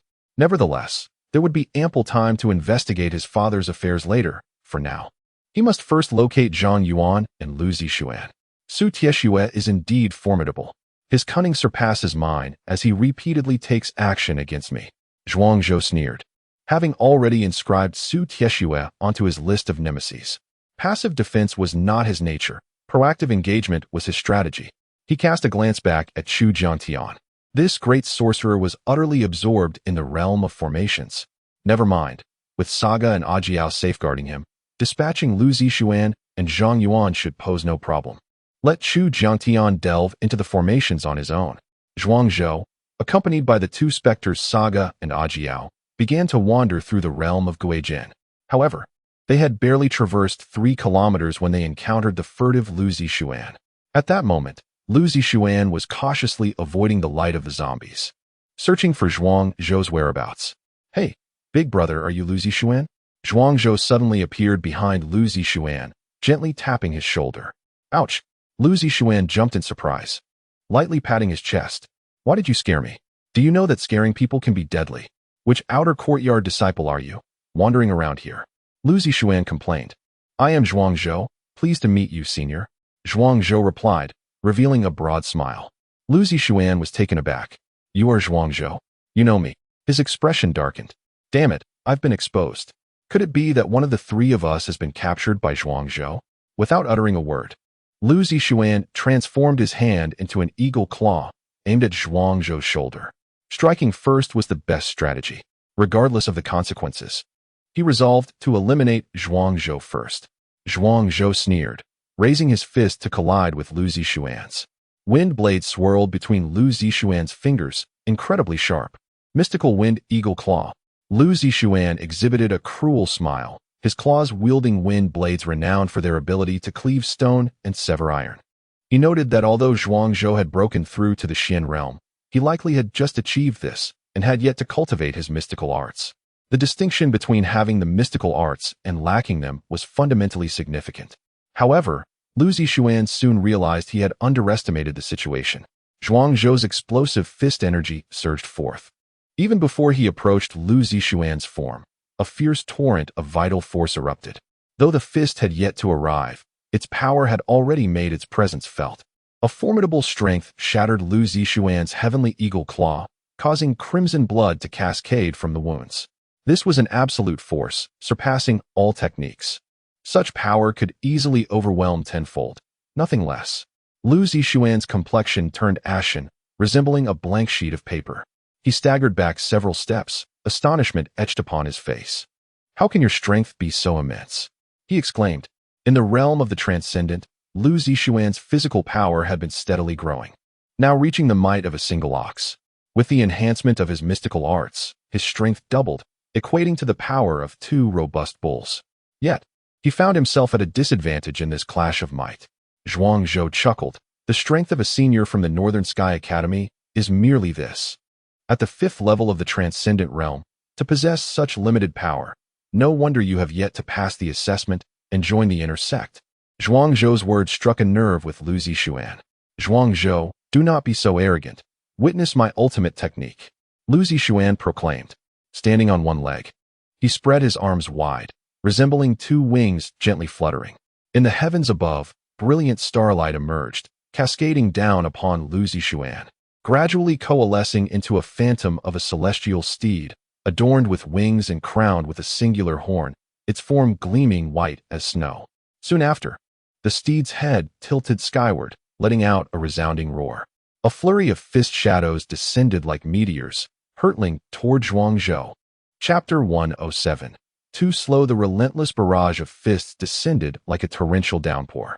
Each strike bore the weight of several dozen tons, yet their speed was astonishing, leaving one utterly defenseless. Occasionally, a blow would land, inflicting minimal harm, but enduring several would render a person akin to a mere punching bag. Master, shall we intervene? Sagia inquired from the side. No, I wish to observe the extent of the disparity between myself and a practitioner at the 5th level of the Enlightenment realm, replied Zhuang Zhou.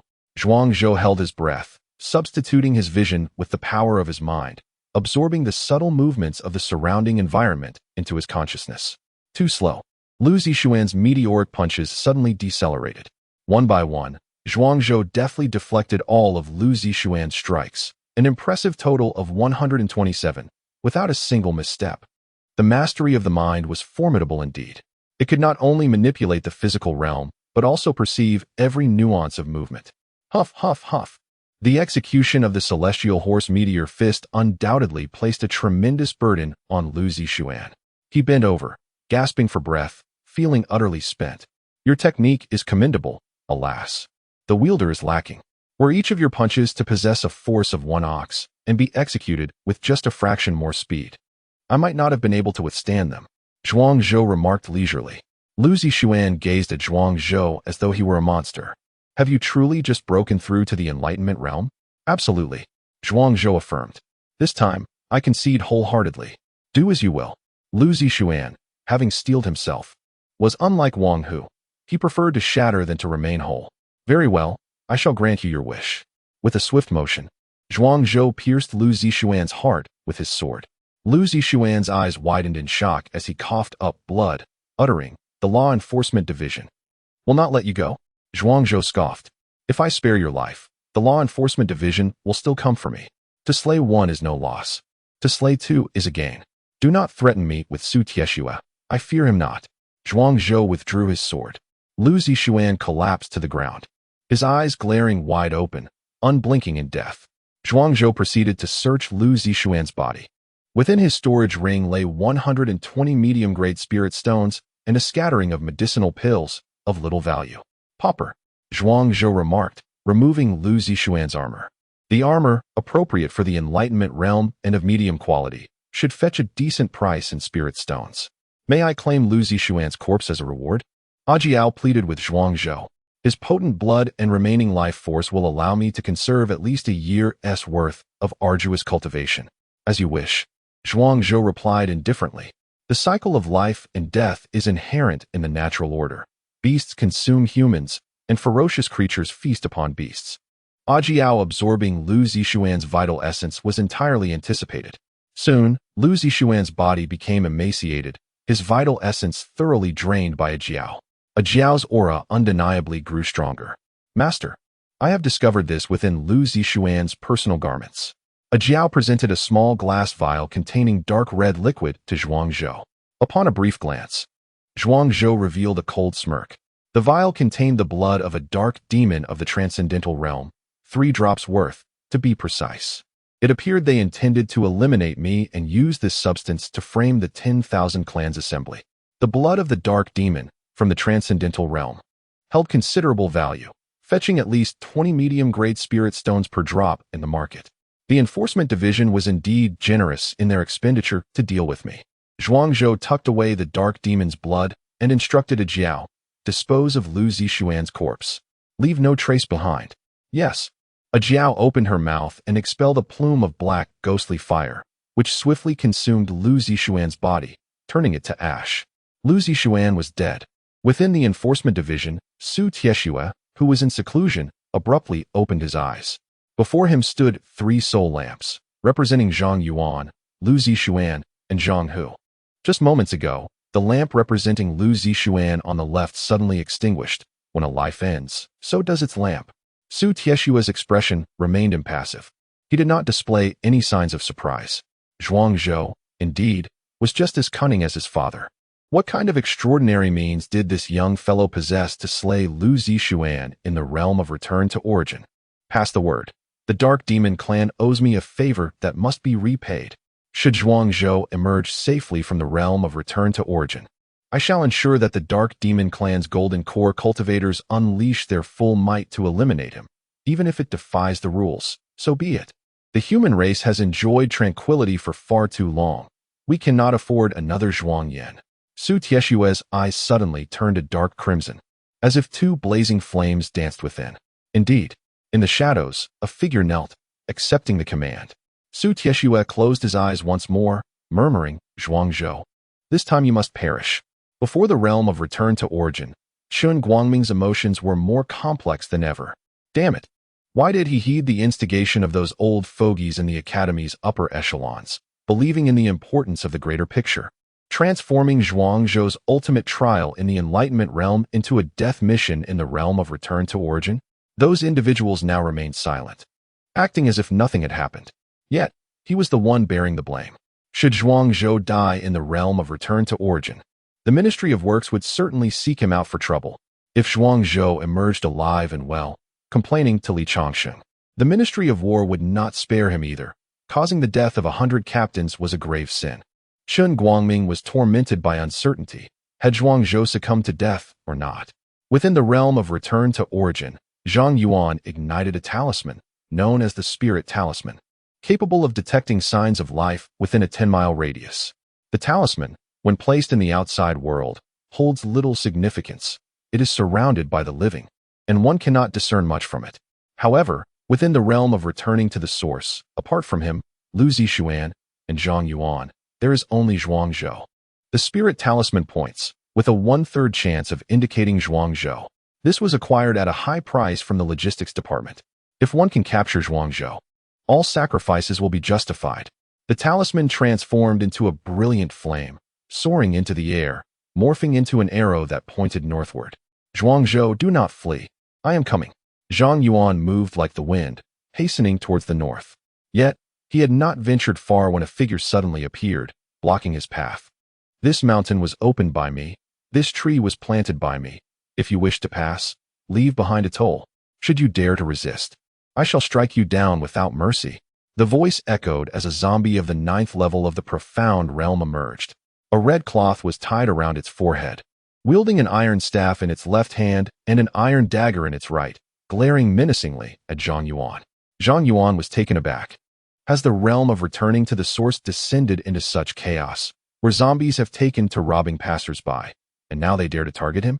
I am Zhang Yuan, a disciple of the law enforcement department of the North Sky Academy. You shall retreat at once. He brandished his identity token, declaring loudly. The law enforcement department's token served as a passport within the North Sky Academy. Renowned for their ruthlessness and dominance, none dare obstruct them when they roam. The law enforcement department? It seems they hold no sway over us. The zombie sneered. Behind Zhang Yuan, 2 more zombies of the 8th level of the profound realm emerged, severing his escape route. Chapter 108, The Bandit Den? Zhang Yuan was stunned. Had I inadvertently fallen into a den of zombies? I came to apprehend someone, not to slice through zombies in a mindless slaughter. Meanwhile, on the other side, Zhuang Zhou was leisurely wandering through the Gu Yuan realm, accompanied closely by his 2 golden core bodyguards, Saga and Jiao, who were diligently ensuring his safety. Zhuang Zhou was not genuinely seeking Zhang Yuan. Along the way, he encountered some unruly zombies and those on the verge of transformation, dispatching them decisively while utilizing the heavenly demon Rakshasa's sculpture to absorb their corpse energy, converting the deathly essence into death spirit pearls. In the span of half an hour, Zhuang Zhou had collected 20 death spirit pearls. Although the rampant vital energy within the Gu Yuan realm was unassimilable, these death spirit pearls served as a modest consolation. Saga and Jiao were nearly awestruck. These were death spirit pearls. Each one was worth a year's worth of their arduous cultivation. If they were to receive these 20 pearls, they could each immediately break through a minor realm. However, Zhuang Zhou, rather miserly, had no intention of sharing. He merely remarked, "Well done. I shall consider these death spirit pearls as your wages," and left it at that. Suddenly, a stuttering little zombie approached, kneeling on one knee to report to Saga. "What is it?" Saga inquired with authority. "The second king has surrounded a student from the North Sky Academy, and we are uncertain how to proceed. We seek your guidance." The little zombie's words caused Zhuang Zhou to pause. A student from North Sky Academy, could it be Zhang Yuan? This was the Gu Yuan realm. Wang, who had already found a hiding spot, waiting to return as soon as the time was right. Lu Zixuan had perished in the northwest, his body reduced to ashes.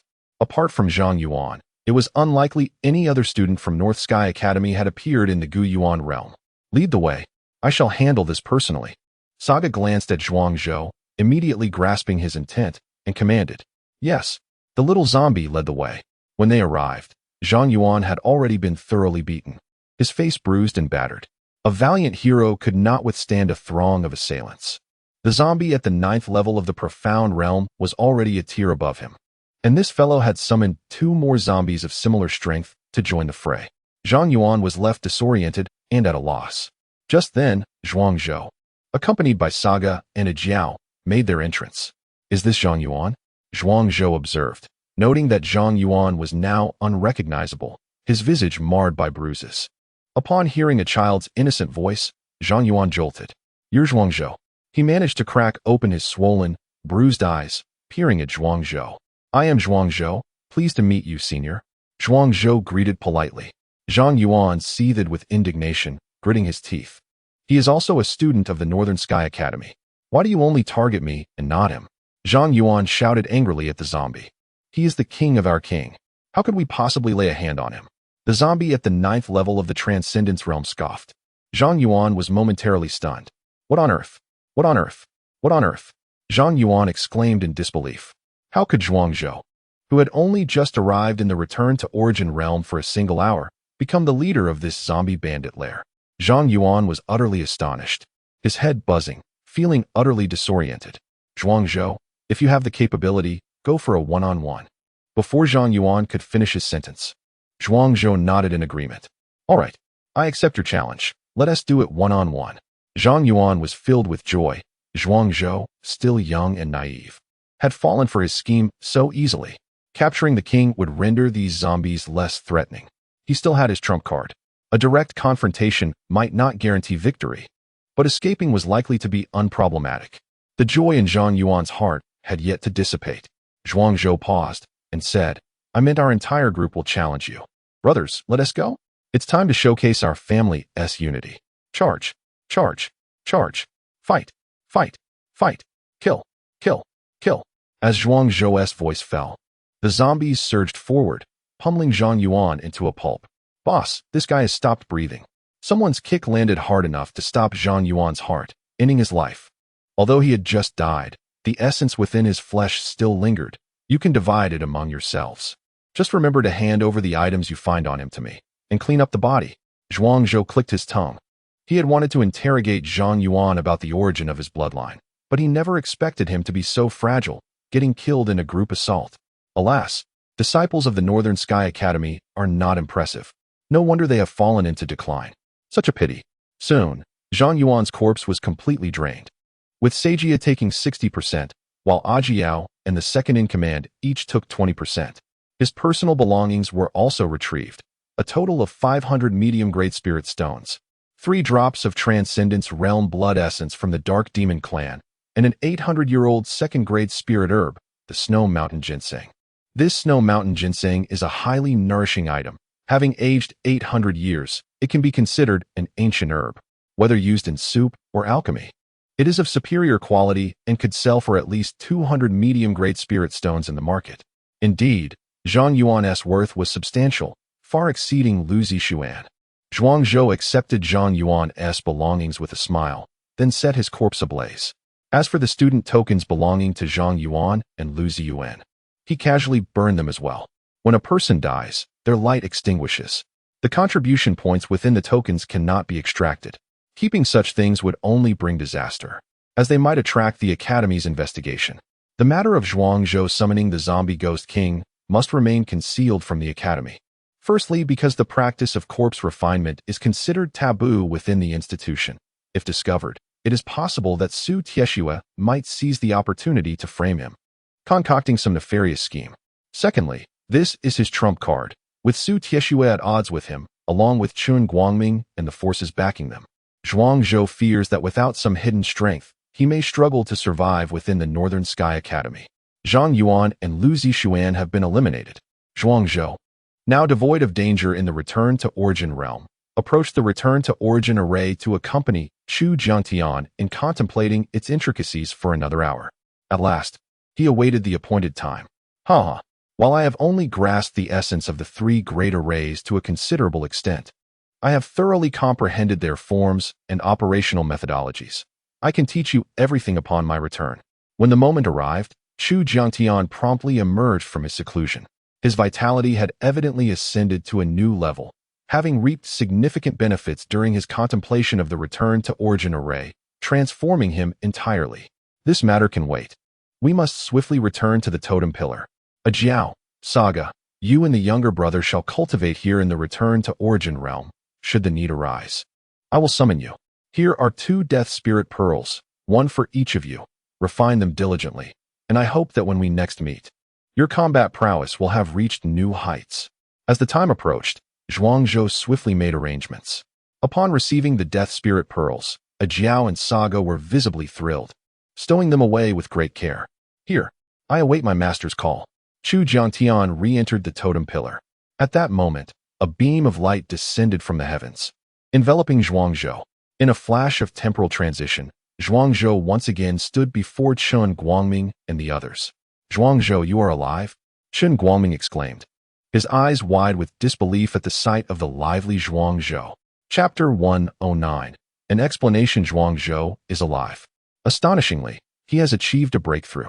His vitality surged like a furnace, unleashing flames of immense intensity. Dean Shun, as a student of Baitian Academy, though I may have shown you disrespect in the past, I implore you to be lenient and refrain from wishing me dead. Zhuangzhou spoke softly. Dean Shin covered his mouth, realizing his lapse in composure. Yet, it was indeed utterly unexpected that Zhuangzhou could not only survive in the Guizhen realm, but also break through. The Guizhen realm is rife with chaotic energy, making cultivation impossible, and it is populated by various malevolent spirits and zombies, fierce and domineering. No matter how talented Zhuangzhou may be, he could only reach the pinnacle of physical cultivation. How could he possibly contend with the undead beings of the transcendental realm, or even the golden core level? Cough, cough. Zhuangzhou, your performance has been commendable. Overcoming obstacles and advancing to greater heights deserves recognition. Dean Chun amended his tone, noticing the murderous intent in the gaze of the Minister of Works beside him. Zhang Zizai's expression was equally unfriendly. Dean Chun, it has come to my attention that you mistakenly transported Zhuangzhou's assessment location from the Enlightenment realm to the Guizhen realm. Is that true? At this moment, Li Changsheng arrived, flanked by two formidable beings from the Ministry of War. He had already appointed Zhuangzhou as the Centurion of the Eagle Legion and was taken aback that Baitian Academy dared to manipulate Zhuangzhou's assessment by shifting it from the Enlightenment realm to the perilous Guizhen realm, transforming a grand opportunity into a site of calamity. Li Changsheng understood that despite being a major general of the Eagle Legion, his status alone would not intimidate the individuals from Baitian Academy. Thus, he urgently summoned two grand commanders of the Eagle Legion to help establish order. Chen Guangming was drenched in cold sweat. The two factions had converged, ready to demand accountability. Among the three divisions of humanity, he had already offended two in one breath. If he failed to provide an explanation, he might find himself in dire straits. Dean Chun, the Academy has its own rules. As the saying goes, without rules, there can be no order. I, representing the Ministry of Works, do not wish to engage in the deceit and intrigue of Baitian Academy. But Zhuangzhou's involvement in the matter of enchantment could, if disseminated, significantly impact the long-term plans of humanity. If anything were to happen to him, we would also struggle to provide an account to the Alliance of Humanity, Minister Zhang stated. Though primarily focused on the path of martial arts, Minister Zhang's prowess was formidable, standing on the brink of the earthly fiend realm. His words represented the sentiments of the Ministry of Works, which was deeply dissatisfied and infuriated with Baitian Academy. Chen Guangming found himself parched and at a loss. He had not anticipated that a mere outer academy disciple could incite such a tremendous uproar. The Ministry of War felt similarly. The accusation of attempting to murder a centurion of the Ministry of War. How formidable and overbearing Baitian Academy was. Li Changsheng spoke, representing the Ministry of War. If this grave accusation of murder could not be clarified, not only would Chen Guangming's position as vice dean be in jeopardy, but his very life could also be at stake. Gentlemen, there is no need for such fury. This incident was an unfortunate decision made by our academy. What murder? What intrigue? The Northern Sky Academy is a place dedicated to nurturing talent for humanity, a bastion of integrity. How could such actions possibly transpire here? At this moment, a resonant voice echoed through the air. An elderly man, donned in a milky white robe and exuding a gentle, benevolent demeanor, approached from afar. Greetings, esteemed elder, Chen Guangming exclaimed, wiping the cold sweat from his brow upon recognizing the old man. At last, the Academy had produced a formidable figure capable of engaging in equal dialogue with both the Ministry of War and the Ministry of Works. Elder Luo Yongsheng, a powerful individual at the 8th level of the Earth Fiend realm, he stood as a pillar among humanity. Aside from the president, currently in seclusion, he was undoubtedly the highest authority in the Northern Sky Academy. Elder Luo, This matter transcends mere internal affairs of the Northern Sky Academy. It pertains to the future prosperity and decline of our race. The art of enchantment directly influences the combat prowess of our frontline soldiers. This is no trivial matter. Zhang Gong's tone softened, yet he remained keenly aware of the earlier incident. As a representative of the Ministry of Works, he sought a definitive stance from the Northern Sky Academy. The Ministry of War shared similar sentiments. For Zhuangzhou was not merely a student of the Northern Sky Academy, but also a centurion of our ministry. Should he fall in battle against the myriad races, he would be deemed a hero. Yet if he perished due to a so-called misstep by the Northern Sky Academy, then there would be much to discuss. Li Chongqing regarded Luo Yongsheng with a measured gaze, neither servile nor arrogant. I shall provide both of you with a satisfactory response.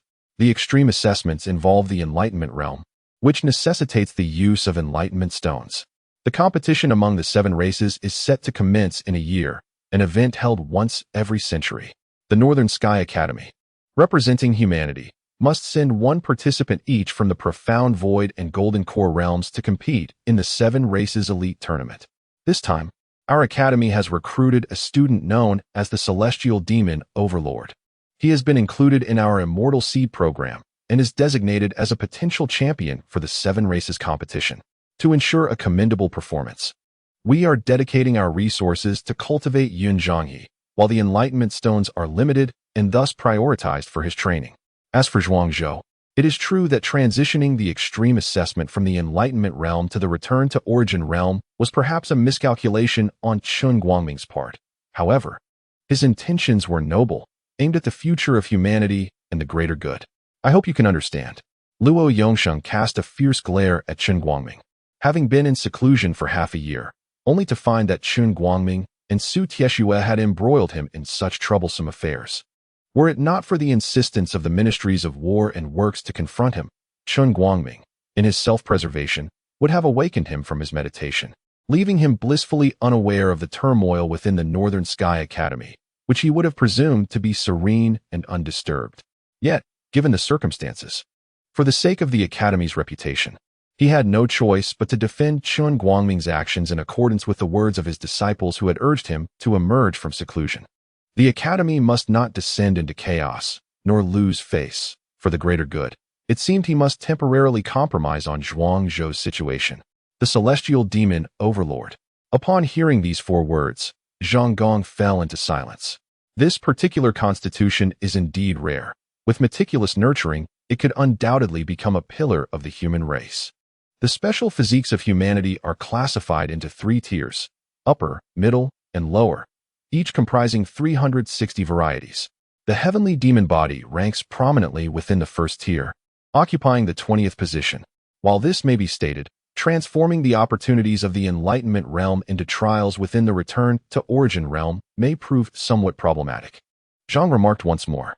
As for the trials of the Return to Origin realm, it is one matter. But the law enforcement department has dispatched senior disciples Zhang Yuan and Lu Zixuan to eliminate me. This seems excessively harsh, Zhuangzhou commented nonchalantly. He cast forth 2 tokens, symbolizing the identities of Zhang Yuan and Lu Zixuan as law enforcement disciples. The previously relaxed atmosphere grew tense once more. I have already dispatched individuals to investigate the collusion of Zhang Yuan and Lu Zixuan with the 10,000 Races Association. If substantiated, the eradication of the 3 clans will be executed without mercy by the law enforcement department, Su Tieshue stated with a chilling demeanor as he approached. Such ruthlessness. Zhuangzhou was taken aback. He had contemplated myriad methods of handling the situation, yet this particular course of action had eluded his foresight. Zhang Yuan and Lu Zixuan were his associates. The failure of their assassination mission could easily be twisted into an accusation of collusion with the 10,000 Races Association, resulting in the swift obliteration of the 3 clans. Ha ha ha. North Sky Academy is indeed captivating, transforming opportunities into trials, even within the law enforcement department. There are spies from the 10,000 Races Association. Li Chongqing laughed heartily. Even if Luo Yongsheng were to make an appearance, it would not be so simple for him to evade responsibility.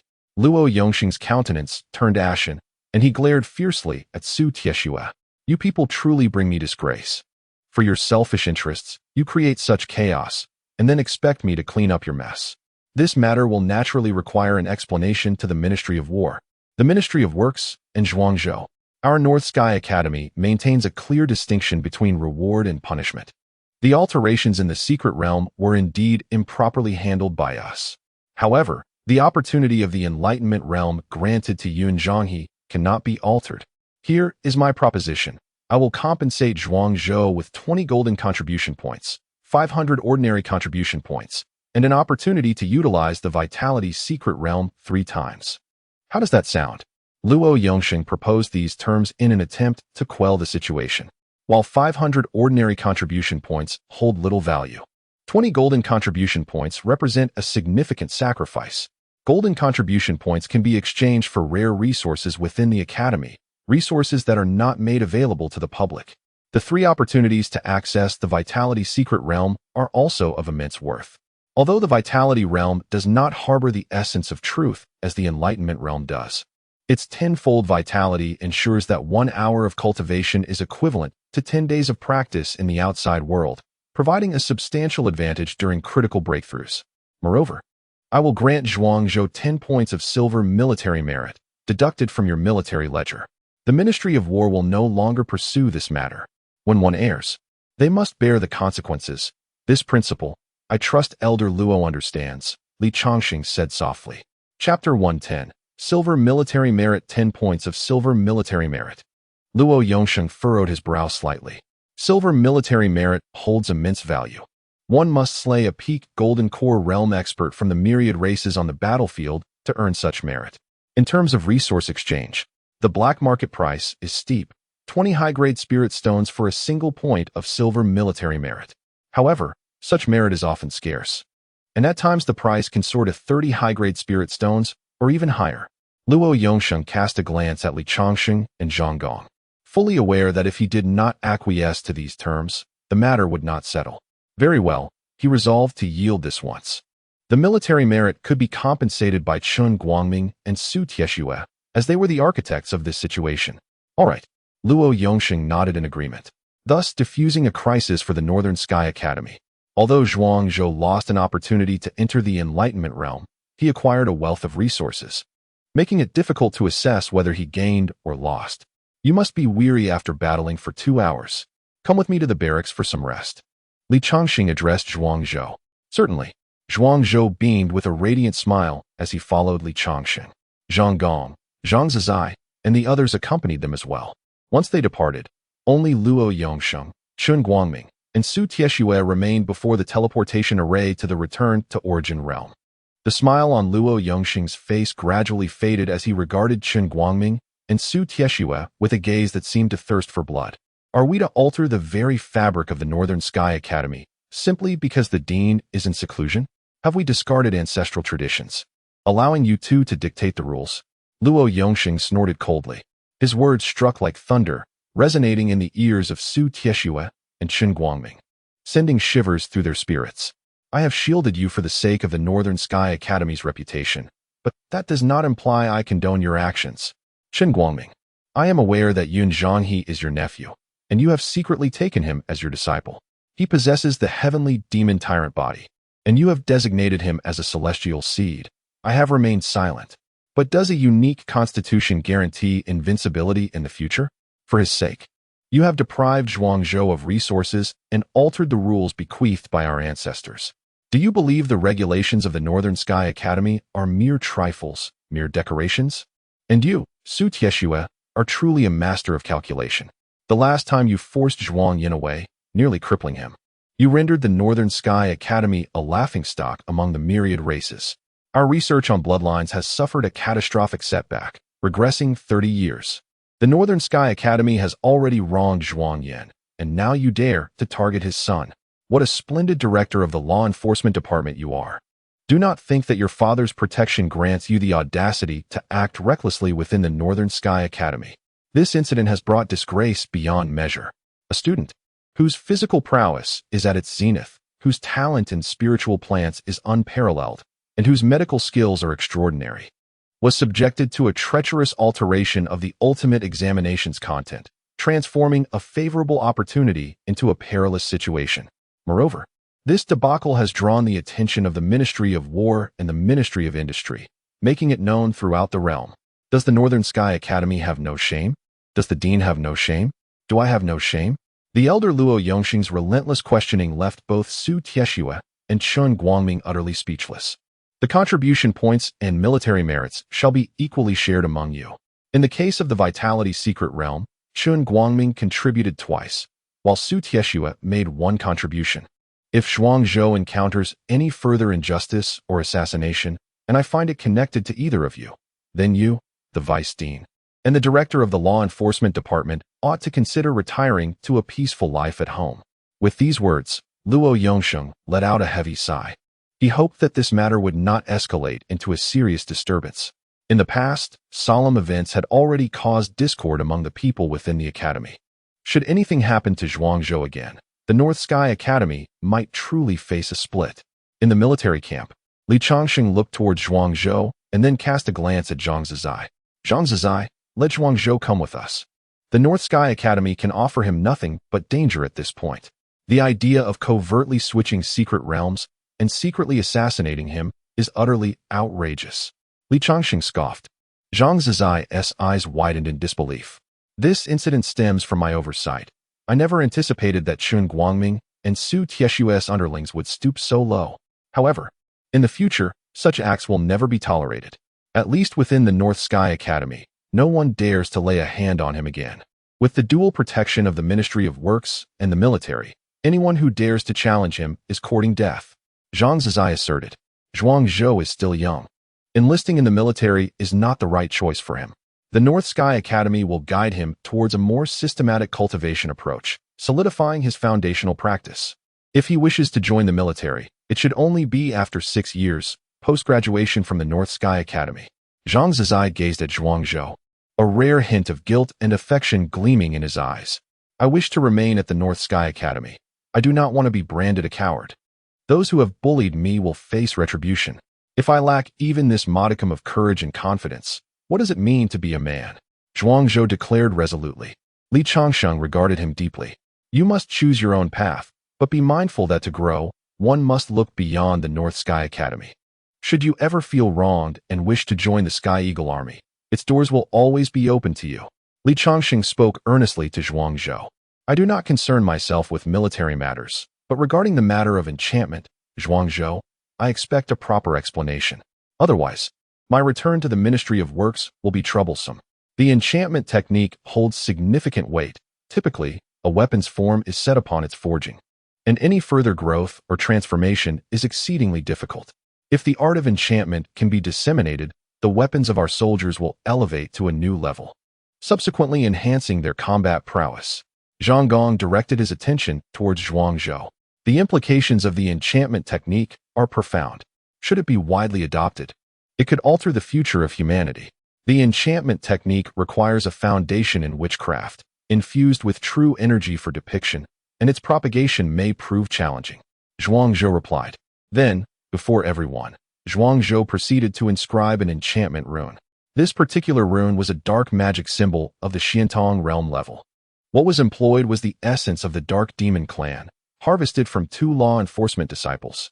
Zhuangzhou understood that the greater the value he exhibited, the more protection he would receive.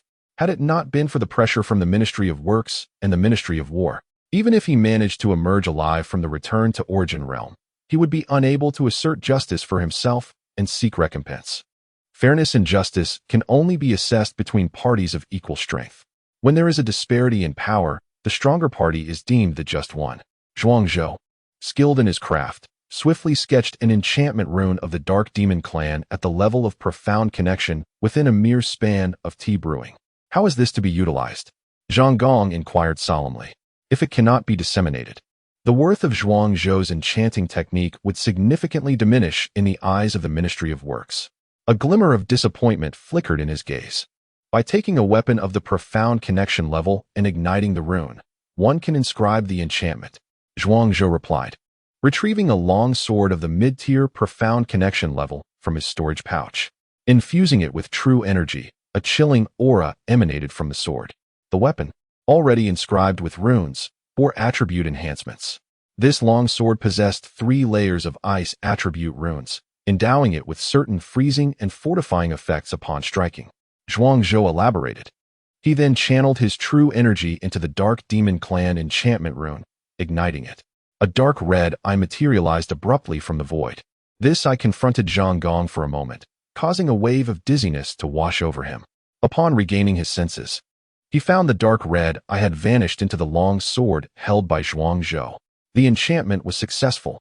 Zhuangzhou activated the long sword once more. The icy sword aura surged forth, and simultaneously, a dark red eye emerged in the void. Zhang Gong faced it again, experiencing a resurgence of dizziness. His expression turned pale with fear. What kind of divine ability is this, capable of influencing a warrior's mental realm? Chapter 111. Long-term orders in the realm of martial warriors. The most formidable force lies in true energy, while the weakest aspect is the mental strength. Nevertheless, in the throes of battle, if one's spirit is momentarily shaken, even for a fleeting second, it could result in a catastrophic twist of fate, altering life and death, and reversing victory and defeat. Although the dark crimson demon eye may only create a transient ripple within his consciousness, it falls far short of rendering him immobile. Yet who is he? A pinnacle master of the divine power realm, a rare master craftsman of the armament department. His will and spirit are steadfast, as unyielding as rock. The fleeting ripple he experiences could leave others at the profound enlightenment level in a state of utter blankness. This enchanting technique is nothing short of extraordinary.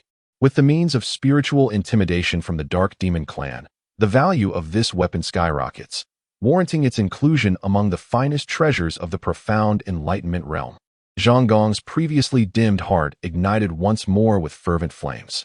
Zhuangzhou, having just entered the profound enlightenment realm, can only create enchantment talismans of the same level. But what if he were to reach the golden core, or even the divine power realm? One of his talismans might provoke a life and death confrontation between formidable foes of the golden core or divine power realm. How many of these enchanting talismans could you create in a day? The armament department requires a custom batch. Li Chongqing interjected, his eyes sparkling with excitement. If such an enchanting talisman were inscribed upon a weapon of the profound enlightenment realm, it could instantly become a trump card on the battlefield for humanity. The profound enlightenment realm serves as the backbone of the myriad races battlefield. The fleshly body realm comprises the foot soldiers, while the profound enlightenment realm represents the mid-level commanders. The golden core denotes the generals, and the divine power signifies the leaders. The earthly fiend and celestial gang realms are the entities responsible for instilling fear on the battlefield, seldom engaging unless provoked, for their involvement signifies a war of annihilation, no survivors. Li Chongqing's aspirations did not soar as high as those of Zhang Gong, waiting for Zhuangzhou to cultivate to the golden core or divine power realm. By that time, the opportunity would have long passed. The blood of the Dark Demon Clan is precious. In the case of the profound enlightenment realm, I estimate the market price to be 20 medium-grade spirit stones per drop, along with various costs for talisman materials, which are significantly higher than those of the fleshly body realm. On average, an enchanting talisman from the Dark Demon Clan would require a cost of approximately 22 medium-grade spirit stones. Furthermore, I must cultivate and earn a profit. Thus, I would sell a talisman of the profound enlightenment level for 30 medium-grade spirit stones. Would you find this price acceptable? Zhuangzhou did not discuss time, but directly addressed the price. Among brothers, clarity in accounting is paramount. He could not work for free, nor could he incur losses. 30 medium-grade spirit stones. Upon hearing this price, Li Chongqing furrowed his brow slightly. Practitioners of the profound enlightenment realm are not typically affluent. Their own cultivation demands considerable resources. 30 medium-grade spirit stones are not easily accessible for the average person. This price sets a threshold that may deter many. At this moment, Zhang Gong spoke up, declaring that the price proposed by Zhuangzhou is indeed quite fair. The blood of the Dark Demon Clan is a rare treasure, commanding a high price in the market.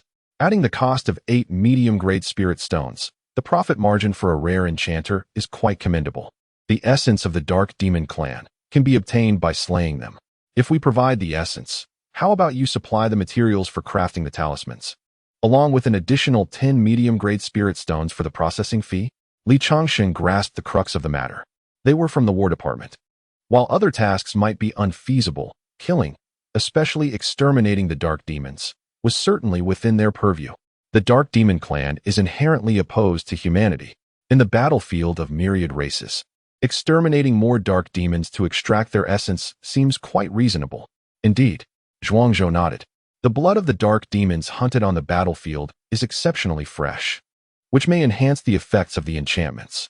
I need to dedicate time to my cultivation and studies, so I can only utilize my spare time for crafting enchanted talismans. How about supplying 5 enchanted talismans each day? Zhuangzhou pondered briefly before speaking. The talisman crafting process is, in essence, a form of cultivation, greatly aiding his comprehension of shamanic script. However, one must not overextend. Crafting 5 enchanted talismans daily is already at the limit. No problem. I will send someone to collect them every day, as long as you can deliver consistently. I can additionally offer you a daily labor fee of 5 points of bronze military merit. Li Changxing regarded Zhuangzhou, his offer quite generous. Zhang Gong turned to Zhuangzhou and remarked, although your enchanting skills may not be widely applicable, with deeper research into shamanic scripts and talismanic arts, you may very well produce new works that contribute to the flourishing of humanity's civilization.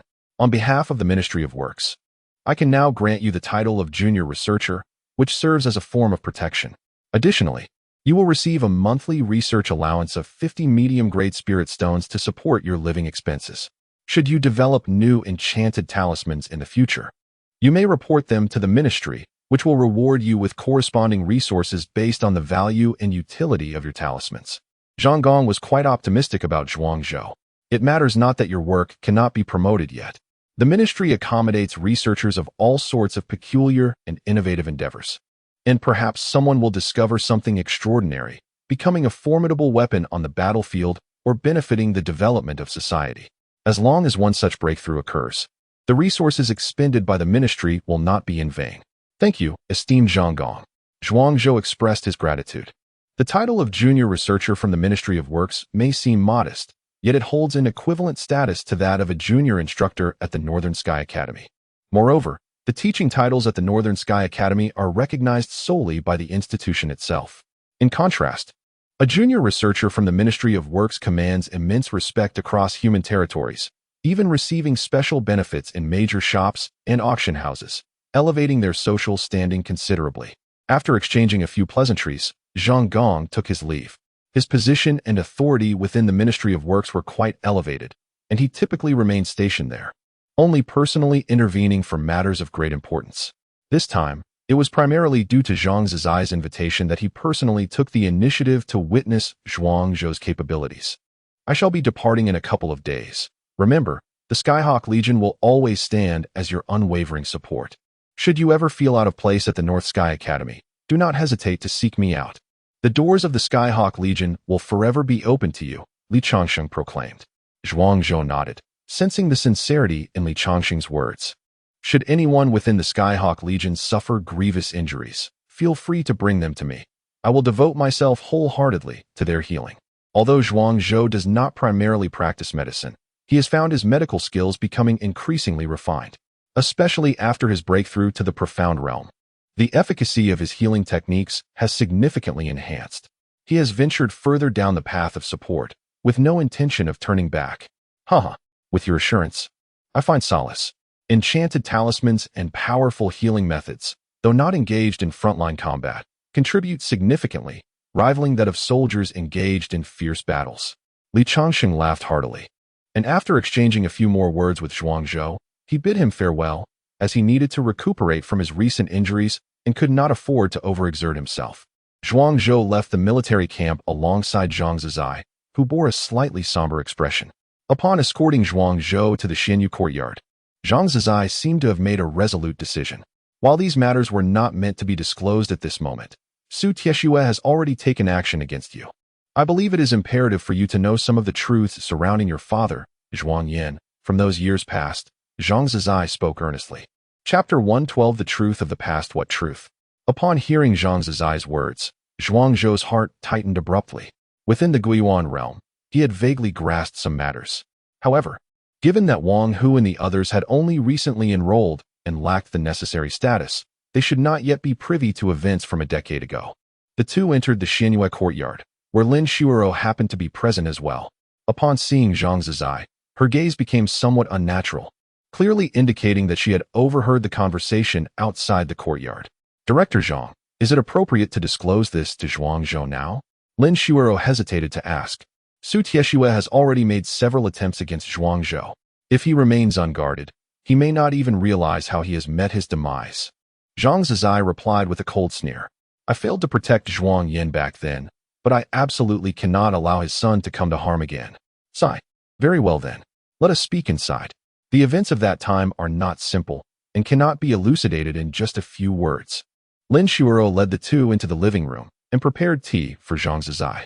Zhuang Zhou, today you must treat what Director Zhang says as if you have never heard it. Once you leave, do not exhibit any extreme reactions. Do you understand? Lin Shuoro admonished. Understood. Zhuang Zhou replied obediently. Zhang Zizai sighed lightly. To discuss the events of that time, we must start 14 years ago, when your father enrolled at the age of 12. At that time, your father made quite an impression upon his entrance, demonstrating extraordinary talent in his first year, though not quite to your level of brilliance. He broke through from a physical realm of 40 tons to the Tongxian realm and subsequently participated in the Battle Servant Assessment, qualifying for the ultimate test in the realm of enlightenment. However, what he comprehended in the realm of enlightenment was not the path of cultivation, but rather a profound understanding of bloodlines. In his second year, he discovered a method to transplant the bloodline of the Xianbing clan, which ranked 210th among all clans, into a human. Though the cost was steep, it could instantly augment the strength of the recipient by 30% and double their comprehension of the Xianbing path. After developing this method of bloodline transplantation, Zhuang Yin was highly valued by the Academy's higher-ups, becoming a prized asset in the field of bloodline research. I took him under my wing, making him, in a sense, my direct disciple, while you can be considered my grand disciple. As Zhang Zizai spoke, a proud expression graced his face. It proved that my disciple was indeed remarkable. In his third year, he broke through to the Golden Core realm and achieved astonishing accomplishments in bloodline research, developing 27 formidable methods of bloodline transplantation. The Human Alliance was astounded. The military department was taken aback. They immediately ordered the protection of Zhuang Yin and began the transplantation of bloodlines for the warriors on the front lines of humanity. Initially, there were no issues with this bloodline transplantation method.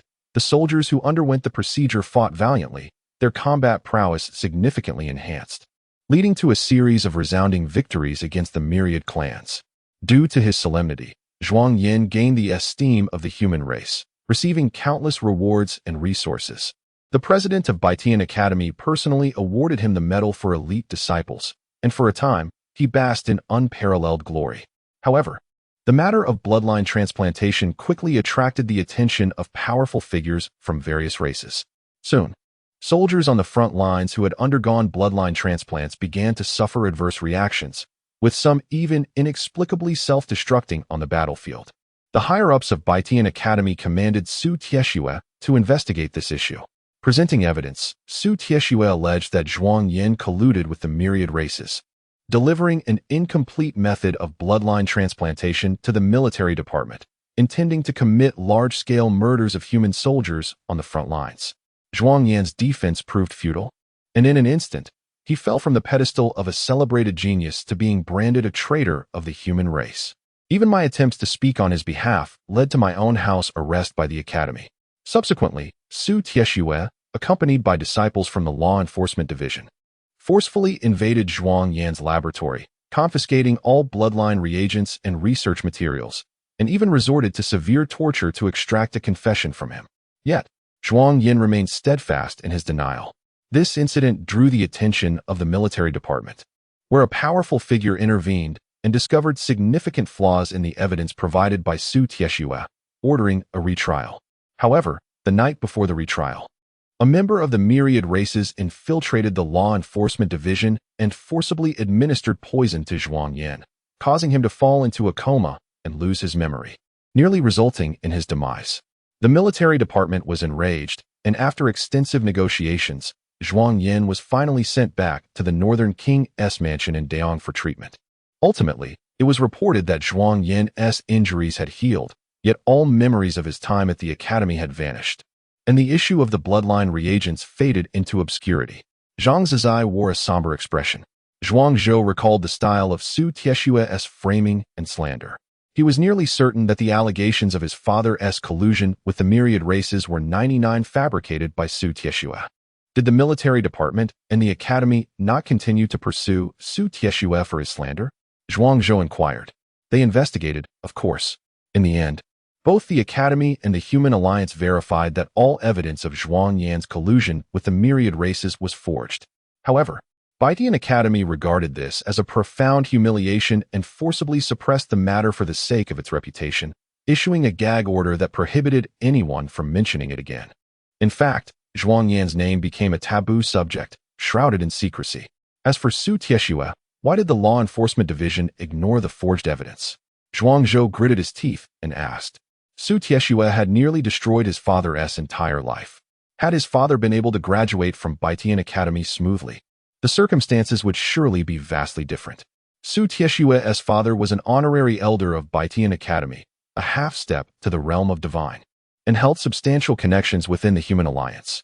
Su Tieshue himself was the director of the Law Enforcement Division, a powerful figure in the realm of divine. Should an incident occur, it would be a tremendous loss for the entire human race. Thus, the Academy merely issued Su Tieshue a few inconsequential penalties behind closed doors and made a disciple responsible for this case take the blame. The depths of the Academy's machinations are profound. Mere calls for fairness and justice cannot resolve such issues. Su Tieshue's actions against you stem from a fear of retribution upon your discovery of past events. Although he may temporarily restrain himself under the pressure from both the Ministry of War and the Ministry of Works, his petty and vindictive nature assures that he will strike back if you continue to thwart him. Thus, you must remain vigilant. In this incident, you have amassed a wealth of resources, reputation, and influence, yet such prominence invites scrutiny. I hope you can find solace in your cultivation for a time. For in the realm of Ling Tian, strength is paramount. Only with formidable power can you engage in equitable discourse with certain individuals. Zhang Zizai sighed softly. I shall heed your advice. As Zhuang Zhou embarks on the path of the profound realm, a period of tranquility and cultivation is indeed necessary. The physical realm serves merely as a preparatory stage. It is in the profound realm that true cultivation begins. A solid foundation in the profound realm is crucial. Should it be well established, the subsequent formation of the golden elixir and mastery of divine abilities will far surpass that of others. In his previous life, Zhuang Zhou accompanied 6 empresses and mastered numerous techniques of the profound realm. If he succeeds in cultivating them one by one, he may very well defy the odds and achieve the golden elixir within the profound realm through his own strength. Chapter 113. Compensation arrived. Zhuang Zhou. You are welcome to enter my castle anytime. The resources and chambers on the 1st, 2nd, and 3rd floors are open to you.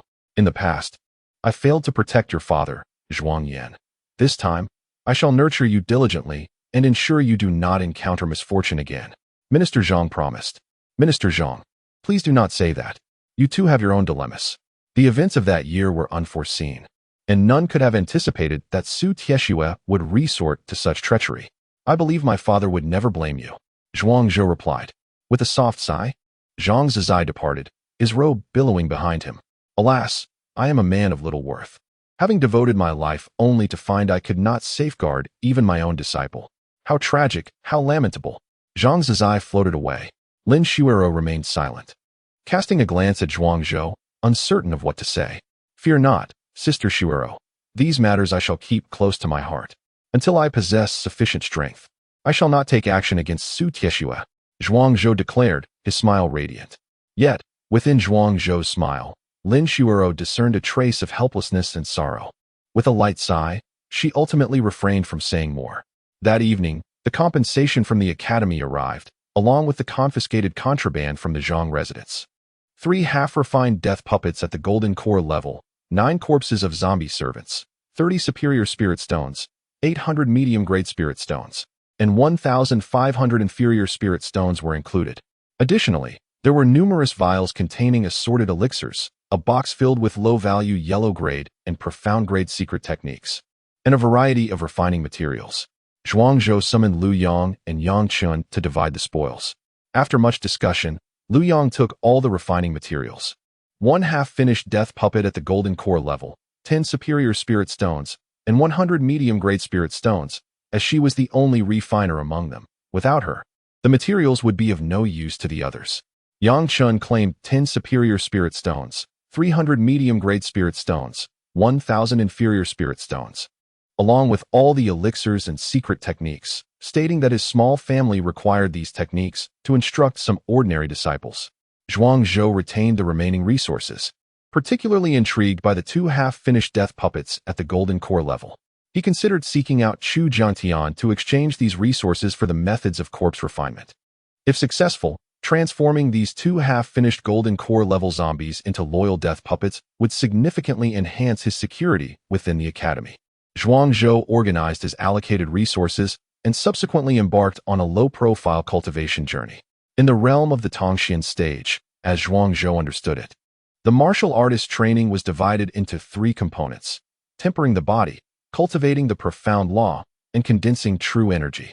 The strength of the physical body determines the fundamental explosive power and defense. True energy provides energy, influencing the attributes and endurance of attacks. The profound law determines the amplitude and form of the assaults. The 3 aspects complement each other, each essential and irreplaceable. However, the majority of martial artists, upon reaching the level of the profound understanding realm, tend to pursue formidable mystical arts and true energy, often neglecting the cultivation of their physical bodies. In the profound understanding realm, with each successive breakthrough in cultivation, the strength of the body will naturally manifest in a dramatic explosion. Unless one is an exceptional genius, the physical strength among practitioners is generally comparable. However, the disparity in mystical arts or martial techniques leads to noticeable differences in power. For instance, while both may possess the strength of an ox, one wielding a 3-fold enhancement of mystical arts and another a 5-fold enhancement would exhibit a difference of 2 oxen in strength. The more advanced the mystical arts, the greater the explosive combat power. Yet, Zhuangzhou held a different view. Physical strength is the foundation of all. I have achieved the strength of 3 oxen upon breaking through to the profound understanding realm, while you possess merely 1. Without the enhancement of mystical arts, I can contend with your 3-fold enhanced power. With just a single mystical art, I can easily overpower you. It is best to harmoniously combine mystical arts. One should possess at least 1 form of movement and defense, and for offense, 2 forms are necessary, allowing for constant switching to prevent predictability in techniques. Zhuangzhou's gaze shimmered with determination. In terms of offense, the 9-yang mystical art is my first choice, complementing my 9-yang strength. Other mystical arts need to be meticulously sought out for synergistic combinations. In my previous life, I was rather unremarkable at the profound understanding level, having cultivated mediocre mystical arts that were ill-suited to my current genius identity. Zhuangzhou earnestly contemplated his future, then began to study the cultivation requirements of the 9-yang mystical art. The 9-yang mystical art is the epitome of resilience and requires a pure yang constitution for cultivation. To practice this art, one must possess at least the strength of 3 ferocious bulls. The 9-yang mystical art is divided into 9 layers, each requiring a substantial amount of true energy to open the meridians and acupoints. Each layer unlocks 9 acupoints, doubling the amplification. And only upon achieving unity can one attain great success. Beyond the 9th layer, comprehending the true essence of the supreme yang allows one to unlock the devastating skill, the fiery sun fist, which boasts a 12-fold amplification, rivaling celestial tier mystical arts, capable of vanquishing gods and Buddhas alike. As Zhuangzhou delved into the 9-yang mystical art, he couldn't help but feel a surge of excitement. In his previous life, he had never practiced the 9-yang heavenly art, nor had he engaged deeply with the 9-yang mystical art. Thus, he lacked profound insight into its power. In this life, as he earnestly began his study, he discovered the immense strength inherent in the 9-yang heavenly art. A 12-fold amplification signifies that his 3 oxen of physical strength could unleash the force equivalent to 36 ferocious bulls, sweeping through the profound understanding realm. Martial techniques refine the meridians, while mystical arts open the acupoints. The higher the level of mystical arts, the more advanced the acupoints that can be accessed. Zhuangzhou mused to himself as he began to unlock the acupoints according to the records of the Nine-Yang mystical art. When the vast and mighty Nine-Yang true energy was infused into the first acupoint, the Taichung acupoint, his expression suddenly changed. The Taichung acupoint was absorbing his Nine-Yang true energy, as if it were an insatiable abyss. Zhuangzhou had opened acupoints in his previous life, but had never encountered such a situation. Typically, opening an acupoint would require only about 1/3 of the total true energy of someone newly entering the profound understanding realm. Yet now, it seemed as if it would drain him dry in mere moments. Zhuangzhou extracted 4 qi-replenishing pills of the transcendent realm and placed them into his mouth. The medicinal potency continuously transformed into genuine qi, barely counteracting the depletion within him. After half an hour, Zhuangzhou was drenched in sweat, his complexion pallid, as if he were on the verge of collapse. The Taichung acupoint finally opened. However, the consumption was staggering, amounting to a level tenfold that of his previous life. Could it be that the posture in which I opened the acupoint in this life was incorrect? Zhuangzhou furrowed his brow, and even with 2 lifetimes of experience, he could not discern the reason for such extraordinary consumption during the opening of his acupoints. What fundamental difference exists between my past and present selves? Zhuangzhou sank into contemplation. After a long while, his attention shifted to his Higu acupoint. Previously, while practicing the Stealing Heaven Sutra, he had opened the Higu acupoint at the physical realm. The Higu acupoint opened through the Stealing Heaven Sutra delved deeper into the potential of the physical body than ordinary mystical methods. In ancient times, there was a legend that every physical acupoint was a treasure trove, with 3 layers of treasures. The first layer unlocking mystical methods, the second layer accessing spirits and deities, and the third layer generating transformation. The opening of the Higu acupoint in the Stealing Heaven realm was akin to reaching the level of creation, unlocking various incredible supernatural powers within the physical body. Since I have practiced a fragment of the Stealing Heaven Sutra, is it possible that when I open acupoints with mystical methods, I inadvertently reach the second layer, thus resulting in such extraordinary consumption? Zhuangzhou immediately arrived at a remarkable conclusion. Chapter 114. The triple realm of acupuncture points. This conjecture, if one desires to validate it, is rather straightforward. The activation of the first layer of acupuncture points merely facilitates the smoother circulation of true energy, allowing for the application of profound techniques. However, should the second layer of acupuncture points be activated, it would significantly augment one's physical strength. The more acupuncture points that are unlocked, the greater the increase in power. Hence the saying that 2 layers can communicate with deities and spirits. When all acupuncture points reach the second layer, the potential of the physical body rivals that of ancient divine beings. Zhuangzhou mused to himself. He took a moment to recuperate his true energy, and as he stretched his body, a torrent of vitality surged forth. His fists swung without any enhancement from profound techniques. The spectral images of 3 mighty bulls materialized in the ether, and a 4th bull appeared as a mere shadow, lacking clarity. Indeed, I have unlocked the treasure of the second layer of acupuncture points. Activating 1 acupuncture point roughly increases strength by the equivalent of half a bull. Zhuangzhou's eyes sparkled with excitement. If I were to unlock all 81 acupuncture points, wouldn't that grant me the strength of at least 40 bulls? Coupled with the natural growth from the realm of enlightenment, I need not resort to profound techniques. My formidable physical strength alone could suppress all contemporaneous prodigies. Zhuangzhou was filled with yearning, as though he had unlocked a new world. Yet in the next moment, a grave concern crossed his mind, the issue of resource consumption. Each activation of an acupuncture point nearly expended double his total true energy. This process must be executed in one breath, without interruption. He would need to replenish his energy with medicinal pills, such as the replenishing elixir he had just used. These pills are rather costly, requiring 5 mid-grade spiritual stones for a single unit in the market. The 3 he had recently consumed were scavenged from Lu Zixuan.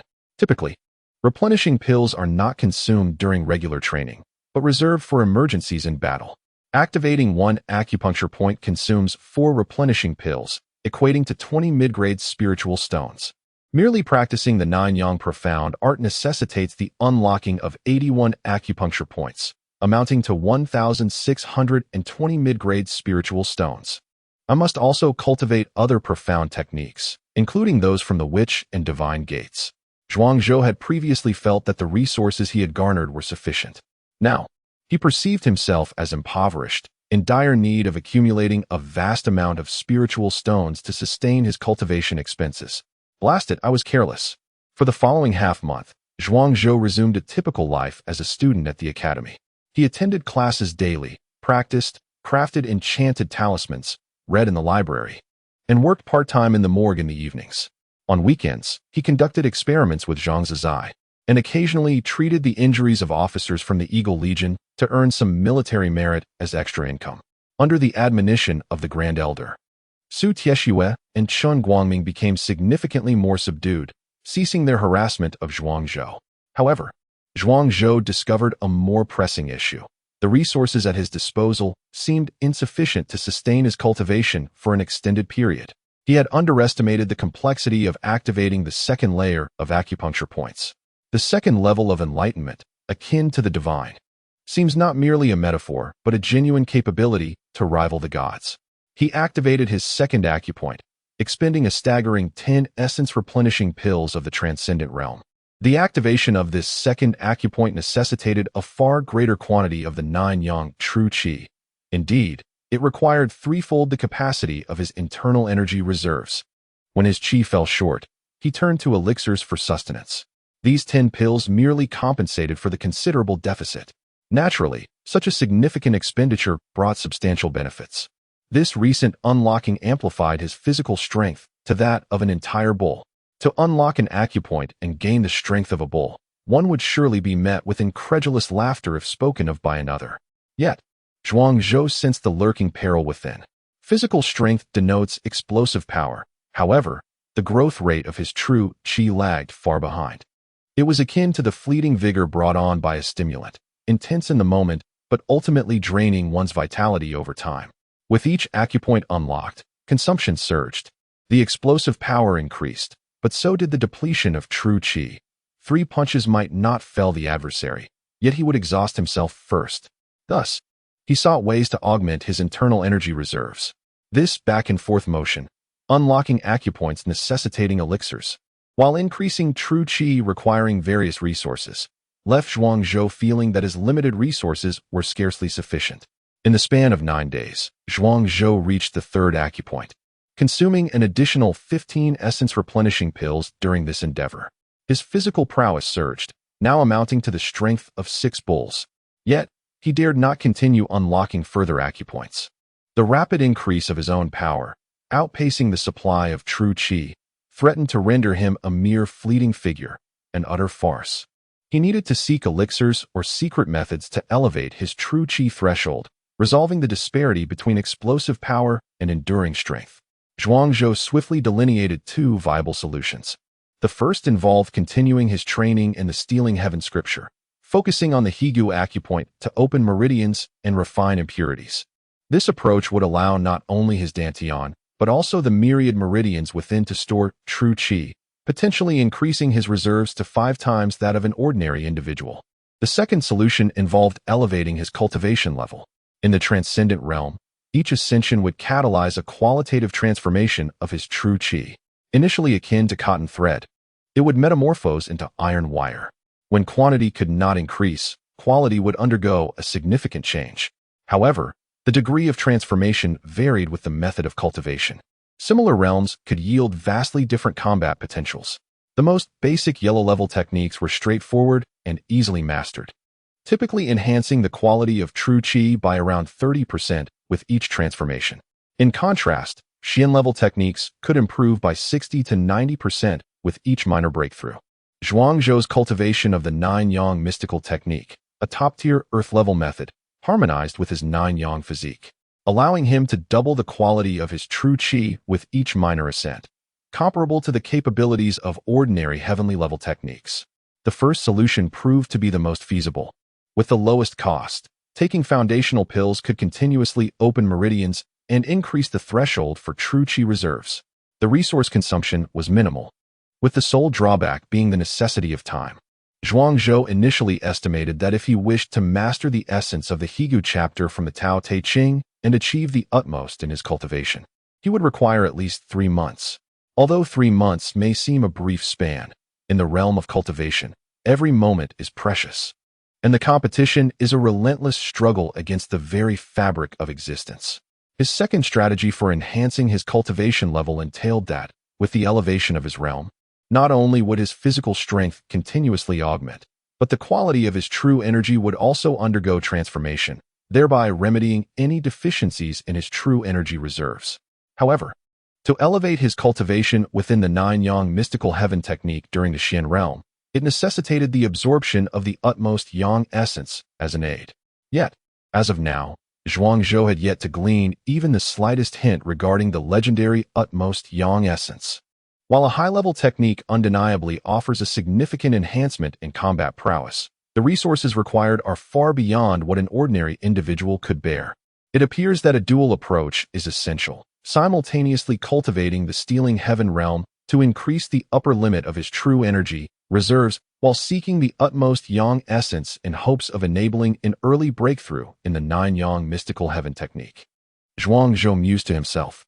Chapter 115. Team formation. Shall we form a team? One day, as Zhuangzhou had just finished his class, Lu Yang approached him with a mischievous grin. You've broken through, Zhuangzhou exclaimed in astonishment. Indeed, I have transcended to the profound realm, Lu Yang replied nonchalantly. Remaining in the physical realm is rather dull, so I decided to advance. The profound realm is merely the beginning of cultivation. Zhuangzhou was momentarily rendered speechless. Show off. You're just flaunting it to me. Who doesn't he know that transitioning from the physical realm to the profound realm is the first threshold of cultivation? Among human practitioners, 80% are trapped in the physical realm, destined to age and pass away without ever breaking through. Not everyone can attain the profound realm. It requires opportunity and the aid of special elixirs. However, Zhuangzhou is different. He possesses an innate abundance of Tao, with his 3 powers perfected. Once his physical realm no longer held him, the breakthrough was inevitable, unstoppable. You just mentioned forming a team? What sort of team? Zhuangzhou queried. His daily life was consumed by relentless busyness, leaving no room for socializing. Moreover, due to his conflicts with the law enforcement division, many were aware and hesitant to form close ties, fearing repercussions.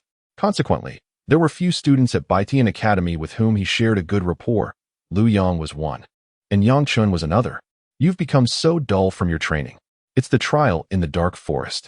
This is the first trial all students must partake in since their enrollment, a chance to slay myriad races and earn contribution points. Who knows? You might even acquire various treasures within the dark forest. Lu Yang exclaimed, her large eyes sparkling with excitement.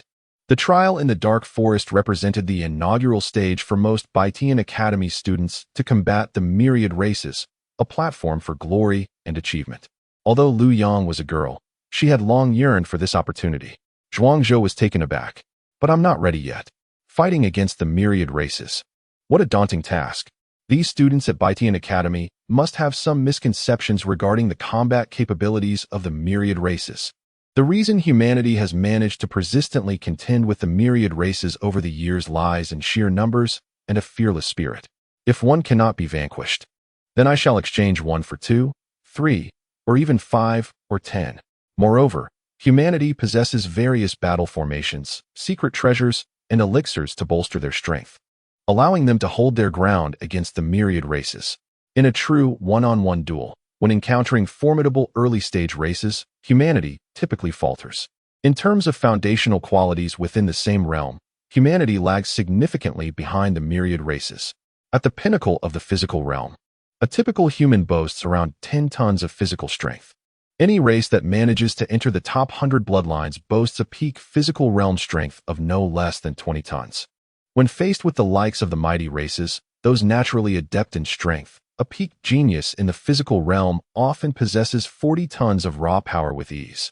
You have martial techniques to amplify your abilities, and so do I. My foundational strength is 4 times yours. How on earth do we compete? Despite the fact that Zhuangzhou currently possesses the formidable strength of 6 bulls, he is still somewhat imposing within the North Sky Academy. However, in the presence of the myriad clans, he feels a twinge of insecurity when confronted by any genius from a prestigious lineage, particularly those who have attained the 4th level of the profound realm or higher. While their physical strength may not surpass his own, Their opened acupoints and mastery of profound techniques grant them the ability to effortlessly overpower him. He muses that with such a mindset, his companion Lu Yang, during the trial in the dark forest, would charge excitedly into battle, only to be felled by a single blow. Zhuangzhou believes it is his duty as a classmate to enlighten him. Lu Yang, do you truly comprehend the prowess of the geniuses among the myriad clans? He inquires. Lu Yang, caught off guard by the question, admits, well, I suppose I know a little. During the course on the brief history of the myriad clans, she had been too preoccupied with dozing off to pay attention. Allow me to provide you with a brief overview of the strength of several top 100 clans among the myriad. The foremost bloodline, the Celestial clan, requires a physical strength of over 64 tons to break into the profound realm. Upon entering, even the most ordinary member possesses at least one bull's worth of strength, and they have access to superior profound techniques that are freely available to all, paving the way for a collective elite. The peak explosive power at the first level of the profound realm can easily exceed 4 bulls. The 10th-ranked clan, the Martial clan, produces innate masters of martial arts, requiring a physical strength of over 40 tons to enter the profound realm. They have a natural affinity for martial techniques, achieving minor mastery in 3 days and complete mastery in 9. Their signature skills reach the pinnacle of perfection, with an amplification of power exceeding 4 times, rendering them unpredictable and formidable. How many of such adversaries do you think you could contend with? In a direct confrontation, utilizing the spirit cannon? By the time you set up your cannon, they would have already closed in on you. Zhuangzhou elaborated further. Lu Yang, initially brimming with enthusiasm, is now visibly deflated, akin to a wilted eggplant. How many days remain until the trial in the dark forest? Zhuangzhou, noticing the impact of his words, suppresses a smirk and inquires. 18 days, Lu Yang replies weakly, counting on her fingers, just as Zhuangzhou intends to offer some words of consolation. He observes a spark of realization in Lu Yang's eyes. Suddenly, she appears reinvigorated, her enthusiasm rekindled as she addresses him. Actually, when I mentioned forming a team, I meant not only for the trial in the dark forest, but also for our supportive role. We aren't the main attackers. We focus on ensuring the logistics and sharing the spoils, which might not yield significant gains. However, we could team up to sell goods before the trial. Lu Yang's bright eyes gleam as she looks at Zhuangzhou, her small fists raised in determination once more. Zhuangzhou rolls his eyes, realizing that his intention to comfort her was misplaced. How foolish of him. Such is the nature of women. One moment they are fervently determined to achieve greatness by vanquishing the myriad tribes, and the next, they reconsider, seeking to amass wealth through commerce. Observing that Zhuangzhou appears somewhat intrigued by her proposition, Lu Yang eagerly pulls him aside to elaborate. In truth, conquering the myriad tribes to gain merit is not as effortless as the Academy proclaims. They merely wish to utilize the blood-soaked trials of the dark forest to transform us into free laborers, thrust into the fray to fight for our lives. While the Academy exploits the appearance of its students, we too can capitalize. I possess skills in weapon forging, you are adept in healing, and Yang Chun has some knowledge of alchemy. If we unite our talents, we could sell various resources for pre-battle preparations to our fellow students at the Academy and likely earn a handsome profit. In Lu Yang, Zhuangzhou suddenly perceives a reflection of himself, a veritable little miser, the kind who values wealth over life. Elixirs and weapons are commonplace. If you can forge them, so can others. Moreover, most elixirs and weapons are readily available in the Academy's logistics department, where students can exchange spirit stones and merit points for them. There is no necessity for them to procure such items exclusively from you, Zhuangzhou thoughtfully observes. However, we might consider an alternative approach, stockpiling a range of supplies and selling them during the trials in the dark forest. In the face of life and death, even the highest prices will compel them to purchase. Chapter 116. The Logistics Rescue Team selling on the battlefield? However, there are no buts here. What is our position? We are the logistics personnel, tasked with saving lives. Of course, this life-saving endeavor is not without its rewards, is it? I have a plan to form a dedicated logistics rescue team. We need not many members, but they must possess exceptional skills. Zhuangzhou's eyes narrowed slightly. Recently, the killing has been rather intense, and I seem to have offended quite a few people. Zhang Zizai advised me to keep a low profile, so I shall establish a logistics team. Surely that is discreet enough? While you kill on the front lines, we shall save lives in the rear. Saving a life is akin to constructing a pagoda of 7 levels. Surely, we can create a pagoda of 100 levels without issue. A logistics rescue team. Upon hearing Zhuang Zhou's words, Liu Yang felt a sense of foreboding. She had never heard of a dedicated rescue team in the trials of the Dark Forest. Zhuang Zhou, must we seek approval from the Academy's higher-ups? I can't shake the feeling that your plan is rather absurd. Approval?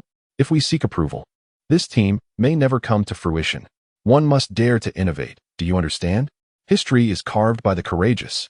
The more Zhuang Zhou contemplated, the more exhilarated he became. How does the saying go? 10 highwaymen pale in comparison to a single school founder, and 10 school founders cannot match one hospital founder. Killing can yield profit, and so can saving lives. My cultivation of the profound arts and the resources needed to break through the realms rely on this rescue team initiative. Liu Yang was also a bold person. Otherwise, she would not have dared to leave home. Nor would she have recklessly traversed the world with a Yuan spirit cannon at the physical realm. Since Zhuang Zhou dared to act, so would she. Following Zhuang Zhou ensures ample meals. The Academy's good students often go hungry. Who else should we recruit besides Yangchen? The two began to whisper conspiratorially. Meanwhile, the higher-ups of Baitian Academy convened a meeting. The meeting was presided over by Chun Guangming, with the Grand Elder Luo Yongxing seated as an observer. Representatives from various departments were present, each at least at deputy minister or deputy dean level. Chun Guangming, speak swiftly. My laboratory is conducting experiments. Should anything go awry, can you bear the responsibility? Remarked Wang Meili, deputy minister of the alchemy department. The 8 major departments within the academy held considerable power, each controlling vast resources and wielding significant influence. Although Chun Guangming was a deputy dean, he was not taken seriously by them. Wang Meili's remarks left Chun Guangming at a loss. He could only clear his throat and say, the reason for this meeting is indeed urgent. In 18 days, the trials of the Dark Forest will undergo some changes. Recently, in the battlefield of myriad clans, numerous ruins have surfaced, collectively discovered by various races. Yet their ownership remains undetermined. Resorting to warfare to settle this matter would incur excessive losses, rendering the endeavor futile. Consequently, the higher echelons of the clans have resolved to establish a method for resource allocation through the trial in the Dark Forest. Within the Dark Forest, the periphery, inner regions, and core will each house 100, 300, and 600 spirit stones marked with unique symbols, respectively. The resources found within the ruins will be categorized into 1,000 shares based on their value. Upon the conclusion of the Dark Forest trial, resource distribution will be determined by the number of spirit stones acquired. This approach minimizes losses while simultaneously honing the prowess of the talented individuals from each race. Chun Guangming spoke solemnly. In this Dark Forest trial, apart from the North Sky Academy, both the South Spirit Academy and the 9 Continents Academy will also dispatch students from the 3rd year and below. It is rumored that the military department will also participate, selecting 1,000 young soldiers below the Golden Core realm. With geniuses from various factions converging, this trial is expected to be exceptionally fierce. However, danger accompanies opportunity. The Human Alliance has already pledged that if students from the North Sky Academy acquire spirit stones, half of the resources obtained by the human race will be allocated to the North Sky Academy as a reserve. Chun Guangming's words instantly piqued the interest of the higher-ups from the various academies present. In a meeting where idle chatter would go unheard, discussions surrounding resource allocation drew everyone's attention. How will the resources corresponding to the spirit stones acquired by the students be distributed? Chen Yuan, representing the formation department, inquired gravely.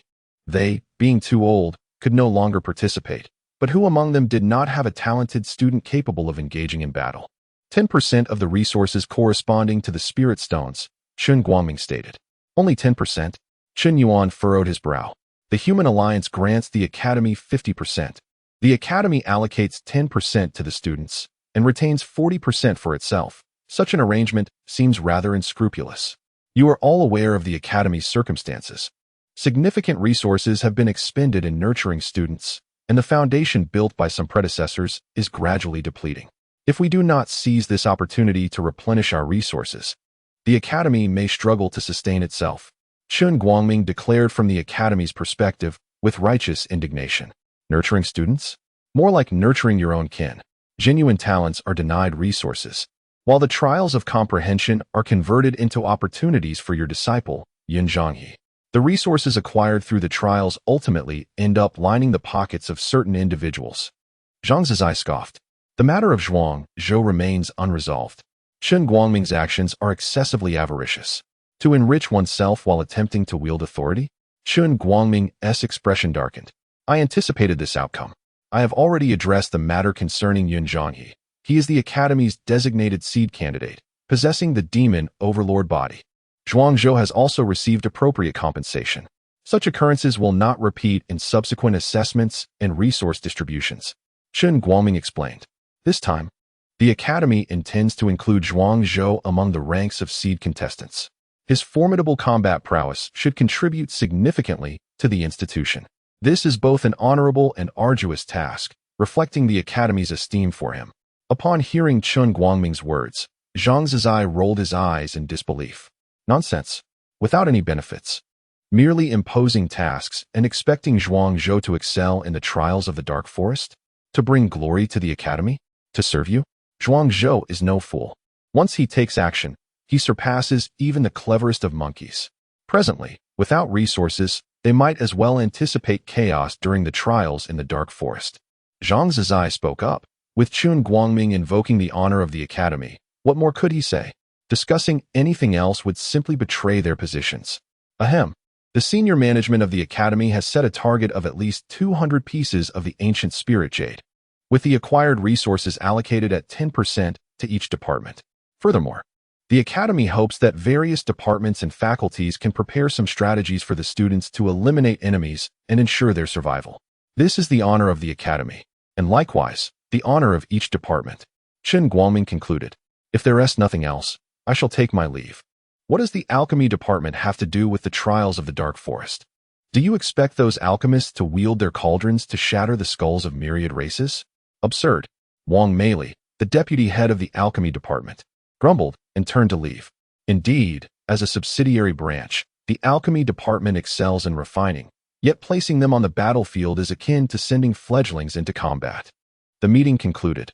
A surging undercurrent began to ripple through Baitian Academy. Various factions rolled up their sleeves, eagerly preparing for the challenges ahead. Chapter 117. The Everlasting Ginseng. Zhuang Zhou, I have finally found you. Have you heard about the trial in the Dark Forest? Zhuang Zhou was still in discussion with Lu Yang regarding the formation of a team when Jiang Yu hurriedly approached him. What is the matter? He inquired. It's merely a blood-soaked trial. As long as Lu Yang and I exercise caution, survival should not pose a problem. Zhuang Zhou replied, brimming with confidence. His assurance was palpable. With a corpse king and a ghost king as their guardians, he could wreak havoc among those below the Golden Core realm.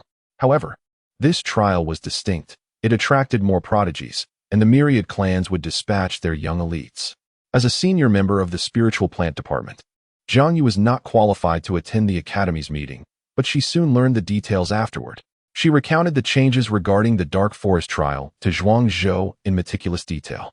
Zhuang Zhou's eyes widened in bewilderment. Are you saying that the myriad clans intend to utilize the Dark Forest trial as a criterion for resource allocation? That seems to be the case. Jiang Yu confirmed. A rare seed of the 4th grade spiritual plant, the water spirit grass, has appeared within this relic. If we can ensure its successful growth, we could concoct a water spirit pill, enhancing the affinity of practitioners below the divine passage realm with the element of water by 50%. The spiritual plant department is determined to acquire it, but according to the rules, we would require at least an ancient spiritual jade to exchange for this seed. Thus, I am placing my hopes in you. Jiang Yu gazed at Zhuang Zhou, her eyes filled with anticipation. Among the students she knew who were eligible to participate in the trial, Zhuang Zhou might not be the strongest, but he possessed the finest talent and an admirable tenacity. To Jiang Yu, this tenacity was not a derogatory trait, but rather a commendable quality. Those who endure tend to thrive longer. The ostentatious geniuses, flaunting their prowess, often find the grass over their graves flourishing. This time, the spiritual plant department hopes you can represent us in battle. We will undoubtedly reward you generously. The Academy's resources allocated to the spiritual plant department will be compensated to you in the form of contribution points or other equivalent resources. Jiang Yu looked at Zhuang Zhou, her expression brimming with expectation. Teacher Jiang Yu, This seems a bit inappropriate, he remarked at that moment. A soft voice interjected. Zhuang Zhou is an intern from my research department. He is certainly meant to represent us in this battle. Turning towards the source of the voice, Zhang Zizai had arrived. He regarded Zhuang Zhou as if he were a priceless treasure. Zhang Zizai had a clearer understanding of Zhuang Zhou's capabilities. In the Guiyuan realm, Zhuang Zhou had just broken through to the profound realm and had already vanquished 3 senior students of the same level. Notably, he had even defeated Zhang Yuan, an experienced veteran at the 8th level of the profound realm. Regardless of the methods Zhuang Zhou employed, they epitomized his unparalleled talent and combat prowess. His appearance and cultivation were merely a fade, while his innate gift for healing ensured his survival in the treacherous dark forest trial. If he were to represent the research department in the fray, he would undoubtedly achieve remarkable success, especially considering the treasures from the recently unearthed relics of the Middle Ages, which he covets immensely. The members of your research department are a miserly bunch, barely able to fill their own bellies. How can they possibly support Zhuang Zhou? Although my spiritual herb department has seen better days, it possesses formidable resources. Zhuang Zhou, I, on behalf of the spiritual herb department, offer you 2,000-year-old ginseng roots to enhance your vital energy and elevate your cultivation. Jiang Yu was acutely aware that her abrupt intervention offered her little advantage. Thus, she resorted to tempting offers. The spiritual herb department may not be numerous in the academy, yet it does not imply a scarcity of resources. In fact, the spiritual herb department is arguably the wealthiest among the 8 divisions of Baitian Academy, second only to the alchemy department.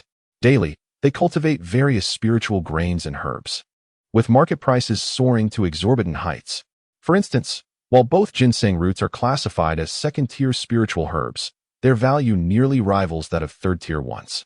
A single 1,000-year-old ginseng root can extend the lifespan of a practitioner in the Tongxian realm by a decade, significantly replenishing their vital energy. With market prices nearing 500 mid-grade spirit stones each, and yet they remain scarce. However, the spiritual herb department remains unfazed. Since they cultivate these themselves, they only need to account for the basic seed costs, labor, and some nutrients consumed during the growth process. The cost of a single root amounts to no more than 100 mid-grade spirit stones. Jiang Yu's strategy left even Zhang Zizai momentarily speechless. Jiang Yu's assertion was indeed accurate. The research department faced some financial difficulties. Every spirit stone they possessed had to be spent judiciously, and when it came to financial clout, the research department lagged far behind the spiritual herb department. Nonetheless, the research department had its own advantages. After a moment of silence, Zhang Zizai spoke. My master has little to offer you, but here is a scroll of techniques. He produced a jade tablet from his storage bag. Zhuang Zhou received the jade tablet with great reverence, only to be taken aback. The threefold body of witchcraft. In the Tongxian realm, all laws can be comprehended. The martial gate possesses profound techniques. The witch gate has witchcraft. The divine gate has divine arts. Yet in this era, the martial gate reigns supreme. While myriad laws have declined, profound techniques are sought after, while witchcraft is rare. Zhuang Zhou never anticipated that Zhang Zizai would present him with a scroll of witchcraft. The level of this witchcraft seemed quite substantial. This is a scroll of witchcraft from the Middle Ages that I discovered 3 years ago in the ruins of an ancient battlefield. No one in the research department practices witchcraft, and it has gathered dust in my possession. It would be more fitting to entrust it to you. Perhaps its value can be realized. Zhang Zizai remarked. Zhuang Zhou respectfully accepted the scroll. Witchcraft is invaluable, especially in this era, where even wealth cannot procure it. Although the 2,000-year-old ginseng roots are precious, they pale in comparison to this scroll of witchcraft. This time, Zhang Zizai has truly invested significantly. You have accepted both the ginseng roots and the scroll of witchcraft from Minister Zhang. Which department do you represent in battle? Surely there must be an explanation. Jiang Yu, upon witnessing this, felt a twinge of anxiety. She never anticipated that Zhang Zizai would so readily expend his resources, even unearthing the dusty sorcery from ancient tomes. She sought an answer from Zhuang Zhou. If Zhuang Zhou proved inadequate, she would have to contemplate seeking another prodigy to represent the spirit plant department in the competition. In truth, I am capable of representing 2 departments.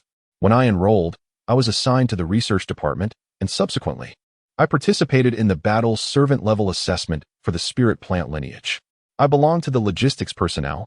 Is it not acceptable to pursue dual disciplines? Moreover, when Dean Shun established the assessment incentives, he did not stipulate that a student could only represent a single department in combat. A piece of ancient spirit jade signifies resources. Students receive 10%, the department or division receives 10%, while the academy, contributing nothing, claims 30%. He truly knows how to calculate.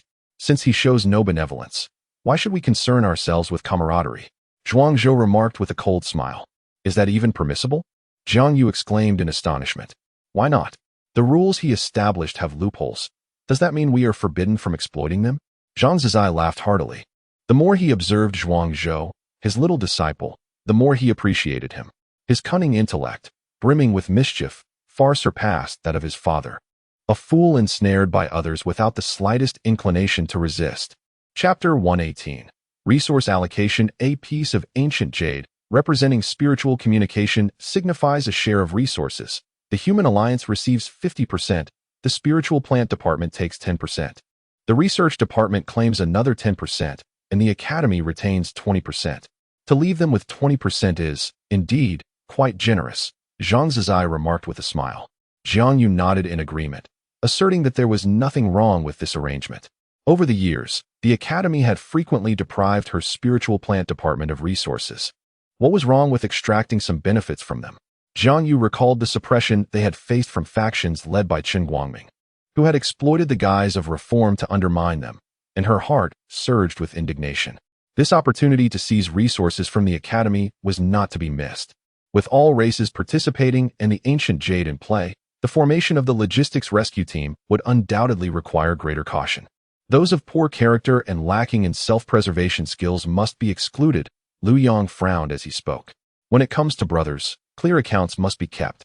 In a straightforward trial like that of the Dark Forest, forming a team is unproblematic. However, even a single piece of ancient jade represents immense benefits and resources. When it comes time to allocate credit, disputes may easily arise. Furthermore, judging by Zhuangzhou's demeanor, it was clear that they intended to penetrate the inner or even the core areas of the Dark Forest to seize the ancient jade. The willingness of the other team members to participate was, therefore, a significant concern. Indeed, if forming a team, it is imperative to select trustworthy individuals. In principle, it is better for team members to be few than numerous. You, I, and Yang Chun have shared life and death experiences and are worthy of trust. However, others wishing to join must undergo stringent scrutiny, Zhuangzhou stated solemnly. He, Lu Yang, and Yang Chun had executed missions together, facing golden core-level poisonous bats at Zhang's residence. Throughout the battle, none faltered, each contributing effectively. The distribution of spoils was substantial, yet the process remained harmonious, devoid of conflict. Their bond had withstood the test of reality. But the same could not be said for others. Among the students of Baitian Academy, who does not have their own hidden cards, unless they are sworn brothers, few would wish to reveal their depths in the presence of others. In ordinary crimson trials, one may form wild teams, as their strength can resolve most dangers without exposing their cards. However, this time is different. The myriad races have re-established the rules of the game, involving the battle of the prodigies and a contest for benefits. At critical moments, each must showcase their unique skills, revealing their hidden cards to vanquish foes. Yet if they harbor suspicion and hesitate to unleash their full potential, it will instead hamper their combat effectiveness. Speaking of teammates, I do have a candidate to recommend. This individual possesses a cold demeanor and excels in ice-sealing mystical arts. Though not particularly talkative, their character and strength are undoubtedly reliable. She is the descendant of a dear friend of mine. Many years ago, my friend ventured into the battlefield of myriad races and vanished without a trace, leaving behind this child, whom I have nurtured since her youth. She is slightly older than you, possessing a natural frost constitution, and has already entered the ranks of the human race's celestial rankings. Jiang Yu declared, a frost constitution and a formidable presence within the celestial rankings. Could you be referring to the esteemed Lady Lung Yan from the Spirit Plant Department? A flicker of hope illuminated Lu Yang's eyes as her mind began to scheme. Lung Yan, a prodigious talent in her second year at the Northern Sky Academy, possessed a natural frost constitution, ranking 823rd on the human race's mystical ranking. This unique constitution placed her 81st among the second tier of special physiques within the human race. With an innate comprehension of the frost laws, she could amplify any frost-related mystical arts by a factor of 2. Such an increase could be compounded with other mystical techniques, allowing her to wield an 8-fold amplification, in contrast to the 4-fold effect of others. Of course, Zhuangzhou's 9-yang physique was even more exceptional, capable of achieving even greater amplification upon complete awakening. However, Zhuangzhou hesitated to fully awaken his 9-yang physique, fearing the covetous gaze of formidable female cultivators, which could lead him to become a mere vessel for their cultivation, repeating the tragic fate of his previous life. As for the human race's mystical ranking, it serves as a classification of known powers among the formidable beings within the realm. The human race boasts not only the mystical ranking, but also the golden core and divine ability rankings. Given the multitude of cultivators in the mystical realm, the ranking accommodates 1,000 entries, while the golden core realm has only 500, and the divine ability realm comprises a mere 100. Despite Lung Yan's humble position at 823rd, it is crucial to remember that the Ling Tian realm boasts a population of over 10 billion. Even if only 1 in 100 manages to ascend to the mystical realm, that results in a staggering 100 million cultivators at that level. With only 1,000 slots available for the ranking, anyone who makes the cut, regardless of their position, is a paragon among men, a true prodigy. The Northern Sky Academy is home to thousands of cultivators in the mystical realm, each exceptional in their own right. Yet, only 4 individuals have made it onto the human race's mystical ranking. Those on the ranking are capable of contending with golden core cultivators. If Lung Yan could indeed join their support team, their strength would undoubtedly be formidable.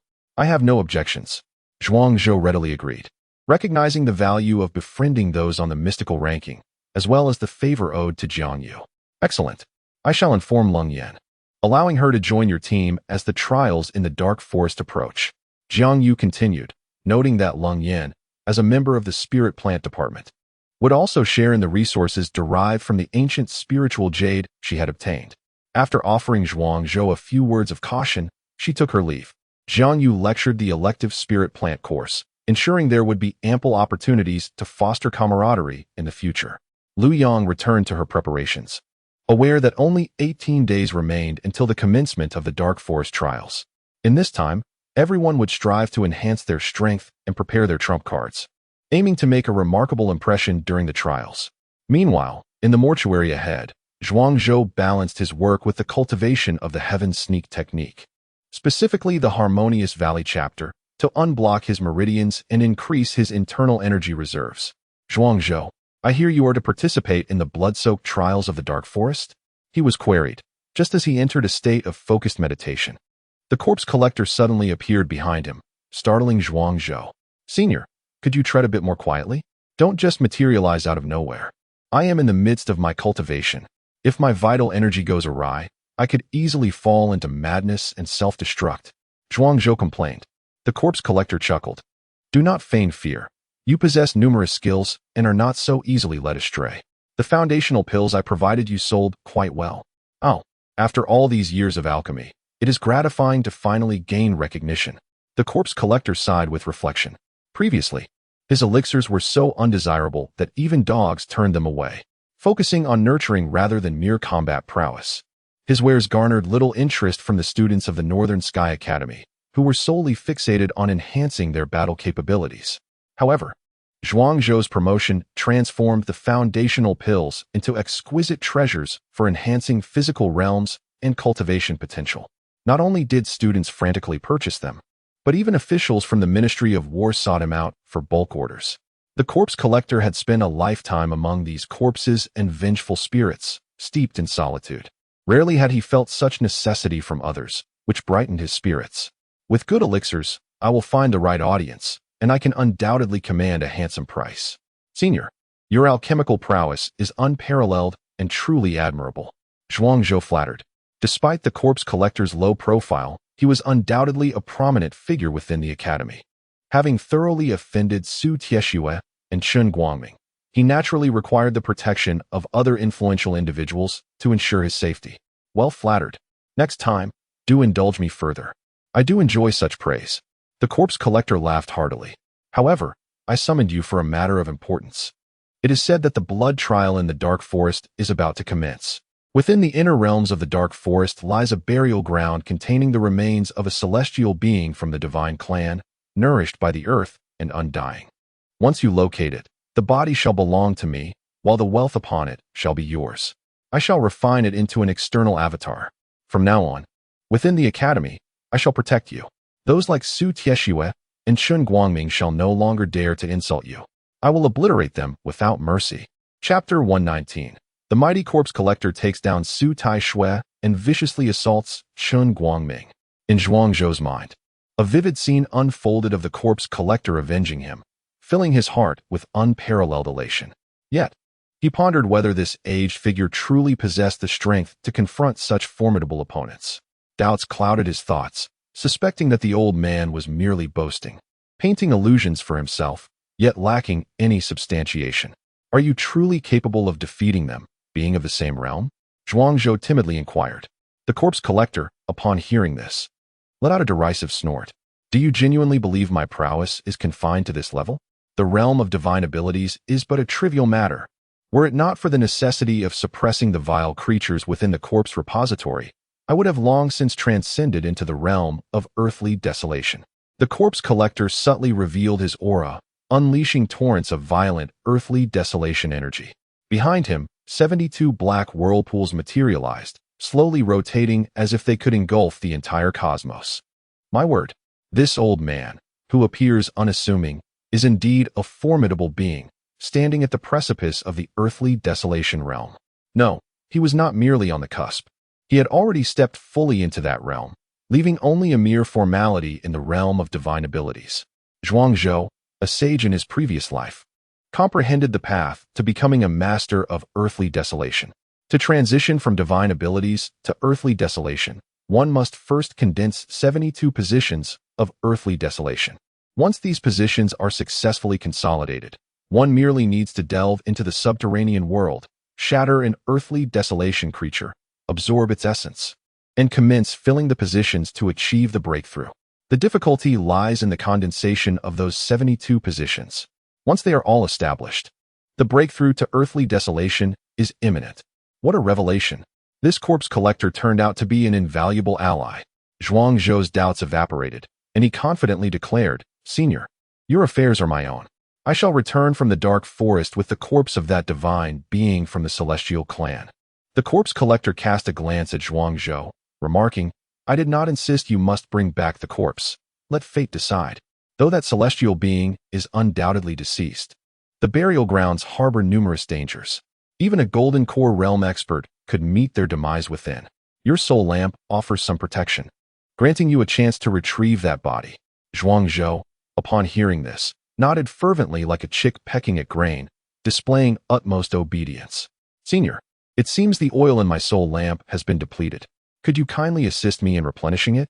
He asked shyly, producing the soul lamp. The corpse collector, taken aback, exclaimed, What have you been doing? The oil is nearly exhausted, and I see no disturbances from restless spirits in your custody of the corpse repository. He scrutinized Zhuangzhou. The oil in the soul lamp is refined from the bodies of those in the transcendence realm. When full, it can burn for at least 4 hours.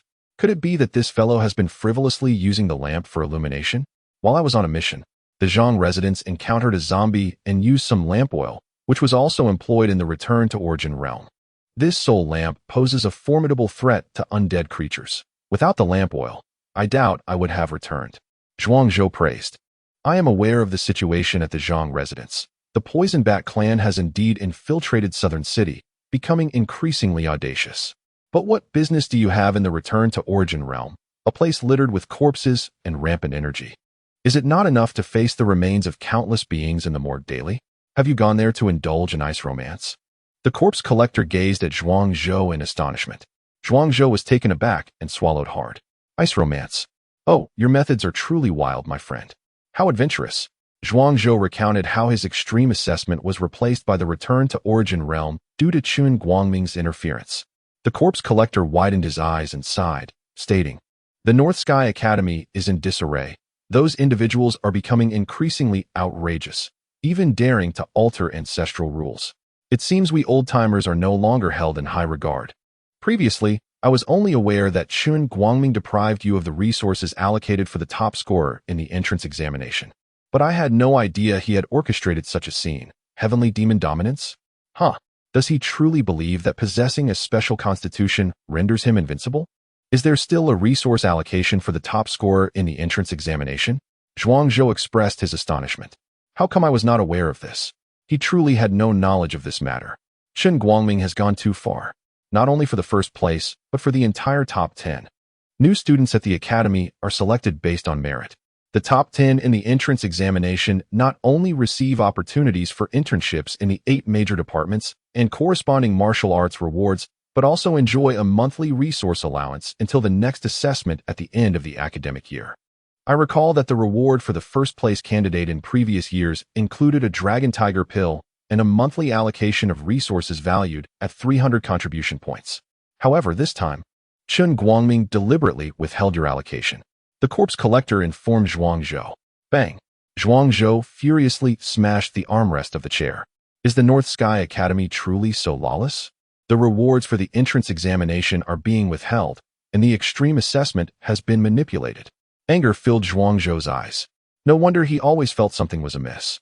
As an exemplary student of the North Sky Academy, every resource he obtained was hard-earned, with no support from the academy. Was this the case for previous years as well? Now, Zhuangzhou understood. Chun Guangming was deliberately targeting him. Originally, the first-place scorer in the entrance examination was entitled to substantial resource rewards distributed monthly. Yet, as the vice president, Chun Guangming had audaciously embezzled them. Is this a complete disregard for the regulations of the North Sky Academy? The corpse collector placed a hand on Zhuangzhou's shoulder, gently advising, I suggest you bide your time and wait for the right moment to unleash your fury. I have heard that Zhang Zizai approached Chun Guangming, who remarked that resources within the academy are currently scarce. He mentioned that he would temporarily collect on your behalf, and since you are pursuing a supportive path, you have already accrued a substantial number of contribution points during the entrance assessment. Thus, you do not presently require these resources. It would be more prudent to allocate them to those in greater need. The corpse collector relayed this information verbatim to Zhuangzhou, whose eyes narrowed slightly, as if a thought had crossed his mind. Among the top 10 candidates in the entrance assessment, who is eligible for the reward of the Lunghu pill, only the first-place winner. Although the quality of the Lunghu pill may not be exceptional, its refinement is exceedingly difficult, and only the top candidate each year is granted one. The corpse collector continued, I have heard that Yun Zhanghe once consumed a dragon soul pill, significantly enhancing his potential. Thus, that dragon soul pill should rightfully belong to me. No wonder he resorted to every means to deprive me of the reward for being first in the entrance assessment, even attempting to orchestrate my demise during the critical evaluation by manipulating the situation within the Guiyuan realm. It turns out that all of this was to strip me of my resources in order to cultivate Yun Zhanghe. What a remarkable individual Chun Guangming is. Truly a paragon of integrity and fairness. Zhuangzhou ground his teeth, his heart ablaze with resentment. If Chun Guangming does not face some consequences for his actions, then what a waste it is for Zhuangzhou to have lived 2 lifetimes. Chapter 120. Pure Yang treasures the matter of seeking revenge against Chun Guangming must be prioritized. However, the situation in the dark forest is of immediate concern. Elder, I have another question. I am practicing a profound technique that requires a substantial amount of pure yang energy. I wonder which treasures within the academy could meet my needs for exchange. Zhuangzhou inquired. Pure yang treasures were numerous in Zhuangzhou's knowledge, yet they were all of high caliber, likely unavailable at Baitian Academy. The corpse collector was a seasoned veteran of the academy. Consulting him would surely yield accurate information. In the realm of cultivation, one's realm is fundamental, the stronger the realm, the greater the power. This truth remains unchanged throughout the ages. Well, I haven't delved deeply into this, but I do possess a few items that likely align with your requirements. The corpse collector pondered briefly. He then retrieved 3 items from his storage pouch. The first was a pill the size of a longan, exuding pure yang energy that blazed like an unquenchable fire. The second was a drop of blood from a golden core realm creature, crimson as garnet, now crystallized in appearance. The third was a branch from a phoenix-perched parasol tree, imbued with the essence of the phoenix, a place where the phoenix clan once rested. Each of these treasures was increasingly precious, each harboring a more intense aura of pure yang.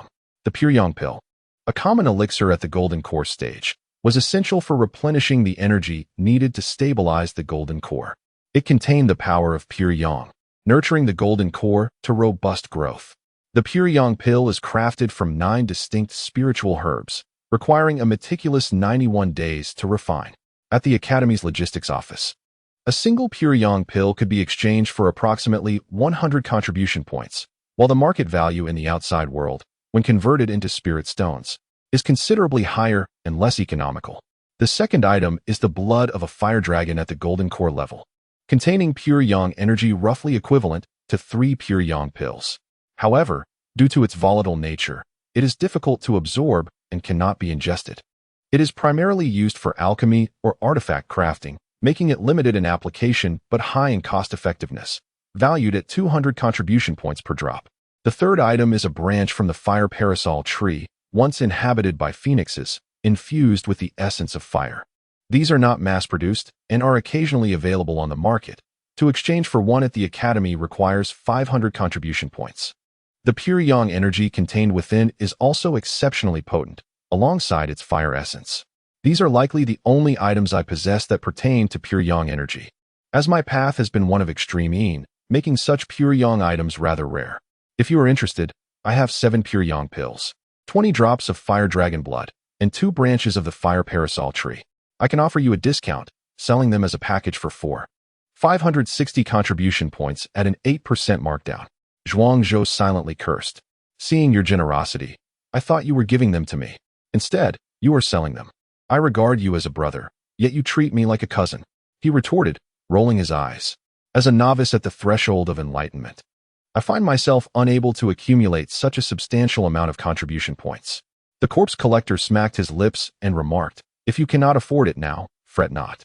By the time you reach the Black Blood Forest and procure a wealth of spirit ancient jade to exchange for various rare resources, you shall be able to buy it.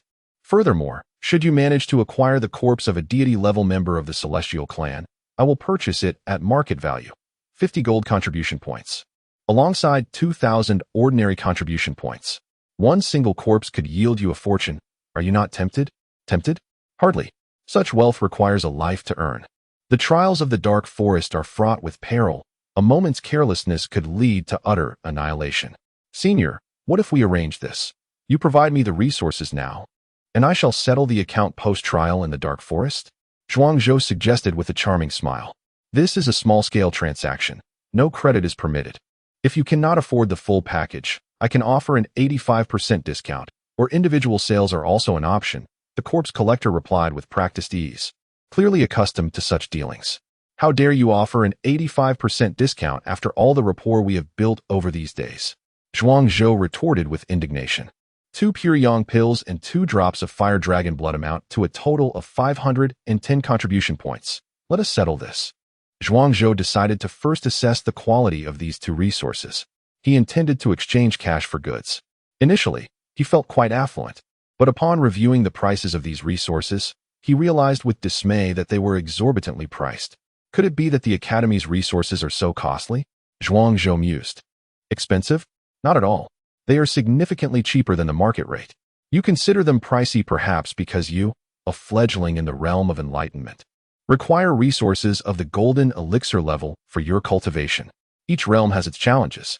Producing resources of the golden elixir level daily.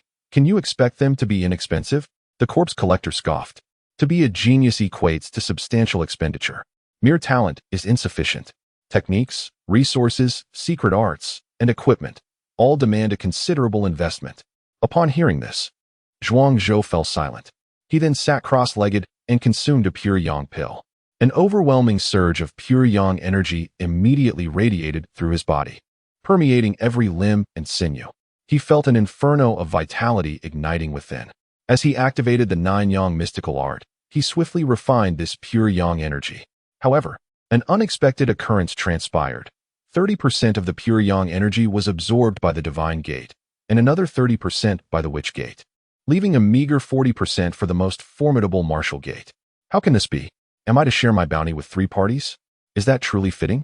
Zhuang Zhou pondered, But he quickly perceived a transformation.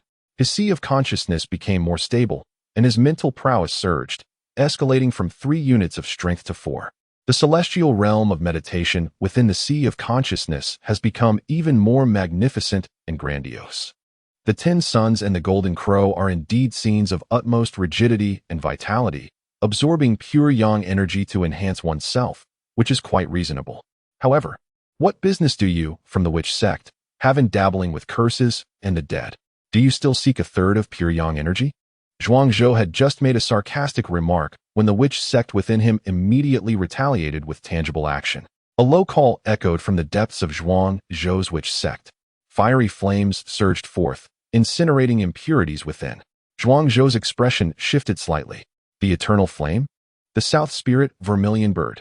Could it be that this is the true essence of the witch sect's profound mysteries? The witch sect is intrinsically linked to the spirit. The rituals are offerings to the spirits of heaven and earth, to the myriad of ghosts and deities. Strictly speaking, all of these are spirits. While Zhuangzhou had not yet discovered the corresponding techniques of the witch sect's profundities, he did not expect a vermilion bird spirit to arise within. Having not practiced the witchcraft, yet attracting the spirits of the witch clan? This seems rather illogical. Zhuangzhou was not filled with excitement, but rather continued to investigate. Suddenly, he realized that the long-unused altar of heaven and earth revealed hundreds of bas-reliefs of fierce ghosts and beasts. Among the 4 symbols, there were the azure dragon, white tiger, and black tortoise, yet conspicuously absent was the figure of the vermilion bird. Zhuangzhou's heart began to form a conjecture regarding the origins of this vermilion bird. Chapter 121. Preparations for battle. The celestial altar proved to be far more complex than initially anticipated. What was once perceived as a mere altar now revealed its true nature, hosting the spirits of hundreds of formidable demon gods and ferocious beasts, alongside potentially other entities. The emergence of pure yang energy attracted the South Spirit vermilion bird from within the altar into the witch's domain. This was not merely witchcraft. It constituted a form of indirect sacrifice. Zhuangzhou provided the pure yang energy in exchange for the corresponding inheritance and power of the South Spirit vermilion bird. Indeed, after absorbing a portion of the pure yang energy, Zhuangzhou's witchcraft prowess surged, reaching the strength of 4 mighty bulls. Additionally, a profound witchcraft technique, the fire of departure, manifested within his mind. The fire of departure is a superior quality flame, its potency far exceeding that of ordinary fire, possessing a lethal capability even against formidable foes at the golden core stage. Was it worth exchanging a portion of pure yang energy for the strength of a bull and a witchcraft technique? Absolutely, Zhuangzhou swiftly concluded. The remaining 40% of pure yang power transformed into a substantial amount of 9 yang true qi. The pure yang pill is composed of 9 types of yang energy. And similarly, 9 yang true qi is constituted of 9 types of yang energy, making the conversion remarkably convenient. The pure yang energy from the 4 portions of the pure yang pill increased the total amount of true qi within Zhuangzhou by a significant 20%. Golden core stage elixirs, despite their high cost, yield extraordinary results. Zhuangzhou mused. 1 elixir resulted in a simultaneous enhancement of 3 powers. Indeed, the benefits of premium elixirs justify their expense. Upon completing his cultivation, the corpse collector turned to Zhuangzhou. How does it feel? The effects of the 9 yang pill are remarkable, aren't they? Quite impressive. If such elixirs were available without limit, I could swiftly reach the pinnacle of the profound realm within a month. Zhuangzhou responded, licking his cracked lips, his eyes filled with longing. Unlimited supply? What are you dreaming about? A typical golden core practitioner consumes only 3 to 5 pure yang pills in a month. These elixirs are costly, and while pure yang energy can enhance the body when absorbed in moderation, excessive intake leads to an inability to digest the energy, resulting in severe physical harm. Not to mention, pure yang pills are exceedingly rare. One requires 100 contribution points to exchange for a single pill, making it a challenge for even the sect to provide them, the corpse collector remarked. Zhuangzhou was evidently affluent, a fact the corpse collector had heard, and he suspected Zhuangzhou possessed more contribution points than most novices at the golden core stage, allowing him to make such bold exchanges. Feeling a tinge of regret, Zhuangzhou said, then I must adopt a gradual approach to my cultivation. I need to contemplate the trials in the dark forest carefully. strategizing how to seize as many resources as possible. Otherwise, if resources are scarce, what good will any martial skills do? The corpse collector suddenly felt an inexplicable premonition. With Zhuang Zhou's involvement, the upcoming trials in the Dark Forest would likely not proceed smoothly. For the following 16 days, Zhuang Zhou remained exceptionally low-key. Aside from attending classes, working part-time, and interning in the research department, he devoted himself each day to seclusion and preparation for battle. He retained merely 100 points of his contribution credits for future use, redeeming the remainder for various resources. After a round of haggling, the pure yang elixirs and draconic blood in the hands of the Reaper were acquired by Zhuang Zhou at a discounted price of 80. He also stockpiled a considerable amount of corpse oil at the Xian realm level, intending to venture into the burial grounds to search for the bodies of the Celestial clan. The suppression of the Soul Lantern was essential. However, Zhuang Zhou only refined one pure yang elixir, leaving the rest untouched, including the draconic blood. He aimed to feign the illusion of sluggish progress in his cultivation to lower the vigilance of certain individuals. Zhuang Zhou estimated that if he truly spared no effort to enhance his cultivation, relying on his 9-yang physique, he could refine all those pure yang elixirs and draconic blood within a single day, significantly amplifying his combat prowess, thereby turning the tide in his favor. The bait had been cast. He merely awaited the fish to take the hook. Chen Guangming, Su Tieshua, I cannot believe they will not seize this splendid opportunity. Zhuang Zhou mused, a glint of ruthlessness flashing in his eyes. At that moment, Qian Dachuan approached, a burlap sack slung over his shoulder. Zhuang Zhou, here are the 100 bottles of qi replenishing pills you requested, 10 pills per bottle. It's a cash and carry deal. The clinking sounds emanating from Qian Dachuan's sack resonated incessantly. Zhuang Zhou was at a loss. Why not use a storage bag? Why lug around a heavy sack? Qian Dachuan replied with pride. Your lack of experience in the martial world is evident. Allow me to impart a lesson. If the pills were placed in a storage bag, your consciousness probing through the bottle would not reveal the quality of the pills, but with them in a sack, you can select at will and verify the goods upon opening. It's a straightforward transaction. Payment upon delivery, no returns accepted. Upon hearing this, Zhuang Zhou found some merit in his reasoning. There are a total of 1,000 qi replenishing pills, with each pill valued at 5 mid-grade spirit stones. Since you are purchasing in bulk, I will grant you an 80 discount, 4,000 mid-grade spirit stones, to be counted on the spot. Qian Dachuan spoke swiftly. Here. Zhuang Zhou inspected the pills, confirming their high quality, then stored them away and handed over the 4,000 mid-grade spirit stones to Qian Dachuan. At this juncture, Zhuang Zhou truly found himself in dire straits, having expended almost all his spirit stones and contribution credits on resources. Save for his untouched gold contribution credits and high-grade spirit stones, he was all in, gambling everything on this venture. Should the Dark Forest not yield returns, he feared he might not even have the luxury of tears. In 2 days, the battle in the Dark Forest would commence. Zhuang Zhou, Lu Yang, Leng Yan, and Yang Chun, members of the logistical support team, met for the first time. Zhuang Zhou appeared relatively unchanged at first glance, his cultivation progressing steadily. Although his aura was slightly more potent than before, he remained at the first layer of the Xian realm. Lu Yang, however, had made remarkable strides, having broken through 2 minor realms in just 16 days, now reaching the 3rd layer of the Xian realm. Yang Chun had also attained the 8th layer of the Xian realm, already considered a formidable contender among his peers. To Zhuang Zhou's surprise, Leng Yin was merely at the 8th level of the Transcendence realm. The 8th level of Transcendence, a skilled individual on the human race's Transcendence ranking. This indicates that she still possesses untapped potential. Once she reaches the pinnacle of the Transcendence realm, or perhaps even approaches the Golden Core stage, she might find herself among the top 100 on the human race's Transcendence list. Before my arrival, Teacher Jiang Yu had already informed me. I am responsible for cooperation, while Zhuang Zhou is in full command. Leng Yin spoke with a stiff tone, embodying the legendary image of an ice-cold beauty. Standing at 1.70 meters, clad in icy blue attire, with willow-shaped brows and ruby lips, she exuded an aura that kept others at bay. I too will adhere to Zhuang Zhou's arrangements. I too. Yang Chun and Lu Yang declared in unison. If Leng Yin followed Zhuang Zhou's lead due to Jiang Yu's insistence, Yang Chun and Liu Yang did so entirely because of Zhuang Zhou's courage and audacity displayed during their last mission, where he had boldly put himself at risk. Though Zhuang Zhou was the youngest in the group, when it came to cunning, he undoubtedly surpassed the combined wit of the other three. Ahem. Since everyone has expressed their trust in me, I shall not be modest. I will temporarily take on the role of captain of our little team. Although we are a logistics and rescue team, we will undoubtedly face perilous battles during our trials. Now let us delve into the matter of strategizing our formations. Chapter 122. The Yin-Yang Duality Battle Array. The battle array, a formidable weapon on the battlefield, can enable one to transcend their limits under optimal conditions. However, the effectiveness of such arrays varies with their complexity and the strength of the participants.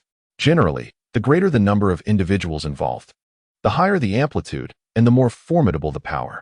Yet, at this moment, the four individuals, Zhuang Zhou, Liu Yang, Leng Yan, and Yang Chun, are ill-suited to practice a four-person array due to the significant disparity in their cultivation levels. Zhuang Zhou and Liu Yang are of a similar caliber, while Leng Yan and Yang Chun belong to another tier altogether. Their realms and the quality of their vital energy resonate well together, allowing for the full potential of the array to be realized. Conversely, a considerable gap in vital energy quality could hinder the stronger participants, diminishing the array's effectiveness, potentially rendering it less powerful than acting independently. Let us form pairs. I shall practice a battle array with Liu Yang, while Senior Leng Yan and Senior Yang Chun will train in another. We need not complicate matters. Let us focus on the Yin-Yang Duality Array. Zhuang Zhou proposed. The Yin-Yang Duality Array is a traditional formation, accessible and straightforward, capable of achieving an amplitude of 3 to 1, 5 times if the partners work harmoniously. It is said that with a profound connection, they might even attain double the amplitude. One should not underestimate this twofold enhancement. It can synergize with other techniques, achieving a fourfold increase. Thus, with the array's doubling effect, one could potentially realize an eightfold amplification, turning the tide of battle in a mere instant.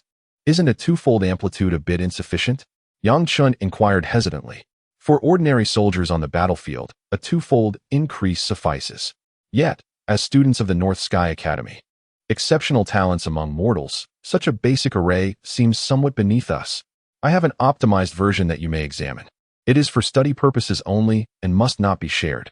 Zhuang Zhou had prepared well, having obtained the most ancient version of the Yin-Yang Duality Array in his previous life. The Taiji gives rise to the two polarities.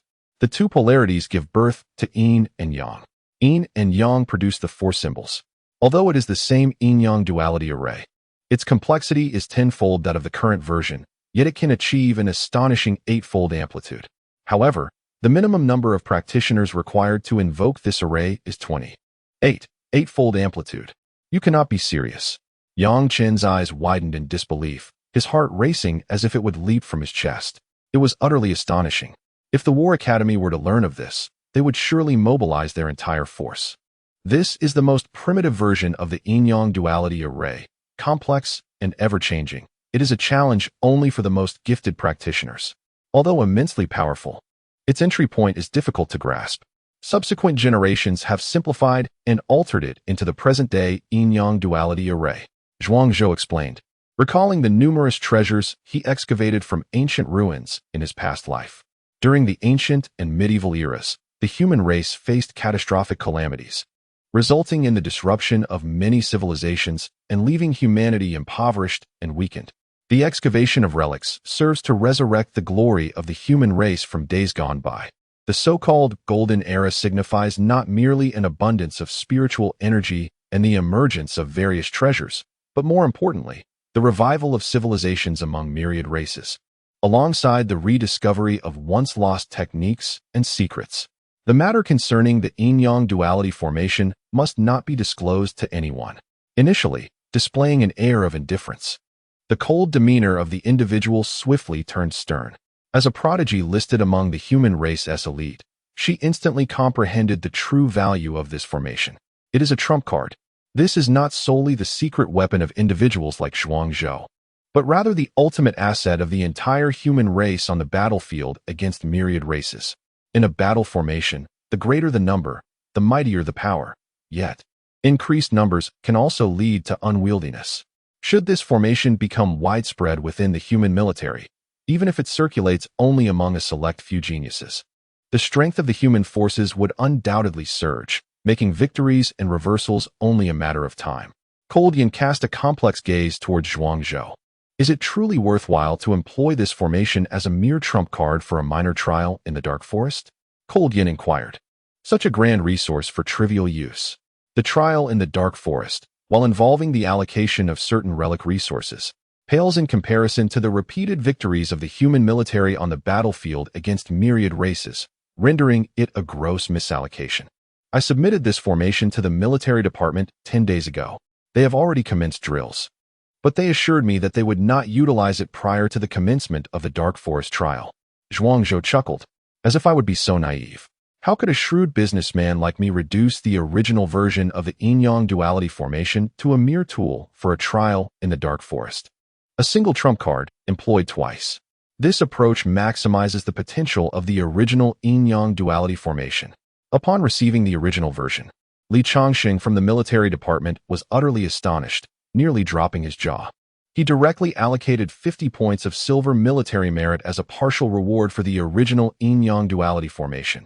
In the future, should anyone in the military wish to learn it, they must pay 5 points of bronze military merit as tuition, from which Zhuang Zhou could claim a portion as commission. A single trump card, utilized twice, without any conflict? At this, Cold Yan's eyes sparkled with intrigue. You are indeed quite cunning. Flattery, flattery. Zhuang Zhou chuckled. Shouldn't the formation devised by the Academy's students be submitted to the Academy first for their handling? I cannot comprehend the antics of Zhuang Zhou and his associates. Yang Chen timidly asked. It is a matter of pragmatism. Submitting the formation to the Academy and then transferring it to the military would complicate the process and risk errors. If the myriad races were to learn of the formation during this process, being prepared would negate any surprise advantage on the battlefield. As a member of Baitian Academy and a centurion personally appointed by the military department, there is nothing amiss in directly submitting the formation to the military. Zhuang Zhou elucidated, omitting the intricacies of his grievances with the Academy's higher-ups. It is not that one does not trust Yang Chen. Rather, it is unnecessary to involve such an innocent child of unblemished origin in these unfortunate matters. In the subsequent 2 days, the logistical rescue team tirelessly deliberated on contingency plans for various unexpected scenarios on the battlefield, practicing the rudimentary yin-yang formation. Time flowed like water, swiftly passing until the commencement of the trial in the Dark Forest arrived. Come, here, enter from this point. Under the guidance of a tall and robust middle-aged man, Zhuang Zhou and the others hastily approached a teleportation array. This was a random teleportation array, although the teleportation range was confined to the outskirts of the Dark Forest. The landing spots were not fixed. Every 5 seconds, the teleportation location would change, and each team would arrive at the same destination together. When the next team utilized the teleportation array, the location would shift, presenting a new position. This arrangement ensured that the students of Baitian Academy would enter the Dark Forest from different locations, preventing encounters that could lead to internal strife or being caught in a net. Was the Academy truly so careless? The initiation of a bloody assessment involving 3 grades seemed alarmingly direct, without even a ceremonial gathering or an oath-taking assembly. Zhuang Zhou was utterly perplexed. This was starkly different from the human race's usual tendency to embellish matters and feign grandeur before acting. The bloody trial in the Dark Forest was mandatory for freshmen, while participation from the other 2 grades was voluntary. For the Academy, the bloody trial served as a second entrance examination. Only those who survived this trial could truly be considered students of the Academy. As for the upperclassmen, they held no belief in the so-called motivational rhetoric, finding it a mere waste of breath. Over time, no formalities accompanied the initiation of the bloody trial in the Dark Forest. Lung Yin remarked. Having participated in the bloody trial of the Dark Forest before, she was well versed in its intricacies. Many matters were crystal clear to her. She simply chose not to voice them aloud. Chapter 123. Betraying information in the black market of Baitian Academy, Su Tieshue donned a black mask. Enveloped by an aura of darkness, resembling a specter in the night, mysterious and silent, he quietly pushed open the door of a wooden cabin and swiftly entered. You've arrived. Inside the cabin, there was only a simple table illuminated by a dim kerosene lamp. Beside the table stood a frail, white-haired elder who spoke softly. It has been 10 years. At last, you have returned. There was a hint of nostalgia in the elder's voice. Su Tieshue scoffed. Isn't it because you failed to handle matters properly back then? Zhuang Yin is still alive, and this wretched spawn has returned to Daong Kingdom. His tone was filled with discontent. Cough. The events of that time were indeed our mistake. However, Zhuang Yin lost his memory, and the research on the bloodline elixir was interrupted. Our objectives have been achieved. The old fossils in the Ministry of War and Baitian Academy, like wolves lurking nearby. It's not worth the immense cost to act for a mere cripple. Yet, who would have thought that Zhuang Yin, despite his incapacitation, would give rise to another wretched spawn? He has mastered enchantment techniques, causing us to suffer significant losses at the front lines. The elder gritted his teeth as he spoke. Now tell me, how many spirit stones are required for Zhuang Yan's information? The elder inquired. 10 high-grade spirit stones, in addition to 3 golden yuan pills.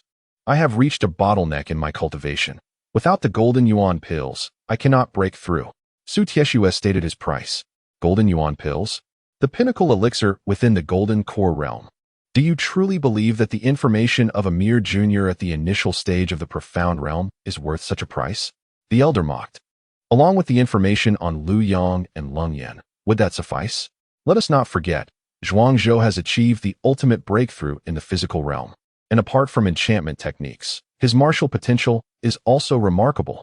Lu Yang, despite being a branch member of the Lu family, possesses a unique physique and extraordinary talent in artifact refining. As for Lung Yan, I need not elaborate. He is a figure listed on the human race's profound rankings. At the 8th layer of the profound realm, likely to break into the top 100 before advancing to the golden core. Su Tieshue's words were compelling. The elder fell silent. After a considerable pause, he finally spoke again. Very well. I accept your terms, but the information must be accurate. It will be evaluated by the Academic Affairs Office of Baitian Academy. Su Tieshue produced a thick stack of documents and said, Here is the information. As he turned to the first page, it prominently displayed, Zhuang Zhou, first layer of the profound realm. Ultimate breakthrough in the physical realm. Foundational strength of 3 bulls. Comprehension of the martial technique Fierce Tiger Fist, with a 4-fold amplification of lethal strikes, adept in spirit plants, and healing enchantment techniques. He has exchanged for 1,000 chi replenishing pills, 10 explosive crystals of the profound realm, and 20 seeds of corpse-eating grass. This document not only assessed Zhuang Zhou's current strength, but also meticulously recorded the various resources he exchanged from the logistics department. Of course, the information did not include the transactions between Zhuang Zhou and the corpse collectors, as those were private dealings, confined to internal circulation of contribution points without leaving any traces. Subsequently, the information regarding Lu Yang and Lung Yan was remarkably detailed. It contained personal profiles, previous achievements, commonly employed tactics, and even lifestyle habits. The elder chuckled with a raspy laugh. Indeed, the elder of law is reliable in his dealings. Here is the deposit, 10 high-grade spirit stones and 1 golden essence pill. Once we verify the accuracy of the information, the remainder of the payment will be rendered to you. Certainly, the myriad races are indeed dependable. I have complete confidence in this. Su Tieshue replied with a smile. The prospect of acquiring resources while eliminating adversaries was an enticing transaction, and he mused inwardly about the benefits it would bring. The elder clutched the documents tightly. Understanding that knowledge of oneself and of the enemy ensures victory in 100 battles. Unbeknownst to him, Zhuang Zhou had anticipated this very situation over half a month ago, deliberately concealing his true capabilities to lower their estimation of him. As for the transactional records, they were all presented to them by Zhuang Zhou himself, while the true methods remained a mystery to them. Within the dark forest, Zhuang Zhou and his companions had been transported to their destination. Surrounding them was an overwhelming presence of dark elemental energy, shrouding the area in an oppressive gloom with visibility of less than 20 meters. The dark forest lived up to its name, a vast expanse enveloped in potent darkness. The pervasive dark energy rendered the entire forest perpetually dim, and the sun, barely discernible in the sky, was tinged with a purplish hue. In this foreboding environment, most elemental forces were subdued, with only the dark energy remaining unaffected, granting practitioners of the dark lineage a power amplification of between 1 and 3 times. The deeper they ventured into the dark forest, the more intense the dark energy became. Various ferocious beasts of the dark lineage roamed within, known for their bloodthirsty and cruel nature, adept at ambush. As soon as they entered the dark forest, Lung Yin began to elucidate the unique characteristics of their surroundings to Zhuang Zhou and the others. Having visited once before, her understanding of the dark forest surpassed that of the others. At that moment, a pitch-black cat with striking blue eyes approached them. Its tail held high as it navigated through the shadows of the forest with an elegant stride. It was a creature of the 8th layer of the physical realm, surrounded by dense dark energy, indicating it belonged to the dark lineage. The cat suddenly crouched low and sprang forward, transforming into a streak of darkness aimed directly at Zhuang Zhou, who was the weakest among the four. Before he could react, the spirit-eating mouse, which had been drowsily perched on his shoulder, abruptly awakened and leapt to engage the black cat in combat. Zhuang Zhou was taken aback.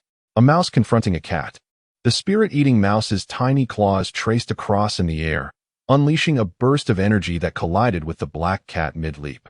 The black cat was cleaved into 4 equal parts, its wounds smooth and polished like a mirror. Astonishing. Zhuang Zhou's eyes widened in disbelief. Double amplitude, cross-slash. This was one of the most fundamental martial techniques within the academy, classified as a low-grade yellow skill, with its peak amplitude merely reaching double. Yet, to witness it executed with such fluidity and grace in the hands of the Soul Devourer was utterly unexpected. No, that was not the crux of the matter. The Soul Devourer, this creature, often lounged upon him, either dozing or indulging in spirit stones as a little glutton. When had it mastered human martial arts to such a refined degree? The Soul Devourer yawned, its 6 whiskers quivering. With a delicate paw, it patted its mouth, then leaped onto Zhuang Zhou's shoulder to continue its slumber. How dare this mere black cat act so brazenly before me? I severed you while I was napping. Zhuang Zhou seemed to discern the Soul Devourer's thoughts. When he turned his gaze back to the black cat's remains, the flesh and blood left behind rapidly desiccated, disintegrating into a fine powder that scattered in the wind. What is happening? Zhuang Zhou inquired, astonished. Chapter 124. The talent of devouring spirits. This is the innate divine ability of the devouring rat, known as Spirit Devour. Belonging to the rare category of ferocious beasts, the Spirit Devourer possesses a bloodline of the highest grade, surpassing that of the human race.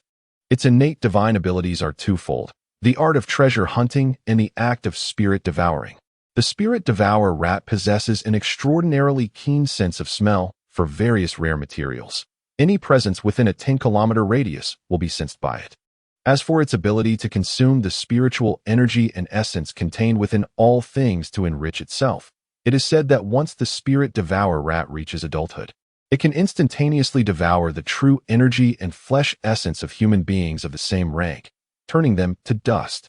Lu Yong remarked. Coming from a prominent clan and having read extensively, she possesses a detailed understanding of the myriad clans within the celestial realm. Although the Spirit Devourer rat is not part of the myriad clans, it is a particularly unique and rare species among ferocious beasts. Many great clans yearn to raise a Spirit Devourer rat, not only for its formidable combat prowess, but also for its treasure-seeking abilities. This little sloth possesses such extraordinary powers? Zhuang Zhou was astounded. This creature, which follows him around, spends its time either sleeping or eating. It consumes at least 10 low-grade spirit stones daily. Yet there is no sign of progress in its cultivation. Had it not been for its sudden display of power today, Zhuang Zhou would have continued to keep it as a mere talisman. Your Spirit Devourer rat is likely still in its juvenile phase. The Spirit Devourer lineage is unique, typically requiring a prolonged juvenile period, during which it must consume vast amounts of energy to facilitate its growth. It needs to continuously ingest spirit stones, spiritual herbs, and various treasures to provide the necessary nutrients for its development. Otherwise, the juvenile Spirit Devourer rat will instinctively fall into a deep slumber to preserve its internal nourishment. Juvenile phase? Zhuang Zhou echoed. Does this mean there will be a growth phase followed by a maturity phase before it truly reaches adulthood? While Zhuang Zhou was unfamiliar with the Spirit Devourer rat, he had some understanding of the growth patterns of most ferocious beasts. Indeed, the juvenile phase of the Spirit Devourer lineage is exceptionally lengthy, generally requiring it to reach the 5th or even 6th level of the profound realm before entering the growth phase. A spirit devourer rat reaches true maturity only upon attaining the golden core stage, at which point it becomes nearly invincible among its peers thanks to its innate divine ability, making it exceedingly difficult to capture. This has become a source of regret for many powerful factions. Your spirit devourer rat's constant slumber is likely due to the insufficient supply of spiritual energy you provide. You should increase its spiritual energy intake and observe whether it exhibits any different responses, Lu Yang suggested. At that moment, the spirit devourer rat awakened, seemingly able to comprehend Lu Yang's words. It squeaked and gestured with urgency. Although it could not articulate human language, Zhuang Zhou understood its intent. You're nurturing me like this, and I'm starving. Hurry and bring me something delicious. Zhuang Zhou was speechless. It seemed this creature could only respond promptly when it came to food. He retrieved another 5 low-grade spirit stones to serve as nourishment for the spirit devourer rat. Crunch, crunch, crunch. To my astonishment, the spirit-eating rat swiftly devoured its meal, then wiped its mouth and resumed its slumber. Spirit-eating rat, I curse you. You consume my provisions, yet you merely eat and sleep, contributing nothing in return. Zhuang Zhou found himself at a loss with this indolent creature. Well, for now, it shall remain as it is. After all, I hold no expectations for this being to achieve anything of significance. To the north, approximately 3 kilometers away, signs of a skirmish were evident. Should we investigate? Lu Yang inquired. How do you know this? Zhuang Zhou asked, intrigued. Lu Yang produced a compass. The needle on the compass spun, pointing decisively northward. This is my invention, the spirit chi compass. It can indicate positions as long as there is a fluctuation of elemental energy. The closer the energy disturbance, the longer the needle extends, the stronger the energy's intensity, the darker the needle's hue. Lu Yang explained. You invented this? Zhuang Zhou exclaimed in astonishment. Indeed, I devoted an entire 2 days and nights to its development. Lung Yan's delicate form quivered slightly. She gazed in disbelief at Zhuang Zhou and Lu Yang. What manner of team have I joined, filled with such groundbreaking technology capable of altering the course of history in the Lingtian realm? Zhuang Zhou's yin-yang formation is one thing, perhaps derived from archaeology, restoring the ancient battle formations of humanity. But what of Lu Yang's compass? If this device were deployed on the battlefield, particularly in urban warfare or complex terrains, its auxiliary effects would be beyond imagination. To the north, 3 kilometers. Very well. Zhuang Zhou seemed unaware of the compass's true potential. He focused his mind on the northern direction, his spiritual energy advancing in a straight line. Upon reaching the Transcendence realm, both the quantity and quality of Zhuang Zhou's spirit surged dramatically. His awareness expanded, allowing him to perceive every rustle within a 500-meter radius, all under his control. In terms of radial extension, he could project his awareness up to 5 kilometers in a specific direction. Indeed, 2 beings of the Transcendence realm were engaged in combat, one belonging to the second tier of the Transcendence realm, the Spirit Tortoise clan, and the other from the first tier, the Serpent people. Zhuang Zhou's mental observation was clear. A practitioner of the Divine Gate, Lung Yin was once again taken aback.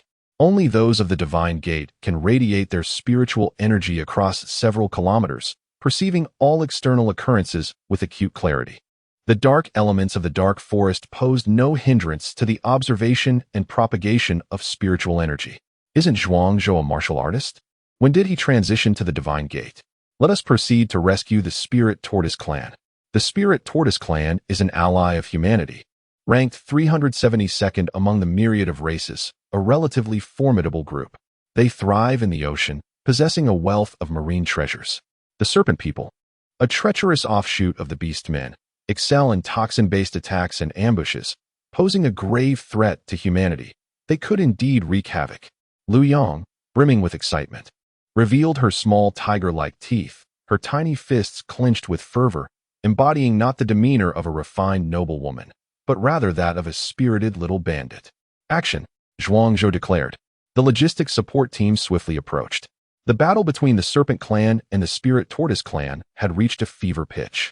Although the Spirit Tortoise clan possessed a higher cultivation level, their prowess in combat was lacking, forcing them to rely solely on their sturdy Spirit Tortoise shields for defense, leaving them in a precarious position. In stark contrast, the Serpent clan advanced relentlessly, their attacks lethal and ferocious, their fangs poised to strike. Just as the two combatants were fully engaged in their fierce duel, an incongruous voice suddenly pierced the tension, shattering the gravity of their confrontation. Brothers, do you require logistical support? Eliminate your foes for 20 medium-grade spirit stones, heal for 10 medium-grade spirit stones, and all manner of war supplies are at your disposal. Offered at irresistible prices. Both the serpent and spirit tortoise elites turned to gaze in astonishment. They were taken aback to discover that 4 young human prodigies had somehow appeared at their side. Among them, an 8-year-old boy, shouldering a wooden sign, approached with utmost seriousness, promoting their services. The sign bore a haphazard scrawl, declaring, "Logistics Support Team, service guaranteed, prices favorable to ensure your satisfaction." The Serpent Clan's elite was left dumbfounded. When did the humans establish such a service? Chapter 125, Coercive Transactions. I have no money, declared the prodigy of the Spirit Turtle Clan. You expect me to part with 10 or 20 mid-grade spirit stones? Do you take me for a fool? Even the most ordinary cultivators in the transcendent realm, let alone the gifted from various clans, find their resources scarce. If they possessed any resources, would they not exchange them for various cultivation materials instead of hoarding them? You could use your turtle shell as collateral. The shell of the Spirit Turtle Clan is a natural protective armor, incredibly sturdy, comparable to defensive artifacts of the same tier. Zhuang Zhou's eyes gleamed with intrigue. The prodigy's pupils narrowed slightly. Are you here to assist me or to collect debts? He thought, feeling exasperated at the thought of having his turtle shell targeted. I can handle the Serpent Clan on my own. I do not require your services. The prodigy resolutely declined once more. Zhuang Zhou, with a hint of regret, replied, In that case, I shall not press the matter. We shall remain here, ever ready to provide our assistance. Whenever you need us, we shall be at your service. His demeanor was gentle. The prodigy of the Spirit Turtle Clan found himself at a loss for words. You have set your sights on me, haven't you? Fine, if you wish to linger nearby. Consider it as providing me with backup. The prodigy of the Spirit Ghost Clan clashed once again with the Serpent Clan's prodigy, as their clans were sworn enemies. The moment they encountered each other, their fates were sealed, either death or victory, with no room for retreat. Serpent Shadow, Ghostly Radiance. The Serpent Clan suddenly unleashed a secret technique of their lineage. A colossal python, dozens of feet long, emerged swiftly, its icy gaze locking onto the prodigy of the Spirit Turtle Clan. The latter felt as though he had plunged into an icy abyss, paralyzed with fear. Help me. The prodigy of the Spirit Turtle Clan called out with the last of his strength. He had not anticipated that the Serpent Clan had mastered such a profound technique. Serpent Shadow, Ghostly Radiance lacked true lethality, yet it exerted immense psychological pressure on living beings, rendering them immobile. 40 mid-grade spirit stones, Zhuang Zhou said with a smile. For urgent rescue, the price doubles. His words incited a torrent of curses within the heart of the Spirit Turtle Clan. How could a member of the human race be so shameless? Yet, with his life hanging by a thread, he had no choice but to acquiesce. Is money more important than life? The answer came forth effortlessly. Very well. Zhuang Zhou slowly stepped forward, placing himself before the prodigy of the Serpent Clan. Will you cease your actions, or shall I take matters into my own hands? The choice is yours. Kid, I am a prodigy of the Serpent Clan. You best not lay a hand on me. Otherwise, the Serpent Clan will not let you off easily, threatened the Serpent Clan's prodigy, exuding arrogance. Such a verbose fool. Zhuang Zhou raised his hand and delivered a punch. The force of his blow revealed the strength of 3 wild bulls. With a thunderous crash, the Serpent Clans had exploded, without even a moment to react or defend himself. Overwhelming. An absolute domination. Zhuang Zhou had not employed any martial techniques or profound arts, nor had he exerted his full physical strength. Yet, the prodigy of the Serpent Man tribe proved no match for Zhuang Zhou, possessing merely the first layer of the profound realm. His physical prowess was even inferior to that of a mere bull. How could he possibly contend with Zhuang Zhou? The act of slaying and looting was executed with seamless efficiency. After vanquishing the Serpent Man, Zhuang Zhou even neglected to extract the fangs from his mouth, instead thoroughly draining the essence from his body. The members of the Spirit Turtle tribe, witnessing this, felt an icy chill envelop them, as if plunging into a frozen abyss. Initially, one of them contemplated bargaining with this diminutive human, but in that instant, such thoughts dissipated entirely. This individual was nothing short of a butcher among humans, killing without a flicker of remorse. With a single strike, he defeated the Serpent Man, then proceeded to skin, flay, and extract anything of worth from the corpse. When did humans become so barbaric? The Serpent Man was a destitute creature. With 300 medium-grade spirit stones and 400 low-grade spirit stones in his storage pouch, along with various pills, weapons, and his essence, the total value could be approximated at 100 medium-grade spirit stones. As for resource distribution, 100 medium-grade spirit stones and 100 low-grade spirit stones for each should suffice, right? Zhuangzhou proposed. The genius of the spirit turtle tribe blinked in disbelief. Gazing at Zhuangzhou, was it truly appropriate for him to brazenly divide the spoils before her? Just like that. Resources amounting to 100 medium-grade spirit stones and 100 low-grade spirit stones were within reach. Cold-faced and astounded, she reflected. She had also taken lives and plundered, but only out of necessity. Rarely had she killed without compulsion. Although she was a talented individual on the human profound rankings, the myriad resources within the academy were monopolized by figures like Chen Guangming, leaving her with scant resources.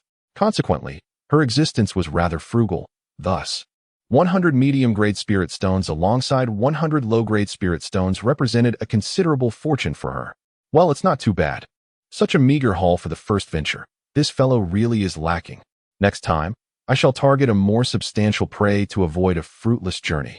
Zhuangzhou smacked his lips, expressing a hint of regret.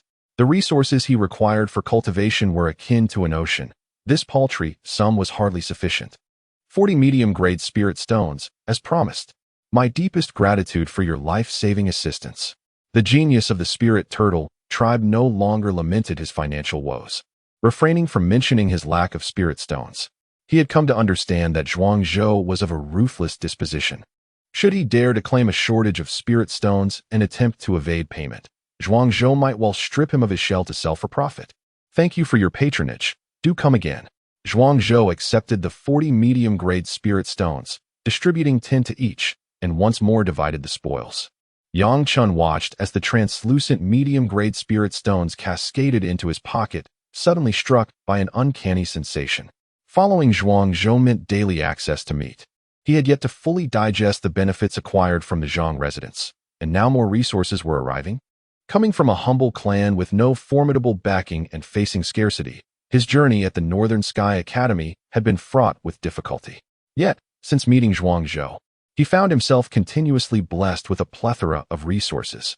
In a fleeting moment, Yang Chun felt an essence reminiscent of Zhuangzhou's perspective.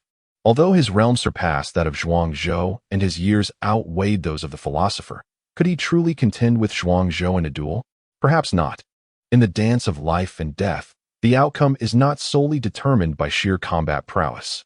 Esoteric techniques, battle experience, and even one's temperament can profoundly influence the tides of victory and defeat. Zhuangzhou, with his ruthless and cunning nature, possesses a solid foundation, making it effortless for him to engage opponents across several minor realms. The Lingue clan is exceedingly impoverished, otherwise he could have procured some elixirs from them. Observing the intensity of Zhuangzhou's recent battle, it was evident that his internal energy had been significantly depleted, and he would likely require restorative pills to replenish his vital essence. Zhuangzhou blinked, stating this matter-of-factly. Cold Yan's lips twitched slightly, as if she wished to speak but refrained. Once a master of unyielding composure, she had reached a state where she could remain unperturbed by any circumstance. Yet, upon encountering Zhuangzhou, her tranquility was repeatedly disturbed.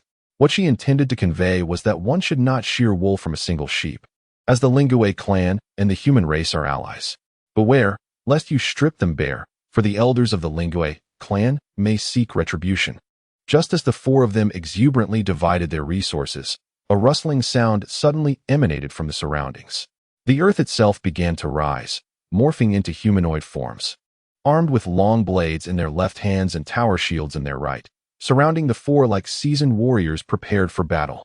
Chapter 126. The Sandman Puppets. The Sandman Puppets, an arcane technique of the Sandman clan. Yang Chun exclaimed in astonishment. The Sandman tribe, a minor faction in the Ling Tian realm, stands in opposition to humanity and serves as a vassal to the Demon clan. However, being a lesser clan does not imply that the talents within the Sandman tribe are weak. This lineage boasts formidable bloodlines, possessing mid-tier profound capabilities. And even nearing the upper tier, the various arcane arts of this clan, such as the Sandman puppets and the ability to transmute all into sand, are renowned lethal techniques within the Ling Tian realm. Unfortunately, the sparse population of the Sandman tribe has led to its decline, rendering it merely a small clan.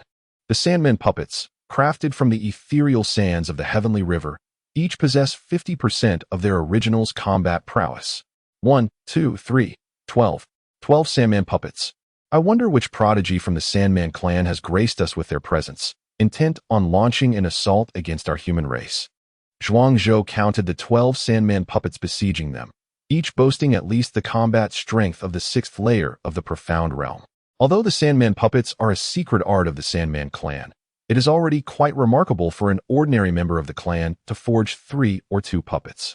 To manipulate 12 Sandman puppets is a feat that marks one as a super genius even among the Sandmen. Emerging from the shadows was a youth with golden skin. Xiaoliang.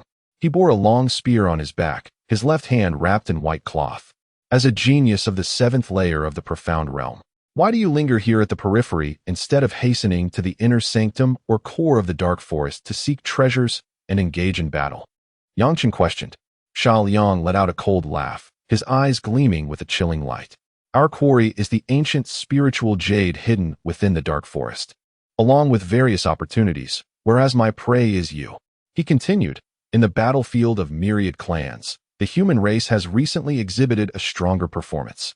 We are commanded by the demon clan to eliminate several human prodigies, using your heads as a warning to your kin. A chill gripped Yangchen's heart. This was no chance encounter. It was a meticulously orchestrated ambush. However, this formation's teleportation is random. How did you manage to find us? Lu Yang inquired. Xiaoliang laughed heartily. Since you are on the brink of death, it matters not if I reveal this. The true orchestrators behind your demise, apart from the myriad clans, include your own kind. A fierce tiger may still be approached, but familiarity breeds contempt. As Xiaoliang's words echoed, Zhuangzhou calmly removed the long robe issued by the Northern Sky Academy. Is this what you mean? Zhuangzhou asked, tearing the robe apart, transforming it into strips of white cloth in the air. Xiaoliang's pupils contracted. You know, of course, I am a student of the auxiliary lineage within the Northern Sky Academy, adept in the art of traps. The scent on the robe should be the legendary drunkenness from 1,000 miles. It is faint, yet with a special method, it can be sensed from 1,000 miles away. Zhuangzhou replied leisurely. Since you are aware, why did you not remove it earlier? Xiaoliang's voice suddenly became tense. Ambush and assassination are entirely different strategies. Have you not heard the saying? The mightiest hunter often manifests in the guise of prey. Zhuangzhou's smile blossomed, radiating confidence. I am a prodigy of the Sand People. Having slain golden core cultivators, do you truly believe that your meager strength can vanquish me? Xiaoliang was incredulous. In terms of absolute power, he held a significant advantage. With 12 sand puppets at his command, coupled with his own presence, the odds were 13-4, granting him undeniable superiority in numbers. Did you not heed my words? I have stated that the strongest hunter invariably appears in the guise of prey. Our willingness to await your arrival here suggests we are not without our preparations. We are not the bait. Rather, you are the fish that has taken the hook. As Zhuangzhou's words echoed, a beam of white light pierced through the air, infused with formidable energy that directly penetrated Xiaoliang's body. The energy cannon, a technique bestowed upon Zhuangzhou by Lu Yang before embarking on the mission for the Zhang residence, had remained unused until now. Finally, it found its purpose. Having been secretly positioned, ready to strike, its angle meticulously adjusted. While Xiaoliang's attention was fixated upon the 4 of them, the energy cannon had already revealed its menacing visage. Capable of slaying even golden core cultivators, it was all the more lethal against Xiaoliang, whose true form resided merely at the 7th level of the Profound Realm. With Xiaoliang's control severed, the 12 sand puppets stood motionless, devoid of any threat. Yang Chen's eyes widened in disbelief. Was the genius of the Sand People, Xiaoliang, truly gone? The master of 12 sand puppets, a once formidable hunter of golden core cultivators, had perished just like that? A talent like Xiaoliang would shine brightly even on the battlefield of myriad races. Had he ascended to the golden core stage, he would undoubtedly have become a formidable force, a fearsome harbinger of death. Yet, No one anticipated his demise, falling at the hands of the unremarkable Zhuang Zhou on the outskirts of the dark forest. Now let us divide the spoils. Xiaoliang, a prodigy of the Sand People, possessed wealth beyond measure. Each person could claim 3 sand puppets, and the other high-quality spirit stones amounted to 5 apiece. Oh, he carried 20 high-quality spirit stones on him, alongside medium and low-quality spirit stones and various elixirs. Zhuang Zhou presided over the division of spoils with an air of nonchalance. The act of slaying Xiaoliang had exhilarated him, akin to the simplicity of crushing an ant. This trap had been meticulously orchestrated for quite some time. Eliminating a single Xiaoliang was hardly surprising. Despite the external world's adulation for every talent, Zhuang Zhou, having lived 2 lifetimes, recognized that genius holds little value. Potential abounds, yet until that potential metamorphoses into true strength, talent remains feeble. In the contest among myriad races, the struggles and intrigues often lead to the untimely demise of geniuses, even more so than ordinary warriors. I did not partake in the killing of Xiaoliang. Thus I shall abstain from this division of spoils, Yang Chen remarked, somewhat sheepishly. How could he, having merely floated through the ordeal, claim such a bounty? Even the thick-skinned would feel a twinge of embarrassment. Zhuang Zhou chuckled. It matters not. We are but a small team, sharing both blessings and hardships together. The time for you to showcase your capabilities has yet to arrive. When the moment comes for you to strike, we shall reap the rewards from your spoils. His words resonated with a grandeur that warmed Yang Chen's heart deeply. The recent defeat of Xiaoliang was solely Zhuang Zhou's triumph. He could easily claim all the spoils without anyone uttering a word of dissent, as it would be entirely justified. Yet, Zhuang Zhou chose to share equally, a testament to his trust in them. A soldier is willing to die for one who understands him. Yang Chen silently vowed to exert every effort to demonstrate his worth in the trials of the dark forest. Once the division of spoils concluded, Zhuang Zhou expressed a hint of regret. Ultimately, a small clan possesses only commonplace resources. While their worth is not negligible, they lack the rarity of extraordinary assets. Those resources that cannot be purchased even with spirit stones are the true treasures, Zhuang Zhou remarked, rolling his eyes at the greed of humanity. The resources each person received from hunting Xiaoliang could be valued at nearly 10 superior spirit stones. The combined savings of an entire golden core family among the human race scarcely equates to what Xiaoliang possessed. What more do you desire? Do you expect to regard the talents of the myriad races as a treasure trove for your own gain? Chapter 127. The Black Market of All Races in the Realm of Ling Tian. The Black Market of All Races stands as an exceptionally unique entity. The identity of its founder remains shrouded in mystery. Yet nearly every black market among the myriad races is a branch of this one. Within its shadowy confines, a plethora of illicit activities transpire, trafficking in rare resources, bounties on lives, mercenary contracts, and underground fighting arenas, all of which operate beyond the scrutiny of the law. Prominently featured within the black market of all races is the infamous bounty list known as the Ling Tian Bounty List. This list is densely populated with the names of nearly every genius and powerhouse among the myriad races. On the Ling Tian Bounty List, positioned at the 3712th place of the Tongxian sublist, the name Xiaoliang suddenly flickered, transforming from black to red. The accompanying bounty of 5 high-grade spirit stones and 15 mid-grade spirit stones vanished, replaced by the name of the bounty slayer, the human named Zhuang Zhou. What? Xiaoliang is dead. Killed by a human named Zhuang Zhou. The shift in the list from black to red signifies the death of the bounty target, while the name of the individual who delivered the final blow is recorded as the bounty's executor. Xiaoliang's demise caused quite a stir. He was a celebrated young prodigy on the battlefield of the myriad races. Even at the 7th level of Tongxian, he was capable of slaying a golden core from the Earth Spirit clan. Although that golden core ranked at the bottom among its peers, it nonetheless represented a formidable force at the golden core level. Who is this Zhuang Zhou? Why have I never heard of his name before? Does such a figure exist among the talents of the human race? Could it be that an unscrupulous elder from the human ranks murdered Xiaoliang? In an instant, discussions erupted across the various black markets of the myriad races.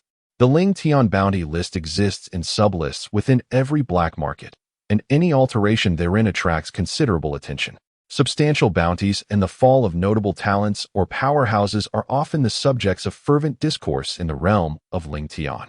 Meanwhile, during a high-level meeting at the North Sky Academy, a piece of information emerged. News from the black market of all races indicated that the Ling Tian bounty list had undergone a change, revealing that Zhuang Zhou had just slain the prodigy Sha Liang of the Sha race and claimed a hefty bounty. The presiding elder of the meeting, Luo Yongsheng, suddenly exclaimed, "How is that possible? Zhuang Zhou killed Sha Liang. Could this be a mistake?" Chen Yuan, visibly astonished, found it hard to fathom that Zhuang Zhou could achieve such a remarkable feat, slaying the genius Sha Liang of the Sha race. Although Zhuang Zhou was indeed talented, he was not on the same level as Sha Liang.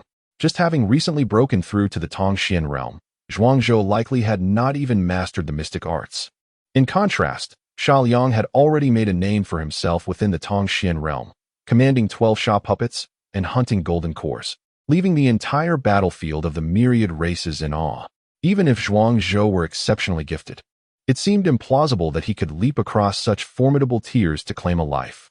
Beside Chen Yuan, Jiang Yu remarked with disdain, "The Ling Tian bounty list is a sacred artifact of the sage realm, imbued with the power of causality.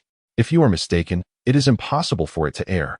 Moreover, since Zhuang Zhou can cultivate to the pinnacle within the corporeal realm and create miracles, why can't he transcend levels to defeat Sha Liang?" Jiang Yu has indeed placed her bets on Zhuang Zhou, even dispatching Leng Yin to act as his companion.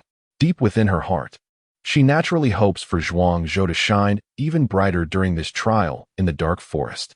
It is likely that Sha Liang was not vanquished solely by Zhuang Zhou. With Leng Yin on his team, who is a prodigy on the human race's profound rankings, it would be no surprise if Leng Yin took the lead while Zhuang Zhou executed a surprise attack to eliminate Sha Liang. Chen Guangming remarked indifferently.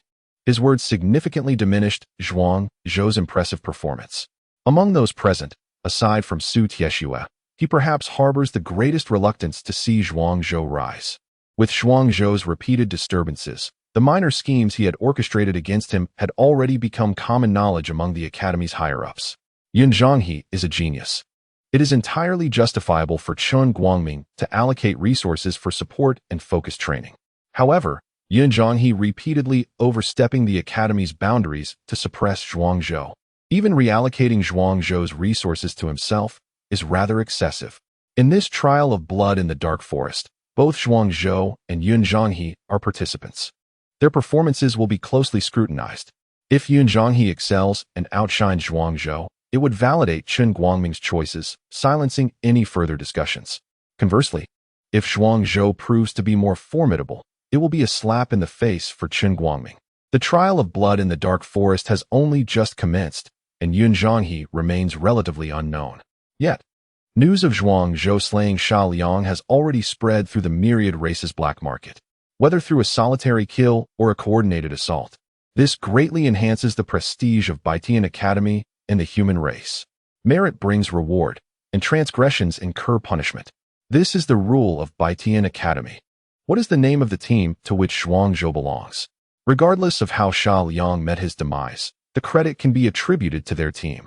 The Grand Elder Luo Yongsheng exclaimed joyfully. He is primarily concerned with the interests of Baitian Academy. The greater the Academy's reputation, the higher its standing within the alliance of humans. This will lend more weight to future applications for resource subsidies. Zhuang Zhou's team appears to be named the Logistics Rescue Team. Jiang Yu responded, "The Logistics Rescue Team? Why has Zhuang Zhou chosen such a peculiar name for his group?" Luo Yongsheng's expression turned odd. What trickery is Zhuang Zhou up to? Wouldn't a name like Eternal Life Team or Invincible Squad sound far more formidable? At the very least, he could have called it the Baitian Team to enhance the Academy's reputation. The name Logistics Rescue Team inherently lacks some grandeur. It seems the name was chosen because nearly all members of the team specialize in support roles, Jiang Yu explained, aware of some internal matters. Who are the members of the team? Our Baitian Academy primarily focuses on combat. How did Zhuang Zhou recruit a group of students specializing in support? Luo Yongsheng inquired with curiosity.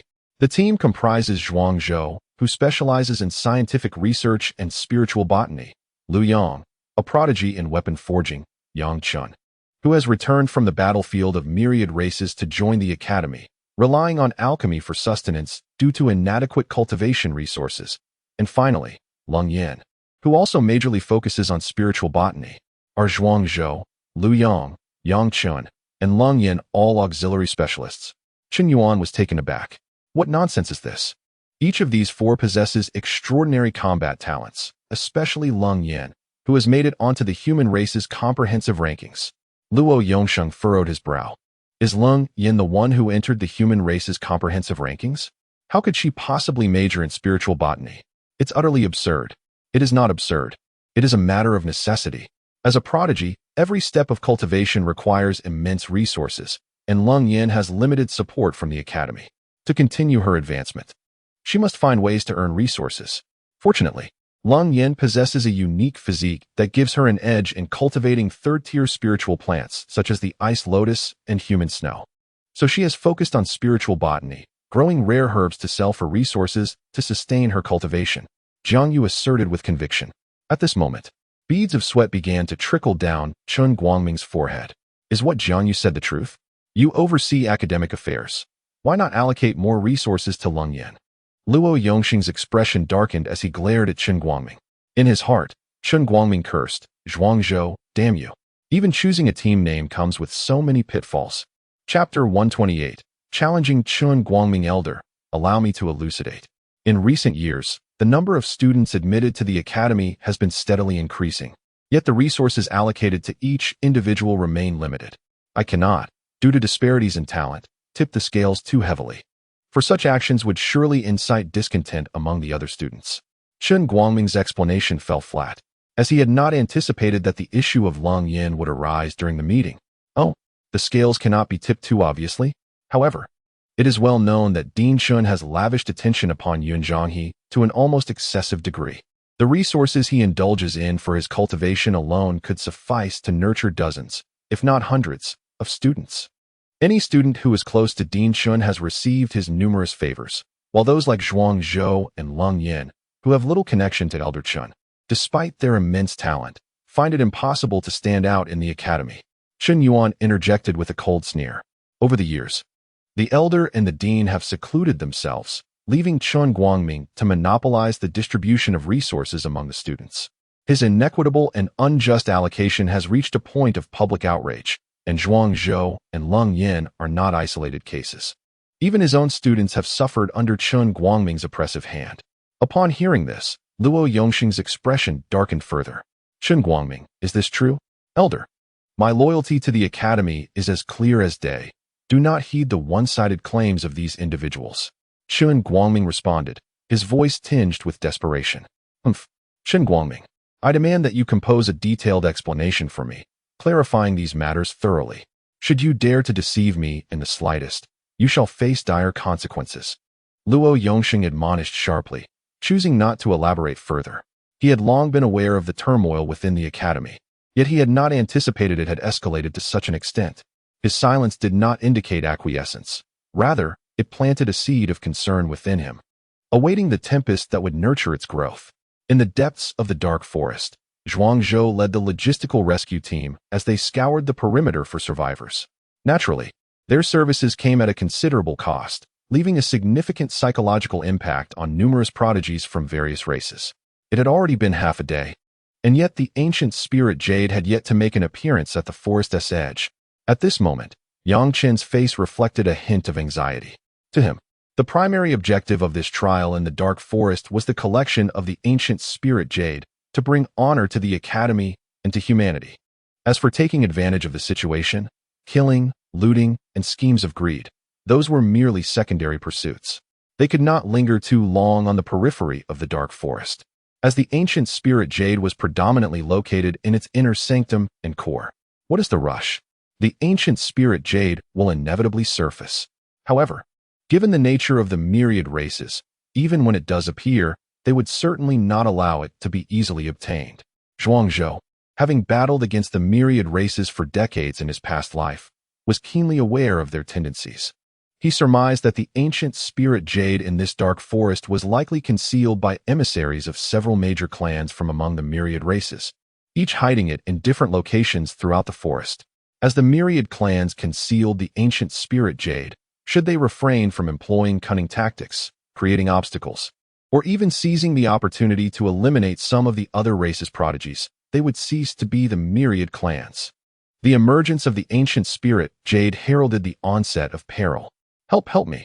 While Zhuangzhou conversed with Yang Chun, a young prodigy of the spirit clan, clutching his chest, pleaded for assistance. The spirit clan, allies of the human clan, prompted Yang Chun to step forward and offer him a healing elixir. Wait a moment.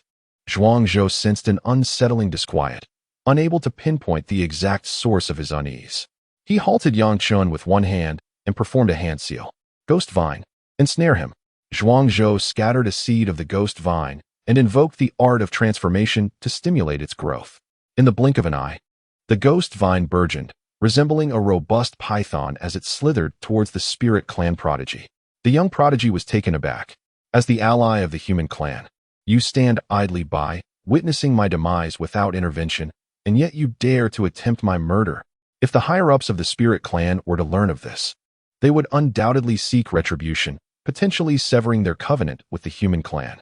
The spirit clan would never harbor such a treacherous ally, the prodigy exclaimed, seething with anger. At that moment, the ghost vine had already brushed against his feet. Zhuangzhou, cease your actions. Cold Yin called out, her voice resonating with urgency. The prodigy's warning was not an exaggeration. Should news of Zhuangzhou slaying a spirit clan prodigy within the dark forest spread, it would undoubtedly incite discord between the spirit and human clans. This burden was one Zhuangzhou could not bear, nor could anyone present. Nevertheless, Zhuangzhou did not relent, the serpentine vine coiling tightly around the spirit clan prodigy's form. At this stage, do you still wish to feign innocence? Zhuangzhou inquired, fixing his gaze on the so-called prodigy of the spirit clan. The human clan truly possesses remarkable talents. At such a tender age, you have seen through my disguise. Has the myriad clans invested heavily to ensure my assassination? The spirit clan prodigy revealed a sinister grin, his features and physique suddenly morphing. From the handsome spirit cultivator, he transformed into a creature clad in emerald scales, with a fearsome visage, blood-red eyes, and a single horn protruding from his forehead. With a forceful tremor, he shattered the ghost vine into fragments, scattering them across the ground. The Shadow Demon Clan. It has been long since I last encountered them. Zhuangzhou's expression reflected a sense of nostalgia. In his previous life, he had slain many from this clan.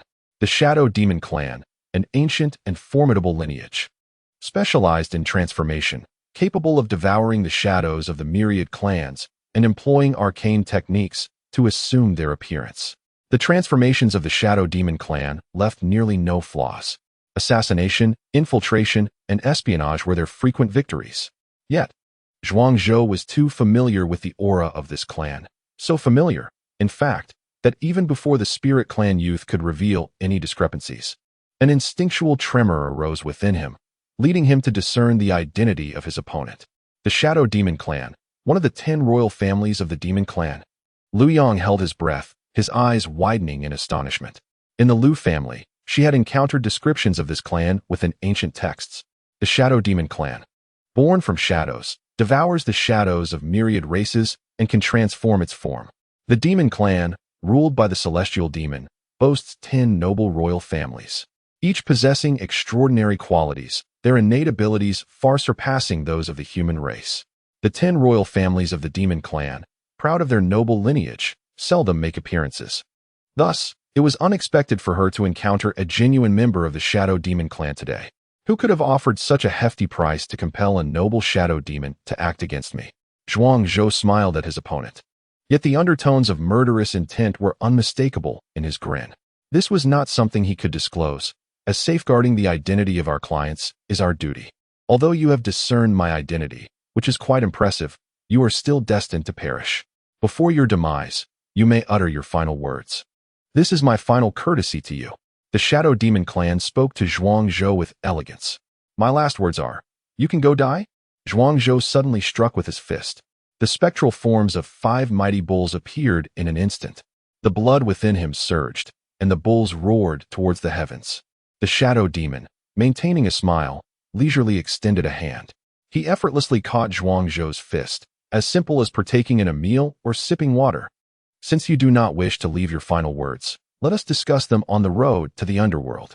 With his other hand clenched into a fist, the shadow demon lunged violently towards Zhuang Zhou's heart.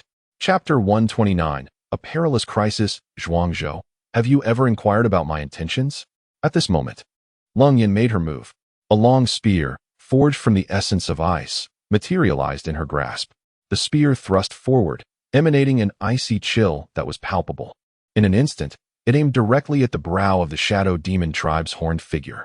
Behind Leng Yin, the spectral forms of 12 formidable bulls emerged, exuding an aura of lethal intent. This was the prowess of a formidable individual on the human race's mystical rankings, though not yet at the Golden Core stage.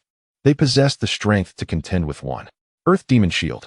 A deep growl resonated as a member of the Earth Demon tribe, wielding a massive tower shield, abruptly appeared. The substantial shield absorbed the impact of Leng Yan's spear. Although the Earth Demon staggered back 2 steps under the tremendous force, he quickly regained his footing, managing to fend off Leng Yan's attack. With Leng Yan's strike thwarted, Zhuang Zhou found himself in dire straits. A sinister smile crept across the shadow demoness face. Zhuang Zhou, did you believe we would act without preparation? Within the Northern Sky Academy, someone has already provided us with your detailed information. We are fully aware of your contingencies. Therefore, it is best for you to resign yourself to your fate. The shadow demon's fist approached Zhuang Zhou's forehead. Yet Zhuang Zhou's gaze remained clear and unwavering, devoid of any hint of panic. I am well aware of that. Hence, I have prepared a contingency that no one knows about, awaiting your move. With a swift motion, Zhuang Zhou unleashed another punch. Fierce Tiger Fist, quadruple amplification. The spectral forms of 5 bulls transformed into 20. The power of these 20 bulls coalesced into a hellish black flame tiger. The black flames enveloped Zhuang Zhou's fist, a pure darkness that seemed capable of devouring all vitality and strength. The pupils of the shadow demon constricted, as if pricked by a needle. 20 bulls might. This is impossible. The shadow demon shrieked in disbelief, unable to fathom that Zhuang Zhou could unleash such overwhelming force. However, it was too late. The 2 fists collided, producing a series of cracking sounds. The shadow demon's bones shattered, from his fist to his arm, reducing them to powder. The black flames, akin to a malignant growth, surged upward, incinerating the entirety of the shadow demon's arm to ashes. In a state of terror, he pleaded, "No, please don't kill me. I can reveal the identity of the one who sold information to the myriad races." "That will not be necessary," Zhuang Zhou replied softly. "Who else but Su Tieshue and Chun Guangming would dare to undertake such treachery? I need not know who the true culprit is. Eliminating those 2 will suffice for my vengeance." Zhuang Zhou struck again. Black Tiger's heart extraction. The roar of a fierce tiger echoed behind him, shaking the very heavens. In the next moment, a living heart appeared in his hand, still pulsating and spewing dark green blood. The shadow demon slowly lowered his gaze, incredulously staring at his hollow chest. "Is it possible that I am dead?" The shadow demon's pupils dilated, and with a thud, he collapsed to the ground, devoid of a heartbeat, sealing his fate. Subsequently, Zhuang Zhou cast his gaze upon the earth demon before him. Did they truly underestimate me to send a mere 4th-layer transcendence cultivator to eliminate me? The earth demon raised his tower shield in defense, his expression one of utter shock. "Damn it, you are merely a 4th-layer transcendence. Are you aware that the blood trial of the Dark Forest permits only youths under the age of 16 from various clans to participate?" The shadow demon, known for their slow cultivation yet remarkable bloodline, found it absurd that a 4th-layer would easily dispatch a mere human, especially one as insignificant as him. Who could have anticipated such overwhelming power from him, exhibiting a force equivalent to 20 raging bulls? A profound sense of crisis welled within the earth demon. Though he was a 6th-layer transcendence, proficient in strength and defense, he truly could not contend with this formidable human force. Just as Zhuang Zhou was about to intervene, he was halted by Leng Yin. "Leave this to me. I shall defeat him in one strike," Leng Yin declared coldly, though she was not one for many words. Did she not value her pride? She had intended to rescue him, but was thwarted by the cumbersome earth demon. Her previous attack had been hindered by the unexpected arrival of the earth demon. Thus, she had held back. This time, she was determined to avenge herself. Once more, the ice-blue spear materialized, crystalline and translucent. Leng Yan's hand gripped the spear tightly, and with a sudden force, she thrust it toward the Earth Demon's tower shield. The spectral forms of countless bulls materialized, each roaring into the heavens. This time, 100 phantom bulls surged into the air, channeling their collective strength into the spear. Holy crap! Is this the explosive power of a transcendence cultivator on the human ranking? Despair flickered in the Earth Demon's eyes. His hands clutched the tower shield, straining to withstand the impending force. However, the Earth Demon was ultimately no match for such sheer might. An absolute power.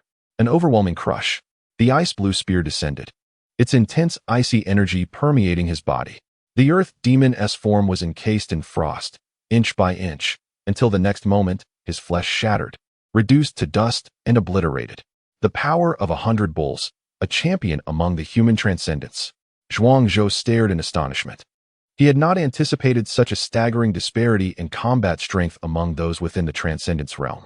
While an ordinary individual at the onset of transcendence might boast 20 tons of strength, Lung Yin, a prodigy listed among the human transcendents, at 8th layer, wielded the power of 100 bulls, annihilating the Earth Demon renowned for its defense, turning it to mere ash. The strength of 100 bulls is still not the threshold of the human transcendence ranking. What I just unleashed was merely the foundational strength of my physical form. Lung Yin spoke softly. Foundational physical strength? Yang Chen stood in stunned silence, feeling utterly defeated. He had once believed his power within the transcendence realm was commendable. Yet now, upon witnessing Lung Yin's prowess, he felt utterly diminished. His physical strength, when fully unleashed and combined with the resonance of the profound arts, reaches the equivalent of 100 wild bulls, marking him as a distinguished individual among his peers. Yet, when compared to Lung Yin, he appears as feeble as a mere chick. The disparity in power at each realm is immense. The true pinnacle of cultivators stands in stark contrast to ordinary martial artists, akin to the difference between clouds and mud.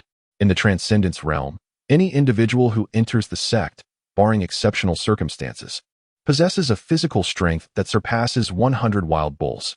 This delineates a threshold. Only by surpassing it can one aspire to challenge the human race transcendence rankings. Regarding the profound arts, an 8-fold resonance constitutes a second threshold. Lacking sufficient amplification, one's foundational physical power is exceedingly difficult to compensate for. Lung Yin addressed Zhuangzhou and Lu Yang, declaring, Yang Chen is utterly hopeless. His talent is mediocre, and through mere diligence, he cannot hope to enter the human race transcendence rankings. In contrast, Zhuangzhou and Lu Yang possess commendable talent, making their ascent to the rankings a plausible prospect. What of ordinary pinnacle transcendence martial artists? Lu Yang inquired. Ordinary pinnacle transcendence martial artists exhibit a foundational physical strength of 30 wild bulls, with a 5-fold resonance in their profound arts, which is generally sufficient, Lung Yin replied. Thus, it follows that the geniuses within the human race transcendence rankings engage in one-sided slaughter against ordinary martial artists of the same realm, leaving the latter with scarcely any capacity to resist. Yang Chen felt disheartened upon hearing this. He suspected he was indeed among those ordinary martial artists. If it weren't for his alchemical skills, he would scarcely deserve to remain within this group. At least the first wave of the Sand People, such as Shaoliang, possessed the strength to slay golden core cultivators. Yet these two individuals we just encountered, each weaker than the last. Has the 10,000 Races Conference begun to look down upon us? Zhuangzhou suddenly spoke, pondering aloud. He harbored a question. According to conventional wisdom, one would expect the 10,000 Races Conference to dispatch increasingly formidable adversaries. Why is this second wave even weaker than the first? Are they merely here to deliver their heads to us? Chapter 130. Breakthroughs abound. It is not merely a matter of handing out easy victories. Rather, our prowess is formidable, not a reflection of the opponent's weakness. Lu Yang sighed, feeling that the demise of the Shadow Demon Clan and the Earth Demon Clan seemed somewhat unjust. The Shadow Demon Clan excels in disguise. Had one not detected their presence in time, a reckless attempt to rescue could have resulted in a swift demise. The Earth Demon Clan specializes in defense, capable of withstanding even Sister Lung's casual strike. The Shadow Demons strike, while the Earth Demons provide cover for retreat. Their synergy is nearly flawless. If not for the Shadow Demons' hubris, which led to their downfall after being unmasked, perhaps you would not have been able to vanquish them. Lu Yang analyzed with calm precision. As a woman, she possessed a keen sensitivity to detail and insight, able to discern aspects overlooked by others. Oh, so there were these facets. I merely perceived them as weak and did not contemplate these intricacies. Zhuangzhou nodded, finding Liu Yang's observations quite astute. The shadow demons had mentioned their dossier was already placed on the desk of the 10,000 Clans Assembly. For the sake of their surprise, should we not strive to push our suppressed strengths to new heights? Zhuangzhou proposed. He was already aware that someone within the Northern Sky Academy would betray them, selling their information to the 10,000 Clans Assembly or other factions, intending to exploit this opportunity within the blood trial of the Dark Forest to eliminate them. Thus, Zhuangzhou had intentionally restrained his cultivation, waiting for the trial to commence before advancing, ready to deliver a significant surprise. As the saying goes, the best disguise is no disguise at all. Excellent, Liu Yang exclaimed with excitement. Finally, I can break through once more.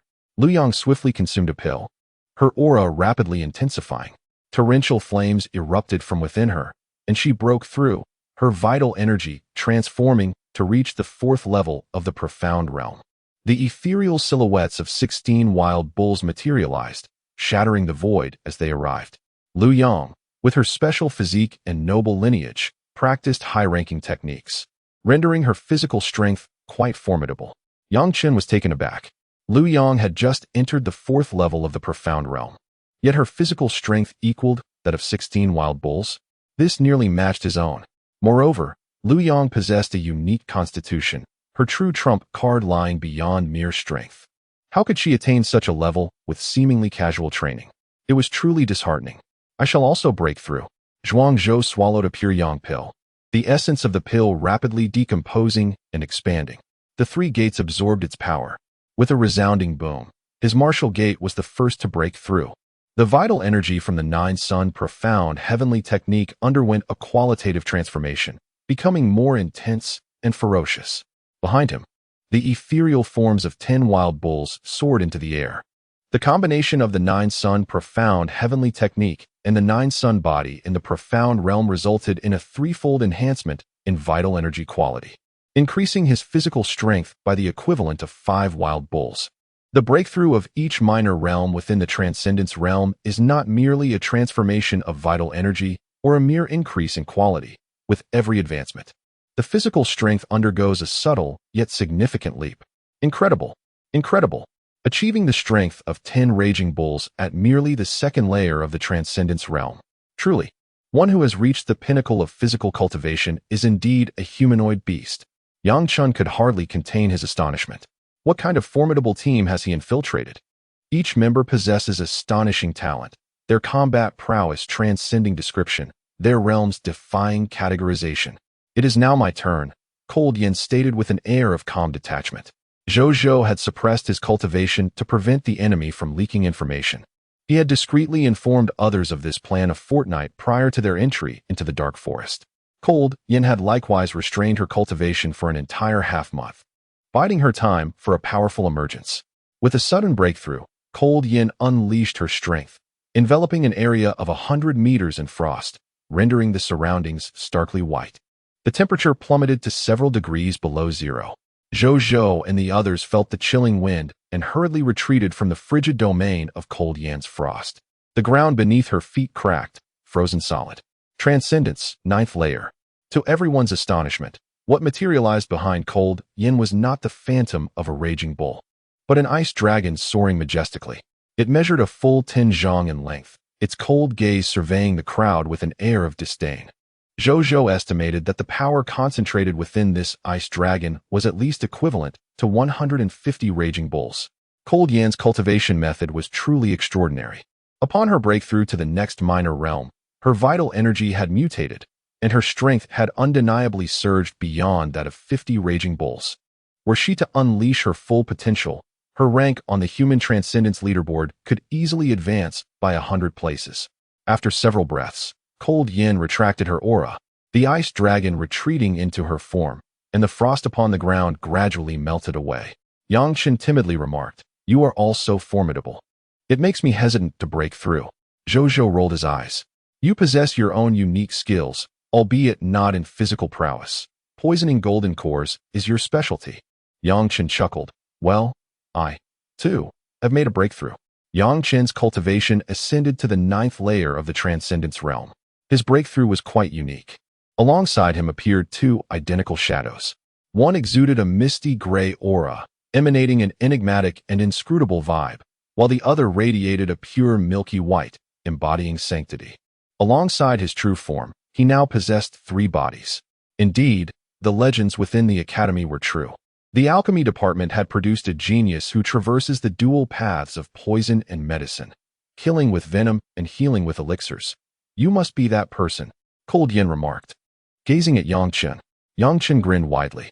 Behind him, the phantoms of 36 raging bulls manifested. At the 9th layer of transcendence, this level of physical strength was merely average. But did the other 2 avatars of Yang Chen lack any augmentation of power?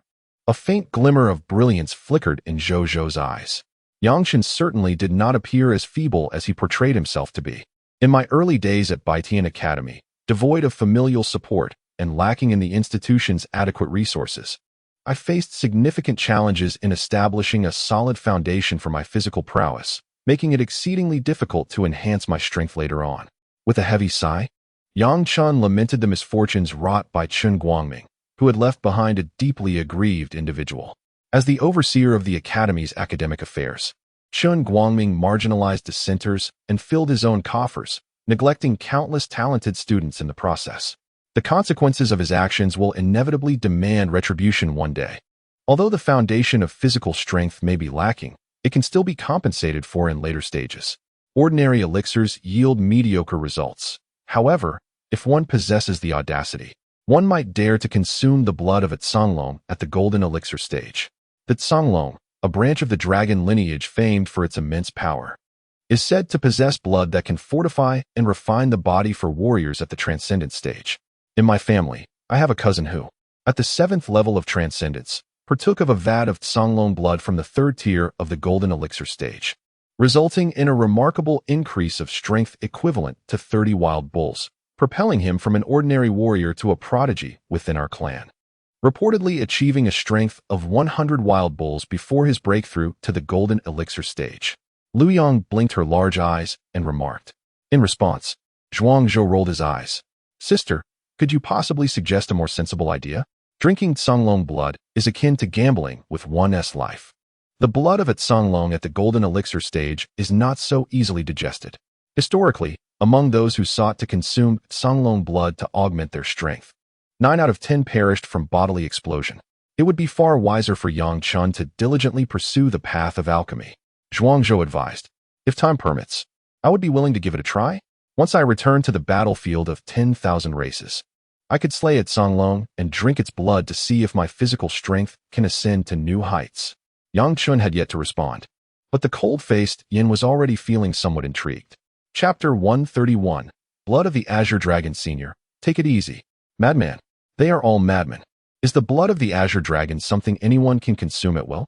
Indeed, with her formidable foundation and strength, Lung Yin possessed the resilience to withstand the effects of the Azure Dragon's blood. Even if it proved ineffective, it was unlikely to cause her fatal harm. Yet, from where could such blood be procured? To slay an Azure Dragon? The Azure Dragon clan is a powerful lineage within the Ling Tian realm, and anyone daring to kill an Azure Dragon for its blood would likely face relentless pursuit from the entire clan, leading to a battle of life and death. Zhuang Zhou pondered this with a sense of resignation, unaware that he too was a madman. Luring the various clans to attack him as bait to harvest resources was, to an outsider, an equally reckless gamble. The 2 demons possessed only a limited number of spirit stones, lacking high-grade ones, merely medium-grade stones. In total, they had 600 medium-grade spirit stones, which would allocate 150 stones to each person, a fair division. Zhuang Zhou expertly searched their bodies, also taking the opportunity to extract the essence blood from the Shadow Demon clan members. The Earth Demon's physical form had been shattered by Lung Yan's freezing power. Otherwise, the essence blood within could have been refined for considerable value. 150 medium-grade spirit stones is quite a sum. Yang Chen exclaimed joyfully. In the academy, tasks at the transcendent realm level, especially those of the purgatory grade, rarely offered rewards exceeding 150 medium-grade spirit stones. He felt Zhuang Zhou should be content and not overly greedy.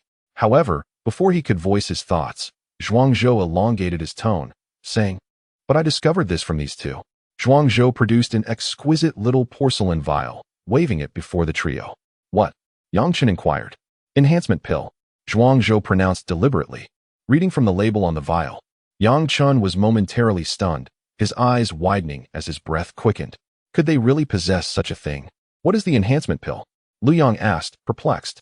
"It is a secret concoction of the Heavenly Demon Clan, capable of increasing the physical strength limit of beings at the transcendent realm level. One pill can enhance the base physical strength equivalent to that of a mighty bull. Generally, one may consume 3 to 9 pills in a lifetime, but the greater the physical potential, the higher the limit on the number of pills one can take." Zhuangzhou elaborated. "As this pill is uniquely crafted by the Heavenly Demon Clan, its circulation among various clans is exceedingly rare, and it is scarcely documented in human records. Hence, it is entirely reasonable for Lu Yang to be unaware of it. This vial contains a total of 12 enhancement pills, 3 for each of us. We shall share equally," Zhuangzhou stated fairly, opening the vial as the pills flew out. Each person received 3 pills, landing perfectly in their palms. A gleam flickered in Lung Yan's enchanting eyes as she collected the pills. Planning to consume them once she reached the pinnacle of the transcendent realm and her physical strength had been maximized. 3 pills, granting the strength of 3 bulls, may not provide a significant boost, but even the smallest morsel is still nourishment. At that moment, Yang Chun was filled with excitement. The deficiency of physical strength is indeed his Achilles heel. Upon reaching the 9th level of the profound realm, any attempt to rectify this shortcoming would come at an exorbitant cost, rendering the endeavor futile. The 3 strength-enhancing pills, which elevate his innate power equivalent to that of 3 formidable bulls, arrive as a timely boon, significantly augmenting his foundational combat capabilities. "Are these precious?" Lu Yang cast a glance at Yang Chun, bemused by his excitement over 3 mere pills. The strength-enhancing pills are scarce in the myriad races black market, valued at 200 mid-grade spirit stones each, yet they are virtually unattainable. This is due to the fact that they are a closely guarded secret of the Celestial Demon Clan, with production being exceedingly limited. The supply is insufficient even for the clan's own prodigies, let alone for sale to other races. Zhuangzhou elaborated. In his previous life, he had squandered his potential, idling away his days in bed rather than diligently cultivating. At the pinnacle of the profound realm, he possessed the foundational strength equivalent to only 50 bulls. In an effort to spare her beloved from embarrassment, the Empress had eliminated 3 prodigies of the Celestial Demon Clan, seizing 30 strength-enhancing pills to bestow upon him like treats. True to expectations, Zhuangzhou managed to break through to the Golden Core level with a physical prowess of 60 bulls. Thus, out of the 30 pills he consumed, only the first 10 were effective, rendering the latter 20 utterly wasted. The past is too painful to revisit, Zhuangzhou reflected somberly. Are these strength-enhancing pills truly so remarkable? Zhuangzhou mused. Perhaps we should abandon the quest for the ancient spiritual jade and simply conquer the myriad races instead. The prodigies of the myriad races are extravagantly wealthy. They possess both spirit stones and pills, unlike our human prodigies, who toil under harsh conditions and must gather their own cultivation resources. Lu Yang exclaimed, his eyes sparkling with enthusiasm. It's not that the human prodigies lack wealth, but rather that we are devoid of it. Those prodigies, treated like golden eggs, have ample resources and access to profound techniques. Yang Chun remarked with a tinge of bitterness in his voice. As his words hung in the air, Lu Yang could not suppress his indignation. Indeed, it is our lack of wealth that burdens us, Lu Yang declared, shaking his tiny fist, eager for action. Zhuangzhou chuckled at the sight. Chen Guangming has indeed drawn the short straw in life.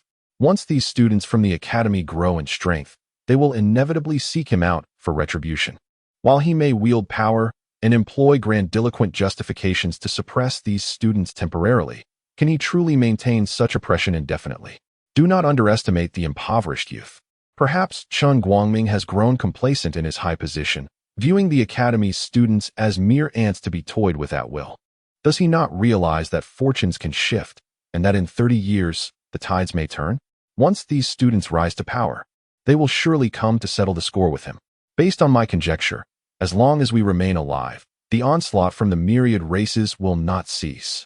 Lung Yan, a paragon from the human race's transcendence ranking, Lu Yang, a prodigy in the art of weapon forging, and Yang Chun, a genius in alchemy, whose elixirs possess the lethal potency to slay those in the Golden Core realm. Then there is I, who has made modest contributions in the realm of enchanting, seemingly causing significant disruption to the myriad races on the battlefield. Our small team, brimming with exceptional talents, easily becomes the target of the myriad races. Zhuangzhou remarked. It appears that you are the most targeted among us. We are merely collateral damage, Lu Yang said with a hint of melancholy. Zhuangzhou's face flushed with embarrassment. He shot Lu Yang a glare, exclaiming, "What nonsense are you spouting?"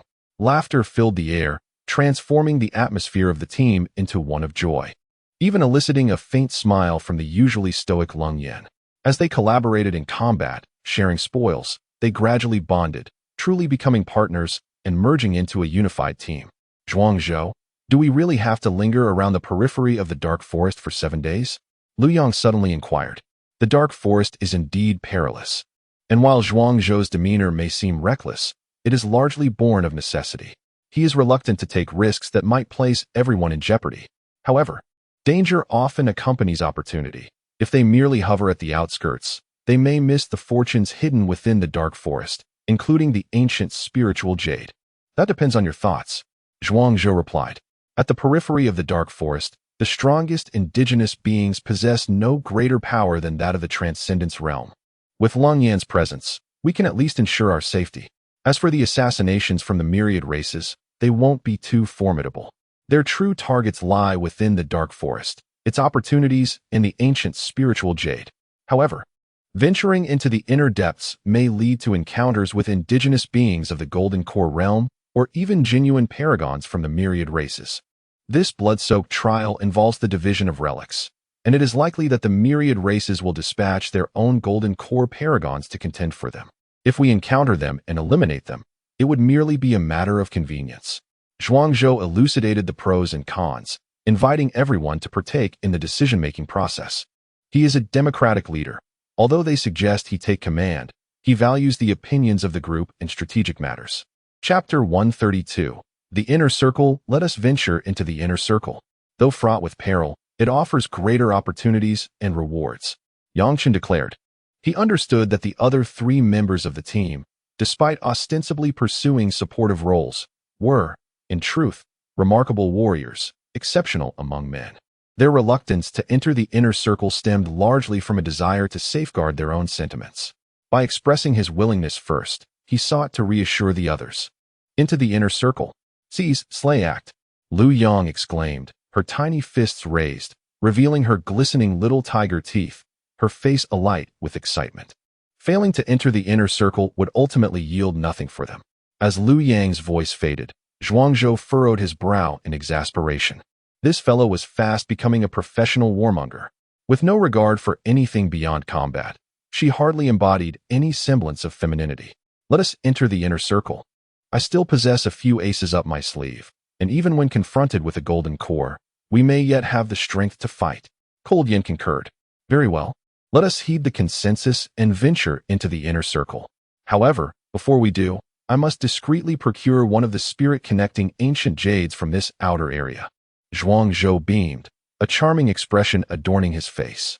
Yet, who among those present did not recognize him as a veritable harbinger of death? Spirit-connecting ancient jade? Have you pinpointed its location? Lu Yang inquired curiously, directing her gaze towards Zhuangzhou. It is not I who have discovered the location, but rather a map found on the assassin from the Shadow Demon clan, which marks a specific point, presumably the site of the spirit-connecting ancient jade. Zhuangzhou hypothesized.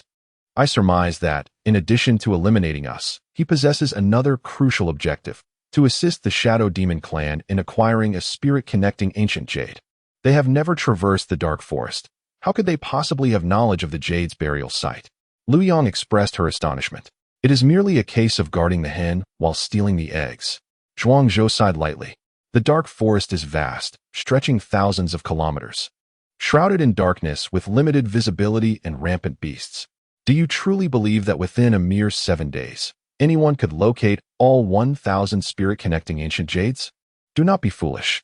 It is likely that the individuals tasked with burying the jades created maps for the geniuses within their own clans, clearly marking the locations.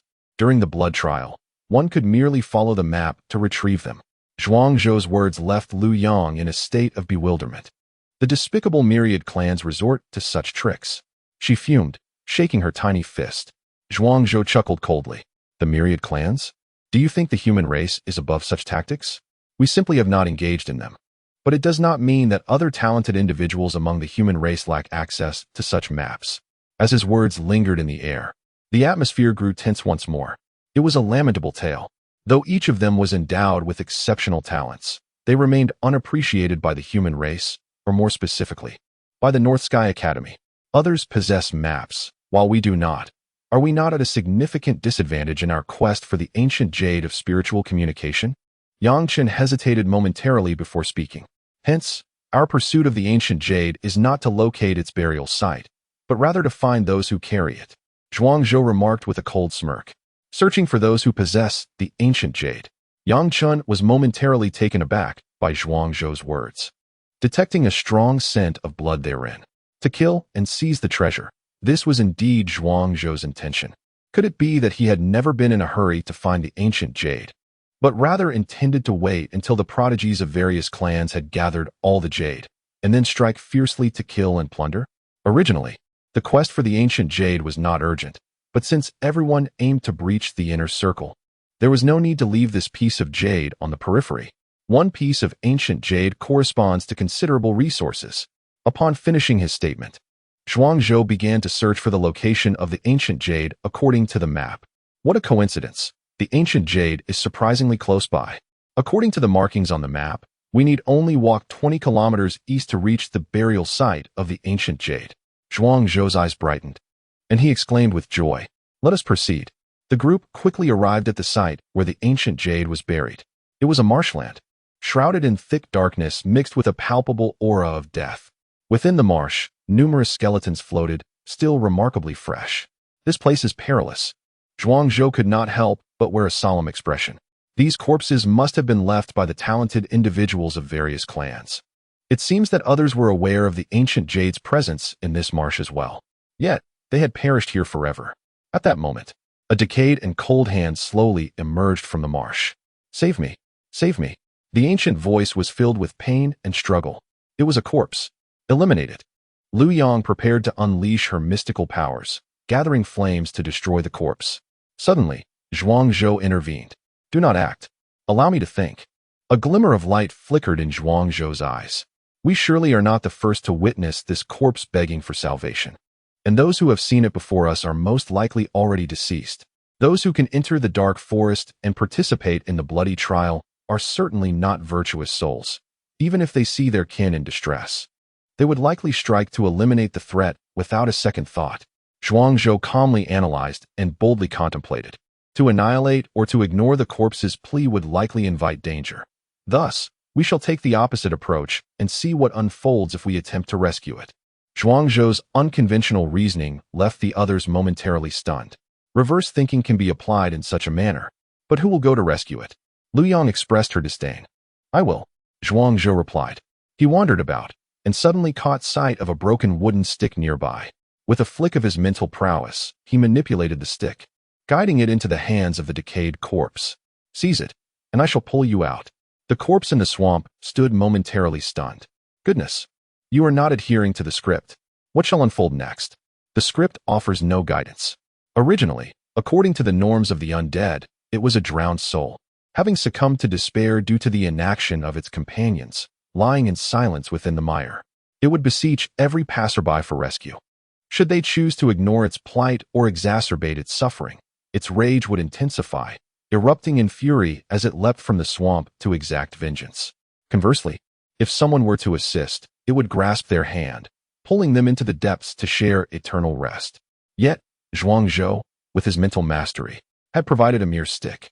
The corpse could only cling to the stick, perhaps dragging it from the swamp, but this would not affect Zhuang Zhou in the slightest. And if it were to erupt in wrath, the man had not truly neglected it. Thus, it bore no justification for murder. In that instant, the corpse found itself bewildered, ensnared in a state of paralysis. If you find this unsatisfactory, perhaps we could strike a bargain? Zhuangzhou proposed. Isn't the ancient jade beneath the swamp? Since you cannot escape this dark forest, retaining the jade in your possession would yield no resources. Instead, allow me to offer you a necromancer's pearl in exchange for the jade. I shall gain resources, and you will receive an enhancement. What say you? The murky swamp bubbled and gurgled as they waited. After a lengthy pause, the voice of the corpse emerged.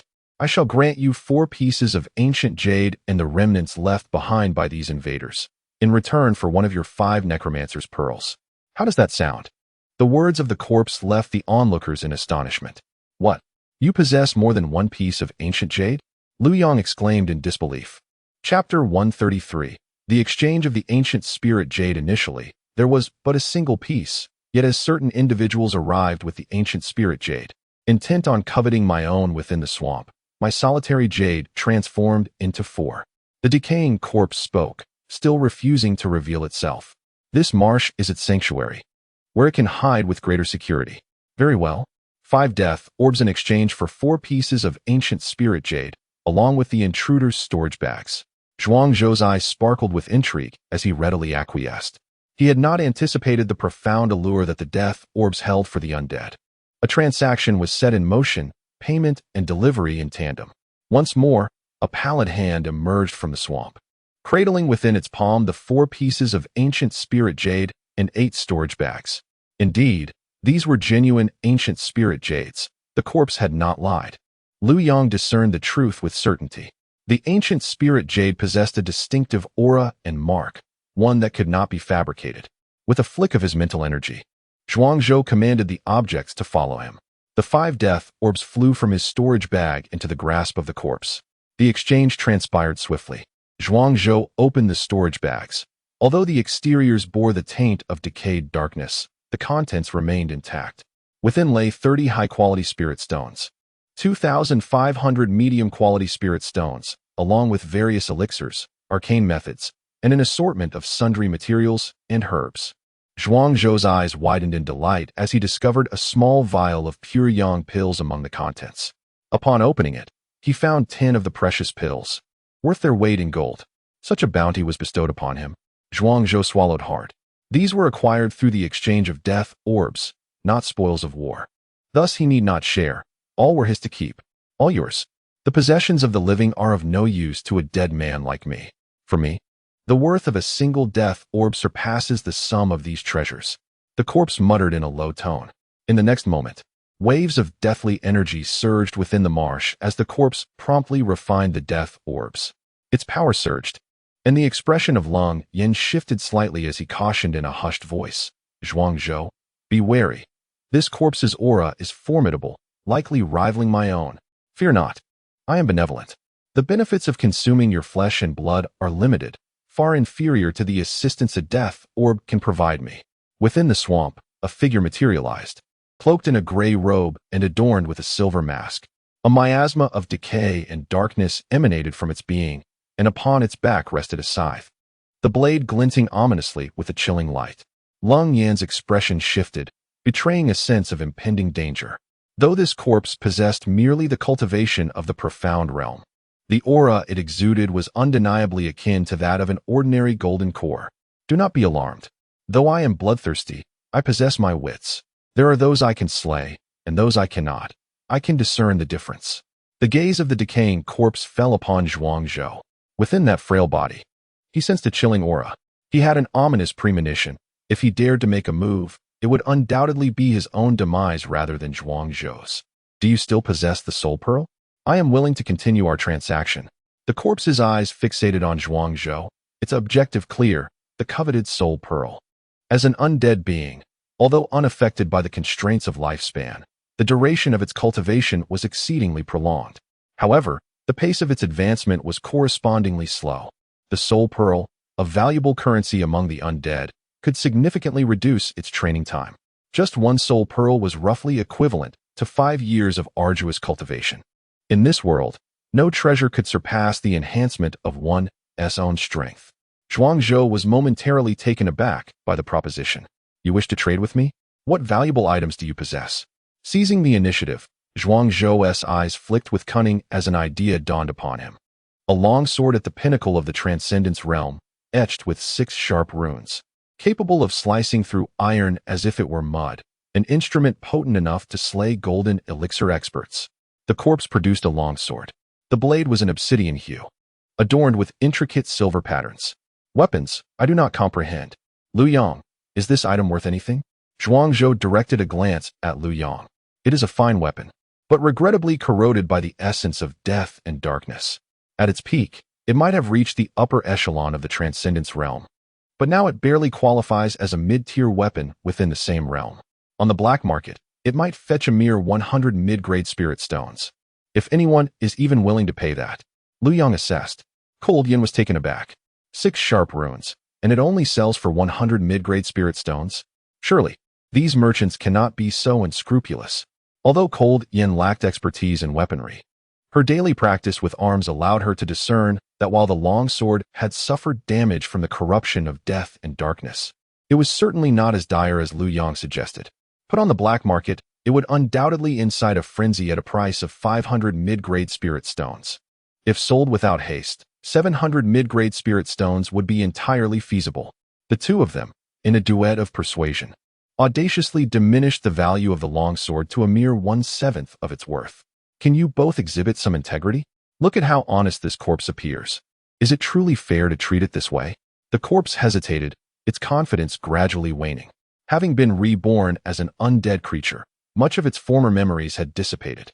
Only vital recollections of arcane arts and martial techniques remained intact. The knowledge regarding the worth of this long sword had unfortunately eluded it.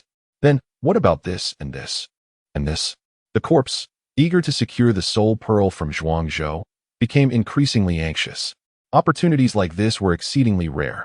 Who knew when it would encounter another prodigy in possession of a soul pearl? Bang, bang, bang.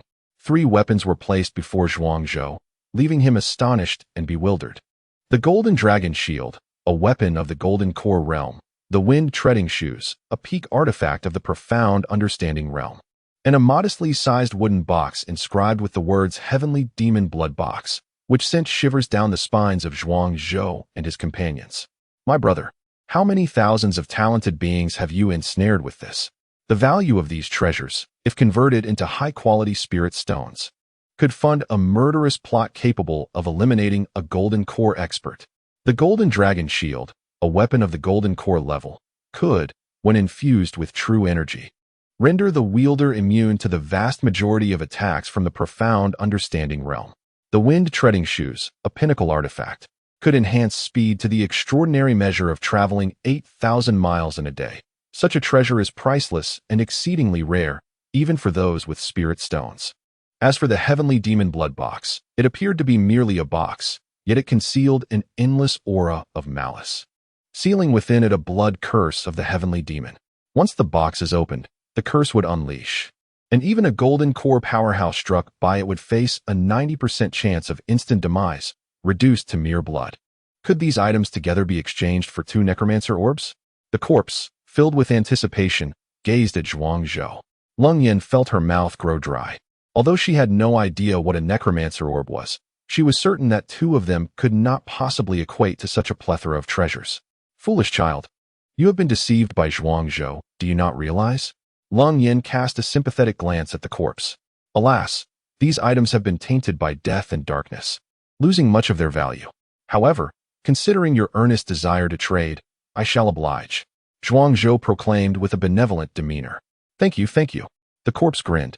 Embodying the essence of a pure fool, sold, and still counting the money for others. Oh dear, I seem to have taken out too many. While retrieving the necromancer orbs, Zhuangzhou inadvertently drew out 5 of them. The corpse's eyes widened at the sight of these orbs. This fellow possesses so many necromancer orbs, it's utterly tantalizing. Can you sell me the others as well? The corpse timidly inquired of Zhuangzhou. Do you possess anything else for trade? Zhuangzhou asked. I truly have nothing else, but I genuinely need the necromancer orbs. The corpse lamented. That will not do. You may opt to sell yourself instead. Zhuangzhou replied with a cunning expression. Chapter 134. You are still young. You will grow. Sell your body? The rotting corpse gazed at Zhuangzhou, a look of perplexity upon his face. Do you have any thoughts about my physique? Such a peculiar taste. A hint of disdain flickered in the corpse's eyes. Zhuangzhou, his forehead adorned with a frown, retorted, "Begone. What I desire is not your body, but your strength. Safeguard our team for 7 days, and I shall reward you with a necromancer's pearl as a base salary. Should you vanquish any formidable foes along the way, additional remuneration shall be negotiated." How does that sound? The rotting corpse possessed considerable power, instilling fear even in the cold-hearted Yin. Moreover, as a native of the dark forest, he had fused with the forces of darkness and death, navigating the treacherous terrain with ease, thus enhancing his strength by at least 30%.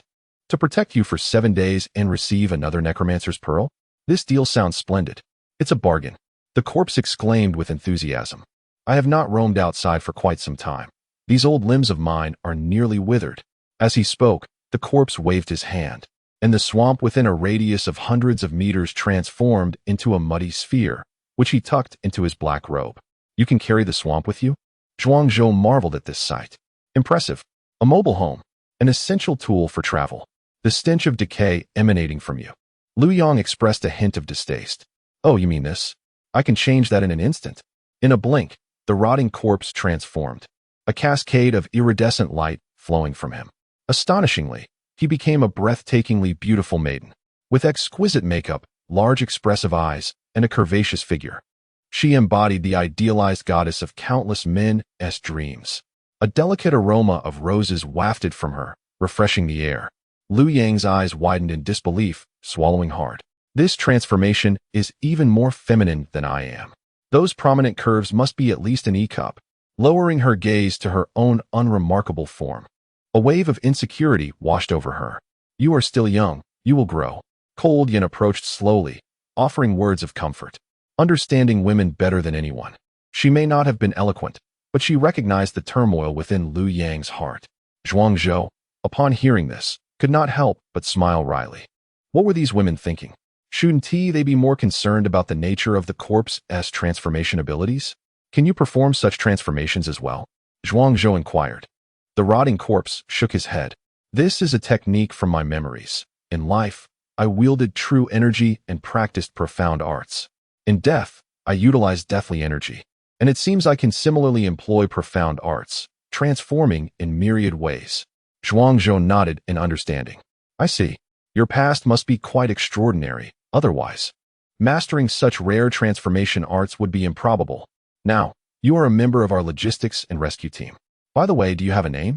How should we address you? Zhuangzhou gazed upon the decaying corpse, which bore a shy smile. In life, I was known as Sima Ruxian, yet in death, it seems I ought to sever ties with my former self. Henceforth, I shall be called Shui Ruxian. The corpse had bestowed upon itself a name, rich in poetic resonance. 36 kilometers to the south, there are intense fluctuations of spiritual energy. Should we investigate? Lu Yang suddenly remarked, holding his spiritual compass. How intense? Zhuangzhou inquired, astonished. 36 kilometers to the south is already nearing the periphery of the dark forest. At least 2 formidable golden core experts are engaged in combat, alongside several beings of the profound realm. It appears someone has uncovered certain treasures or relics within the dark forest. Otherwise, such a significant and high-level conflict would be unfathomable. Lu Yang swiftly elucidated. All right, let's take action. Zhuangzhou decisively concluded. Their group had grown increasingly formidable. Why fear? They would simply act. Zhuangzhou and his companions swiftly set forth, soon arriving at the location indicated by Lu Yang's compass. Lu Yang's assertion proved accurate. Indeed, powerful beings were clashing here. A Golden Core member of the Fire God clan was locked in battle with a 3-tailed cat demon of the same tier. The Fire God clan member possessed the first level of the Golden Core realm, while the cat demon wielded the second. In this confrontation, the cat demon clearly held the upper hand, dominating the Golden Core member of the Fire God clan. Surrounding them were dozens of ferocious beasts assaulting the makeshift alliance formed by the human, Fire God, and Spirit clans. Should we intervene? Lu Yang eagerly asked, cracking her knuckles. However, she refrained from acting impulsively and sought Zhuangzhou's counsel. Let us observe the developments.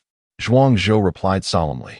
Everyone, be sure to employ the concealment technique. He added, the concealment technique had been imparted to the other 3 before their departure, and during their journey, Zhuangzhou had also shared its essence with Shui Ruxian. All at once, they executed the technique, retracting their auras and rendering themselves as inconspicuous as wooden stakes. If no one were present to witness, their presence would remain undetectable solely by the sense of aura. Subsequently, Zhuang Zhou's gaze shifted towards the alliance of several clans' prodigies engaged in combat with the ferocious beasts. When the clam and the snipe contend, it is the fisherman who profits. Zhuang Zhou had no desire to be the one to stick his neck out. Lu Gang, restrain that 8th-level profound realm, three-headed wolf. I shall deal with this centipede. A proud youth from the celestial god clan proclaimed. Although he possessed only the 6th level of the profound realm, he was vaguely recognized as a central figure within this small alliance. In the realm of Ling Tian, the celestial gods stood first, the celestial demons second. Various factions allied around these two major clans. The human clan sought refuge with the celestial god clan, placing themselves within its hierarchy.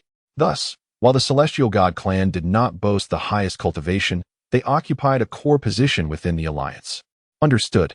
The designated Lu Gang, albeit with trepidation, charged forward. He found himself entangled with a three-headed wolf. Yet, Lu Gang was merely at the 6th level of the profound realm.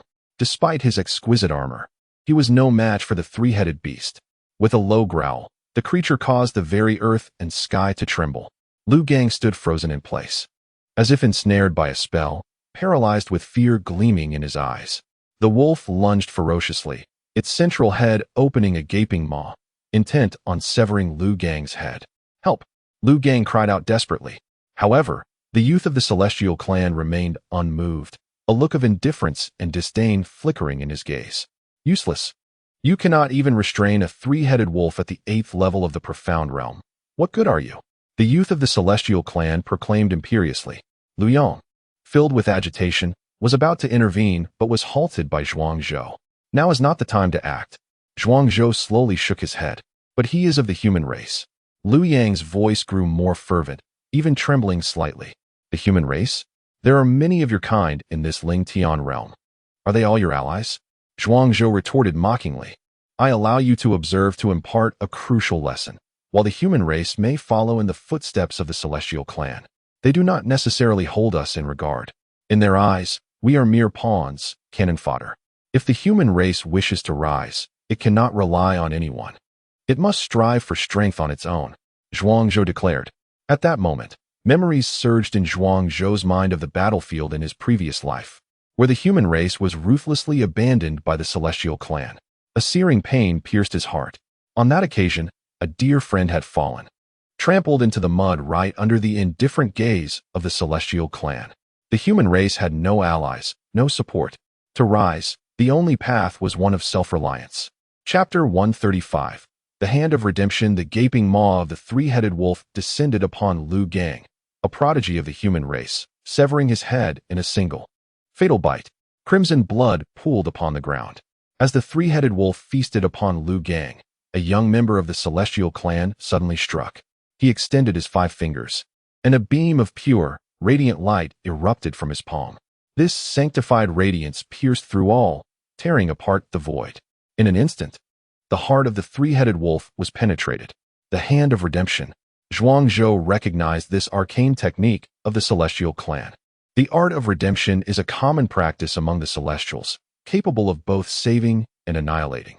When used for healing, this white light possesses restorative powers. When employed to kill, it strikes with blinding speed, catching its victims unawares. The three-headed wolf whimpered softly, its body trembling as it succumbed to defeat. Lu Gang was dead. The three-headed wolf was also slain. Lu Gang had served as bait for the celestial clan. In the moment of the wolf's elation after claiming Lu Gang's life, the young celestial identified the wolf's vulnerability and delivered a fatal blow. Is this truly the ally of the human race? Lu Yang inquired, her heart heavy with disillusionment. Who could have anticipated the true nature of the celestial clan, whom the humans vowed to follow unto death? Zhuang Zhou remained silent, hoping that this incident would impart to Lu Yang a crucial truth. There are no genuine allies among the myriad races, only eternal interests. The humans followed the celestial clan in search of protection, while the celestials, in agreeing to form an alliance, merely sought to use the humans as cannon fodder. Many dreams are awakened by the blood of the fallen. One can only wish that the blood that awakens Lu Yang from her slumber is not that of her comrades or herself. The human race is but refuse. The young celestial scoffed as he mocked Liu Gang posthumously. He then approached Liu Gang's lifeless form, seized the storage pouch from his waist, and departed. Not only did he stand by as Liu Gang was slain, but he also took the opportunity to belittle him in death. At that moment, Liu Yang felt not anger, but sorrow. Life had become as trivial as paper, and Liu Gang's demise seemed almost too insignificant. Zhuang Zhou smiled faintly. His heart was not hardened. Rather, he had grown accustomed to such events in his past life, having witnessed them frequently. The battle raged on. The Prodigy Alliance, centered around the Celestial Clan, continued to engage in a bloody conflict with the ferocious beasts. Lives were lost, and the beasts spilled their blood in turn. Liu Gang's death was merely a trivial episode amidst the chaos. He was gone, lying in silence, overlooked by all, as even the living could not spare a glance. What, indeed, were these individuals fighting for, to the point of disregarding their own lives? Observing the fallen prodigies from various races, Liu Yang couldn't help but wonder. Within a small relic, there existed a nearly ripened 9-petal golden lotus. This lotus takes a millennium to mature, with each petal harboring immense life force. Consuming the 9-petal golden lotus instantly elevates one's life potential.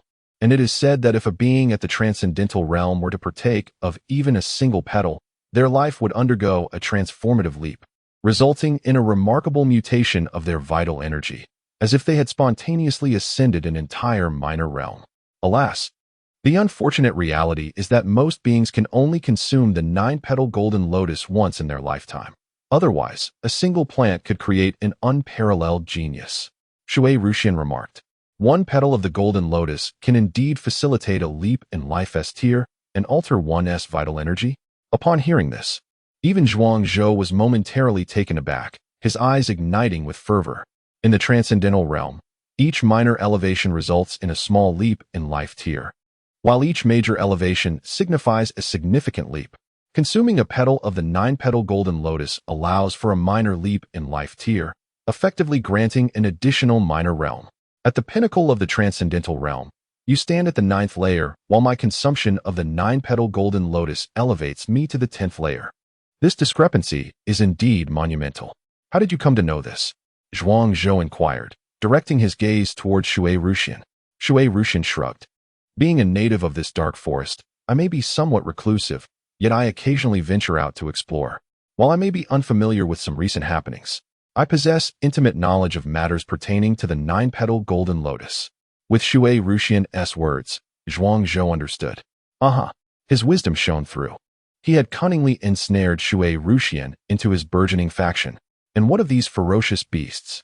They are subordinates of the 3-tailed cat demon. And the 9-petal golden lotus is also a treasure guarded by the 3-tailed cat demon. In the dark forest, territories are well defined, and each formidable beast or being holds dominion over their specific area. Those who enter the domain of the 3-tailed cat demon and attempt to seize its treasures are courting disaster. Shui Ruxian remarked with a roll of her eyes. Just as Shui Ruxian spoke, a youth from the Celestial Clan suddenly extricated himself from the grasp of a 7th-layer transcendental python. He stealthily approached the 3-tailed cat demon. A paper talisman ignited, transforming into a blazing inferno. Judgment of the sword. The Celestial Clan youth bellowed. A sword, nearly a yard in length, materialized in the void, radiating a sacred white light as it descended with thunderous force, tearing through the air. The 3-tailed cat demon was cleaved apart, its flesh instantaneously riven. Dark purple blood gushing forth, leading to its immediate demise. A 7th-layer golden core talisman for the Judgment Sword. Truly, the Celestial Clan shows no regard for martial ethics. What kind of genius competition or bloody trial is this when they bring forth talismans of golden core caliber for such trials?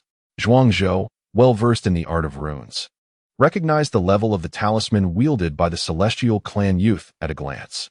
This also served as a revelation to Zhuang Zhou, suggesting that perhaps all geniuses capable of entering the dark forest for trials possess such life-saving trump cards beyond their own realms, likely bestowed upon them by the elders of their respective factions. However, why is he not? The child left without care is truly pitiable. Zhuang Zhou was suddenly engulfed by an inexplicable wave of self-pity. Alas, the 3-tailed cat demon has finally perished. Gratitude is due to Lord Ron for his assistance. The Fire God clan's golden elixir cultivator expresses heartfelt thanks to the prodigy of the Heavenly God clan. Logically speaking, both individuals are geniuses. The golden elixir cultivator of the Fire God clan possesses a superior cultivation level and should, in theory, hold a higher status. Yet, the reality is quite the opposite. The golden elixir prodigy of the Fire God clan gazes at the young talent of the Heavenly God clan with immense reverence. Even a hint of fear glimmers in his eyes. One's lineage dictates their standing. The Heavenly God clan ranks significantly higher than the Fire God clan among the myriad races. Even upon attaining the golden elixir, he must bow his head before the prodigious youth of the Heavenly God clan, who stands at the threshold of profound understanding. You need not belittle yourself. Your contribution was far greater than mine. Had it not been for your direct engagement with the three-tailed cat demon, distracting it from its focus, how could we have achieved such a decisive victory? Remarked the young man of the Heavenly God clan. Just as the two engaged in mutual flattery, Zhuang Zhou, observing from the sidelines, silently thought to himself, fools, do they possess no common sense? The three-tailed cat demon is not so easily vanquished. At that moment, in the void, a milky white silhouette began to coalesce.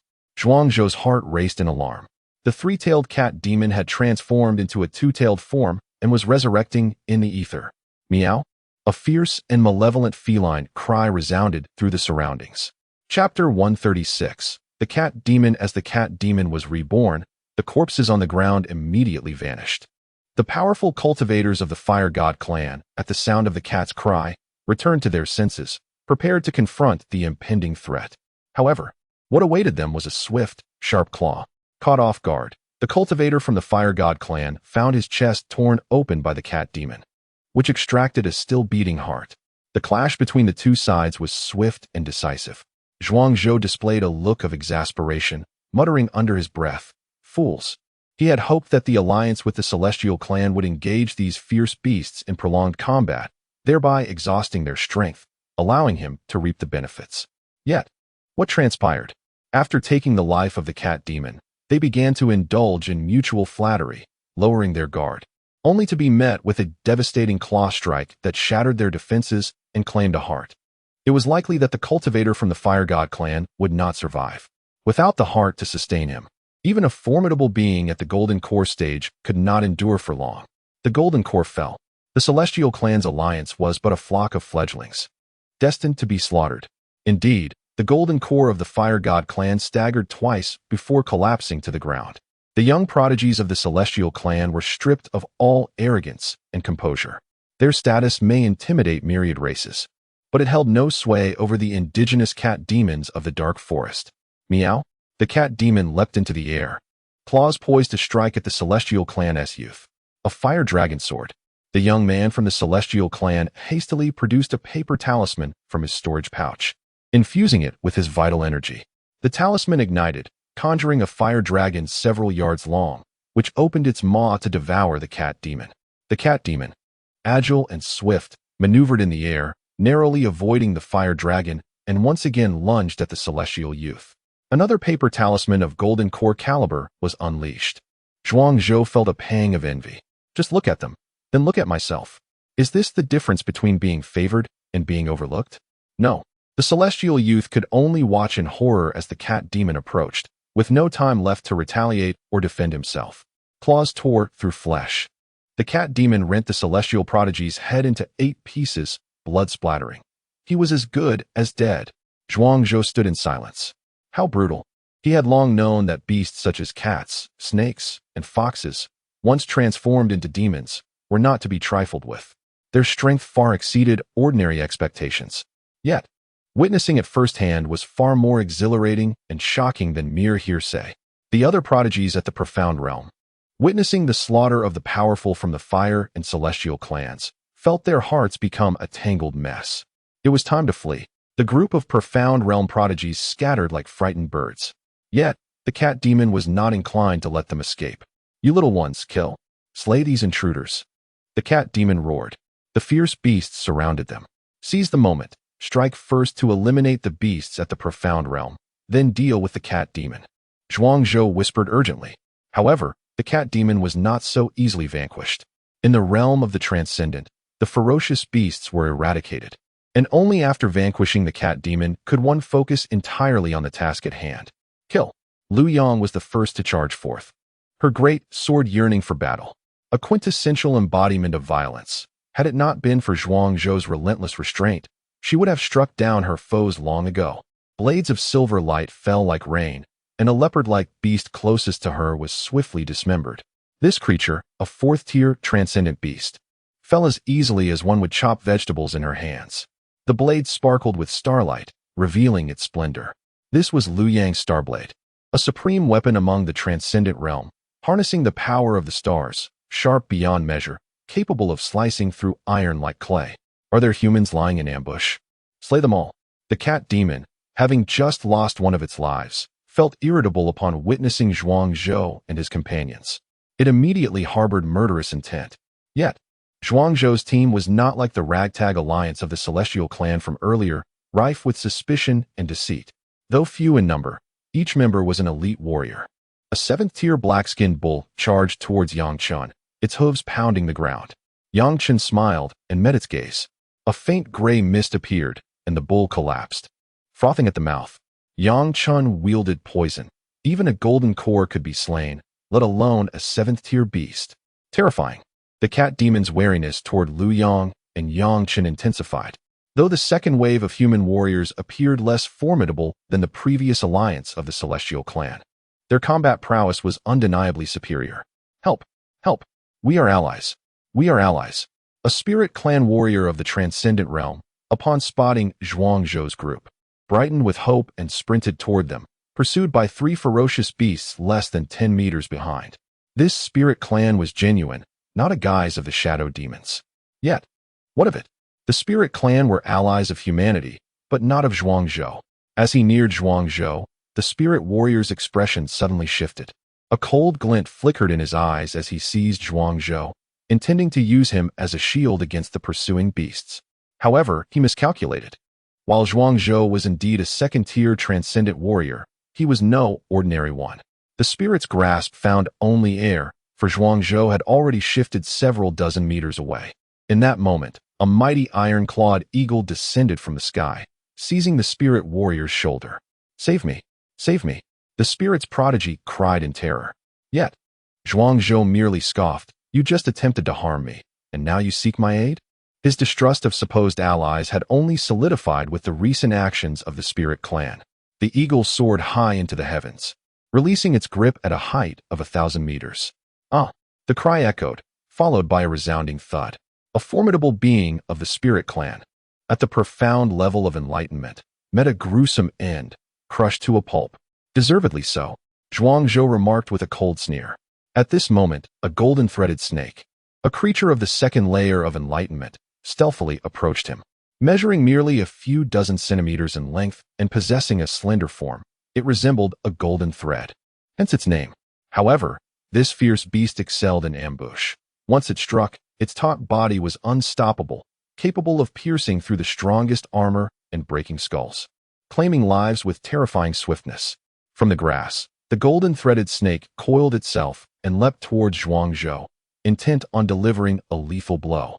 At that instant, the spirit-devouring mouse, dormant on Zhuang Zhou's shoulder, suddenly awoke.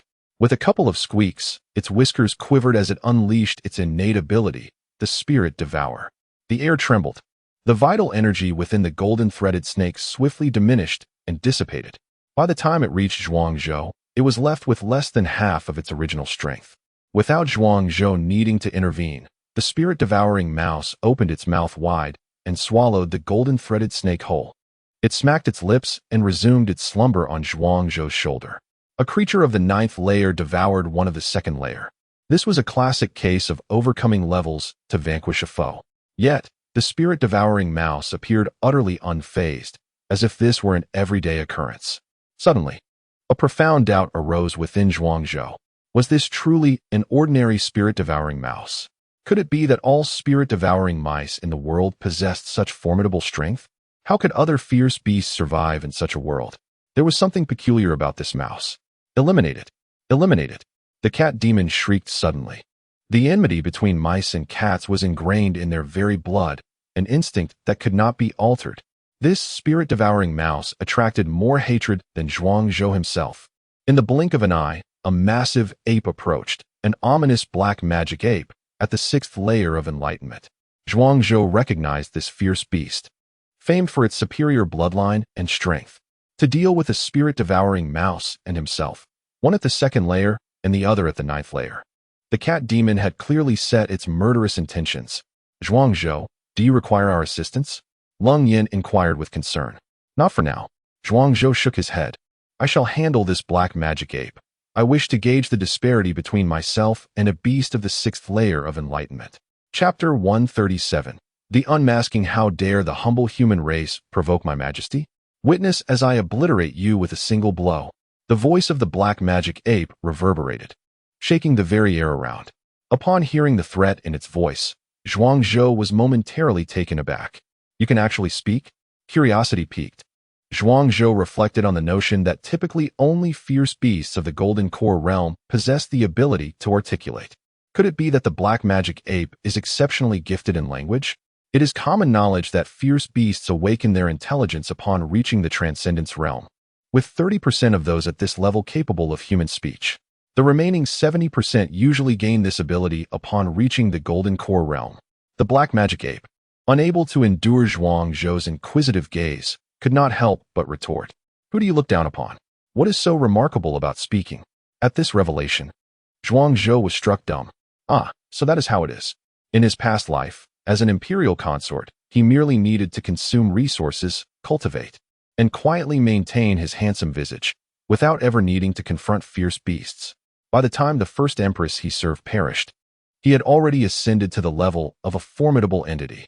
Fierce beasts at the Transcendence realm would not even dare utter a word in his presence, often meeting their demise at his hands before they could speak. How embarrassing.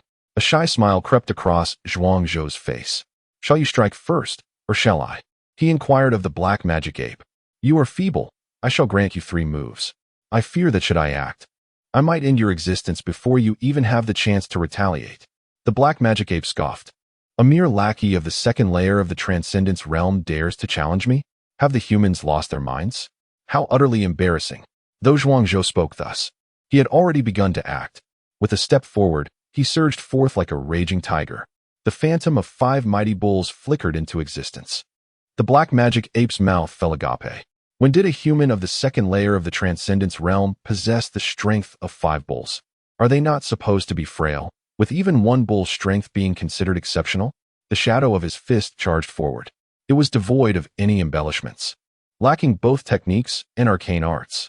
The black magic ape, wary, opened its fleshy palm to meet Zhuangzhou's punch. Its arm went numb. Blood surged tumultuously. Although the black magic ape was renowned for its might, bracing itself against such a sudden strike was immensely taxing. The second punch, Zhuangzhou proclaimed with utmost seriousness. The first blow was merely a warm-up. The second is the real deal. In an instant, the phantom of 5 bulls transformed into 10, their numbers doubling. The second punch followed suit, still plain and unadorned, lacking any mystical arts or combat techniques. The black magic ape's pupils constricted. It raised another paw to defend itself. The ferocious force sent a wave of excruciating pain through its arm. Damn it! How can this monster be referred to as a human? The foundational strength of the body is akin to the might of 10 bulls. This allows me to stand shoulder to shoulder with him. Yet, I have already attained the 6th level of the profound realm, surpassing this young human by a full 4 minor realms. Who, then, is the true beast, myself or this Zhuangzhou? How can his physical strength be so formidable? The black magic giant ape begins to question the very essence of its existence. Suddenly, it raises a foot and aims a kick at Zhuangzhou's abdomen. Before 3 moves have been exchanged, it has broken its promise to refrain from attacking. Zhuangzhou leaps into the air, evading the blow. His body possesses an oddity. It is preferable to break a promise than to be struck down. Release my fist. Zhuangzhou gazes earnestly at the black magic giant ape. Release? Not a chance. Little thief, prepare to meet your end. At that moment, a vertical eye suddenly opens in the center of the black magic giant ape's forehead. A black beam of light transforms into a lethal sword, slicing towards Zhuangzhou. Few are aware that the bloodline of the black magic giant ape has mutated, allowing the emergence of a third eye that gathers the true energy within, unleashing a deadly strike capable of instant annihilation. The black sword hovers momentarily in the air. Mental manipulation. Zhuangzhou employs a divine technique. What is this? The once confident smile of the black magic giant ape abruptly freezes as an ominous premonition rises within. Young ape, you lack martial virtue.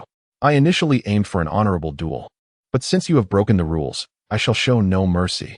The dark energy sword shifts direction, severing the black magic giant ape's neck. Its head tumbles to the ground, the wound smooth as a mirror. Blood gushes forth like a spring. The black magic giant ape is dead. A beast of the 6th level of the profound realm has perished by its own lethal weapon. The other beasts gaze upon Zhuangzhou with newfound trepidation. The black magic giant ape was renowned among beasts, undefeated at its level. Yet it was unexpectedly slain by a mere child of the 2nd level of the profound realm. Just moments ago, the three-eyed technique of the black magic giant ape was still immature, with most of its true energy devoted to materializing the black magic sword. The power contained within that sword was less than 2 bull strength. Had it been amplified 2 or 3-fold, I would not have been able to counter it as easily. Zhuangzhou remains unsatisfied, reflecting on the black magic giant ape's missteps during their battle. At that moment, a leopard-like beast could no longer contain itself. The ape may be slain, but it shall not be dishonored. It has already fallen by your hand. I will not permit you to belittle it. This leopard-like beast stands at the 9th level of the profound realm, and it was a close ally of the black magic giant ape. With its friend fallen, sorrow fills its heart, seeking a reason to enact vengeance. Sister Leng Yan, I cannot defeat this foe. I leave it to you.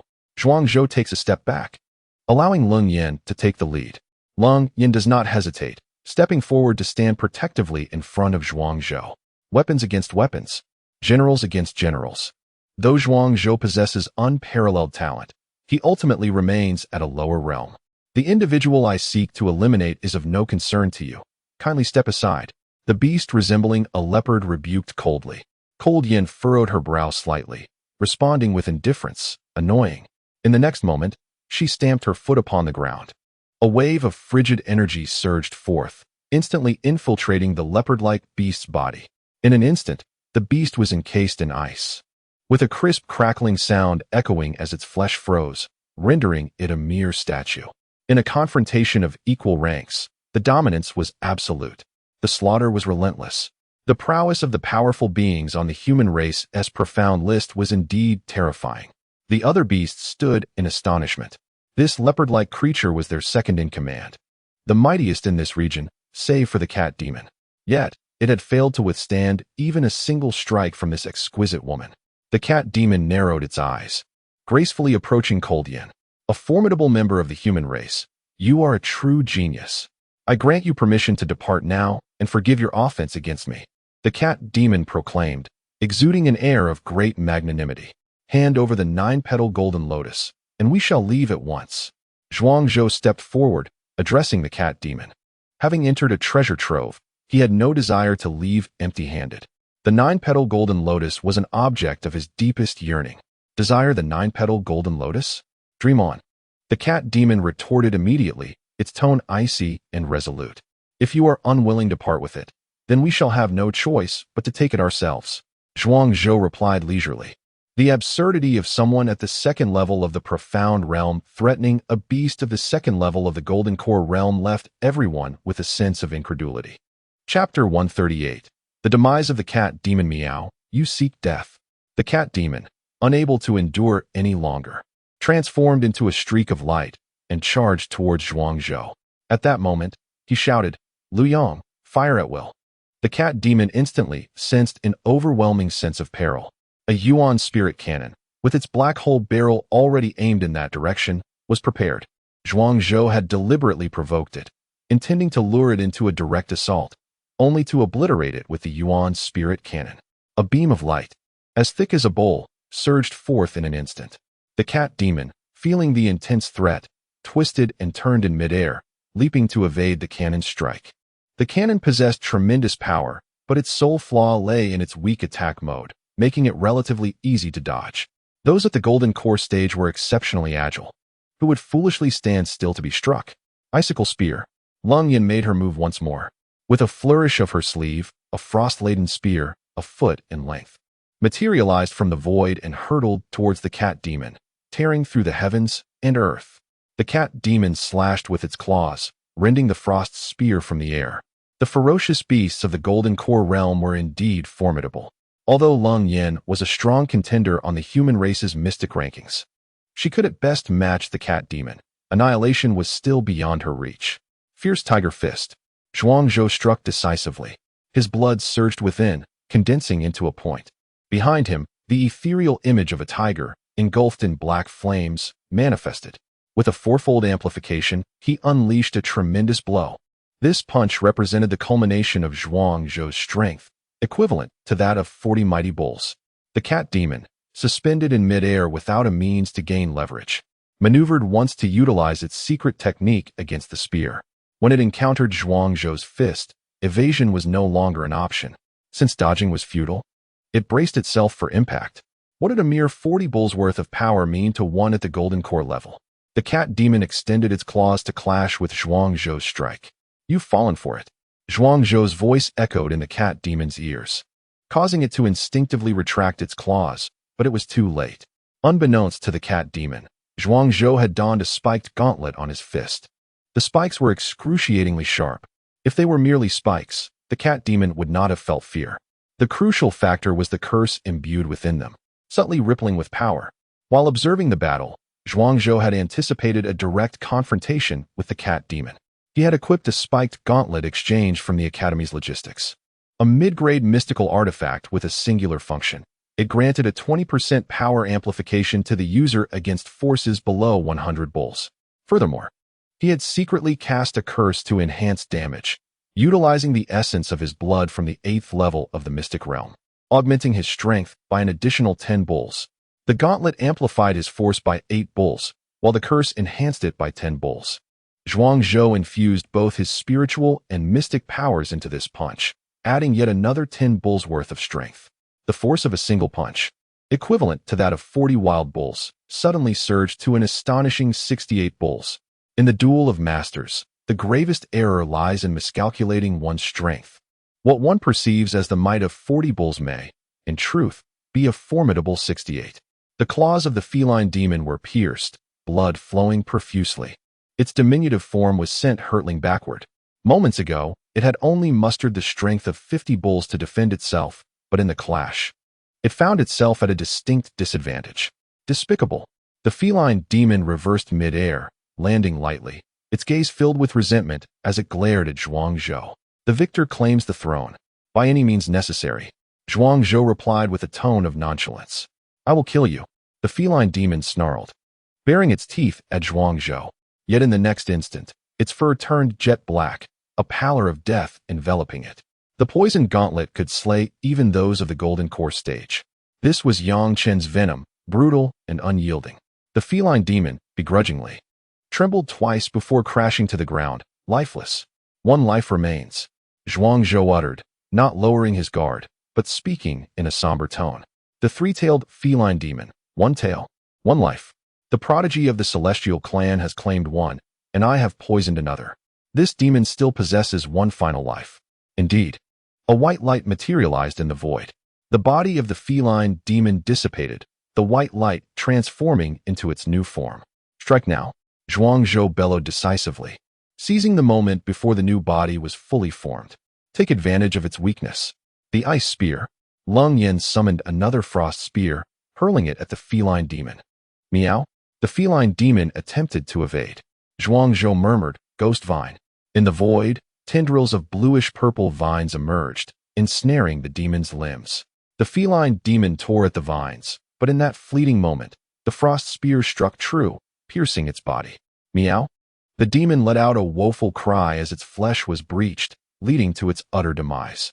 The lifeless body of the feline demon plummeted to the ground, causing other fierce beasts to tremble in fear.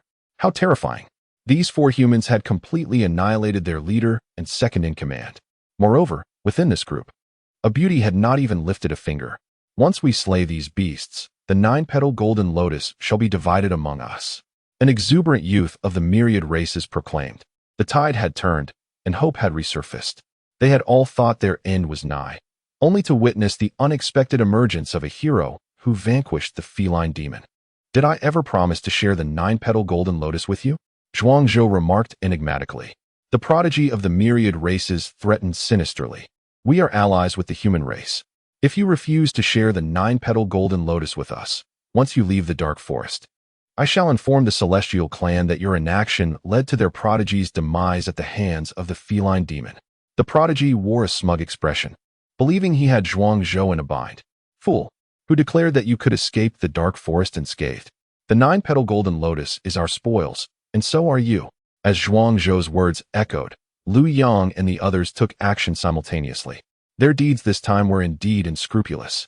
Not only had the celestial elites of the divine and fire clans perished due to their indifference, but the deaths of the spirit clan were also tied to Zhuangzhou.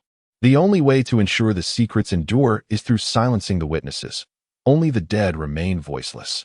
Moments later, the elite of myriad clans fell in droves, and not a single beast survived. The ground was strewn with corpses, a scene both ruthless and efficient. Shui Ruxian, witnessing this, could not help but exclaim, "You are not a mere rescue team. You are clearly a band of treasure thieves. Such adept techniques, such swift executions, truly. Even the most notorious bandits would be shamed in your presence." Zhuangzhou offered a modest smile. "In these times, business is challenging. Our team engages in various enterprises. Alongside healing the wounded, we also handle the less savory tasks of eliminating foes and seizing goods. Different circumstances necessitate different approaches," he remarked. Shui Ruxian mourned for the fallen elites of the myriad clans. Why choose to provoke anyone at all? To attempt to bargain with Zhuangzhou for treasures and threaten him, such a death is merely a curse. A group of muscle-bound fools devoid of wit. "Where is the 9-petal golden lotus?" Zhuangzhou inquired of Shui Ruxian. This was their ultimate objective. Who wouldn't covet an unexpected enhancement to their realm? It was said that on the very mountain where the cat demon had stood, there lay a small concealed realm, rich in spiritual energy, ideally suited for the growth of the 9-petal golden lotus. This cat demon had guarded the lotus for a century, and just as it was on the verge of ripening, you plucked it away. Shui Ryu lamented. "Does the 9-petal golden lotus have effects on the golden core as well?" Zhuangzhou asked. "Indeed. One petal can enhance the arduous cultivation of a golden core expert by a decade, ranking among the finest treasures at that level," Shui Ryu affirmed. Subsequently, Zhuangzhou and his companions skillfully and swiftly sorted the valuables from the corpses strewn about, ensuring to erase all traces. The beasts were dead, and that was that. However, if the bodies of the myriad clans were discovered, it could lead to the revelation of Zhuangzhou's involvement, spreading the word and marking the killing of allies as a grievous sin. With 2 golden cores, this venture has truly been fruitful, Zhuangzhou mused to himself. Chapter 139. The relics of the spirit clan. Within the golden cores of those who have attained the golden core stage lies an immense reservoir of true energy. The golden core, a wondrous substance, is formed by condensing nearly solid true energy within the framework of intricate mystical laws. It exists in a realm between matter and energy.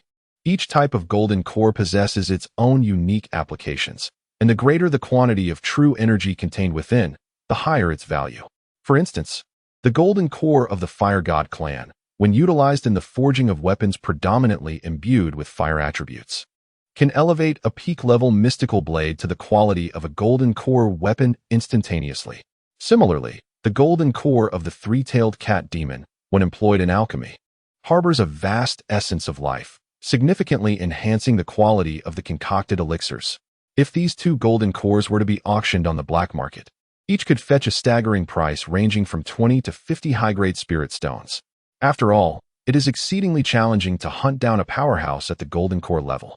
And many such beings, facing their demise, often choose to shatter their own golden cores, unleashing their full might in a final strike, taking their adversaries down with them. Consequently, even those golden core powerhouses slain in fierce combat will leave no golden core behind. In addition to the golden cores, the blood essence from the Celestial God clan and the Fire God clan represents a significant windfall for Zhuangzhou. The Celestial God clan, an allied race to humanity, holds a status above that of humans, and within the domains of humanity, the trade of their blood essence is strictly prohibited, making it exceedingly rare. The Fire God clan, also an ally, has provided Zhuangzhou with the blood essence of a golden core powerhouse. Should his cultivation allow it, he could immediately use this essence to forge runes, wielding power comparable to a full force strike from an ordinary golden core warrior. Moreover, the various treasures within their storage bags are of immense worth. Inside the storage bag of a celestial god prodigy lie 4 paper talismans of either offensive or defensive nature at the golden core level that were regrettably left unutilized. The storage ring of the Fire God clan contains 100 high-grade spirit stones, along with various golden core level medicinal pills and refining materials, including as many as 36 pure yang pills. Among the other prodigies of myriad clans, half possess means of self-preservation. Alas, Zhuangzhou and his companions acted with such swiftness that their adversaries had no time to react. The spoils of this encounter are bountiful. I propose that we wait until we acquire the 9-petaled golden lotus before distributing the resources. Some of these assets are challenging to appraise and will require negotiation. Zhuangzhou suggested. I second that. No objections here. Having fought together, the entire team has grown more unified and cohesive. There is no rush to divide the loot. After all, Zhuangzhou cannot flee at this moment. The critical matter is the 9-petaled golden lotus, for it is the treasure that will yield the greatest enhancement for them. The 5 ascended a small hill. Suddenly, the spirit-devouring mouse awakened from its slumber. Squeak, squeak. The spirit-devouring mouse led the way, as treasure hunting is one of its innate talents. There was no need for Zhuangzhou to urge it. Upon encountering treasures, it would rouse itself and take the lead.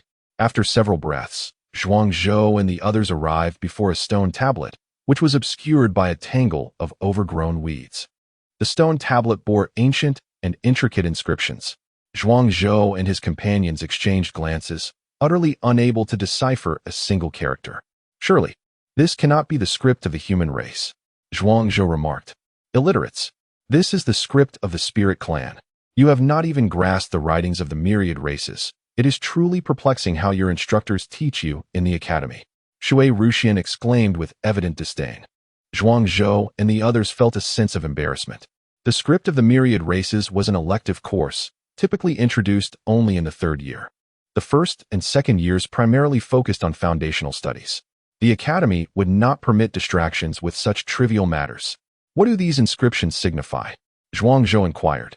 This is the tomb of a powerful spirit clan cultivator in the Golden Core realm, who, unable to withstand the passage of time, perished here.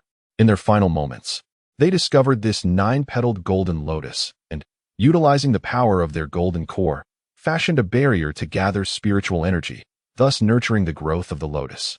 Shui Ruxian explained. So, this was left behind by a formidable spirit clan elder. Zhuangzhou mused. In this light, the entire chain of causality becomes clear. The spirit clan possesses an innate ability to manipulate the spiritual energies of the cosmos. A cultivator at the golden core level, sacrificing their life's cultivation, would routinely create a barrier rich in spiritual energy to nurture a 9-petaled golden lotus. Such a lotus is of considerable value and demands a highly specific environment for growth. Without the protection of the spirit clan's golden core, it would indeed struggle to survive. This elder was quite thoughtful, Zhuangzhou said, giving a slight bow. His act of hunting spirit clan disciples did not diminish his respect for their ancestors. In the next moment, the stone tablet shattered, transforming into a barrier with a diameter of less than 20 meters, suffused with an abundance of spiritual energy, nearly tenfold that of the outside world. I merely bowed, and the tablet exploded, revealing the barrier. Could it be that the spirit of this elder sensed it all? Zhuangzhou exclaimed in astonishment. What spirit? They have been dead for countless years. Not even a remnant of their bones remains. Shui Ruxian retorted with a roll of her eyes. It was my earlier infusion of a trace of death energy that provoked the explosion and manifested the barrier. As they grew more familiar with one another, Shui Ruxian and Zhuangzhou's group became increasingly candid. Zhuangzhou felt a twinge of embarrassment, sensing that Shui Ruxian was far more astute than he had initially perceived. At the center of the barrier lay a small pool, measuring scarcely a cubic meter. Yet, the substance within was not water, but rather liquefied spiritual energy. Floating in the center of the pool was a lotus, roughly the size of an adult's palm, adorned with 9 petals. How shall we activate this barrier? Lung Yin hesitated. Feeling somewhat helpless, The barrier represented a sophisticated technique, and this was her first encounter with such a phenomenon. Common barriers could be shattered with brute force, but this one was different. With the 9-petaled golden lotus contained within, should the barrier break, the unleashed spiritual energy would obliterate the lotus as well, leading to disastrous consequences. Allow me to handle this. In the preceding decades, Zhuangzhou had embarked on a relentless quest for treasures, traversing myriad barriers and becoming increasingly proficient in navigating their complexities. His palm pressed against the semi-spherical barrier, he gradually attuned his internal true energy to resonate with the transparent barrier's ethereal frequency, ultimately merging into a harmonious unity. With a soft pop, Zhuangzhou found himself within the confines of the barrier, which remained impervious, showing no signs of disturbance or damage. The resonance method has breached the barrier. Your companion is quite remarkable, Shui Ruxian remarked to Leng Yin with a knowing glance. The resonance method, a profoundly ancient yet intricate technique, entails 3 essential steps: discerning the barrier's spiritual energy frequency, adjusting one's internal true energy vibration to match it, and finally, achieving resonance to enter the barrier. However, the true energy frequency of each individual is typically fixed and without special means. One cannot perceive the spiritual energy vibrations within the barrier. Thus, while many are aware of the resonance method's potential to breach barriers, only a scant few can execute it successfully. Generally, even among those at the golden core stage, few can grasp the essence of the resonance method, making Zhuangzhou, at merely 8 years of age and possessing a mere second layer of enlightenment, an extraordinary anomaly. Gently, Zhuangzhou plucked the 9-petaled golden lotus. Numerous lotus seeds cascaded down, which he deftly caught. The 9-petaled golden lotus had matured, bearing seeds. To the untrained eye, the lotus leaves might seem invaluable, capable of facilitating the transcendence of myriad life forms or shortening cultivation time. Yet, in Zhuangzhou's perspective, the true worth lay in the seeds, perhaps. Once his all-being's vitality technique reached maturity, he could cultivate new 9-petaled golden lotuses from these seeds. At the very moment the 9-petaled golden lotus was severed, Zhuangzhou's sea of consciousness trembled violently. A shadow emerged, followed by a cacophony of wild laughter. Ha! After a millennium of waiting, someone has finally come to this spiritual energy barrier to pluck the 9-petaled golden lotus. Allow me to seize your body and live anew through your identity. Chapter 140. Seizure? A Fool's Errand. Within the sea of consciousness of Zhuangzhou, the figure of an elderly man with flowing white hair suddenly materialized. His laughter was boisterous, exuding an air of triumph. The aura of a golden core realm cultivator gradually unfurled. Zhuangzhou met his gaze, his expression one of resigned incredulity as he remarked, "Your penchant for courting death is perennial, yet this year seems particularly abundant. Could you not find another soul to seize? Must you throw yourself upon my blade? Young one, I am a formidable being of the golden core realm. In my final moments, I entrusted my soul to the 9-petaled golden lotus, nurturing it with the life force emanating from its growth. Are you not terrified?" The elder inquired. "Fear? What nonsense! The last specter who spoke to me thus, Ghost King A Jiao, is now my subordinate. My dear sir, take a look around at our surroundings before you continue your mirth." Zhuangzhou had long anticipated that the spirit clan's essence would harbor some treachery within the 9-petaled golden lotus. The minds of spirits are often shrouded in darkness, and only through the most malevolent thoughts can one arrive at the truth. This spirit essence was on the brink of demise, yet it frivolously transformed its golden core into a barrier to protect the growth of the 9-petaled golden lotus. You are not a Buddha, sacrificing your flesh to feed the eagles. Typically, a golden core would never engage in such unprofitable endeavors, even in their final moments. Thus, Zhuangzhou surmised that this spirit essence intended to use the 9-petaled golden lotus as bait, seizing a new life through soul possession. This was a tactic Zhuangzhou often witnessed in his past life, an age-old script with different actors, played out time and again. Yet, what the spirit essence did not foresee was that he was both the hunter and the prey. The 9 suns blazed in the sky, their fiery light cascading downwards. The spirit essence was ultimately vanquished, transforming into a wraith that swiftly weakened under the searing might of the pure yang force. The 9 yang body. I refuse to accept this. The spirit essence suddenly comprehended why Zhuangzhou dared to use himself as bait. He was the legendary 9 yang body. the embodiment of ultimate purity. This constitution counters all specters.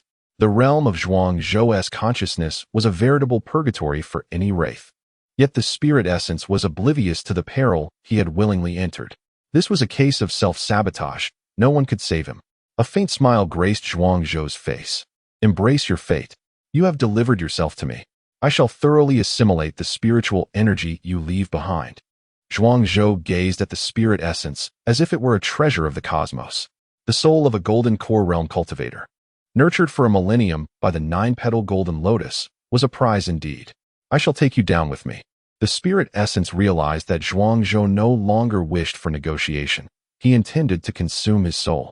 With a roar, the spirit essence sought to perish alongside Zhuang Zhou. However, under the illumination of the 9-yang force, its consciousness swiftly disintegrated, purified into pure, unadulterated spiritual energy. This was Zhuang Zhou's domain. The spirit essence was not even granted the qualification to strike. With such a vast reservoir of mental energy, should I absorb it all? My spiritual power would surely surge to a strength surpassing that of 30 mighty bulls. To my astonishment, my greatest gain from this venture was not the 9-petal golden lotus, but rather the accumulated mental energy of a gold core realm expert who had cultivated for a millennium. The spirit does not benefit from excess. Thus, I must gradually devour and refine this mental energy bit by bit. Subsequently, I discovered a delicate porcelain vial within my storage pouch, which I submerged into the pool of spiritual liquid, extracting every last drop. This vial, a treasure from one of the unfortunate souls I had vanquished, contained a universe within, capable of holding various liquids. Though small in size, its capacity was ample, accommodating dozens of cubic meters of liquid without issue. Emerging from the barrier, I noted the tenfold concentration of spiritual energy within, allowing one to cultivate for half an hour, equivalent to at least 15 days of arduous practice. Who among you wishes to enter? I can grant passage. Having already reaped significant rewards, I was reluctant to further encroach upon another's fortune. Why not let me go? Proposed Lu Yang, her large, enchanting eyes darting about. In terms of combat prowess, she currently represented the weakest link in our team. This barrier could provide her the opportunity to enhance her cultivation and strength, ensuring she would not become a burden in the final moments. Very well, I agreed, using resonance to usher Lu Yang into the barrier. The recent battle had been intense. It would be prudent for the rest of us to rest and recover our strength before dividing the spoils after her emergence. It's sharing the spoils, not dividing them. Do not speak of it so harshly. Cold Yin interjected with a roll of her eyes. Indeed, you are correct, Sister Cold Yin. It is a sharing of spoils. I acknowledged, as we settled onto the ground to restore our vital energy. Shui Ruxian took on the role of guard, her demeanor alert as she scanned our surroundings. Seemingly diligent in her duty, I sat in stillness like a statue, swiftly consuming 3 energy restoration pills, which I promptly refined, replenishing the vital energy I had expended. Although my cultivation realm had elevated my internal energy's resilience significantly, the explosive force of 40 bulls remained a considerable drain. One punch alone had consumed a full 10% of my energy. At this rate of consumption, employing the fierce tiger fist, I could manage perhaps 10 strikes before exhausting my strength. In one-on-one confrontations, this was manageable, allowing for swift resolutions and quick recovery of my energy. However, in the event of a siege, prolonged combat would deplete my energy reserves, leaving only my mystical power and mental energy to sustain me, which would not endure for long. I reflected on my own limitations. Endurance remained my greatest challenge. The prodigies of the transcendental realm possess explosive strength and formidable combat capabilities, an advantage. Yet their significant consumption and poor endurance are common afflictions. How I wish to discover a method that could enhance my energy reserves or facilitate rapid recovery. With the aid of the elixirs, my vital energy reached its peak once more. Yet his figure remained motionless, beginning to assimilate the formidable spiritual energy left within the sea of consciousness. Time passed imperceptibly. Zhuang Zhou's spiritual strength surged, akin to the might of a fierce bull. Meanwhile, the others gradually regained their peak states, and Lu Yang emerged from the barrier. As the spiritual energy within the barrier was depleted, it naturally collapsed. Lu Yang chose not to further break through his realm, but instead utilized the abundant primordial energy to solidify his foundation, aspiring to journey further. Well, Now that everyone is present, let us commence the distribution of our spoils, Zhuangzhou declared, rising to speak. The bounty was indeed vast. However, the variety of resources was diverse, making it challenging to assign a uniform value. Thus, everyone should prioritize selecting the items they most urgently require for allocation. Zhuangzhou continued. First, we have the 9-petal golden lotus. My suggestion is that the 4 members of our team each receive 4 petals, consume one for oneself, and retain another for friends or family, or perhaps trade it for various resources. The remaining petal shall be entrusted to Shui Ruxian.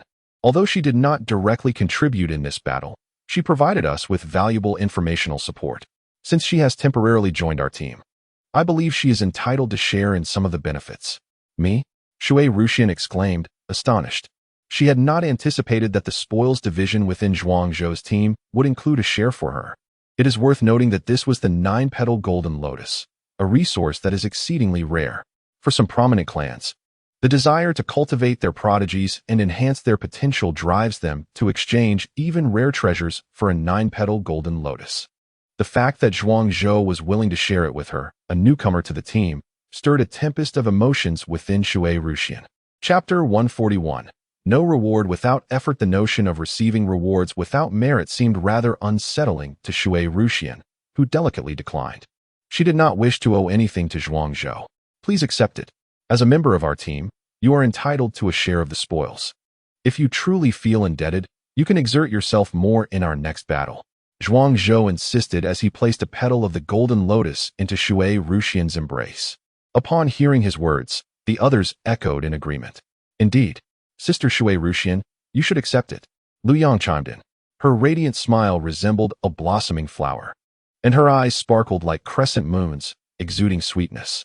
It was as if she genuinely regarded Shui Ruxian as her elder sister, stirring ripples of emotion within Shui Ruxian's heart. Zhuangzhou maintained his cheerful demeanor, and the others continued to support him. As a member of our team, sharing the spoils is only natural, they proclaimed. Yes, we are a team, came the chorus of voices. A charming blush adorned Shui Ruxian's delicate cheeks. She then gently bit her rosy lip, her beauty radiating shyness, utterly devoid of any remnants of her former dismal demeanor. Very well, I shall accept this petal of the golden lotus. The 9-petal golden lotus not only has the power to transform the true energy of the living, but also affects the undead. Shui Ruxian's own strength was already formidable. Should her true energy undergo further metamorphosis, she would undoubtedly rival the most exceptional beings ranked within the top 500 of the human race's profound lists. As for the remaining resources, they decided to evenly distribute the spirit stones, allowing everyone to select items beneficial for their own power enhancement, with the understanding that any excess would be deducted from future spoils. The opportunities within the dark forest surpassed all expectations. The mere treasures found in the inner and outer peripheries included items of such caliber as the 9-petal golden lotus. Should they venture deeper, the myriad of advantages could defy imagination. Yet, peril would inevitably follow.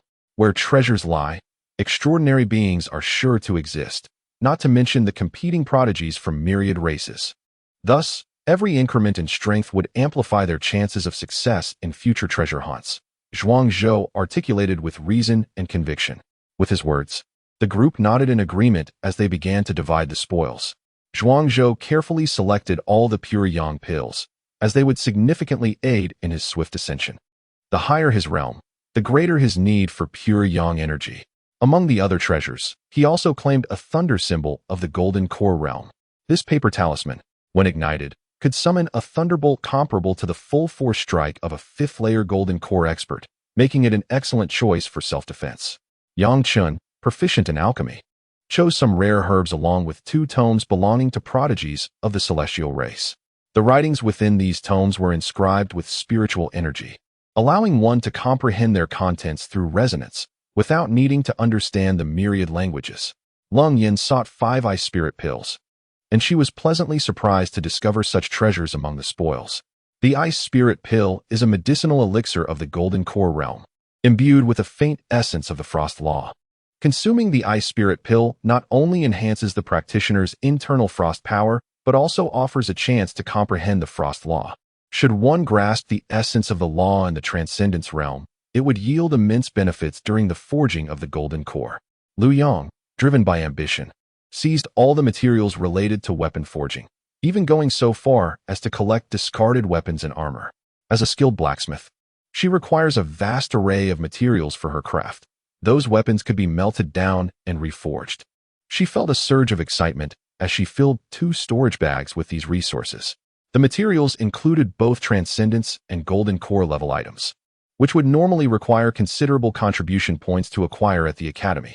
The fact that she had obtained such materials, which she had once only dreamed of, filled her with exhilaration. With these forging materials, she could finally set her previous plans and ideas into motion. Conversely, common Transcendence level pills seemed to attract little interest. Having accompanied Zhuang Zhou on numerous ventures of plunder, their perspectives had become more discerning. In their eyes, only rare resources held true value. Those that could be purchased with spirit stones or exchanged for contribution points were deemed worthless. Here lay at least 1,000 Transcendence level pills, presumably to be shared among them. Though these pills were ordinary, they were still effective for healing, restoring vitality, and enhancing cultivation. My father once told me that for nearly a millennium, the spiritual energy in the Ling Tian realm has been gradually diminishing, and the chances of encountering various spiritual herbs and treasures have become increasingly rare. The human race, being a large population, consumes resources at an alarming rate. The distribution of cultivation resources among individuals is minimal. Even ordinary resources should not be wasted. If they are of no use to oneself, they can be employed to nurture those around us. Zhuang Zhou spoke with earnestness. In truth, these words were not derived from Zhuang Yan, but rather reflections from a past life. The spiritual energy crisis in the Ling Tian realm had long been on the horizon. The realm exists in chaos, perpetually absorbing the chaotic forces surrounding it, transforming them into spiritual energy to sustain all life and support the cultivation of myriad races. However, the daily conversion of spiritual energy is limited, while the number of powerful beings continues to rise, leading to an ever-increasing demand for resources. Approximately 1,000 years ago, the balance between the generation and consumption of spiritual energy began to shift, with the consumption by powerful beings surpassing the output of the Ling Tian realm. Consequently, the concentration of spiritual energy within the realm began to decline, and resources such as spirit stone veins and various spiritual herbs became increasingly scarce. In the struggle for limited cultivation resources, the wars among the myriad races grew increasingly brutal.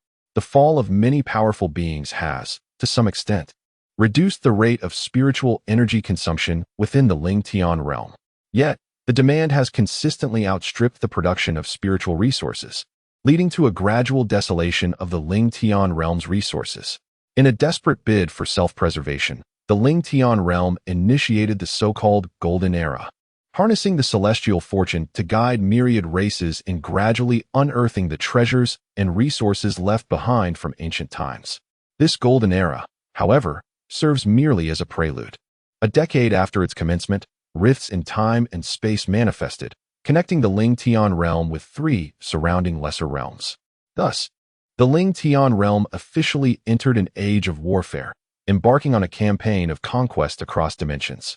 It was a profoundly brutal conflict, marked by the fall of sages and the bloodshed of emperors. It was during this tumultuous period that Zhuang Zhou, beset by adversaries, fell into a relic and ultimately reversed the flow of time through the celestial altar, returning to the Age of 8. Zhuang Zhou comprehended that the resources at Baitian Academy had reached a point of severe scarcity. The allocation of resources available for students to operate freely was alarmingly limited. Otherwise, Chun Guangming, a prominent vice president overseeing academic affairs, would not have schemed so meticulously against a mere newcomer, seeking to seize his resources and manipulate circumstances to lay a foundation for Yun Zhangyi. While understanding the situation is one thing, Zhuang Zhou would never forgive Chun Guangming for his actions. Having consumed my sustenance and imbibed from my cup, he dared to plot my demise. If Chun Guangming did not rue his deeds, Zhuang Zhou would consider his 2 lifetimes lived in vain. Chapter 142. The Prodigal Son. Scarcity of Resources? Gradual depletion of spiritual energy? Why does this phrase resonate so familiar to me? A fleeting look of confusion flickered in Shui Ruxian's eyes. Zhuang Zhou's words stirred some memories of her past life. Zhuang Zhou remained silent, casting a glance at Shui Ruxian, his eyes revealing a hint of peculiarity. If all goes as expected, Shui Ruxian must have hailed from a prestigious family within a certain clan in her former life. Her insights, her methods, and the innate qualities of her physical form all attest to this fact. Let us refine the 9-petal golden lotus now. If the inner sanctum of the Heisen forest is indeed as perilous as Zhuangzhou described, then enhancing our strength by refining the 9-petal golden lotus is undoubtedly the wisest course of action, Leng Yin remarked. Indeed, each of us refining a petal equates to an elevation of one minor realm, significantly enhancing our foundational physical strength or resulting in a qualitative transformation of our true energy, which will undeniably bolster our overall prowess. Zhuangzhou concurred. Why let treasures go to waste? Should we reserve them for others' benefit? Zhuangzhou mused. As he tore off a petal from the 9-petal golden lotus and placed it in his mouth, he enveloped it with his mental energy, swiftly refining it within his lower dantian. An overwhelming surge of vitality erupted forth. The true energy underwent a qualitative transformation, tripling in potency. The life force within him surged vigorously, akin to a colossal furnace melting everything down. Behind Zhuangzhou, a magnificent golden lotus phantom materialized, slowly unfurling.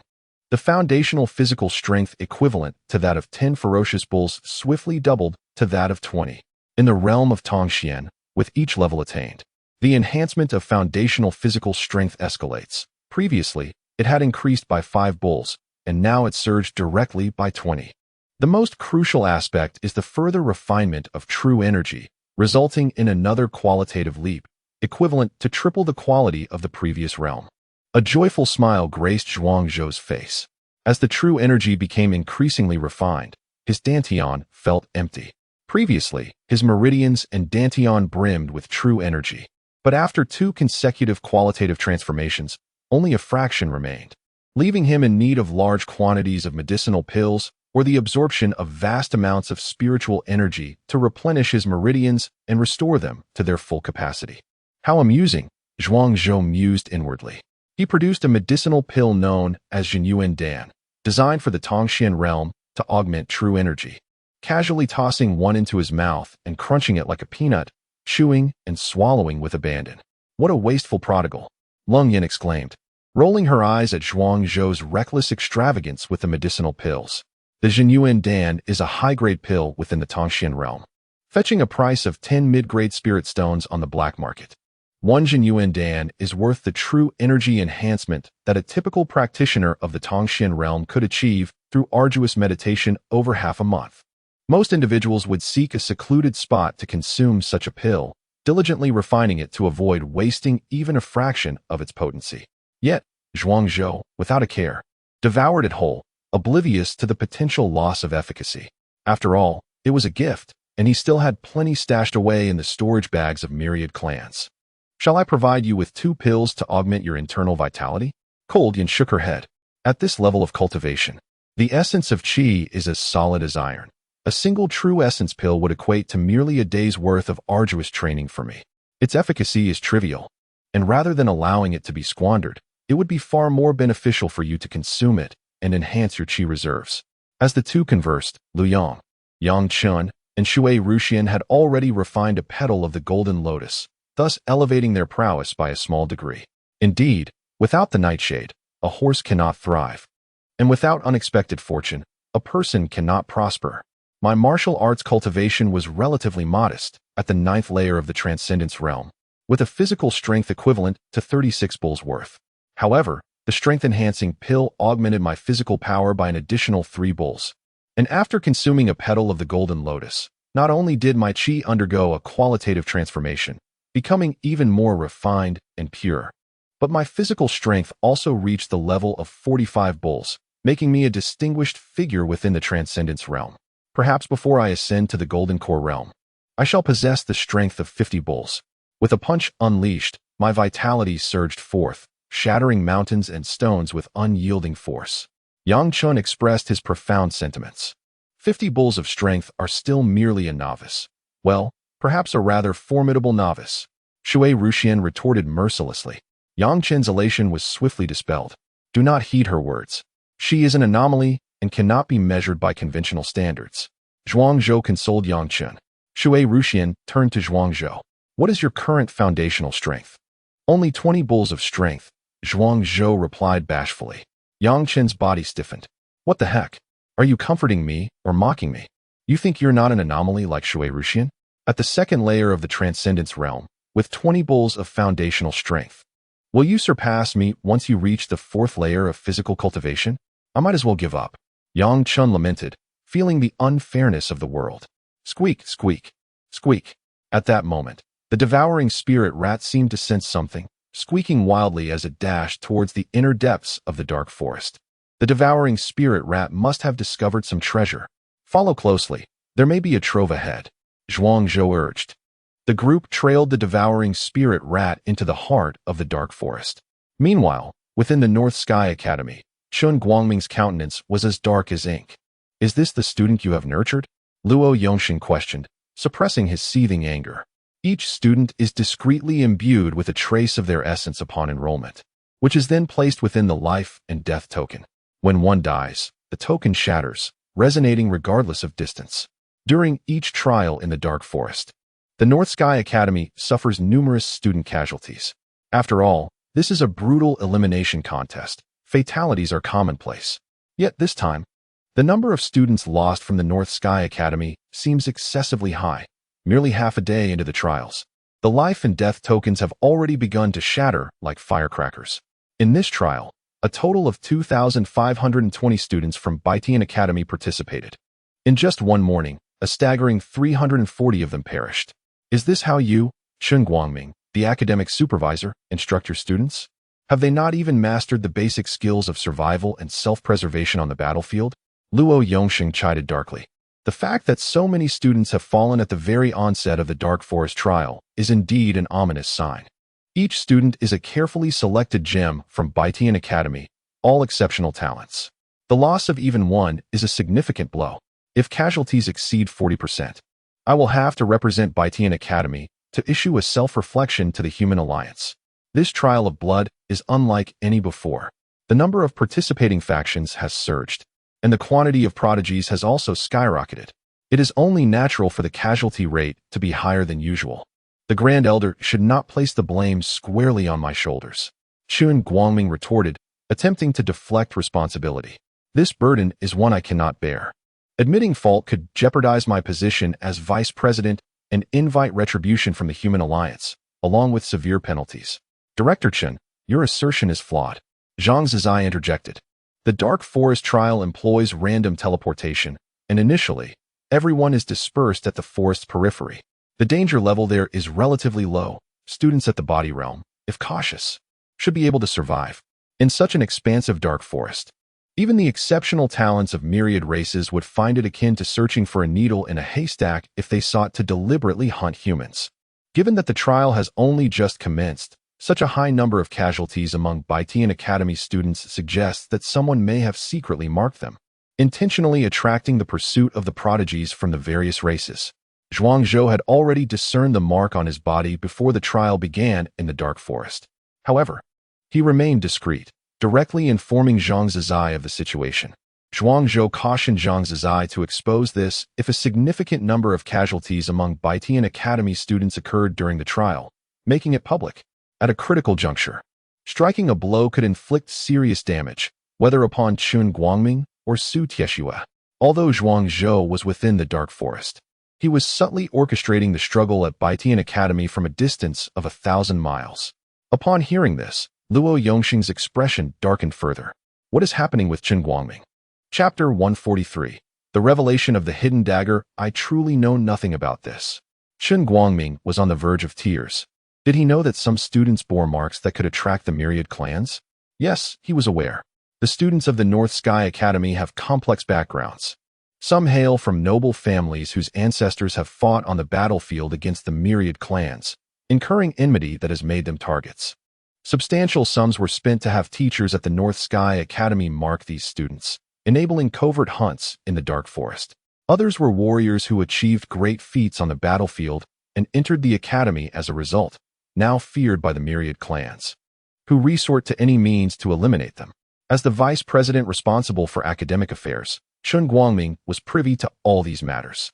Yet, Each time the bloody trials in the dark forest occurred, there were always casualties among the students. Their deaths were considered mere natural losses, with no one to investigate or hold accountable. Once admitted to the North Sky Academy, their lives were at the mercy of fate. Wealth and glory were determined by the heavens. This was an unspoken rule. Furthermore, those who marked the students were powerful figures within certain factions of the academy. And even if Chun Guangming wished to intervene, he could not afford to offend them. Over the years, the president had secluded himself. While the Grand Elder had retreated to cultivate, the North Sky Academy had long since rotted to its core. The lives of students were regarded as mere trifles, and he was not the only one who thought this way. However, these matters must never be brought to light, should they be exposed. Neither he nor those who tampered with the students would escape unscathed. The only course of action now was to feign ignorance, hoping that all the students would perish in the dark forest, leaving no evidence behind. Zhang Zizai, upon hearing this, smiled faintly. This was the academy-issued sword I found in Zhuang Zhou's room. Due to its poor quality, he chose not to wear it. The scent of Qianli Zue is likely quite familiar to Director Chun. The myriad clans excel at using Qianli Zue to mark important figures of the human race for covert assassinations. With Qianli Zue on Zhuang Zhou, even if this was not the handiwork of Director Chun, he must at least bear some culpability for oversight, remarked Zhang Zizai. Chun Guangming was momentarily rendered speechless upon seeing the sword. His heart surged with fury. Who was secretly targeting Zhuang Zhou with such clumsiness? Zhuang Zhou had already entered the dark forest, yet left behind a sword imbued with Qianli Zue in his room.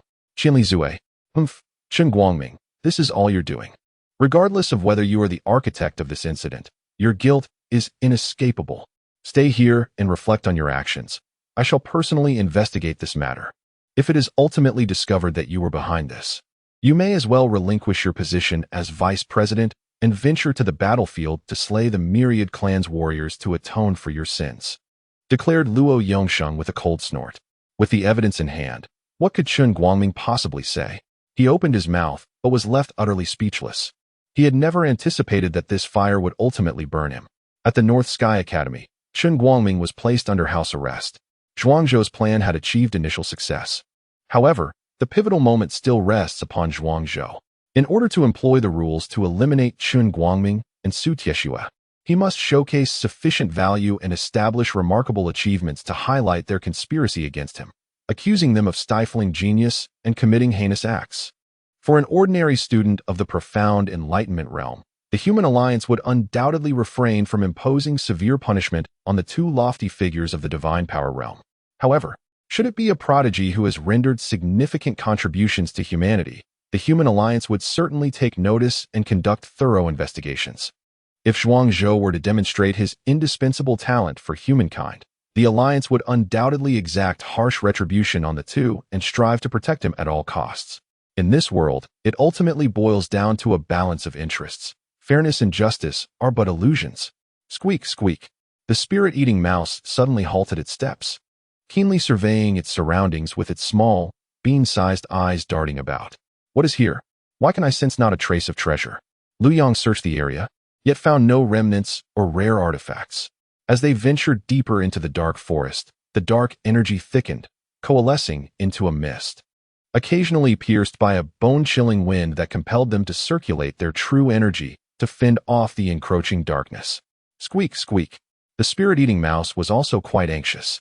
Just moments ago, I distinctly sensed a special aura here. How could it vanish in the blink of an eye? Zhuang Zhou calmed himself to observe the surroundings. Although the spirit-eating mouse was small, its treasure-seeking talent, embedded in its bloodline, rarely faltered.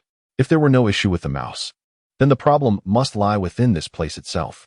In the land of hidden dragons and bloodshed, where all things that flourish must also wither, Zhuang Zhou scrutinized the terrain, and a peculiar landscape he had encountered in a past life suddenly materialized in his mind. The hidden dragon's peril. Retreat. Quickly retreat. We must vacate this place at once. Zhuang Zhou suddenly shouted, his eyes wide and his voice hoarse with urgency. Do you wish to escape? Too late. You are destined to become stepping stones on my path. A chilling voice echoed. A youth clad in black appeared, moving silently as if a ghost, materializing several meters away from Zhuang Zhou and the others, arms crossed. A faint smile playing on his lips. Lu Yang, Unleash the spirit cannon upon him. Zhuang Zhou instructed immediately, with no time for further explanation. If this place truly was the hidden dragon's peril, then it was a deadly trap. Liu Yang reacted swiftly, producing the spirit cannon and unleashing a fierce strike at the black-clad youth. Yet, the once formidable energy projectiles emitted by the cannon inexplicably halted before the youth. The black-clad youth opened his mouth and swallowed the energy projectile whole. Zhuang Zhou was not surprised. His predictions had come to fruition. Who exactly are you? Capable of orchestrating the hidden dragon's peril here? In my recollection, there seems to be no such figure among the myriad races. Myriad races? The youth cloaked in black revealed a hint of disdainful amusement. How dare you compare me to those mere trifles? The boy's perception resonated within Zhuang Zhou's mind, solidifying his suspicions. Are you the spirit of the formation? In this extraordinary era, favored by the celestial forces, you have transcended into a corporeal form. Have you set the potential dragon's perilous domain here to ambush the gifted and fortify yourself? Zhuang Zhou's words piqued the interest of the black-clad youth. You can discern this? With that, the youth raised his left hand, pressing downward in a gesture that instantly confined the space within 100 meters, transforming it into a natural prison, preventing Zhuang Zhou and his companions from escaping. A hard-won prize must not be allowed to slip away so easily. He feared that Zhuang Zhou might use conversation to divert his attention, granting others the chance to flee. Cursing silently, Zhuang Zhou realized that his plans had been seen through by this black-clad youth. Who else, apart from the spirit of the sword array of extermination, could consume spiritual energy projectiles, set up the potential dragon's perilous domain, and manipulate the advantages of time and place so astutely? Zhuang Zhou lavished him with insincere praise. Although the black-clad youth said nothing, the smug smile on his face became increasingly pronounced. Zhuang Zhou lamented inwardly. Damn it! Indeed, this fool has always been so easily swayed by flattery and empty boasts. Chapter 144. The spirit of the Zhuxian array. The spirit of the Zhuxian sword array was intimately acquainted with Zhuang Zhou in his previous life. Their relationship, however, could not be classified as friendship. Rather, it was purely a partnership based on trade.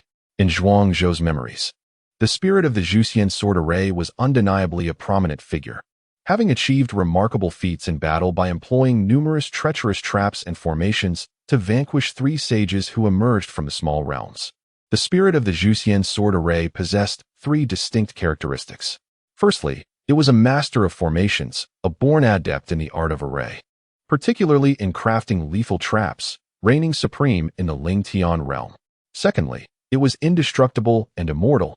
Its essence was the Zhuxian sword array itself, one of the 10 great killing arrays of antiquity, renowned for its unmatched quality. No one in the Ling Tian realm could obliterate it. Even if the spirit temporarily fell, it would eventually be reborn after a period of gestation, emerging with even greater potential for absorbing killing intent. Thirdly, it was avaricious and lustful, relishing flattery. This being had no allegiance or stance of its own. As long as the rewards were substantial enough, it would follow any command given. In his previous life, Zhuang Zhou had expended vast resources to compel the spirit of the Zhuxian sword array to assist him in eliminating an adversary of the earthly fiend realm. During that time, Zhuang Zhou had established a slight rapport with the spirit, gaining insight into its personality. Do you recognize me? The spirit of the Zhuxian sword array hesitated as it gazed at Zhuang Zhou. Its last appearance had been centuries prior. Although it had once traversed the cosmos, it had fallen due to the multitude of misdeeds committed, leading to its demise at the hands of countless races. Recently, with the upheaval of heaven and earth, it had been reborn, having only just emerged from the sword array, making it perplexing that someone could recognize it at first glance. Of course, while I may not practice the art of formations, I am well versed in various biographies. You, with your unparalleled killing array, have traversed the realms, enacting vengeance with great satisfaction. I am indeed your admirer. Zhuang Zhou's eyes sparkled with adoration and envy. The spirit of the Zhuxian sword array could not help but revel in the admiration. It was unexpected that, during its previous fall, someone had penned a biography in its honor and even garnered it a fan. Pray tell, what do those biographies recount? Why do you hold me in such high regard? The spirit's killing intent diminished significantly. After all, it seemed inappropriate to slay a mere admirer over a trivial disagreement. The Zhuxian sword array was the foremost killing array in the world, harnessing the profound powers of the universe to exterminate immortals and Buddha, unrivaled in its era. The spirit of Zhu Xian, too, was the supreme spirit of arrays, knowledgeable in the celestial and terrestrial, foreseeing the future, manipulating the cosmos, and endowed with remarkable talent. Capturing the hearts of countless maidens, Li Yunsheng, who had vanquished the true magical elder of the divine powers in the Tianqing Valley in 3 moves, departed with elegance. In the clouds, it had slain the earthly fiend realm's flame bird, striking from a distance of 1,000 miles, though the figure had not arrived. The sword aura had already manifested. At the Taichu mountain range, it had killed. Zhuangzhou recounted the illustrious deeds of the spirit of the Zhuxian sword array, bringing immense joy to the spirit itself. These recountings, once boasted about daily by the spirit of the Zhuxian sword array, now uttered from Zhuangzhou's lips, left the spirit feeling remarkably self-satisfied, believing itself to be unparalleled in the world. Am I truly so distinguished? It pondered, feeling a touch of bashfulness at such praise. The talents of the great are known far and wide. I have merely spoken a fraction of your magnificence, Zhuangzhou expressed with admiration. The spirit of the Zhuxian sword array, overwhelmed with joy upon hearing this, realized its renown had spread so far in the Lingtian realm. This is a humble gift I have prepared for you, a token of my appreciation, and I hope you accept it without disdain. Zhuangzhou said as he retrieved a superior quality sword from his storage bag, respectfully presenting it to the sword spirit. The spirit's eyes sparkled at the sight of the sword. Such a devoted fan, so understanding, it makes me feel somewhat shy to act. The essence of the Zhuxian sword array is composed of 4 celestial swords, Zhuxian, Xianxian, Luxian, and Zhuexian, and it exists as a spiritual entity. For the Zhuxian sword array, only 2 types of resources truly align with its preferences. The first is a long sword, resonating with its essence and most suitable for enhancing its power. The second is treasures that can elevate mental strength. As both spiritual and spectral entities primarily rely on mental acuity, the stronger the mind, the greater the power. Although the quality of the sword was not exceptionally high, Zhuangzhou, a mere second-layer practitioner of the Tongxian realm, had shown considerable effort in presenting such a fine weapon. Since you are one of my own, I shall let you pass, the sword spirit declared, raising its hand. A wave of pressure dispersed, granting freedom back to the crowd. Lu Yang, still shaken, looked toward the spirit of the Zhuxian sword array in trepidation. The pressure exerted by the cloaked youth had been formidable, far surpassing any golden core realm cultivator she had encountered. Had it not been for Zhuangzhou's flattery and the offering of a gift, they might have faced a grim fate. Thank you for your mercy, my lord. Zhuangzhou expressed his gratitude once more. You are my fan, I spare you. But should others arrive, I shall slay one and all. The sword spirit declared ominously.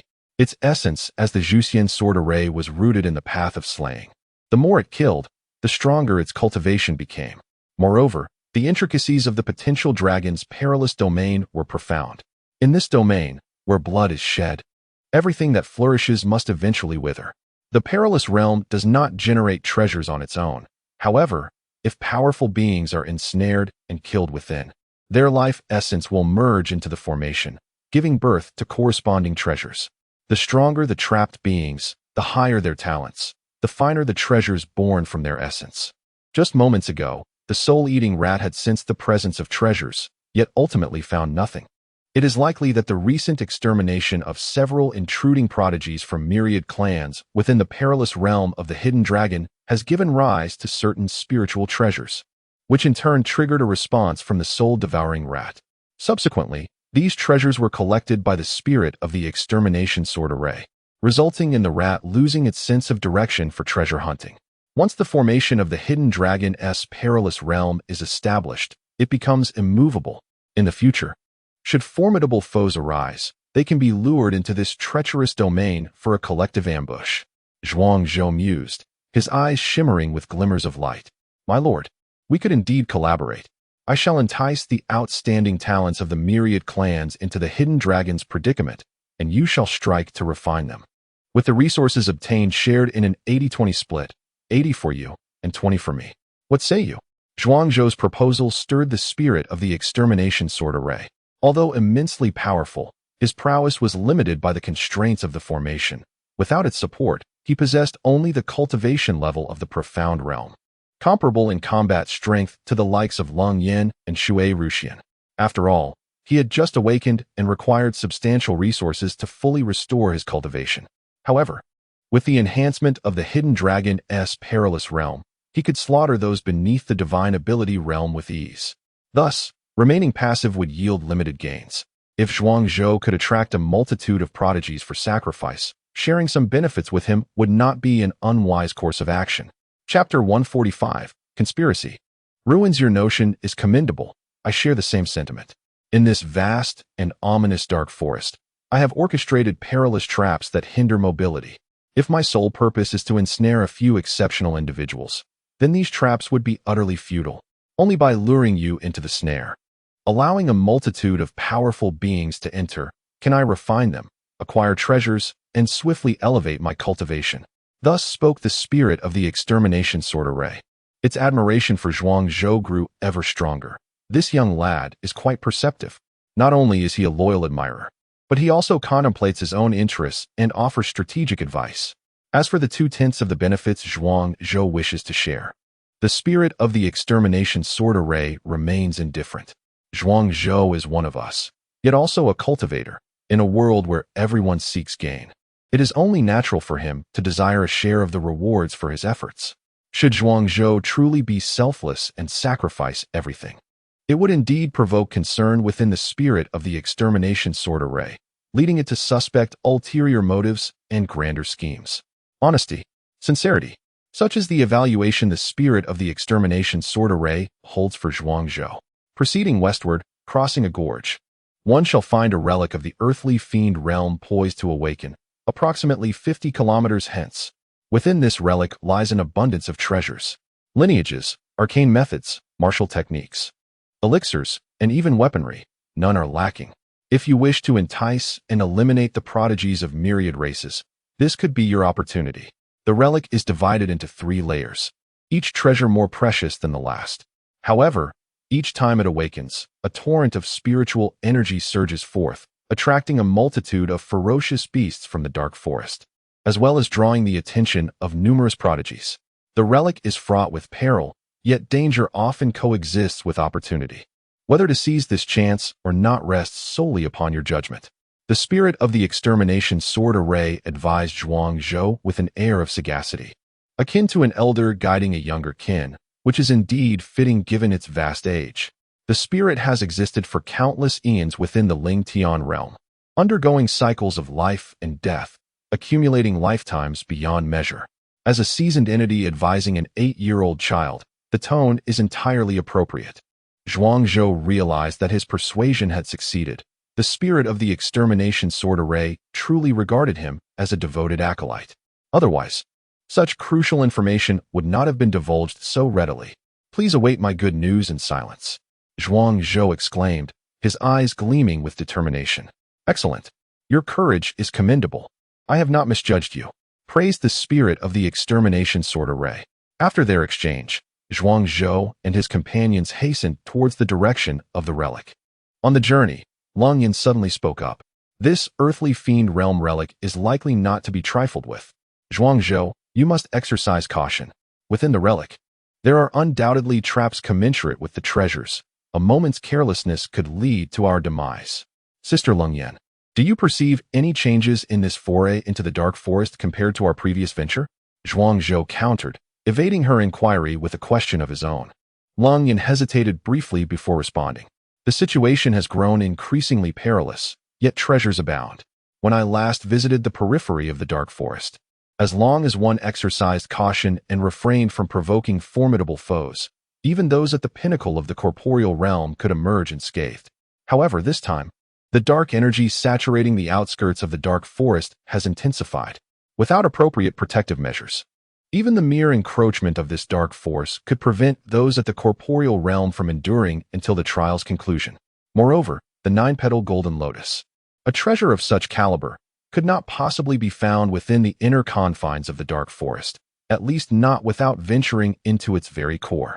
Typically, the inner regions are inhabited by ferocious beasts of the profound realm, with the presence of golden core beings being exceedingly rare. This time, however, the golden core level 3-tailed cat demon and the array spirit of the recently encountered extermination sword array represent a significant escalation in threat. Under normal circumstances, the elite from various clans would face certain death upon encountering them, with scarcely any chance of survival. Cold Yin still harbors lingering dread from her recent encounter with the array spirit of the extermination sword array. She felt utterly incapacitated, like a puppet, frozen in place, unable to move. Had it not been for Zhuang Zhou's astute nature and apparent knowledge of the extermination sword array's lore and preferences, managing to appease the array and reach an understanding, it is likely that none of them would have made it out alive.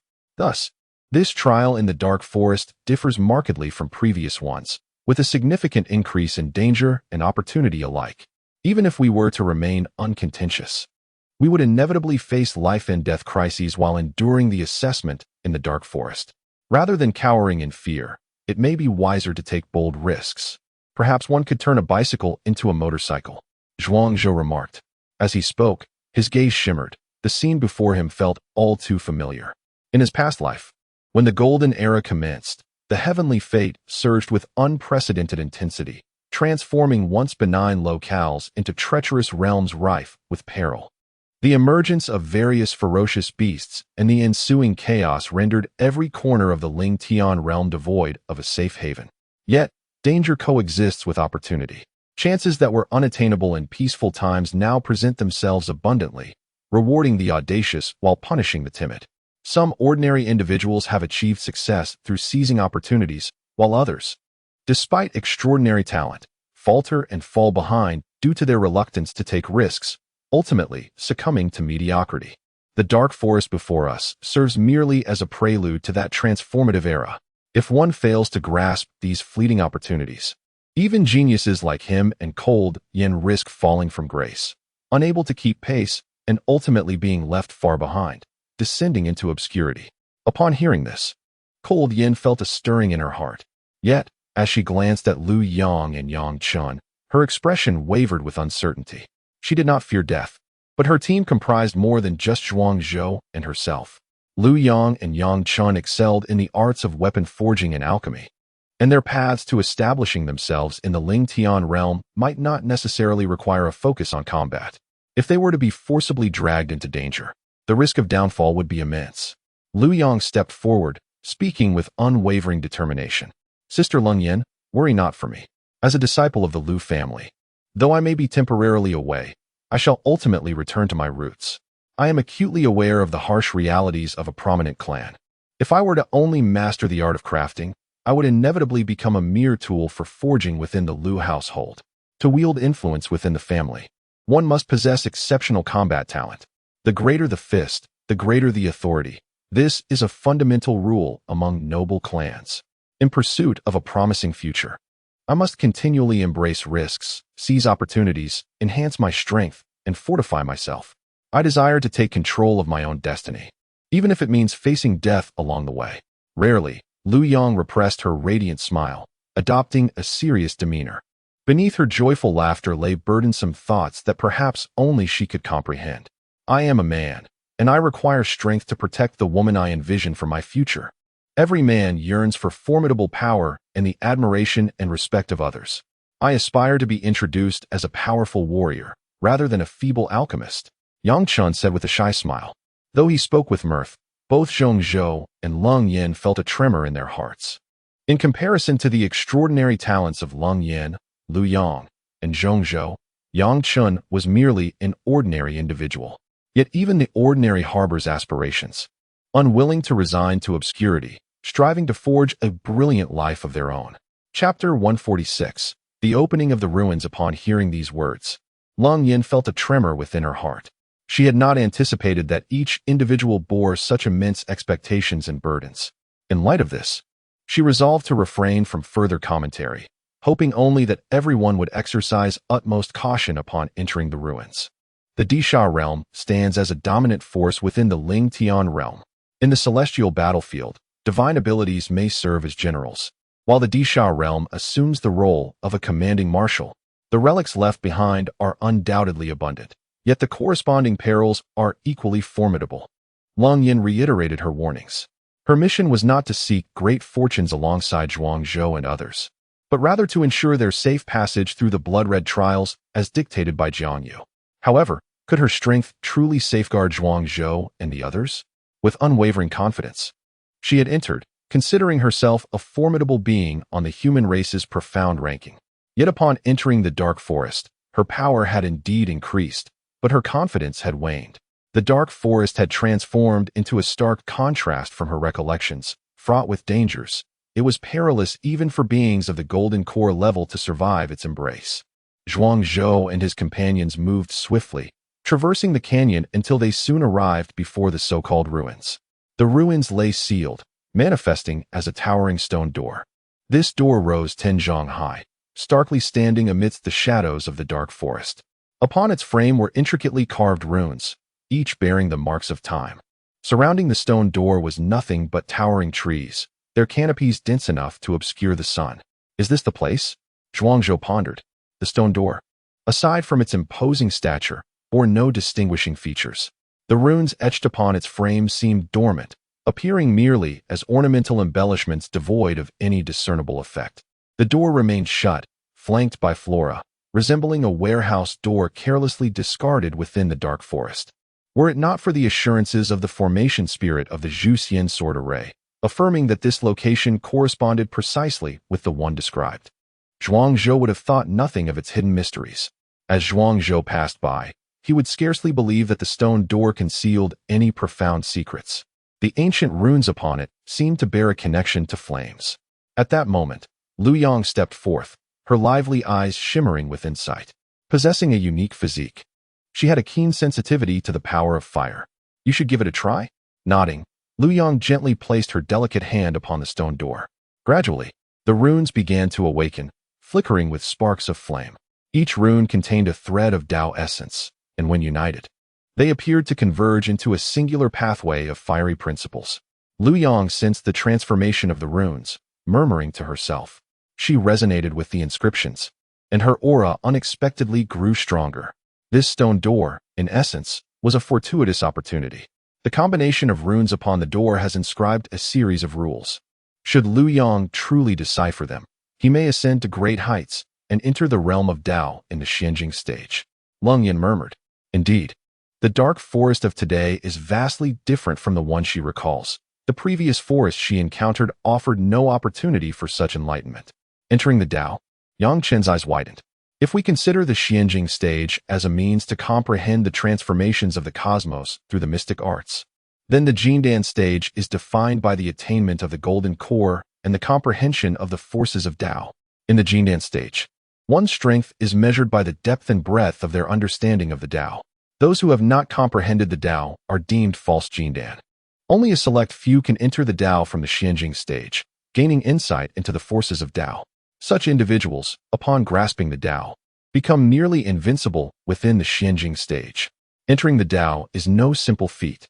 The mystic arts allow one to perceive the cosmic changes, engaging with the grand forces of the universe, which are further divided into 3 realms. The first is the Xuanfa realm, relying on the mystic arts left by predecessors to combat foes. Typically, practitioners in the Xianjing stage remain within this tier. The second is the Zizai realm, where one effortlessly internalizes the mystic arts of predecessors, transforming them into personal insights, wielding the cosmic forces with grace, and even innovating upon them. Should one comprehend the Zizai realm within the Xianjing stage, provided their physical foundation is not overly weak, they can generally ascend to the ranks of the human race's Xianjing list. The third is the Paijiao realm, where one breaks free from their cocoon and is reborn, surpassing their predecessors. The mystic arts of the ancients served both as assistance and constraint. To forge one's own path, one must transcend the teachings of predecessors and attain personal insights into the Tao. Only by breaking free can one transform into a butterfly. After reaching the Paijiao realm, one may enter the Tao and understand their unique principles. Zhuangzhou stated. He has traversed all the paths of cultivation prior to the saintly sage realm and is thus qualified to guide others. Although Leng Yan's prowess is remarkable, she may enter the human race's Xianjing list, yet she has not yet entered the Tao. Based on Leng Yan's performance, Zhuangzhou deduced that she likely resides within the Zizai realm, merely leveraging her unique constitution to amplify her frost powers. thus exhibiting combat strength comparable to the Pajiao realm or even the Dao stage. Within the team, it seems Zhuangzhou is the sole individual who has comprehended the Dao. Upon reincarnating, his cultivation may diminish, but his understanding of the Dao remains intact. In his previous life, he delved into the path of the stars, achieving profound insights that reached the fourth level of the Dao. However, in this life, Zhuangzhou intends to refrain from retracing that path. Only in dire circumstances will he resort to the path of the stars. But he shall not expend time and energy pursuing it. The path best suited to him is the Yin-Yang Dao. As a body of the 9 suns, he is innately predisposed to cultivate the principles of Yin-Yang. The world possesses Dao. The heavenly Dao encompasses all directions. The great Dao unfolds in myriad forms. The level of the heavenly Dao surpasses that of the great Dao, and the Yin-Yang Dao is one of the myriad paths of the great Dao. The path of the stars is merely a great Dao, its potential eclipsed by that of the Yin-Yang Dao. Choosing the right path allows one to journey further into the future, the realms of profound law, freedom, and emergence. In the enchanting depths of Long Yan's beautiful eyes, a myriad of colors danced. She had never encountered such terminology before. Yet, this expression was remarkably vivid and straightforward, illuminating her path toward enlightenment. Zhuangzhou, observing the comprehension dawning upon Long Yan's countenance, could not help but nod gently. In truth, his previous words were intentionally directed at her. The terms profound law, freedom, and emergence were principles articulated by the wise sages of the ancient human race, summarizing the path of cultivation. However, as time progressed, relentless wars nearly obliterated human civilization, leading to the scattering of these profound theories throughout the annals of history. This fragmentation contributed to the decline and deterioration of humankind. In a previous existence, Zhuangzhou had also discovered these notions within a jade slip unearthed by a female emperor from ancient ruins, which could guide cultivators at the levels of profound understanding and golden core. As Zhuangzhou conversed with Leng Yan, the stone door transformed. Runes began to awaken, and the surface of Lu Yang's body ignited with intense flames. At that moment, the world underwent a tremendous upheaval. A torrent of spiritual energy gushed forth from the stone door, manifesting as ethereal beings like the Phoenix, True Dragon, Pishio, Chaos, and Xiongqi, who roamed freely across the heavens and the earth. From all directions, waves of divine consciousness descended, converging upon this ancient site. Streams of divine light surged forth, and fierce beasts along with the prodigies of myriad races flocked to the scene. Chapter 147. Entering the relic. Stop, little thief. Do not dare to take even a fragment from the relic of my Fire Demon clan. A formidable warrior of the Fire Demon clan was the first to arrive. His body was adorned with scales, flames roared around him, and he stood upon the void, exuding an overwhelming pressure that enveloped the surroundings. This was a prodigy of the 7th layer of the profound realm, his aura soaring like a rainbow, merging with the flames, leaving the earth scorched and devoid of life in his wake. The gates are opening. You must enter swiftly. I shall hold off this demon, Zhuangzhou declared. At this moment, a layer of misty silver light emanated from the center of the stone gate, infused with the power of space. This stone gate connected to another world. Stepping within would lead to a new realm. I will hold back, Zhuangzhou. You should enter. Leng Yan stood before Zhuangzhou, asserting her position. In terms of strength, she was undoubtedly the strongest in the group, making her the most suitable for the task of covering their retreat. A frost spear coalesced, firmly grasped in her hand. None of you shall escape. This relic belongs to my Fire Demon clan, and no one shall enter. The prodigy of the Fire Demon clan was both forceful and arrogant. Despite being merely at the 7th layer of the profound realm, he possessed unwavering confidence. Those who could enter the dark forest certainly had their own hidden cards. Measuring combat strength solely by realm was the height of folly. Eagle strikes the sky, Leng Yan roared. She hurled the frost spear, which transformed into a shallow blue light, hurtling towards the Fire Demon prodigy. The prodigy raised his hand, unfazed, and summoned a wall of flames through his profound techniques. The black fire concealed an unimaginable, terrifying heat. Before the frost spear could even approach the fire wall, it had completely vaporized, disappearing without a trace. This Fire Demon prodigy had the right to be proud. He had comprehended the hellish black flames that burned all, making even golden core experts retreat in fear. However, Before he could utter another word, a great rock, condensed from spiritual energy, dove from the sky. Its sharp claws seized the fire demon prodigy, and with a sudden, brutal force, he was torn asunder, his dark purple blood spilling across the ground. A prodigy had fallen. Life is as fleeting as grass. He had grasped the hellfire, and had he managed to grow stronger, perhaps he could have advanced 1 or 2 small realms and challenged golden core cultivators, creating a legend among prodigies. Yet, in this world, there are no what-ifs. The flame of life was extinguished, and he was irrevocably erased from existence. It was a cruel fate. This fire demon prodigy might have matched the weakest among the human realm's profound rankings, but in the dark forest, he fell for no reason. His death devoid of any value. Zhuangzhou lamented. He swiftly collected the remains of the fire demon prodigy, stowing them in a separate storage pouch. Though his body was in 2 halves, his essence blood remained, and the accessories, weapons, and storage rings upon him were treasures of immense worth. Zhuangzhou, hurry and enter. I find myself struggling to maintain control over these ethereal beings. Beads of sweat, resembling tiny pearls, trickled down Lu Yang's forehead. These spiritual entities have awakened in resonance with the runes within the stone gate, momentarily under her command. However, her cultivation is insufficient to withstand the immense pressure imposed by these entities. Zhuangzhou's eyes darted, and he quickly nodded, urging, "We must hasten into the stone gate. There is no time to delay." The crowd streamed in one after another, with Zhuangzhou and Lu Yang being the last to enter. Just then, a formidable spirit tribe warrior of the 8th layer of the Transcendence realm hurriedly approached. "Fellow humans, grant me passage. We are allies." "Allies, my foot." Zhuangzhou scoffed at the words. As he departed, he loosed a poisoned arrow aimed at the spirit tribe's prodigy.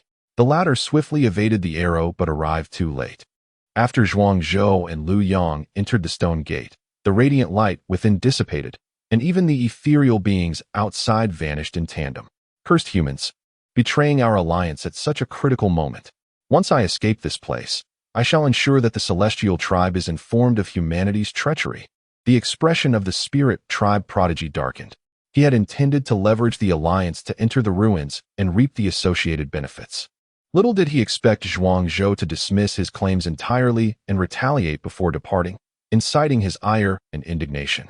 Other prodigies from various tribes soon arrived, including some fearsome beasts from the dark forest. A 3-headed lion, engulfed in blazing flames, approached slowly. Wherever it tread, the space crumbled, and the moisture in the earth evaporated instantaneously. Upon sighting this lion, the prodigies furrowed their brows. It was an indigenous creature of the dark forest, a formidable 5th-layer golden core realm warrior. Even united, the prodigies from various tribes were unlikely to match this lion's prowess, leading to an unmistakable wariness in their gazes. Shortly thereafter, an eagle encircled by azure wind blades appeared. Its scales shimmered with a metallic sheen, marking it as another indigenous beast of the dark forest. Also a 5th-layer golden core realm entity. Mastering the path of wind allowed it to embody speed and ferocity, having roamed the dark forest for years unchallenged. The trepidation among the prodigies deepened. This blood-soaked trial in the dark forest was particularly perilous. The overall strength of the beasts had risen significantly compared to previous years, and the losses sustained by humanity were catastrophic. The casualty reports of the prodigies from various tribes were equally harrowing. Now, within a single ruin, 2 sovereigns of the Golden Core realm had emerged. Both were true Golden Cores, having comprehended the power of the Tao. Their combat prowess was terrifying. Each could obliterate them all with ease. Yet, these 2 Golden Core beasts exhibited remarkable intelligence. In the absence of conflicting interests, they were reluctant to engage in conflict with the prodigies. Each prodigy possessed their own background and hidden cards. One could never know when desperation might drive a prodigy to unleash a forbidden technique, potentially injuring them, in which case they would find themselves unable to escape unscathed. It is said that behind this stone door lies an ancient relic, left by a formidable being of the earthly fiend realm. This stone door has stood unwavering for centuries, showing no signs of change. We believed it to be mere folklore, yet it appears to be true. The 3-headed lion spoke slowly. At the moment the stone door opened, I enveloped the area with my spiritual consciousness and sensed that its opening seemed to be connected to the power of flames. The azure-scaled eagle murmured, "I am not well versed in the power of flames, I wonder if anyone among you can reopen this stone door. Should it open, the treasures within the relic can be shared among us all.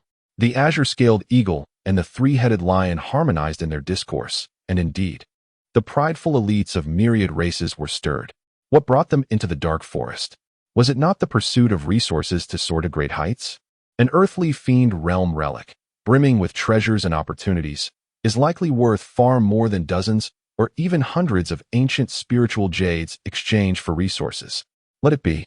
The elites of myriad races eagerly rolled up their sleeves, ready to seize the moment. Chapter 148.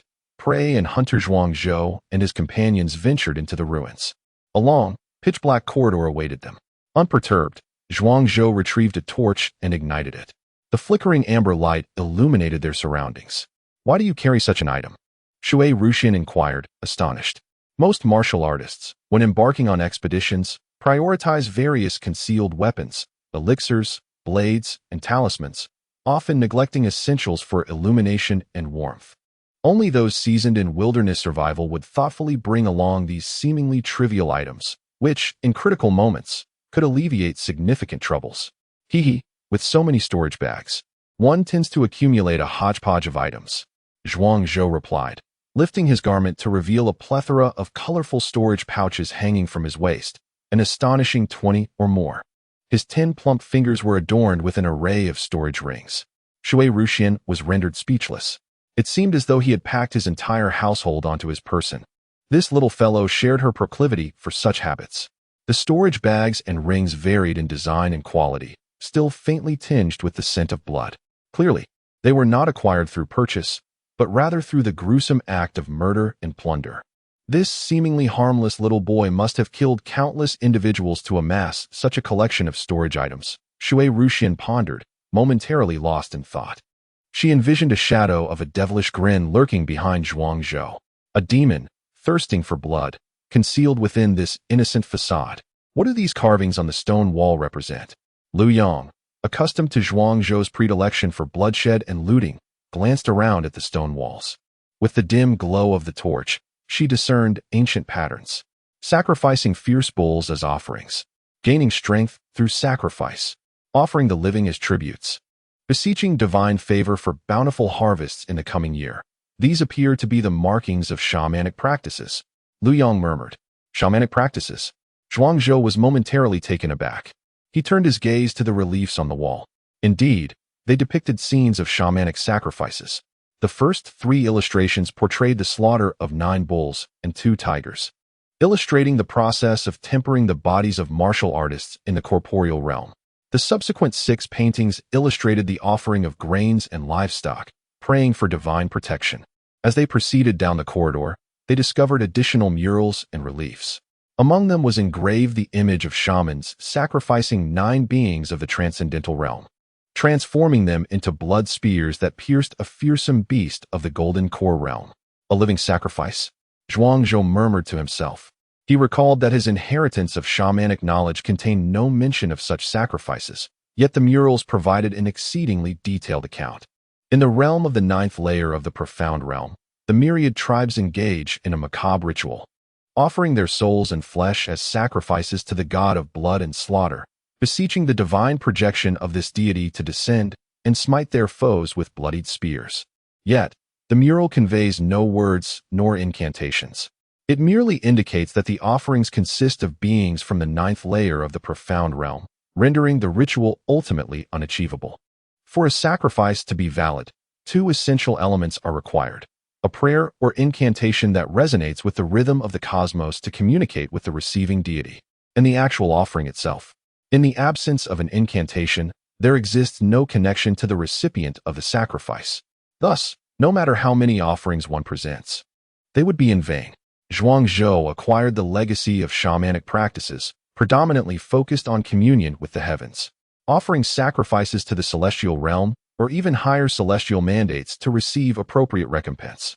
Such a lineage is of an exalted nature, seemingly disinterested in any connection with spirits. When Zhuang Zhou offered sacrifices to the river god, he employed a totemic pillar as a conduit, summoning the deity to accept the offerings. The question lingers: was this ruin left by martial practitioners or crafted by shamans? if it were indeed the work of warriors. Even a formidable figure at the earthly fiend level could not possess such intimate knowledge of every aspect of shamanic sacrifice. As Zhuang Zhou continued to observe, the imagery on the stone wall began to shift. A powerful deity from the celestial clan descended into a shamanic tribe of humankind. This celestial being, possessing formidable prowess, rode upon an azure dragon, conjuring storms to obliterate every shaman within the tribe. In response, the hundreds of shamans sacrificed their lives and souls to summon the projection of an ancient demon lord. This demon, bearing 3 heads and 6 arms, engaged in a fierce battle with the celestial warrior. Their clash obscured the heavens, snuffing out the light of day. Ultimately, the ancient demon pierced the celestial being's heart with a long spear, pinning him to the earth. The azure dragon, too, perished in service to its master. Following this cataclysmic confrontation, a child, no more than 7 or 8 years old, emerged from the ruins of the tribe, clutching a square box and shedding tears as he walked into the distance. Thus, the mural concluded its tale. At its end, a message inscribed in the oldest shamanic script read, "Though I may perish, the legacy of the shamanic path shall endure." Zhuang Zhou turned around to see Lu Yang, equally enraptured by the mural. A glimmer of insight flickered in Zhuang Zhou's eyes, and a vague hypothesis began to form within him. "This mural seems to narrate a small tale," Lu Yang remarked with innocent exuberance. Zhuang Zhou responded with a smile. "Indeed, it recounts the rise and fall of a tribe practicing the shamanic arts, ultimately annihilated by the Celestial Clan." Why would the Celestial Clan seek to extinguish the shamanic legacy of humanity? Are they not allies? Yang Chen expressed astonishment. Zhuang Zhou chuckled. "The Spirit Clan is still our ally, yet we have not hesitated to strike them down ourselves. In this world, there exist only eternal interests, not eternal friendships. Perhaps it is because the Celestial Clan is unwilling to witness the rise of a formidable human race," Zhuang Zhou remarked. "Among the 5, Yang Chen has experienced the least and remains the most innocent." Upon hearing these words, Yang Chen's eyes brimmed with astonishment. Zhuang Zhou's statement seemed to upend his understanding accumulated over the years. Turning to the others, he observed their composed demeanor. They had long comprehended the true relationships among the myriad races. If this mural indeed originates from the master of the ruins, it is highly likely that this formidable being of the earthly fiend realm pursued a path of both shamanism and martial arts. The shaman sect, feared by the Celestial Clan, compelled this individual to cultivate martial arts for self-preservation and to safeguard the shaman sect's legacy, thus attaining the level of the earthly fiend. Subsequently, before his demise, he left behind this ruin as a testament to the shaman sect's inheritance. Zhuang Zhou's eyes sparkled with analysis. The 3 sects of humanity, the divine sect and the shaman sect, have all but vanished from the Ling Tian realm, leaving only a single legacy of the martial sect.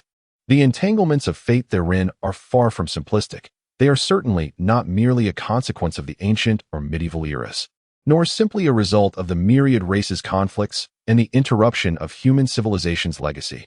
This ruin is far from ordinary. It likely conceals the intricate secrets behind the shaman sect's forced cessation of its inheritance.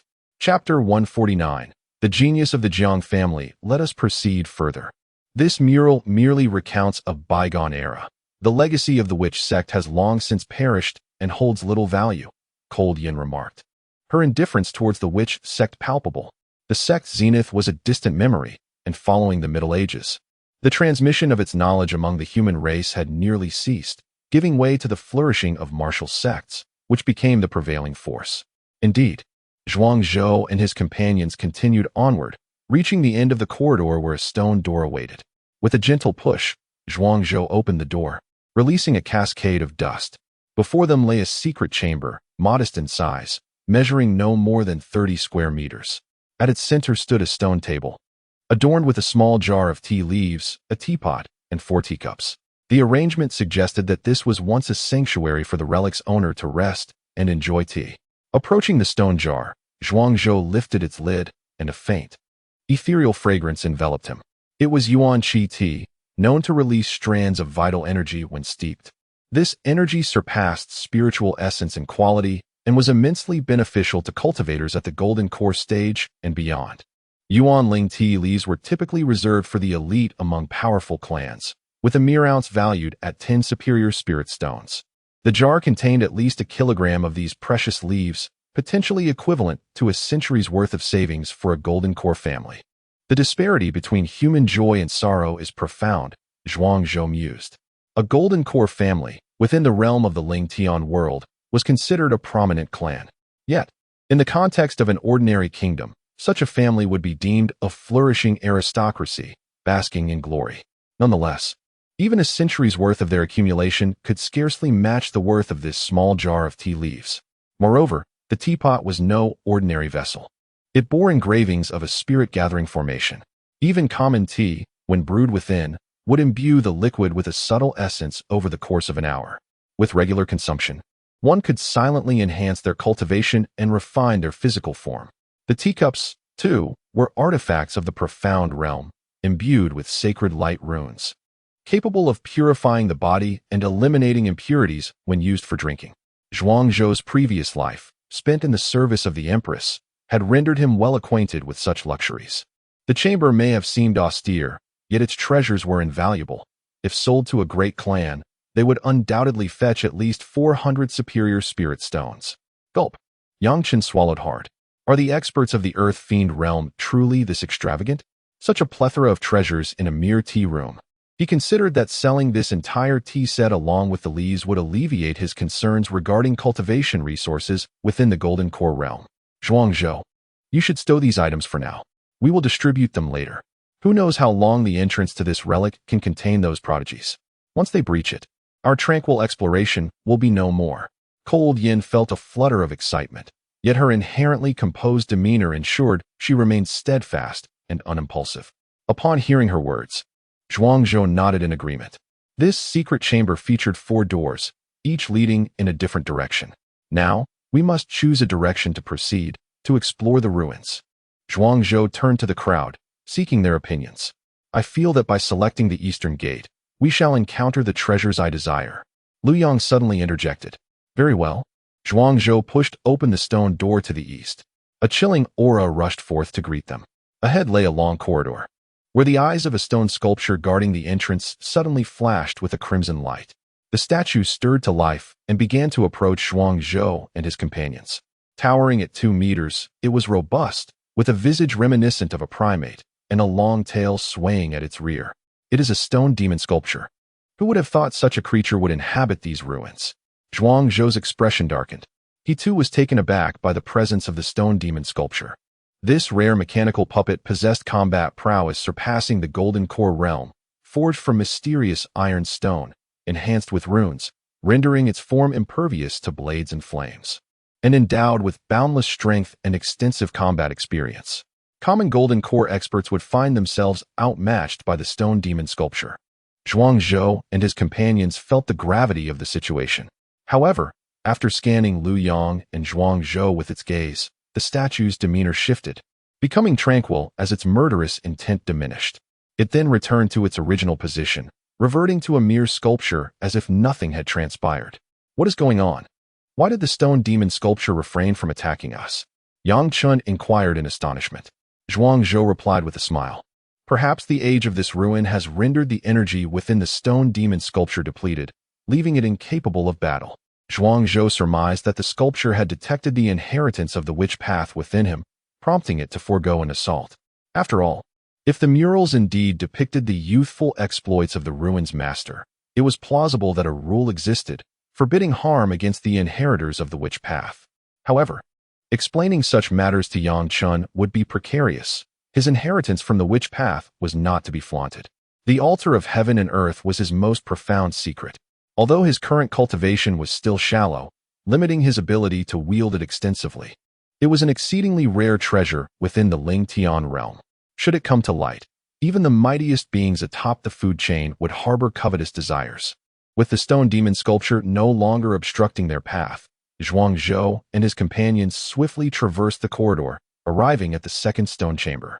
This chamber remained strikingly unadorned. Inside, 2 weapon racks were positioned.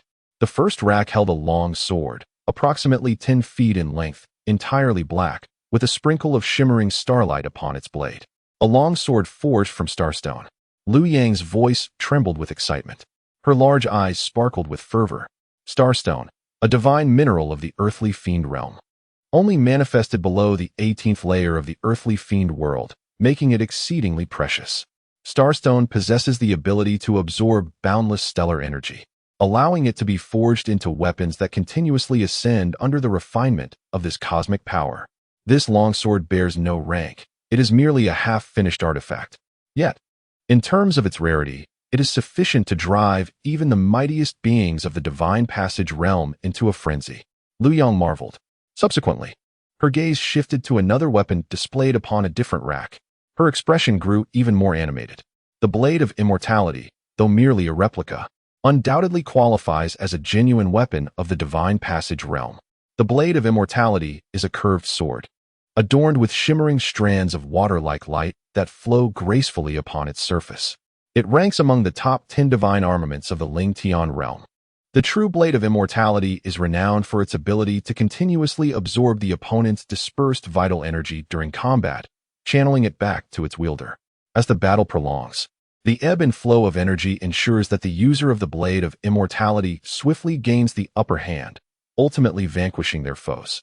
Before her lay this mere imitation of the Blade of Immortality, yet it possessed some of its remarkable attributes, capable of absorbing the enemy's vital energy to replenish its own. Although this replica is merely a weapon of the divine passage realm, its value is by no means inferior to that of an ordinary weapon of the earthly fiend realm. We have struck gold. This Blade of Immortality and the Star Sword are treasures of immeasurable worth, and by securing these two weapons, we could exchange them for resources to cultivate to the divine passage realm. Lu Yong beamed, her dimples appearing as she spoke with palpable satisfaction. However, at that moment, another stone door of the secret chamber swung open. Everyone, remain still. All treasures within this relic belong to the Jiang family. Whoever dares to take even a single item shall be deemed a thief of my family's treasures, and there shall be no place for them among humanity. A youth appeared, flanked by two venerable guardians at the Golden Core realm. Chapter 150. The Sage's Family, the Jiang clan. Upon hearing the youth proclaim his lineage, Lu Yong suddenly felt a wave of tension. The Jiang clan, a prominent family among the human race in the Ling Tian realm, had gained renown due to the emergence of a sage-level powerhouse in their ancestry. Although the current head of the Jiang family is merely a celestial-level expert, it is said that by tapping into the profound heritage left by their sage ancestor, he could wield the same awe-inspiring authority, making him nearly invincible within the Ling Tian realm. In this era, sages and wise men are scarce, and the celestial level represents the pinnacle of the pyramid. Possessing the legacy of a sage-level being implies one wields unparalleled power in the Ling Tian realm. Can it be that both the Jiang and Li clans allow their disciples to flout the rules of the blood trial, bringing golden core-level guardians into the fray? If this is indeed the case, what significance does the blood trial hold in honing the younger generation? Yang Chun spoke slowly. He hailed from a humble background, belonging to a minor clan. For him, the significance of the Jiang clan did not strike as profoundly as it did for Lu Yong. He was far more concerned about the fact that two Golden Core level elders stood behind the youth as guardians. With Golden Core level assistants, what use is there for them to undergo trials?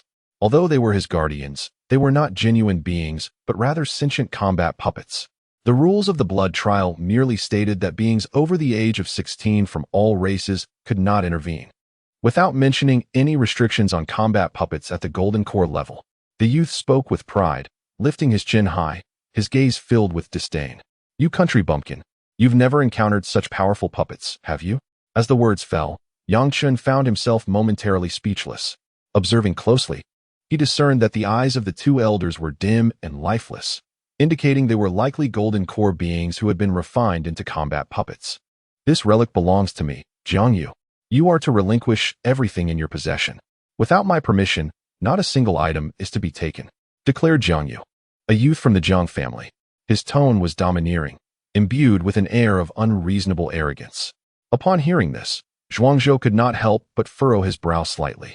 He had not anticipated the Jiang family member to be so overbearing, even oppressing his own kin. The Jiang family may have produced sages, but that did not mean all of them were virtuous. In this era, the Jiang clan had also fallen into decline and decay. Zhuangzhou sighed.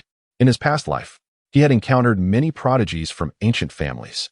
Their natures were as varied as the fish and dragons, some gentle and courteous, while others, like Jiang Yu before him, relied on their family's backing to act in a rude and overbearing manner, seizing what they desired. Zhuangzhou exchanged a glance with Jiang Yu. The latter's spirit quivered slightly, and then he snapped at Zhuangzhou, "What are you staring at? Keep it up, and I'll gouge your eyes out." However, this relic was first entered by us, and the weapons within this chamber were also discovered by us.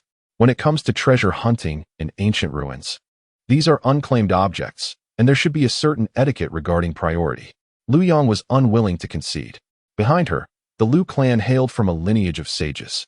Although Lu Yang belonged to a branch family, the noble blood of sages coursed through her veins, and in the face of such treasures, she was determined to contend fiercely. Priority? Huh. My Jiang family does not adhere to such trivialities. My word is the law. I demand that you relinquish your weapons. You must comply, for I have spared you as members of the human race. Otherwise, you would already be lying lifeless upon the ground. Jiang Yu's words were increasingly domineering. He had no intention of reasoning. He sought to intimidate through sheer force. Can a sage family truly disregard reason? I shall test your mettle and see just how audacious you are. Lung Yan's tone was frigid. She was a prodigy among the human race, a genius with the pride that accompanies such distinction. To be so humiliated if she did not retaliate. How could she still call herself a genius and aspire to any ranking? If you refuse to surrender the items, I shall take them by force. Come forth, attack, and slay them. Jiang Yu took a half-step back, commanding the 2 gold core-level puppets behind him to engage. In the icy expanse, Lung Yan struck decisively. Waves of frigid wind howled forth, freezing the secret chamber. The 2 gold core-level battle puppets were instantly encased in ice, becoming mere statues. A mere parlor trick, yet you dare to act so brazenly? Jiang Yu scoffed coldly. He produced a golden umbrella, positioning it before him and slowly spinning it, successfully warding off Lung Yan's icy assault. The 2 battle puppets began to exert their strength. Crack, crack, the frost upon them shattered. The Yuan Spirit Cannon. Seizing the opportunity, Lu Yang unleashed the Yuan Spirit Cannon. Vital energy coalesced, transforming into a cannonball that thundered forth. The vital energy projectile struck one of the battle puppets. The energy dissipated without inflicting any damage whatsoever. The puppet's forms remained solid and frigid, like iron. The Yuan Spirit Cannon, which had proven effective in the past, was rendered ineffective, failing to even breach the opponent's basic defenses. Flee. Zhuangzhou decisively chose to retreat, hastily making his way back to the previous stone chamber. But could he escape?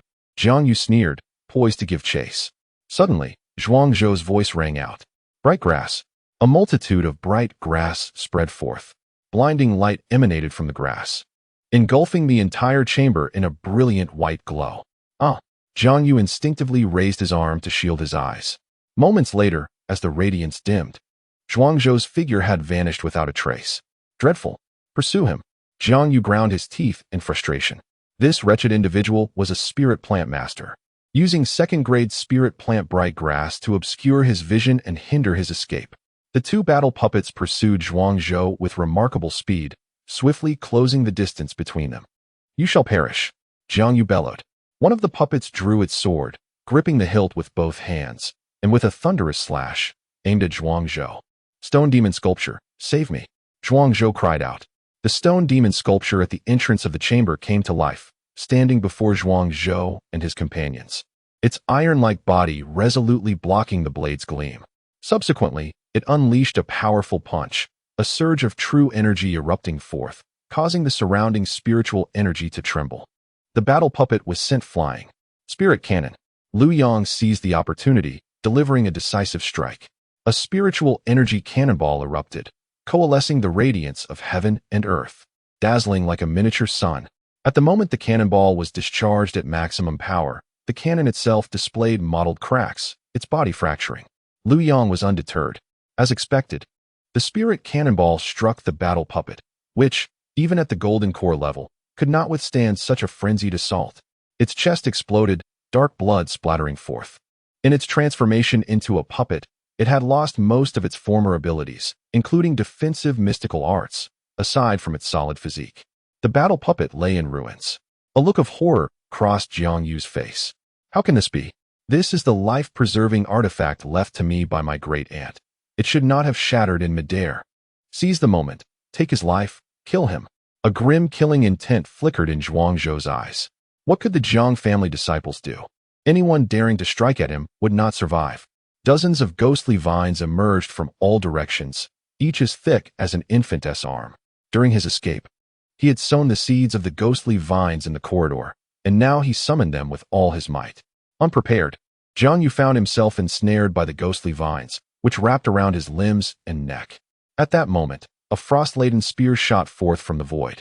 Lung Yin made her move. "Help me," Jiang Yu shouted.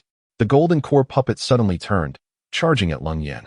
It swung its fist, bearing down upon her with a tempestuous force, behind it the phantoms of hundreds of wild bulls emerging, a formidable spectacle. Chapter 151. The golden elixir puppet. In a moment's hesitation, Zhuangzhou suddenly appeared before Lung Yin, with the golden dragon shield held defensively in front of him. He channeled all of his internal energy into the shield. With a resounding crash, the fist of the battle puppet collided with the golden dragon shield. A golden radiance emanated from the shield, and sculptures of true dragons came to life, swimming gracefully across its surface, dissipating at least 50% of the force from the puppet's strike. However, the remaining force far exceeded Zhuangzhou's capacity to endure. The disparity between the second layer of the Tongxian realm and the golden elixir realm was far too great. Zhuangzhou, along with the shield, was sent hurtling backward. With a loud bang, he crashed heavily against the wall, spitting out a mouthful of blood, his spirit waning as he leaned against the corner. "Zhuangzhou!" Lung Yin cried out in a frenzy upon witnessing Zhuangzhou's woeful state. With the frost spear, she struck with unstoppable force, piercing Jiang Yu's skull. A disciple of the Jiang family had fallen, his body left unrecognizable. Meanwhile, the battle puppet, now devoid of its master, stood frozen in place, eyes filled with confusion, unable to move. Without pausing to assess Jiang Yu's condition, Lung Yin rushed to Zhuangzhou's side, her voice filled with concern. "Zhuangzhou, are you all right?" She carefully lifted him, examining his injuries. "I'm fine, not dead yet." "Quickly, see if Jiang Yu has anything valuable on him. As a disciple of a holy family, he must carry treasures befitting 2 golden elixir-level puppets." Zhuangzhou coughed blood as he spoke. Seeing that he still had the presence of mind to concern himself with their spoils, Lung Yin felt her worries were unfounded. This fellow was not going to perish. As they spoke, Zhuangzhou activated the 10,000 Beings Vitality technique, this time harmonizing the martial gate and divine gate sections together. The two aspects resonated, causing a torrent of natural energy to surge into his body, healing his wounds. The simultaneous operation of both sections produced a synergy that yielded results greater than the sum of its parts, achieving a threefold healing effect when utilized individually. Zhuangzhou's complexion shifted from pale to rosy, his injuries visibly mending. Once Lung Yin confirmed Zhuangzhou's safety, she set him down to examine their recent acquisition. Jiang Yu was indeed a disciple of a prominent clan, and his possessions were extraordinary. The battle armor was a high-quality artifact of the golden elixir level, and the large umbrella also belonged to that realm. His storage pouch contained an abundance of golden elixir-level vitality, replenishing and healing elixirs, seemingly dismissing anything of the Tongxian level as beneath his notice. There were a staggering 300 pure yang pills and 600 high-grade spirit stones. "We've struck gold," exclaimed Lu Yang, her eyes gleaming with golden light. Yet, these were not the most critical items. They needed to search for any mechanisms on Jiang Yu that could control this battle puppet. A battle puppet of the golden elixir level was anything but ordinary, Zhuangzhou remarked. In the ruins, resources were not the primary concern. What mattered was the means to enhance combat capability. The recent blood-soaked trials of the Dark Forest were exceptionally perilous. One could not rely solely on the strength of the Tongxian realm. Even those of the golden elixir realm could fall. If they could locate the mechanism to control this battle puppet of the golden core realm, their team's combat prowess would surge instantaneously. "Here," Kolgin exclaimed. She had indeed discovered a mechanism. It was a wooden token, which, upon mental exploration, could manipulate the battle puppet with unparalleled precision. "Excellent."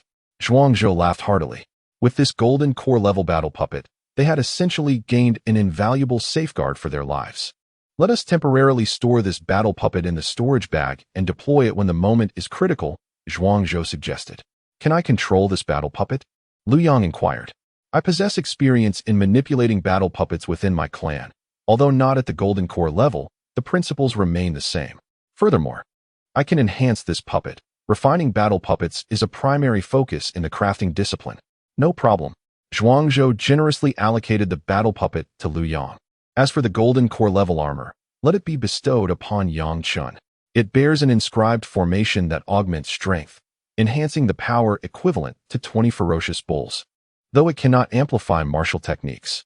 Regarding the umbrella, it shall be given to Shui Ruxian, for she is a lady, and it would suit her appearance splendidly. Zhuangzhou began to distribute the spoils. Shui Ruxian stared in astonishment. This umbrella is for me? I have not contributed anything. She had not engaged in battle, yet had received a golden core level artifact.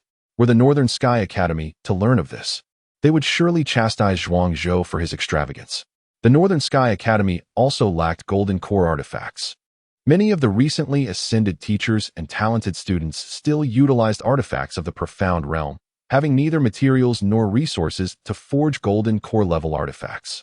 As a member of the team, you are entitled to a share of all spoils. However, since Cold Yin and I exerted ourselves considerably, you shall receive only a golden core level umbrella, Zhuangzhou stated earnestly.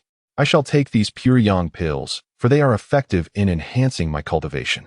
As for the spirit stones, let them be bestowed upon Cold Yin. She is on the verge of breaking through to the golden core realm, and these high-grade spirit stones will assist her in condensing her golden core. Does anyone have any objections to this distribution? None. None. Lu Yang and Yang Chun replied promptly. Among all the spoils, the high-grade spirit stones held the highest value, yet they could not be swiftly converted into formidable combat power. Both the golden core level battle puppet and armor could rapidly elevate their strength, resulting in an immediate surge. Shui Ruxian also shook her head, feeling ashamed. Since joining the team, she had not contributed at all, yet she was always included in the distribution of spoils. Zhuangzhou, there are far too many high-grade spirit stones. Should I not set aside 200 for everyone? Cold Yin suggested, a hint of embarrassment in her voice. 600 high-grade spirit stones have exceeded the entire wealth of most nascent gold core cultivators. Although she exerted herself the most during the recent battle, she felt reluctant to claim such a substantial sum. Please accept these spirit stones. You are the strongest force in our team, the backbone upon which we rely. In the forthcoming battles, we shall need your strength. Zhuangzhou consoled her. The blood-soaked trials have grown increasingly perilous. It is common for adversaries like Jiang Yu to possess combat puppets of gold core caliber for protection. The myriad clans certainly would not dispatch only one disciple to participate, and the capabilities of other prodigies remain shrouded in uncertainty. Thus, it is imperative that everyone hastens to enhance their strength, regardless of how exquisite the treasures may be. Swiftly augmenting one's own power is paramount, Zhuangzhou asserted. The group silently nodded in agreement, acknowledging Zhuangzhou's perspective. They were dancing on the edge of a blade, and only formidable strength could guarantee their survival. As Zhuangzhou spoke, he consumed 2 energy-replenishing pills and began to refine them, channeling his true energy to activate the acupoints of the 9 Yang secret art. Previously, he refrained from activating these acupoints, partly to conceal his true abilities and lower his enemy's perception of his strength, and partly due to a lack of sufficient true energy, fearing that a vigorous outburst in battle might diminish his endurance. Upon entering the dark forest, his true energy underwent 2 transformative changes, becoming increasingly enduring and resilient. As long as he replenished the true energy within his meridians, issues of consumption would not be a concern for the time being. The danger within the dark forest far surpassed his expectations, and it was high time for him to enhance his acupoints and boost his explosive power. With true energy being funneled in, his Zhu Sanli acupoint continuously absorbed the 9 Yang true energy, greedily devouring it like an insatiable abyss. Zhuangzhou meticulously controlled the influx of true energy, consistently supplementing it with the energy-replenishing pills, allowing him to undertake both exploration and breakthroughs simultaneously. Zhuangzhou, look, I have discovered something on the combat puppet. It marks dozens of fortuitous locations within the dark forest. One of these places even indicates the entrance to this ruin, which is astonishingly different from the entrance we came through. Lu Yang suddenly exclaimed in astonishment. Chapter 152, The Map of the Dark Forest. Lu Yang, with her meticulous nature, discovered a map crafted from animal hide, while inspecting the battle puppets in his storage pouch. This map depicted a detailed overview of the dark forest, marked with symbols representing skulls, treasure chests, and more. Based on her deductions, the skulls likely signified peril, while the treasure chests represented opportunities. Notably, the location of the ruins was marked by an open golden chest. However, the entrance differed from the stone door through which Zhuang Zhou and his companions had entered, being situated approximately 3 kilometers to the left. No wonder Jiang Yu emerged from another secret chamber, Zhuang Zhou realized. The ruins were vast. According to the spirit of the exquisite sword array, they comprised 3 levels. The first level alone contained lengthy corridors and numerous rooms, while the extents of the other 2 levels and the treasures sealed within remained unknown. If Jiang Yu possessed a map of the dark forest, could it be that other disciples from various clans also had one? A frown creased Lung Yan's brow as she suddenly contemplated a rather grave issue. The stone door showed no signs of reopening for the moment. Yet, if there were other entrances to the ruins known to many, it was likely that this place would soon transform into a realm of danger and chaos. As Lung Yan's voice faded, a loud crash resounded. The stone door was forcefully kicked open. 3 youths clad in silver armor burst in, each wielding blades with an intimidating aura, their intentions far from benevolent. The Golden Clan? Upon seeing these 3 youths, Zhuang Zhou noted their striking features, which, at first glance, resembled those of the human race. However, their blood surged with an overwhelming vitality, their golden locks cascading in a stylish wave, exuding an undeniable charm. Even their eyes shimmered with a golden hue, radiating an air of nobility. This was the hallmark of the Golden Clan, whose lineage was of unparalleled value. This clan boasted a golden bloodline, renowned for their extraordinary combat prowess, ranking among the top 100 of all races. Consider yourselves fortunate. Have you seen a human youth who has stolen our Golden Clan's opportunity? If you know his whereabouts, speak swiftly. Should you dare to conceal anything, you shall face dire consequences. One of the Golden Clan youths declared with arrogance. His vitality surged, echoing with the sound of crashing waves. Each member of the Golden Clan, imbued with golden blood, was equivalent to an extraordinary prodigy among humans, possessing the strength of unique physiques. I have not seen him, Zhuang Zhou replied, shaking his head. He was reluctant to engage in conflict with the Golden Clan youths. Their combat capabilities were formidable. 3 of them working together could rival the strength of ordinary human cultivators at the 2nd or 3rd level of the Golden Core realm. You haven't seen him? The Golden Clan youth frowned, scrutinizing Zhuang Zhou, whose waist adorned with a jade pendant began to glow. This pendant was a treasure-seeking gem, capable of sensing nearby artifacts. The illumination of the stone indicated that Zhuang Zhou possessed treasures of Golden Core level or above. I now harbor suspicions that you possess treasures belonging to my Golden Clan. Surrender all your belongings for our inspection. The youth from the Golden Clan exuded an overwhelming arrogance. Liu Yang had already discreetly prepared to take action. With a pitiful expression, Zhuang Zhou pleaded. I truly do not know any human youth who has stolen the treasures of the nobility, nor do I possess any treasures of the Golden Clan. Why can you not believe me? Enough of your nonsense. Do not force us to take action. The Golden Youth threatened Zhuang Zhou. Suddenly, a crisp sound echoed from behind. What are you doing? Another Golden Youth exclaimed in shock. Unbeknownst to them, Shui Ruxian had silently appeared behind one of the Golden Youths, moving like a ghost. With one hand pressing down on the Golden Youth's head and the other covering his mouth, she swiftly twisted, ending the life of a 7th-layer Golden Youth. Her movements were decisive and efficient, starkly contrasting with her ethereal appearance. The remaining 2 Golden Youths were enraged. These humans truly possessed audacity, daring to lay hands on members of the Golden Clan. We do not wish to kill, but you have crossed the line, Zhuang Zhou declared, his voice laced with icy calm. Black flames flickered across his body, the essence of the tiger fist enveloping him. Illusions of fierce bulls swirled around him, making him appear as though a demonic deity had descended. Are you humans attempting rebellion? The bloodline of my Golden Clan ranks among the top 100 of all clans. We are born nobility, and to dare to slay a prodigy of the Golden Clan is akin to a lowly subject offending the noble royal family. The Golden Youth trembled with rage, unable to fathom that the humans had the audacity to strike. Though the human population was vast, their bloodline ranked low among the myriad clans, and they faced threats from the alliance of hundreds of tribes led by the Celestial Demon Clan. The Golden Clan, though few in number within the Celestial God Alliance, was comprised of formidable individuals, holding a higher status than humans, who were often oppressed and rendered voiceless.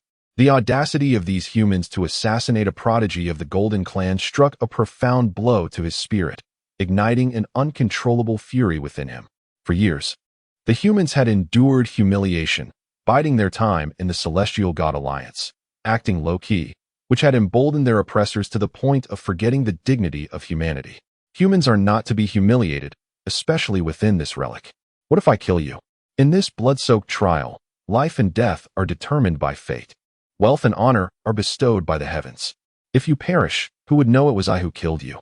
Zhuangzhou revealed a cruel smile. You regard us as prey, yet how do you know you are not the prey in my eyes? The blood of the Golden Clan is exceedingly precious, an exquisite material for crafting talismans, and it is not sold in the black markets of the myriad clans. Your arrival is perfectly timed. The golden essence within us can be utilized to forge potent talismans, enhancing our physical prowess to match the strength of 5 fierce bulls, thus granting us greater confidence in this blood-soaked trial within the dark forest. The creation of witchcraft runes is derived from the heritage of the celestial altar, encompassing countless talismans, each with diverse effects. However, the materials required for these talismans are exceedingly stringent, particularly the essence of myriad races, which must contain no impurities whatsoever. Do you dare to use our essence to forge talismans? The youth of the Golden Clan exclaimed, anger evident in his voice. This is sheer treachery. If the Golden Clan were to learn of this, it would invoke a relentless pursuit, affecting our entire lineage. They shall remain oblivious, for the dead do not speak. Zhuangzhou retorted with a cold smirk. He boldly lunged forward, his hand engulfed in black flames, reaching for the youth's neck. The Golden Clan youth attempted to resist, only to be horrified to discover that he could not muster even a fraction of his inner strength, as though his cultivation had been entirely nullified. Yang Chun wore a bashful smile. You were already ensnared by the toxic mist of my softening powder upon entering the chamber. For half an hour, you shall be unable to wield any power. Lu Yang cast a sidelong glance at Yang Chun, who usually appeared docile, and inwardly lamented. The morale of this team has been utterly corrupted by Zhuangzhou. What happened to our promised support team? How did we transform into a band of marauders? Yang Chun's prowess in alchemy and healing was nowhere to be seen. Instead, he had become an adept in the art of poison. Just as Zhuangzhou was about to crush the youth's neck, a radiant golden light abruptly erupted from the center of the youth's brow. The ethereal figure of an elderly woman at the 7th level of the Golden Core realm materialized, extending her palm as a bolt of thunder surged forth, propelling Zhuangzhou away. Chapter 153, Guardian of Ice Crystals. The formidable presence of the elder's consciousness loomed large. Zhuangzhou's countenance turned ashen as he slowly rose from the ground. Had it not been for the protective Xiantian armor bestowed by Nangong Shui Ri, the recent blow would have surely claimed his life. To dare harm the pride of my Golden Clan is to court death. The elderly woman's eyes blazed with a golden divine flame, unleashing 2 beams of golden light directed towards Zhuangzhou. She was both assertive and domineering, a fierce protector of her kin. The Golden Clan exceeded even the Jiang family in their audacity, employing the consciousness of a Golden Core level expert directly embedded in the forehead of their clan's prodigies, bypassing the need for mere puppets of that level. Guardian of Ice Crystals. With a resolute step, Lung Yin summoned her true energy, conjuring a pale blue wall of frost that effectively intercepted the golden divine flame emanating from the elder's gaze, temporarily dissipating the imminent threat. The frost wall subsequently shattered, transforming into a swirling cloud of icy blue dust, perishing in a mutual destruction with the golden divine flame. Exhaust her. Zhuangzhou wiped the trickle of blood from the corner of his mouth, his expression darkening. It is merely a fragment of consciousness, lacking its full potency and limited in duration. He had witnessed numerous instances of powerful consciousness shielding in his past life, fully aware of its advantages and shortcomings. As the myriad being's technique activated once more, he absorbed the essence of the heavens and earth through his pores, a stream of pure vitality flooding into his body, gradually healing his wounds. Do you wish to wear me down? Then first, offer your lives. The elder retorted coldly. By embedding a fragment of her consciousness within her clan's disciples, she had already transgressed the established rules of the blood trial among the myriad clans. while creating combat puppets at the Golden Core level might have skirted the edge of propriety. Her actions were a blatant provocation against the fundamental tenets and limits set by the myriad races. Should this transgression become known, the Golden Clan would be unable to shield her. At this juncture, the Elder's sole option was to eliminate Zhuang Zhou and his companions. Only the dead would remain silent. With a deliberate step forward, the air trembled. She harnessed the power of the surrounding world, weaving strands of the laws into a palpable force. An obsidian-hued long sword emerged slowly, adorned with ancient inscriptions. Judgment. Decisive strike. Thunderous sword. The Elder bellowed. As the dark golden sword was drawn, it transformed into a deluge of thunder, shaking the heavens and shattering the space around them. She had comprehended the forces of judgment and decree within the principles of thunder, imbuing her strike with overwhelming might. This was no mere amplification. Upon impact, it would inflict a wound of the Tao, unless countered by a force of equal caliber. Such wounds were indelible, leading only to inevitable demise. Unending arcs of lightning enveloped the chamber, ensnaring all within the Elder's range. There was no refuge, no escape for anyone. Zhuang Zhou and his companions, regardless of their prodigious talents, seemed but helpless mortals beneath the wrath of the heavens, trembling in fear, devoid of any possibility to retaliate. The Golden Clan, your violation of the rules shall not go unpunished. Should we survive, I will certainly report to the Human Alliance and seek retribution against you. Yang Chen cried out in despair. Yet, to the old woman, this outburst of anger and threat was utterly ludicrous. I await your arrival, though I fear you may not have the chance. The old woman scoffed. The thunderous light fell with ferocity. Just when everyone believed annihilation was imminent, the thunderous light abruptly halted. From the void, a long sword, forged from concentrated mental energy, pierced through the old woman's brow. A practitioner of the divine gate, wielding the sword of the mind. How could this be possible? The old woman's eyes widened in shock. She had never anticipated that among these youthful humans, there would be a practitioner of the divine gate. Zhuang Zhou's complexion turned ashen. This was a strike that had exhausted all his mental energy. Failure meant death. At the moment the old woman directed all her power into the thunderous sword, he seized the opportunity to exploit her most vulnerable point. A stroke of luck. Zhuang Zhou succeeded. 90% of the old woman's mental power had been channeled into the thunderous sword, leaving her with a mere 10% to defend herself.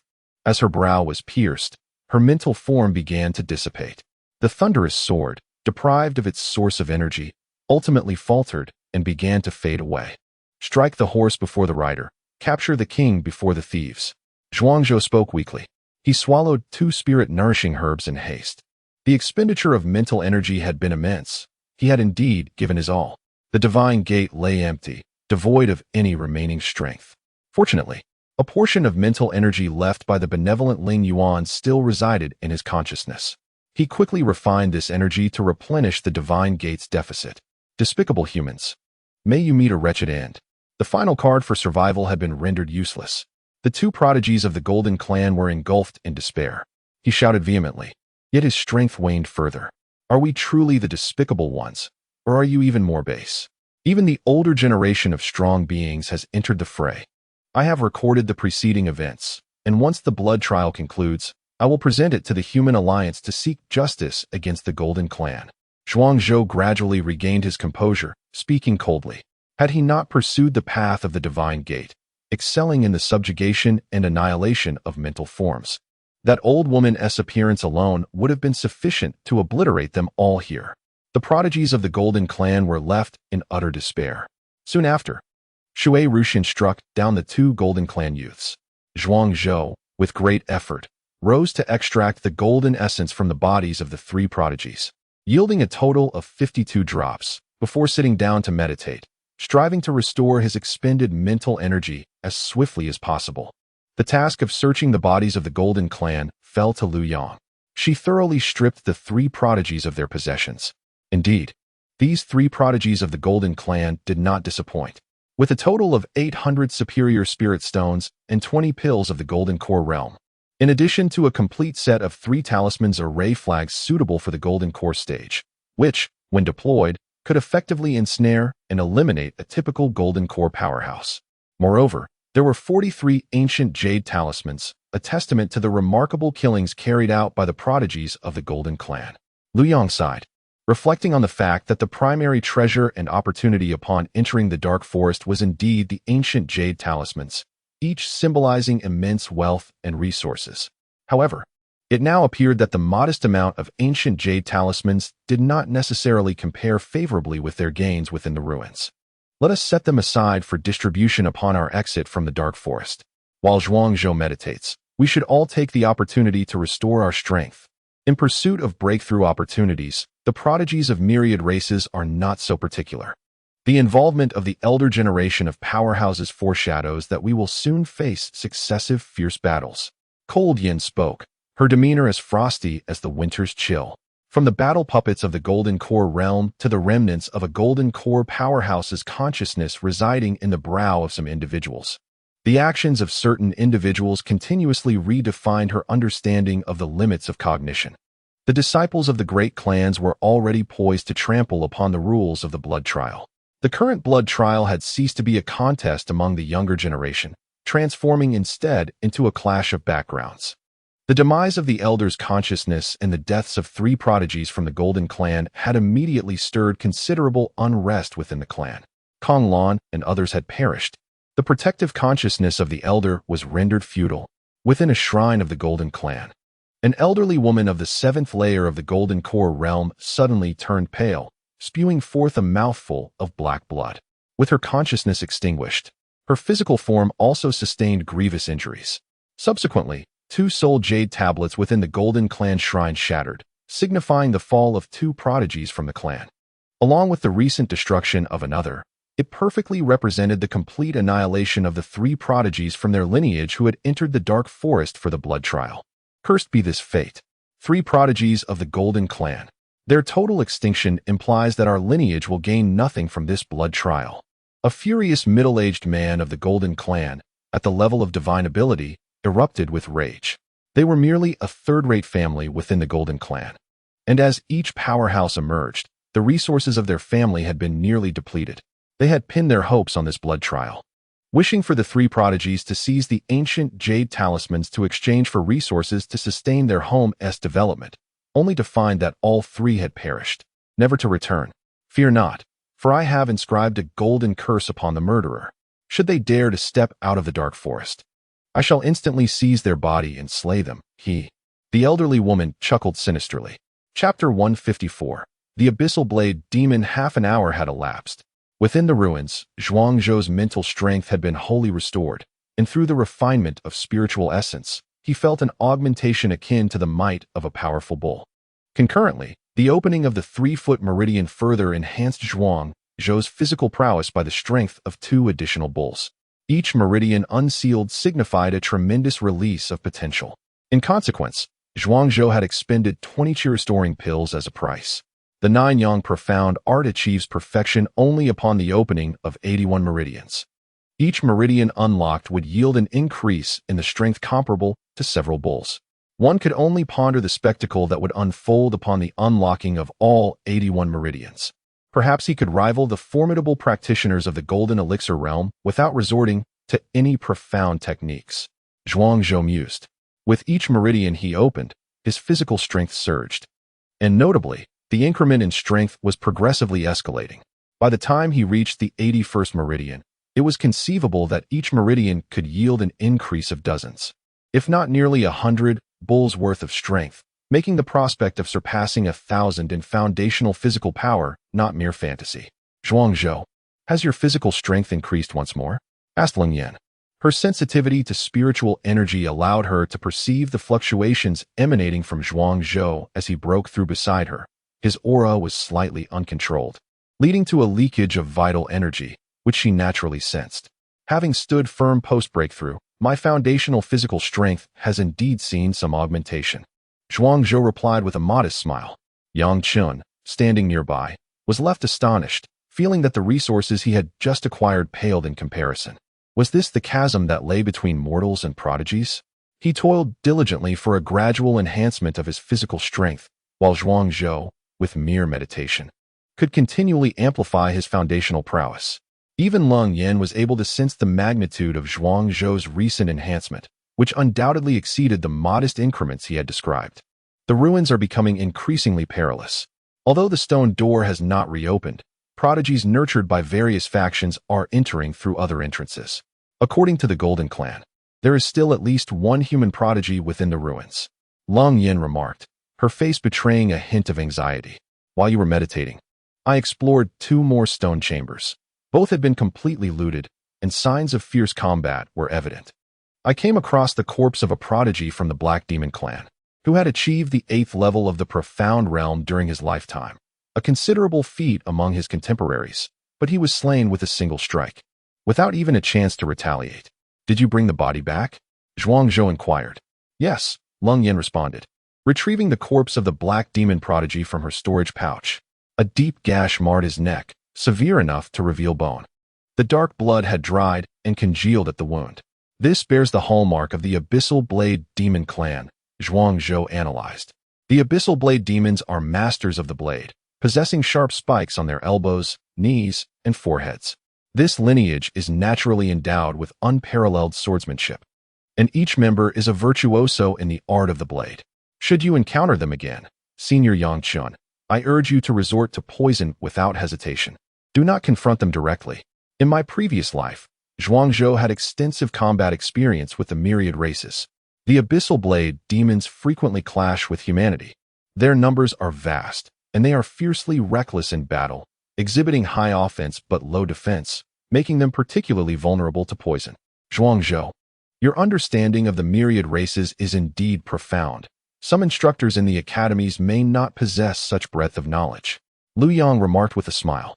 I hail from the Northern King's manor, my father being the Northern King, who often led expeditions on behalf of the Great Deyong Kingdom, frequently engaging with the myriad races. Upon his return home, he would regale me with tales from the battlefield, including the strengths and weaknesses of the various races, which has imbued me with a certain understanding of them. Zhuang Zhou felt a slight shock. His knowledge of the myriad races was indeed quite remarkable for one of merely 8 years. However, given his status as the Northern Prince of the Great Deyong Kingdom, certain matters could be attributed to the Northern King, thus allowing him to pass without scrutiny. Henceforth, he must exercise caution in his words and actions. Should his identity as a reincarnated being be exposed, he would face catastrophic consequences. I see. Liu Yang nodded. During my time with the Liu family, I was rather unlearned, spending my days merely studying magical artifacts, with little exposure to such esoteric knowledge. It is truly surprising that you, a mere prince of a small kingdom, possess more insight than I, Liu Yang lamented. Zhuang Zhou casually refined the blood essence of the Black Demon clan, incinerating the corpse to ash. The blood essence of the myriad races holds little value for ordinary warriors, and the methods of refinement are complex, often beyond the grasp of most. This, however, worked to Zhuang Zhou's advantage. The blood essence from a black demon of the 8th level of the Transcendence realm is indeed a considerable fortune. Help me, help me. Suddenly, a voice cried out in distress. Zhuang Zhou's heart jolted, and he turned toward the sound. A human prodigy stumbled in, a black arrow protruding from his back. The arrow was permeated with a dark, necrotic energy, corroding the wound.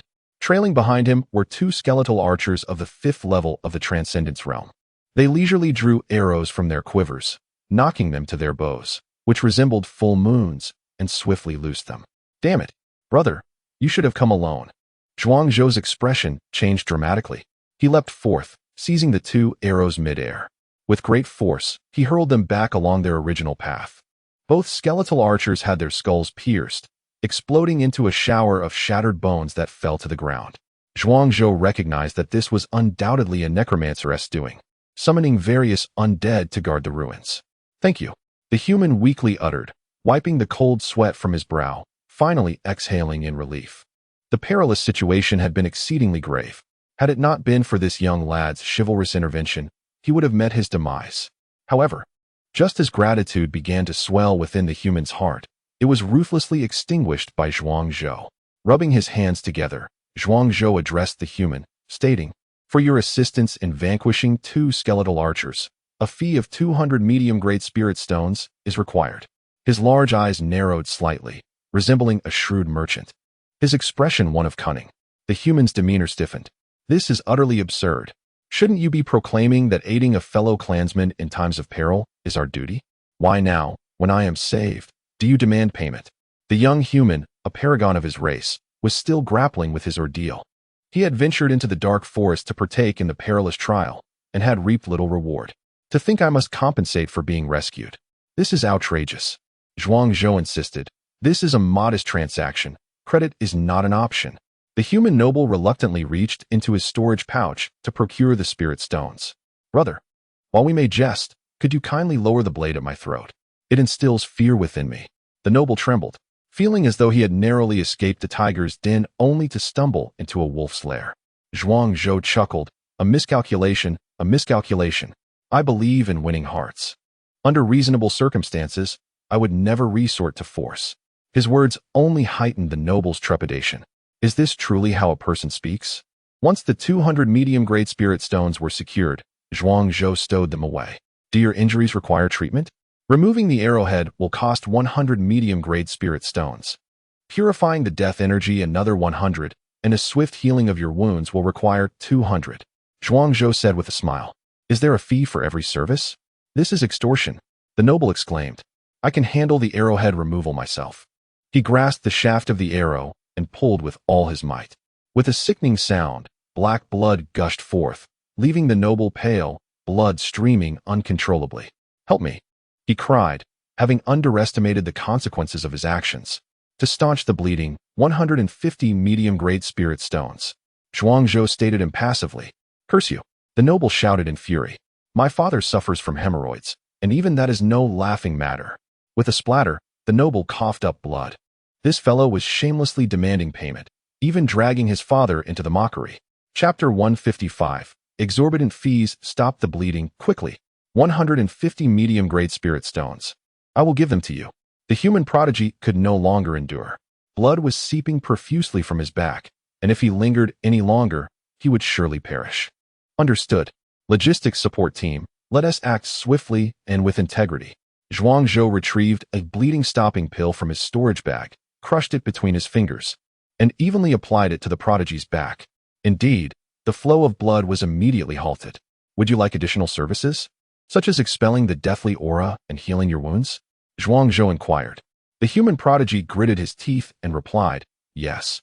In this cursed place, heavily injured and unable to exert full strength, every moment is fraught with peril.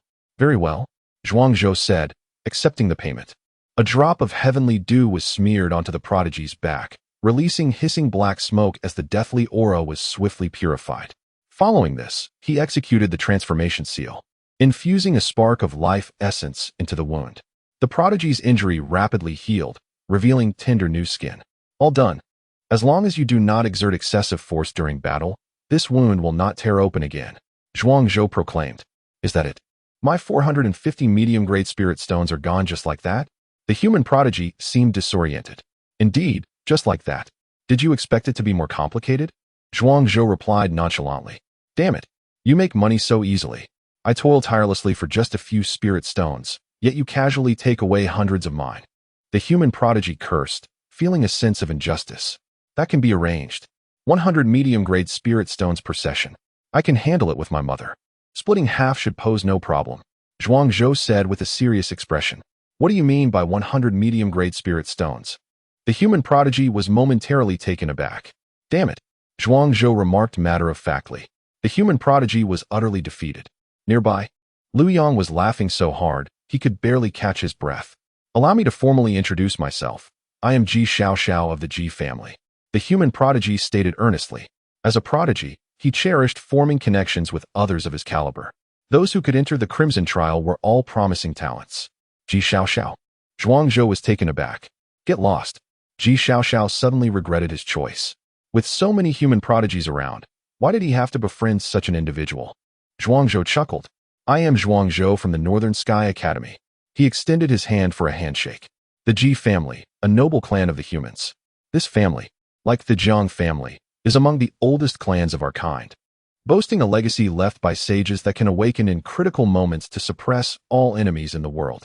In an age without sages, the sage families represent the pinnacle of society.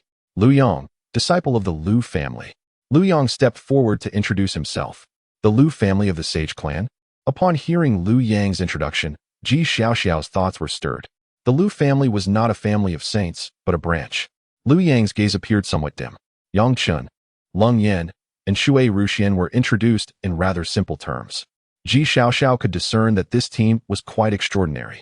His gaze lingered particularly on Leng Yan for a moment, sensing a kinship in her presence. As for Zhuang Zhou, he disregarded him entirely, considering him nothing more than a deceitful opportunist. Previously, I encountered 3 members of the Golden Clan who claimed that a human had stolen their treasures. Were you that individual? Zhuang Zhou inquired. Those fools. I had entered the room first and acquired the treasures, yet they insisted it belonged to them. Ji Xiaoxiao seethed with indignation.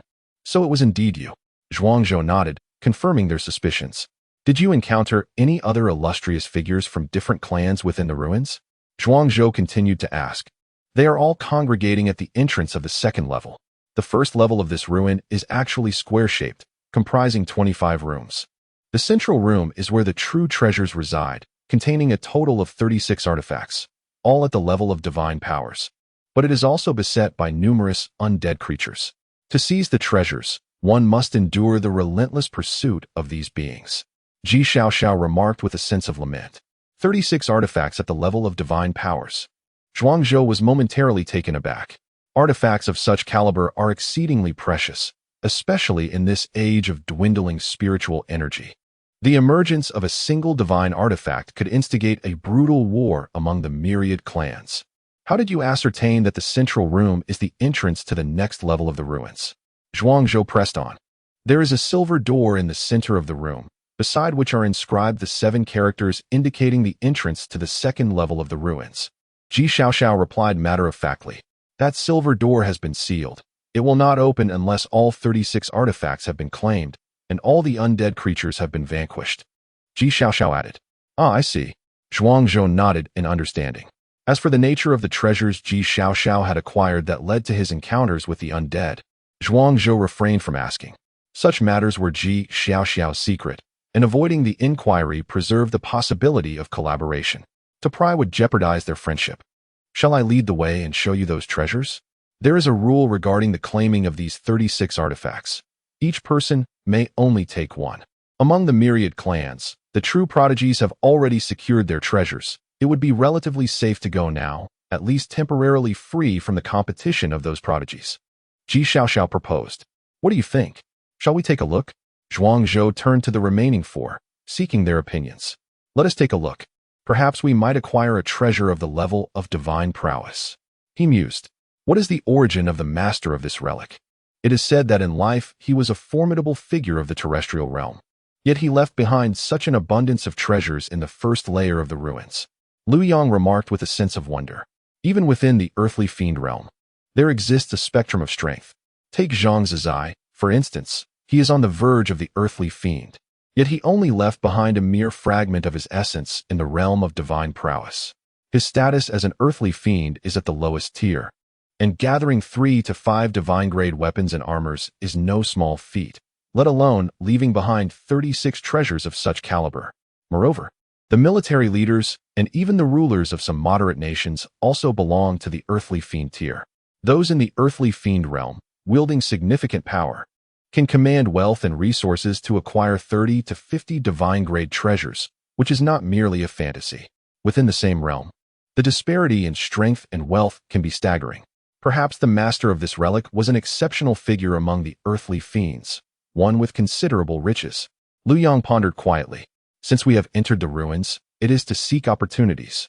Let us take a chance and become wealthy, Shui Ruxian declared. Zhuang Zhou was taken aback. He had not anticipated that Shui Ruxian, a once corrupted being, possessed such a lively spirit. Perhaps their earlier unfamiliarity had caused her to be reserved. Now, as she gradually integrated into the group, her inherent nature began to unfurl. Everyone unanimously agreed to proceed. Zhuang Zhou and his companions followed Ji Xiaoxiao towards the center of the first layer of the ruins, as they traversed through a series of desolate chambers.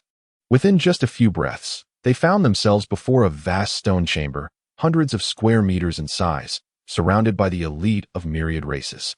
At the entrance of this chamber lay the bodies of numerous prodigies, their deaths horrifyingly grotesque. Some had been decapitated, others had their hearts ripped out, and some were even pressed against the walls, their forms flattened into mere meat patties, impossible to extricate.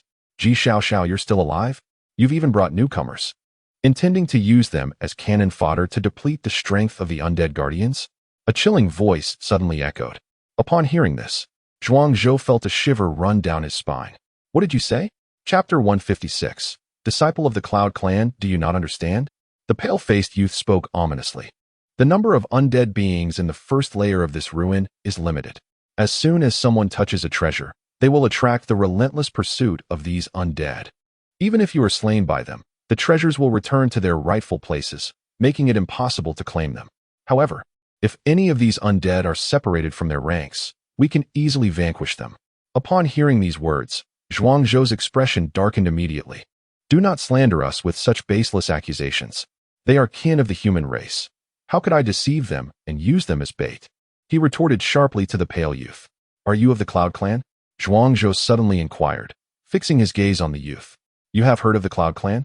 The pale youth raised his eyebrows in surprise.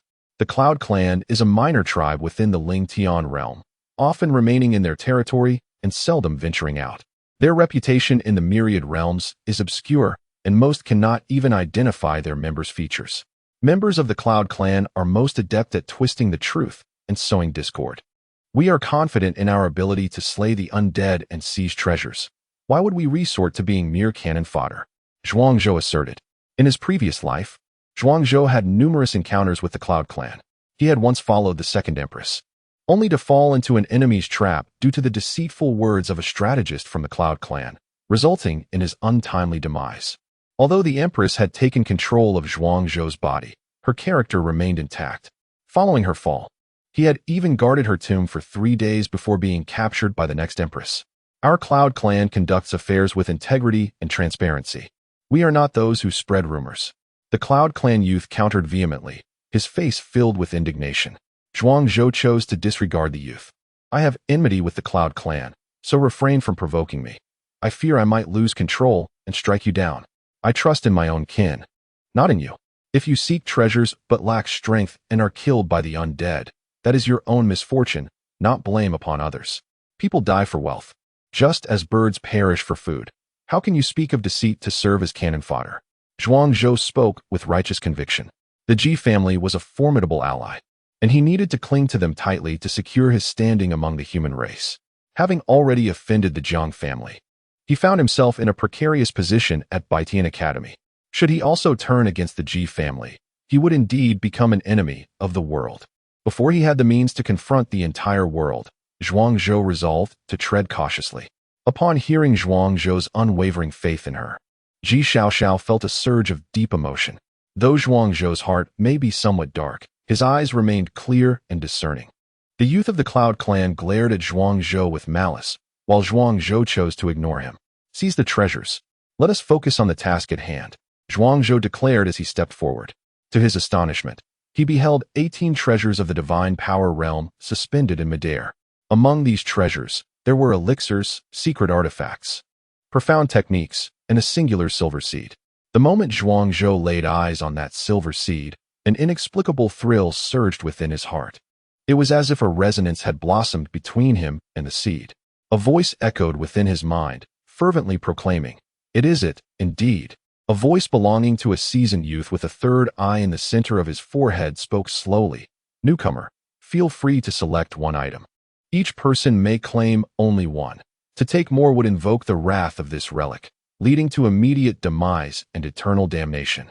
He belonged to the Three-Eyed Clan, a formidable lineage within the celestial realm.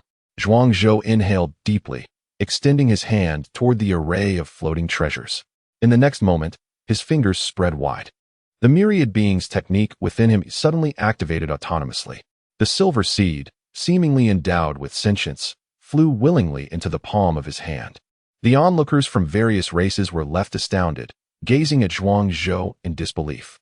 Typically, acquiring a treasure required a fierce struggle, yet here was Zhuang Zhou, with open fingers, summoning the treasure effortlessly. Such a profound connection, such resonance. Could it be that Zhuang Zhou was indeed the destined one for this artifact? At that moment, The surface of the seed shimmered. A strand of divine consciousness, entwined around it, surged into Zhuang Zhou's mind. It was a remnant of the relic's master, inscribed within the silver seed. This seed was acquired during my youthful wanderings through chaos. Its origins are unknown, yet it exudes an aura of supernatural power even before sprouting. I am certain that if it were to germinate, it would possess extraordinary might. Alas, nurturing such seeds requires boundless vitality. My life has been one of slaughter, and I have not cultivated the mystical techniques needed for this seed. However, I do possess a fragment of the myriad beings technique, the witchcraft chapter. It is said that those who practice this method can awaken the power of all things. Regrettably, this method does not align with my nature, making it unsuitable for my practice. The one who obtains this seed may attempt to cultivate it and seize the opportunity. As the divine consciousness dissipated, the witchcraft chapter of the myriad beings technique illuminated Zhuang Zhou's mind. Its contents bore similarities to the chapters on divine and martial arts. The practice was largely the same, merely converting mental energy and true qi into witchcraft power, though the witchcraft chapter possessed its unique cultivation methods. With the 3 chapters of the myriad beings technique converging, Zhuang Zhou engaged in a brief practice of the witchcraft chapter. Suddenly, a resonant boom echoed. A celestial phenomenon emerged. Threads of primal energy began to converge from all directions, gathering into Zhuang Zhou's being as if the ocean were embracing the rivers. The descending energy was a boon from the heavens. A young prodigy from the celestial clan remarked in astonishment, "What manner of treasure has this human chosen to invoke such a divine blessing?" This extraordinary display was indeed enviable. An overwhelming surge of primal energy continued to transform into the true qi of the 9 suns. The celestial energy bestowed by the heavens harmonizes effortlessly with the physical body, allowing for seamless refinement. Zhuang Zhou skillfully guides the vital essence, which flows ceaselessly into various acupoints. He harbored concerns that a lack of vital energy might hinder the opening of these acupoints, rendering them akin to bottomless pits. The sudden influx of heavenly energy perfectly alleviated Zhuang Zhou's pressing predicament. In the blink of an eye, 5 acupoints were filled to capacity, just a step away from complete activation. With but a flicker of his consciousness, Zhuang Zhou could fully unseal these 5 acupoints, resulting in a tremendous surge of power. Yet, he restrained himself, for the explosive increase in physical strength upon opening the acupoints was daunting. He feared discovery by the prodigies of myriad races, who might conspire to obliterate him. The envy among these celestial elites was palpable. Should they have the opportunity to extinguish a future rival in its infancy, they would show no mercy. In fact, were they in Zhuang Zhou's position, they would undoubtedly act similarly. Who, in their right mind, would allow their adversaries to flourish unimpeded? It is far wiser to eliminate threats sooner rather than later. The celestial energy, while abundant, is fleeting. The bestowal of heavenly blessings is the most rudimentary form of divine favor. The quantity of this descending energy correlates with the practitioner's own realm. Typically, it aligns perfectly with the physical capacity of the favored individual. Should the influx exceed this limit, it could lead to catastrophic consequences, transforming a divine blessing into a calamity. This influx of heavenly energy effectively saved him half a month's arduous cultivation and significantly reduced his expenditure of vital essence. The young one has indeed reaped considerable benefits. A member of the Celestial God clan remarked nonchalantly, embodying the demeanor of an elder brother. In the heat of battle within the canyon, one might fight to the death. Yet amidst all the races, the alliance between the Celestial God clan and the human clan remains unbreakable. The human clan is akin to the younger brother of the Celestial God clan. Thus, the elder should extend congratulations for the younger's breakthrough. When it comes to superficial gestures, the Celestial God clan is beyond reproach. Indeed, chuckled the members of the Spirit clan and the 5 Elements clan in agreement. However, a hint of mockery glinted in their eyes. The human clan's misfortune was evident. After much effort to attract a rare heavenly blessing, they found themselves with nothing more than the most basic form of celestial energy. Such an opportunity was minuscule, hardly worthy of envy. Chapter 157. The new young brother Zhuang Zhou wore a simple smile, his face radiating satisfaction. His contentment was genuine, rather than a facade of humility. With the breakthrough of 5 vital points, he could instantly augment his strength by nearly 30 head of ferocious bulls. This represented foundational physical power, and when amplified, it could quadruple in effect.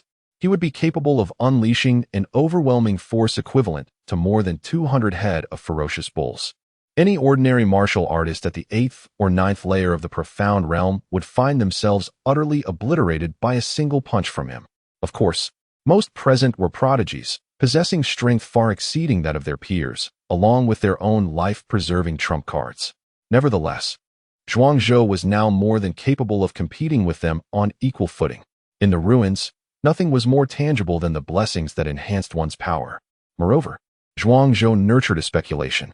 Having just mastered the operational technique of the woman's all-living beings scripture, which could invoke the blessings of the heavenly path, he wondered if, once he attained the profound realm in all three scriptures, or even reached the golden core and divine ability realms, or beyond, he might continue to attract such divine favors.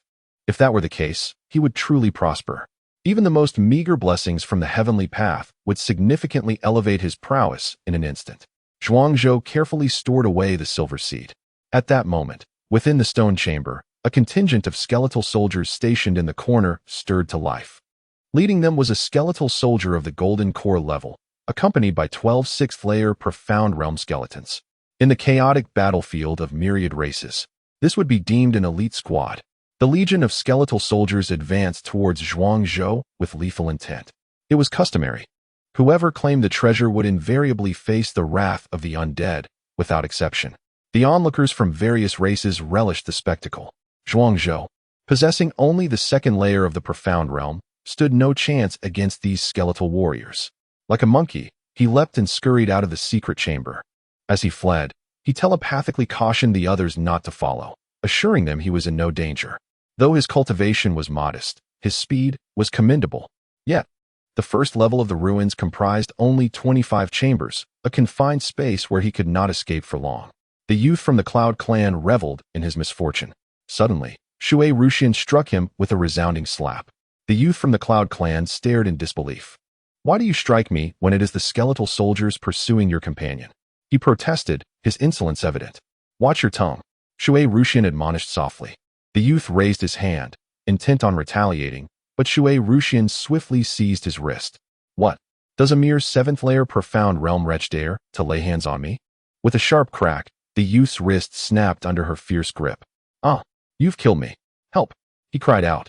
Yet the surrounding prodigies from various races turned a blind eye, utterly indifferent to his plight. The Cloud clan was a minor lineage, seldom involved in the affairs of the myriad races battlefield, and thus had no allies to call upon. Without allies, it signifies that when danger arises, no one will extend a helping hand. Moreover, what is the purpose now? To engage in the bloody trial. The myriad clans clash, akin to nurturing a venomous insect, ultimately sifting out the most formidable prodigies. Life and death are disregarded. Take the youth of the Cloud clan, whose power is feeble, easily provoking stronger foes. His demise would be utterly in vain. Shui Ruxian grasped the neck of the Cloud youth, and with a crisp snap, his neck shattered, his head tilting grotesquely as he fell lifelessly. Those prodigies of various clans nearby felt a chilling dread.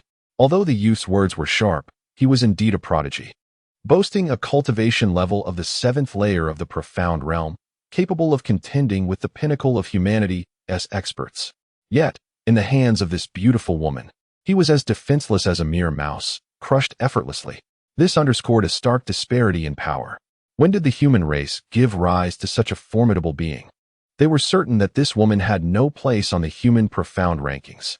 "Zhuangzhou, I can assist you no further," Shui Ruxian declared. The death of the Cloud youth was merely a stroke of misfortune for him. Shui Ruxian understood that Zhuangzhou was undoubtedly entangled with those undead beings. Hence his solitary escape. With many mouths around, it was inevitable that someone would uncover the underlying schemes. By eliminating the Cloud youth, she aimed to divert attention from Zhuangzhou, hoping he could remain inconspicuous. This lad runs with remarkable swiftness. Like a rabbit, he vanished in the blink of an eye. Fortunately, I excel in the art of tracking. I had previously marked him with a mental imprint, or else I truly would not have known where he fled. A prodigy of the Wind clan, Feng Ruiying, flickered through the ruins. In mere moments, he, a 16-year-old prodigy, found himself precariously positioned on the threshold of the bloody trial's age limit. Should he age another year, he would be ineligible to participate. Recently, Feng Ruing had just ascended to the pinnacle of the profound realm, yet at his age, achieving such a feat placed him at the tail end among the myriad prodigies. He recognized his mediocre talent. In direct competition with true prodigies, he would unlikely meet a favorable fate. Thus, he devised a strategy to target those isolated geniuses below the fifth layer of the profound realm. They possessed abundant resources, yet were weak in strength. Slaying one would yield enough wealth for him to squander for quite some time. At the second layer of the profound realm, encountering an undead at the golden core stage would almost certainly mean death. Upon his demise, that silver seed would return to the central chamber, awaiting the next prodigy to claim it, but his corpse would remain, and all his riches would be mine. Feng Ruing licked his parched lips, declaring, "This is the place." He turned and entered an unfamiliar room. Just as he stepped inside, a figure materialized. Zhuangzhou collided with him unexpectedly, startling Feng Ruing in an instant. Zhuangzhou stood before the wind like a breeze with an expressionless visage. Did the ethereal waters not entirely divert your attention away from these individuals? How could you remain so nonchalant amidst the skeletal soldiers pursuing you? Wind like a shadow wore a look of astonishment, his heart racing within his chest. He had initially intended to scavenge the corpses, but who could have foreseen that a living person would come seeking him? Ah, are you referring to him? Zhuangzhou gestured behind him. A line of skeletal soldiers at the Golden Core realm stood in formation, accompanied by 12 subordinates at the Profound realm. Opposite them stood a zombie of the Golden Core realm, its voice laced with seduction. Join Zhuangzhou and feast to your heart's content for 3 days. Come, my friends.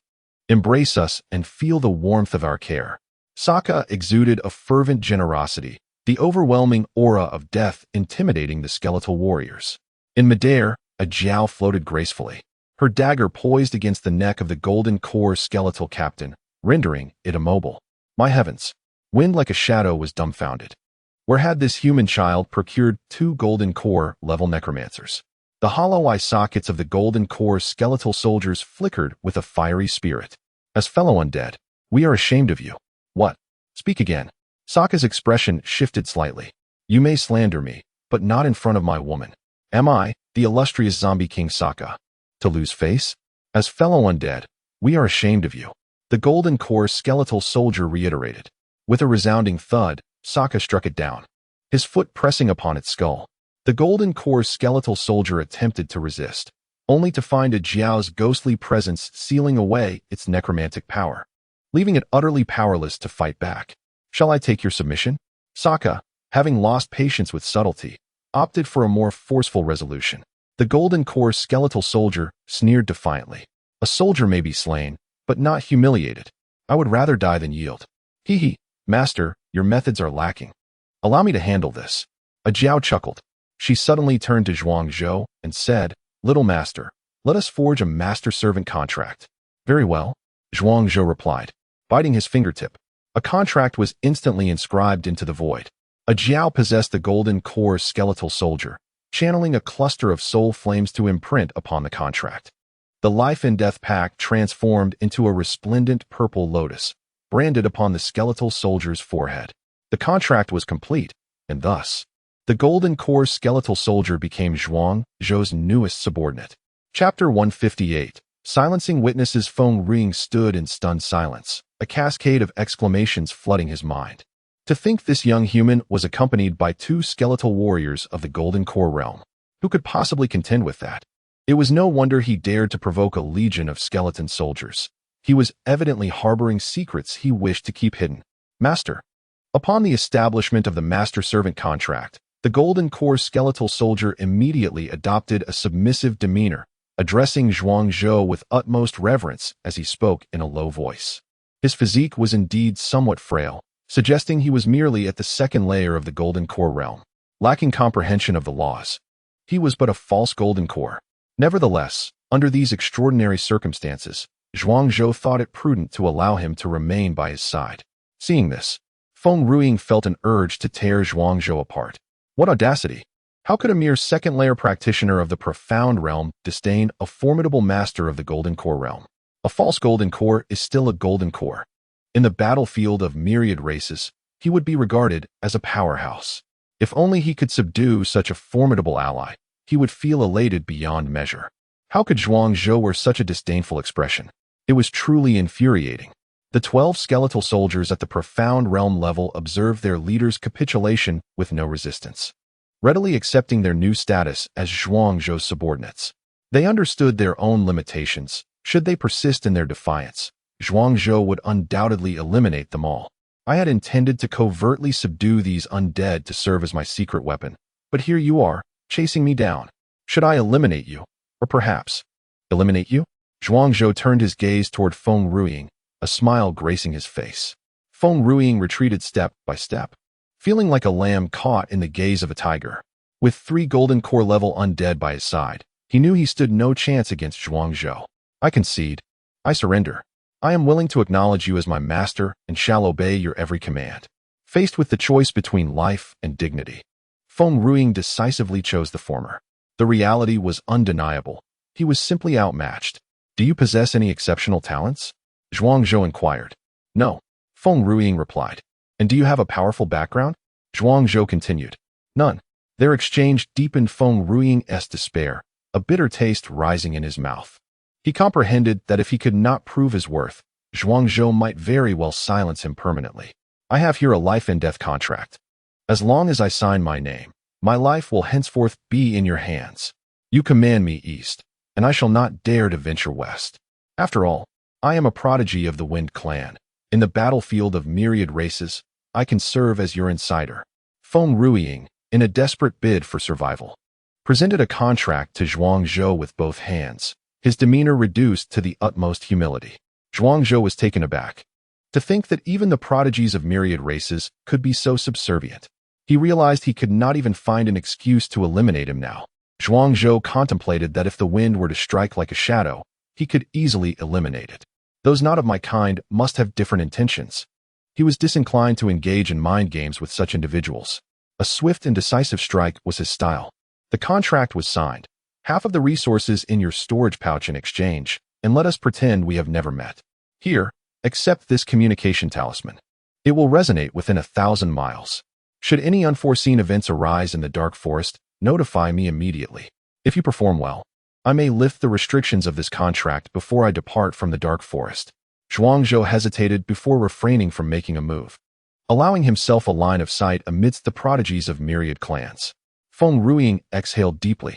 Without hesitation, he inscribed his name upon the life and death contract.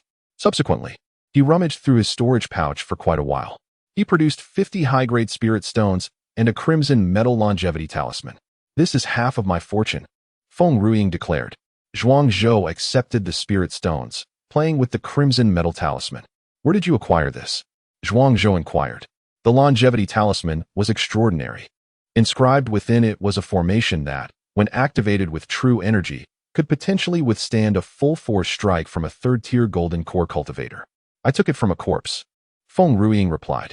At the moment he relinquished the talisman, he felt a slight pang of regret. Yet, he had no choice. Without offering something of value, he feared for his life. Although Zhuang Zhou was not yet old and bore a somewhat charming appearance, his actions were ruthless. A single disagreement could lead to his demise. This item may not be of high grade, but it is practical. I commend your effort. Let us depart. Zhuang Zhou stowed the contract away.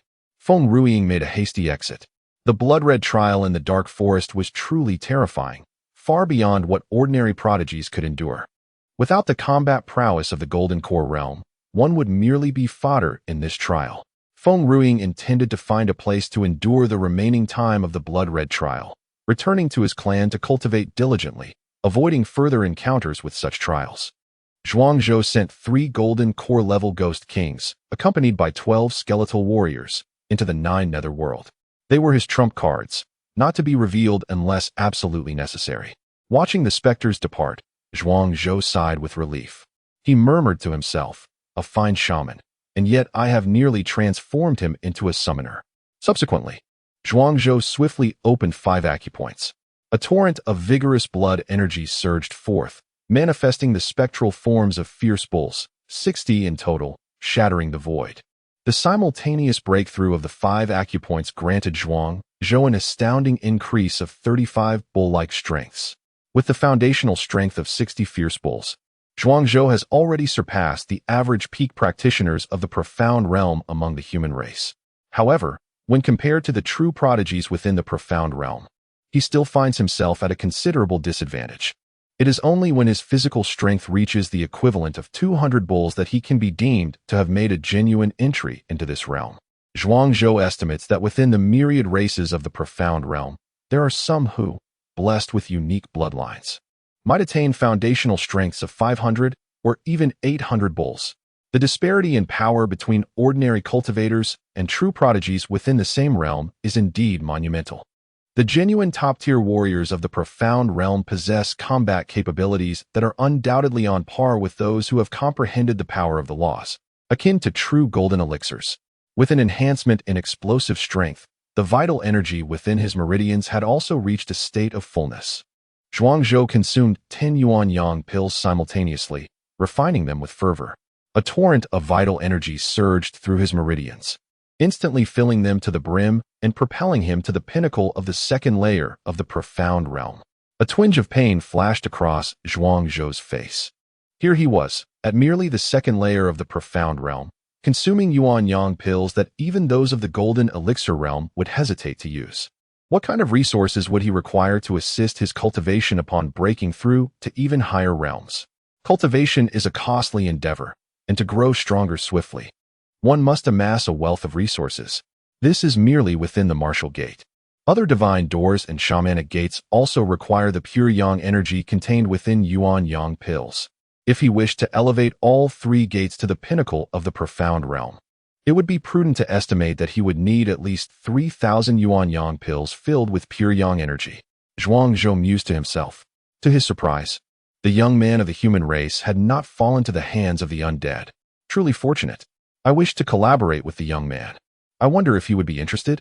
A faint, enchanting fragrance wafted through the air. Zhuangzhou turned around to find a stunning maiden clad in a semi-transparent red silk garment, her graceful figure captivating all who beheld her. Each smile and frown was utterly bewitching. Zhuangzhou couldn't help but tremble at the sight, slowly uttering, "A demoness from the underworld?" Chapter 159. The Infernal Succubus. Upon catching sight of the infernal succubus, Zhuangzhou felt a piercing pain in his head. What an absurd trial this is. Why must I encounter so many familiar faces? First, it was the spirit of the celestial sword formation, and now the infernal succubus has appeared as well. Do you know me? The woman inquired, her expression vacant. This was her first appearance before the myriad clans. Until now, she had been concealed within her own lineage.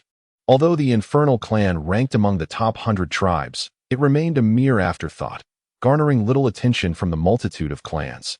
Even her true identity had been uncovered. Indeed, it is not merely acquaintance. You are the handmaiden of my third-generation Empress, and in the past, you even attempted to seduce me. Zhuangzhou silently scoffed. Oh, we are old friends. I have seen you in my dreams, Zhuangzhou declared, adopting an enamored expression. According to his recollections, the infernal succubus was known for her infatuation with beauty and romantic notions, yet her power was terrifyingly formidable.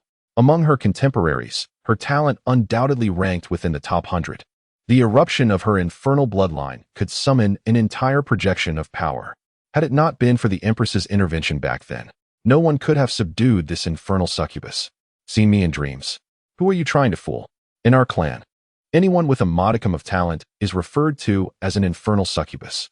In each generation, we can easily select 70 to 80 of them. Perhaps you are merely a lucky fool? The infernal succubus retorted. Although she excelled in strength, it did not imply a lack of intelligence. I know your name is Zhou Ying, and you rank 36th among this generation of infernal succubi, Zhuangzhou suddenly proclaimed. The infernal succubus, Zhou Ying, was momentarily taken aback. Indeed, I am called Zhou Ying, and your claim regarding my rank is accurate. How do you truly know me? Could it be that someone in the clan, envious of my talent and beauty, has revealed my identity? Her expression shifted subtly. At that moment, Zhuangzhou spoke again. It is not a matter of revelation. I have genuinely seen you in my dreams. I have also glimpsed your exquisite silhouette, unclad. On your back, there is a red birthmark shaped like a butterfly in flight. Upon hearing this, the infernal succubus was thrown into a panic. No way. Could this little brat actually be telling the truth? He is so young, and I am at least 3 years his senior. Could it truly be the legendary saying that a woman 3 years older will bring fortune? Ugh, who would want to marry him? A faint blush adorned her cheeks. Do you know any of my other secrets? The matter of the birthmark on my back, though discreet, is known to several within the clan.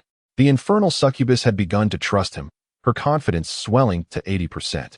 Yet she remains apprehensive that Zhuangzhou has conspired with the traitors of the underworld to deceive her. I am the messenger sent by the heavens to rescue you. Of course, I am aware of other matters concerning you. When you practice your skills at midnight, do you not feel a subtle ache coursing through your meridians, accompanied by a sensation of soreness? Upon uttering these words, Zhuangzhou managed to convince the underworld enchantress, Zhou Ying. You know this too. This is my greatest concern. Yet I assure you, I have never confided in anyone. Zhuangzhou's knowledge of this matter indicated that he had uncovered her true secret. Zhou Ying inquired, "Who exactly are you? How many secrets of mine do you know?" A flicker of light danced in her eyes. "I am your long-lost brother, albeit by different parents." Zhuangzhou suddenly revealed his identity. Zhou Ying's mind was blown. What does it mean to be a brother by different parents? Furthermore, you are so young. I am older than you. If we are indeed related, I should be your sister, not you my brother. Zhou Ying asserted decisively. You cannot take advantage of me. However, Zhuangzhou added, in my dreams, I often hear you calling me brother, brother.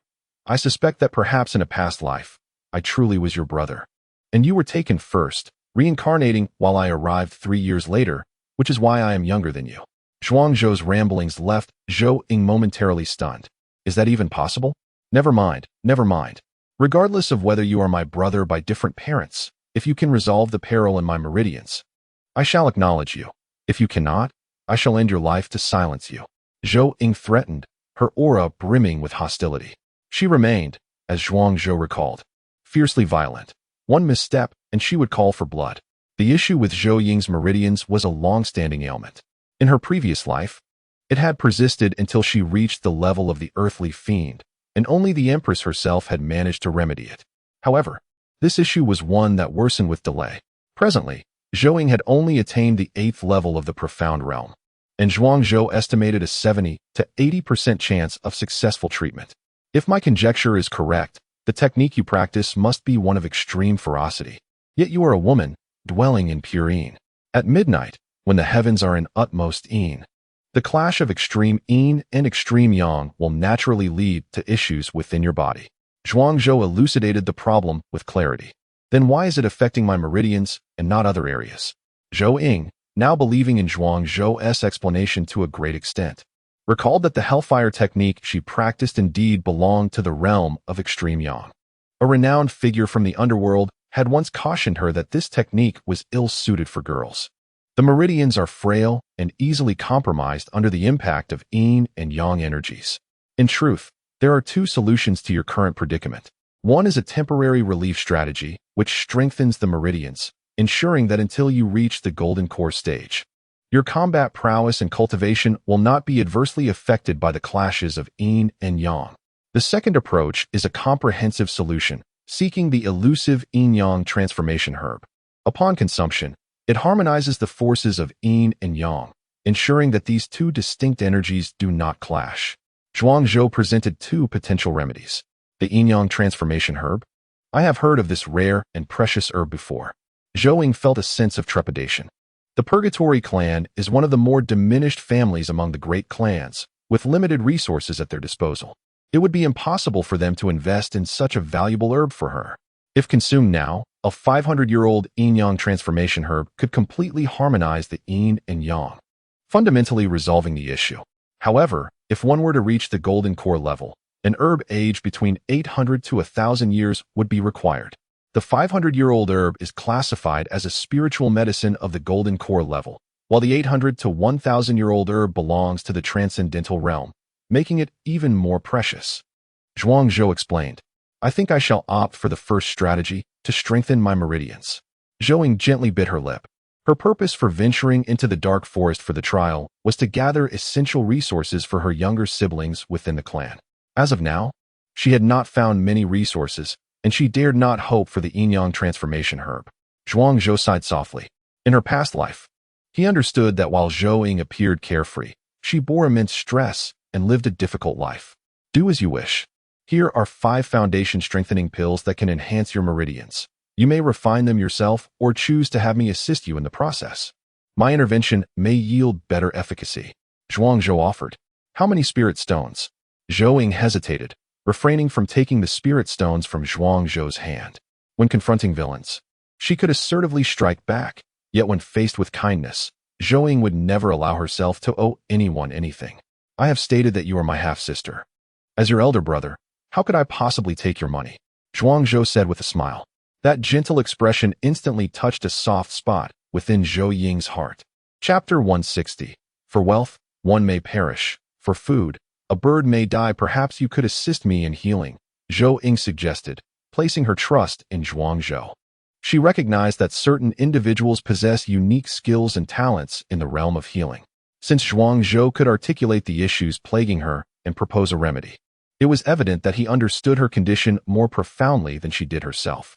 It is prudent to entrust specialized matters to those well-versed in them.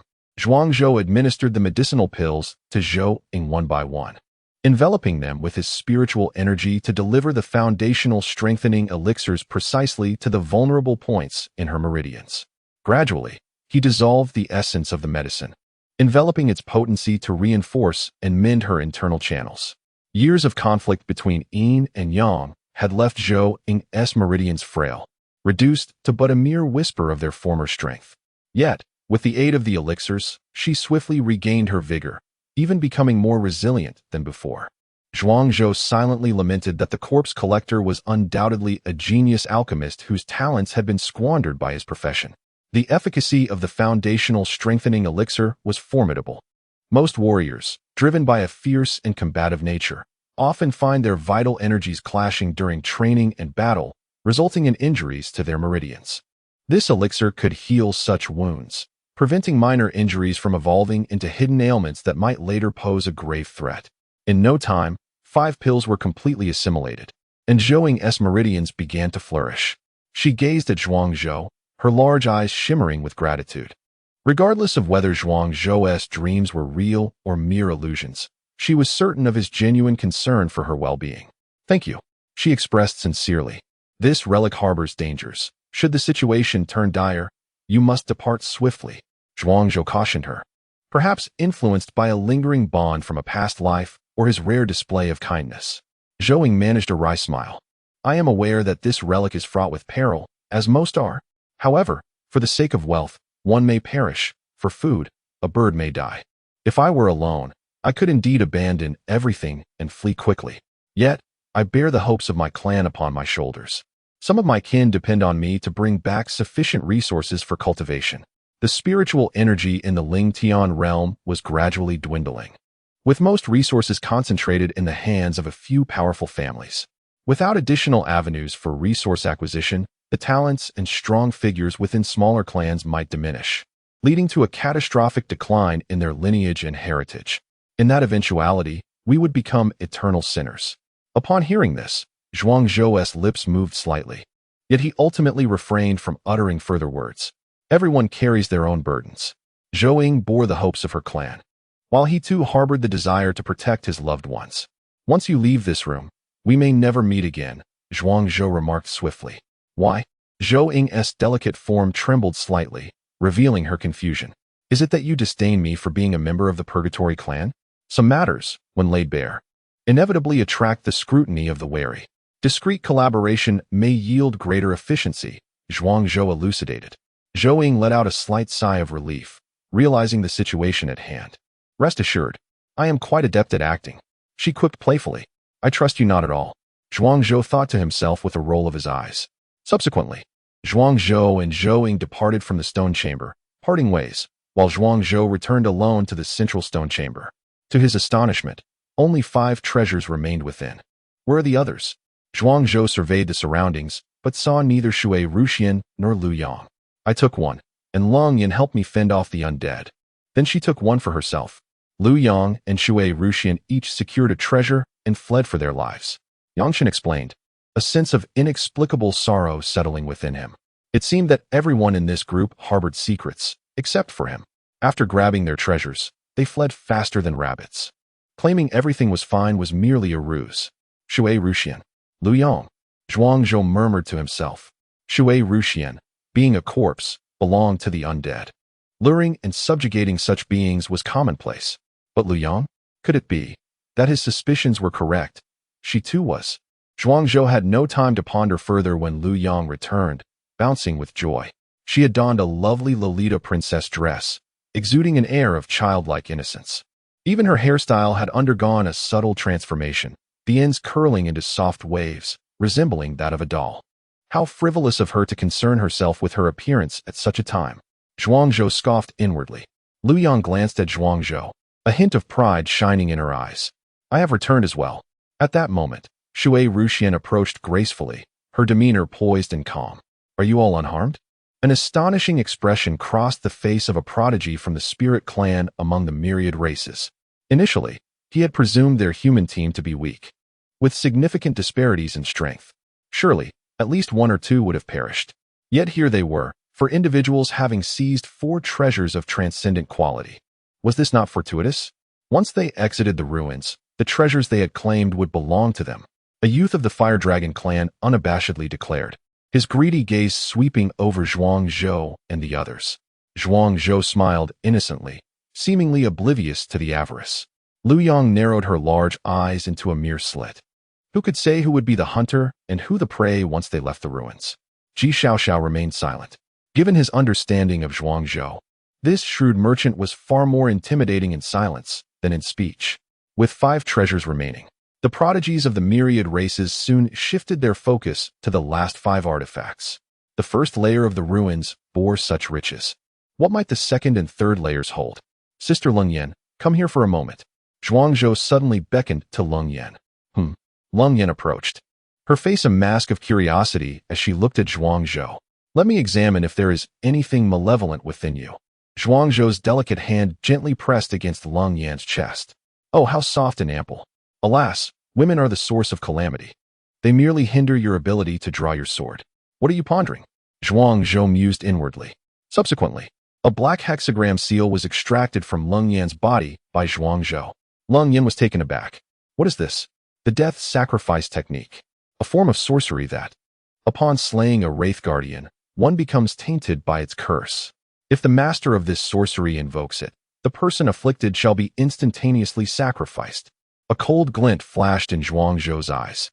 Indeed, the master of this ruin is no benevolent being. The treasures are merely bait. His true aim is likely to sacrifice a host of prodigies to resurrect himself.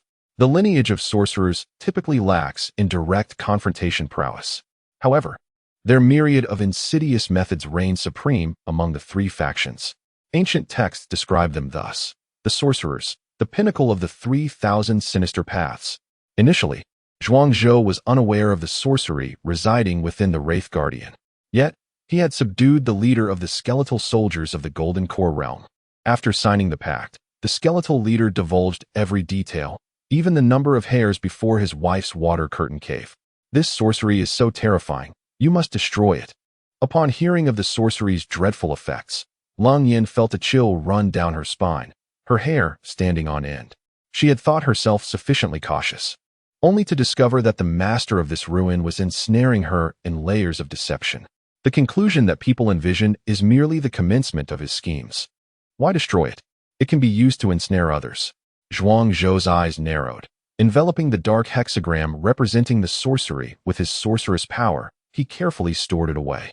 The master of this ruin is no virtuous soul, nor is he. The myriad beings in this ruin harbor ill intentions towards them. If he were to act directly, he might not prevail. Perhaps he could utilize this sorcery to orchestrate the downfall of others. Chapter 161. The second layer of the ruins with the arrival of the celestial prodigies from various races. The final 5 treasures of the divine realm in the first layer of the ruins have found their masters. After the last of the undead sentinels perished, the second layer of the ruins finally opened. A portal materialized, revealing the entrance to the second layer. The ruins are structured in layers, each existing within a distinct spatial dimension. Unless one follows the meticulous arrangements set by the master of the ruins to enter step by step. Even if one were to breach the first layer, they would find no trace of the second layer. As they prepared to enter the second layer, caution was paramount.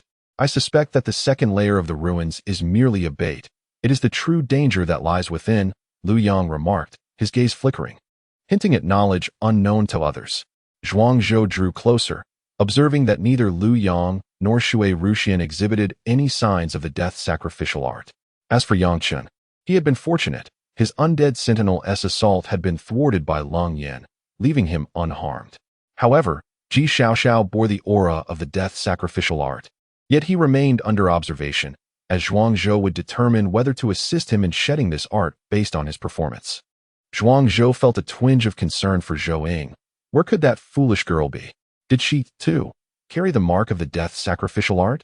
When he had been healing Zhou Ying, the skeletal soldier at the golden core level had not divulged much. The existence of the death sacrificial art was only revealed upon his return to the central stone chamber. The prodigies of the myriad races bravely advanced, unyielding and fearless as they entered the second layer of the ruins, anxious that any delay might result in their fortunes being claimed by others. At that moment, Zhuangzhou couldn't help but feel a pang of nostalgia.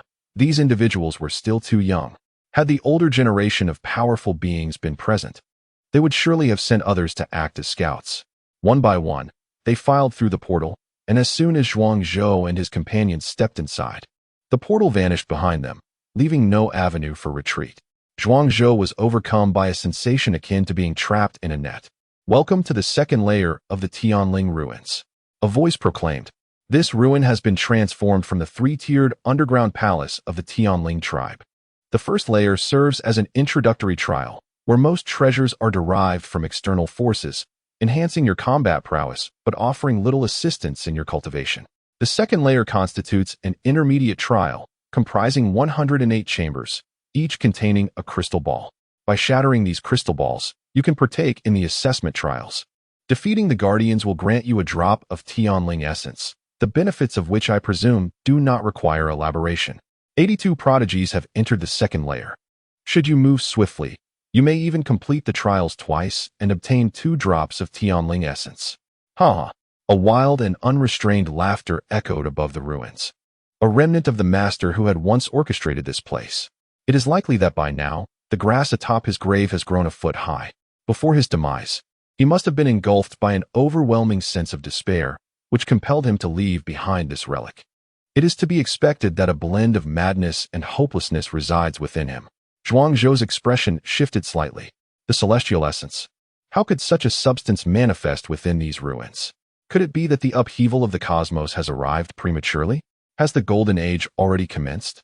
The Celestial Clan is an exceedingly ancient lineage within the Ling Tian realm, completely annihilated during the Middle Ages. This clan was renowned for concocting a precious elixir known as the Celestial Essence, of which a single drop could enhance one's life force, extending one's lifespan by a full cycle of 60 years, along with a modest increase in both physical and spiritual strength. A cultivator may partake of 3 drops of celestial essence throughout their lifetime. Beyond that, it bears no further effect. While numerous treasures exist that can augment physical and spiritual capabilities, those that extend life are extraordinarily rare within the Ling Tian realm. 1 drop of celestial essence equates to an entire cycle of longevity. It was precisely the ability to produce such a maddening treasure that led to the extinction of the entire clan. Logically, such a substance should not surface at this time. Only with the official commencement of the Golden Age would relics from the Middle Ages reappear. Celestial essence. A coveted treasure I have long yearned for. If I present this celestial essence to the ancestors of my clan, I shall undoubtedly ascend to become the holy son of our lineage. A prodigy of an ancient clan laughed heartily, his eyes gleaming with a frenzied light upon hearing the words celestial essence. Zhuangzhou rolled his eyes. How could obtaining the celestial essence be so straightforward? He mused to himself, recognizing that even during the Middle Ages, the celestial essence was a pinnacle treasure among the realm of divine powers. At this juncture, due to its extreme rarity, it has ascended to the level of Gesha. Danger and opportunity are 2 sides of the same coin. To acquire the celestial essence, one must undoubtedly pay an unimaginably steep price. 108 chambers, 82 prodigies. Each individual occupying a chamber is more than sufficient. There is no need for contention. The prodigies swiftly entered, intent on passing the trials within the shortest time possible to obtain the celestial essence, and perhaps, if fortune favors them, secure a second or even a third drop from other chambers. Zhuang Zhou and his companions also chose a chamber and stepped inside. As Zhuang Zhou entered, a shadowy figure materialized before him. Clad in a black robe, there was not a hint of life emanating from him. I knew it. The celestial essence is not easily obtained. This is a dark puppet. Zhuang Zhou's countenance darkened suddenly.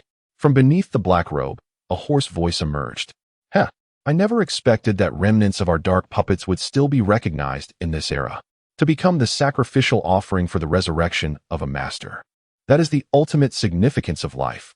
The voice beneath the black robe sent a tremor through Zhuang Zhou's heart. This dark puppet possessed a combat prowess beginning at the 5th level of the Golden Core realm. Moreover, it harbored within its form at least a fragment of the law of darkness. In other words, this dark puppet was akin to a true powerhouse of the Golden Core realm, endowed with intelligence, a formidable physique, impervious to blades and spears. Let alone Zhuang Zhou, a mere figure at the 2nd level of the profound realm. Even a true Golden Core from the myriad races would not stand a chance against this dark puppet. Have your intentions become so brazenly transparent? If by some stroke of fortune I were to defeat you or escape this chamber, wouldn't the truth of this relic be revealed? Zhuang Zhou was merely stalling for time. The 2 ghost kings in the 9 nether space, along with the skeletal soldiers, might not be able to contend with this entity either. This relic's master shows no regard for martial ethics, dispatching such an overwhelmingly powerful foe. Haven't you already disowned this? The dark puppet spoke to Zhuang Zhou with an eerie calm.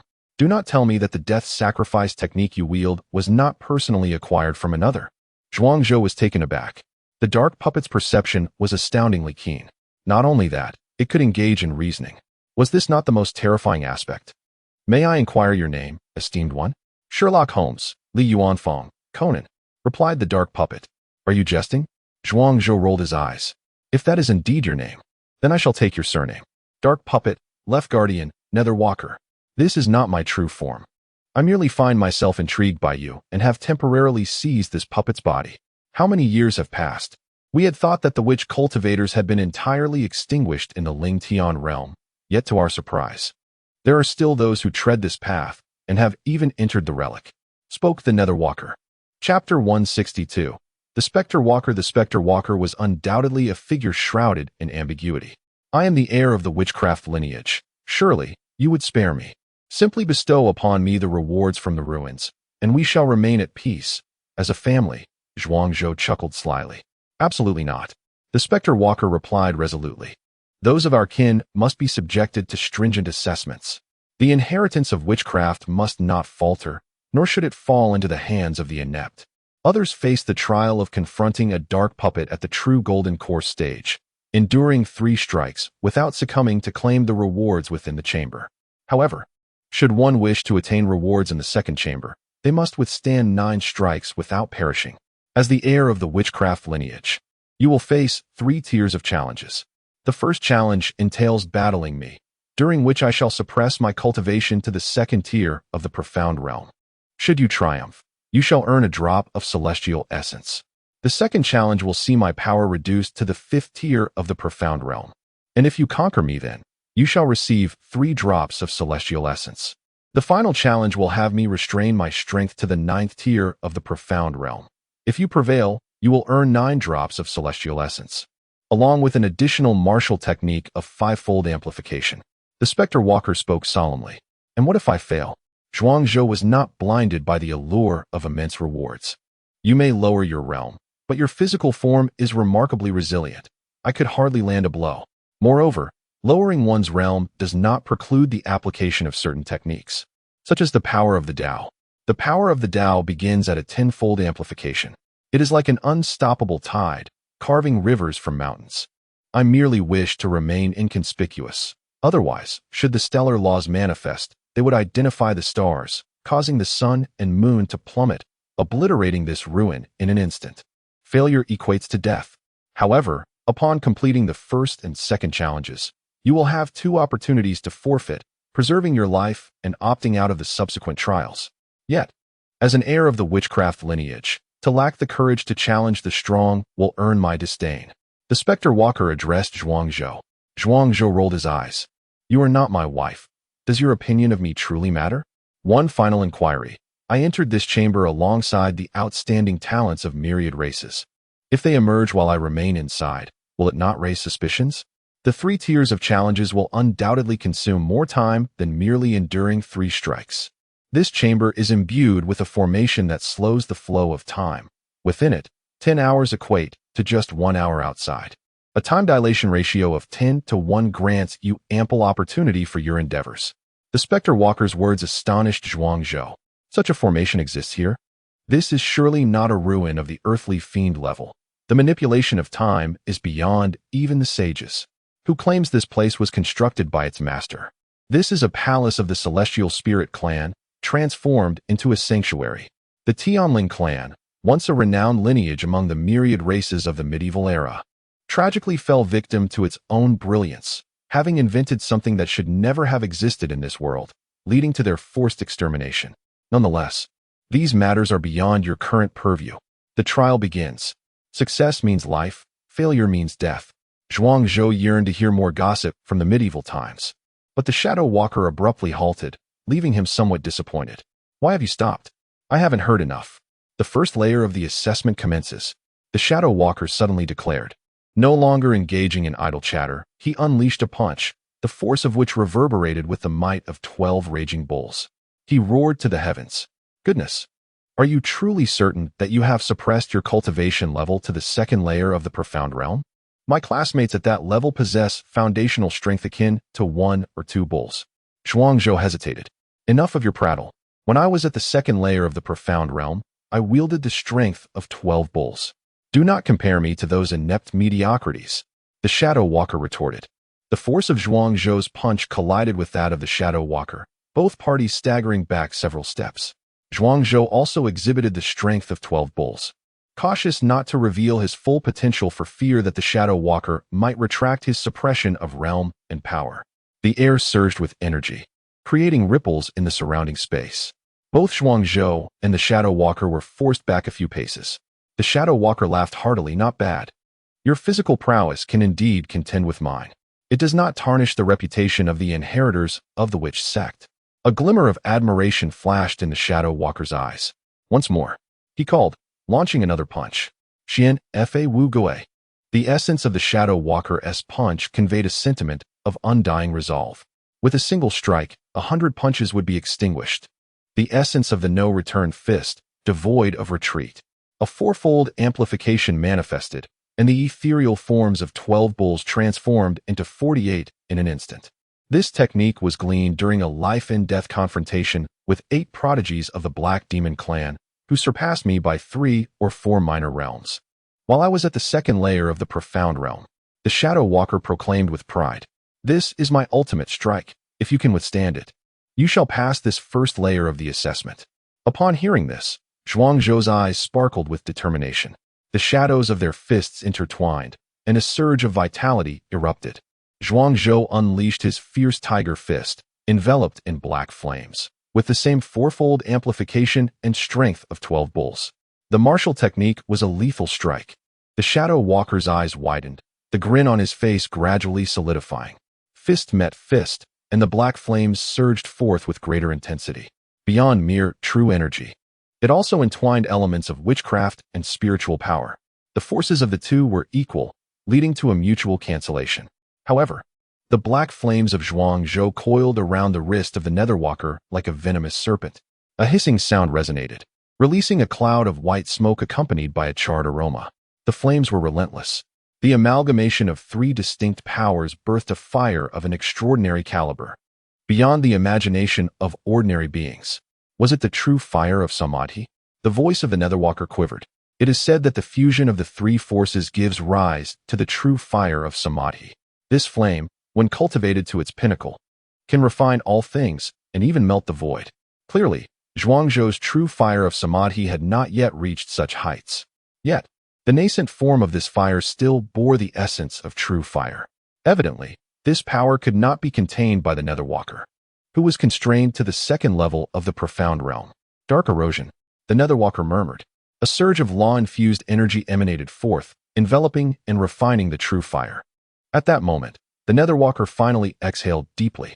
His form, though resilient, was not impervious.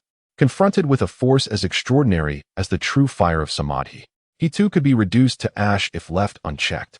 I have employed methods beyond the second layer of the profound realm. Consider your first layer's assessment passed. This is the celestial essence. The Netherwalker honored his word, producing a droplet of celestial essence and presenting it to Zhuangzhou. The celestial essence hovered in midair, a deep azure hue, glimmering with mysterious, iridescent sparks. This single droplet could extend the lifespan of a practitioner by a full cycle of 60 years, though its efficacy was limited to beings of the earthly fiend realm and below. Once one ascended to the earthly fiend realm, the vitality surged, and the effects of the celestial essence would diminish by half. For those of the heavenly gang realm, it would be utterly ineffective. Nevertheless, despite this limitation, the celestial essence remained an invaluable treasure. When a formidable being of the earthly fiend realm was nearing their end, would they not cherish a droplet of celestial essence that could prolong their life by 30 years? They would be willing to pay any price to comprehend the true fire of Samadhi and unite the three forces. Your potential is immense, the Netherwalker reflected. Zhuangzhou chuckled softly. Do you wish to commence the second layer of the trial? Perhaps we should test it? Zhuangzhou hesitated in his response. Chapter 163. The Universal Expanse ranking. It was only at the tender age of 14 that I ascended to the 5th level of the Universal Expanse realm. That year, I single-handedly vanquished a pure-blood creature at the pinnacle of the Universal Expanse realm, thereby securing my place on the Universal Expanse ranking. The Shadow Walker, with a calm demeanor, recounted his past without a hint of boastfulness, elucidating his combat prowess to Zhuangzhou. There exists a ranking for the human race, and similarly, a Universal Expanse ranking for all races. This Universal Expanse ranking comprises a total of 3,000 slots, characterized by a higher caliber. Even the top 100 prodigies of the human ranking might struggle to secure a position at the tail end of the Universal Expanse ranking. At 14, possessing the 5th level of the Universal Expanse realm might not paint the Shadow Walker as a genius. Yet, when one considers his age, level, and standing in the Universal Expanse ranking, he undoubtedly qualifies as an extraordinary talent. However, what significance does talent hold when, in the end, one becomes a mere pawn, subservient to the master of this relic? A soft sigh escaped Zhuangzhou's heart. It is best for one to grasp their own fate firmly in their hands. Make your move, the Shadow Walker urged. You may go first. I fear my unleashed power might inadvertently bring you harm. Zhuangzhou, blushing slightly, did not decline. In that case, I would feel quite embarrassed. With a swift motion, he unleashed a fierce elbow strike, executing the fierce tiger fist with quadrupled amplitude.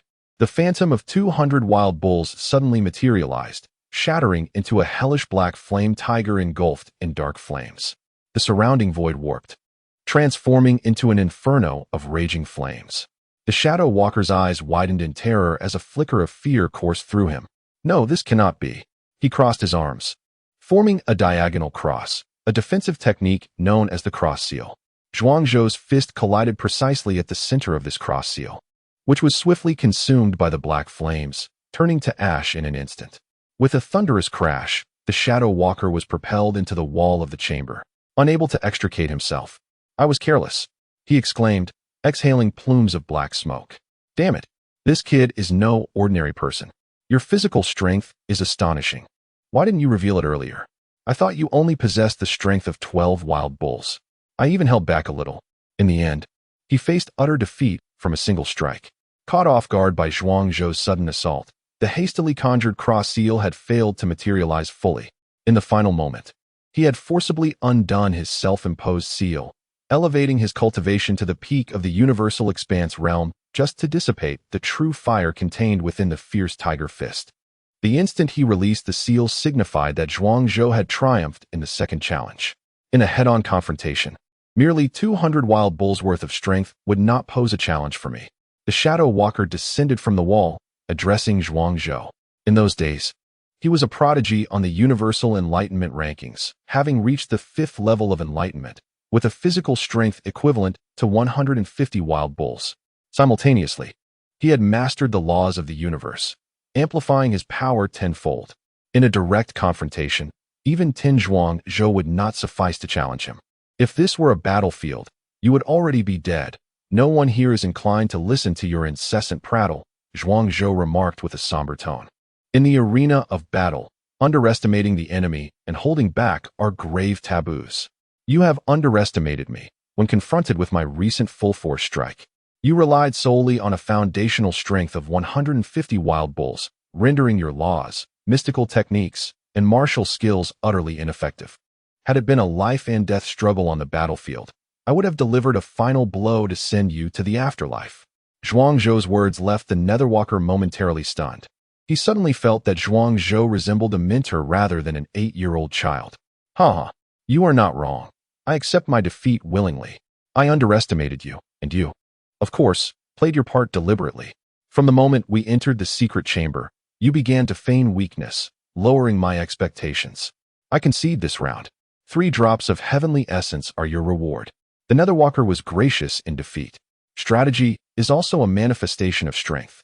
Moreover, given Zhuangzhou's young age, merely 8 or 9, an explosive force of 200 wild bulls, bolstered by a quadrupled amplification of martial formations, is indeed remarkable.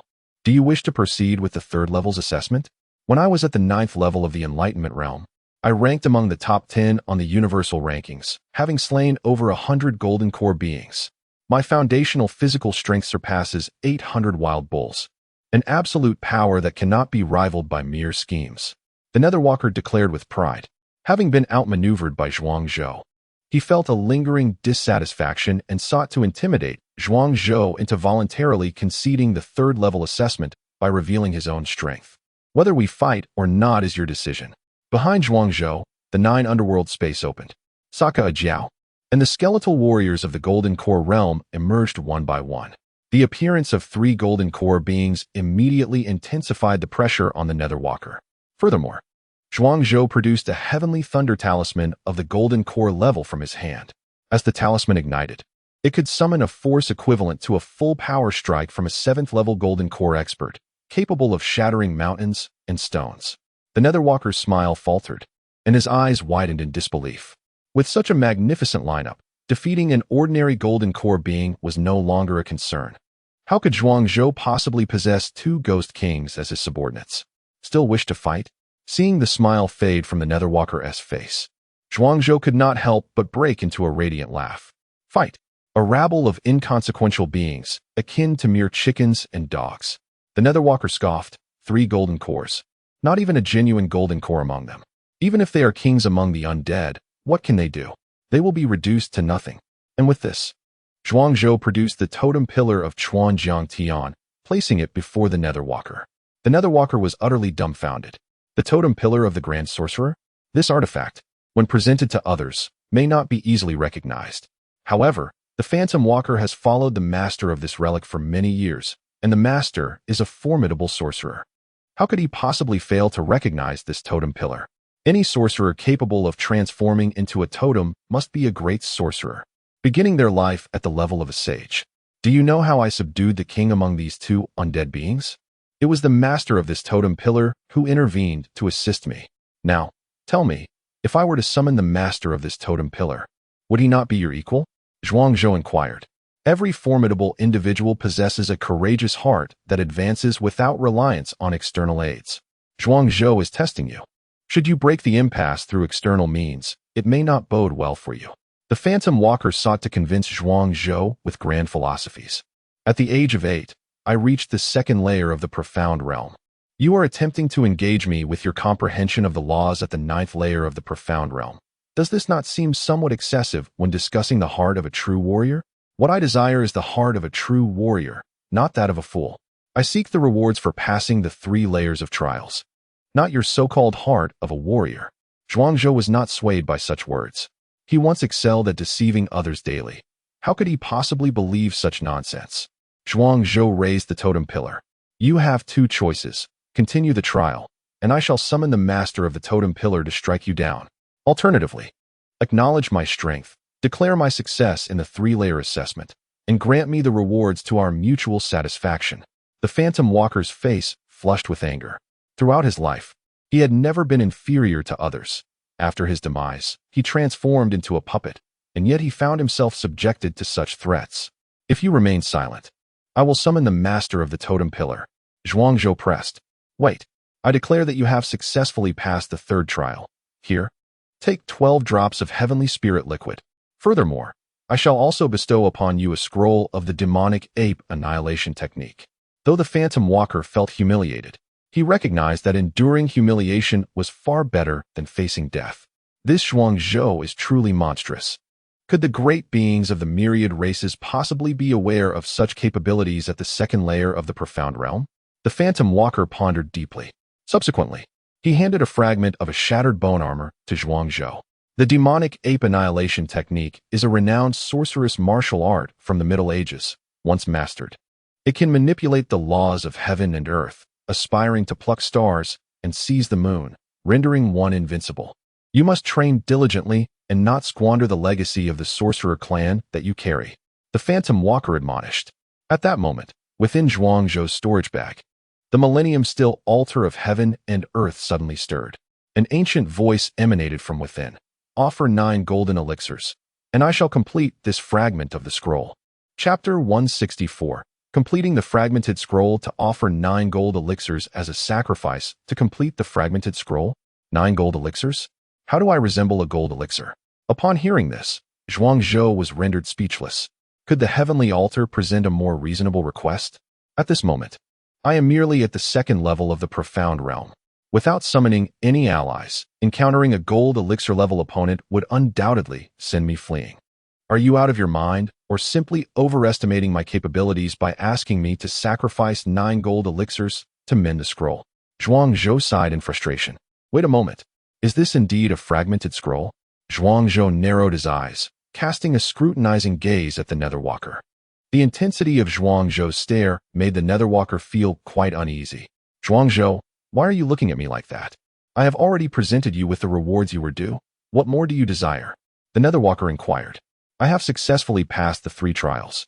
Yet the witch martial arts you bestowed upon me are mere inferior goods. What does that even mean? Zhuangzhou's words left the Netherwalker momentarily speechless. Inferior goods? How do you know that? The Netherwalker was taken aback. Zhuangzhou had yet to even glance at the scriptures after receiving them. How do I know? The master of the totem pillar informed me. It possesses great power and is knowledgeable of the myriad changes in the universe. Do you really think such trivial matters can elude my perception? The Netherwalker was secretly astonished. He had never encountered such high-grade artifacts as the totem pillar, and he was surprised that its master could probe the essence of things without needing to summon. Indeed, the witch martial arts do have flaws. The demonic ape annihilation technique consists of 7 levels. Mastering all 7 can yield a 7-fold amplification. However, after its transmission to the Middle Ages, only the first 5 levels remain, resulting in only a 5-fold amplification. In this era, the witch sect's martial arts have nearly gone extinct, making this technique a rare treasure. Without the enhancement of witch martial arts, practitioners of the witch sect can only rely on sheer witch power in battle or resort to various curses and hexes, rendering their combat capabilities rather feeble. The Netherwalker defended. I don't care. I don't care. You have given me inferior goods as a reward. I demand compensation. Zhuangzhou adopted a stance that suggested he would throw a tantrum if he did not receive recompense. The Netherwalker found himself at a loss. Truly, what a peculiar state the inheritors of the witch sect have fallen into during this age. Not only did they lack allies during assessments, but they also clung to their treasures like hoarders, throwing tantrums when dissatisfied. Very well, I have a vial of Millennium Stalactite Essence. This essence can rapidly restore your true energy, allowing you to fight without the worry of a sudden burst of power leading to exhaustion. The Netherwalker conceded, producing a delicate porcelain vial. This vial contained a space array, and despite its small size, it held enough Millennium Stalactite Essence to fill a jug. This substance is a secret elixir of the peak level of the profound realm. Although its quality is not exceptionally high, it perfectly suits Zhuangzhou's current needs. With this small vial of Millennium Stalactite Essence, if used sparingly, he would not have to worry about insufficient true energy or hesitating to unleash his full power in the near term. Zhuangzhou chuckled with delight. Thank you for your guidance, esteemed elder. When the Qingming festival and the 15th day of the 7th month arrive, I shall offer you several incense sticks. Zhuangzhou babbled nonsensically. The Netherwalker glared. I am not dead yet.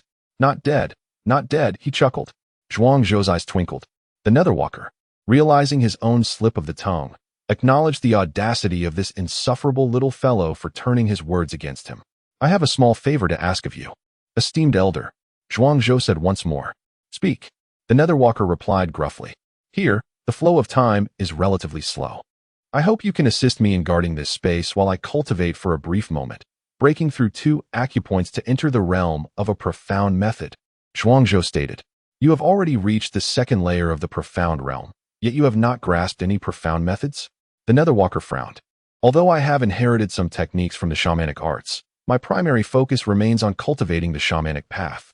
After all, the transmission of shamanic methods in this era is fragmented and no longer suitable as a primary cultivation approach. The martial arts, being integral to the profound realm, are indeed remarkable. Advanced martial skills can amplify one's abilities astonishingly, sometimes by 8 or 9 times.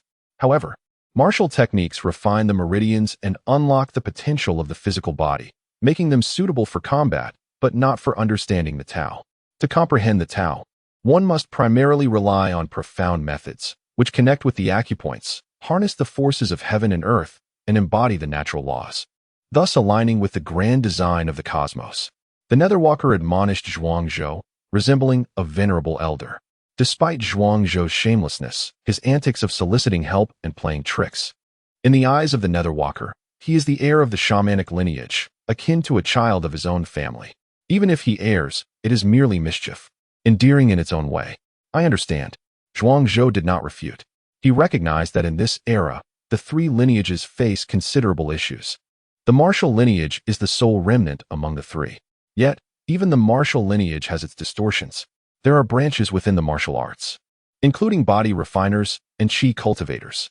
Profound methods are more inclined towards the qi cultivation lineage, comprehending the principles of the Tao and mastering the elements of water, fire, and thunder. However, martial techniques should form the foundation for body refiners, reaching the pinnacle of their practice to unlock the treasures of the physical form. One force can break myriad laws, proving to be equally formidable. Yet, in this age, body refiners are scarce, and the path ahead is obstructed, leaving only the enduring presence of profound methods. Without cultivating profound methods, it is arduous to grasp the principles of the Tao. Without understanding the Tao, how can one attain the golden elixir? Zhuangzhou sat cross-legged on the ground, consuming one spirit-replenishing pill after another. The 1,000-year-old stalactite is precious, and he hesitated to use it while cultivating. Besides, he still had plenty of spirit-replenishing pills at hand, so he would make do for now. As the pills were refined, a vast amount of true energy flowed into his limbs and bones. Both acupoints absorbed the true energy simultaneously, akin to bottomless pits.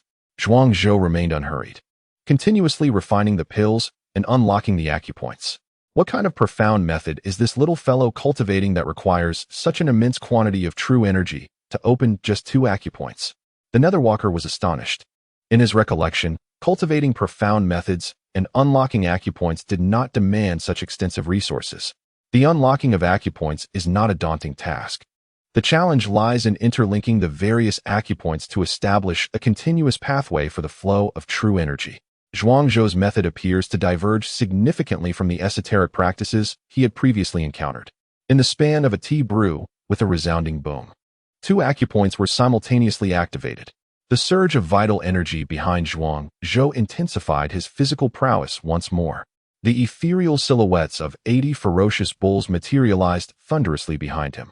The expression of the Netherwalker shifted dramatically.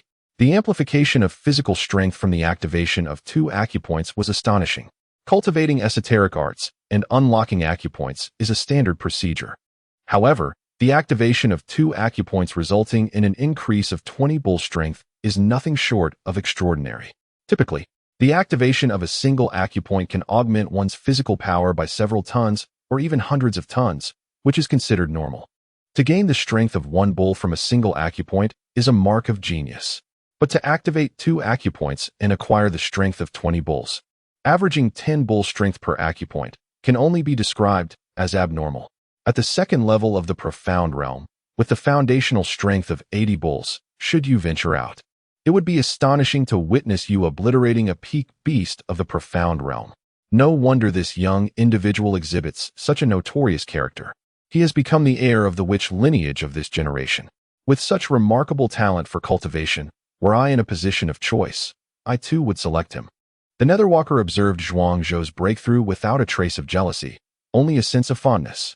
At this moment, Zhuang Zhou had yet to emerge from his seclusion.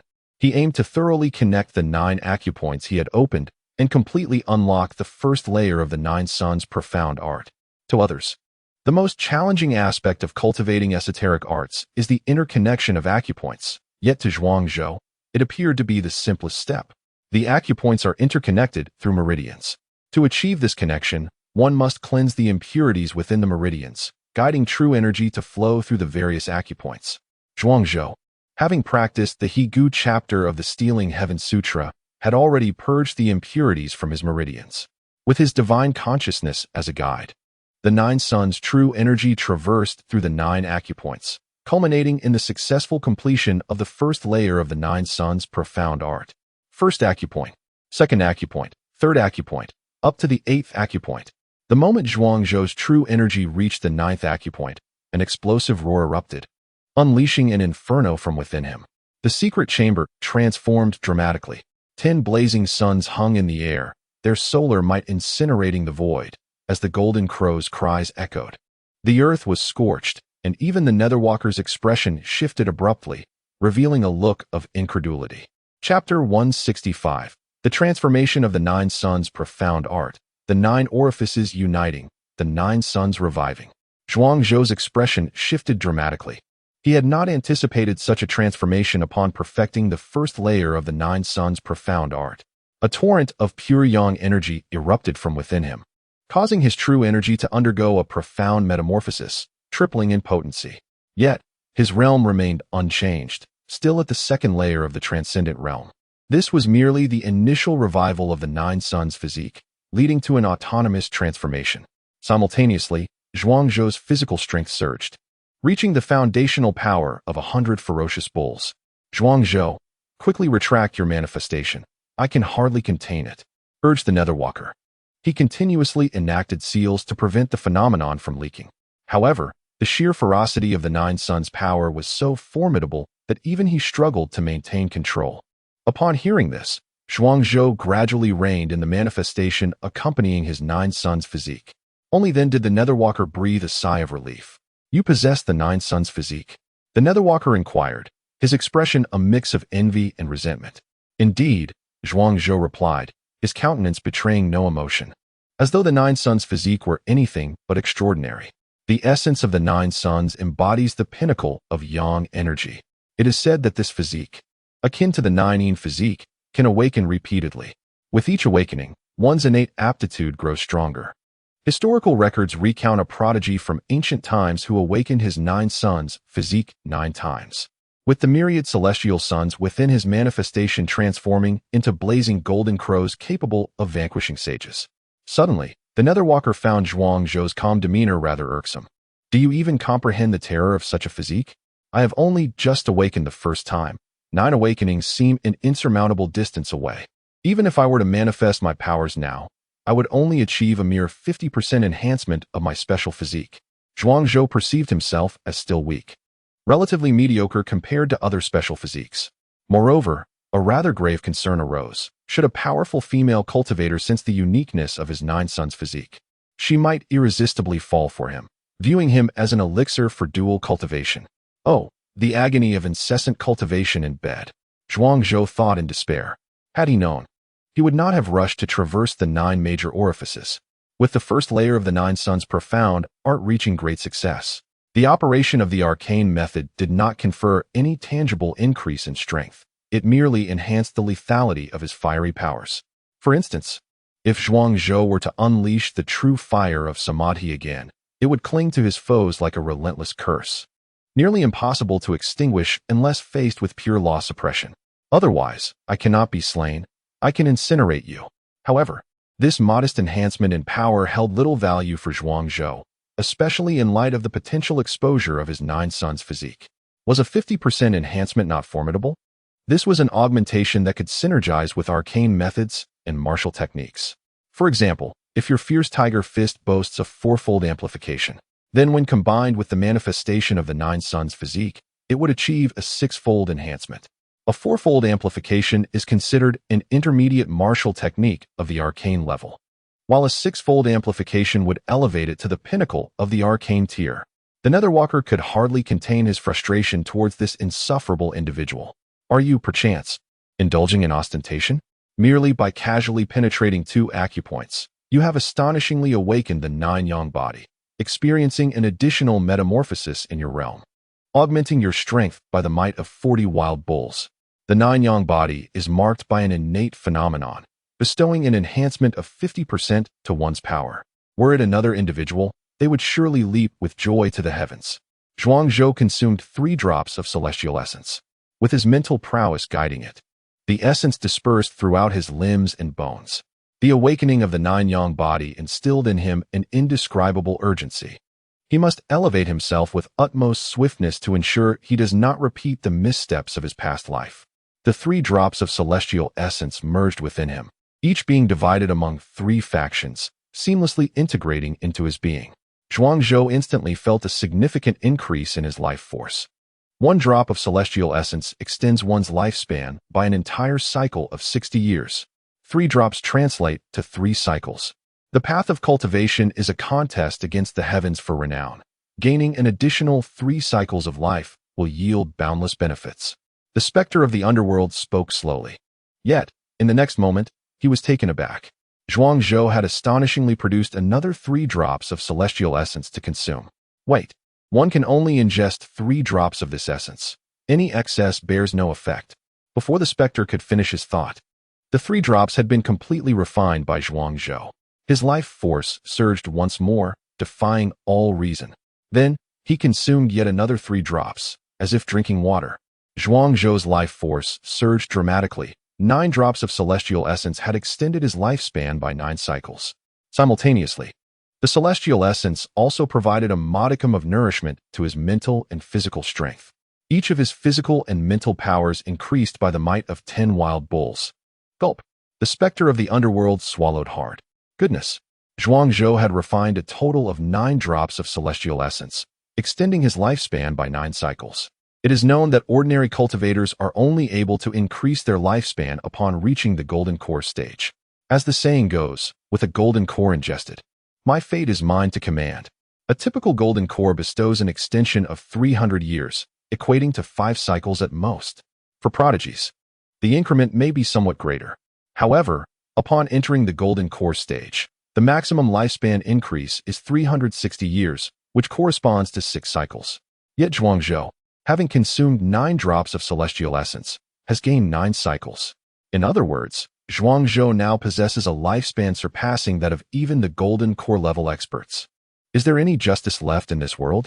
Cultivating through 3 factions, it appears there are additional benefits. Refining 3 drops of celestial essence per faction allows for the refinement of 9 drops in total.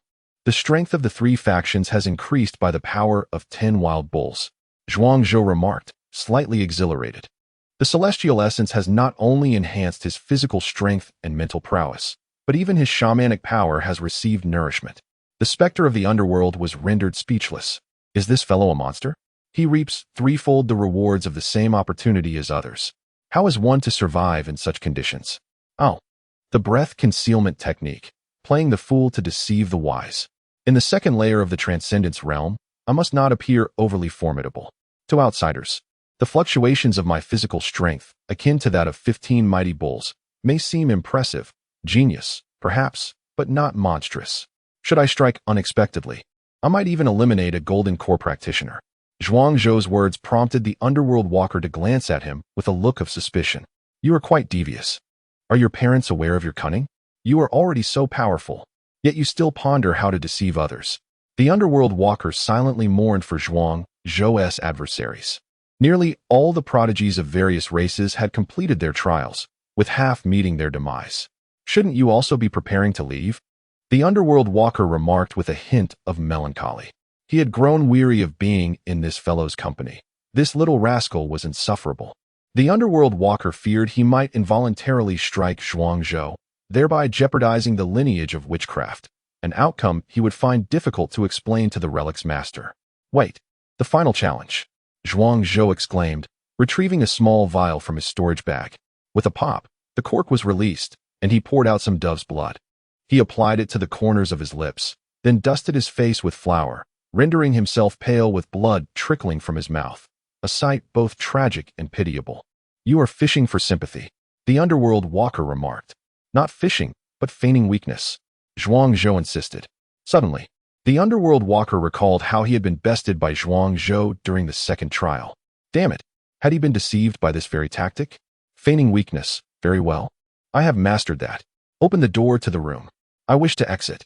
The underworld walker nodded and opened the door. Zhuang Zhou's previously erect posture instantly slouched. He staggered out of the room, his faltering steps exuding an aura of fragility that could be sensed from 800 meters away. "Zhuang Zhou, you have emerged," Lu Yang exclaimed, rushing over to offer support. "Cough, I am still somewhat too weak. I barely passed.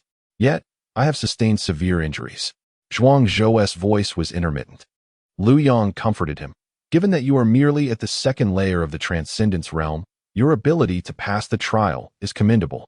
Among the 82 prodigies who entered the second layer of the ruins, only 40 have emerged. Those who perished within the ruins fared worse than you." At that moment, Yang Chun, Lung Yan, and Shui Ruxian also approached, having successfully completed their trials without injury. "Since you are wounded, you must relinquish the celestial essence you obtained. Such a treasure is not safe in your possession," declared a bald prodigy from the human race. Chapter 166. Zhang Tai. Zhuang Zhou gazed at the bald figure, a paragon of humanity.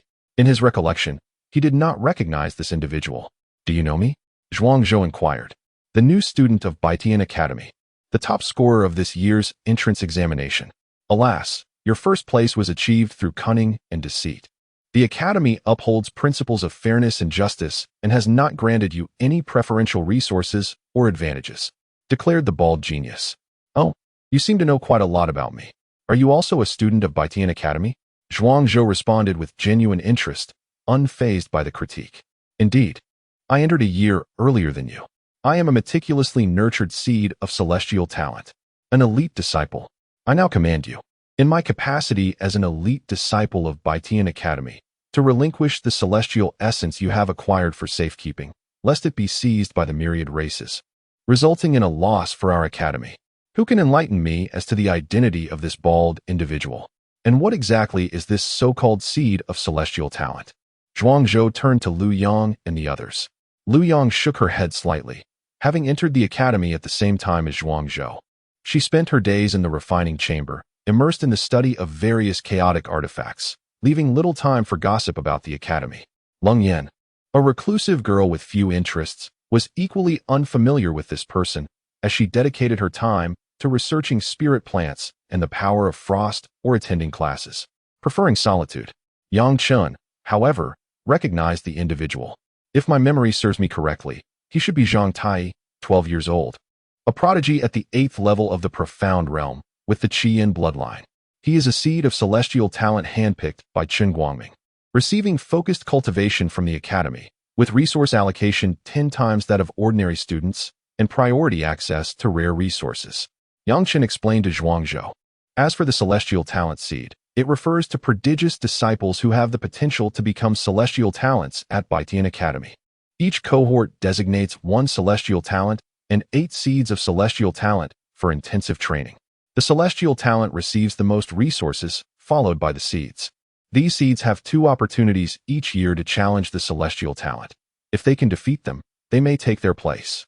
The status of a seed of celestial talent within the academy is significantly higher than that of ordinary disciples, making the plundering of resources from regular students a frequent occurrence.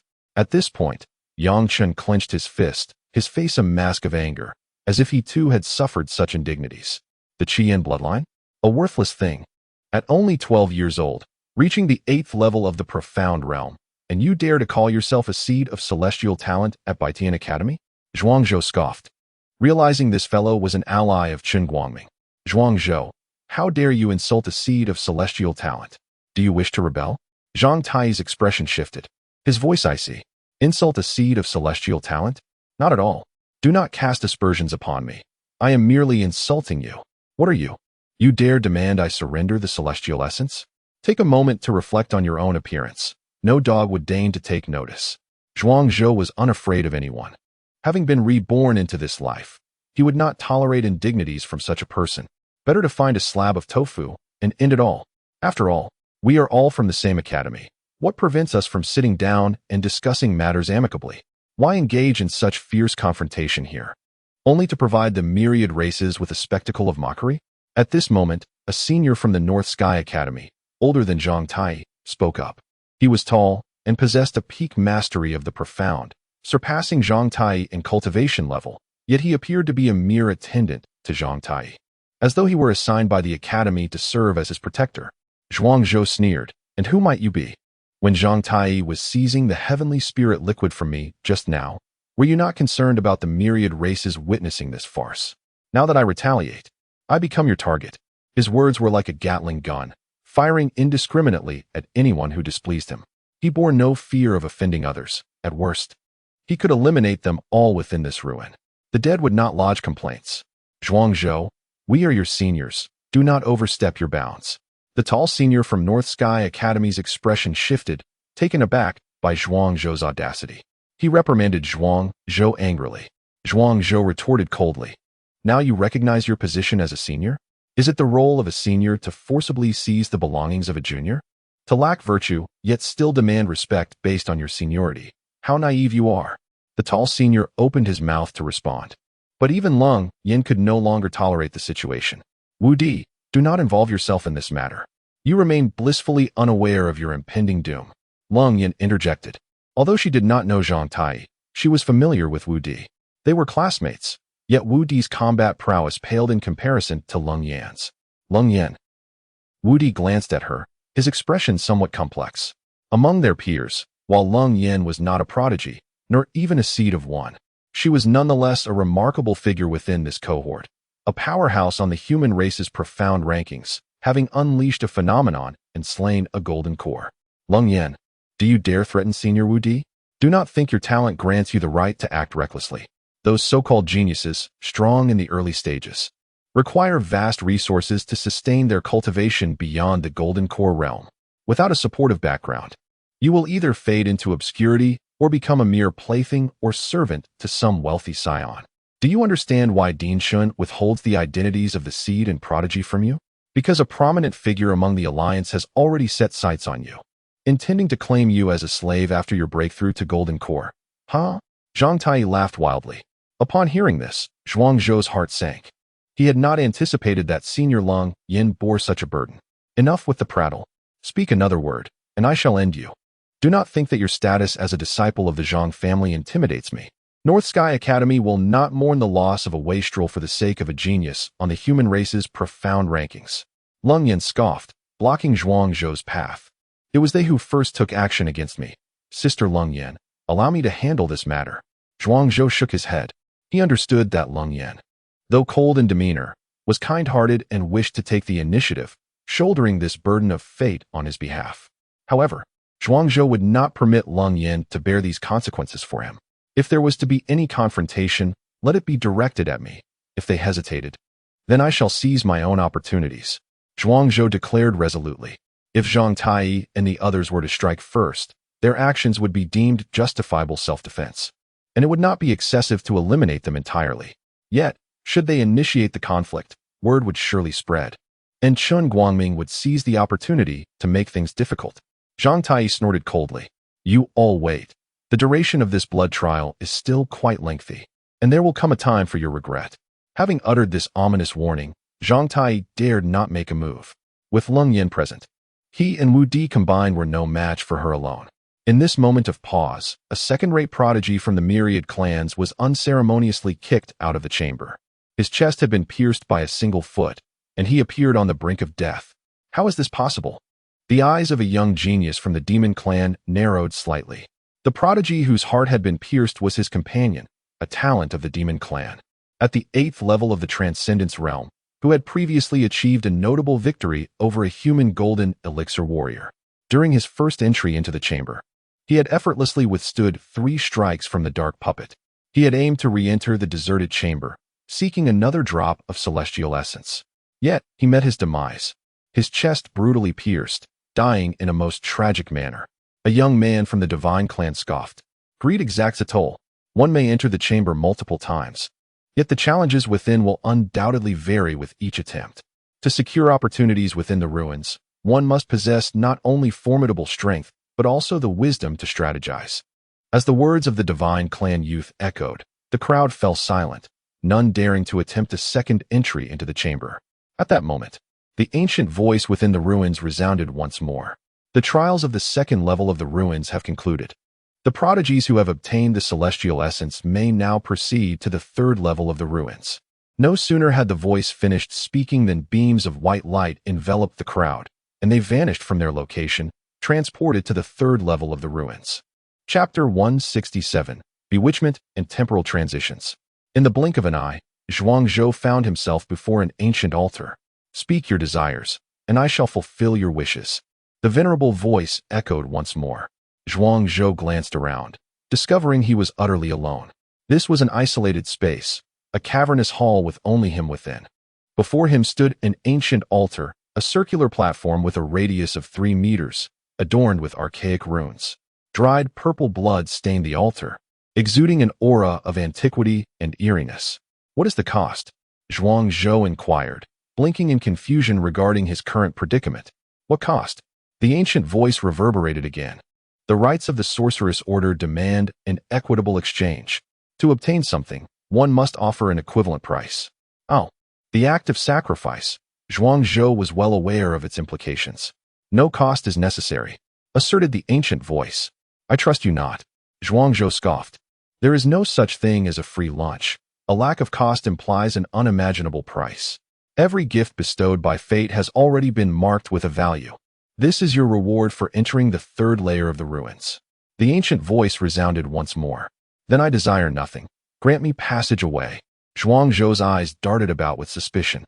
The third layer of these ruins was problematic, exceedingly so. The first 2 layers involved battling foes and acquiring treasures, adhering to the established patterns of the ruins. Yet the altar of the third layer exuded an unsettling aura. "State your wish, and I shall meet all your needs." The voice from the altar resumed its repetitive chant, as if caught in a loop. Zhuangzhou chose to ignore the voice entirely, sitting cross-legged on the ground to meditate. Unable to comprehend the intricacies of the third layer of the ruins, he opted for deliberate indifference. Why had he not encountered the specters of the underworld or the undying master of the ruins?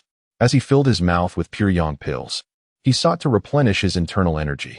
His 9-yang body had begun to awaken, transforming the quality of his true energy, increasing it 3-fold, yet reducing its quantity to 1/3 of its previous state. He needed the pure yang energy within the pills to convert into 9-yang true energy, filling it to the brim. Meanwhile, within an ancient palace, a strikingly handsome, yet somewhat sinister young man toyed with a string of blood-colored relic beads and a silver mirror. The mirror reflects the scene of Zhuangzhou cultivating before the altar. Behind the enigmatic young man, a figure draped in a black robe slightly bows his head. If Zhuangzhou were present, he would undoubtedly recognize this individual as the true essence of the Netherwalker. His unique aura is easily identifiable. Is this indeed one of the 2 disciples of the witch sect who have ventured into the ruins for the first time? Queried the strikingly handsome young man. His long fiery hair cascading down to his waist, his complexion pale as mutton fat, and his purple lips pressed thin, sharp as a blade. His elongated eyes occasionally flickered with a hint of lethal intent. "Indeed," replied the Netherwalker. "His talent is exceptional.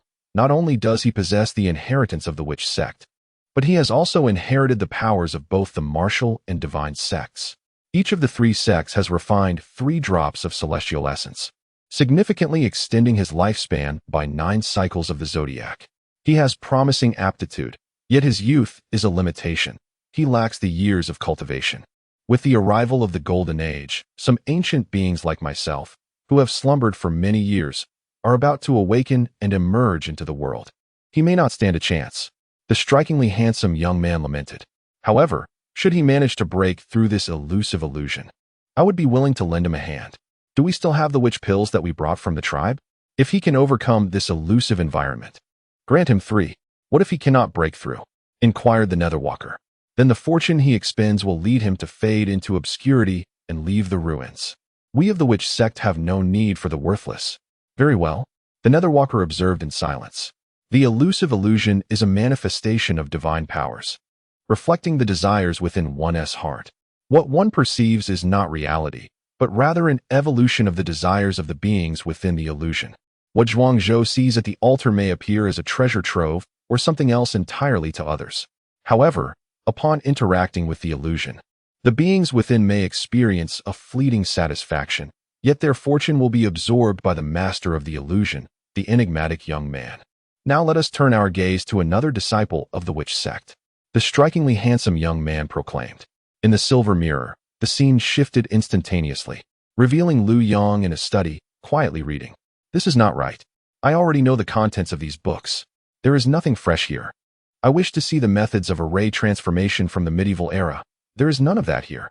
Lu Yang exclaimed in frustration, stamping her foot. The strikingly handsome young man's expression stiffened. This generation of witch sect disciples is increasingly peculiar. Zhuangzhou does not believe in pie falling from the sky, laboring at the altar, while this one is even more absurd, seeking ancient texts on crafting within an illusion. The elusive environment reflects Lu Yang's inner vision. Knowledge beyond her comprehension will not manifest. Thus, this illusion cannot fulfill her desires. A deceitful ruin, nothing but a scam. Lu Yang erupted in a torrent of invective. No. The knowledge contained within this tome is all too familiar to me. If this is mere coincidence, then the odds are exceedingly slim. Thus, this must be an illusion, a reflection of my innermost desires. If it is indeed an illusion, awaken now, Queen Medusa. As Lu Yang spoke to herself, a serpentine beauty, Medusa, materialized behind her. A captivating, ethereal glow danced within her eyes. With a resounding crash, the bewildering environment shattered. Lu Yang plummeted from the void, landing before an enigmatic young man. Heavenly sorcerer, a descendant of Medusa's lineage, it is a pleasure to meet you. I am the master of this relic, Wu Hua. The extraordinary young man introduced himself. The Lu family. Lu Yang. The phantom of Medusa behind Lu Yang gradually dissipated. This was her trump card, and to her dismay, it had been revealed. At that moment, the mirror beside Wu Hua transformed to display the chamber where Zhuangzhou stood at the altar. Zhuangzhou, having consumed 12 pure yang pills, finally filled his meridians with vital energy. He slowly rose, retrieving a modest altar crafted from rough stone, which he had purchased in South City for 5 inferior spirit stones. What could this fellow be planning? Wu Hua was taken aback. Zhuangzhou seemed to be deviating from the norm. In my name, I summon the spirit of the Golden Crow, offering the remains of the celestial demon of the profound realm as sacrifice, beseeching the Golden Crow to descend. Zhuangzhou produced the corpse of a celestial demon from his storage pouch and reverently placed it upon the altar. He then took a small dagger and made a cut upon his wrist, allowing his blood to drip and saturate the corpse. As a nine-yang body, Zhuangzhou shared an intimate bond with the Golden Crow. It is said that the ancient 10 Golden Crows were born from the extraordinary phenomena that arose when a nine-yang body reached its zenith. The sacrifice of the corpse transformed into countless minuscule particles that evaporated from the world. A searing flame descended from the heavens, and a phantom of the Golden Crow materialized, distorting everything and causing the bewildering illusion to evaporate and vanish. Zhuangzhou also tumbled forth from the void, accompanied by a magnificent apparition of a Golden Crow, its wings spanning 3 yards. Wu Hua's expression shifted dramatically. Quickly, Zhuangzhou summoned this Golden Crow away. Chapter 168, Breaking the Bonds. Heir of my king, what is your desire? The wings of the Golden Crow fluttered gently. The deathly energy within the entire palace began to dissipate. The Golden Crow, embodying pure yang, restrains all sinister forces. Consequently, the powers of death and darkness were evidently suppressed by the might of the Golden Crow. Wu Hua had been in slumber for many years, existing in a state akin to false death, teetering on the brink of life and death.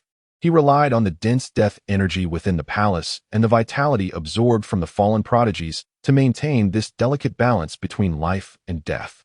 The arrival of the Golden Crow purified the death energy, threatening to shatter this equilibrium. Wu Hua's complexion fluctuated between shades of blue and white, losing the calm composure he had previously exhibited. This illusion, I cannot shatter. I must rely on the power of the Golden Crow to break free. Zhuangzhou murmured to himself. He turned his gaze to Wu Hua. The nearby Yumming Walker spoke. My lord is merely testing you without ill intent. Please allow the golden crow to depart, lest it continues to disrupt the balance of life and death within this palace. Zhuangzhou nodded slightly. Indeed, the young walker had treated him favorably before. This junior summoned the esteemed golden crow to dispel the illusion. Now that the illusion has dissipated, may the golden crow return to its rightful place. Zhuangzhou clasped his fists respectfully. The golden crow nodded. If that is the case, I shall dispel this illusion. You are the heir of my king. There are certain truths I must impart to you. The golden age is soon to commence, and the celestial demons shall descend. You must prepare yourself in advance. Should you encounter an insurmountable foe, do not confront them directly. Sacrificing the blood and flesh of the strong may summon our projections to descend, exerting pressure upon the heavens and instilling fear in myriad races. Remember this, remember. With that, the voice of the golden crow faded, its illusion dissipating entirely. The searing aura subsided, and the palace restored its balance of life and death. Wu's complexion finally returned to normal. I apologize for my earlier rudeness, esteemed elder. Zhuangzhou demonstrated his politeness, offering an apology as soon as the golden crow departed. Damn it, who spread such false information? This is no relic of the earthly fiend realm. The owner of this relic has already reached the celestial gang's realm. Zhuangzhou, a sage in his past life, possessed a keen sensitivity to the auras of different realms. Wu was undoubtedly a formidable presence of the celestial gang's realm. Not only was Wu immensely powerful, but the Yumming Walker was also among the pinnacle of the earthly fiend realm. However, they were both caught in a peculiar state between life and death, requiring the flow of life and death energies within the palace to maintain balance. Thus temporarily trapped and unable to leave. One cannot blame the ignorant. Wu waved his hand.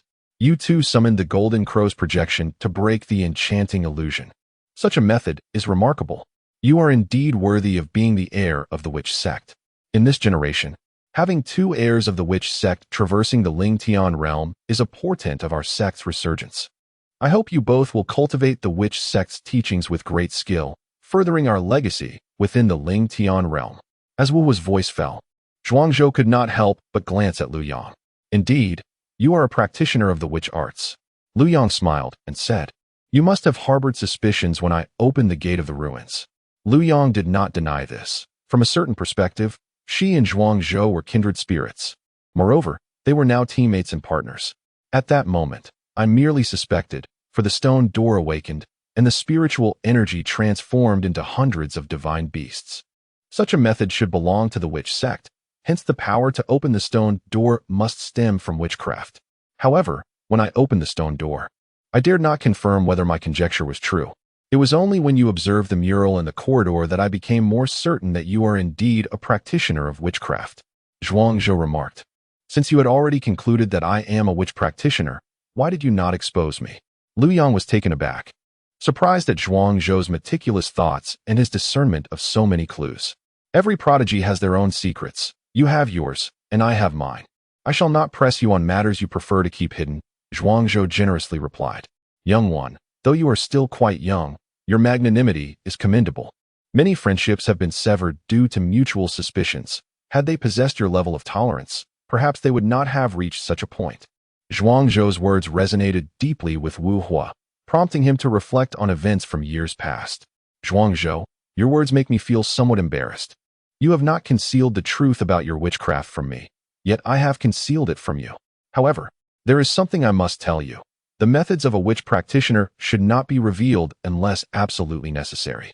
If you find yourself in a dire situation, you may show some of your basic skills, but never let anyone know that you have acquired a systematic inheritance of witchcraft. Lu Yang spoke with a complex gaze. Lu Yang's statement held merit.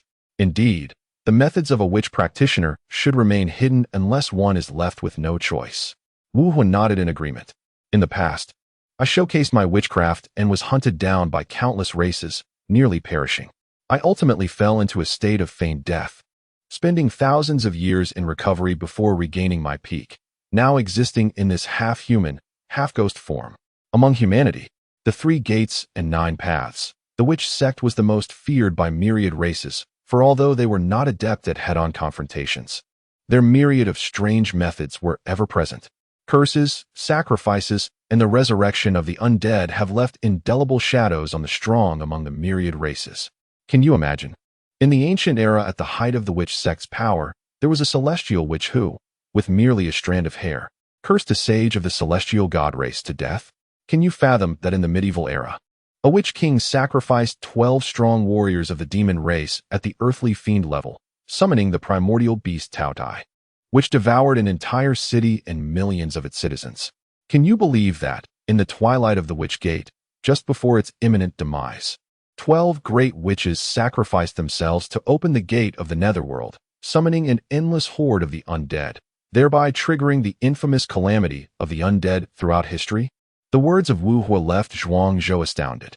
He finally comprehended why all races were willing to go to great lengths to erase the legacy of the human race's Witch Gate from existence. Such overwhelming destructive power. Who could withstand it?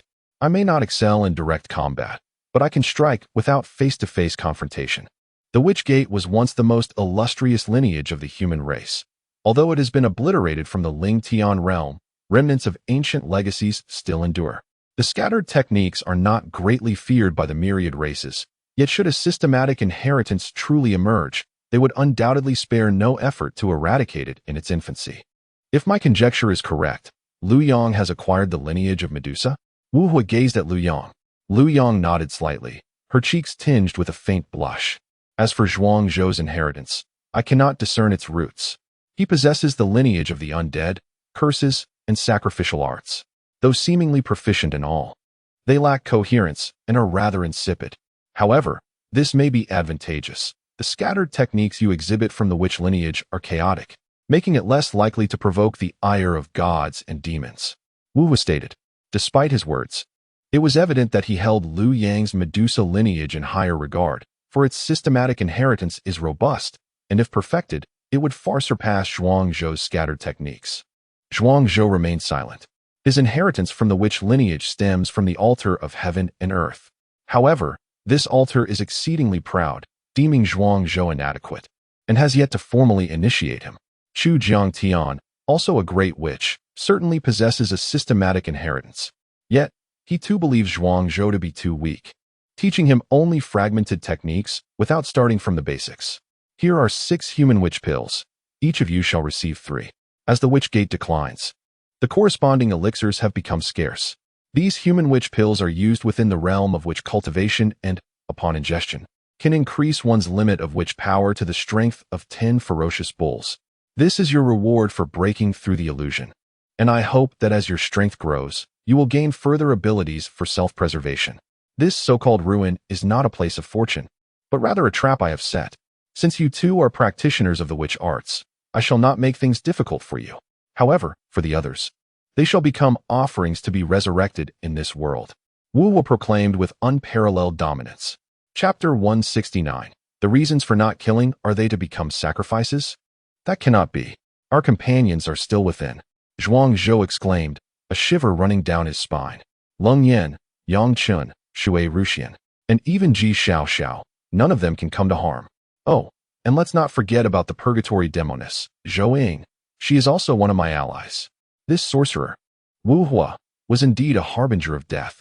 He had orchestrated such a grand scheme solely for the purpose of offering sacrifices and slaughter at the final moment.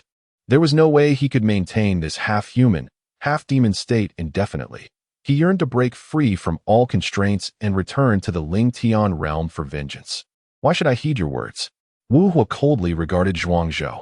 I spared the 2 of you and granted you elixirs because you managed to break through the illusory realm and are heirs of the sorcerer's sect. But them? They are all my offerings and cannot be spared. Wu Hua's words sent a chill through Zhuang Zhou. Rest assured, this time, I will merely strip them of a portion of their fortune and augment my own power. After they leave the dark forest, I will gradually transform them into my servants through the rite of death sacrifice, perhaps even external manifestations of myself. The implications of Wu Hua's words left Zhuang Zhou trembling with fear. So this individual not only sought to plunder others' fortunes, but also intended to play a game of cultivation.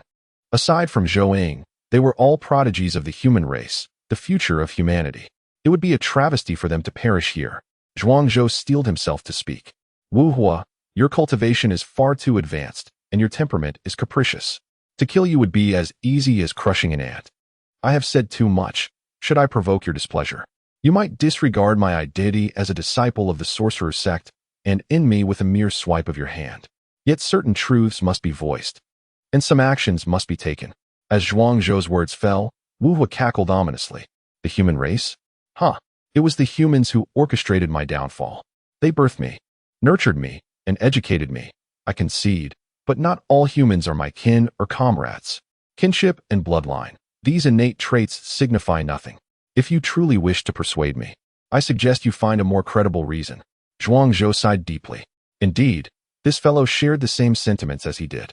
The rationale he presented felt utterly unconvincing the moment it left his lips. If it could not persuade himself, how could it sway a figure of Wu Hua's stature? We are all mourners in our own right, Zhuang Zhou lamented softly. In the next moment, Wu Hua turned his gaze back to Zhuang Zhou. I shall grant you one more opportunity. Provide me with a reason not to kill them. Wu Hua's voice took on an increasingly coercive tone. I will shoulder their debts. Is it not merely a matter of finding a few fortunate prodigies? Assist me. Grant me a fragment of your divine consciousness, and I shall seek out the talents of the myriad races, directly sacrificing them for you. If one is insufficient, then 5 will do. If 5 are inadequate, then 10. The right of death sacrifice shall be entrusted to me. I imprint the talents from myriad clans whom I find pleasing, turning them into my puppets, Zhuang Zhou declared. His proposed solution was straightforward and brutal, yet it aligned perfectly with the interests of Wu Hua. Indeed, it was about interest. The beings of myriad clans, living longer, become increasingly discerning. In this realm of Ling Tian, how many emotional entanglements truly exist? Everything ultimately revolves around the notion of benefit. Ha, so discerning. Wu Hua laughed heartily. As a true disciple of the witch sect, he struck at the core of the issue. Regarding inheritance, I place greater value on this little girl. Concerning temperament, you suit my palate better. Lu Yang listened, his heart pounding with trepidation. Zhuang Zhou's disposition indeed resonated more with Wu Hua's preferences. What preferences? A penchant for slaughter? Although Lu Yang hailed from a prominent family, his youth rendered him far less audacious than Zhuang Zhou and Wu Hua, who treated the talents of myriad clans and lives as mere bargaining chips. Zhuang Zhou sighed inwardly. Wu Hua's ultimate aim was indeed to break free from the shackles of this relic and re-emerge in the Ling Tian realm. However, if he were to truly release him, what sort of spectacle would unfold? With his cold and ruthless nature, would he stir the heavens and plunge the entire Ling Tian realm into an abyss of no return? Zhuang Zhou was uncertain. Enough. You have lingered here long enough. It is time to depart. I shall transport you and your companions together. But that little girl from the Abyssal clan shall not accompany you. She has a protector and was taken away before the 3rd layer was even unlocked. Zhuang Zhou continued. I have already tethered a strand of divine thought to you. If you initiate the sacrificial rites and call upon my name, you can activate this strand. Additionally, I have entrusted you with 9 death sacrificial techniques. You owe me this. Of course, I believe these 9 techniques will not be a burden in your hands. Rather, they will serve as formidable weapons. Ha. Wu Hua's laughter echoed through the heavens. In the next moment, Zhuang Zhou and Lu Yang felt the scenery before them shift. They found themselves back on the ground of the dark forest. Where is my Wuji golden elixir? Why has the one I concocted vanished? Yang Chen seemed still ensnared by the lingering effects of the illusory realm, shouting in despair. Life and death are but illusions, indeed. It was merely a mirage, without the notion of life and death reversal or rebirth. Shui Ruxian felt a sense of loss. Yet she had already discerned in the illusion that what she encountered might not be real. My heart is like water, devoid of desires or thoughts. What I attain will solely be through my own hands. I shall not place my hopes upon another. Lung Yin was the most rational among them, completely unaffected by the beguiling illusions. Ji Xiaoxiao squatted nearby, lost in her own thoughts.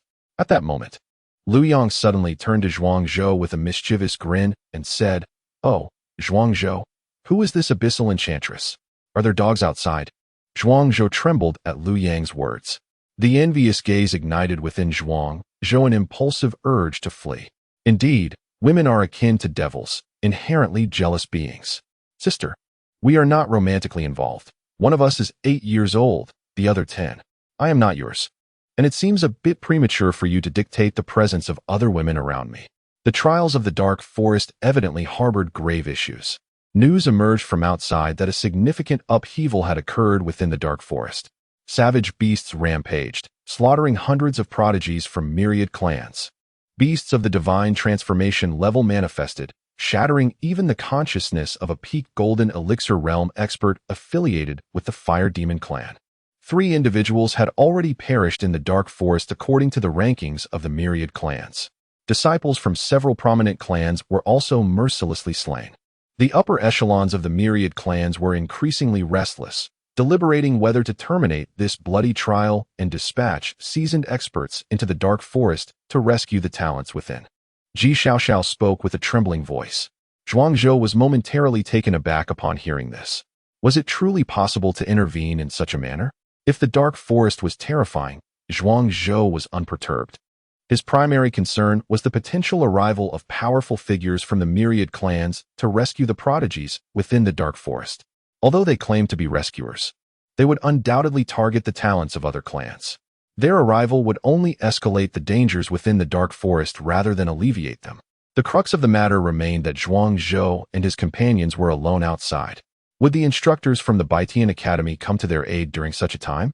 Zhuangzhou was uncertain. Currently, a significant portion of the clans held opposing views. Yet, someone had proposed activating the surveillance Heavenly Eye once it was initiated. Every black market of the myriad clans would unveil a mystical observation realm. With sufficient spirit stones, one could scrutinize every detail within the dark forest. Ji Xiaoxiao stated. Cursed bloody trials.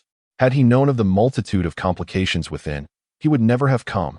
A bewildering relic had left him in a state of near death.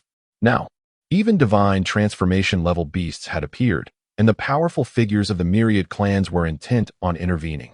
How could this possibly be considered a youthful trial? The surveillance Heavenly Eye?